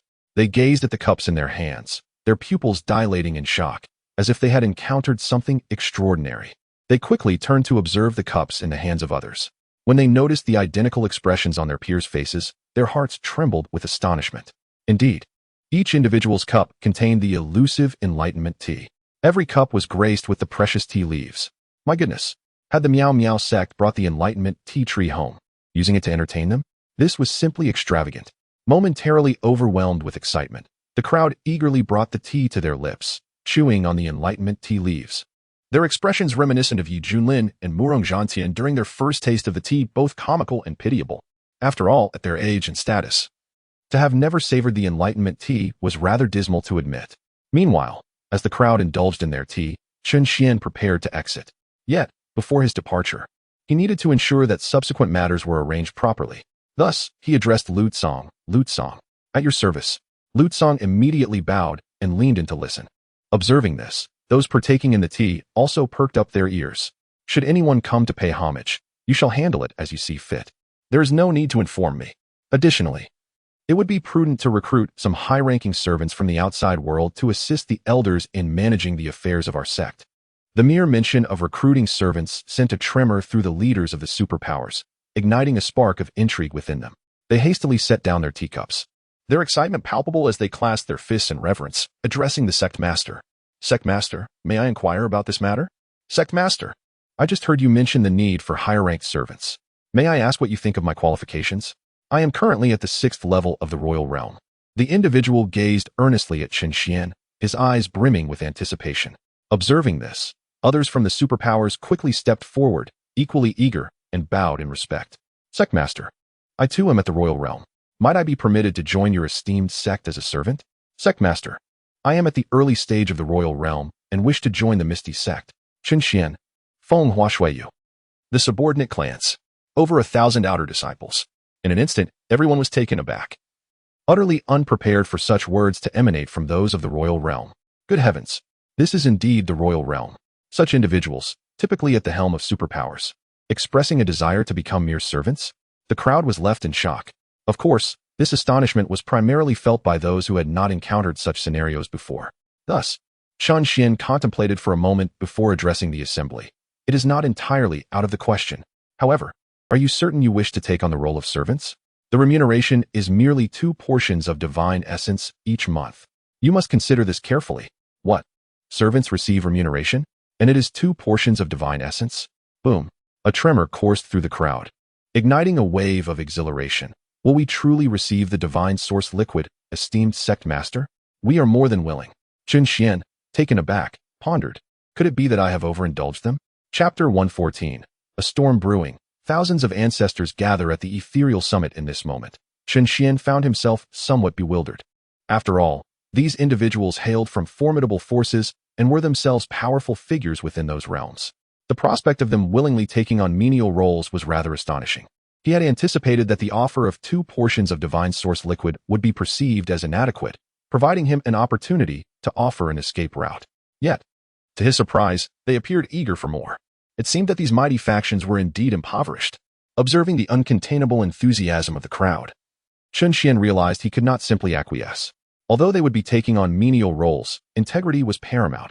Only those of righteous character would suffice. Furthermore, he was not seeking just a handful of individuals, but a multitude. After a moment of contemplation, Chen Xuan devised a reasonable plan. Very well. In 3 days, our sect will formally recruit for menial positions, with the recruitment lasting 1 day. At that time, anyone who can pass the character assessment will be welcomed as a menial in our sect.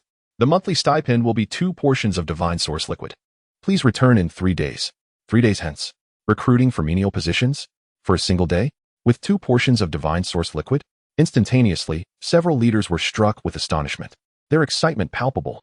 As long as they could join the sect, they would gladly accept menial roles, nay, even servitude, because they understood that remaining here to cultivate their skills would inevitably lead them to sanctity in the future. Moreover, the might of this sect is such that, should it perform admirably, one might even find themselves allied with a prestigious sect. After all, it is an entity capable of effortlessly obliterating even the revered extreme Tao sacred sect, regardless of whether one secures a position within the sect or cultivates to attain sainthood. Such advancements would prove invaluable to oneself or the powers that lie behind them. Thus, the crowd was filled with fervor, their hearts ablaze as if they had returned to their youthful, impassioned days, and they collectively clasped their fists, exclaiming, "Indeed. Very well. Please depart." Chen Xuan nodded and stood to leave. The guests, under the guidance of the elders, exited the sect. Although the formal recruitment of miscellaneous disciples would not commence for another 3 days, Chen Xuan would not permit unrelated individuals to linger within the sect. Lutsong, you are tasked with disseminating the news externally, announcing that the Piao sect seeks to recruit 1,000 miscellaneous disciples. The application process will last for 1 day, on a first-come, first-served basis. As long as candidates meet our recruitment criteria and pass the temperament assessment, they shall be welcomed into the sect. There are no age restrictions, but the minimum cultivation level must be that of the imperial realm. Chen Xuan instructed Lutsong as he walked. The decision to recruit 1,000 individuals was also a preparatory measure for the future expansion of the sect. The Piao sect has already ascended to become the foremost sect in the eastern region, yet its disciples remain exceedingly sparse. It is nearly time to reopen the doors and once again invite disciples from the outside world. Furthermore, It is certain that this round of recruitment will attract a greater number of aspirants than the last. Hence, prior to the second opening for disciples, it is imperative that the miscellaneous disciples are in place. Once a sufficient number of miscellaneous disciples are recruited, we shall await the closure of the Divine Void secret realm before announcing the second recruitment drive. This is the current plan of Chen Xuan, the developmental strategy for the sect. Understood. I shall attend to this matter at once. Lu Tsang replied promptly, clasping his fists in response. Upon witnessing the situation, Chen Xuan nodded with assurance. And then his figure gradually faded, completely vanishing into the void.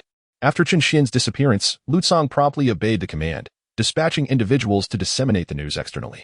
Once the news of the Piao sect recruiting miscellaneous disciples spread, the entire eastern region was instantly stirred, particularly the requirement for recruitment, which stipulated a minimum cultivation level of the imperial realm, incited an enormous uproar.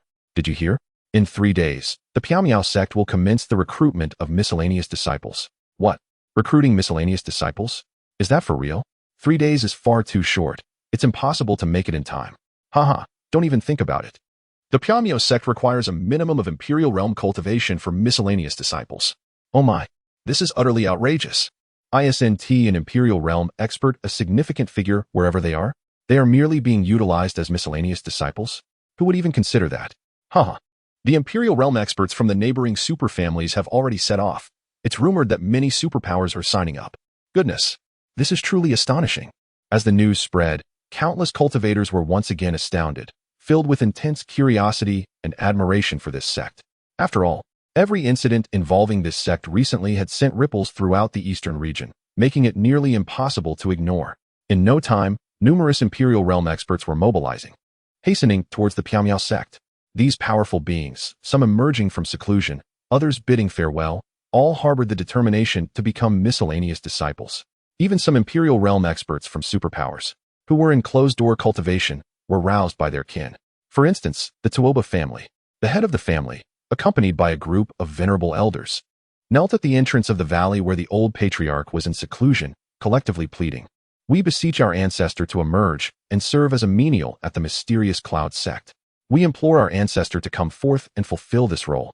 Their resounding voices echoed through the valley, even startling cultivators beyond its confines.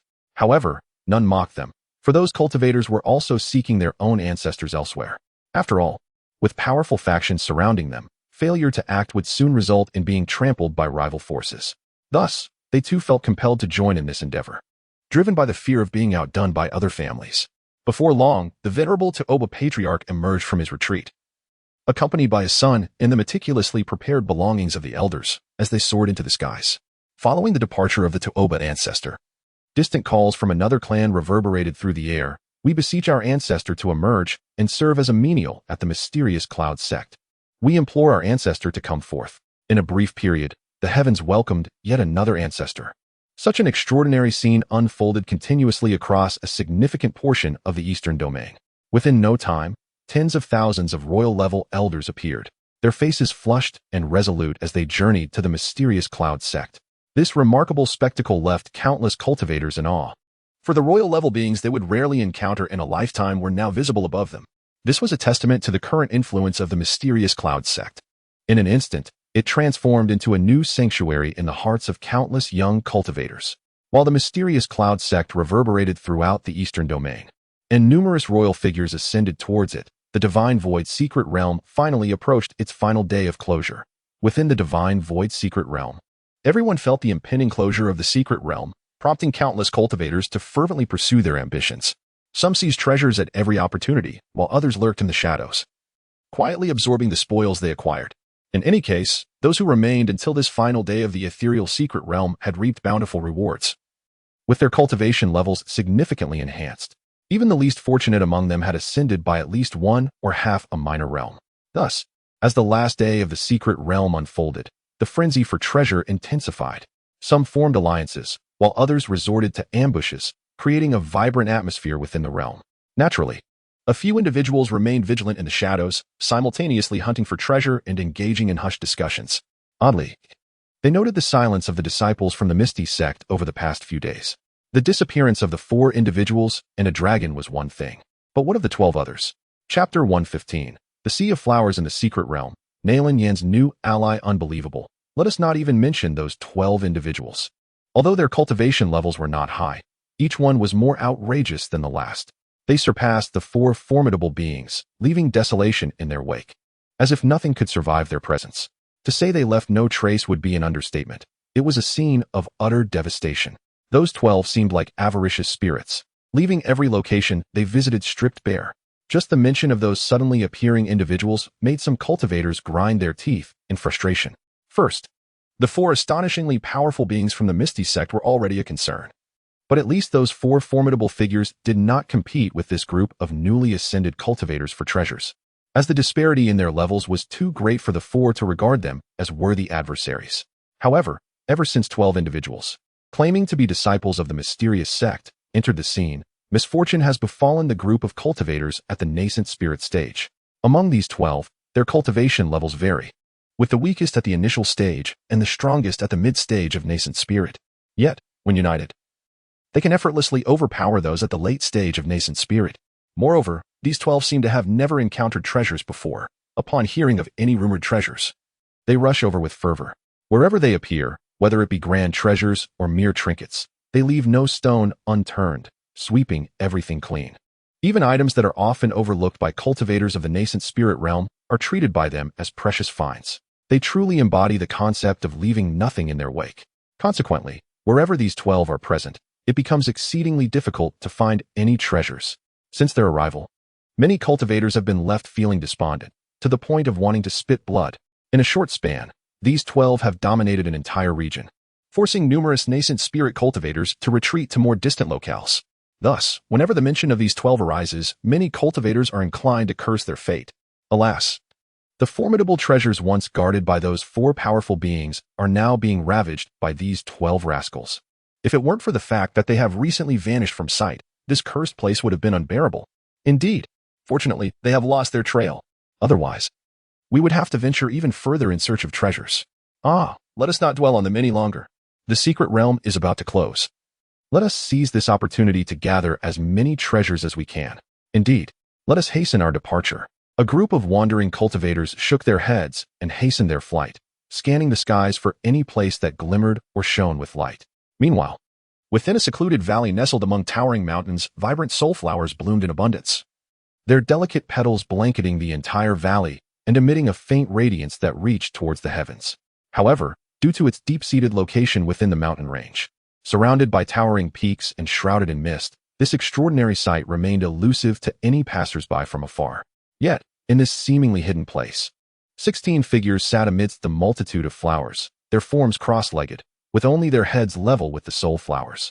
Should anyone venture into this secluded haven, they would undoubtedly recognize the identities of these 16 heads, for they belong to the 4 members of the elusive Piao sect, along with 12 disciples who had recently joined their ranks. At this moment, the group of 16 sat with closed eyes, continuously devouring the surrounding soul flowers, creating a void around each of them. Notably, the 4 individuals among them had a significantly larger vacant area around them and absorbed the flowers at a faster pace, evoking immense envy from the 12 inner disciples who strove to keep pace, not wishing to fall too far behind their esteemed seniors. Particularly, Xiao Chun, Han Paopao Wuda, and Xin Ping were exerting themselves with fervor. How utterly tedious. It has already been 2 days, and yet they show no sign of weariness. Suddenly, a voice of complaint echoed amidst the flowers, followed by a dragon's head emerging from the blossoms, none other than the proud black dragon, Long Yin. Although his cultivation was not particularly high, his spiritual essence was formidable, rendering the absorption of such substances unnecessary. However, he could not afford to leave at will, especially as the moment of the secret realm's closure approached. Fearful of being left alone in the secret realm after the others departed, he dared not venture far. Without the suppression of the Emperor's formation, remaining here could render him susceptible to the relentless passage of time, potentially leading to his demise. Thus, in order to accompany the others when they were expelled from the secret realm, he could only meander aimlessly among the myriad flowers, serving as their guardian. After peering out to observe the group, the black dragon retreated once more into the floral expanse, engaging in a tedious wander until he found himself at the entrance of the valley. Upon arrival, he casually brushed aside the fallen leaves of the spiritual essence flowers, preparing to rest for a moment. Just then, a massive foot descended from above, crashing down beside him. Above, a flowing lotus skirt cascaded down, swaying gently with the breeze. revealing glimpses of its beauty beneath the fabric. However, the presence of white undergarments rendered everything obscured, leaving the black dragon slightly bemused as he rolled his eyes and turned his gaze elsewhere. In that same moment, several male figures began to emerge from the shadows. The leader, exuding an air of arrogance, surveyed the sea of flowers with palpable excitement, declaring, "Indeed, this place harbors great fortune. Nailing Yin, you shall share in the rewards of this endeavor." "Yes, thank you, young Master Yuan," replied Nailing Yin, her voice tinged with enthusiasm. As I lifted my gaze, I could faintly discern her exhilarated smile, the corners of her eyes crinkling with joy. Yet, the two of us were so engrossed in the breathtaking sea of flowers that we entirely overlooked the dragon beneath our feet. After all, such an expansive floral expanse is an unparalleled treasure for anyone. This holds particularly true for Nailing Yin. Although Nailing Yin is a prominent disciple of the dominant force, Yun Sect, this status is only significant within Yun Prefecture. Beyond its borders, she is nothing of note. Indeed, while she may reign supreme within her own state, surrounding regions boast superlative powers, and when one gazes across the entirety of the eastern domain, the so-called dominant forces are scarcely more than dust. With the recent opening of the secret realm, every individual entering possesses extraordinary talent. Countless prodigies of the highest caliber abound, rendering her status as a key disciple of a dominant sect rather insignificant within this realm. Thus, upon entering the secret realm, she has remained ever cautious, confining her movements to the periphery.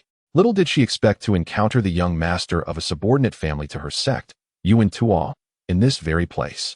Yes, the man beside her, Yuan Tuo, hailing from a superlative force beyond Yun Prefecture, the Yun sect itself is but a vassal of the Yuan clan.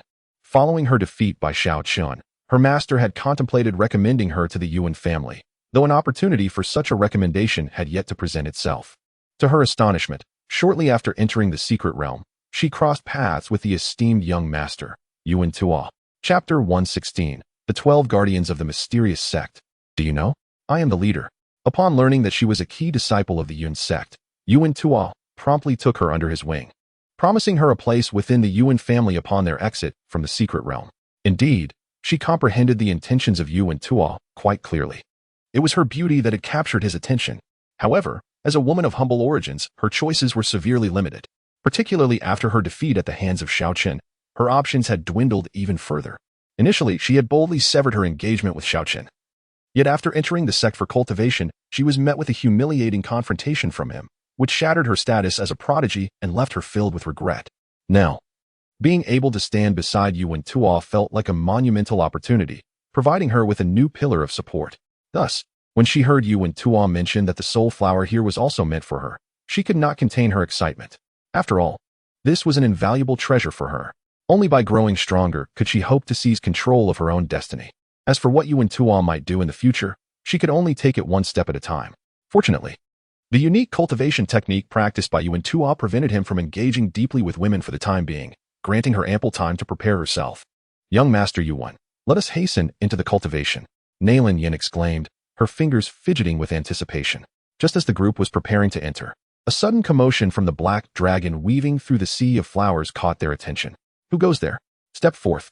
Yuan Tuo furrowed his brow, swiftly raising his hand to unleash an attack on the patch of flowers disturbed by the black dragon's presence. Boom! In an instant, a section of the flower field erupted in a dazzling explosion. A black dragon emerged from the chaos. Good heavens! To strike without warning, how utterly uncouth. The black dragon was taken aback. This time, instead of retreating stealthily, he opted to charge boldly into the fray. Having been discovered, it sought to promptly awaken those engrossed in their cultivation. Thus, it soared through the air, shouting fervently, "Hey, awaken quickly! Someone has intruded. Hurry and wake up." Before the words could fully escape its lips, 16 pairs of eyes abruptly opened amidst the sea of flowers, reflecting a dazzling 32 glimmers. Astonished, the two subordinates beside Yuan Tuo halted in their tracks, taken aback by the sheer number of individuals present. Yuan Tuo and Nailing Yin were equally astounded, their expressions betraying disbelief. What a stroke of luck! Had they recklessly charged in moments prior, they would have plunged straight into the midst of this throng. Such carelessness! The group remained on high alert, contemplating their predicament.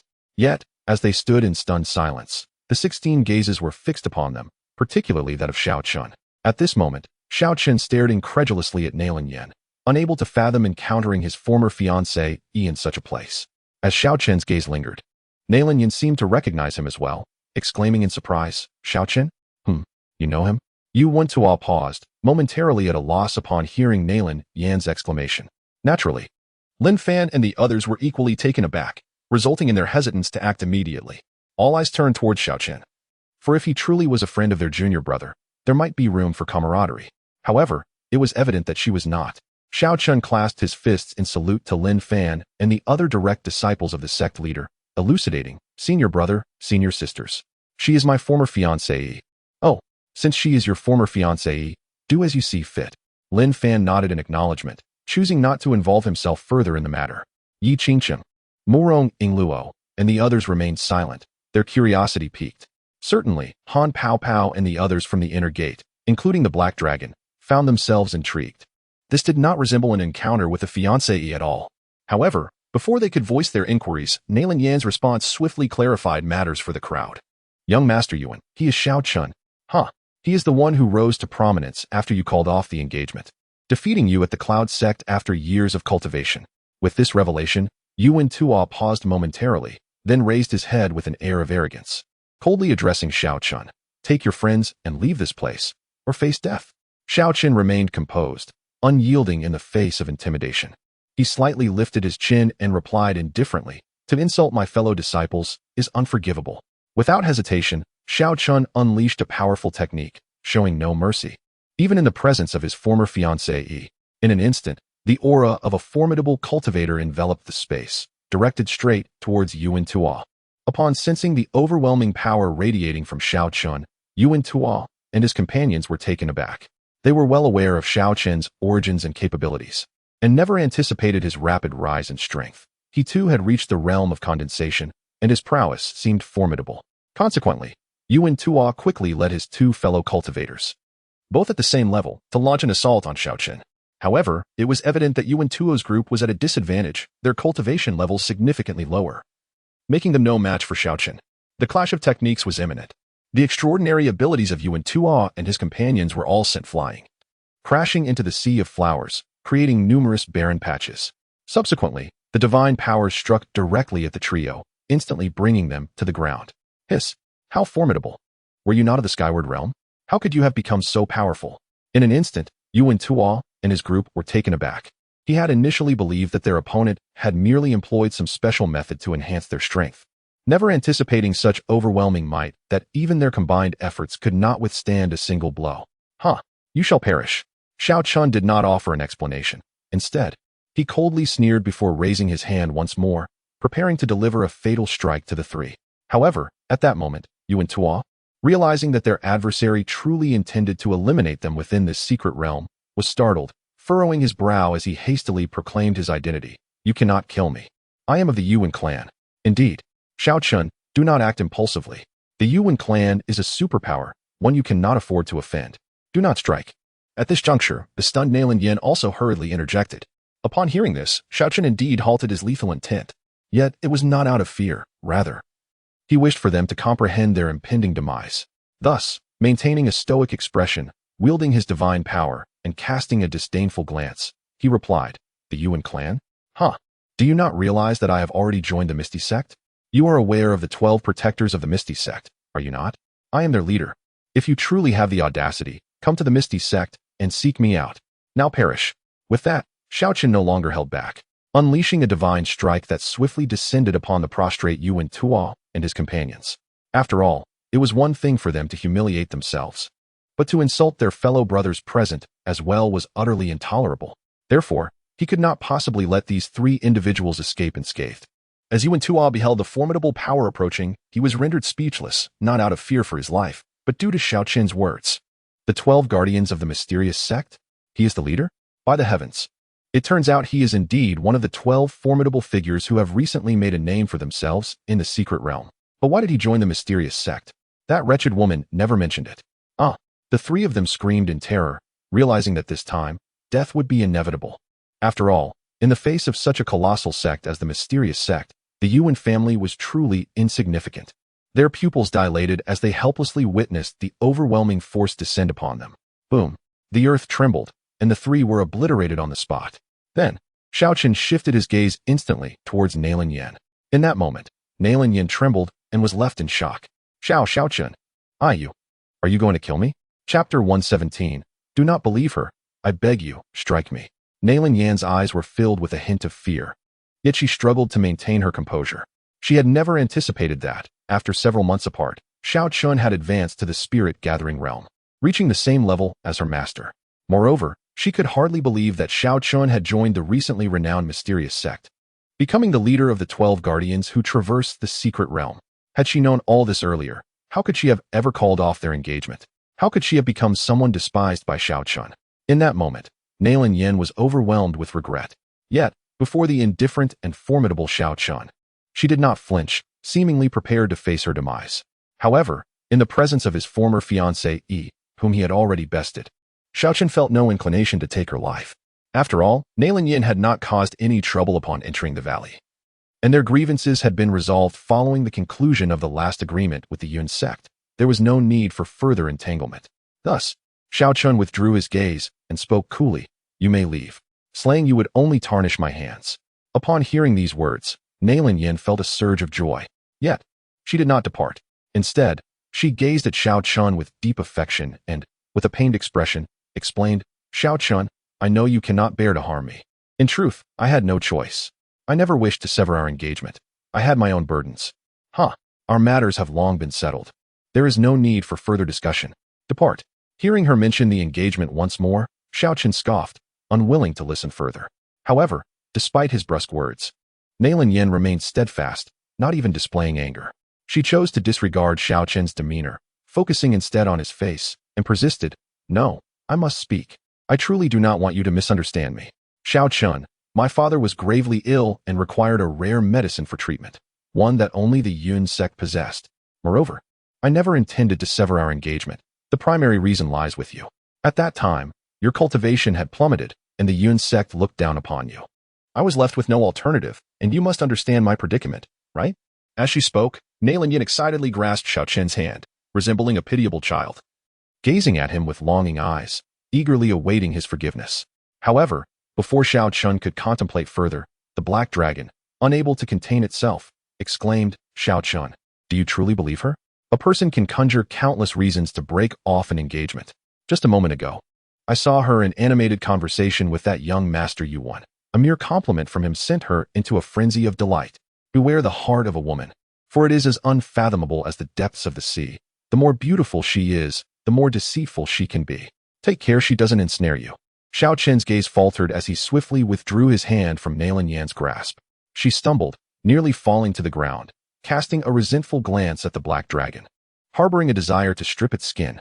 Yet, knowing the black dragon was on Xiao Chen's side, she dared not voice her frustrations and continued to explain, Xiao Chun, you are aware of the Yuan family, are you not?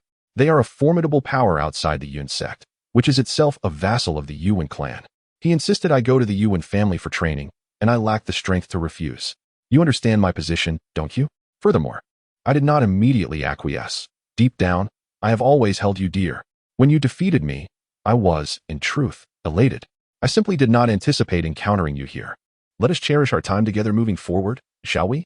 As she spoke, Nailin Yin once again took hold of Xiao Chen's hand, as if they had returned to the days of their childhood play. At that time, the two shared an intimate bond, and even when Nailin Yin erred, she fervently sought his forgiveness. Alas, they can never return to those days. Your words only evoke a sense of revulsion in me. Do you truly believe I would refrain from taking your life? Faced with Nailin Yan's incessant entanglement, Xiao Chun furrowed his brow, a flicker of anger igniting within him. In his heart, their ties had long been severed, and the relentless pursuit from the other party had become rather distasteful. Yes, I am acutely aware that my actions have been reprehensible. If killing me would bring you solace, then do so. I would willingly meet my end at your hands. Nailin Yin steeled her resolve, closing her eyes and brazenly presenting her face. This scene rendered onlookers speechless, particularly Yi Qingqing, Murong Ingluo, and Shi Linger, all three women, sharing the same gender, found Nailin Yan's audacity as thick as a fortress wall, making it difficult to bear. Merely hearing her shameless justifications filled them with embarrassment. Yet their innate curiosity compelled them to wonder how Xiao Chun would respond. Thus, despite their disdain for the woman, they remained silent, observing intently. Of course, they were not alone in this intrigue. At that moment, All the male cultivators had lost their focus on cultivation, their eyes wide open as they fixated on Xiao Chun and Nailin Yin, eager to see what further shameless antics she would undertake. Even the black dragon felt a twinge of envy, constantly scoffing to himself, contemplating his own fiancée Yi. After all, Xiao Chen's fiancée Yi had yielded. He couldn't help but wonder if his own would do the same. It was an opportune moment to glean some insights on handling such situations. On the other side, Xiao Chen found himself the subject of intense scrutiny from his fellow disciples. Although he possessed a certain resilience, he could not help but feel a tinge of embarrassment at this moment. After all, his fiancée Yi had called off their engagement, and now she was entangled with him, shamelessly begging for his assistance. Such a situation was undeniably humiliating. Yet, as he gazed at Nailin Yan, who was closing her eyes and leaning in towards him, he felt utterly at a loss. Their previous confrontation had stemmed from a 3-year pact, but should they engage in combat now, it would surely be a case of the strong preying on the weak, a man striking a woman. Moreover, they had grown up together, having merely taken divergent paths at a crossroads in life. Their relationship had not yet devolved into one of mortal enmity.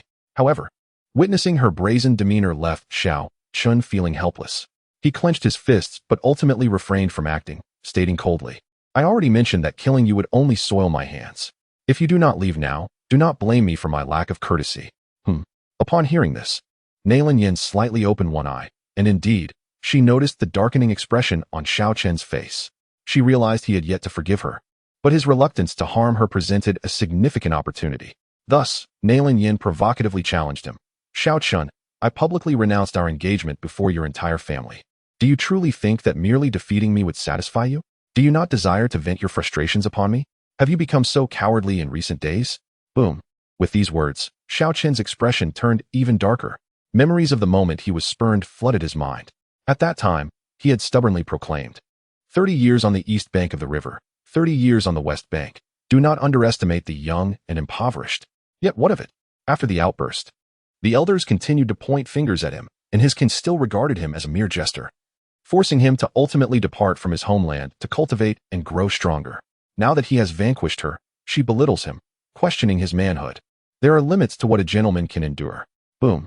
The flames of fury ignited within Xiao Chun. At that moment, he could no longer restrain himself. He raised his hand and delivered a resounding slap towards Nailin Yin. Crack. The sharp sound echoed as Nailin Yin let out a piercing scream. Subsequently, she was sent sprawling, landing amidst a sea of flowers. For a brief moment, the entire floral expanse fell into silence, save for Nailin Yin's muffled cries of agony.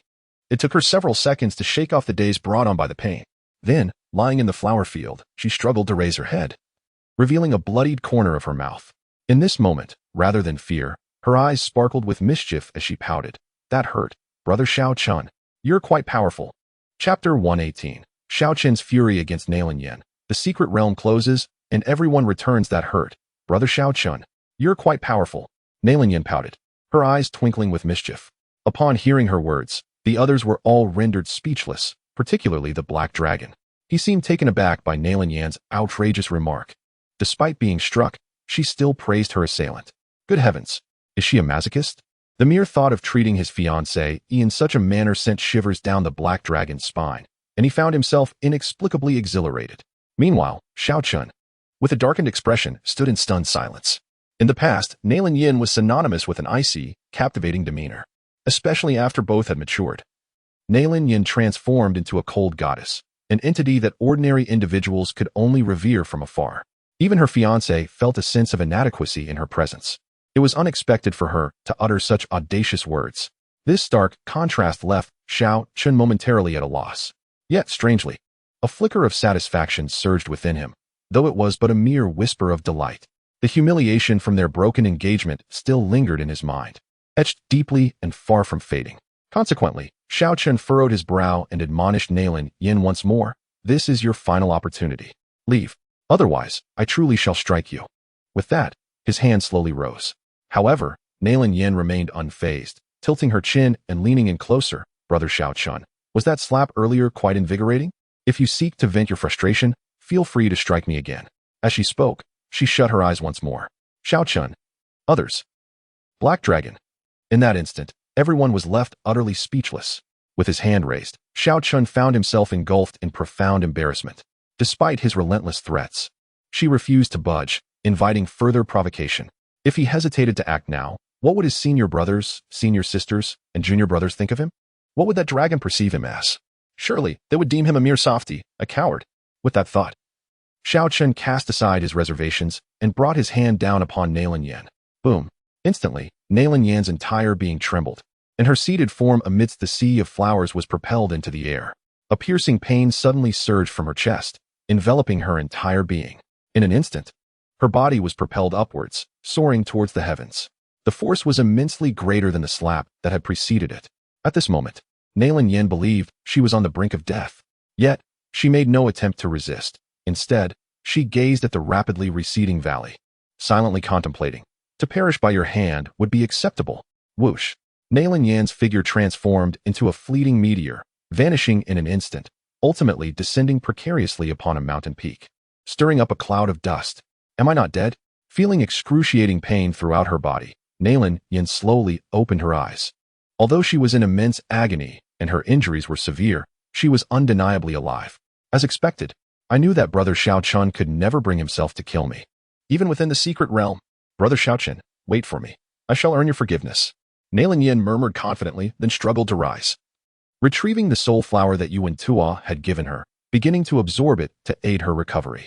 Meanwhile, observing Nailin Yan's distant disappearance, Xiao Chun let out a quiet sigh of relief. He then turned to his astonished fellow disciples, offering an awkward smile as he spoke. Just a personal matter, now resolved. Brothers and sisters, let us continue our cultivation. As he spoke, he returned to his original position, preparing to resume his practice. The others remained silent, all closing their eyes in unison. However, there was one who could not let it go. At that moment, the black dragon could not help but climb beside Xiao Chun, standing upright and praising him. Well done, lad. Such a woman must not be forgiven. One must ruthlessly torment her, ensuring she forever regrets the mistakes she made, ideally condemning her to a lifetime of remorse. Upon hearing the words of the black dragon, Xiao Chun was momentarily taken aback, yet he nodded in agreement, responding, Indeed, Senior Black Dragon speaks true. I shall remember this. With that, he closed his eyes. Observing this, the black dragon was left speechless, retorting with irritation, and then? Is merely remembering all that you have to say? What do you mean, Senior? Xiao Chen replied, puzzled. The black dragon continued. Do you not wish to voice your grievances? To deliberate on methods to deal with such a woman?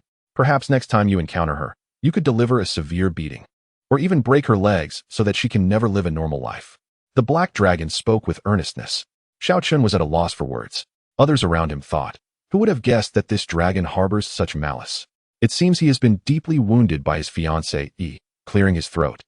Xiao Chen responded, Senior, you exaggerate. Such a woman deserves death, but this torment seems pointless.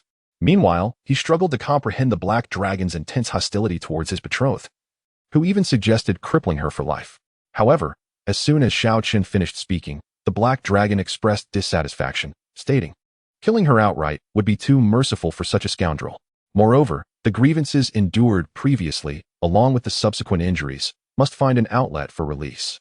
One must inflict relentless torment, a veritable crucible of suffering. If the opportunity arises, one should keep such a person close, to subject them to unending anguish throughout their life. Otherwise, how could the heart's resentment ever be alleviated? The black dragon's fervor grew with each word, as if it were itself the aggrieved party rather than Xiao Chun. Hearing this, Xiao Chun felt a shiver run down his spine, yet he could only respond with a forced affirmation. Yes, yes, esteemed black dragon, your words resonate. I shall remember them. Good. Remember that one must never show mercy to such women.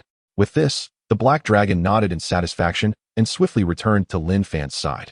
Xiao Chun, feeling a sense of helplessness, shook his head and closed his eyes to continue absorbing the essence of the divine soul flower. After all, he would likely never encounter Nailin Yin again. What the future held could be addressed later. For the time being, acquiescing to the black dragon was of little consequence. Time passed gradually, and the collective strength of their souls burgeoned, far surpassing their original realms. However, at that moment, the passageway out of the secret realm began to unveil itself. Junior brothers, awaken. Cease your cultivation. The passage has opened. It is time for us to return. At the instant the secret realm's passageway revealed itself, the eldest disciple, Lin Fan, was the first to open his eyes and rouse the others. They all awakened promptly, hurrying to engage with the returning passage. Simultaneously, the black dragon sprang from the ground, swiftly entwining itself around Lin Fan. Lin Fan lowered his defenses, allowing their spiritual energies to merge, thus facilitating the Black Dragon's departure. This method, of course, was devised by the Black Dragon itself. It was discovered that all present were endowed with mental prowess, having entered through a mysterious passage and subsequently devised this method. After all, it is only natural for one who was once a quasi-emperor to possess such capabilities. In no time, the figures of the assembly transformed into streaks of light, soaring into the heavens. Soon, only the 4 direct disciples remained. Observing this, Lin Fan nodded and addressed his 3 junior sisters. "Junior sisters, let us depart together." "Very well." The 3 maidens nodded in agreement, and then the 4 of them simultaneously closed their eyes, morphing into a singular beam of light that ascended into the sky. Chapter 119. A Frenzied Breakthrough. Lutsong captures the dragon. An increasing number of ancestors gathered outside the mysterious ethereal sect, while within, an atmosphere of tranquility prevailed. The time for recruiting miscellaneous disciples had not yet arrived, so everything remained as usual. Those who needed to cultivate did so, and those in seclusion continued their introspection. At this moment, within the inner sanctum, as the mental energies departed from the realm of divine void, the 12 members gradually opened their eyes. "Ah, we have finally returned." With the complete mastery of his body, Chen exhaled a lingering breath. Simultaneously, the alchemist hidden within his ring sensed Chen's awakening and materialized before him. Upon his appearance, the alchemist eagerly exclaimed, "Chen, you have finally returned. There is much I wish to discuss with you." "Wait a moment, Master Alchemist. I am on the verge of a breakthrough." Chen, unable to heed the alchemist's words, felt an uncontrollable surge within him, compelling him to close his eyes and enter a state of cultivation. The others, upon awakening, exhibited similar responses. After all, the enhancements gained in the realm of divine void would undoubtedly reflect upon their physical forms upon return. Observing this, the alchemist could only wait anxiously, for he indeed had matters of great significance to convey. This pertains to the recruitment of miscellaneous workers within the sect, a role he is eager to undertake. Since the moment Chen entered the sect, the elders have not troubled him. As long as he remains obediently within the confines of his ring and refrains from wandering about the sect, they have not expelled him. Thus, he has spent this period confined to the ring, fearful of being discovered in errant movement, which might lead to his banishment from the mountain gate. After all, upon entering the sect, Yao Lao was utterly astonished by the ethereal surroundings of the Piamiao sect. He felt as if he had stepped into a realm of the immortals, dreaming of Chen swiftly advancing to the status of a sage, enabling him to restore his physical form and subsequently join the Piamiao sect for cultivation. However, upon hearing that the sect was actively recruiting miscellaneous workers, he could no longer remain composed. Was this not a golden opportunity to join the sect? Moreover, the sect had not stipulated that a soul body could not serve as a miscellaneous worker. Regarding the requirement for royal-level cultivation, his recent training has sufficiently augmented his soul body to temporarily exhibit royal-level prowess. Therefore, he eagerly anticipated Chen's return, hoping that Chen would inquire with the elder in charge of this matter about his eligibility to assume the role of a miscellaneous worker. Should he indeed secure such a position, he would be able to cultivate freely within the sect, eliminating the need to wait for Chen's growth. A brief period of self-cultivation would suffice for him to refine his physical form. Consequently, he has been nearly frantic these past few days, fearful of missing the opportunity for recruitment. Fortunately, all is not lost, as Chen has returned. Subsequently, amid Yu Lao's anxious anticipation, Chen broke through several minor realms and reopened his eyes. Yao Lao immediately conveyed his thoughts to Chen. After listening, Chen rose to seek out the elder for information, and after Chen departed, Xinping also cupped his fists in salute to his fellow disciples before leaving the room to request leave from the elder. It had been nearly a month since he parted ways with his sister-in-law, and both emotionally and logically, he felt compelled to return to offer her some solace, as well as to provide financial support for her and her daughter. Aside from this, the other inner disciples had little to attend to and quickly dispersed to pursue their own affairs. Meanwhile, within the disciples' quarters of the main peak, Lin Fan and his companions gradually opened their eyes, having undergone a momentous breakthrough. Linger immediately ascended to the Heavenly King realm, while Lin Fan and Yi Qingcheng achieved successive breakthroughs in minor realms, swiftly reaching the 5th heavenly layer of the Heavenly King realm. As the 4 experienced their transformations, the Black Dragon eagerly emerged from Lin Fan's body, materializing from a spectral form to soar about the room, exulting in its newfound freedom. This emperor has emerged. This emperor has finally returned. Its jubilant roars echoed through the space. Simultaneously, the surrounding spiritual energy began to uncontrollably surge toward its ethereal form, drawn towards it in a frenzy. After being sealed for millennia and enduring numerous setbacks in cultivation, the dragon was now liberated and back in the realm of reality, causing its power to surge exponentially. In the blink of an eye, it completed an extraordinary breakthrough, ascending through the ranks of formidable beings: Great Demon, Demon King, Demon Emperor, Quasi-Saint, Demon Saint, Saint King. Waves of vast spiritual energy cascaded continuously. The higher the breakthrough, the greater the consumption of spiritual energy. Thus, Lin Fan and the others found themselves unable to compete with the Black Dragon's insatiable hunger for energy, forcing them to cease their cultivation. As the four opened their eyes, they were utterly astonished by the extraordinary phenomenon before them. In the room, countless spiritual energies coalesced, forming a grand vortex that incessantly penetrated the body of the Black Dragon. Waves of vast energy surged, incrementally escalating. Before long, the Black Dragon ascended to the Saint King realm, with its level continuing to rise further. Good heavens! Was it truly a quasi-emperor before? Such a rapid breakthrough, my word. We have unwittingly brought back a monster. The crowd was filled with astonishment, urgently calling out to the Black Dragon, Elder Black Dragon, please, cease this at once. There are intersect elders on guard outside. You mustn't provoke them, or you will find yourself in dire straits. Lin Fan and Murong Ingluo simultaneously voiced their concerns. After all, the strength of the intersect elders is not to be trifled with. It was no small matter, even if the Black Dragon were merely a spiritual entity. Should it truly be a quasi-emperor, causing such a ruckus would surely incur their displeasure and lead to unfavorable consequences. Moreover, this creature was brought back by them, and if they failed to intervene, they would undoubtedly face repercussions. Yet, who was the Black Dragon? Previously, it had attained quasi-emperor cultivation and was a guardian deity among the Dragon clan. Now, emerging in an exuberant state of mind, it paid little heed to the words of the few. Even if it could not restore its quasi-emperor powers, it deemed a mere sect beneath its notice. Thus, with an air of arrogance, it proclaimed, if I cause trouble, so be it. Do not think that just because you are elders, even your sect leader would address me as senior. After a brief pause, it added, however, the spiritual energy in your sect is indeed abundant. Henceforth, I shall remain here to protect you. With that, the Black Dragon resumed its fervent absorption of spiritual energy. But at that moment, suddenly, an even more formidable aura surged forth. Instantly, the spiritual energy within the room fell into an eerie silence, compelling the Black Dragon, which was absorbing the energy, to halt abruptly. Observing the dissipating spiritual essence, the Black Dragon's countenance darkened with dissatisfaction, and it bellowed, who dares to disturb my cultivation? Are you seeking death? With that, the Black Dragon stormed out of the room, colliding headlong with Lu Tsong, who was approaching leisurely. Youngster, did you disrupt my training? Apologize at once, and I shall let it go. Otherwise, I shall teach you a lesson. What audacious creature dares to speak so brazenly and wreak havoc in the mysterious sect? Lu Tsong's expression remained impassive as he raised a hand, instantly immobilizing the Black Dragon. Despite having regained its status as a Saint King, the Black Dragon found itself utterly incapable of resistance beneath Lu Tsong's grasp. Feeling the overwhelming aura emanating from Lu Tsong, the Black Dragon was momentarily stunned. Could it be that it had barely regained its freedom only to be captured again? This individual appeared to possess at least the cultivation of a great saint. Moreover, it had never heard of the mysterious sect.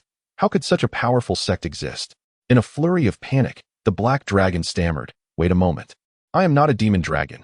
Oh no, I am a demon dragon. No, I am a good friend of your sect's disciples. You cannot apprehend me. Chapter 120. The shocked dragon Aotion of the full sect. The Black Dragon frantically waved its claws, attempting to escape Lu Tsong's grip, but alas, no matter how fiercely it struggled, it could not break free from his control. The other's control was akin to an unyielding natural law, binding it tightly. This filled the Black Dragon with an overwhelming sense of panic, fearing it might be crushed in an instant. Simultaneously, it began to grasp the formidable power of the mysterious sect. Although it had previously dismissed the sect entirely before encountering this man, its perspective had drastically shifted. The Black Dragon felt utterly despondent, on the verge of tears, its voice soft and filled with despair, only able to force a bitter smile. Yet, this did not sway Lu Tsong in the slightest. Fortunately, at this critical moment, Lin Fan and his companions, wary of the Black Dragon, had pursued them. Upon discovering that the Black Dragon had been captured, they collectively sighed in relief. Then, Murong Ingluo hurriedly clasped her fists in apology. Elder Lu Tsong, it is indeed we who brought it out from the secret realm. We never anticipated its cultivation would soar upon emergence. We beseech the elder to impose punishment. Elder, I was the one who brought it back. If punishment is to be meted out, let it be directed at me. Lin Fan quickly added, raising his fists in contrition. And I as well, elder. They echoed, with Yi Qingqing and Shi Linger joining in, all of them taking responsibility. After all, the decision to bring the Black Dragon out had been a collective one among the four. None of them had foreseen the truth in the Black Dragon's claims.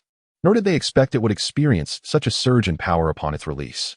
Had the elder not acted promptly, one could only wonder how far the Black Dragon's power might have escalated. Should the Black Dragon cause any disturbances within the sect, they would indeed find it difficult to explain themselves to their master. Thus, they all endeavored to shoulder the blame. Upon witnessing the situation, Lu Tsong not only refrained from reproaching them, but instead, his eyes sparkled with appreciation as he smiled gently and remarked, since it was you who brought it forth, it rightfully belongs to you. However, this dragon possesses considerable strength, which you are unable to control, so it shall be entrusted to the sect leader for handling. Do you have any objections? None whatsoever. We appreciate your assistance, elder. The four expressed their unanimous consent, bowing respectfully once more. After all, they were indeed incapable of managing the dragon, although it appeared harmless. Its rapid surge in power indicated that the most prudent course of action was to leave its fate in the hands of the sect leader. Very well. I shall leave it to the sect leader. You may go and stabilize your cultivation, Lu Tsong nodded. Then seized the black dragon and turned towards the cliff edge on the side of the main peak.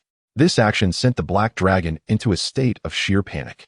It had believed that Lin Fan and the others would come to its rescue, especially since their bond had been remarkably strong within the secret realm. Having helped them in locating treasures, it thought they would bring it along. Oh heavens! Were they truly abandoning it in this moment? The dragon admitted that it had raised its voice a tad too much earlier, but surely they could not turn a blind eye to its plight. In a state of desperation, the black dragon turned back to Murong Ingluo and the others, pleading pitifully, Fairies, dear fairies, please save me. Do not let him take me away.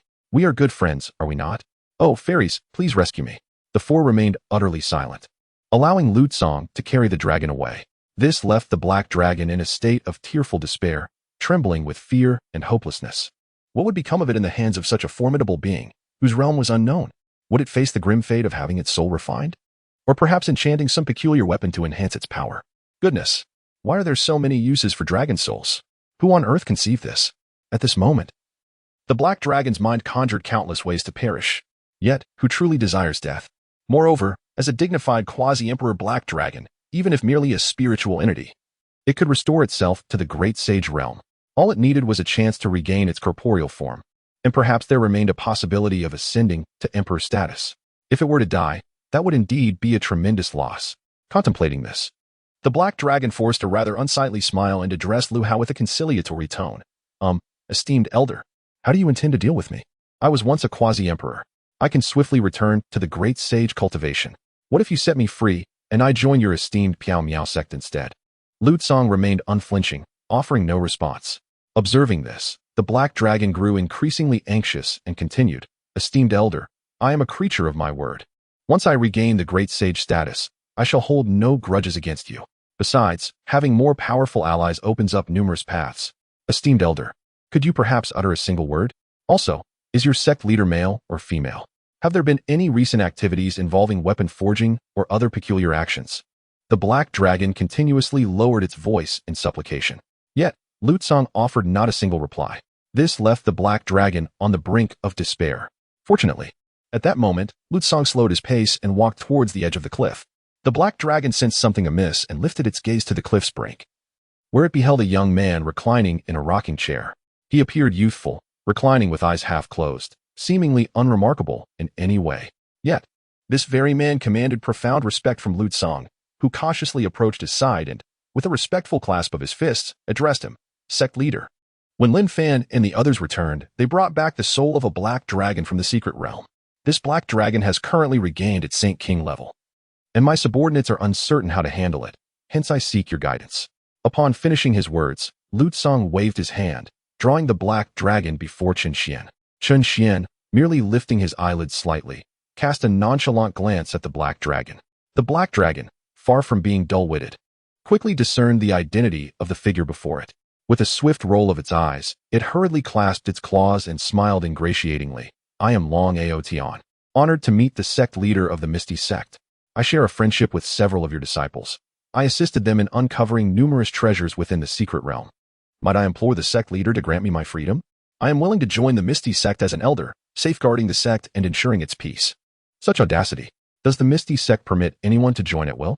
Chen Xuan replied, his expression impassive, leaving the black dragon utterly baffled.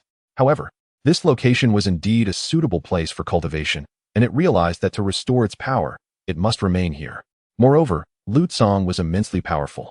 Even if it regained its great saint prowess, it probably would not stand a chance against him. To preserve its life, the black dragon hastily divulged its potential, claiming it could immediately restore itself to the great saint level, ensuring multiple paths for the sect with the inclusion of several great saints. Furthermore, once it regained its physical form, it might even have the opportunity to ascend to the emperor level. At that time, the Misty Sect would be fortified by an emperor. Additionally, it expressed that it required no lofty position or authority, merely a title as a venerable elder would suffice. The various self-aggrandizing remarks elicited cold chuckles from Chen Xuan and Lutsong. Not only was this dragon not an emperor, but even if it were, it would not possess the standing to demand reverence. Thus, upon hearing the black dragon's words, Chen Xuan remained silent, merely gesturing towards Lutsong. Understanding the unspoken cue, Lutsong revealed a devilishly charming smile and unleashed his imperial aura. Boom! A terrifying presence surged forth instantaneously, shocking the black dragon into a tremor, its eyes widening in disbelief. An emperor? Chapter 121. The dragon Aotion transforms into the divine guardian beast. 80,000 ancestors descend upon the mysterious sect. Upon sensing Lutsong's overwhelming aura, the black dragon was stupefied. It had never anticipated that its opponent would be an emperor. Oh heavens! How terrifying! When did emperors become so numerous? To encounter one upon emergence? Moreover, it found itself negotiating with an emperor, let alone being merely a soul at this moment. Even when it was a quasi-emperor, it would not have the standing to engage in demands with an emperor. In an instant, the black dragon's heart raced, filled with anxiety. However, before it could gather its wits, Chen Xian's imperial aura erupted forth. Boom! Another wave of overwhelming presence emerged. Following that boom, boom, boom, an array of imperial auras materialized from every corner of the sect. In that moment, the black dragon felt its scalp tingle, its body covered in goosebumps. Good heavens! Emperors! All emperors! What have I stumbled into? Is this the lair of the emperors? Or have all the emperors of the cosmos taken refuge here? Gulp! The black dragon struggled to swallow, and then knelt down on the ground, exclaiming, Great Emperor, I, the old dragon, pay my respects to you. Please forgive my rashness. I am willing to follow you and serve you devotedly. I beseech you to grant me this opportunity. With these words, it lowered its proud head, making intimate contact with the earth. Observing this, Chen Xuan realized his objective had been achieved, and he retracted his imperial aura. He had previously observed the secret realm and was well aware of the dragon's existence. The reason for initially unleashing his imperial might was to prevent the proud dragon from causing chaos through arrogance and disobedience.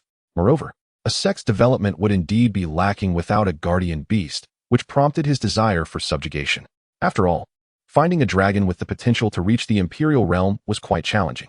Therefore, seeing the black dragon submit, Chen Xuan did not continue to intimidate it. Instead, he spoke plainly. My sect has just emerged and is in need of a guardian beast. You shall be the protector of this mountain. Guardian beast? The black dragon was taken aback, then filled with joy, exclaiming, Yes, I will certainly safeguard the mountain gate and ensure it remains unharmed. Very well, Lutsong. When you have the opportunity, find a dragon body for it to assist in its endeavors. Understood. Lutsong nodded and prepared to lead the black dragon away. The black dragon, brimming with excitement, immediately began to bow its head, expressing gratitude. Thank you, great emperor. I will not disappoint you. With that, it rose and obediently followed Lutsong, knowing that having the emperor assist in finding a body would be far more successful than attempting to do so alone. One can only achieve downward compatibility through personal effort, but when the emperor intervenes, it signifies upward compatibility. There is a possibility of discovering the dragon form of the great sage. Just as one man and one dragon were preparing to depart, an outer sect elder unexpectedly approached, accompanied by Xiao Chun and a soul entity known as Medicine Elder. The outer sect elder led the way, with Xiao Chun closely following, while the soul entity, Medicine Elder, appeared exceedingly restrained, even more so than Xiao Chun. Subordinate, I have met the sect master. The outer sect elder began to bow from a distance. Xiao Chun and Medicine Elder followed suit. Disciple Xiao Chun, Alchemist Medicine Guang. We have met the sect master. The trio dared not breathe audibly. Chen Xuan was already aware of Medicine Elder's existence, but was learning for the first time that his name was Medicine Guang. He calmly inquired, "What brings you here?" "Sect master, it is as follows."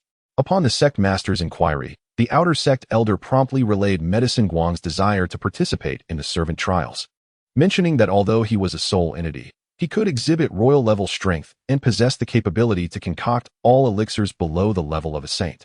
Upon hearing this, Chen Xian's interest was piqued.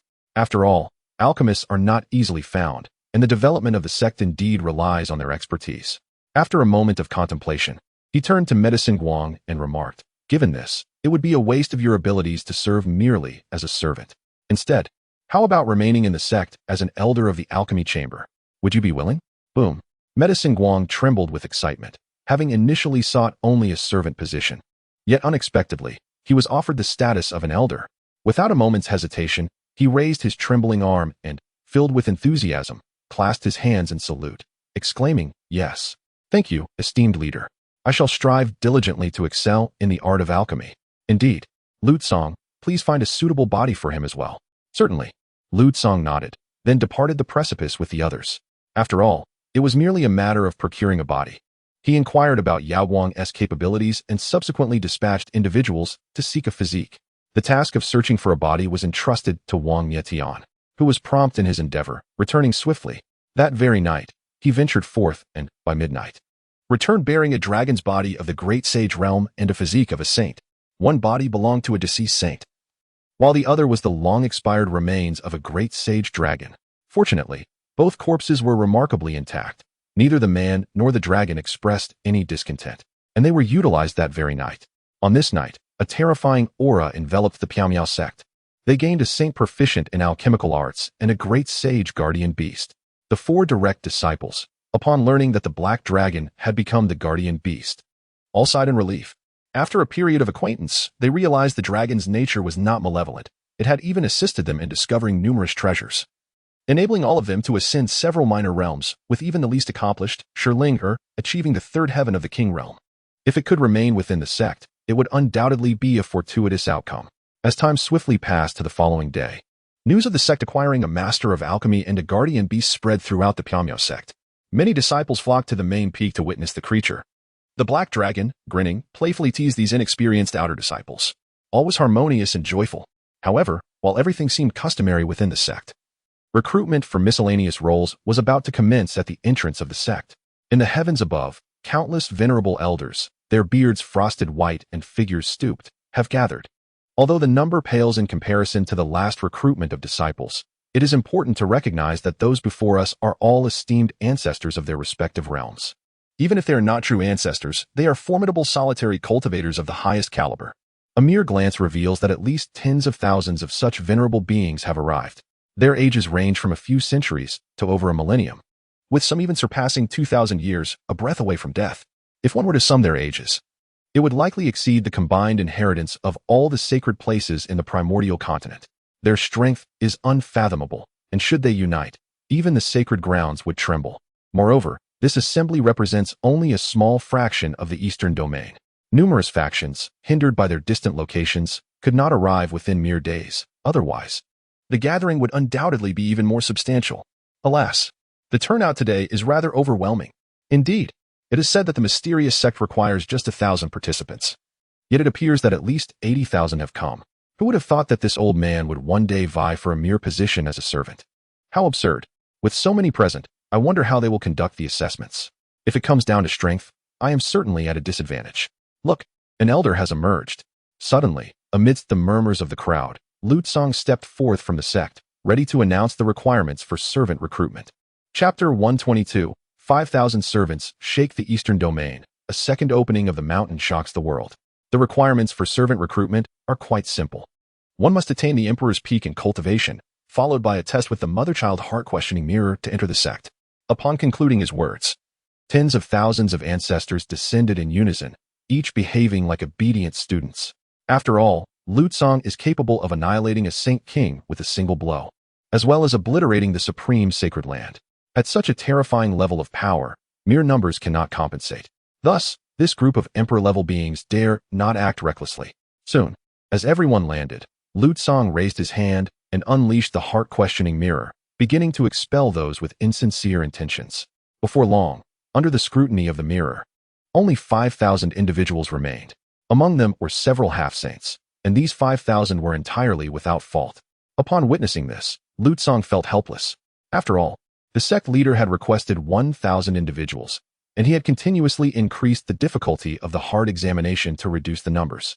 Even some with normal thought processes had been eliminated, yet he had not anticipated that so many would still remain. To put it bluntly, these individuals were somewhat extreme, treating the Miao Miao sect as an omnipotent entity. Even after the sect faced annihilation in the secret realm, they firmly believed that it was merely a fade. Even when they eventually discovered the truth of the sect's demise, they would still hold faith that the Miao Miao sect would rise again. There was hardly any trace of malevolence or ulterior motives among them.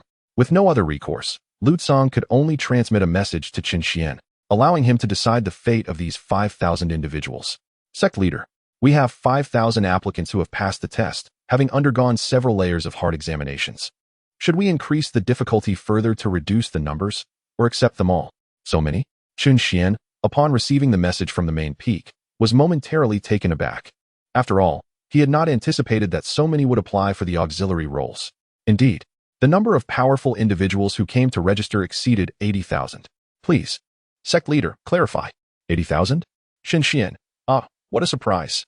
It seems the reputation of the Piao Miao sect has truly spread far and wide. 80,000. And this is not merely 80,000 individuals, but 80,000 formidable warriors. After a moment of contemplation, Chen Xuan ultimately resolved to accept them all. After all, the number of disciples in the sect was indeed quite limited, barely exceeding 1,000. If he wished to further the development of the sect, it was imperative to recruit more disciples. However, with the growing fame of the sect, this upcoming recruitment would undoubtedly incite a tremendous wave of fervent applicants, with countless prodigious talents converging upon the Piao Miao sect. Thus, having a few more auxiliaries would not be a concern. With this thought in mind, Chen Xuan promptly instructed Lu Tsang to accept the recruits. He also announced the date for the second recruitment, urging Lu Tsang to disseminate the information. Upon receiving the directive, Lu Tsang waved his hand grandly, retracting the heart-searching mirror, and addressed the crowd. The recruitment of auxiliaries is complete. We have admitted 5,000 auxiliaries. Please follow me into the sect to receive your auxiliary identities. Yes, the chosen 5,000 were utterly exhilarated, hastily following in Lu Tsang's footsteps as they entered the sect in succession. This scene evoked immense envy from the onlookers, particularly the descendants of these individuals, who were beside themselves with excitement. They could hardly contain their eagerness to share the news, boasting about their esteemed ancestors. My ancestor has been selected. My ancestor is now an auxiliary of the Piao Miao sect. My ancestor has also become an auxiliary of the Piao Miao sect. How wonderful. Now who dares to bully us? Exactly. Previously, several superpowers had conspired to test our limits. Let us see if they still dare to act recklessly. Ancestor, I adore you. You are amazing. However, amidst the excitement, there were also those who felt disheartened. The rejected candidates watched helplessly as 5,000 individuals queued to join the sect under Lu Tsang's gaze, their heads shaking despondently, sighing in despair. Alas, this is not the outcome I desired. Why, despite my commendable efforts, have I still been eliminated? I refuse to accept this. By the way, where is Tuoba Godin? Has he been selected? I must return and forge an alliance with that little genius from his family. I must cling to their greatness. The crowd was engulfed in confusion, deeply disappointed by their rejection. After all, they were esteemed ancestors, yet they could not even secure a position as a mere assistant. To be frank, returning home would be a source of shame. Some extreme old-timers could hardly suppress the urge to run away from home, vacillating between leaving and returning. Just then, as the 5,000 assistants completed their entry into the sect, Lu Tsang halted his steps, standing outside the sect's gates. With a sudden proclamation, he stunned all the ancestors, instantly halting their contemplation. Esteemed elders, the sect leader has decreed that on this day 3 months hence, the Piao Miao sect will open its doors once again to recruit disciples. Should there be any eligible candidates of suitable age and commendable talent at home, they may come to participate in the entrance examination. Boom. The announcement reverberated through the crowd, leaving everyone in astonishment. Just when one thought all hope was lost, another opportunity emerged. The ancestors trembled with excitement, overwhelmed by this news. Incredible! The Piao Miao sect is reopening for recruitment. How splendid! If my ancestor has just entered the sect, and if I too can enroll a disciple, who would dare to bully us in the future? My goodness! The Misty Sect is reopening its doors for disciples. How splendid! I shall return immediately to inform the prodigies of my clan and prepare for the recruitment of disciples at the Misty Sect. I refuse to believe that. Though I may be deemed unworthy as a servant, my clan boasts so many talented youths that we cannot secure at least one opportunity to enter the sect. Let us hasten. We must dedicate ourselves to nurturing our disciples, striving to ensure that one of our own gains entry into the sect. In an instant, excitement surged among the crowd. After bowing respectfully to Lu Tsong, they swiftly departed, eager to relay the news to the young members of their clan. Lu Tsong, in turn, wore a gentle smile. The last recruitment occurred when the Misty Sect had just emerged. Many were unfamiliar with its name, and the attendees were primarily disciples from dominant powers, resulting in the selection of just over 1,000 individuals. However, this time, the Misty Sect's reputation resounded throughout the eastern region, and all the talented individuals from across the region would surely come. Thus, after Lu Tsong spoke, he too began to disseminate the news of the Misty Sect's recruitment. Soon, the entire eastern region was abuzz. Wang Defa, have you heard? The Misty Sect is opening its doors for disciples again. What? Is that true? Didn't the Misty Sect just open a few months ago? Are they really recruiting again? Indeed. Absolutely certain. It is said that the Misty Sect has also recruited 5,000 servants, all of whom are supreme emperors. This is all in preparation for the second round of recruitment. Goodness. 5,000 supreme emperors as servants. This is utterly astonishing. It surpasses the prowess of the extreme Tao sacred land by countless measures. Indeed, it must be more formidable than the extreme Tao sacred land, especially since the Misty Sect annihilated it with just one individual. We must strive to become disciples of the Misty Sect. Yes, absolutely. As long as one can gain admission to the Misty Sect, a future of unparalleled success awaits. The allure of joining the Misty Sect has become a fervent topic throughout the Eastern Domain, permeating every corner with its legendary tales. Particularly with the recent opening of its doors for new disciples, the illustrious achievements of the Misty Sect have been brought to light. Stories of silent annihilation of the Soul Palace, the sect master bravely venturing into forbidden territories, instilling fear in the Taichu Holy Land, and a mere elder extinguishing the Extreme Path Holy Land, alongside the fact that even the menial workers are of royal caliber, have swiftly captivated the entire Eastern Domain. As the reputation of the Misty Sect soared, a fresh wave of fervor to join the sect erupted among countless prodigies. The eyes of millions of talented individuals were fixed on the upcoming recruitment test scheduled for 3 months hence, each fervently preparing to secure their place. Chapter 123. Millions of prodigies depart early, securing rewards for sect expansion. The arid state of the Eastern Domain lies at its heart. Yet the vastness of the primordial continent renders the Eastern Domain immense. As soon as news of the recruitment spread, prodigies from distant lands hastened their journeys towards the Misty Sect. This was especially true for those independent cultivators and minor factions situated around the periphery of the Eastern Domain, who set off without delay upon receiving the news. After all, the distance to the arid state was considerable. Without an early departure, they would find it impossible to arrive in time. Thus, legions of individuals, convinced of their own exceptional talent, began to pack their belongings, bidding farewell to their families. Father, mother, I shall join the Misty Sect and bring honor to our family. My child, the Misty Sect is commencing its recruitment. It is time for you to descend the mountain. I have already packed your luggage, and you might as well take this cow with you.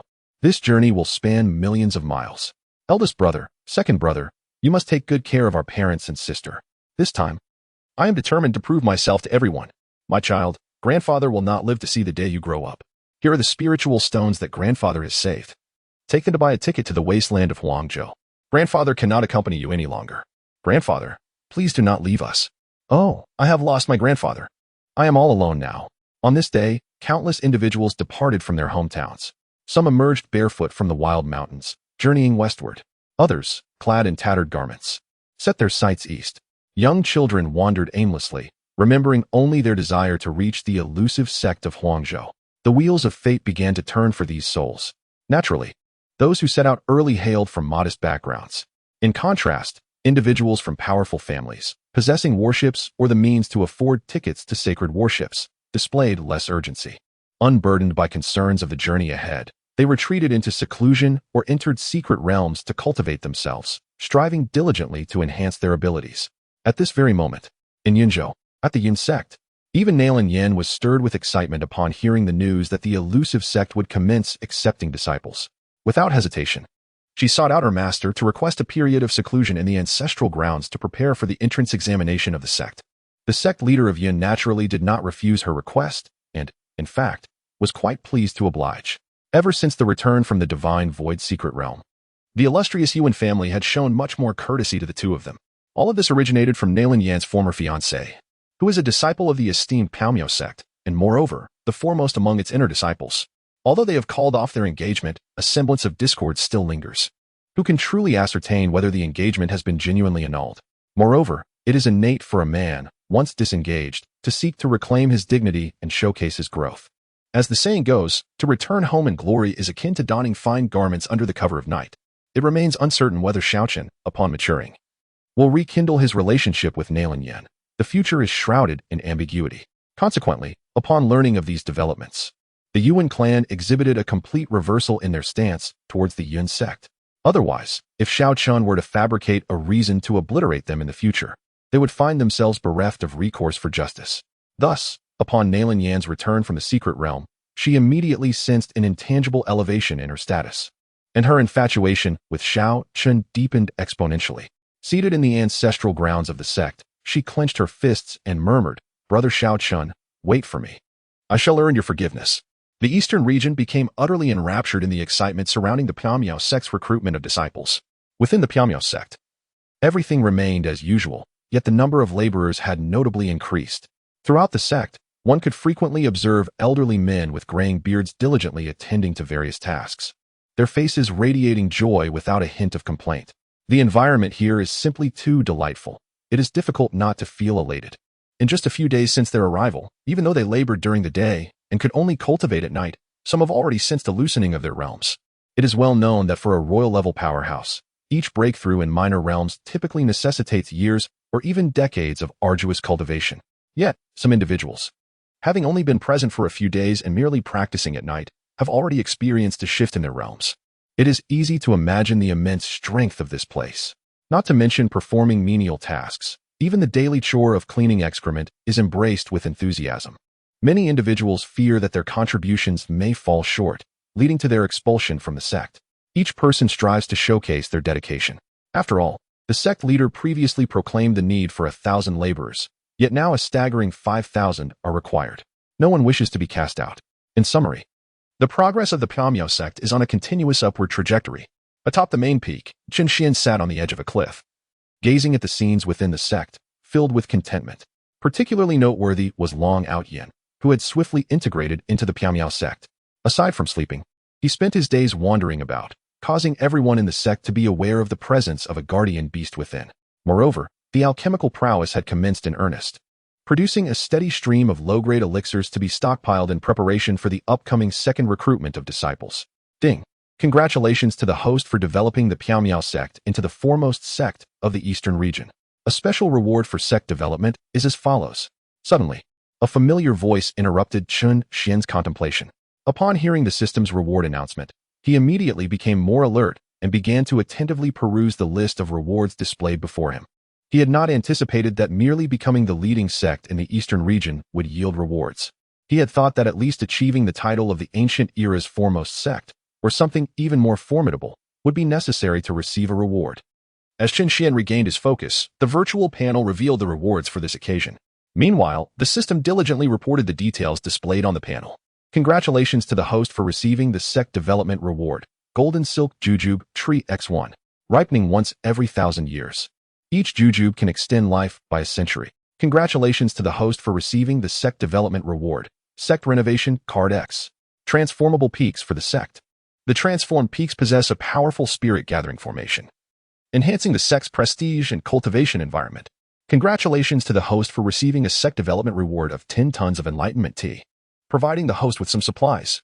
Congratulations to the host for obtaining a sect development reward of 10 Saint King summoning cards, a special reward, not combinable.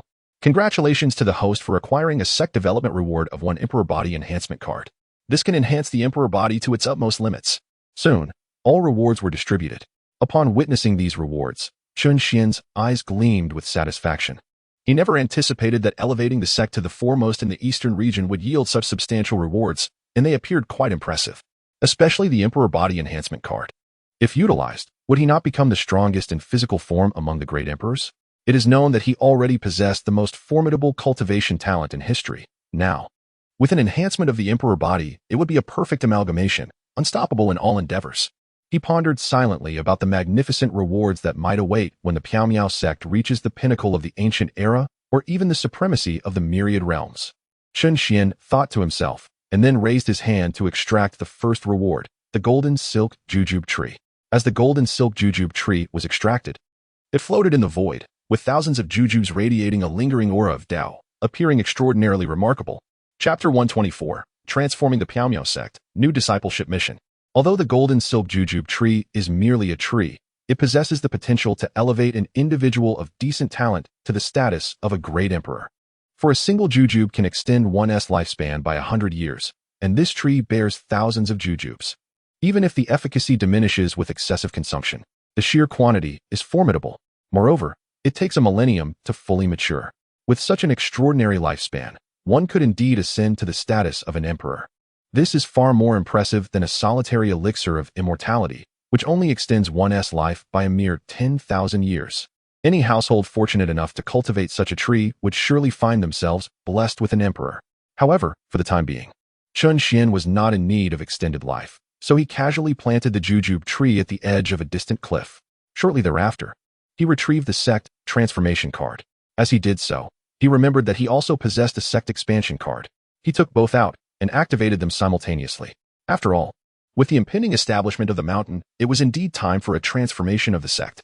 With this thought, Chen Xuan shattered the two cards in succession. Instantly, the sect began to undergo a remarkable transformation. The expansion card was employed first. As it was activated, the area occupied by the sect visibly expanded. What once was merely a few steps in distance was suddenly stretched to several times that length. The space between the mountains became increasingly open. Immediately, the extraordinary changes within the sect captured the attention of countless onlookers, particularly the newly arrived disciples in the Black Dragon. These individuals, unaccustomed to such spectacles, were utterly bewildered by the sudden transformations and gasped in astonishment. What on earth is happening? Why is the sect expanding? Could it be that the sect is in crisis? Hurry, we must report to the elders. Panic ensued among the crowd. The Black Dragon, equally perplexed, glanced around, his dragon whiskers swaying back and forth as he sought the source of the changes. Impossible. With so many emperors present, who would dare to cause trouble here? The Black Dragon, bewildered, searched back and forth for the source of the anomaly. However, after a brief observation, he could discern nothing amiss. Fortunately, at that moment, a voice resonated from the summit above. Do not panic. Your sect leader is currently reforming the sect. It shall be but a moment. The booming voice reverberated throughout the entire sect, alleviating the anxious hearts of all. What a relief. It turns out the sect leader was merely enhancing the sect. How terrifying that was. Indeed, the commotion was immense and shrouded in mystery, utterly inscrutable. Thankfully, it was the sect leader taking action. Truly impressive. The crowd shook their heads and resumed their tasks. Yet, at that instant, the anomaly transformed once more. Not only did the sect expand, but the great peaks also began to thicken and elongate. Particularly, the main peak and several surrounding mountains grew with astonishing rapidity. In the blink of an eye, they expanded several-fold, piercing the heavens like sharpened blades. Goodness, these 9 peaks have become so grand and towering. Hiss, the summit is out of sight. Wait, look at these 9 peaks. The spiritual energy seems even more potent. Yes, the surrounding spiritual energy is converging towards these 9 peaks. Oh, look, there are stone tablets atop the peaks. The main peak, where the sect leader resides, has been renamed to First Peak. Incredible, it has truly been renamed. Look at the others. They are now called Second Peak, Third Peak, Fourth Peak, and so forth. I understand now. These 9 peaks must be the training grounds for the inner disciples. The 12 inner sect members reside within these peaks, although the other 7 are uninhabited. I am certain they are intended for future inner disciples. Oh my goodness. Incredible. The spiritual energy atop this peak is far more abundant than that found among the smaller hills below. With the emergence of the 9 peaks, there is surely a selection process for the miscellaneous workers to undertake tasks.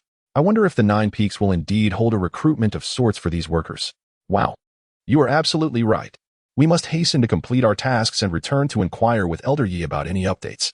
As the sect expands, the miscellaneous workers have also become increasingly excited, eager to gather intelligence, and seize the opportunity to work at the 9 peaks. In an instant, the motivation of the group surged once more. At the main peak, After the transformation of the sect, Chen Xuan stood upon the clouds, surveying the newly renovated sect with a satisfied smile. The Miao Miao sect has not only expanded in size, but each mountain has also risen in stature. Particularly, the 9 main peaks stand majestically, piercing the heavens. With 10 holy kings appointed as peak masters, the arrangement is indeed optimal. Without hesitation, Chen Xuan immediately employed the Holy King summoning card, assigning them to the positions of the 8 peak masters. The remaining 2 would succeed the elders of the Peach Blossom Garden and the library. After all, the 2 emperors deemed the Peach Blossom Garden and the library as underutilized, and it is far more fitting for them to oversee the sect or command the other elders. In a moment, with the summoning completed, 10 auras of Holy Kings manifested, each proceeding to their respective destinations to assume their posts. With the appointment of the 10 Holy Kings, the sect began to embark on a path of normalization. System. Utilize the Emperor Body Enhancement card.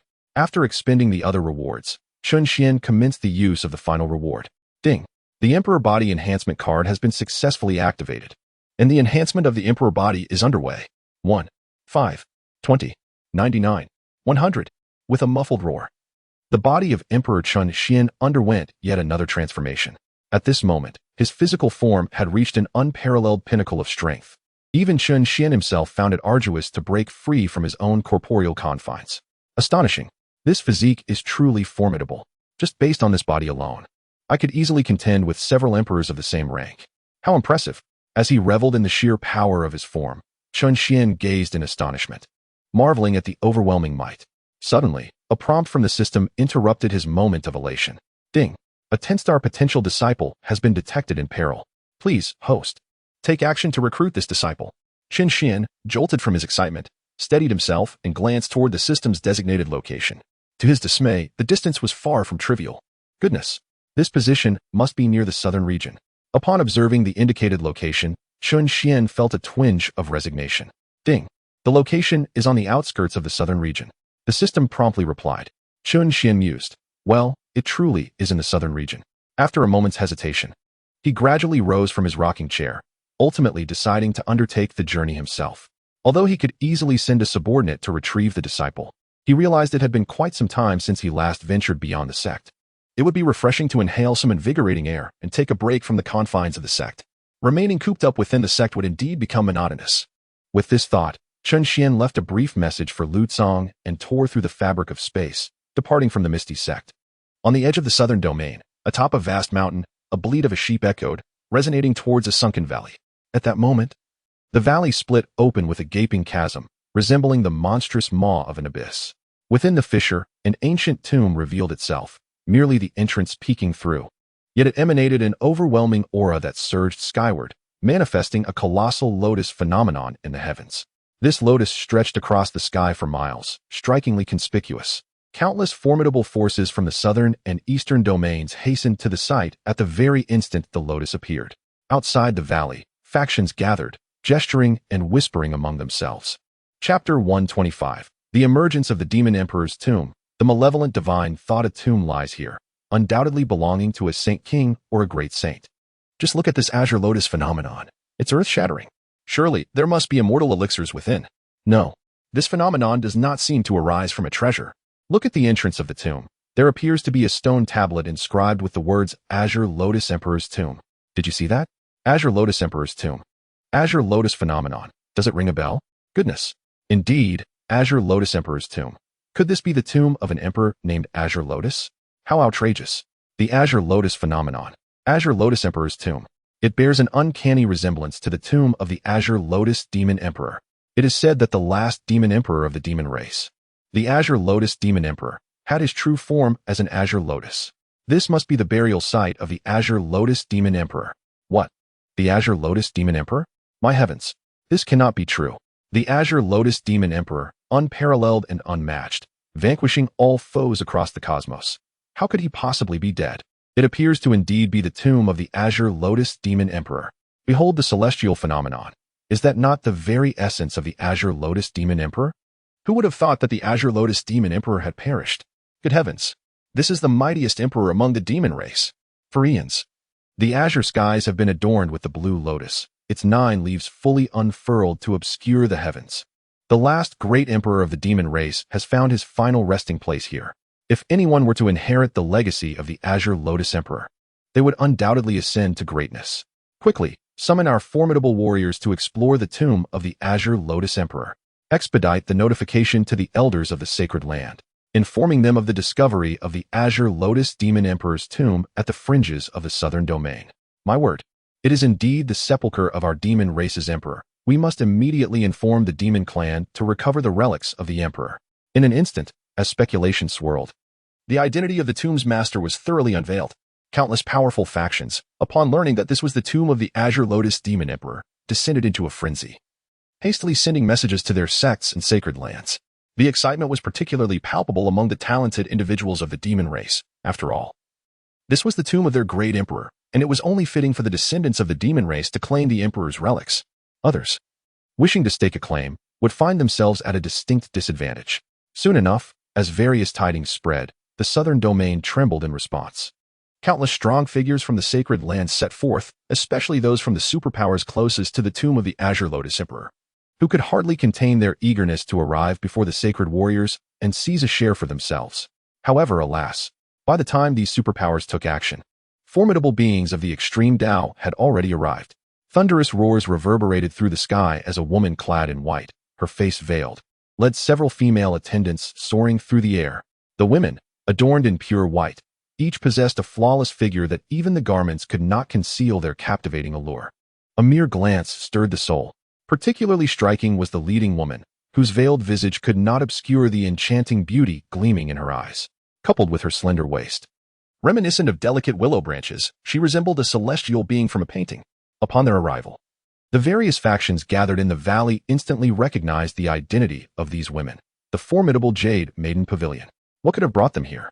Indeed, it was the Jade Maiden Pavilion, and the leader appeared to be the esteemed pavilion master, Miao Yundi. Yet, wasn't he the Jade Maiden Pavilion situated on the far side of the southern region? When did the pavilion master venture this way? The realization of their identity sent waves of astonishment through the crowd, who hastily cleared a path for the women to descend. Although the Jade Maiden Pavilion consisted entirely of women, none dared to underestimate their might, for they were a genuine force, wielding formidable weapons of the highest order. Moreover, with the pavilion master herself leading the way, no one dared to act rashly, as she was also of the saintly cultivation level. Soon, the women of the Jade Maiden Pavilion descended gracefully, each embodying an exquisite S-shaped silhouette, transforming the scene into a striking panorama. Most notably, Miao Yundi stood out with her tall and well-proportioned figure, though enveloped in flowing white garments, revealing only her hands and eyes. She radiated an aura of purity and grace that was impossible to conceal. One cannot help but yearn to tear away this layer of white attire to unveil whether it conceals an essence as pure as jade. Of course, such musings belong to merely a handful of individuals. After all, the Jade Maiden Pavilion is affiliated with the forces of the extreme path, far beyond the reach of these mere mortals. Once steadied, the pavilion master, Mian Yi, stood atop the valley, her gaze unwavering as she scrutinized the imperial tomb below, meticulously analyzing the intricate web of interests at play. The protective formation of such a tomb, having fallen into disrepair over the years, lacks any offensive capabilities, rendering it incapable of halting the strides of a sage. Yet, as this was the tomb of an emperor, the interior undoubtedly harbored lurking dangers. Breaching the guardian formation does not guarantee one's safety in obtaining treasures. Thus, upon her arrival, she refrained from immediate entry. Meanwhile, as she observed the tomb, certain formidable entities from superpowers, having arrived earlier, could no longer contain their impatience and began to breach the formation. After all, this was the imperial tomb. Merely discovering a fragment of precious artifacts could lead to their ascendance. If they continued to linger, the arrival of the powerful from the various sacred grounds would surely preclude their share. Therefore, several sovereign-level experts from these superpowers joined forces and directly dismantled a corner of the protective formation, descending towards the entrance of the tomb. As they descended, they remained vigilant against Miao Yun's presence. However, she did not intervene, merely observing in silence. Those who had united in their efforts, seeing her lack of opposition, felt a wave of relief wash over them as they descended straight to the entrance of the imperial tomb. Ha! No worries, nothing amiss. Let us hasten inside. The treasures within shall be ours. The assembled sovereign-level experts, exhilarated, charged towards the cavern's mouth. However, just as the crowd was about to lift their feet, a formidable aura suddenly erupted from the tomb. Boom! As the aura surged forth, several sovereign-level figures were instantly obliterated, reduced to mere dust. without even granting the onlookers a moment to react. Witnessing this scene, everyone atop the valley was utterly astonished. Good heavens! They are dead, all of them? What on earth just transpired? Several sovereigns have perished in an instant.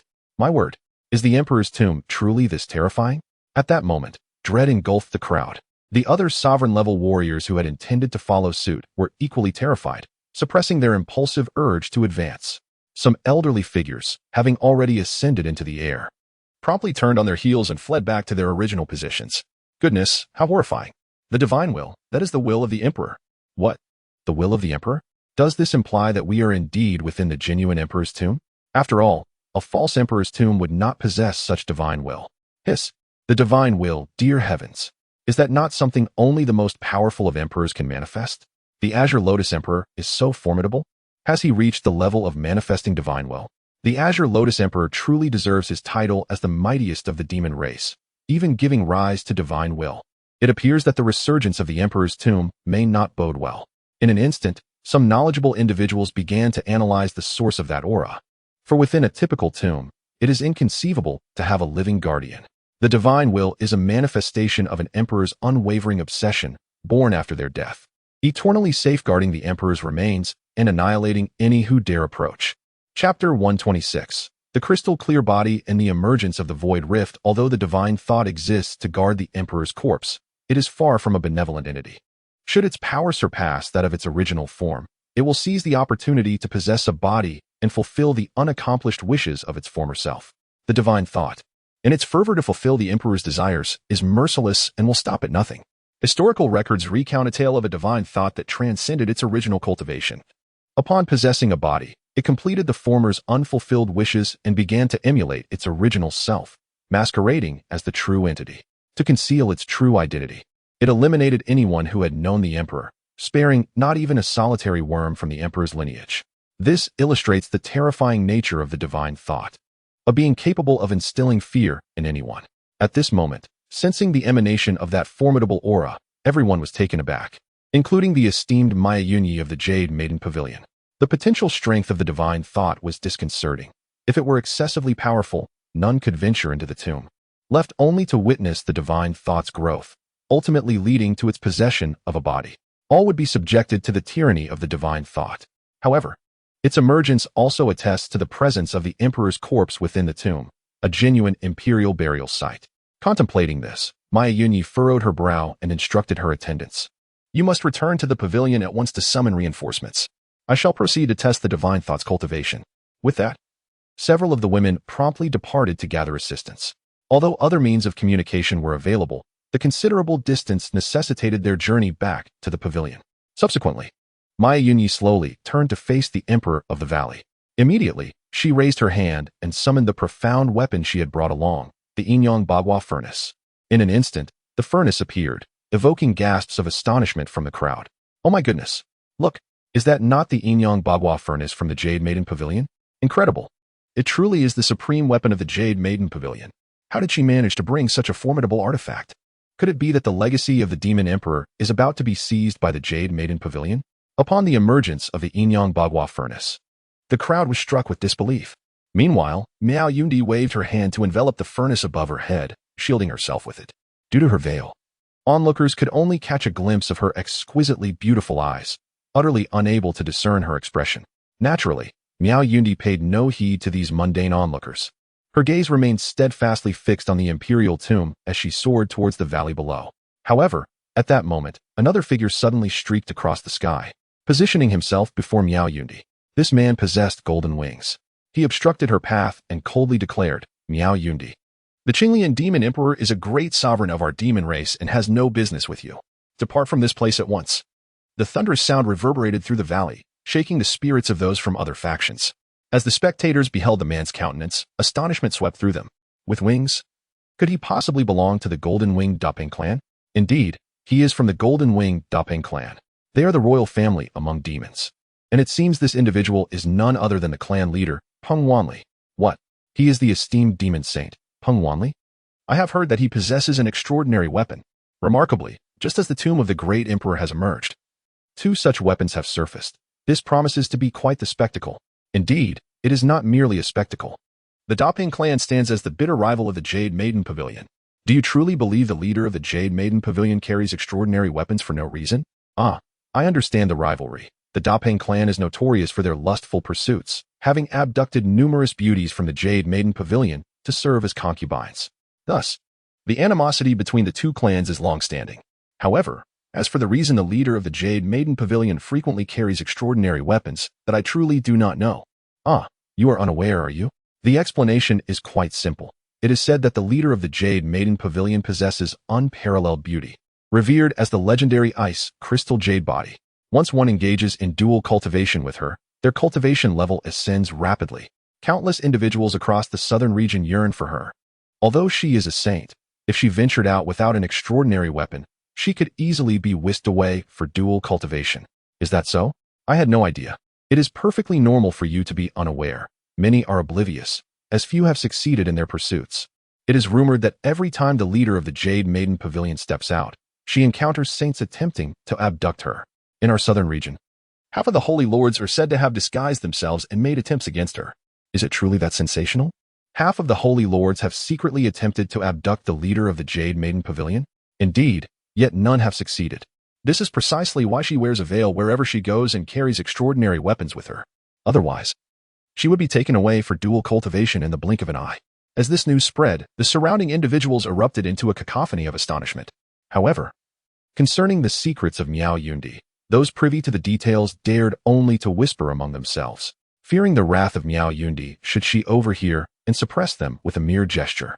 Meanwhile, above the valley, Miao Yundi had no time to indulge in the gossip surrounding her.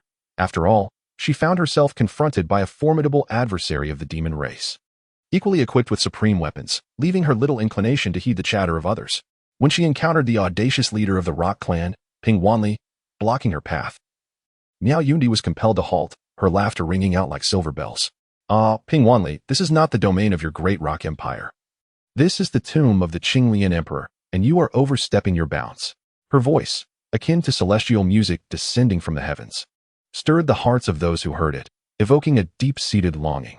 This was the voice of the head of the Jade Maiden Pavilion, inherently alluring and profoundly captivating, which also explained why some sovereigns, disregarding their dignity, disguised themselves in attempts to abduct her.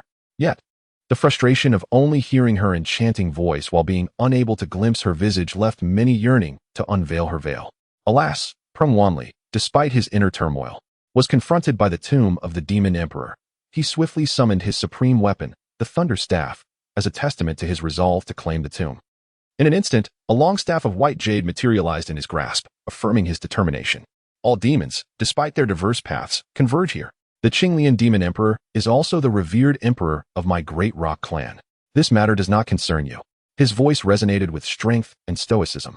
In response, Miao Yundi's expression darkened as she subtly intensified her control over the Inyang Bagua furnace, wary of a potential ambush from her adversary. In that moment, neither side moved, creating a stalemate, each party standing defiantly in the valley. However, Miao Yun understood that the longer she waited, the more disadvantageous it would become for her. The distance to the Jade Maiden Pavilion was considerable, and various factions harbored their own ulterior motives. In contrast, the demon clan was united in purpose. At the call of the King of the Rock, other powerful demons would undoubtedly comply.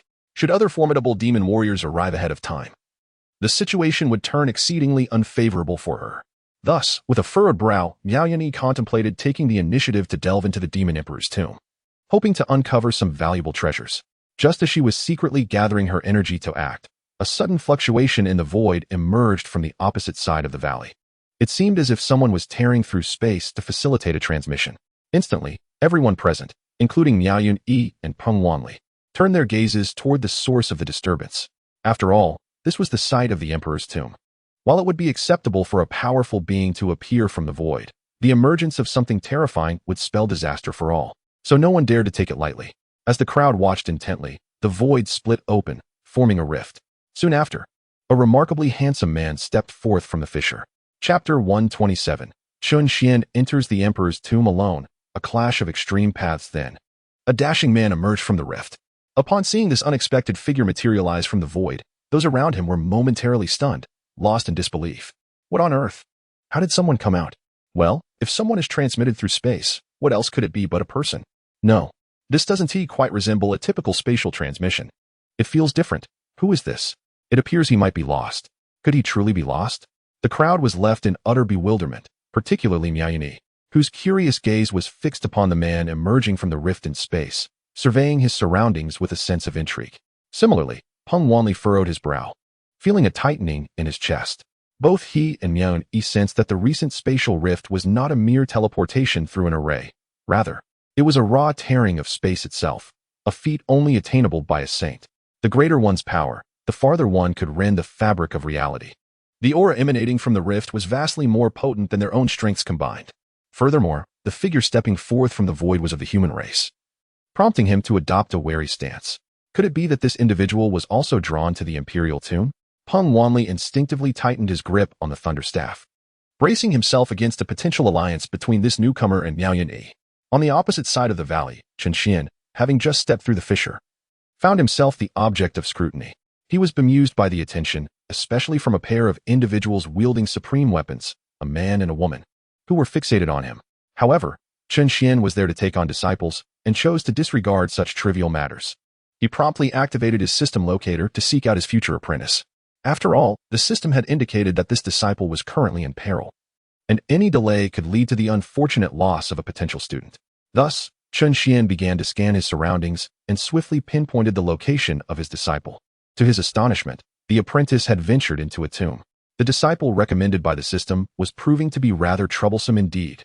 As Chen Xuan gazed upon the grand imperial tomb beneath his feet, a sense of helplessness washed over him, for the coordinates were unmistakably indicating the grave directly below him.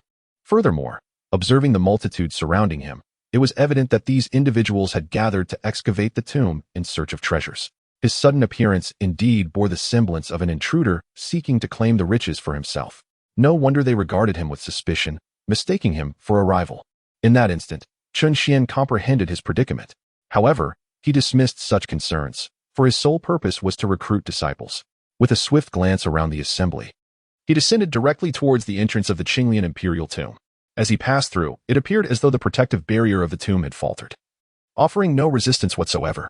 The onlookers could only watch in astonishment as Chen Xuan effortlessly approached the mouth of the tomb, leaving them utterly bewildered. What on earth? He has gone in. Why did the barrier not react? Could it be that he is yet another formidable figure? He seems far more powerful than an ordinary sage. As they watched Chen Xuan nonchalantly step into the tomb's entrance, their eyes widened in disbelief. Peng Wanli, shaken to his core, immediately soared downward in an attempt to intervene. Sensing the unusual presence behind him, Chen Xuan turned his head slightly. At that very moment, the white-clad woman, Miao Yunyi, seized the opportunity to manipulate the Yinyang Bagua furnace, directing it forcefully towards Peng Wanli's back. Realizing the immense power of the ultimate weapon, Peng Wanli was taken aback and had no choice but to pivot and block the assault with his thunder staff, furiously exclaiming, "Miao Yunyi, are you seeking death?" As he spoke, he furiously brandished the thunder staff and struck towards Miao Yunyi. Observing that she had indeed lured his attack, a glimmer of amusement flickered in her eyes. While parrying the blows, she called out to Chen Xuan at the entrance of the tomb, "Brother Dao, you need not concern yourself with me. Quickly, make your way inside." Chen Xuan replied, "Why should I care about you?" Watching the two engage in combat in the sky, he felt no inclination to intervene. After all, he had merely come to take on a disciple. The circumstances did not warrant his concern, and without hesitation, he turned and entered the imperial tomb. Miao Yunyi thought to herself, "Oh, what a guy, he truly does not care." As she watched Chen Xuan's figure vanish, she felt a wave of exasperation wash over her. Here she was, the most beautiful woman in the southern region, actively aiding him in gaining access to the tomb, yet he showed no interest whatsoever, though she was well covered. Did she not possess an alluring figure? Was her voice not enchanting? Did he not wish to play the gallant hero? If all else failed, could he not at least put on a show in front of a beautiful woman? The prospect of losing a fight was inconsequential. What if she moved him? Such a perplexing man. Miao Yunyi muttered inwardly, then fully engaged in combat with Peng Wanli. It was imperative that the benefits within the imperial tomb did not fall into Peng Wanli's hands. Even if they were claimed by another, it would suffice. Otherwise, if the demon clan acquired the legacy of the great emperor, they would undoubtedly target her Jade Girl Pavilion. After all, there were many powerful figures among the demon clan who had their eyes on her. Boom, boom, boom. After several fierce exchanges, Peng Wanli watched in astonishment as Chen Xuan entered the imperial tomb without provoking the divine being's wrath. In a sudden rush of anxiety, he distanced himself from Miao Yunyi after another clash and exclaimed with fury, "Miao Yunyi, since you wish to fight, Let us see it through to the end. With his face contorted in anger, Peng Wanli raised his hand and hurled his thunder staff, bellowing, "Awaken, thunder staff!" Boom. An utterly terrifying aura surged forth from the thunder staff, launching itself toward Miao Yin. Aware that she had incited her adversary's ire, Miao Yin dared not be careless and promptly activated her own supreme weapon. "Awaken, Yinyang Bagua Furnace." Boom. The Yinyang Bagua Furnace radiated a vast and formidable energy. In an instant, the two forces collided, generating a tremendous gust that flattened the surrounding mountain peaks. Oh no. The supreme weapons have awakened. Run. Crap. Things are getting serious. Quickly retreat. In a heartbeat, the various cultivators who had gathered nearby were taken aback, leaping into the air and fleeing into the distance. After all, the awakening of supreme weapons was genuinely terrifying. Mere contact could result in injury, and a collision could mean death. No one dared to gamble with their lives. Boom, boom, boom. The two supreme weapons clashed back and forth, creating a cacophony that resonated through the heavens and earth as the mountainous terrain beneath them vanished one by one. Before long, the rugged mountains below transformed into a flat expanse of yellow sand, fully revealing the imperial tomb hidden within the crevices of the valley amidst the sea of sand. Yet, even so, the two figures in the sky continued their fierce exchanges. However, due to excessive consumption of energy, both sides found their powers waning. And at that moment, the imperial tomb above the sea of sand began to slowly sink, descending into the depths of the sandy abyss. Witnessing this, Miao Yunyi's lips curled into a subtle smile as she prepared to retract her formidable weapon and make her escape. Chapter 128. Miao Yunyi enters the imperial tomb. Who has slain me? Since she could not obtain the legacy of the great emperor, neither could the demon race. However, just as she was about to withdraw her weapon, several terrifying divine abilities suddenly surged from all directions above her, striking forth with alarming speed. The strength of the demon clan arrived with astonishing swiftness. Sensing this formidable aura, Miao Yanyi was instantly alarmed and hastily drew back her weapon to shield herself in defense. Yet, as she retracted her formidable weapon, the balance was disrupted, and at that very moment, the weapon of Peng Wanli unleashed a fierce counterattack against her. Boom.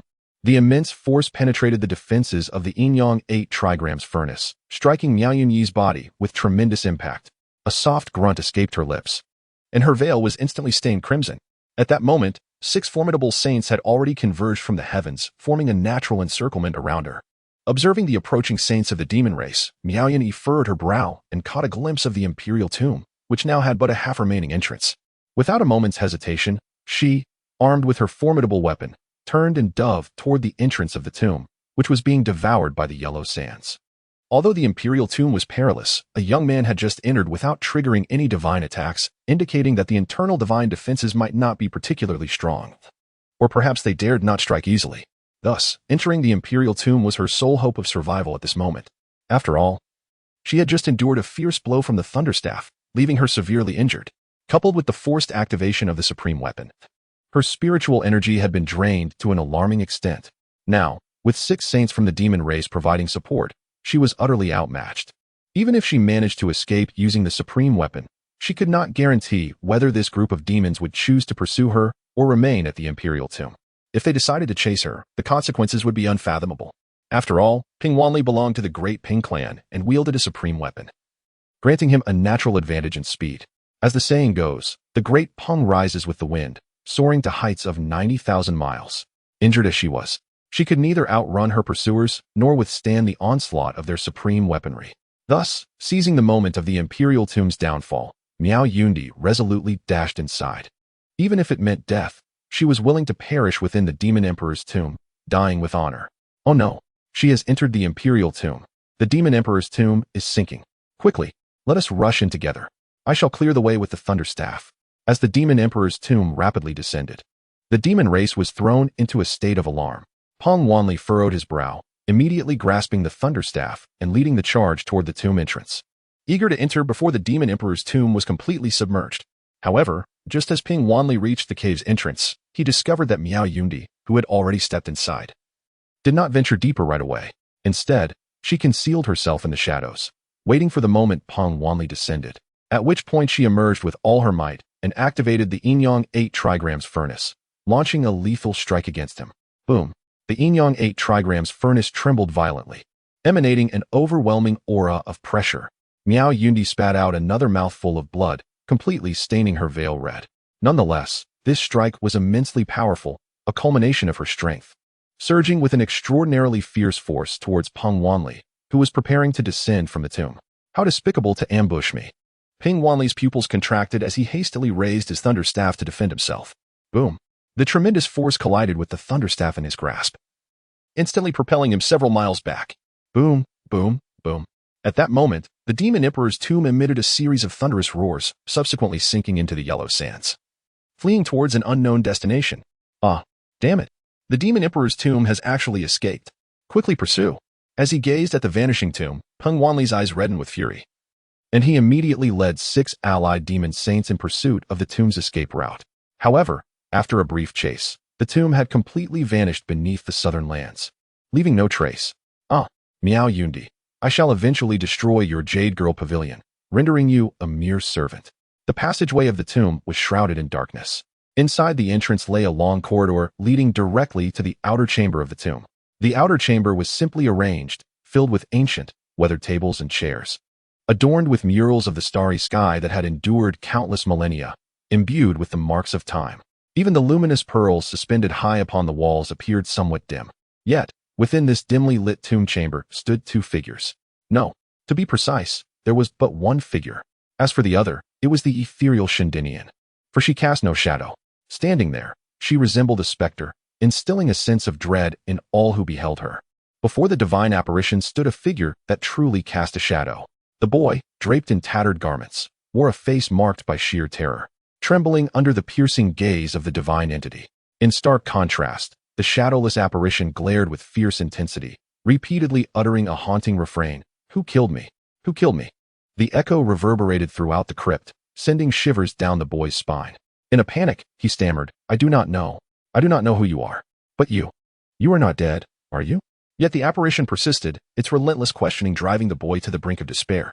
"I am merely a shepherd. I truly do not know who took your life," he exclaimed, retreating in fear. But the shadowless figure relentlessly pursued him, clinging to him like a specter. "Who killed me?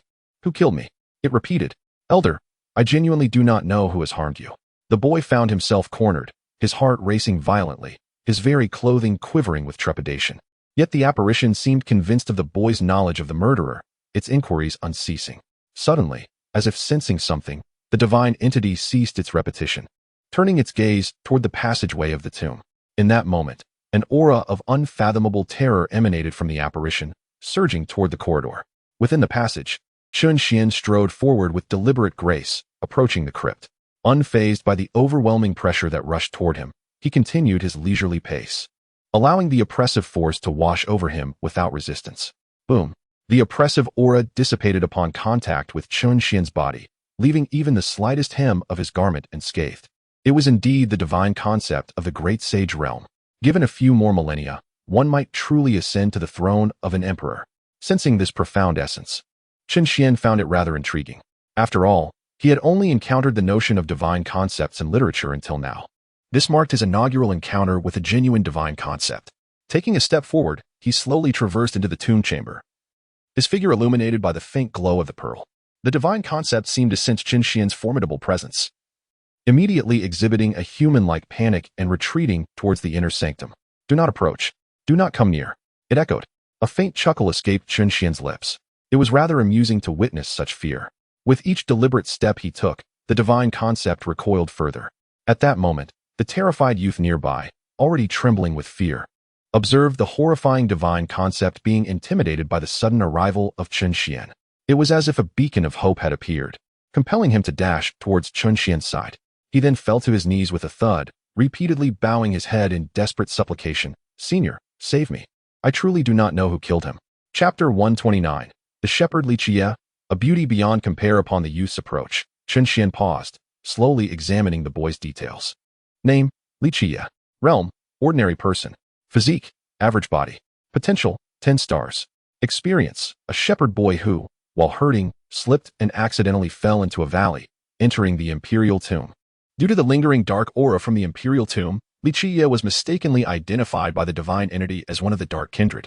Soon, detailed information regarding Li Qie emerged. Upon reading this, Chen Xuan was momentarily taken aback, recalling the experiences of Lu Yu. Lu Yu had been ambushed by the Dark Sovereign during her ascension, resulting in severe injuries and amnesia, nearly leading to her demise. Could it be that the emperor entombed here also fell victim to a similar ambush by the Dark Sovereign? This thought filled Chen Xuan with intrigue. What manner of being was this Dark Sovereign, whose presence seemed to permeate every corner? Fortunately, he possessed a summoning card for celestial beings, alleviating his fears of encountering it during his own ascension. As these thoughts occupied his mind, a sudden tremor coursed through the imperial tomb. Glancing back, he noticed that the divine entity had vanished without a trace. However, nothing escaped Chen Xuan's discerning eye. The disappearance of the divine entity was due to its entry into the inner chamber, while the tremors indicated that the tomb was attempting to flee. Nevertheless, Chen Xuan chose not to dwell on these matters. The escape of the tomb, the disappearance of the divine entity, and the Dark Sovereign were of little concern. His priority lay in accepting disciples. Thus, he put away the panel of information and addressed the kneeling Li Qiye with measured calmness. Young man, I am the sect leader of the mysterious Cloud sect. Do you wish to join my sect and become my disciple? With that declaration, Li Qiye was seized by a profound shock, halting his bowing and displaying an expression of disbelief. To be taken as a disciple by such a venerable elder? In that moment, excitement surged through him. As a shepherd with but a single sheep, he had never anticipated that he would one day embark on the path of cultivation. Moreover, this elder had the power to deter the terrifying presence he had just encountered, and he was the leader of a sect. At that moment, Li Qiye seemed to ascend to the heavens, filled with excitement as he declared, I am willing, Master. Your disciple, Li Qiye, pays his respects, with 3 resounding bows. The apprenticeship gift package was remarkably received. Excellent. From this moment forth, you shall be my 7th disciple. Rise. Chen Xuan spoke kindly, gently lifting Li Qiye to his feet. Once standing, Li Qiye quickly drew closer to Chen Xuan, expressing his concern, Master, that individual, he is Shen. The reason he pursued you is due to the dark aura you acquired upon your entrance. Had you not been tainted by this aura, it is likely you would have already perished at his hands. However, with your master here, there is no need for fear. Chen Xuan provided a brief explanation to assuage Li Qiye's worries. Although Li Qiye was unfamiliar with the concepts of dark aura and Shen, he grasped enough to understand that it was this very aura that had allowed him to survive until now. Despite being pursued by Shen due to this aura, he had ultimately lived to encounter his master. Upon hearing the explanation, Li Qiye secretly sighed in relief, elevating his master's status in his heart. Master, shall we venture outside now? He respectfully inquired. Not yet. I must first investigate the inner chamber for any clues regarding the darkness. Chen Xuan replied, preparing to enter the inner sanctum. After all, he was genuinely eager to uncover the secrets of the Dark Sovereign.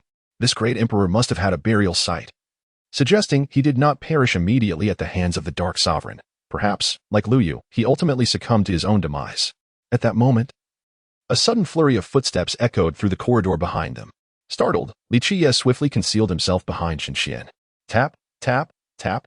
Before long, a woman clad in white, her veil stained crimson with blood, stumbled into the room. It was none other than the woman who had earlier instructed Chen Xuan to disregard her. At this instant, Miao Yunzi appeared disoriented. Upon spotting Chen Xuan in the tomb, she visibly relaxed and, with great effort, implored, fellow Taoist, save me. Having uttered these words, she could no longer maintain her composure. Her legs weakened, and she began to topple towards Chen Xuan. Despite her imminent fall, she remained unperturbed, trusting that he would surely catch her.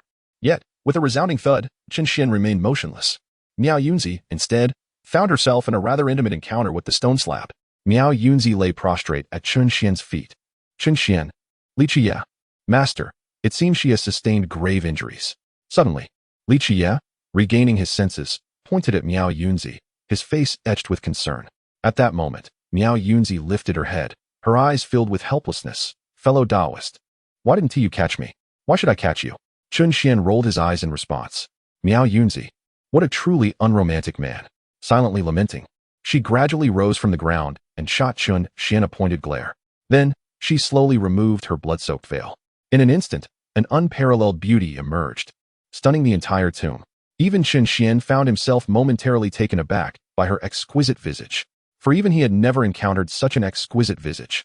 As fair as snow, as smooth as a pearl, her perfectly symmetrical features resembled those of a celestial being descended to earth. Her crimson lips held a myriad of enchanting charms.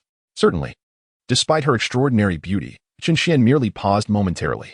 After all, his current cultivation had bestowed upon him an unparalleled composure. However, his remarkable poise did not imply that Li Qiye shared the same fortitude. At this moment, Li Qiye was evidently entranced by Miao Yundi's beauty. His eyes wide with astonishment, his heart racing wildly. He swore that she was the most beautiful woman he had ever seen.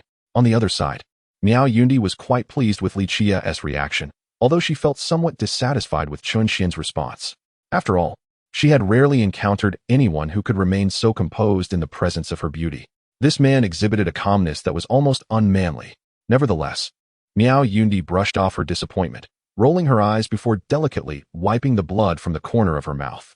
After consuming a healing pill and a restorative pill, she clasped her fists before Chen Xuan and said, "Fellow cultivator, I am Miao Yundi, the head of the Jade Maiden Pavilion, and I wish to explore the Imperial Tomb alongside you. May I ask how you are addressed?" "No need. I can explore on my own."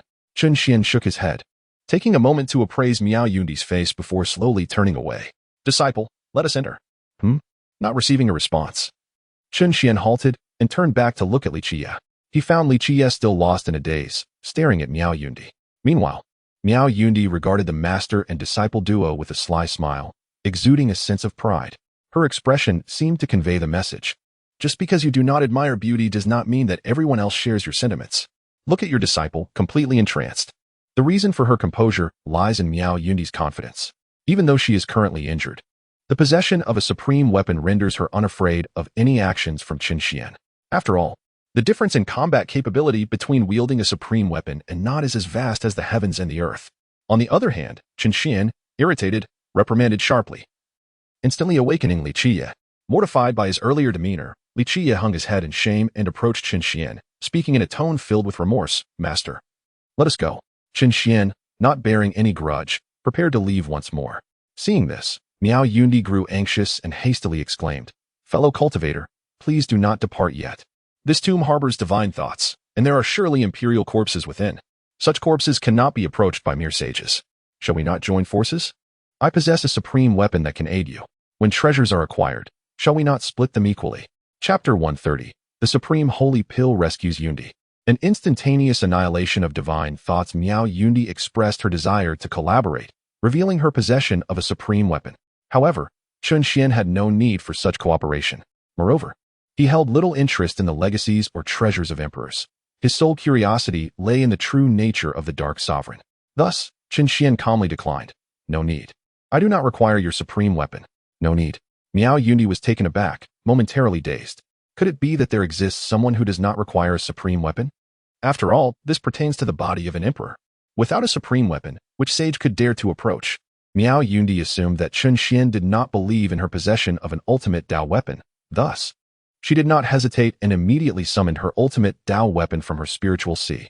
Her unique physique naturally resonated with the Yin-Yang 8 trigrams furnace of the ultimate Dao weapon, allowing her to place it within her spiritual sea even at the Saint Realm. As the ultimate Dao weapon emerged, a smile danced at the corners of Miao Yundi's lips, as if to say, "See, I was not lying." Witnessing this, Chen Xuan fell into a contemplative silence. Consequently, Miao Yundi felt increasingly certain that he was intrigued. However, before she could utter a word, Chen Xuan raised his hand and drew the Taiwang sword. "I also possess one." Miao Yundi was left speechless, her mind swirling like a stampede of wild horses. The Taiwang sword. How could he also have an ultimate Dao weapon? Good heavens! Are ultimate Dao weapons becoming commonplace? Impossible, this cannot be true. Countless thoughts raced through Miao Yundi's mind. On the other side, seeing that Miao Yundi was utterly stunned, Chen Xuan sheathed the Taiwang sword and turned to lead Li Qiye into the inner chamber. Observing this, Miao Yundi snapped out of her daze, her heart pounding furiously as if it would burst forth. "I have been so careless. Oh my, he possesses an ultimate Dao weapon as well. Yet, I naively believed I was the only one, even unveiling my secrets before him." The realization filled Miao Yundi with an overwhelming urge to slap herself. Glancing at the master and disciple entering the inner chamber, she found herself at an impasse, neither entering nor retreating. It was utterly impossible to withdraw. He should not harbor any ill intentions towards me, right? Moreover, he just expressed his willingness to follow. Reflecting on his earlier indifference towards my appearance and the disregard for the extreme weapon, Miao Yundi felt a subtle relief within her heart.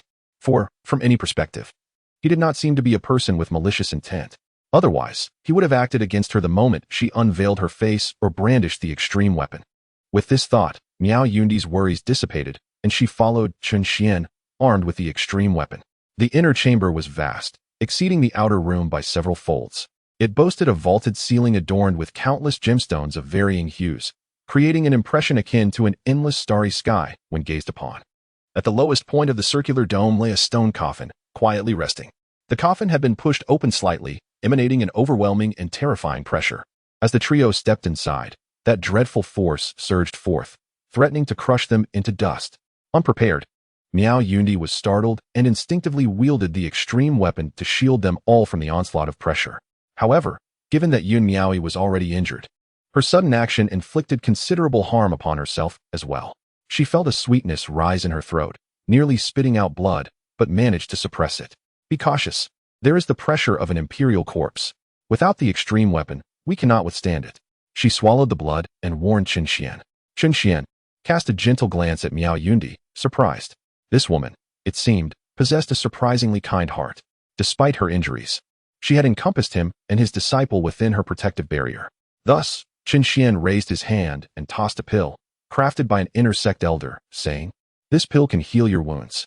Furthermore, put away your extreme weapon. This level of pressure has no effect on me." After speaking, he deftly summoned the Yinyang Bagua furnace back into Yun Miaoi's body with a flick of his finger. Witnessing Chen Xian's prowess, Miao Yundi was profoundly astonished.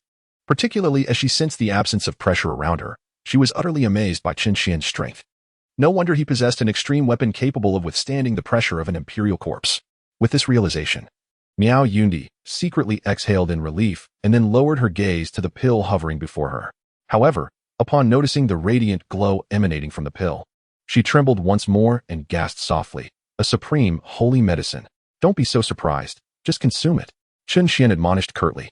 Slightly embarrassed, Miao Yundi reflected on the absurdity of her reaction to such an extraordinary pill, especially since he had so casually offered it to her, indicating he did not hold it in high regard. Acknowledging this, she could only inwardly marvel at the man's formidable capabilities. Consequently, she opened her mouth and swallowed the pill whole, without the use of her hands. Boom! As the pill descended her throat, it unleashed a terrifying aura, rapidly mending her injuries until she was restored to her former state in the blink of an eye. Experiencing the pill's miraculous effects, Miao Yundi was left in awe of Chen Xian's mysterious abilities, her attitude shifting dramatically as she clasped her fists in gratitude, exclaiming, "Thank you, fellow cultivator, for your assistance. Let us proceed." Chen Xian did not respond, but continued to stride toward the entrance. The entrance was a wall, standing resolutely at the threshold, allowing entry to the inner chamber from both sides. However, as the three stepped through the entrance, they beheld a stone coffin, prominently positioned beneath the vaulted ceiling. A narrow crevice had formed in the coffin. It was unmistakably the imperial coffin. Yet, before Miao Yundi could express her astonishment, her gaze was suddenly drawn to a terrifying figure kneeling before the imperial coffin, none other than the presence she had sensed earlier, the divine being. Upon witnessing the divine being kneeling beneath the coffin, Miao Yundi felt a shiver run down her spine, instinctively drawing forth the supreme weapon to shroud the three of them in its protective aura. "This is bad. It is the divine being. Chen Xian." Li Qie. Before Chen Xian could articulate his disbelief, the divine being noticed their presence, instantly becoming agitated, scrambling toward the imperial coffin, desperately attempting to squeeze inside through the narrow crevice of the coffin lid. Miao Yundi. Fair maiden, there is no need to be frightened. This divine being fears my master." Suddenly, Li Qie interjected, prompting Miao Yundi to awaken from her stupor. It turned out that the divine being did not fear the supreme weapon, but rather this man. Gazing at Chen Xian's profile with a raised eyebrow, Miao Yundi found him even more enigmatic, especially his visage. The more she looked, the more captivating he became. With her eyes sparkling, she spoke melodiously, "Fellow cultivator, let us jointly activate the supreme weapon and compel the divine being to reveal itself. If we do not eliminate the divine being, it will fiercely resist us should we disturb the contents herein." Merely a trivial divine thought. Why the need for collaboration? Chen Xian smiled faintly, then raised his hand to beckon towards the imperial coffin. Chapter 131. The Emperor of the Golden Cicadas Escape, the battle projection in the starry sky. Boom. The imperial coffin trembled violently, and the figure of the divine thought was uncontrollably drawn forth. For a moment, the divine thought was startled, struggling as if to burrow back into the coffin, seemingly believing that only by retreating within would it find safety. It must be said, this divine thought indeed possessed some instinct, an innate awareness that its true form could provide protection. Alas, it encountered Chen Xian, an abominable entity. It should not exist. Chen Xuan articulated these 8 words with an impassive countenance. In that instant, the divine thought ceased its struggles. Subsequently, it erupted violently, disintegrating into mere dust. Thereafter, the entire chamber fell into an eerie silence, resembling a desolate tomb. Witnessing this scene, Miao Yundi's pupils constricted sharply, and she gasped in astonishment. Goodness! Instantly vanquished. He annihilated the divine thought without the use of supreme weaponry. My heavens! A tempest of shock surged within Miao Yundi's heart, leaving her utterly astounded. Meanwhile, Li Qiao also gazed wide-eyed, similarly struck by his master's prowess. Yet Chen Xuan remained expressionless, as if he had merely performed an inconsequential act. After obliterating the divine thought, he proceeded directly towards the imperial coffin. Seeing this, the other two had no time for further contemplation and hastily followed suit. The trio finally arrived before the imperial coffin. Thereafter, Chen Xuan's fingers moved once more. The lid of the imperial coffin was instantly thrown open. Boom. In that fleeting moment, an even more terrifying aura surged forth from the imperial coffin. A formidable aura capable of annihilating the heavens and the earth permeated the air. Merely catching a glimpse of it was enough to shatter one's spirit. Yet, just as this aura approached Chen Xuan, it vanished along with its source. The tomb chamber returned to its usual state. Good heavens! What manner of creature is this man? How utterly terrifying! Even the presence of a holy king would likely pale in comparison to such an occurrence. In that moment, Miao Yundi was left utterly astounded. The array of methods displayed exceeded her wildest imaginings. Not only had she never witnessed such feats, but she had never even heard of them. However, with the imperial tomb so close at hand, her numb senses left her little time for contemplation as she and Chen Xuan peered into the imperial coffin. Yet, as the three gazed within, the scene inside the coffin startled them profoundly. For within the coffin, there was no trace of an imperial corpse. All that lay there was merely a piece of human skin. What? The body of the great emperor has decayed from within. Miao Yundi was utterly bewildered. No, he has escaped. Chen Xuan furrowed his brow, sensing the underlying truth. What? Can a corpse also flee? Li Qia voiced his own confusion. Indeed, if the Qinglian great emperor had not perished, how could the divine notion have come into existence? Miao Yundi echoed the thoughts that troubled her. A feigned death. He deceived others with a ruse of death, thus giving rise to the divine notion. After the divine notion was born, it shed its skin and escaped, leaving behind all its obsessions and exterior, defying fate to live anew. Chen Xuan fixated on the piece of human skin, slowly elucidating. He could sense that this skin had belonged to an entity at the pinnacle of the great emperor's realm, a being on the verge of ascension. Naturally, Miao Yundi and Li Qia could not comprehend this. Upon hearing Chen Xuan's explanation, both individuals felt a foggy confusion enveloping their minds. They simply could not fathom how one could feign death to such an extent that even oneself could be deceived. If one could be so utterly deceived, would that not equate to true demise? However, they also did not perceive Chen Xuan as merely spouting nonsense. For within the imperial coffin, aside from a single layer of human skin, there was naught else. Were it not for the pretense of death, it would be inconceivable for there to be no remnants of the deceased. Moreover, the physical form of an emperor, if not subjected to external destruction, would remain unmarred even after lying dormant for countless years. This desolate tomb might indeed be the result of the Qinglian emperor's cunning escape, taking all his relics with him. Miao Yundi pondered in silence. Yet, at that moment, Chen Xuan suddenly made another move, beginning to form seals directed at the imperial corpse. This left Miao Yundi momentarily stunned. Questioning, friend, what are you doing? Let us behold the visage of the Dark Sovereign. Boom.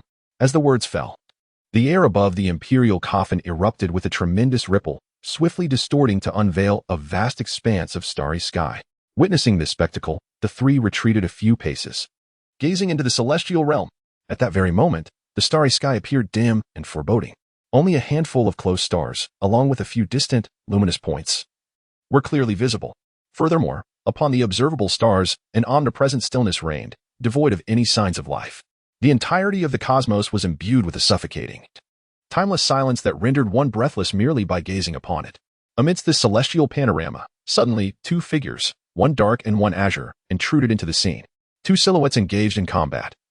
The figures shrouded in black launched an assault, while the one cloaked in azure defended valiantly. With a mere flick of the wrist, the force of the attack was deflected, surging into the serene void in all directions. Ultimately, it collided with a distant star, erupting into a magnificent mushroom cloud. The residual power, immensely potent, proved capable of obliterating the struck celestial body, causing it to disintegrate in the vacuum of space. This was merely the after effect. It was not a direct strike. Yet it could effortlessly annihilate stars. This spectacle attested to the formidable cultivation of these two combatants. However, At that very moment, Li Qiye and Miao Yundi, who stood beside Chen Xuan, suddenly let out a piercing scream. "Ah, my head aches terribly." Miao Yundi clutched her head, racked with agony. Meanwhile, Li Qiye succumbed to unconsciousness on the spot. It was evident that the two were ill-equipped to witness the clash between the pinnacle of the Emperor and the Dark Supreme. Particularly for Miao Yundi, her suffering was palpable, her voice choked with distress, revealing the extent of her torment. In that instant, she desperately wished to lose consciousness. Just as Li Qiye had, for remaining awake was excruciating, as if her very soul were on the verge of shattering. "Friend, save me." She gazed at Chen Xuan with eyes brimming with desperation. At that moment, Chen Xuan felt that if he were to make an unreasonable request, it would likely be met with acquiescence. Yet, as soon as this thought crossed his mind, he cast it aside. Indeed, beauty could stir one's heart. With a murmured thought, Chen Xuan waved his hand, and the torment within Miao Yundi's mind dissipated entirely. Ah! She took a deep breath, her chest rising and falling. And with a lingering sense of trepidation, she clasped her fists in gratitude towards Chen Xuan, saying, "Thank you, fellow cultivator, for your assistance. My cultivation is insufficient. I shall refrain from watching." "You may observe now," Chen Xuan replied before directing his gaze back to the battle atop the imperial coffin. Upon hearing his guidance, Miao Yundi was momentarily taken aback. "I may observe now?" With a sense of uncertainty, she cautiously stole a glance. After all, this was an imperial battle. How many sages had come and gone without ever encountering an emperor? If she could witness it firsthand, it would undoubtedly yield immense benefits. And she was reluctant to forego such an opportunity. Boom, boom, boom. The fierce combat in the void continued unabated. Miao Yundi soon realized that she could indeed see, and she was overwhelmed with excitement. She understood that it was the man beside her who had made it possible, filling her heart with gratitude. However, this was not the moment for gratitude. She quickly focused her mind on observing the imperial battle. Just as the two were engrossed in their observation, suddenly, two figures in the void halted their combat in unison and turned their gazes toward Chen Xuan and Miao Yundi. Chapter 132, Exiting the Imperial Tomb. Shocking the saints of the Wind God Nation with a flash, two pairs of eyes seemed to transcend time and space, locking onto Chen Xuan and Miao Yundi. Miao Yundi's pupils constricted, her heart racing as she nearly gasped in fear, quickly covering her mouth to stifle any sound. Although she managed to suppress her voice, the constriction of her pupils was a testament to her current anxiety. She anxiously pressed her mouth shut and glanced at Chen Xuan, who remained expressionless. With a wave of his hand, he dispelled the overwhelming sense of dread that surrounded her. Although he was merely at the later stages of the Great Emperor realm, still far from achieving immortality, and his cultivation level was vastly inferior to that of the two individuals in the starry sky when it came to combat prowess. Chen Xuan was not significantly weaker than them. It seemed that with a mere wave of his hand, Chen Xuan had severed their ability to perceive, leaving them with puzzled expressions before they resumed their fierce battle among the stars. Observing this, Miao Yundi finally let out a quiet sigh of relief. She lost interest in continuing to watch the imperial battle and instead felt a profound curiosity towards Chen Xuan. Seizing the opportunity while Chen Xuan was engrossed in the imperial conflict, she discreetly glanced at him, and with each passing moment, her heart felt increasingly at ease. Whether it was the innate admiration women have for formidable men or simply the irresistible allure of this man, Miao Yundi found herself uplifted and elated just by gazing at him. Before long, the two combatants in the starry expanse fought with escalating ferocity, as if time itself were accelerating, and the images flickered ever more rapidly. Eventually, the surrounding stars shattered, plunging the cosmos into chaos, culminating in the retreat of the Azure Lotus Great Emperor, severely injured. Upon witnessing this, Chen Xuan lost interest in continuing to observe and retracted the projection of the starry sky. After all, his intent was merely to discern the nature and capabilities of the Dark Sovereign. From the previous projection, it became evident that aside from its ominous appearance, the Dark Sovereign was not fundamentally different from a human, possessing merely greater strength. Consequently, Chen Xuan felt a profound sense of relief, as his concerns regarding the Dark Sovereign dissipated entirely. "Fellow cultivator, have you finished watching?" As the tomb chamber returned to tranquility, Chen Xuan withdrew his gaze from the spectacle. Miao Yundi, for reasons unknown, felt a flush of warmth rise to her cheeks, and with a hint of shyness, greeted him. "Yes." Chen Xuan nodded slightly, and then gently called out to Li Qiye, who lay on the ground. "Disciple, awaken." After speaking, Chen Xuan stepped outside. As he did, Li Qiye opened his eyes in response. What just happened?" He rose from the ground, his face filled with confusion. However, before he could inquire further, his master had already walked past him, prompting him to hastily follow Chen Xuan's footsteps. Observing this, Miao Yui quickly joined them. The three of them found themselves deep within the earth, unaware of how far they were from the surface. If Miao Yui attempted to exit on her own, it was uncertain whether she would succeed. Before long, the trio arrived at the outer chamber. Chen Xuan then waved his hand, parting the void to reveal the scene outside.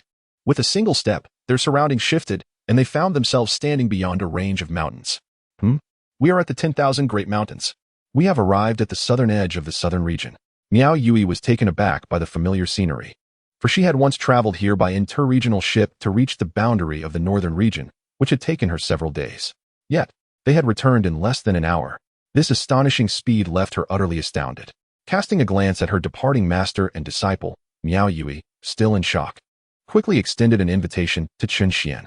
Friend, we have now reached the southernmost part of the southern region, far removed from the eastern expanse. With the sun nearing its descent, why not rest at my Jade Maiden Pavilion nearby? Tomorrow morning, my pavilion can dispatch a warship to escort you on your journey. No need. Faced with the warm breath of Miao Yui, Chen Xuan merely smiled and declined. After all, such proximity was trivial to him. With a mere thought, he could traverse the entire archaic continent in an instant. However, Miao Yui seemed somewhat reluctant and hastily clasped her fists, saying, "Fellow Taoist, I am yet to know your." Before she could finish, several powerful presences suddenly descended from the sky. Moments later, a few men appeared before them, with the leader donned in a python robe, his demeanor exuding arrogance. He positioned himself directly in front of Chen Xuan and Miao Yui, casting a disdainful glance at Chen Xuan. Then turning his gaze to Miao Yui with an air of discontent. Pointing at Chen Xuan, he questioned, "Yui, did you not head east? When did you return? And who is this man?" Miao Yui, taken aback for a moment, retorted with irritation, "Jintian Wang. Where I go and whom I befriend is of no concern to you. Furthermore, do not call me by my name. Please refer to me as the master of the pavilion." Having said this, she disregarded him and cautiously turned to Chen Xuan, nervously explaining, "Fellow Taoist. He is the younger brother of the Emperor of the Southern Domain's Divine Wind Kingdom. I assure you, we share no connection." Chen Xuan, nonchalantly, replied, "What does it matter whether there is a connection or not? It seems to concern me little." With a slight bemusement, he chose not to gaze at the Prince of the Divine Kingdom. Although the Divine Kingdom was on par with the Sacred Land, and perhaps even stronger, Chen Xuan held no regard for him. Instead, he clasped his fists towards Miao Yui and addressed her unvoiced inquiry, "No matter. I am Chen Xuan, the master of the Misty Sect in the Eastern Domain. Until we meet again." Having spoken, he prepared to depart with Li Qia, but as he sought to leave, there were those who wished to impede his exit. At that moment, the prince from the Kingdom of the Great Wind once more obstructed Chen Xuan's path, declaring coldly, "Wish to leave? You shall not depart without clarifying your reasons for being by Yuni's side." Chen Xuan remained silent.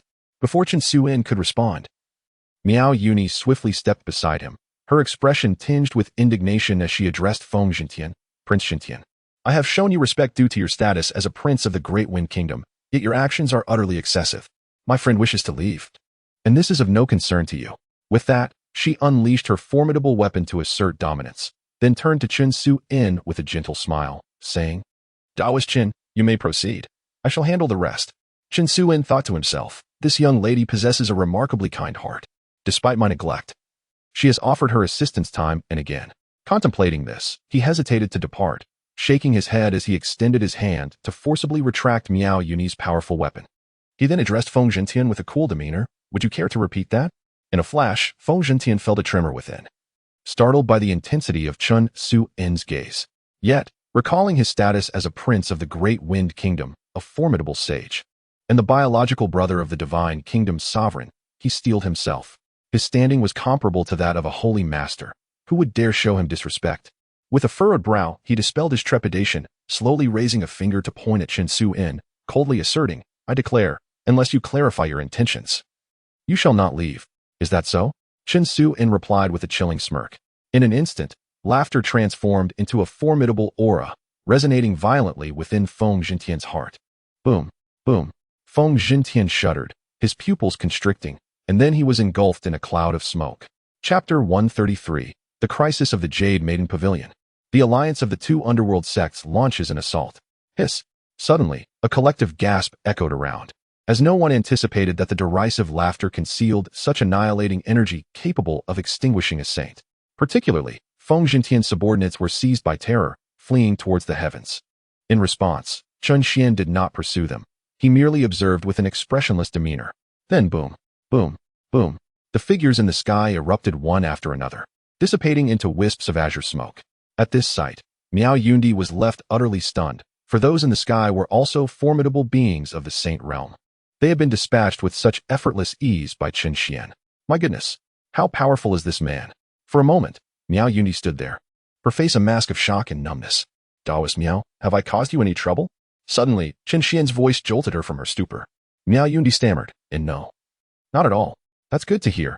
Chen Xian nodded, clasping his fists as he prepared to take his leave. Yet, at that moment, another figure soared towards them from another direction in the sky. This figure was a voluptuous maiden. At first glance, one could not help but be drawn to her ample form, for it was, indeed, quite remarkable, her most striking feature upon her sudden appearance. However, with just a fleeting glance, Chen Xian averted his gaze, and Li Chia lowered his head deeply. This was prompted by the sight of the magnificent young girl, whose tattered clothing revealed her snowy skin, with the ribs extending from her armpits to her delicate curves. Upon witnessing this figure, Miao Yui's pupils constricted, and she reached out to pull the girl from the sky before her. The girl spun in disorientation, and once steadied, she realized that her master stood before her. Looking at Miao Yui with a bewildered expression, she tentatively inquired, Master? Miao Yui, noticing her disciple's failure to recognize her, cast an awkward glance at Chen Xian before responding with irritation. It is I. Su Rou, what has happened to you? Is there some calamity? Indeed, it is my master. Su Rou exclaimed joyfully upon hearing the confirmation. She immediately knelt on the ground, overwhelmed with emotion, declaring, Disciple pays respects to master. Given the circumstances, there is no need for such formality. Rise. Miao Yui extended her hand to lift Su Rou. Only then did Su Rou realize that this was not the moment for pleasantries. Her expression shifted to one of profound concern as she urgently explained, Master, a grave crisis has arisen. Our Jade Maiden Pavilion is under siege by the Netherworld's second sect. The ancestors within the pavilion are on the brink of collapse, and I was fortunate enough to be sent out by the elders to seek aid from the Kingdom of the Great Wind. The Kingdom of the Great Wind? Chen Xian murmured, lost in thought. Wasn't it just now that we confronted the Prince of the Kingdom of the Great Wind? However, Miao Yundi appeared oblivious to the turmoil in the Wind God Kingdom. Upon hearing of the crisis within the pavilion, her brow furrowed, and her expression instantly turned frigid as she coldly exclaimed, What? How dare the two teachings of the Netherworld? Master, they are aware of your journey away and seek to take advantage of this opportunity.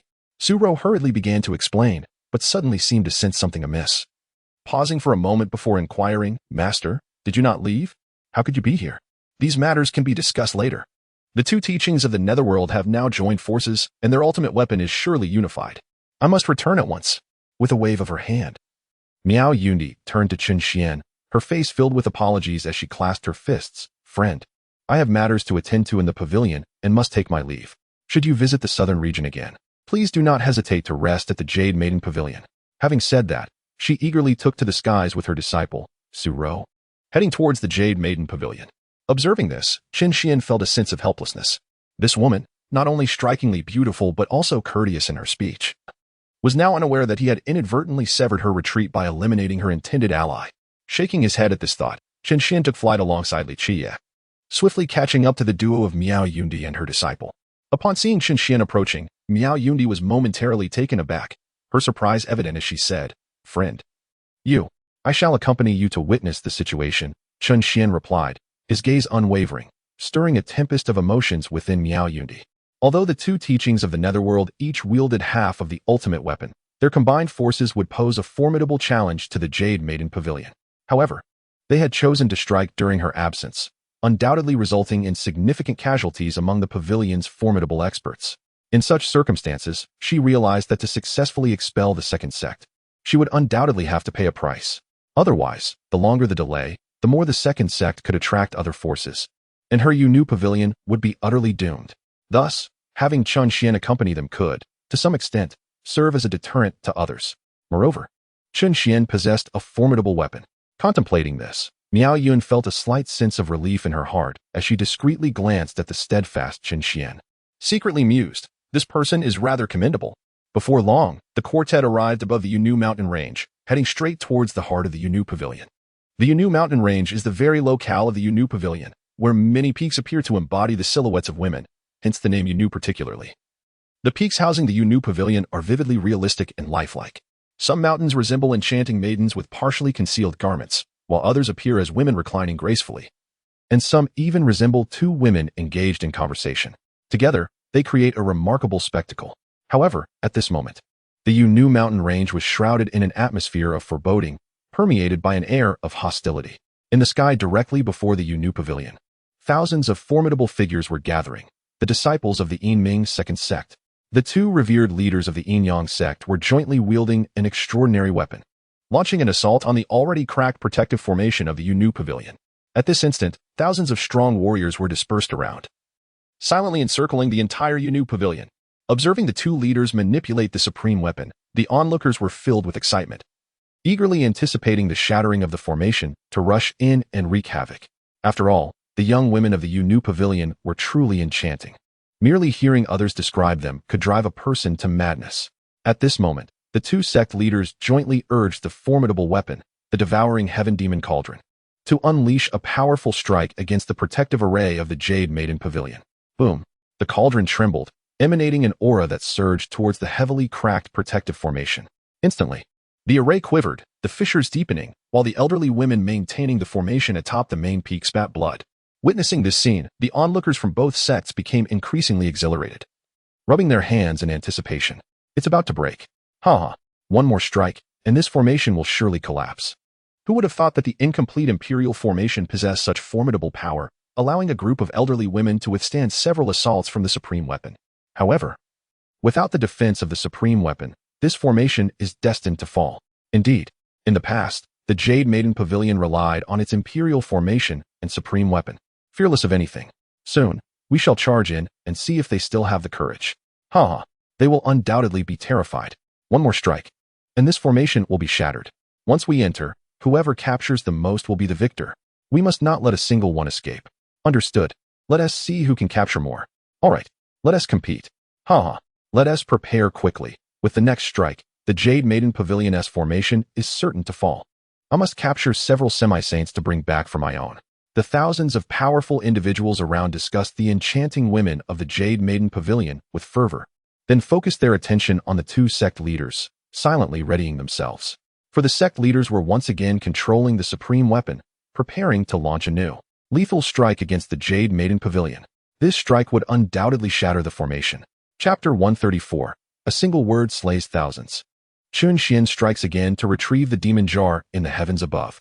The leaders of the two cults of the netherworld gazed with a hint of madness in their eyes as they manipulated the swallowing heaven demon jar, simultaneously gesturing towards the Jade Maiden Pavilion.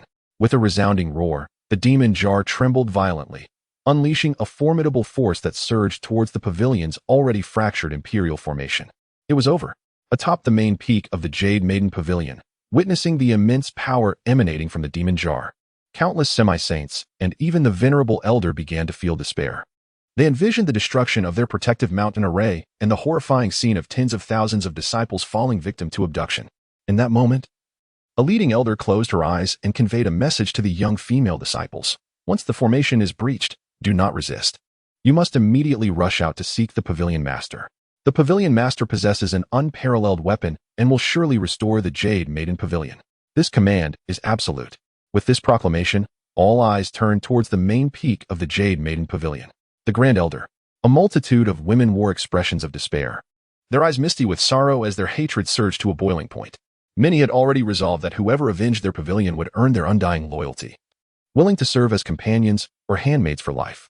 The crowd mournfully gazed skyward, helplessly watching the impending assault of the swallowing heaven demon jar drawing ever closer. Just then, a commanding voice rang out, "Halt!" Suddenly, a familiar weapon soared through the air, resolutely blocking the impending attack of the demon jar. The sky trembled, sending tremors through the fractured imperial formation, threatening to collapse it entirely. Yet, the members of the Jade Maiden Pavilion, rather than being alarmed, displayed expressions of astonishment, their gazes drawn upward toward the heavens. There, amidst the clouds, appeared two men and two women, one of whom was unmistakably their leader, Miao Yundi. Heavens! It is the leader. She has returned. This is splendid news. She did not venture to the east. Leader, you have returned. Quickly, let us assist the leader, for she cannot contend alone against the multitude of the underworld's two sects. Onward. With a flurry of determination, several elderly women surged into the sky, rallying behind Miao Yundi. Despite their grievous injuries, This was not a moment for respite. However, the presence of so many supporters did little to intimidate the members of the underworld S sections. For aside from the supreme weapons, the formidable warriors of the Jade Maiden Pavilion had all suffered significant injuries, rendering them incapable of unleashing the full might of their ultimate armaments. In fact, upon witnessing Miao Yundi return wielding such a weapon, their excitement only grew. After this encounter, perhaps the underworld sects would possess a supreme weapon for every member, instilling fear throughout the entire southern region. Ha! Miao Yundi has returned. How splendid! The leader of the upper underworld was visibly elated, while the leader of the lower underworld scrutinized both Miao Yundi and her disciple. TSK, TSK, TSK. Indeed, they are a stunningly beautiful pair, teacher and student alike. If only they could serve together. At this remark, Miao Yundi and Su Ro's expressions turned icy. The audacity to suggest such a thing. Such delusions were unfathomable. Yet, Miao Yundi was prepared to respond to them. The two could not restrain themselves any longer and once again urged the devouring demon jar towards Miao Yun-yi and her companions. Witnessing this scene, Miao Yun-yi furrowed her brow, realizing that even upon her return, this battle could not be evaded. Consequently, she raised her hand and unleashed the Inyang Bagua furnace to intercept the incoming onslaught. Although she succeeded in blocking the attack, the devouring demon jar suddenly emitted a formidable force, ensnaring the Inyang Bagua furnace and entangling both parties in an intangible struggle. Ha! Miao Yun-yi, your end is nigh. Suddenly, the leader of the ghostly two sects erupted in gleeful laughter, while manipulating the devouring demon jar to suppress the Inyang Bagua furnace. He commanded the thousands of formidable beings surrounding them. Disciples, heed my command. The Inyang Bagua furnace has been subdued. Seize those around Miao Yun-yi at once. Yes. The thousands of warriors sprang into action, charging towards Chen Xuan, Su Ro, the Grand Elder, and others who stood behind Miao Yun-yi. In a state of panic, Miao Yun-yi sought to forcibly retract her ultimate weapon, intent on safeguarding Chen Xuan and the others. However, at that moment, Chen Xuan intervened. Do not fear. I shall handle them. His voice resonated softly, reaching Miao Yun-yi's ears and instantly providing her with a surge of reassurance. Meanwhile, Su Ro and the Grand Elder turned their gazes towards Chen Xuan upon hearing his words. They had initially assumed that these two men were merely entangled with the sect leader, thus disregarding Chen Xuan. Now that this man was stepping forward to assist them, they were more than willing to accept his help. As the esteemed elders swiftly drew forth their weapons, Chen Xuan cautioned, "Friends, we must be vigilant. Let us form a defensive circle back to back. Indeed, Holy Maiden, come swiftly to our midst. And you, young man, join us as well." The elders spoke in a rapid flurry, coordinating their response. However, before they could finish their discourse, Chen Xuan took action, not in combat, but in movement. With but a single word, he silenced the elders' voices. Death! Boom! Upon the utterance of that word, the thousands charging forth were momentarily halted, only to be engulfed in a vast explosion of crimson mist. In an instant, the atmosphere grew eerily silent. Those who had yet to reach the fray, the specters of the underworld, found their pupils dilating in terror, nearly succumbing to madness as they frantically retreated alongside their companions. The elders and the multitude of young, beautiful maidens gazing up in awe gasped in unison, "Good heavens! Is this man truly a suitor of the pavilion master? His prowess is astounding." Indeed, it was extraordinary. A single word had obliterated thousands of formidable beings. My word, I can scarcely believe I am not dreaming. Moreover, the pavilion master's return was rather fortuitous. Although most of their assailants were of the imperial realm, there were several saints among them. The ease with which he dispatched them felt akin to slaughtering mere fodder. What a relief! Our Jade Maiden Pavilion is saved. Whether elder or ordinary disciple, all were left in profound astonishment at Chen Xuan's display of power. Even the leader of the dark underworld sect, who was manipulating the formidable sky-eating demon jar, found himself utterly bewildered. He had never anticipated the emergence of a powerful figure, possibly at the Saint King level, among their adversaries. Yet, what did that matter? Their fury remained unbridled. The lives lost moments ago were those of formidable warriors from their sect. In an instant, rage consumed the leader of the dark underworld sect, his eyes ablaze with crimson fury. "Ah, even if you are a Saint King, today you shall find no place to rest in death." With those words, both leaders channeled their full strength into the sky-eating demon jar. As their power surged, the jar began to tremble violently. Subsequently, it adjusted its trajectory, aiming at the crowd, and then ascended, unleashing a formidable pulling force that sought to draw Chen Xuan and the others into its depths. Not good. They have activated the jar. Quickly scatter. Panic ensued among the crowd. Miao Yin swiftly retracted her weapon, urging Chen Xuan and the others to flee. However, just as she was about to warn them, Chen Xuan raised his hand. The crowd was momentarily stunned, uncertain of his intentions. Before they could react, Chen Xuan's fingers elegantly beckoned, and the sky-eating demon jar instantly reassembled, flying into his grasp. The entire scene was met with astonishment. The leader of the dark underworld sect, overwhelmed by shock, could not help but exclaim in disbelief, "What the hell?" Chapter 135, The Indomitable Man. May the elders protect us, watching helplessly as the sky-eating demon jar was suddenly seized. The leader of the dark underworld sect was left in a state of utter confusion. They could not comprehend how their ultimate weapon had slipped from their control so abruptly. Good heavens! Is it truly inadvisable to venture outside today? For a fleeting moment, the two gazed at the enchanted vessel in Chen Xuan's hands, their hearts aching as if they would shatter. Yet they understood that the extreme weapon had spiraled out of control. Should they linger any longer, they would undoubtedly meet a gruesome end.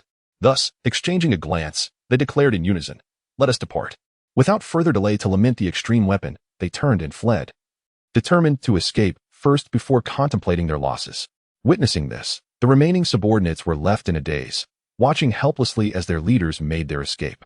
By the time they regained their senses, the two leaders had already covered several miles, with no one caring for their fate. In an instant, the surviving disciples were jolted into action, their panic palpable. "The leaders have fled. The leaders have fled. We must run as well. Retreat, retreat, hasten." The disciples of the second sect, upon coming to their senses, scattered in all directions, with some loyal followers pursuing their masters, shouting fervently. However, the two leaders remained indifferent to their cries, furiously transmitting a message: "Fools, split up and flee. Do not pursue me, scatter and escape." As they observed the members of the underworld's second sect begin to disband in chaos, everyone at the Jade Maiden Pavilion breathed a sigh of relief. Nonetheless, Miao Yun, as the pavilion's leader, was not one to simply dismiss the situation. Those who dared to provoke the Jade Maiden Pavilion must face the consequences. With their adversaries now devoid of the extreme weapon, this was the opportune moment to strike. Such a golden opportunity must not be squandered. Thus, Miao Yundi, with an icy demeanor, silently raised her hand to summon the Inyang Bagua furnace, unleashing a formidable attack upon the two sect leaders situated several miles away. Boom, boom. Two powerful auras surged forth, instantly striking the leaders. A resounding explosion echoed. The two sect leaders were obliterated in a mist of blood. Although all three were of equal rank, the might of the supreme artifact was undeniably overwhelming. With the demise of the two leaders, the followers fleeing behind them were utterly paralyzed with fear. "Oh no, the leader has exploded. Hiss, let us go, quickly run. Damn it, scatter, scatter. Don't chase me." The followers fled like madmen. Some of the sect's guardians, in a frenzied state, shrieked as they urged their loyal subordinates to flee. They were now acutely aware of the meaning behind the leader's previous commands. After all, when a crowd becomes too dense, a single strike from that supreme weapon could spell disaster for them all. If they scattered, the enemy might not target anyone in particular, thus preserving a chance for survival. This realization filled the guardians, now the de facto leaders, with rage. Fortunately, none pursued them, allowing them to escape further with the greatest terror of their lives. Of course, the lack of pursuit had a simple explanation. In the absence of the sect master, the Jade Maiden Pavilion had united all their forces to maintain the operation of the fragmented Imperial formation against the enemy's supreme weapon, leaving them all injured. As for Miao Yundi, she couldn't be bothered to annihilate each one individually. With the formidable foes vanquished, the remaining minions posed little threat. With a mere wave of her hand, she retracted the supreme weapon and turned her gaze toward Chen Xuan, preparing to express her gratitude for his timely assistance. The other elders gradually retracted their gazes from the distance, turning back alongside the pavilion master. However, upon witnessing Chen Xuan's actions, they were all rendered utterly bewildered. At that moment, Chen Xuan held the lid of the devouring demon jar in one hand, while using the jar's body to scrutinize its interior closely, nearly pressing his eyes against it. This sight caused everyone to gasp in shock. Goodness, he is actually aiming the devouring demon jar at himself? How outrageous is the man that Master has brought back? The jar contains unparalleled demonic power, capable of refining all things in the world. Even the sacred kings would not dare to direct it towards themselves. But wait, why is he unharmed? How is it that he has not been drawn in? Oddly enough, they were all fixated on Master's actions. In an instant, the crowd stood frozen, as if confronted with a profound terror of life itself. Chen Xuan, however, paid them no mind, engrossed in exploring the peculiarities within the demon jar. After a thorough examination, he found that aside from its self-contained realm and some inherent demonic energy, there was nothing else of significance. To put it plainly, aside from its formidable corrosive power, it could hardly compare to his Emperor's ring. Furthermore, the jar was quite large, roughly the size of a baby formula can, rendering it impractical for use as a spatial ring. After his investigation, Chen Xuan decided to replace the lid on the jar. After all, one could never have too many supreme weapons. Even if he did not utilize it himself, he could bestow it upon his subordinates. With this thought, Chen Xuan could not help but feel a sense of resigned amusement. It seemed that each time he ventured out, he invariably acquired a supreme weapon. It appears that frequent excursions would be beneficial in the future. Chen Xuan murmured softly as he stored the magic jar within his spiritual sea. At that moment, the onlookers, who had just been astonished by Chen Xuan's display of the magic jar, were once again taken aback by the manner in which he retrieved this supreme weapon. For a sage, it was virtually unbearable to wield such a formidable artifact, let alone to harbor it within one's spiritual sea. The ability to alter the size of a supreme weapon for personal transport was already an extraordinary feat. As for Miao Yui, her capacity to do so stemmed not only from her exceptional physique, but also from her innate affinity with the Yin-Yang Bagua furnace, allowing her to effortlessly summon it as if it were an extension of herself. Conversely, Chen Xuan appeared to possess no such natural affinity with supreme weapons. The mere act of absorbing a supreme weapon into his spiritual sea suggested that his strength must be at least at the level of a sage king. This realization sent a shiver through the hearts of the onlookers. Amidst their astonishment, Miao Yui's mind raced, consumed by conflicting thoughts. It was only when Chen Xuan had completely retracted the magic jar that she resolved to make a decision that contradicted her ancestral teachings. Pressing her lips together, she ultimately knelt on one knee in the void before Chen Xuan, clasping her fists in salute and declaring, "Senior, I am willing to lead the entire Jade Maiden Pavilion in submission to you. Please grant us your protection." The exclamation evoked gasps from several elders present. However, after a brief pause, they seemed to grasp the implications and hastily followed suit, kneeling on one knee and echoing in unison, "We are willing to submit to you, Senior. Please grant us your protection." Chen Xuan was taken aback. Is this how easily they submit? I merely came to take on a disciple, not to inherit a supreme force. Moreover, it is a force comprised solely of women. For a moment, Chen Xuan was taken aback. However, upon reflection, the idea of accepting a formidable force as a vassal did not seem inconceivable. Moreover, once this alliance was established, the Misty Sect would possess a foothold in the southern domain. As their disciples multiplied, they could construct a teleportation array, allowing them to traverse to the southern domain for training, thereby saving considerable time on their journey. Otherwise, relying solely on the disciples themselves would mean they would never reach the southern domain in the foreseeable future. With this thought, Chen Xuan's mind was made up. He then confirmed once more, "Are you certain you wish to submit to me?" Chapter 136, The Yielding of the Jade Maiden. A thoughtfully prepared reception. "Are you certain you wish to submit to me?" Upon hearing Chen Xuan's voice, Miao Yuni felt a surge of excitement within her, particularly when she recalled his various displays of prowess within the imperial tomb, coupled with his effortless acquisition of the formidable weapon. She was convinced that his cultivation had undoubtedly surpassed that of an ordinary sage, reaching the realm of a holy king. A holy king, moreover, a young holy king still in the bloom of life. Although the distinction was merely one tier apart from a sage, there were no living holy kings throughout the entirety of the ancestral ancient continent. Those holy kings in the supreme sacred lands were all sealed within the divine source. Their lifespans nearly extinguished. Once they emerged, they were unlikely to survive, only appearing during moments of great crisis. A living holy king could reign supreme across the ancestral ancient continent. He was more than deserving of her loyalty and possessed the capability to protect their Jade Maiden Pavilion. Although they too were a formidable force, their stability was solely reliant on their own powerful weapons and a fragmented imperial formation.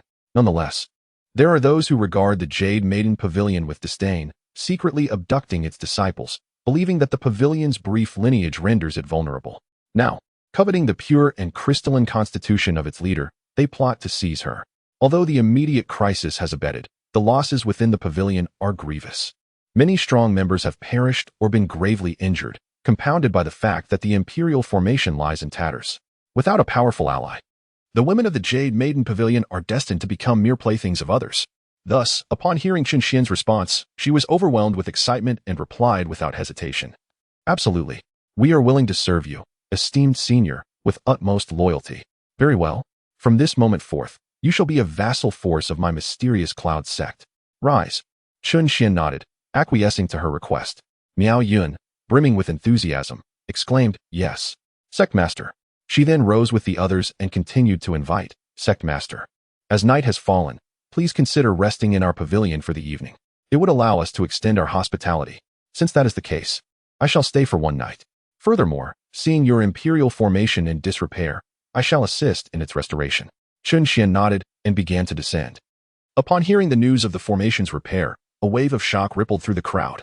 To think they were so fortunate as to submit to one capable of mending an imperial formation. In that moment, they were filled with exhilaration and hurriedly followed his descent. After the descent, some elders went to gather individuals to tidy up the chaotic scene, while others immediately began to arrange the evening's hospitality. Ultimately, only a few remained to follow Miao Yun and her master, trailing behind Chen Xuan and his disciple, prepared to accompany them throughout the journey. However, while they were not fatigued, Li Qiye was utterly exhausted. Once an ordinary shepherd boy, devoid of any cultivation, he had first fallen into the imperial tomb, frightened by the divine decree, and then soared through the skies alongside Chen Xuan, witnessing the murder of the prince and the slaughter of thousands of formidable beings. At this moment, he was utterly spent, forcing himself to stay beside Chen Xuan. Noticing Li Qiye's weariness, Chen Xuan decided that, in addition to familiarizing himself with the new vassal forces, it was also essential for Li Qiye to rest. Thus, he addressed him, Qiye, you should take a moment to rest. He then turned his gaze to Miao Yun. Clearly, everyone understood the situation, and an elder promptly offered, young friend, please follow me. I shall take you to a place to rest. Thank you, esteemed elder. Master, I humbly take my leave. Li Qiye quickly bowed to both of them and followed the elder to the resting place. It wasn't that he wished to part ways. He simply could not endure any longer, especially since he had lost his sheep. Just thinking about it brought him to tears. Yet perhaps it was for the best, as he could not bring the sheep into the sect. It was merely a matter of feeling weary. After Li Qiye departed, Chen Xuan began to move about, repairing the imperial formation of the Jade Maiden Pavilion. With each patch he made, Miao Yun's admiration for Chen Xuan grew stronger. By the time the formation was fully restored, Chen Xuan had become an exalted figure in her heart. Gazing at Chen Xuan, his features radiated a playful charm, becoming increasingly satisfying with each passing moment. This peculiar demeanor did not escape the attentive eyes of his disciple, Su Ro, who sensed something amiss with her master. However, being astute, she chose to conceal her observations. Meanwhile, within the grand hall, the youthful elder of the Jade Maiden Pavilion led a bevy of enchanting maidens, bustling about to prepare the banquet setting. The hall was adorned with neatly arranged tables and chairs on either side, while an additional modest chair and small table had been placed beside the main dais of the pavilion master. At that moment, countless young women, resplendent in vibrant attire, busily placed an array of exquisite delicacies upon the master's table. These were no ordinary provisions. Each item was a treasure. Among them, a platter of celestial spirit fruits, 6 leaves of enlightenment tea, a serving of golden dragonfish, and a flask of sacred spirit wine, one after another. These precious offerings were presented and arranged on the master's table. In stark contrast, the offerings on the lower tables appeared rather meager. Although each type was represented, they were far too scarce to make a significant impact, merely serving as embellishments. Moreover, without fail, these lesser items exuded an air of neglect. For instance, the enlightenment tea leaves seemed to curl and yellow imperceptibly. Upon cursory inspection, one might fail to recognize them as such. Nevertheless, the maidens carrying the platters glimmered with admiration, their eyes sparkling with envy. This was because these delicacies were prized possessions of the Jade Maiden Pavilion, seldom available even to the elders, let alone the ordinary disciples. Hence, envy was an inevitable sentiment. Of course, it was not only the disciples who felt this way. The elders overseeing the preparations also found their spirits lifted with delight. Because they could finally indulge in a fine feast once more, the elders eagerly rubbed their hands together in anticipation of the forthcoming banquet. As twilight descended, all the items were meticulously arranged, and the elders took their places. Li Qiye was the first to be invited to sit at one side. Soon after, Chen Xuan, guided by Miao Yundi, gracefully approached the main seat. Sect Master, please take your place. Miao Yundi joyfully ushered him to the esteemed position. Chen Xuan, unreserved, sat down without hesitation. Following this, Miao Yundi settled into a newly added chair beside the main seat and gestured for the elders below to take their seats, which they did in due course. As everyone settled in, Chen Xuan inadvertently caught sight of the items laid out on the table. He paused momentarily, seemingly in disbelief, then turned to Miao Yundi and noticed that her items were identical to his. Lifting his gaze to the sides, he discovered that everyone had the same items, albeit in varying quantities, leaving him even more bewildered. However, this scene only led Miao Yundi to believe that her thoughtful preparations had deeply moved Chen Xuan. Chapter 137. The magnanimous Chen Xuan, beyond prediction for the Jade Maiden Pavilion. Items such as enlightenment tea and sacred spirit wine were invaluable treasures that significantly aided those of saintly stature. Even the sacred grounds only deemed it appropriate to present such luxuries to their most esteemed guests. In preparation for Chen Xuan's visit, she had indeed brought forth all the finest treasures from the storeroom. Thus, witnessing Chen Xuan's moment of astonishment, Miao Yundi naturally assumed that he was touched by her efforts. For instance, if someone were to treat Yun Miaoi with such offerings, she would undoubtedly be overwhelmed with gratitude and genuine emotion. With this thought in mind, Miaoi smiled radiantly, slightly raising her head to address Chen Xuan. There is no need for formalities, sect master. Your first visit merits our utmost hospitality. Upon hearing her words, a wave of astonishment swept through the crowd. Wow, so it was the sect master who was moved. Someone exclaimed. I knew it. With so many exquisite items, how could the sect master not be touched? Today is indeed a splendid occasion, and our meticulous preparations have not been in vain. The atmosphere was charged with excitement as everyone turned their gaze toward Chen Xuan, eagerly anticipating his praise. Chen Xuan, however, thought to himself, they can't possibly believe I intend to commend them, can they? He felt a sense of helplessness. He swore he had never encountered a sect so impoverished. Or perhaps, was it solely the Jade Maiden Pavilion that was lacking? Yet, such destitution coupled with a sense of righteousness seemed rather contradictory. Dismissing the troubling thoughts, Chen Xuan bewilderedly picked up a piece of yellowed, somewhat curled up Wu Dao tea leaves with 2 fingers, scrutinizing them closely, and muttered, Is this Wu Dao tea? Indeed. Sect master. Miaoi quickly replied with a beaming smile. This is the rare Wu Dao tea. Rare? Chen Xuan responded, perplexed. You didn't tea, by any chance retrieve it from a garbage heap, did you? Garbage? In an instant, Miaoi and the others were taken aback, questioning whether they had misheard. Was the sect master implying that these leaves were of inferior quality?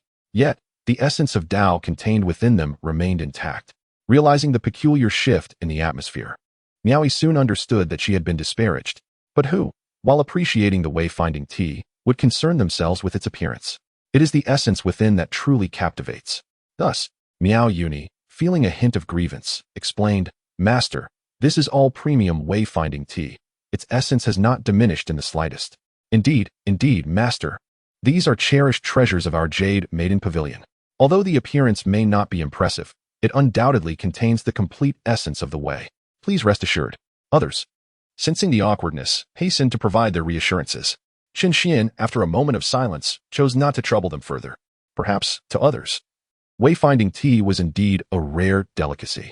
Consequently, Chen Xuan generously waved his hand, causing thousands of pristine wayfinding tea leaves to soar forth, gracefully landing in the plates of everyone present, with each person receiving no less than several dozen.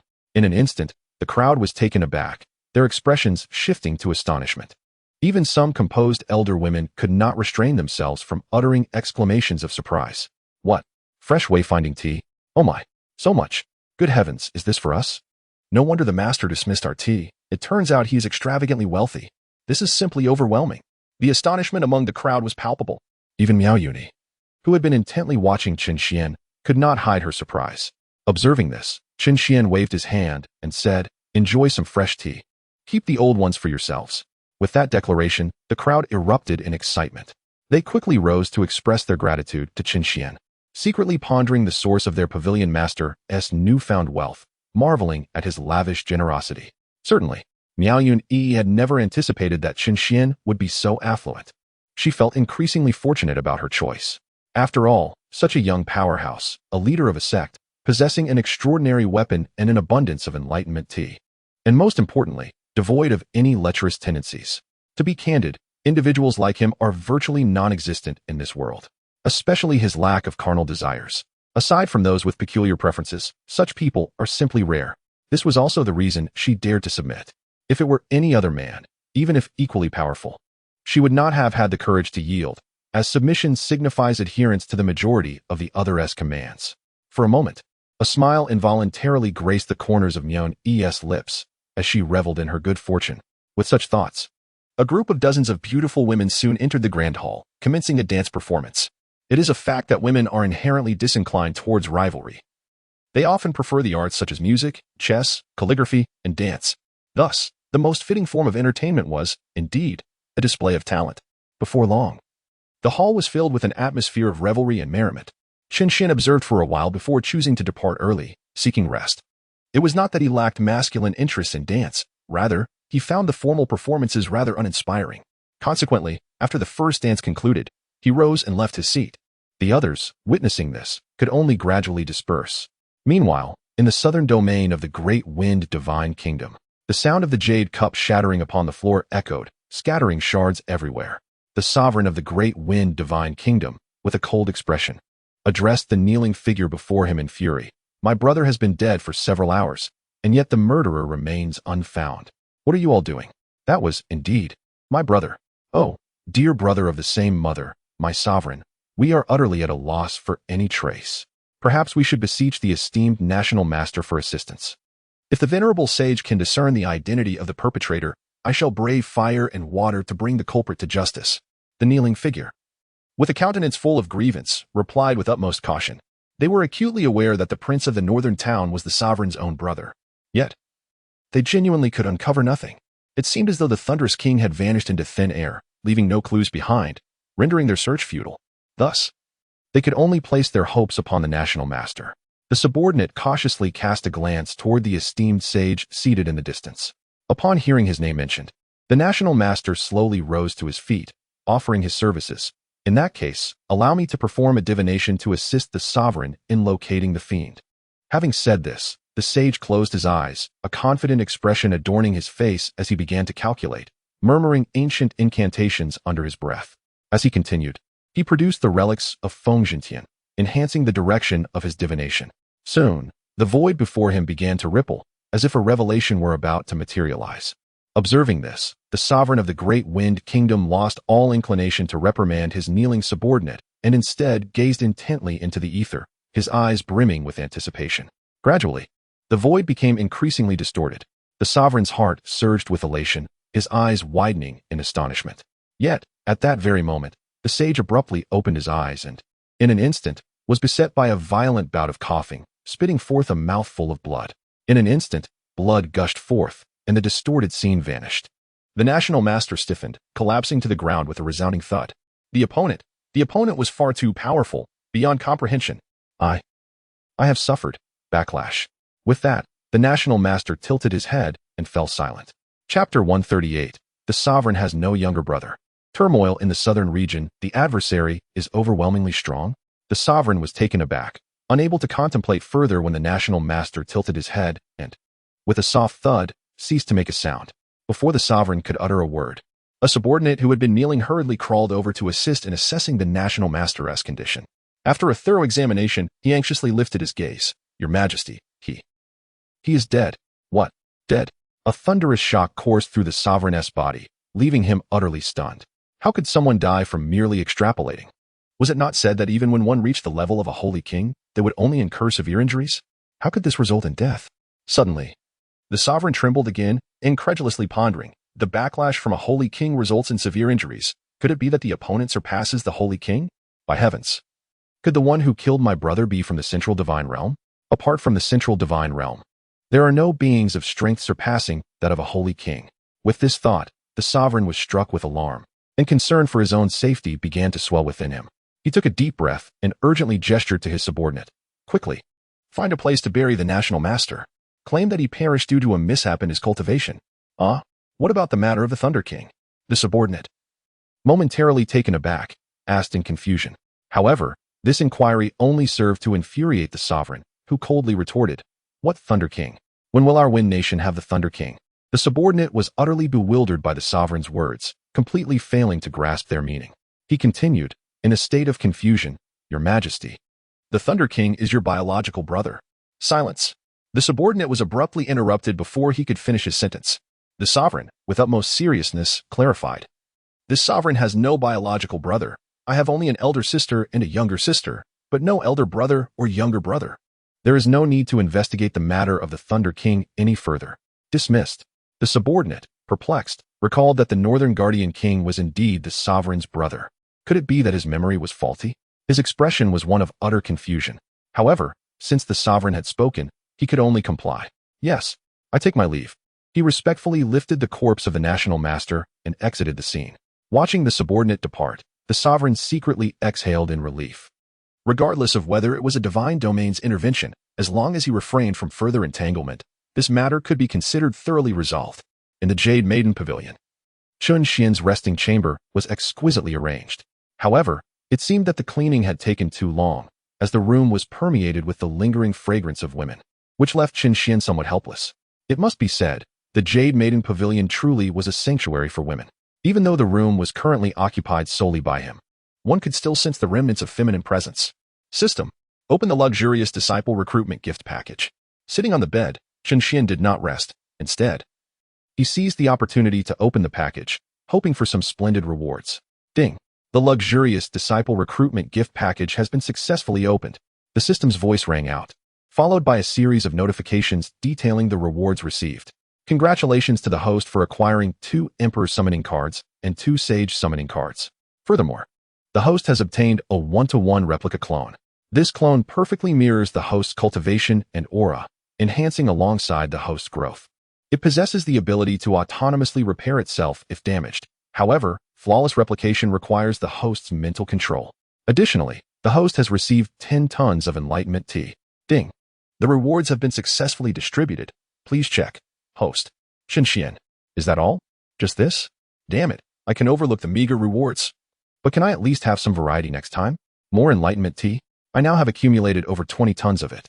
Gazing at the mountainous pile of enlightenment tea in his space, Chen Xuan felt a sense of helplessness wash over him once more.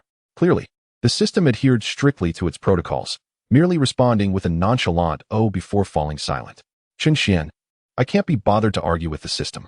Shaking his head, he cast another glance at the 1-to-1 replica clone beside the enlightenment tea, only to lose interest. The clone may resemble him, yet it holds no practical value. After all, he had no intention of embarking on adventures or training sessions. Even if he did, he wouldn't require a clone.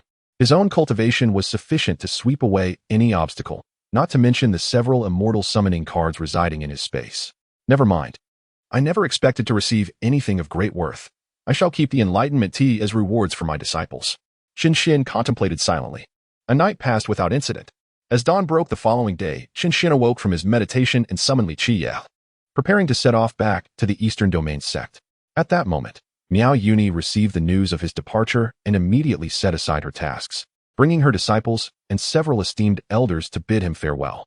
After a day spent in each other's company and the night that followed, Miao Yuni found herself utterly captivated by Chen Xuan's charismatic persona. Although the news of his imminent departure early that morning brought her a tinge of sorrow, she recognized that a strong individual has their own destiny, one that cannot be retained by mere revelry. To leave an impression on such a formidable figure, her only recourse was perhaps to offer unwavering support. With this realization, she arrived in a composed manner, first paying her respects to Chen Xuan before suggesting the idea of sending him off to the Eastern Domain aboard a warship. However, Chen Xuan promptly declined her generous offer. Before departing, he presented her with a token emblazoned with the insignia of the Miao Miao sect. This is the token of my sect. Since you have pledged your allegiance to us, should any matters arise within your sect, you may seek assistance from the Miao Miao sect in the Eastern Domain. With that, Chen Xuan tore through the fabric of space, taking Li Qiyao with him as they stepped away. We bid farewell to our sect master.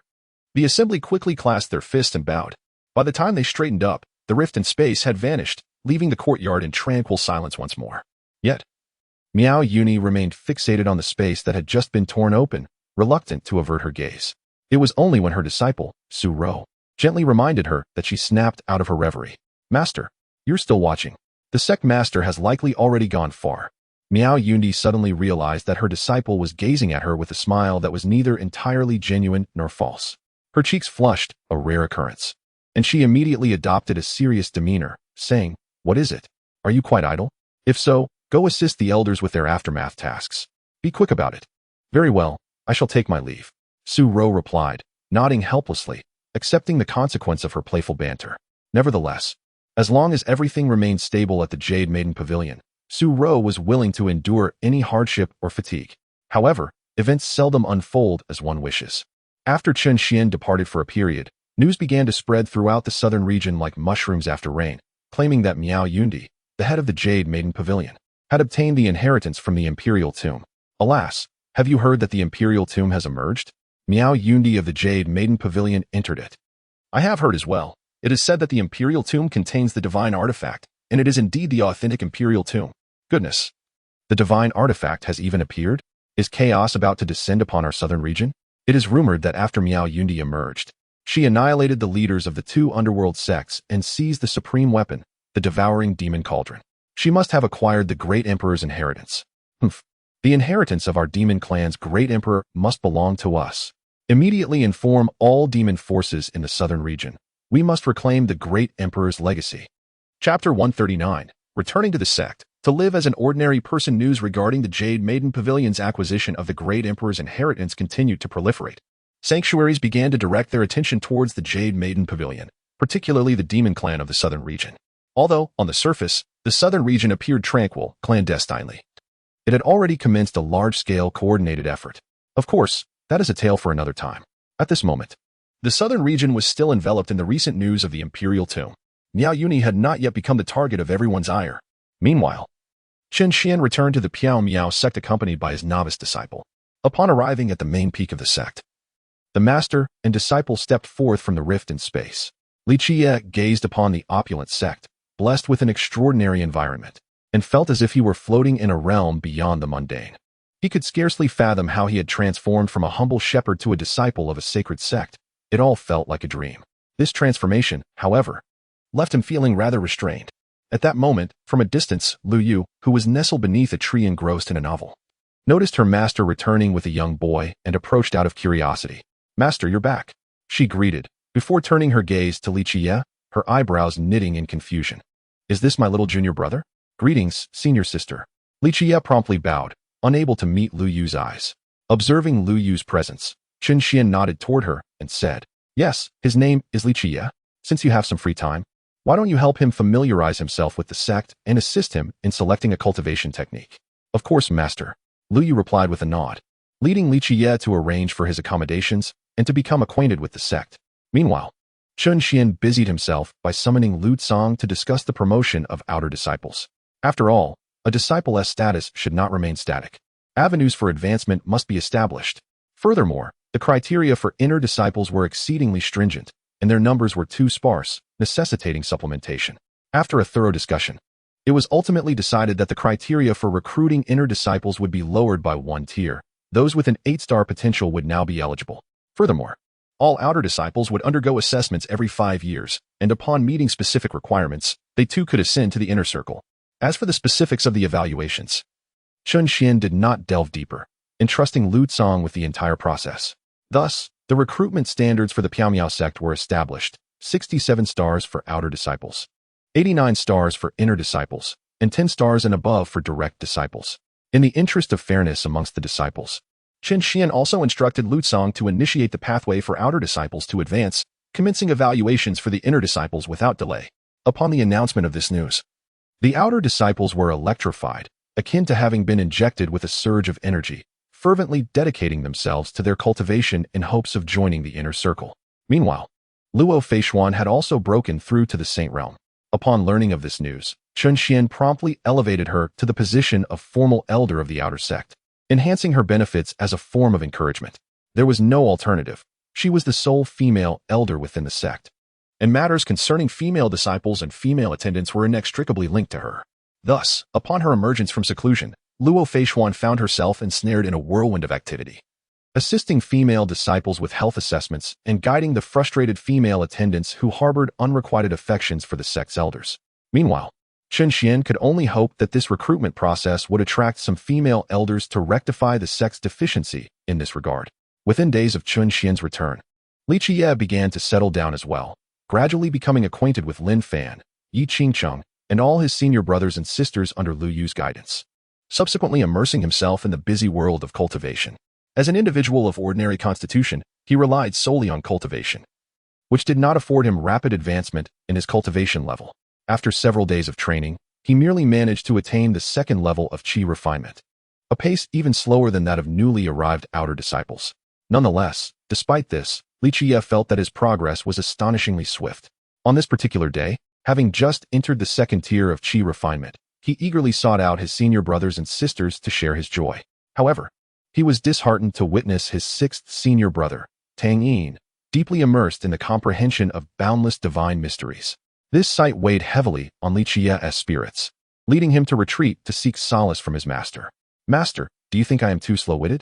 Is that why my cultivation progresses at such a sluggish pace? Perhaps I should remain outside. I truly do not deserve to be your direct disciple. Remember this. You possess an ordinary constitution, and there is no need for you to toil as others do. What you must embrace is your ordinariness. Henceforth, you shall tend to fish and flowers, gather firewood, and water the plants atop the main peak.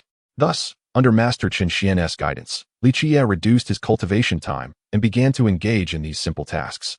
To his surprise, he found that breakthroughs became even more attainable. At times, while immersed in work, he would unwittingly achieve a new level of advancement. Within just a few days, his realm soared to the later stage of foundation establishment, leaving his senior brothers and sisters utterly astonished. Particularly, Tang Yin, who had recently grasped a new divine ability, was rendered speechless upon hearing the news, unable to believe his own ears. In order to discern how the young junior brother achieved such rapid advancement, the gathered crowd unanimously ascended to the summit of the main peak. They were eager to witness the means by which this young disciple had managed to break through. Amidst their watchful gazes, Li Qia gradually emerged, holding a bucket in one hand and a ladle in the other. Remarkably, Li Qia, who had previously been at the late foundation establishment stage, had now returned as a half-step into the spirit sea realm. The swiftness of his transformation left several senior brothers and sisters utterly astounded. I recall that the young junior brother had only reached the late foundation establishment stage when he set out this morning, and now he has achieved half-step spirit sea? Unbelievable. It's simply outrageous. He merely went to water the plants and returned with yet another breakthrough?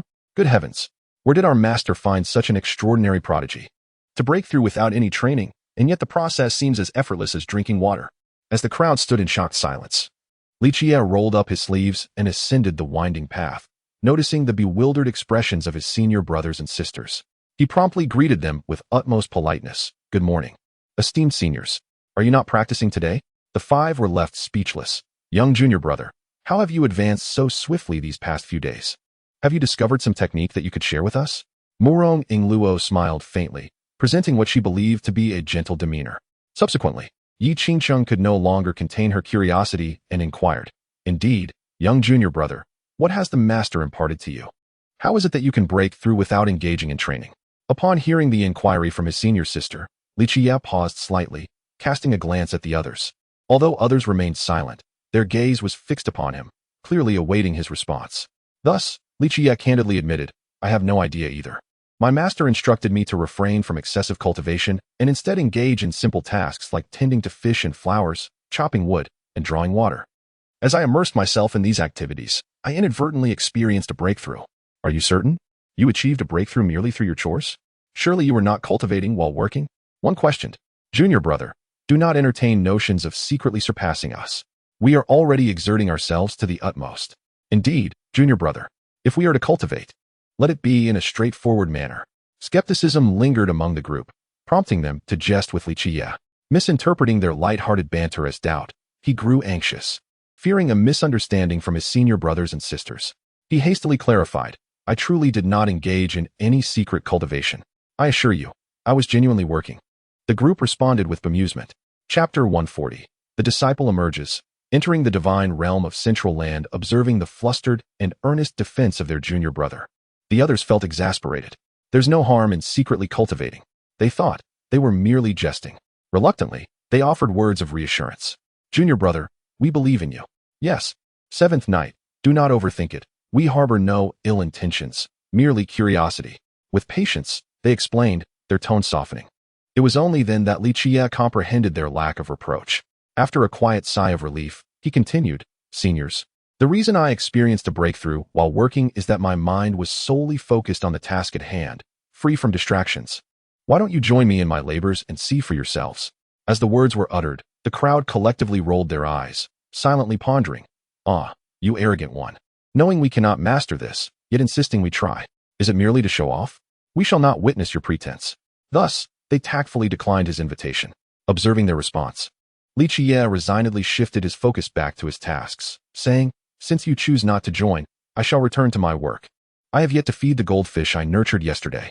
With that, under the watchful gaze of the crowd, Li Jie resumed his labors, resembling a diligent worker, uncomplaining and steadfast. The onlookers shook their heads, preparing to depart. However, at that moment, a brilliant light suddenly burst forth from above Li Jie's head, captivating everyone's attention. "Incredible! He has broken through," Tang Yin exclaimed, leaving the others utterly astounded. Indeed, Li Jie had once again transcended his limits, advancing from the foundation establishment stage to the spiritual sea realm. Yet, he remained engrossed in his tasks, seemingly oblivious to the monumental change occurring within him. In that instant, the crowd comprehended the essence of Li Jie's breakthroughs. He simply advanced while diligently working. "Our junior brother is truly extraordinary," they marveled. It was astonishing. I had always believed that breakthroughs resulted from the accumulation of efforts reaching a critical point, until I encountered our junior brother. The group reflected on this revelation, reluctantly acknowledging the whims of fate. Nevertheless, faith aside, hard work remains essential. It appears we cannot afford to be complacent. Otherwise, it won't be long before our junior brother surpasses us. Tang Yin could not help but exclaim in wonder. Indeed, as the number of disciples within the sect continues to swell, we must also spur ourselves onward. Lin Fan nodded in agreement, then addressed the assembly. "Esteemed junior sisters and brother Tang Yin, why not embark on an adventure into the outside world? Although breakthroughs within the sect occur swiftly, it is only through the trials of life and death that we can truly reap greater rewards." Upon hearing the prospect of such an expedition, everyone paused in surprise, then turned their gazes collectively toward Lin Fan. Yi Qingqing inquired earnestly, "Senior brother, where shall we venture for this experience? Given our current abilities, it seems nearly impossible to find any worthy opponents among our peers." "Simple." Lin Fan's eyes gleamed with determination as he pronounced 4 words: "The Central Land Divine Realm." Boom. At this declaration, a tremor coursed through the hearts of all present. Tang Yin exclaimed in astonishment, "Senior brother, do you truly intend to venture into the Divine Realm? It is fraught with peril. Moreover, the powers there are not particularly welcoming to us outsiders." "Indeed, senior brother, the Divine Realm is incredibly distant, separated by vast oceans. Although we are all at the Heavenly King level, it may take decades before we can even reach the Central Land Divine Realm." Murong Ingluo expressed her reservations. Lin Fan replied, "Who says we must fly such a great distance? We can leverage the sect's resources to reach the Divine Realm. If necessary, we can utilize the teleportation array. It merely requires a bit more spirit stones and time." Rolling his eyes, Lin Fan earnestly looked at everyone and asked, "So, will you join me?" "Yes." Without hesitation, the other 4 eagerly agreed, feeling invigorated by the prospect of a grand adventure. Upon reaching a decision, the group of 5 promptly sought out Chen Xuan to express their desire to venture into the Divine Realm for training. After hearing their request, Chen Xuan did not decline. After all, gaining experience beyond their current environment would be beneficial. He graciously replied, "If you wish to go, then go ahead. Allow Lu Song to escort you." "Thank you, Master," the 5 individuals exclaimed excitedly, bowing deeply before eagerly seeking out Elder Lu Song.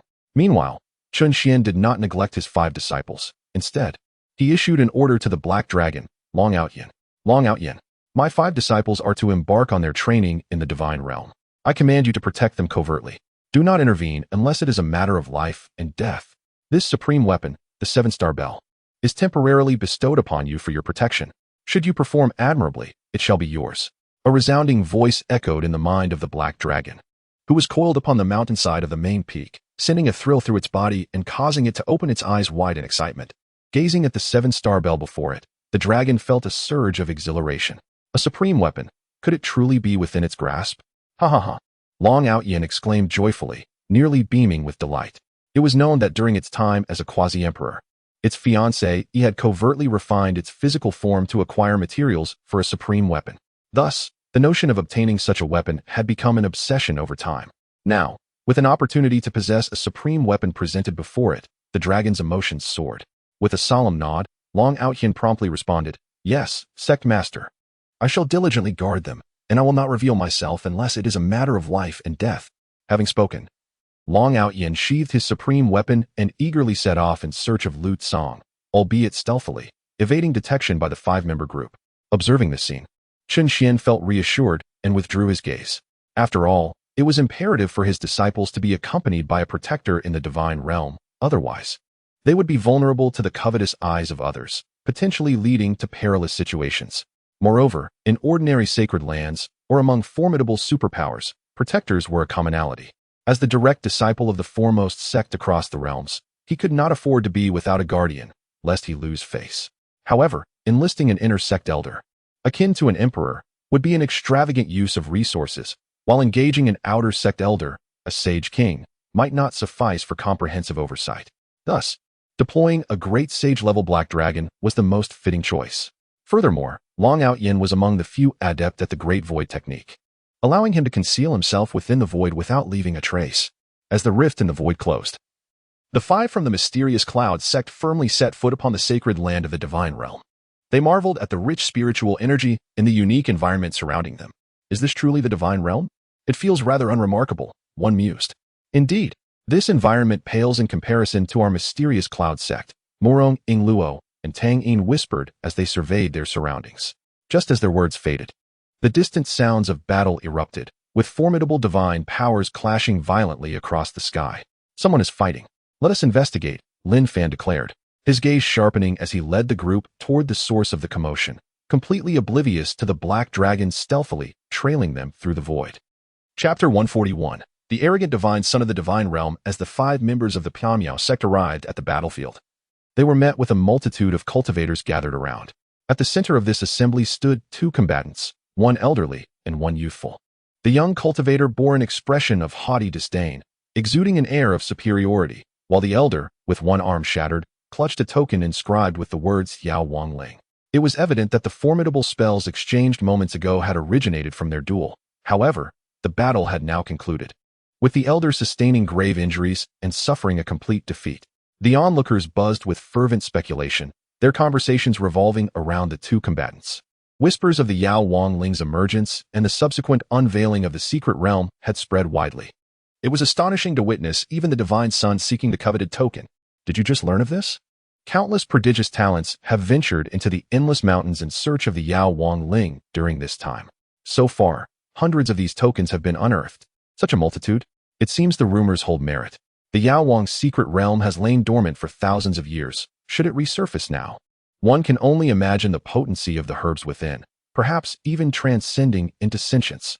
Whoever gains entry into the Yao Wang's secret realm would surely ascend to greatness in an instant. Indeed, the emergence of the Yao Wang Ling represents a monumental opportunity for us. Yet, what a pity for that old man. Despite his arduous efforts to secure the token, he was ultimately forced to relinquish it to the divine son, Beihao Jun. Had he not surrendered so readily, he now finds himself in this pitiful state, still compelled to part with it. Alas, it was that elder who first discovered the Medicine King's order. Yet he, relying on his identity as the Son of Heaven, seeks to snatch it away. Are those from great powers so arrogant? Alas, those in positions of authority need not justify their actions to others. Moreover, Beihao Jun did not resort to treachery.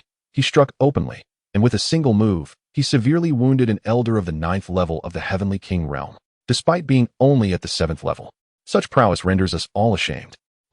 The sacred ground possesses the capability to acquire the Medicine King's order. Yet they insist that their disciples personally venture into the endless mountains for training. They may have trained, but we have merely become stepping stones.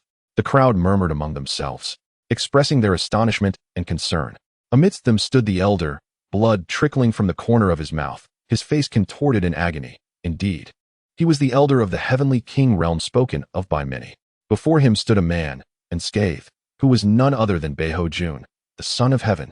At this moment, Beihao Jun looked down with pride at the bloodied man and disdainfully declared, "If you cannot withstand even a single strike from me, how do you expect to protect the Medicine King's order? Hand it over and kneel before me to admit your wrongs. I may spare your life." The bloodied man's expression froze, rage surging through him. Though he was not a genius, he had always acted with integrity and righteousness throughout his life. How could he allow himself to be humiliated, even if the one before him was a son of heaven? Thus, the elder's eyes reddened with fury as he retorted, "A man may be killed but must not be insulted. Do not presume that your status as a son of heaven grants you the license to act with impunity. I, a 9th-level heavenly king, have fallen before you, a 7th-level heavenly king, due to my own shortcomings." Yet the old man declared that he would rather bestow the wand of medicine to another than grant it to you. Having spoken thus, he raised the wand of medicine high and called out to the gathered crowd, "Esteemed friends, behold the wand of medicine. It grants entry into the secret realm of the Medicine King when it opens. This secret realm, a relic of the extreme path forces from tens of thousands of years ago, is undoubtedly filled with countless rare treasures. Entering it will surely lead to unparalleled success. At this proclamation, a wave of astonishment swept through the crowd. Countless individuals stirred with anticipation. Even Lin Fan and his four companions, who had only just arrived, felt their spirits ignite with desire. From the conversations around them, they discerned that they had reached the boundless mountains of the divine domain, the very site where the Wang of medicine was unearthed. This Wang serves as the key to unlock the secret realm of the Medicine King, a vestige of the bygone extreme path forces. Though it had been plundered long ago, after millennia, the herbs within must have regrown and flourished. Thus, upon hearing such news, Lin Fan and his companions were filled with excitement. They had not anticipated such an opportunity upon their arrival in the divine domain. The 5 members of the mysterious Cloud sect exchanged glances, each silently preparing to seize the Wang of medicine. The surrounding cultivators were equally stirred. However, at that moment, a sudden utterance from Bei Haoquan, the scion of the Bei family, doused the fervor of the crowd like cold water. If you do not fear offending the Bei family, then by all means contend for it. With this declaration, the entire assembly trembled, rendered speechless. Had he not spoken thus, they might have dared to vie for the prize. But with the scion's proclamation, who would still dare to contest, unless they wished for death? Realizing this, the crowd exchanged glances, and one by one, they discreetly lowered their arms, relinquishing their pursuit. Upon witnessing this scene, the elder celestial king's expression turned somber, yet his heart was resolute. However, the situation had reached a critical juncture. The imperial medicine order was destined to be discarded. Better to perish standing than to live on one's knees. Amongst so many cultivators, surely a few would be unafraid of death. With a determined heart, the elder cultivator raised his hand and cast the order into the throng. Take it. The imperial medicine order soared directly towards Lin Fan and his companions. Yet, none of the cultivators surrounding Lin Fan made any move to receive it. Upon witnessing this, Lin Fan felt a surge of joy and stepped forward to catch the order, leaving those who beheld the moment utterly astounded. My goodness, someone truly dares to accept it. Could it be he is not afraid of the northern sacred ground? Such audacity in youth. However, the fates of these few would surely be dire.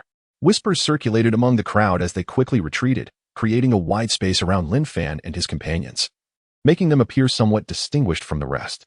Observing this, the elder god king smiled before leaping away from the scene. The northern sovereign, however, did not intervene, nor did he cast a glance in that direction.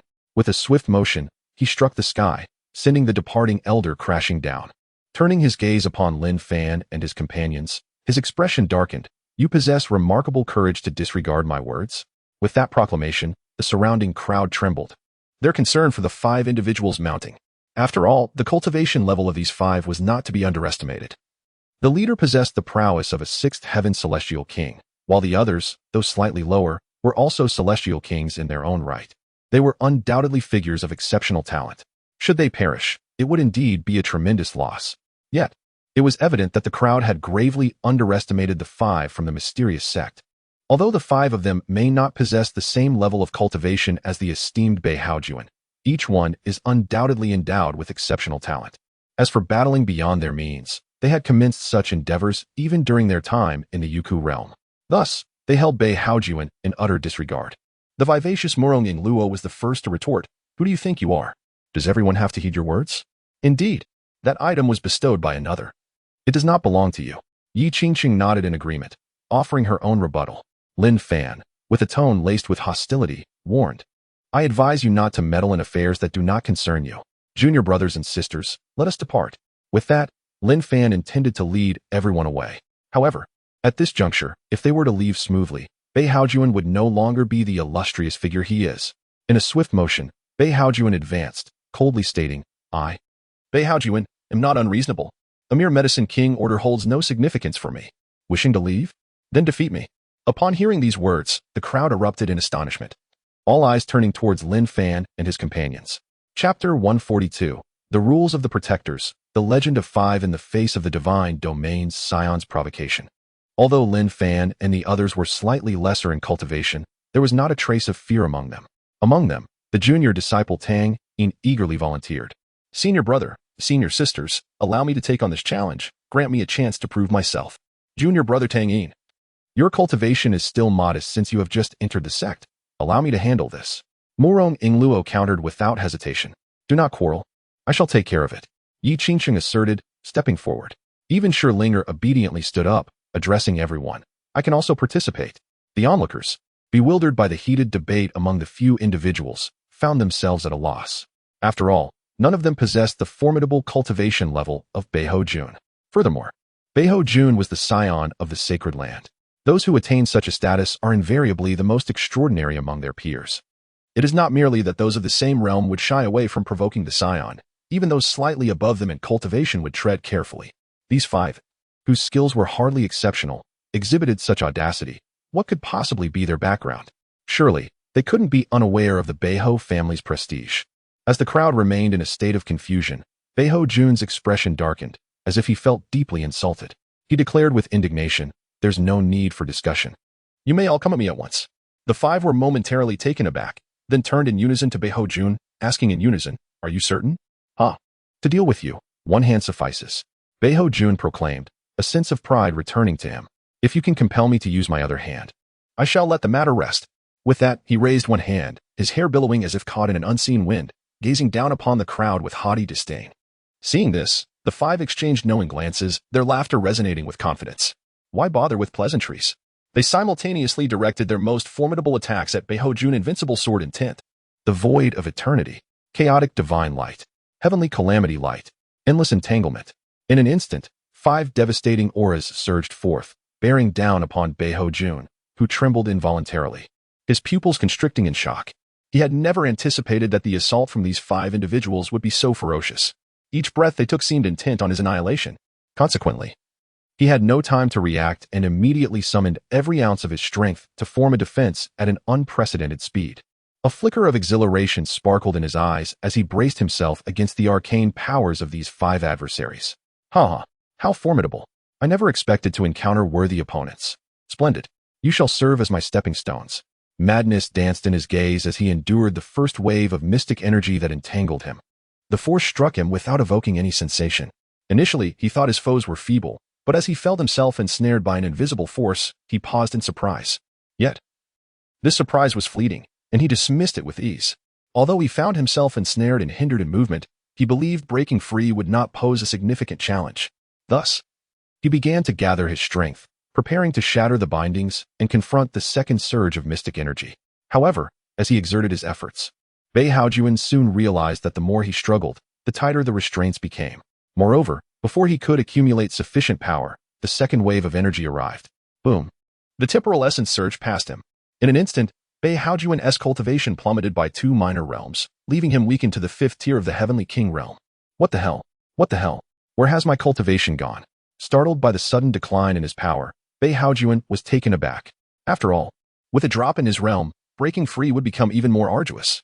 And there were still 3 more waves of energy yet to come. Beiho Jun began to struggle violently. But at this moment, it was too late. The subsequent 3 waves of energy arrived in succession. Boom, boom, boom. The sword intent soared. The light of destruction gleamed, and divine radiance enveloped the scene. In an instant, Beiho Jun found himself surrounded by a formidable divine power. 3 resounding echoes reverberated through the mountains. His flesh and blood began to splatter everywhere, accompanied by continuous cries of agony. The onlookers felt a shiver run through their hearts, their brows furrowing in concern. Yet, amidst the clash of divine forces bursting forth in a riot of colors, it was impossible to discern the extent of his injuries. Just when the crowd believed Beiho Jun was on the brink of annihilation, a terrifying aura emerged, and suddenly, a radiant light erupted from Beiho Jun, shielding his vital essence. Simultaneously, an elderly man appeared before him, a saint, the protector of the Bei clan's sacred ground. In that fleeting moment, all recognized the elder's identity. The protector cast a fleeting glance at the 5 members of the Miao Miao sect, causing a wave of anxiety to wash over them as they braced for escape. After all, no matter how talented they were, they could not hope to contend with the saint. Fortunately, at that moment, the saint refrained from attacking them, merely offering a piercing glance before lifting the battered and bloodied Beiho Jun into the sky, where he vanished into the horizon. As they confirmed that their adversary had indeed departed, the 5 breathed a collective sigh of relief, particularly Lin Fan, whose back was already drenched in sweat. Wiping the cold sweat from his brow, he murmured in confusion, "Why did he leave? I thought we were to remain here. How strange. He didn't seek revenge on the divine son." Tang Yin and Mu Rong Ingluo, along with their companions, murmured to themselves, engulfed in confusion. However, it was not long before those around them provided clarity, illuminating the situation for the five. The figure they had just witnessed was a guardian, one who was forbidden from intervening in the cultivation of their charges. Their intervention is only permitted at the brink of death. Is that truly the case? The five were momentarily taken aback. A kind-hearted rogue cultivator chuckled and explained, "Indeed, quite peculiar, I assent it. Yet this is an established rule within the divine realm. Otherwise, with guardians ever present, ready to act at a whim, how would the disciples ever experience trials and grow? Thus, guardians are solely responsible for ensuring the safety of their charges. Nevertheless, do not let your guard down. Although guardians may refrain from intervening, other disciples or elders may very well choose to act. You should depart swiftly." Understanding dawned upon them, and they expressed their gratitude, clasping their fists in thanks before hastily vacating the area. Of course, escape was not a feasible option. Firstly, the divine child from earlier was under the protection of a sage and was undoubtedly unharmed. The older generation of powerful beings would theoretically refrain from seeking vengeance against them.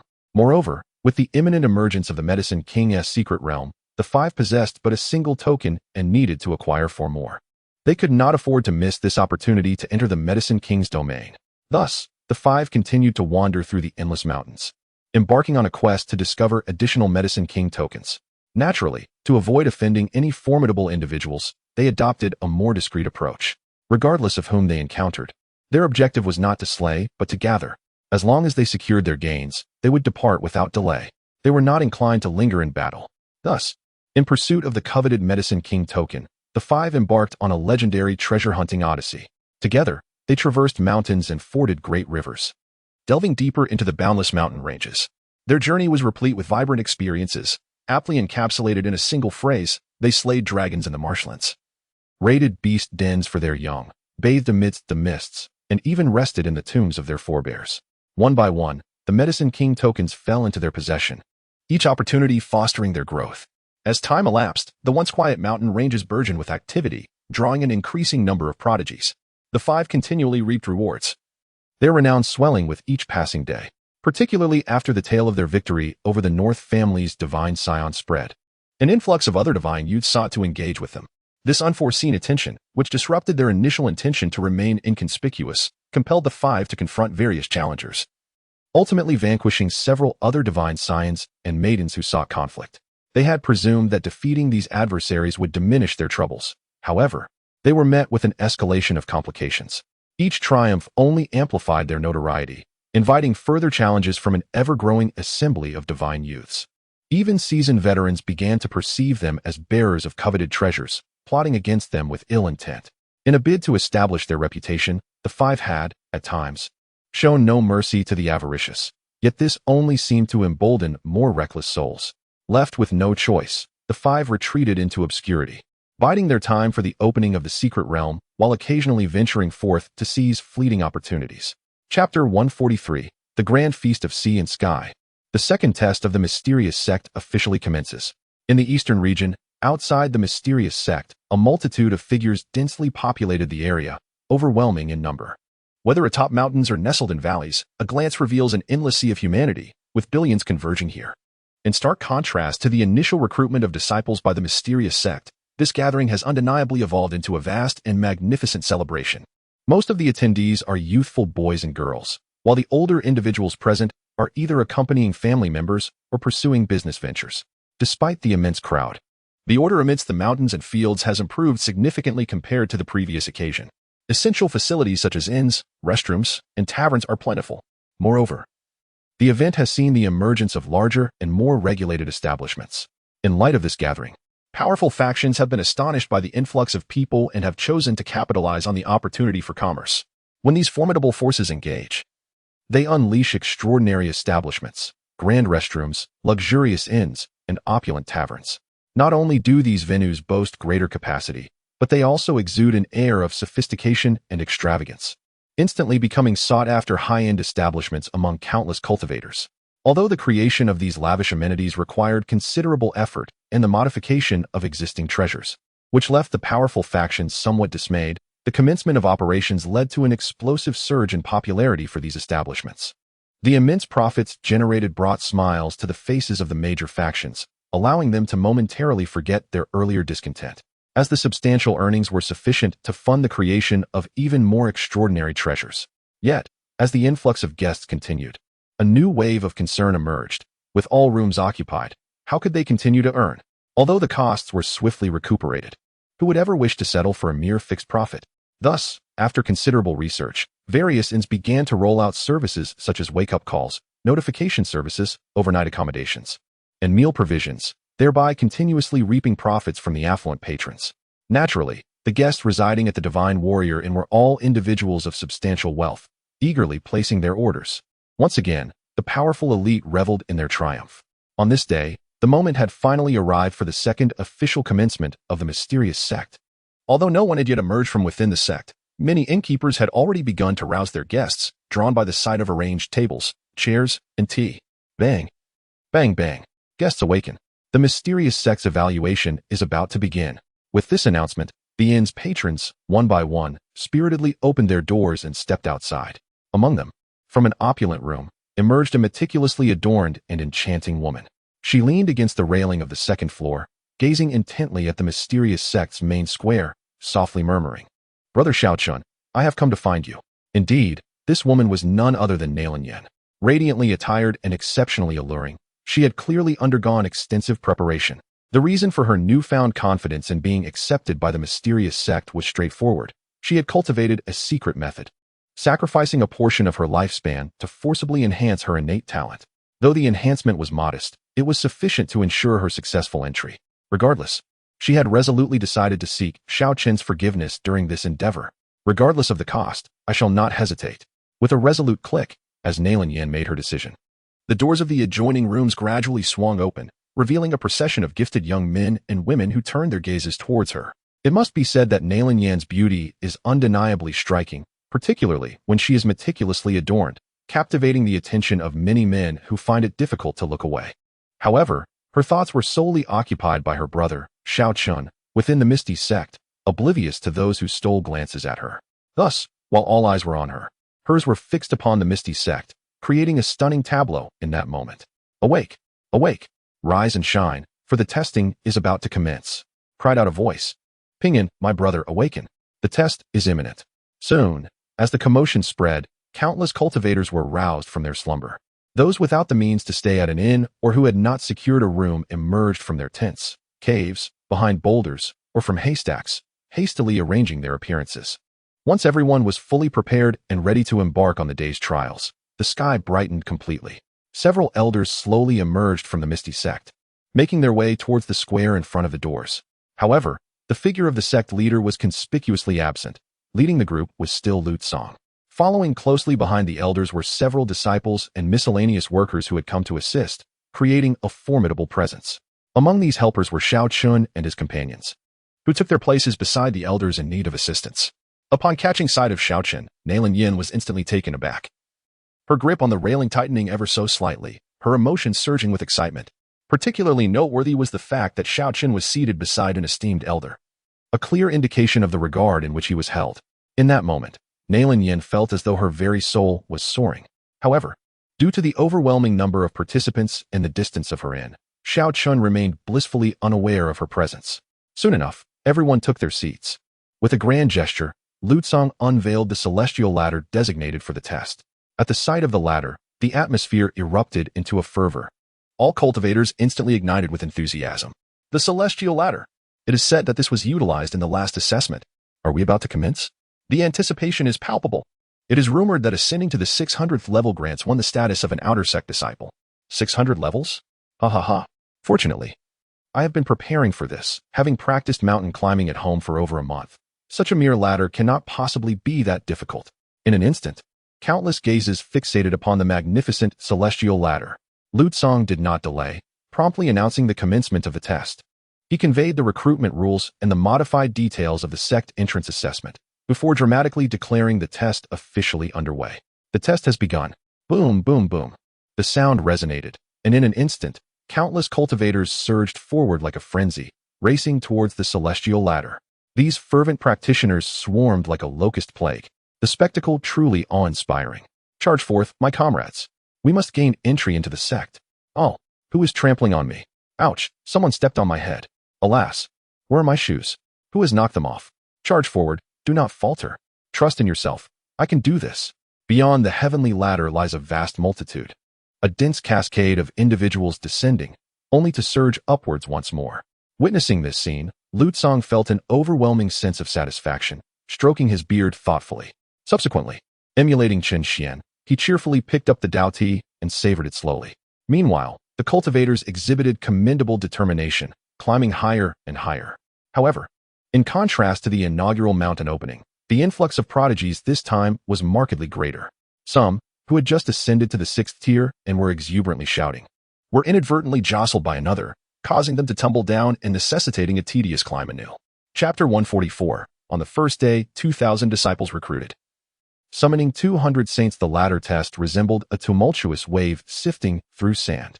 Though many participated in the assessment, those with extraordinary potential remained exceedingly rare.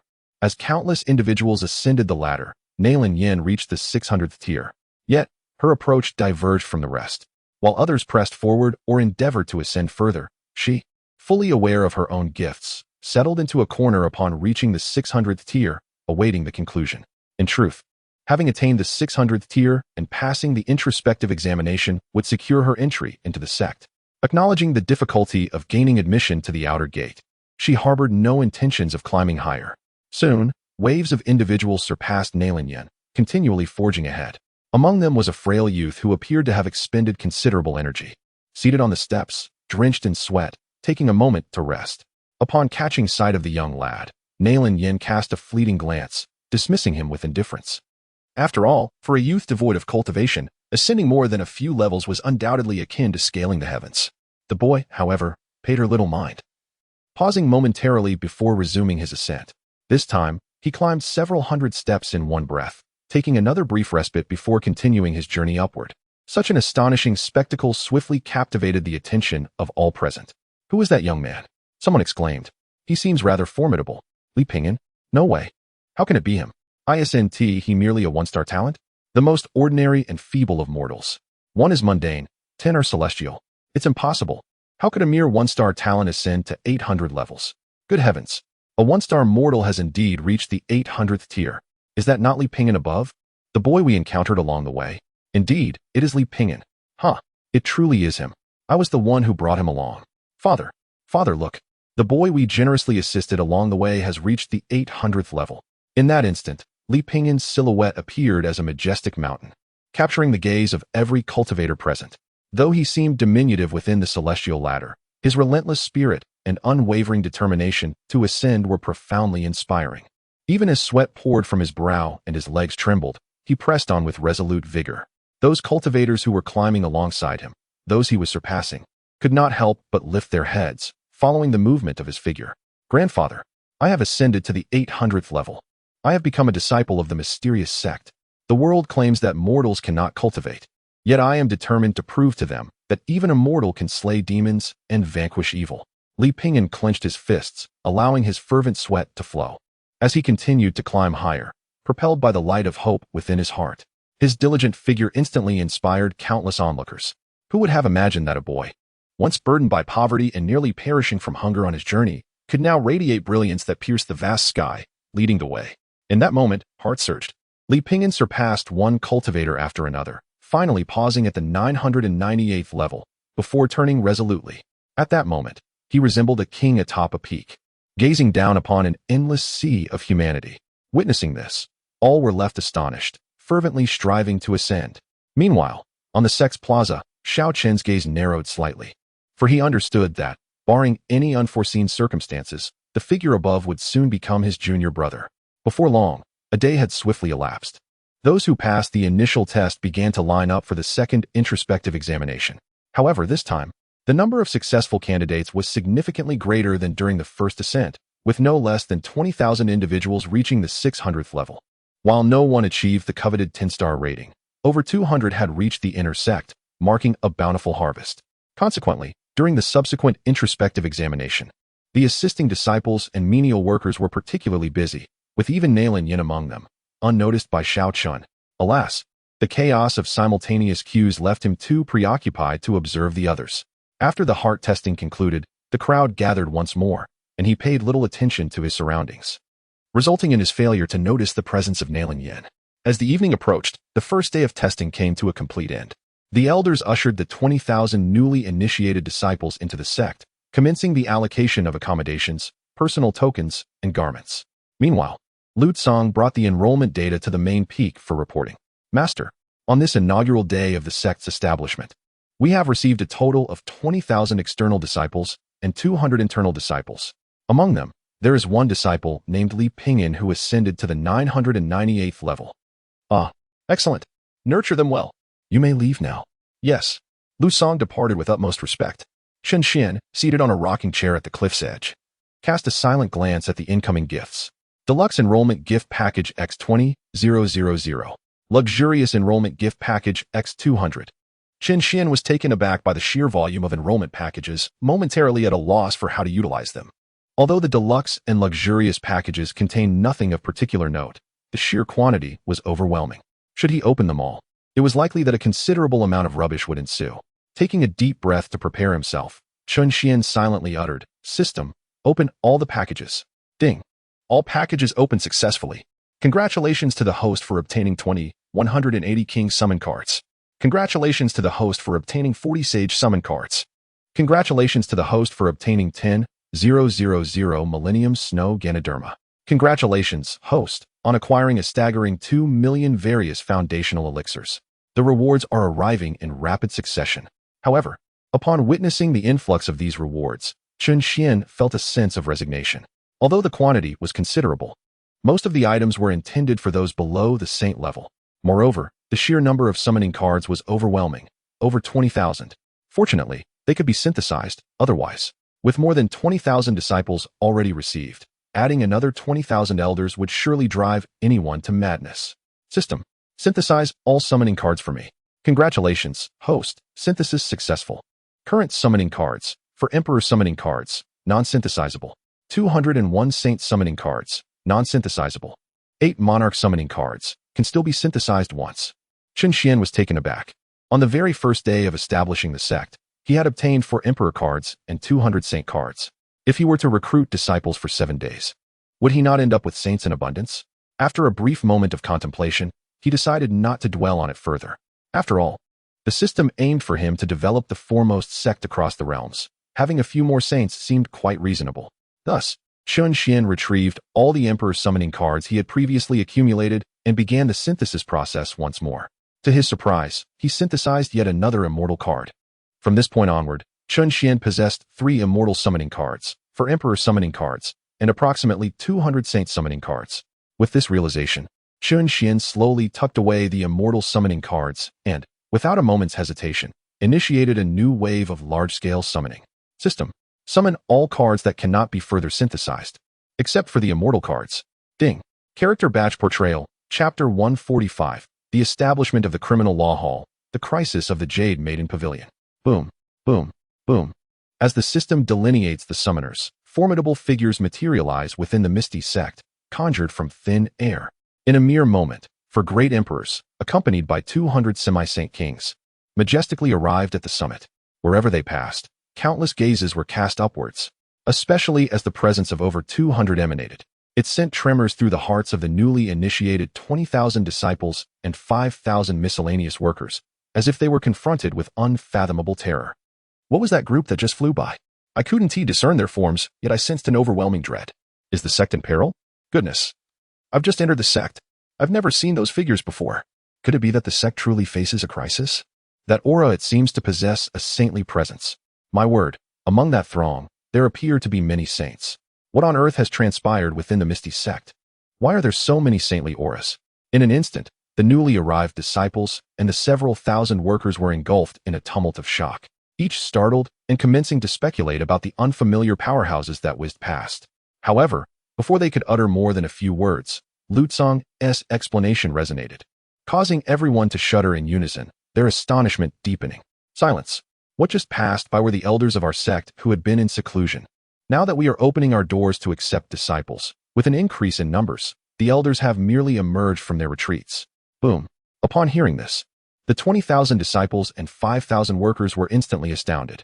My goodness, those who just flew by were all elders? Surely, that group couldn't all be saints. What exactly is this place we have arrived at? Are saints truly abundant here? It has long been said that the Misty Sect boasts many saints, but this is rather excessive. In an instant, countless individuals had their understanding of the Misty Sect dramatically expanded, especially the newly initiated disciples, whose spirits soared and blood surged with fervor. After all, the more powerful the sect they joined, the prouder they felt. Meanwhile, over 200 individuals, led by 4 formidable emperors, arrived at the main peak. Subsequently, they all knelt in unison, bowing before Chen Xuan, who sat in a rocking chair, and proclaimed, "We pay our respects to the sect master." Amidst the harmonious chorus, a few feminine voices could be discerned. Though sparse, they were distinctly heard by Chen Xuan. His countenance brightened with joy, and he eagerly turned around, catching sight of several female saints within the crowd. Upon witnessing this, Chen Xuan felt immense satisfaction. Although the summoned ratio of men to women was relatively low, as long as the overall numbers were substantial, women would still be present. At last, the sect would have formidable female elders. Thus, Chen Xuan nodded in approval and addressed the 4 individuals kneeling in the front with a gentle inquiry. "What are your names?" His tone was as soft as if he were conversing with children. In the presence of Chen Xuan, the 4 indeed appeared like young ones, trembling slightly before promptly raising their fists in salute, reporting in unison, "I am Du Zhantian. I am Du Beitian. I am Du Chatian. I am Du Patian. We pay our respects to the sect master." The final phrase was shouted in perfect synchrony. Chen Xuan remarked, "Do you harbor a grudge against the heavens?" 4 individuals remarked, "There is no enmity, esteemed leader." However, deep within Chen Xuan's heart, he pondered the irony of their names. Though he chose not to dwell on it outwardly, with a gentle smile, he raised his hand and commanded, "Please rise. From this moment forward, our sect shall establish the Hall of Justice, tasked with overseeing the conduct of our elders, disciples, auxiliary members, and those in training. You 4 shall serve as the elders of justice, directly heeding my commands. The 200 saints shall be your members. Go forth." "Yes, we accept the command." The 4 bowed respectfully before departing to swiftly establish the Hall of Justice. The news of its creation soon spread, gradually reaching the ears of every disciple. Particularly, the fact that all members of the Hall of Justice originated from that fateful night heightened its imposing presence to an unparalleled zenith. However, this was merely the beginning. As the recruitment of disciples continued, more and more elders emerged from their seclusion each night. Initially, the disciples reacted with astonishment, but gradually, they grew accustomed to the sight. With the repeated summoning of numerous elders, the various departments of the sect began to fill, and the ranks of the Qiaomiao sect began to swell. During the days of recruitment at the Qiaomiao sect, the southern region also experienced a new wave of turmoil. This was particularly heightened following Chen Xuan's emergence from the imperial tomb with Ma Yunyi, after vanquishing the 2 ghostly sects, as rumors regarding the demon emperor's legacy, supposedly acquired by Ma Yunyi, spiraled into the realm of the absurd. Particularly, the demise of the Netherworld sect and the confiscation of the Swallowing Heaven demon jar, along with the restoration of the shattered imperial formation of the Jade Maiden Pavilion, have, after more than 2 months of fermentation, led everyone to firmly believe that Miao Yundi has acquired the complete legacy of the demon emperor. It is inconceivable that the Jade Maiden Pavilion, relying solely on its strength, could annihilate the collusion of the Netherworld sect, let alone mend the imperial formation. Thus, it is evident that she must have obtained the legacy of the great emperor. Consequently, as this situation has developed, both the supreme sacred grounds and the ordinary sacred grounds in the southern region have begun to stir restlessly, with the demon clan being the most impulsive. Upon learning this news, Peng Wanli, the leader of the Dapeng clan, allied with the Chihu clan, the Ancient Ape clan, the Black Bear clan, and the Tianyo clan, some of the strongest demon clans, equipped with 2 supreme weapons, and arrived at the Jade Maiden Pavilion demanding the great emperor's legacy, boldly asserting that the demon clan has every right to reclaim their ancestral treasures. Should their demands not be met, they threatened to annihilate the Jade Maiden Pavilion. Once this news spread, it sent shockwaves throughout the southern region, leaving Miao Yundi within the Jade Maiden Pavilion utterly helpless, for she had indeed not received any such great emperor's legacy. Fortunately, the imperial formation, which Chen Xuan had meticulously completed, would not be easily breached. However, despite her confidence in its defenses, she lacked the strength to mount a counteroffensive. Thus, Miao Yundi, preferring to avoid further conflict, informed Peng Wanli that she had not acquired any legacy within the imperial tomb, and that the demon emperor was not dead, but had transcended to live a new life. Yet, upon hearing this, the demon clan collectively dismissed her words as deceit, insisting that she was trying to fool them. They continued to threaten and clamored for the legacy, declaring that if it was not produced, they would indeed resort to violence.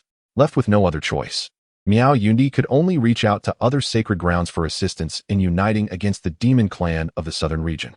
It is evident that everyone is coveting the legacy of the great emperor. Upon learning of Miao Yunyi's request, they all seized the opportunity to present justifications for claiming a portion of the great emperor's inheritance as a benefit. This left Miao Yunyi feeling increasingly helpless. She had not received any legacy, yet everyone insisted that she had. Goodness, even if she were to speak until her mouth ran dry, she would be unable to clarify the situation. With no other recourse, Miao Yunyi had to relinquish her hopes of seeking assistance from other factions and instead placed her trust in the distant upper sect in the eastern domain. Within the Grand Hall of the Jade Maiden Pavilion, an elaborate teleportation ceremony, underpinned by supreme weapons, was underway. In the teleportation array, the Saintess Su Ro held the vassal token of the Miao Miao sect in one hand and a sword in the other, her gaze resolute as she declared, "Master, I am ready.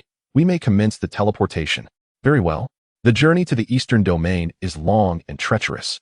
Although fortified by supreme weapons, we cannot ascertain your exact destination upon arrival. Exercise utmost caution on your journey. The pavilion master, Miao Yunyi, reiterated her warnings alongside all the esteemed elders, who collectively initiated the activation of the teleportation formation. As the formation was set into motion, the divine source liquid and exquisite spirit stones arranged on the ground were absorbed at a visibly rapid pace. Subsequently, a protective shield enveloped Su Ro, and the void split open, consuming her within. Chapter 146. The Saintess Seeks Aid. All sect becomes saints watching the rift in the void close. Miao Yunyi felt an inexplicable emptiness within her heart. She could only silently pray for her disciples' safe arrival at the Miao Miao sect. Although sending a blossoming young maiden to the eastern domain seemed excessively harsh, it was a situation devoid of alternatives. In recent days, she has endeavored to send her disciples out from the Jade Maiden Pavilion. However, as the number of demon clans continues to increase, no matter how many set out, they are inevitably captured or struck down by the formidable weapons of the extreme path. Thus, she has been compelled to resort to using the teleportation array. Yet, the ordinary teleportation arrays are incapable of long-distance transmission and can be detected by the extreme path's weaponry. The teleportation array before her is the sole one that remains undetectable by such weaponry and can facilitate ultra-long-distance transport. However, this array is incomplete and cannot bear the transmission of those at the sage level. It can only transport cultivators below the Heavenly King realm. Therefore, sending Su Ro was a reluctant decision. As Su Ro was drawn into the rift of space, she felt a dizzying sensation. Surrounded by countless stars darting past her at such speed that they transformed into mere streaks of light, rendering her unable to discern what traversed around her. This sensation of passage instilled a sense of fear within her, as if she had entered an unknown realm. Had it not been for the protective barrier enveloping her, she would likely have perished in this endless expanse of space. Fortunately, the duration of the transmission was brief, with a sudden tremor. Su Ro emerged from the void into a vast expanse of clear sky. Is this the eastern domain? Master, you must hold on. I will surely find the sect. She gazed blankly at her surroundings. Then, with resolute determination, she chose a direction and soared forth, beginning her search for the whereabouts of the mysterious celestial sect. Fellow cultivator, please wait a moment. Have you heard of the mysterious celestial sect? The mysterious celestial sect? You must be going there to seek a master, right? Follow me. I will take you there. My vessel is also bound for the mysterious celestial sect. Where's this? This is not the mysterious celestial sect. Ha ha ha. What a beautiful lady. The one brought back this time is quite remarkable. Come on, take her to my room. Ah, my hand.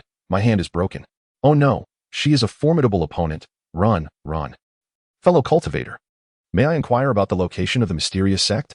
The mysterious sect? Hehehe. Ah, please do not kill me. This is my first time being a bandit. Woe is me.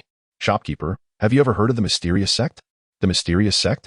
It is too late for you to go now. The last ship has already set sail, but there seems to be a vessel from Yunzhou heading towards Huangzhou nearby. You might want to check it out.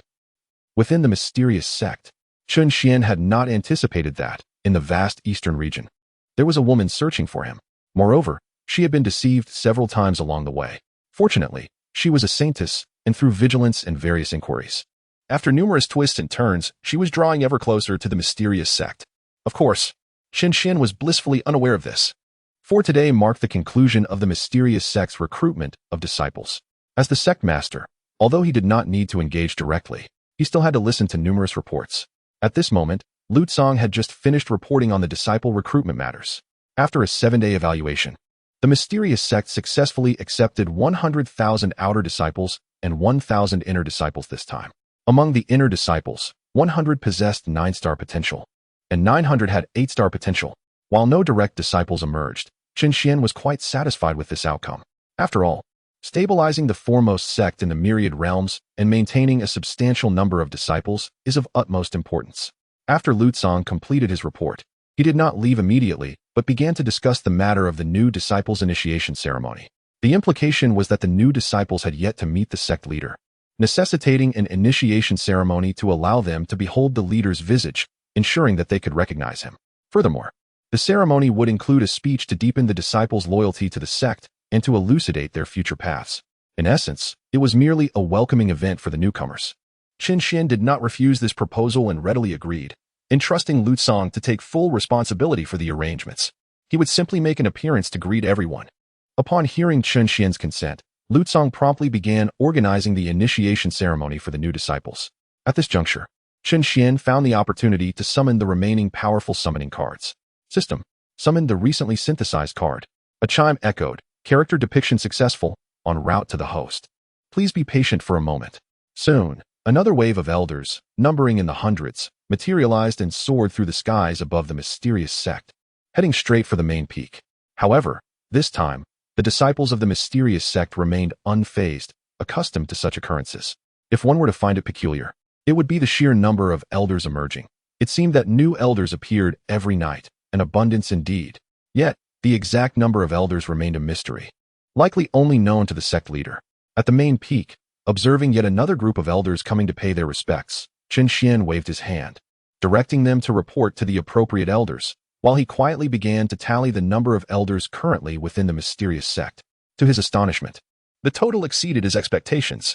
At this moment, the mysterious sect has undergone a series of summons, resulting in a staggering 28 emperors among the elders, and an astonishing 1,018 semi-divine kings. Over 1,000 saints? 28 emperors? How could this be? Chen Xuan was momentarily taken aback.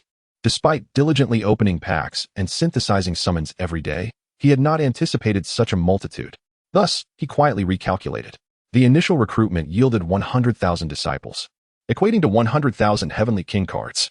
The secondary synthesis resulted in 1,000 saints, indeed. Furthermore, the inner sect's 9-star disciples amounted to 100, translating to 200 saint cards. A single synthesis thereafter would yield 20 emperors correct. Adding to this the previous summons, along with the 8-star disciples from the inner sect goodness, my calculations were accurate. After several rounds of counting, Chen Xuan felt almost dazed. The sheer quantity was rather absurd, especially the 28 emperors. It seemed that the total number of emperors born in the vast ancient continent over hundreds of thousands of years could not surpass this figure. With such formidable beings at his command, it was not only the entire ancient continent that could be subdued, but perhaps the entire cosmos as well. Yet, he pondered whether these 28 emperors could contend against a dark sovereign. The thought of the dark sovereign invoked memories of the battle scene he witnessed in the imperial tomb. The dark sovereign effortlessly unleashed waves of energy capable of obliterating stars and could traverse time and space to detect those who spied upon him, showcasing his immense power. It remains uncertain how 28 mature emperors would fare against such an entity. Nevertheless, it matters little. The summoned emperors can cultivate and grow stronger, not to speak of attaining immortality. If these 28 great emperors were to reach their pinnacle, it is likely they could leave the Dark Supreme in utter disarray. Moreover, he still possesses 3 unused celestial summoning cards. With this thought, Chen Xuan felt no apprehension whatsoever. He cheerfully discarded the worthless rewards from the package into the sect's warehouse. Although he had gathered a considerable number of disciples this time, apart from the summoning cards, there was nothing of interest to Chen Xuan, merely some divine weapons, sacred herbs, and materials. Upon considering the materials, Chen Xuan was suddenly reminded of his intention to establish a teleportation array at the Southern Domain's Jade Maiden Pavilion. Well then, after the sect's induction ceremony tomorrow, I shall have Lu Tsang take care of it. With this in mind, Chen Xuan returned to the main peak. However, upon his return, he found Li Qie still engaged in his tasks. More accurately, he was feeding the fish. Since bringing Li Qie back 2 months ago and assigning him daily labor, Li Qie's cultivation had already reached the initial stage of spirit gathering, with a breakthrough speed that faced no bottlenecks whatsoever. Master, upon noticing Chen Xuan's arrival, Li Jie quickly set aside the earthworms and greeted him. Chen Xuan peered into the tub at the plump goldfish feasting and nodded in approval, saying, "You've done well with the fish. Remember to rest early. We shall attend the new disciples' induction ceremony together tomorrow." "Yes."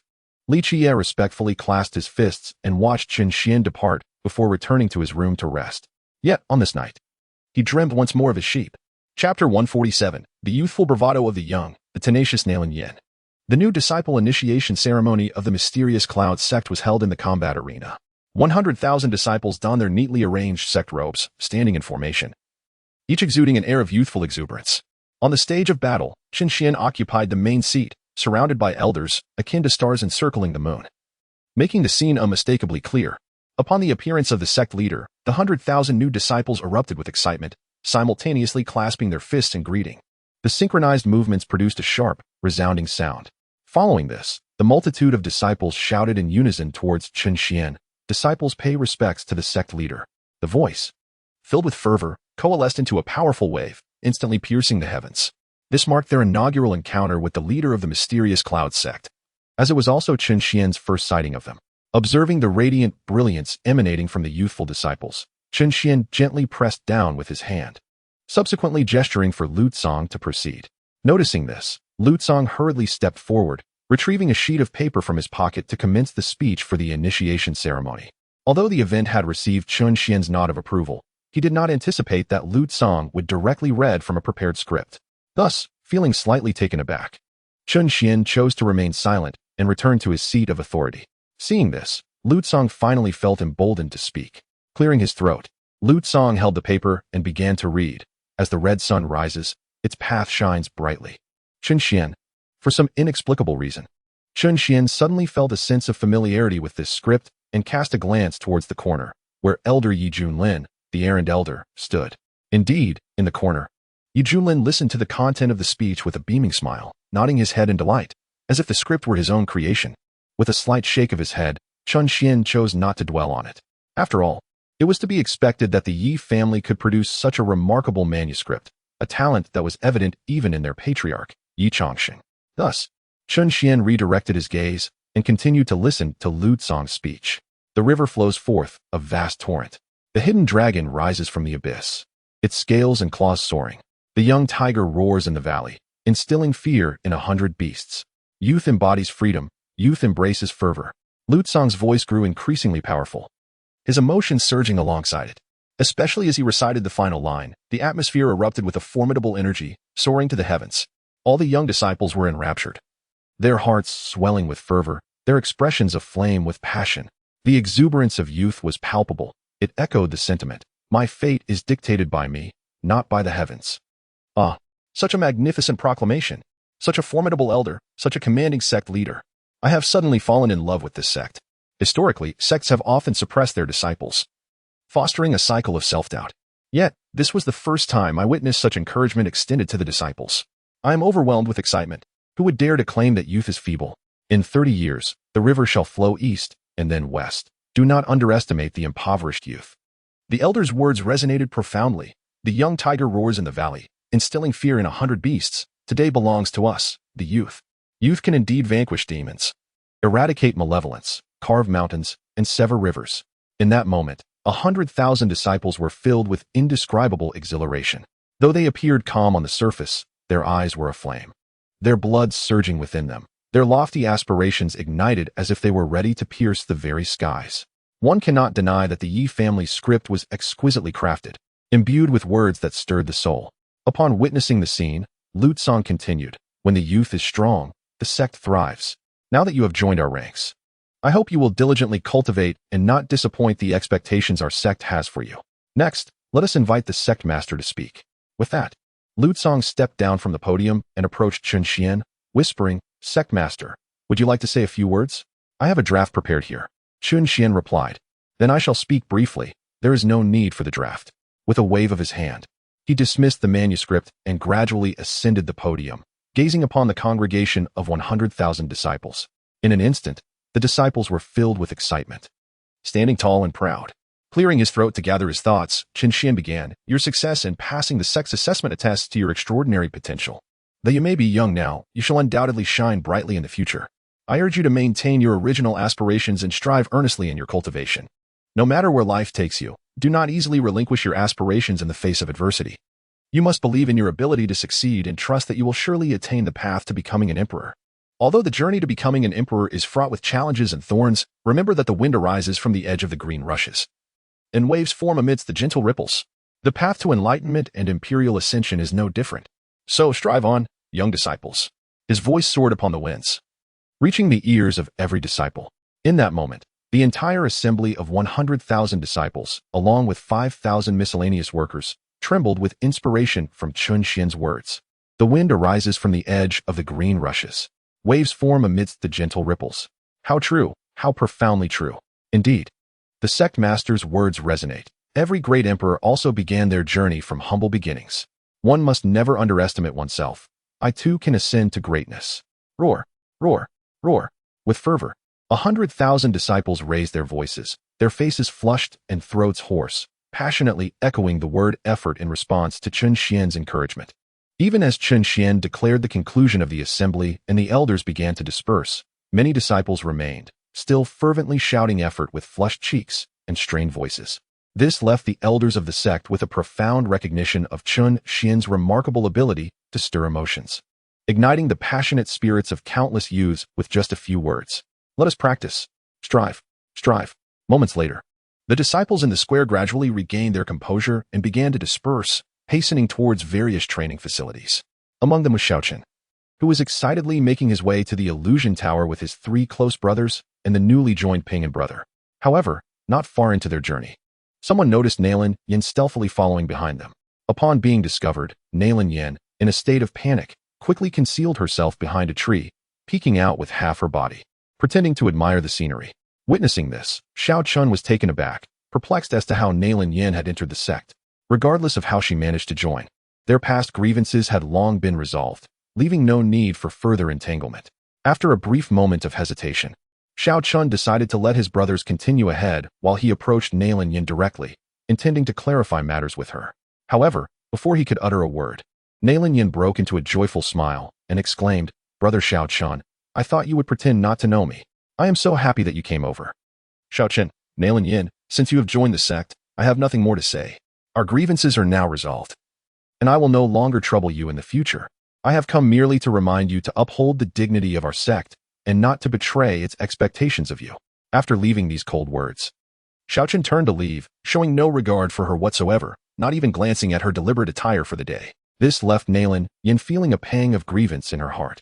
However, she understood that this was the consequence she deserved, and thus, she felt no resentment. Quickly, she grasped Xiao Chen's sleeve and, with a tender tone, implored, "Brother Xiao Chen, I was in the wrong before. Please do not be angry, all right? As long as you are not upset, I will do anything you ask. Let go." Xiao Chen's voice was devoid of warmth, his gaze filled with frost. "No, only if you call me Yinner." Nailin Yin pouted, maintaining eye contact with Xiao Chen, refusing to release her hold. Chapter 148, Confronting Nailin Yin.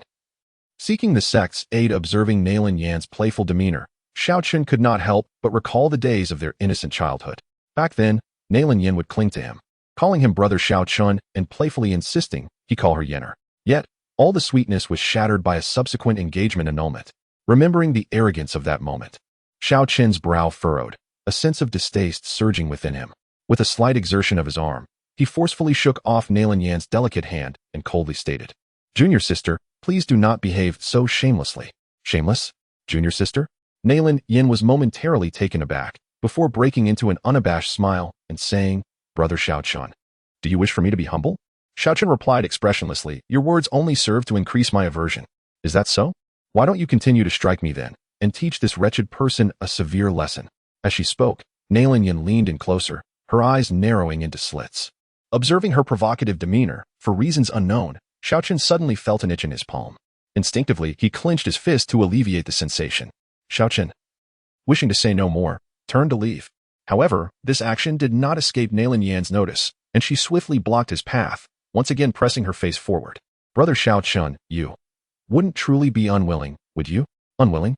I would relish in the thought of bringing you to ruin." Xiao Chen furrowed his brow, increasingly irritated by the question.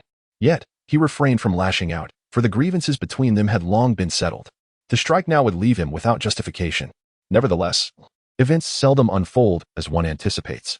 Although Xiao Chun remained silent, Nailin Yin was relentless in her provocations. Brother Xiao Chun, I implore you to strike me. If you do not, I shall feel unwell. I had no other choice but to break off the engagement back then. Haha. Brother Xiao Chun, do not hold back. If you truly cannot find a reason, then recall how I humiliated you before. Indeed, I did not merely insult you. I also demeaned your father and your grandfather. Boom. Hearing the voices of his father and grandfather, Xiao Chen could no longer suppress the vivid memories of that fateful day. In an instant, a surge of fury rushed to the crown of his head. Coldly, he declared, "Do you truly believe I dare not strike you, wretched being? Then go ahead. Strike me. If you do not, I shall inform my roommate about the annulment of our engagement, and let all the outer disciples know." Silence. Before she could finish her sentence, Xiao Chen, consumed by rage, delivered a resounding slap to Nailin Yin. She was sent sprawling onto the grass beside her, rolling 3 times in the process. "You insufferable wretch.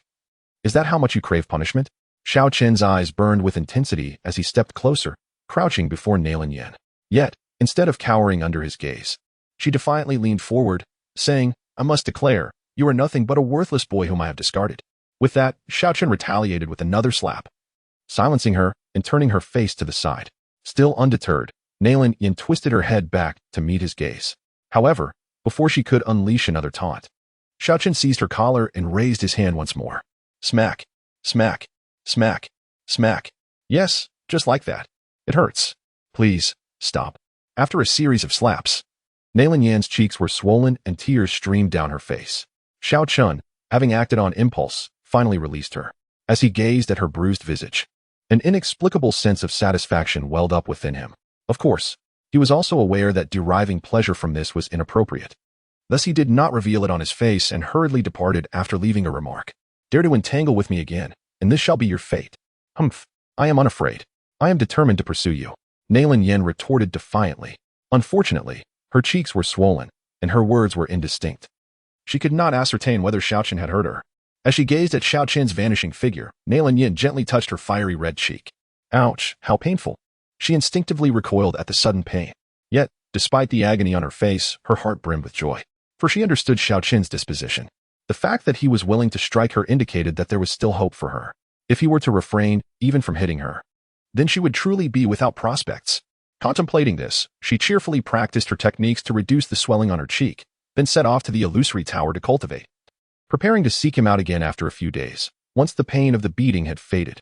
At the main peak, after concluding the sect induction conference, Chen Xuan had just returned to his rocking chair and had not yet summoned Lu Tsang to arrange for the construction of a teleportation array in the southern domain when Lu Tsang entered.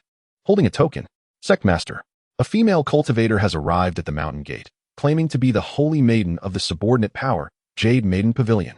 Here is her token." Jade Maiden Pavilion? Observing that it was indeed the subordinate token he had previously issued, Chen Xuan nodded and remarked, "It is indeed a subordinate power of our sect, but Jade Maiden Pavilion is located far in the southern domain. When did they arrive in the eastern domain?"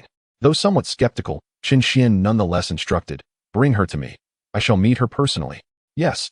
Lu Tsang clasped his fists together, and with a wave of his hand, a frostbitten maiden appeared at the summit. The young lady, none other than the saintess of the Jade Maiden Pavilion, Su Ro, bore little resemblance to her esteemed title. Her face was marked by the harshness of the elements, her garments tattered, particularly around her legs, which were exposed and marred, revealing her pale thighs. It was unclear whether they had been bitten by ferocious beasts or torn by thorns. Steadying her weary form, Su Ro caught sight of Chen Xuan, who was seated in a rocking chair, and instantly her demeanor transformed. She disregarded the disarray of her attire and knelt upon the grass, her long, smooth legs gracefully folded beneath her. With fervor, she proclaimed, "I, Su Ro, disciple of the subordinate force Jade Maiden Pavilion, pay my respects to the esteemed leader of the sect." "Su Ro, how have you come to be in such a state? Did you encounter difficulties along the journey?" Upon witnessing her respectful demeanor, Chen Xuan sat up slightly, his tone laced with concern. At the sound of her leader's compassion, Su Ro nearly wept. Due to her striking beauty, she had narrowly escaped abduction on several occasions. Fortunately, she had discerned the danger in time, averting potential calamity. Nevertheless, she had endured a treacherous journey, tirelessly making her way to the mysterious sect. To prevent her beauty from attracting unwanted attention, she had even resorted to painting her face to disguise her appearance along the way. Despite these efforts, she had faced countless perils, battling demons in the forest, sharpening her skills beyond the forbidden zones, and navigating treachery within cities. However, now is not the time for recounting such tales. Su Ro's expression turned grave as she urgently relayed the news of the Southern Domain's demonic tribes joining forces to threaten the Jade Maiden Pavilion, explaining that she had been sent by the elders. After speaking, Su Ro humbly implored, "Please, Sect Master, lend your hand and save the Jade Maiden Pavilion. We are willing to pay any price for your assistance." Chapter 149. Lutsong appears in the southern region. My presence alone is sufficient. Su Ro's eyes brimmed with earnestness, eager to prove herself on the spot. Even if Chen Xuan were to propose an outrageous request, she would acquiesce. But was Chen Xuan that kind of person? Clearly not. The Jade Maiden Pavilion served as his foothold in the southern region and was also his vassal force. Naturally, he would not stand idly by while it faced peril. Thus, upon hearing Su Ro's explanation, Chen Xuan nodded reassuringly. "You need not worry. I shall arrange for someone to handle this matter." With that, Chen Xuan turned to Lutsong. "Lutsong, you shall take care of this. Also, set up a teleportation array at the Jade Maiden Pavilion to facilitate swift communication between the two regions. Furthermore, inform the pavilion master that since they have already become my vassals, they may select 100 individuals to join my sect for further training." Understood. Lutsong clasped his hands in respect and then waved his hand to part the void, heading towards the southern region. Seeing this, Su Ro quickly rose to pursue him. However, just as she stood, the space had already closed, leaving her no time to enter. Staring at the space that had returned to its original state, Su Ro appeared bewildered, casting a pitiful glance at Chen Xuan, and weakly asked, "Sect Master, do I have to fly back?" Chen Xuan replied, "I have not commanded you to fly back. Observing your exhaustion, you should rest in the sect for a few days. Once matters are resolved on that end, you may return." With that, Chen Xuan summoned Lu Yu and instructed her to arrange a place for Su Ro to rest. Su Ro secretly exhaled in relief and took her leave. While she harbored concerns for her master, at that moment, she placed her trust in the strength of the sect. From the instant she arrived at the mountain gate, she sensed the formidable power of the sect. Even the elder guarding the entrance exuded a presence more potent than her master, particularly the elder named Lutsong, who had effortlessly torn through space with a single strike. All signs indicated that the sect was indeed powerful, dismissing the southern region's demon clan entirely. Thus, she felt secure in her decision to remain. "Miss Su, you may reside here. This is the main peak, and typically, no other disciples are present. If you require anything, simply call for me. I reside within the willow tree at the entrance of the Grand Hall." After arranging a place for Su Ro to rest in the corner of the main peak, Liu bid her farewell at the door. Residing in a tree? Su Ro was momentarily taken aback, perplexed by the notion. Nevertheless, she promptly accompanied Lu Yu to the exit, watching as Lu Yu departed and then melded into the willow tree. In that instant, she comprehended the meaning behind Lu Yu's words about living in a tree. Truly, living in a tree. Su Ro stood in astonishment, momentarily dazed. Even as she returned to her room and immersed herself in the bathing tub, her thoughts lingered on how one could possibly reside within a tree. Meanwhile, at the southern region's Jade Maiden Pavilion, after several days of reflection, an increasing number of powerful demon clan members began to settle in the Jade Maiden Mountains. Following a series of tests conducted by the demon clan, they discovered that relying on extreme weapons could not breach the imperial formation of the Jade Maiden Pavilion. Yet, unwilling to forfeit the demon emperor's legacy, the clan leaders convened and resolved to adopt a policy of confinement. If they could not break through, they would ensnare. Thus, at the behest of several demon clans, numerous rogue demon cultivators and minor demon races flocked to the Jade Maiden Pavilion, preparing to permanently seal it within the confines of the demon realm, intending to exhaust the pavilion over time. Consequently, as this policy was announced, various demon factions gathered, enveloping the Jade Maiden Pavilion in a tightly knit trap. At this moment, within the pavilion, in a bid to avoid passively awaiting their fate, Miao Yundi selected 2 exceptionally talented female disciples from her inner circle, intending to send them to the eastern region to follow in Su Ro's footsteps and seek assistance from the Misty Sect. After all, previously only one disciple had been dispatched. Given the vast distance to the eastern region, should anything befall a single disciple en route, it would render their prior efforts futile. Moreover, being sealed within the Jade Maiden mountain range, they were cut off from the outside world, entirely unaware of Su Ro's circumstances or potential dangers. Thus, the only course of action was to continuously send individuals to the eastern region. Now, they were preparing to dispatch the second batch of disciples, comprising 2 individuals. Observing the 2 young ladies standing proudly and gracefully within the formation, Miao Yundi spoke gently, "My dear disciples, The journey to the eastern region is fraught with peril. Are you prepared? Ready, master. No matter how treacherous the path may be, we vow to find the sect and will not disappoint your hopes. The two young disciples, filled with determination and unyielding resolve, were on the brink of a blood oath. This filled Miao Yundi with immense satisfaction, affirming that her efforts had not been in vain. Nodding, she raised her hands to join the other elders in activating the teleportation array. However, before they could exert their strength, the void suddenly erupted with waves of disturbance. Immediately, the void split open, and a middle-aged man, expressionless, emerged from within. The sight astonished everyone present. It is worth noting that the Jade Maiden Pavilion is protected by an imperial formation, personally repaired by the sect leader, impervious even to supreme weapons. How could this man have appeared so silently? Could he be from the upper sect?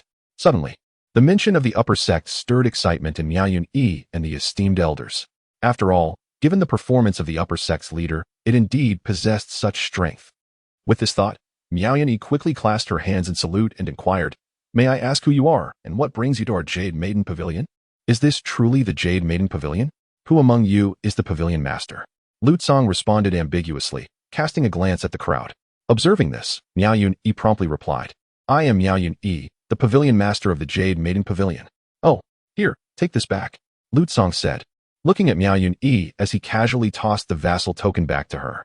He then introduced himself, "I am Lu Tsong, the Grand Elder of the inner sect of the Misty Sect, sent by the sect leader to resolve your troubles. Now, please tell me, what is the current situation?" The Grand Elder of the inner sect of the Misty Sect?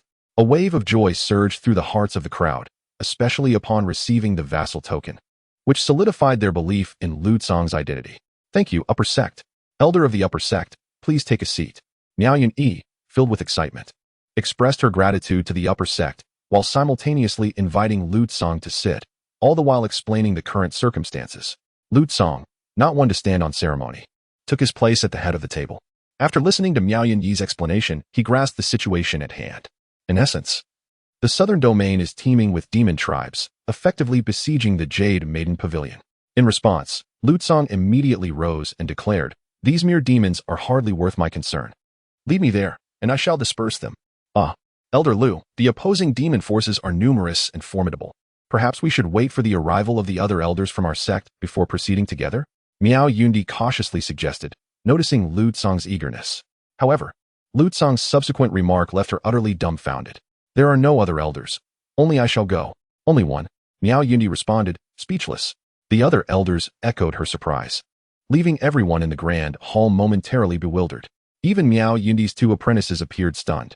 Was it not rather dismissive to send a single elder to confront the demon tribes? "Elder Lu, could it be that Su Ro did not convey the gravity of the situation?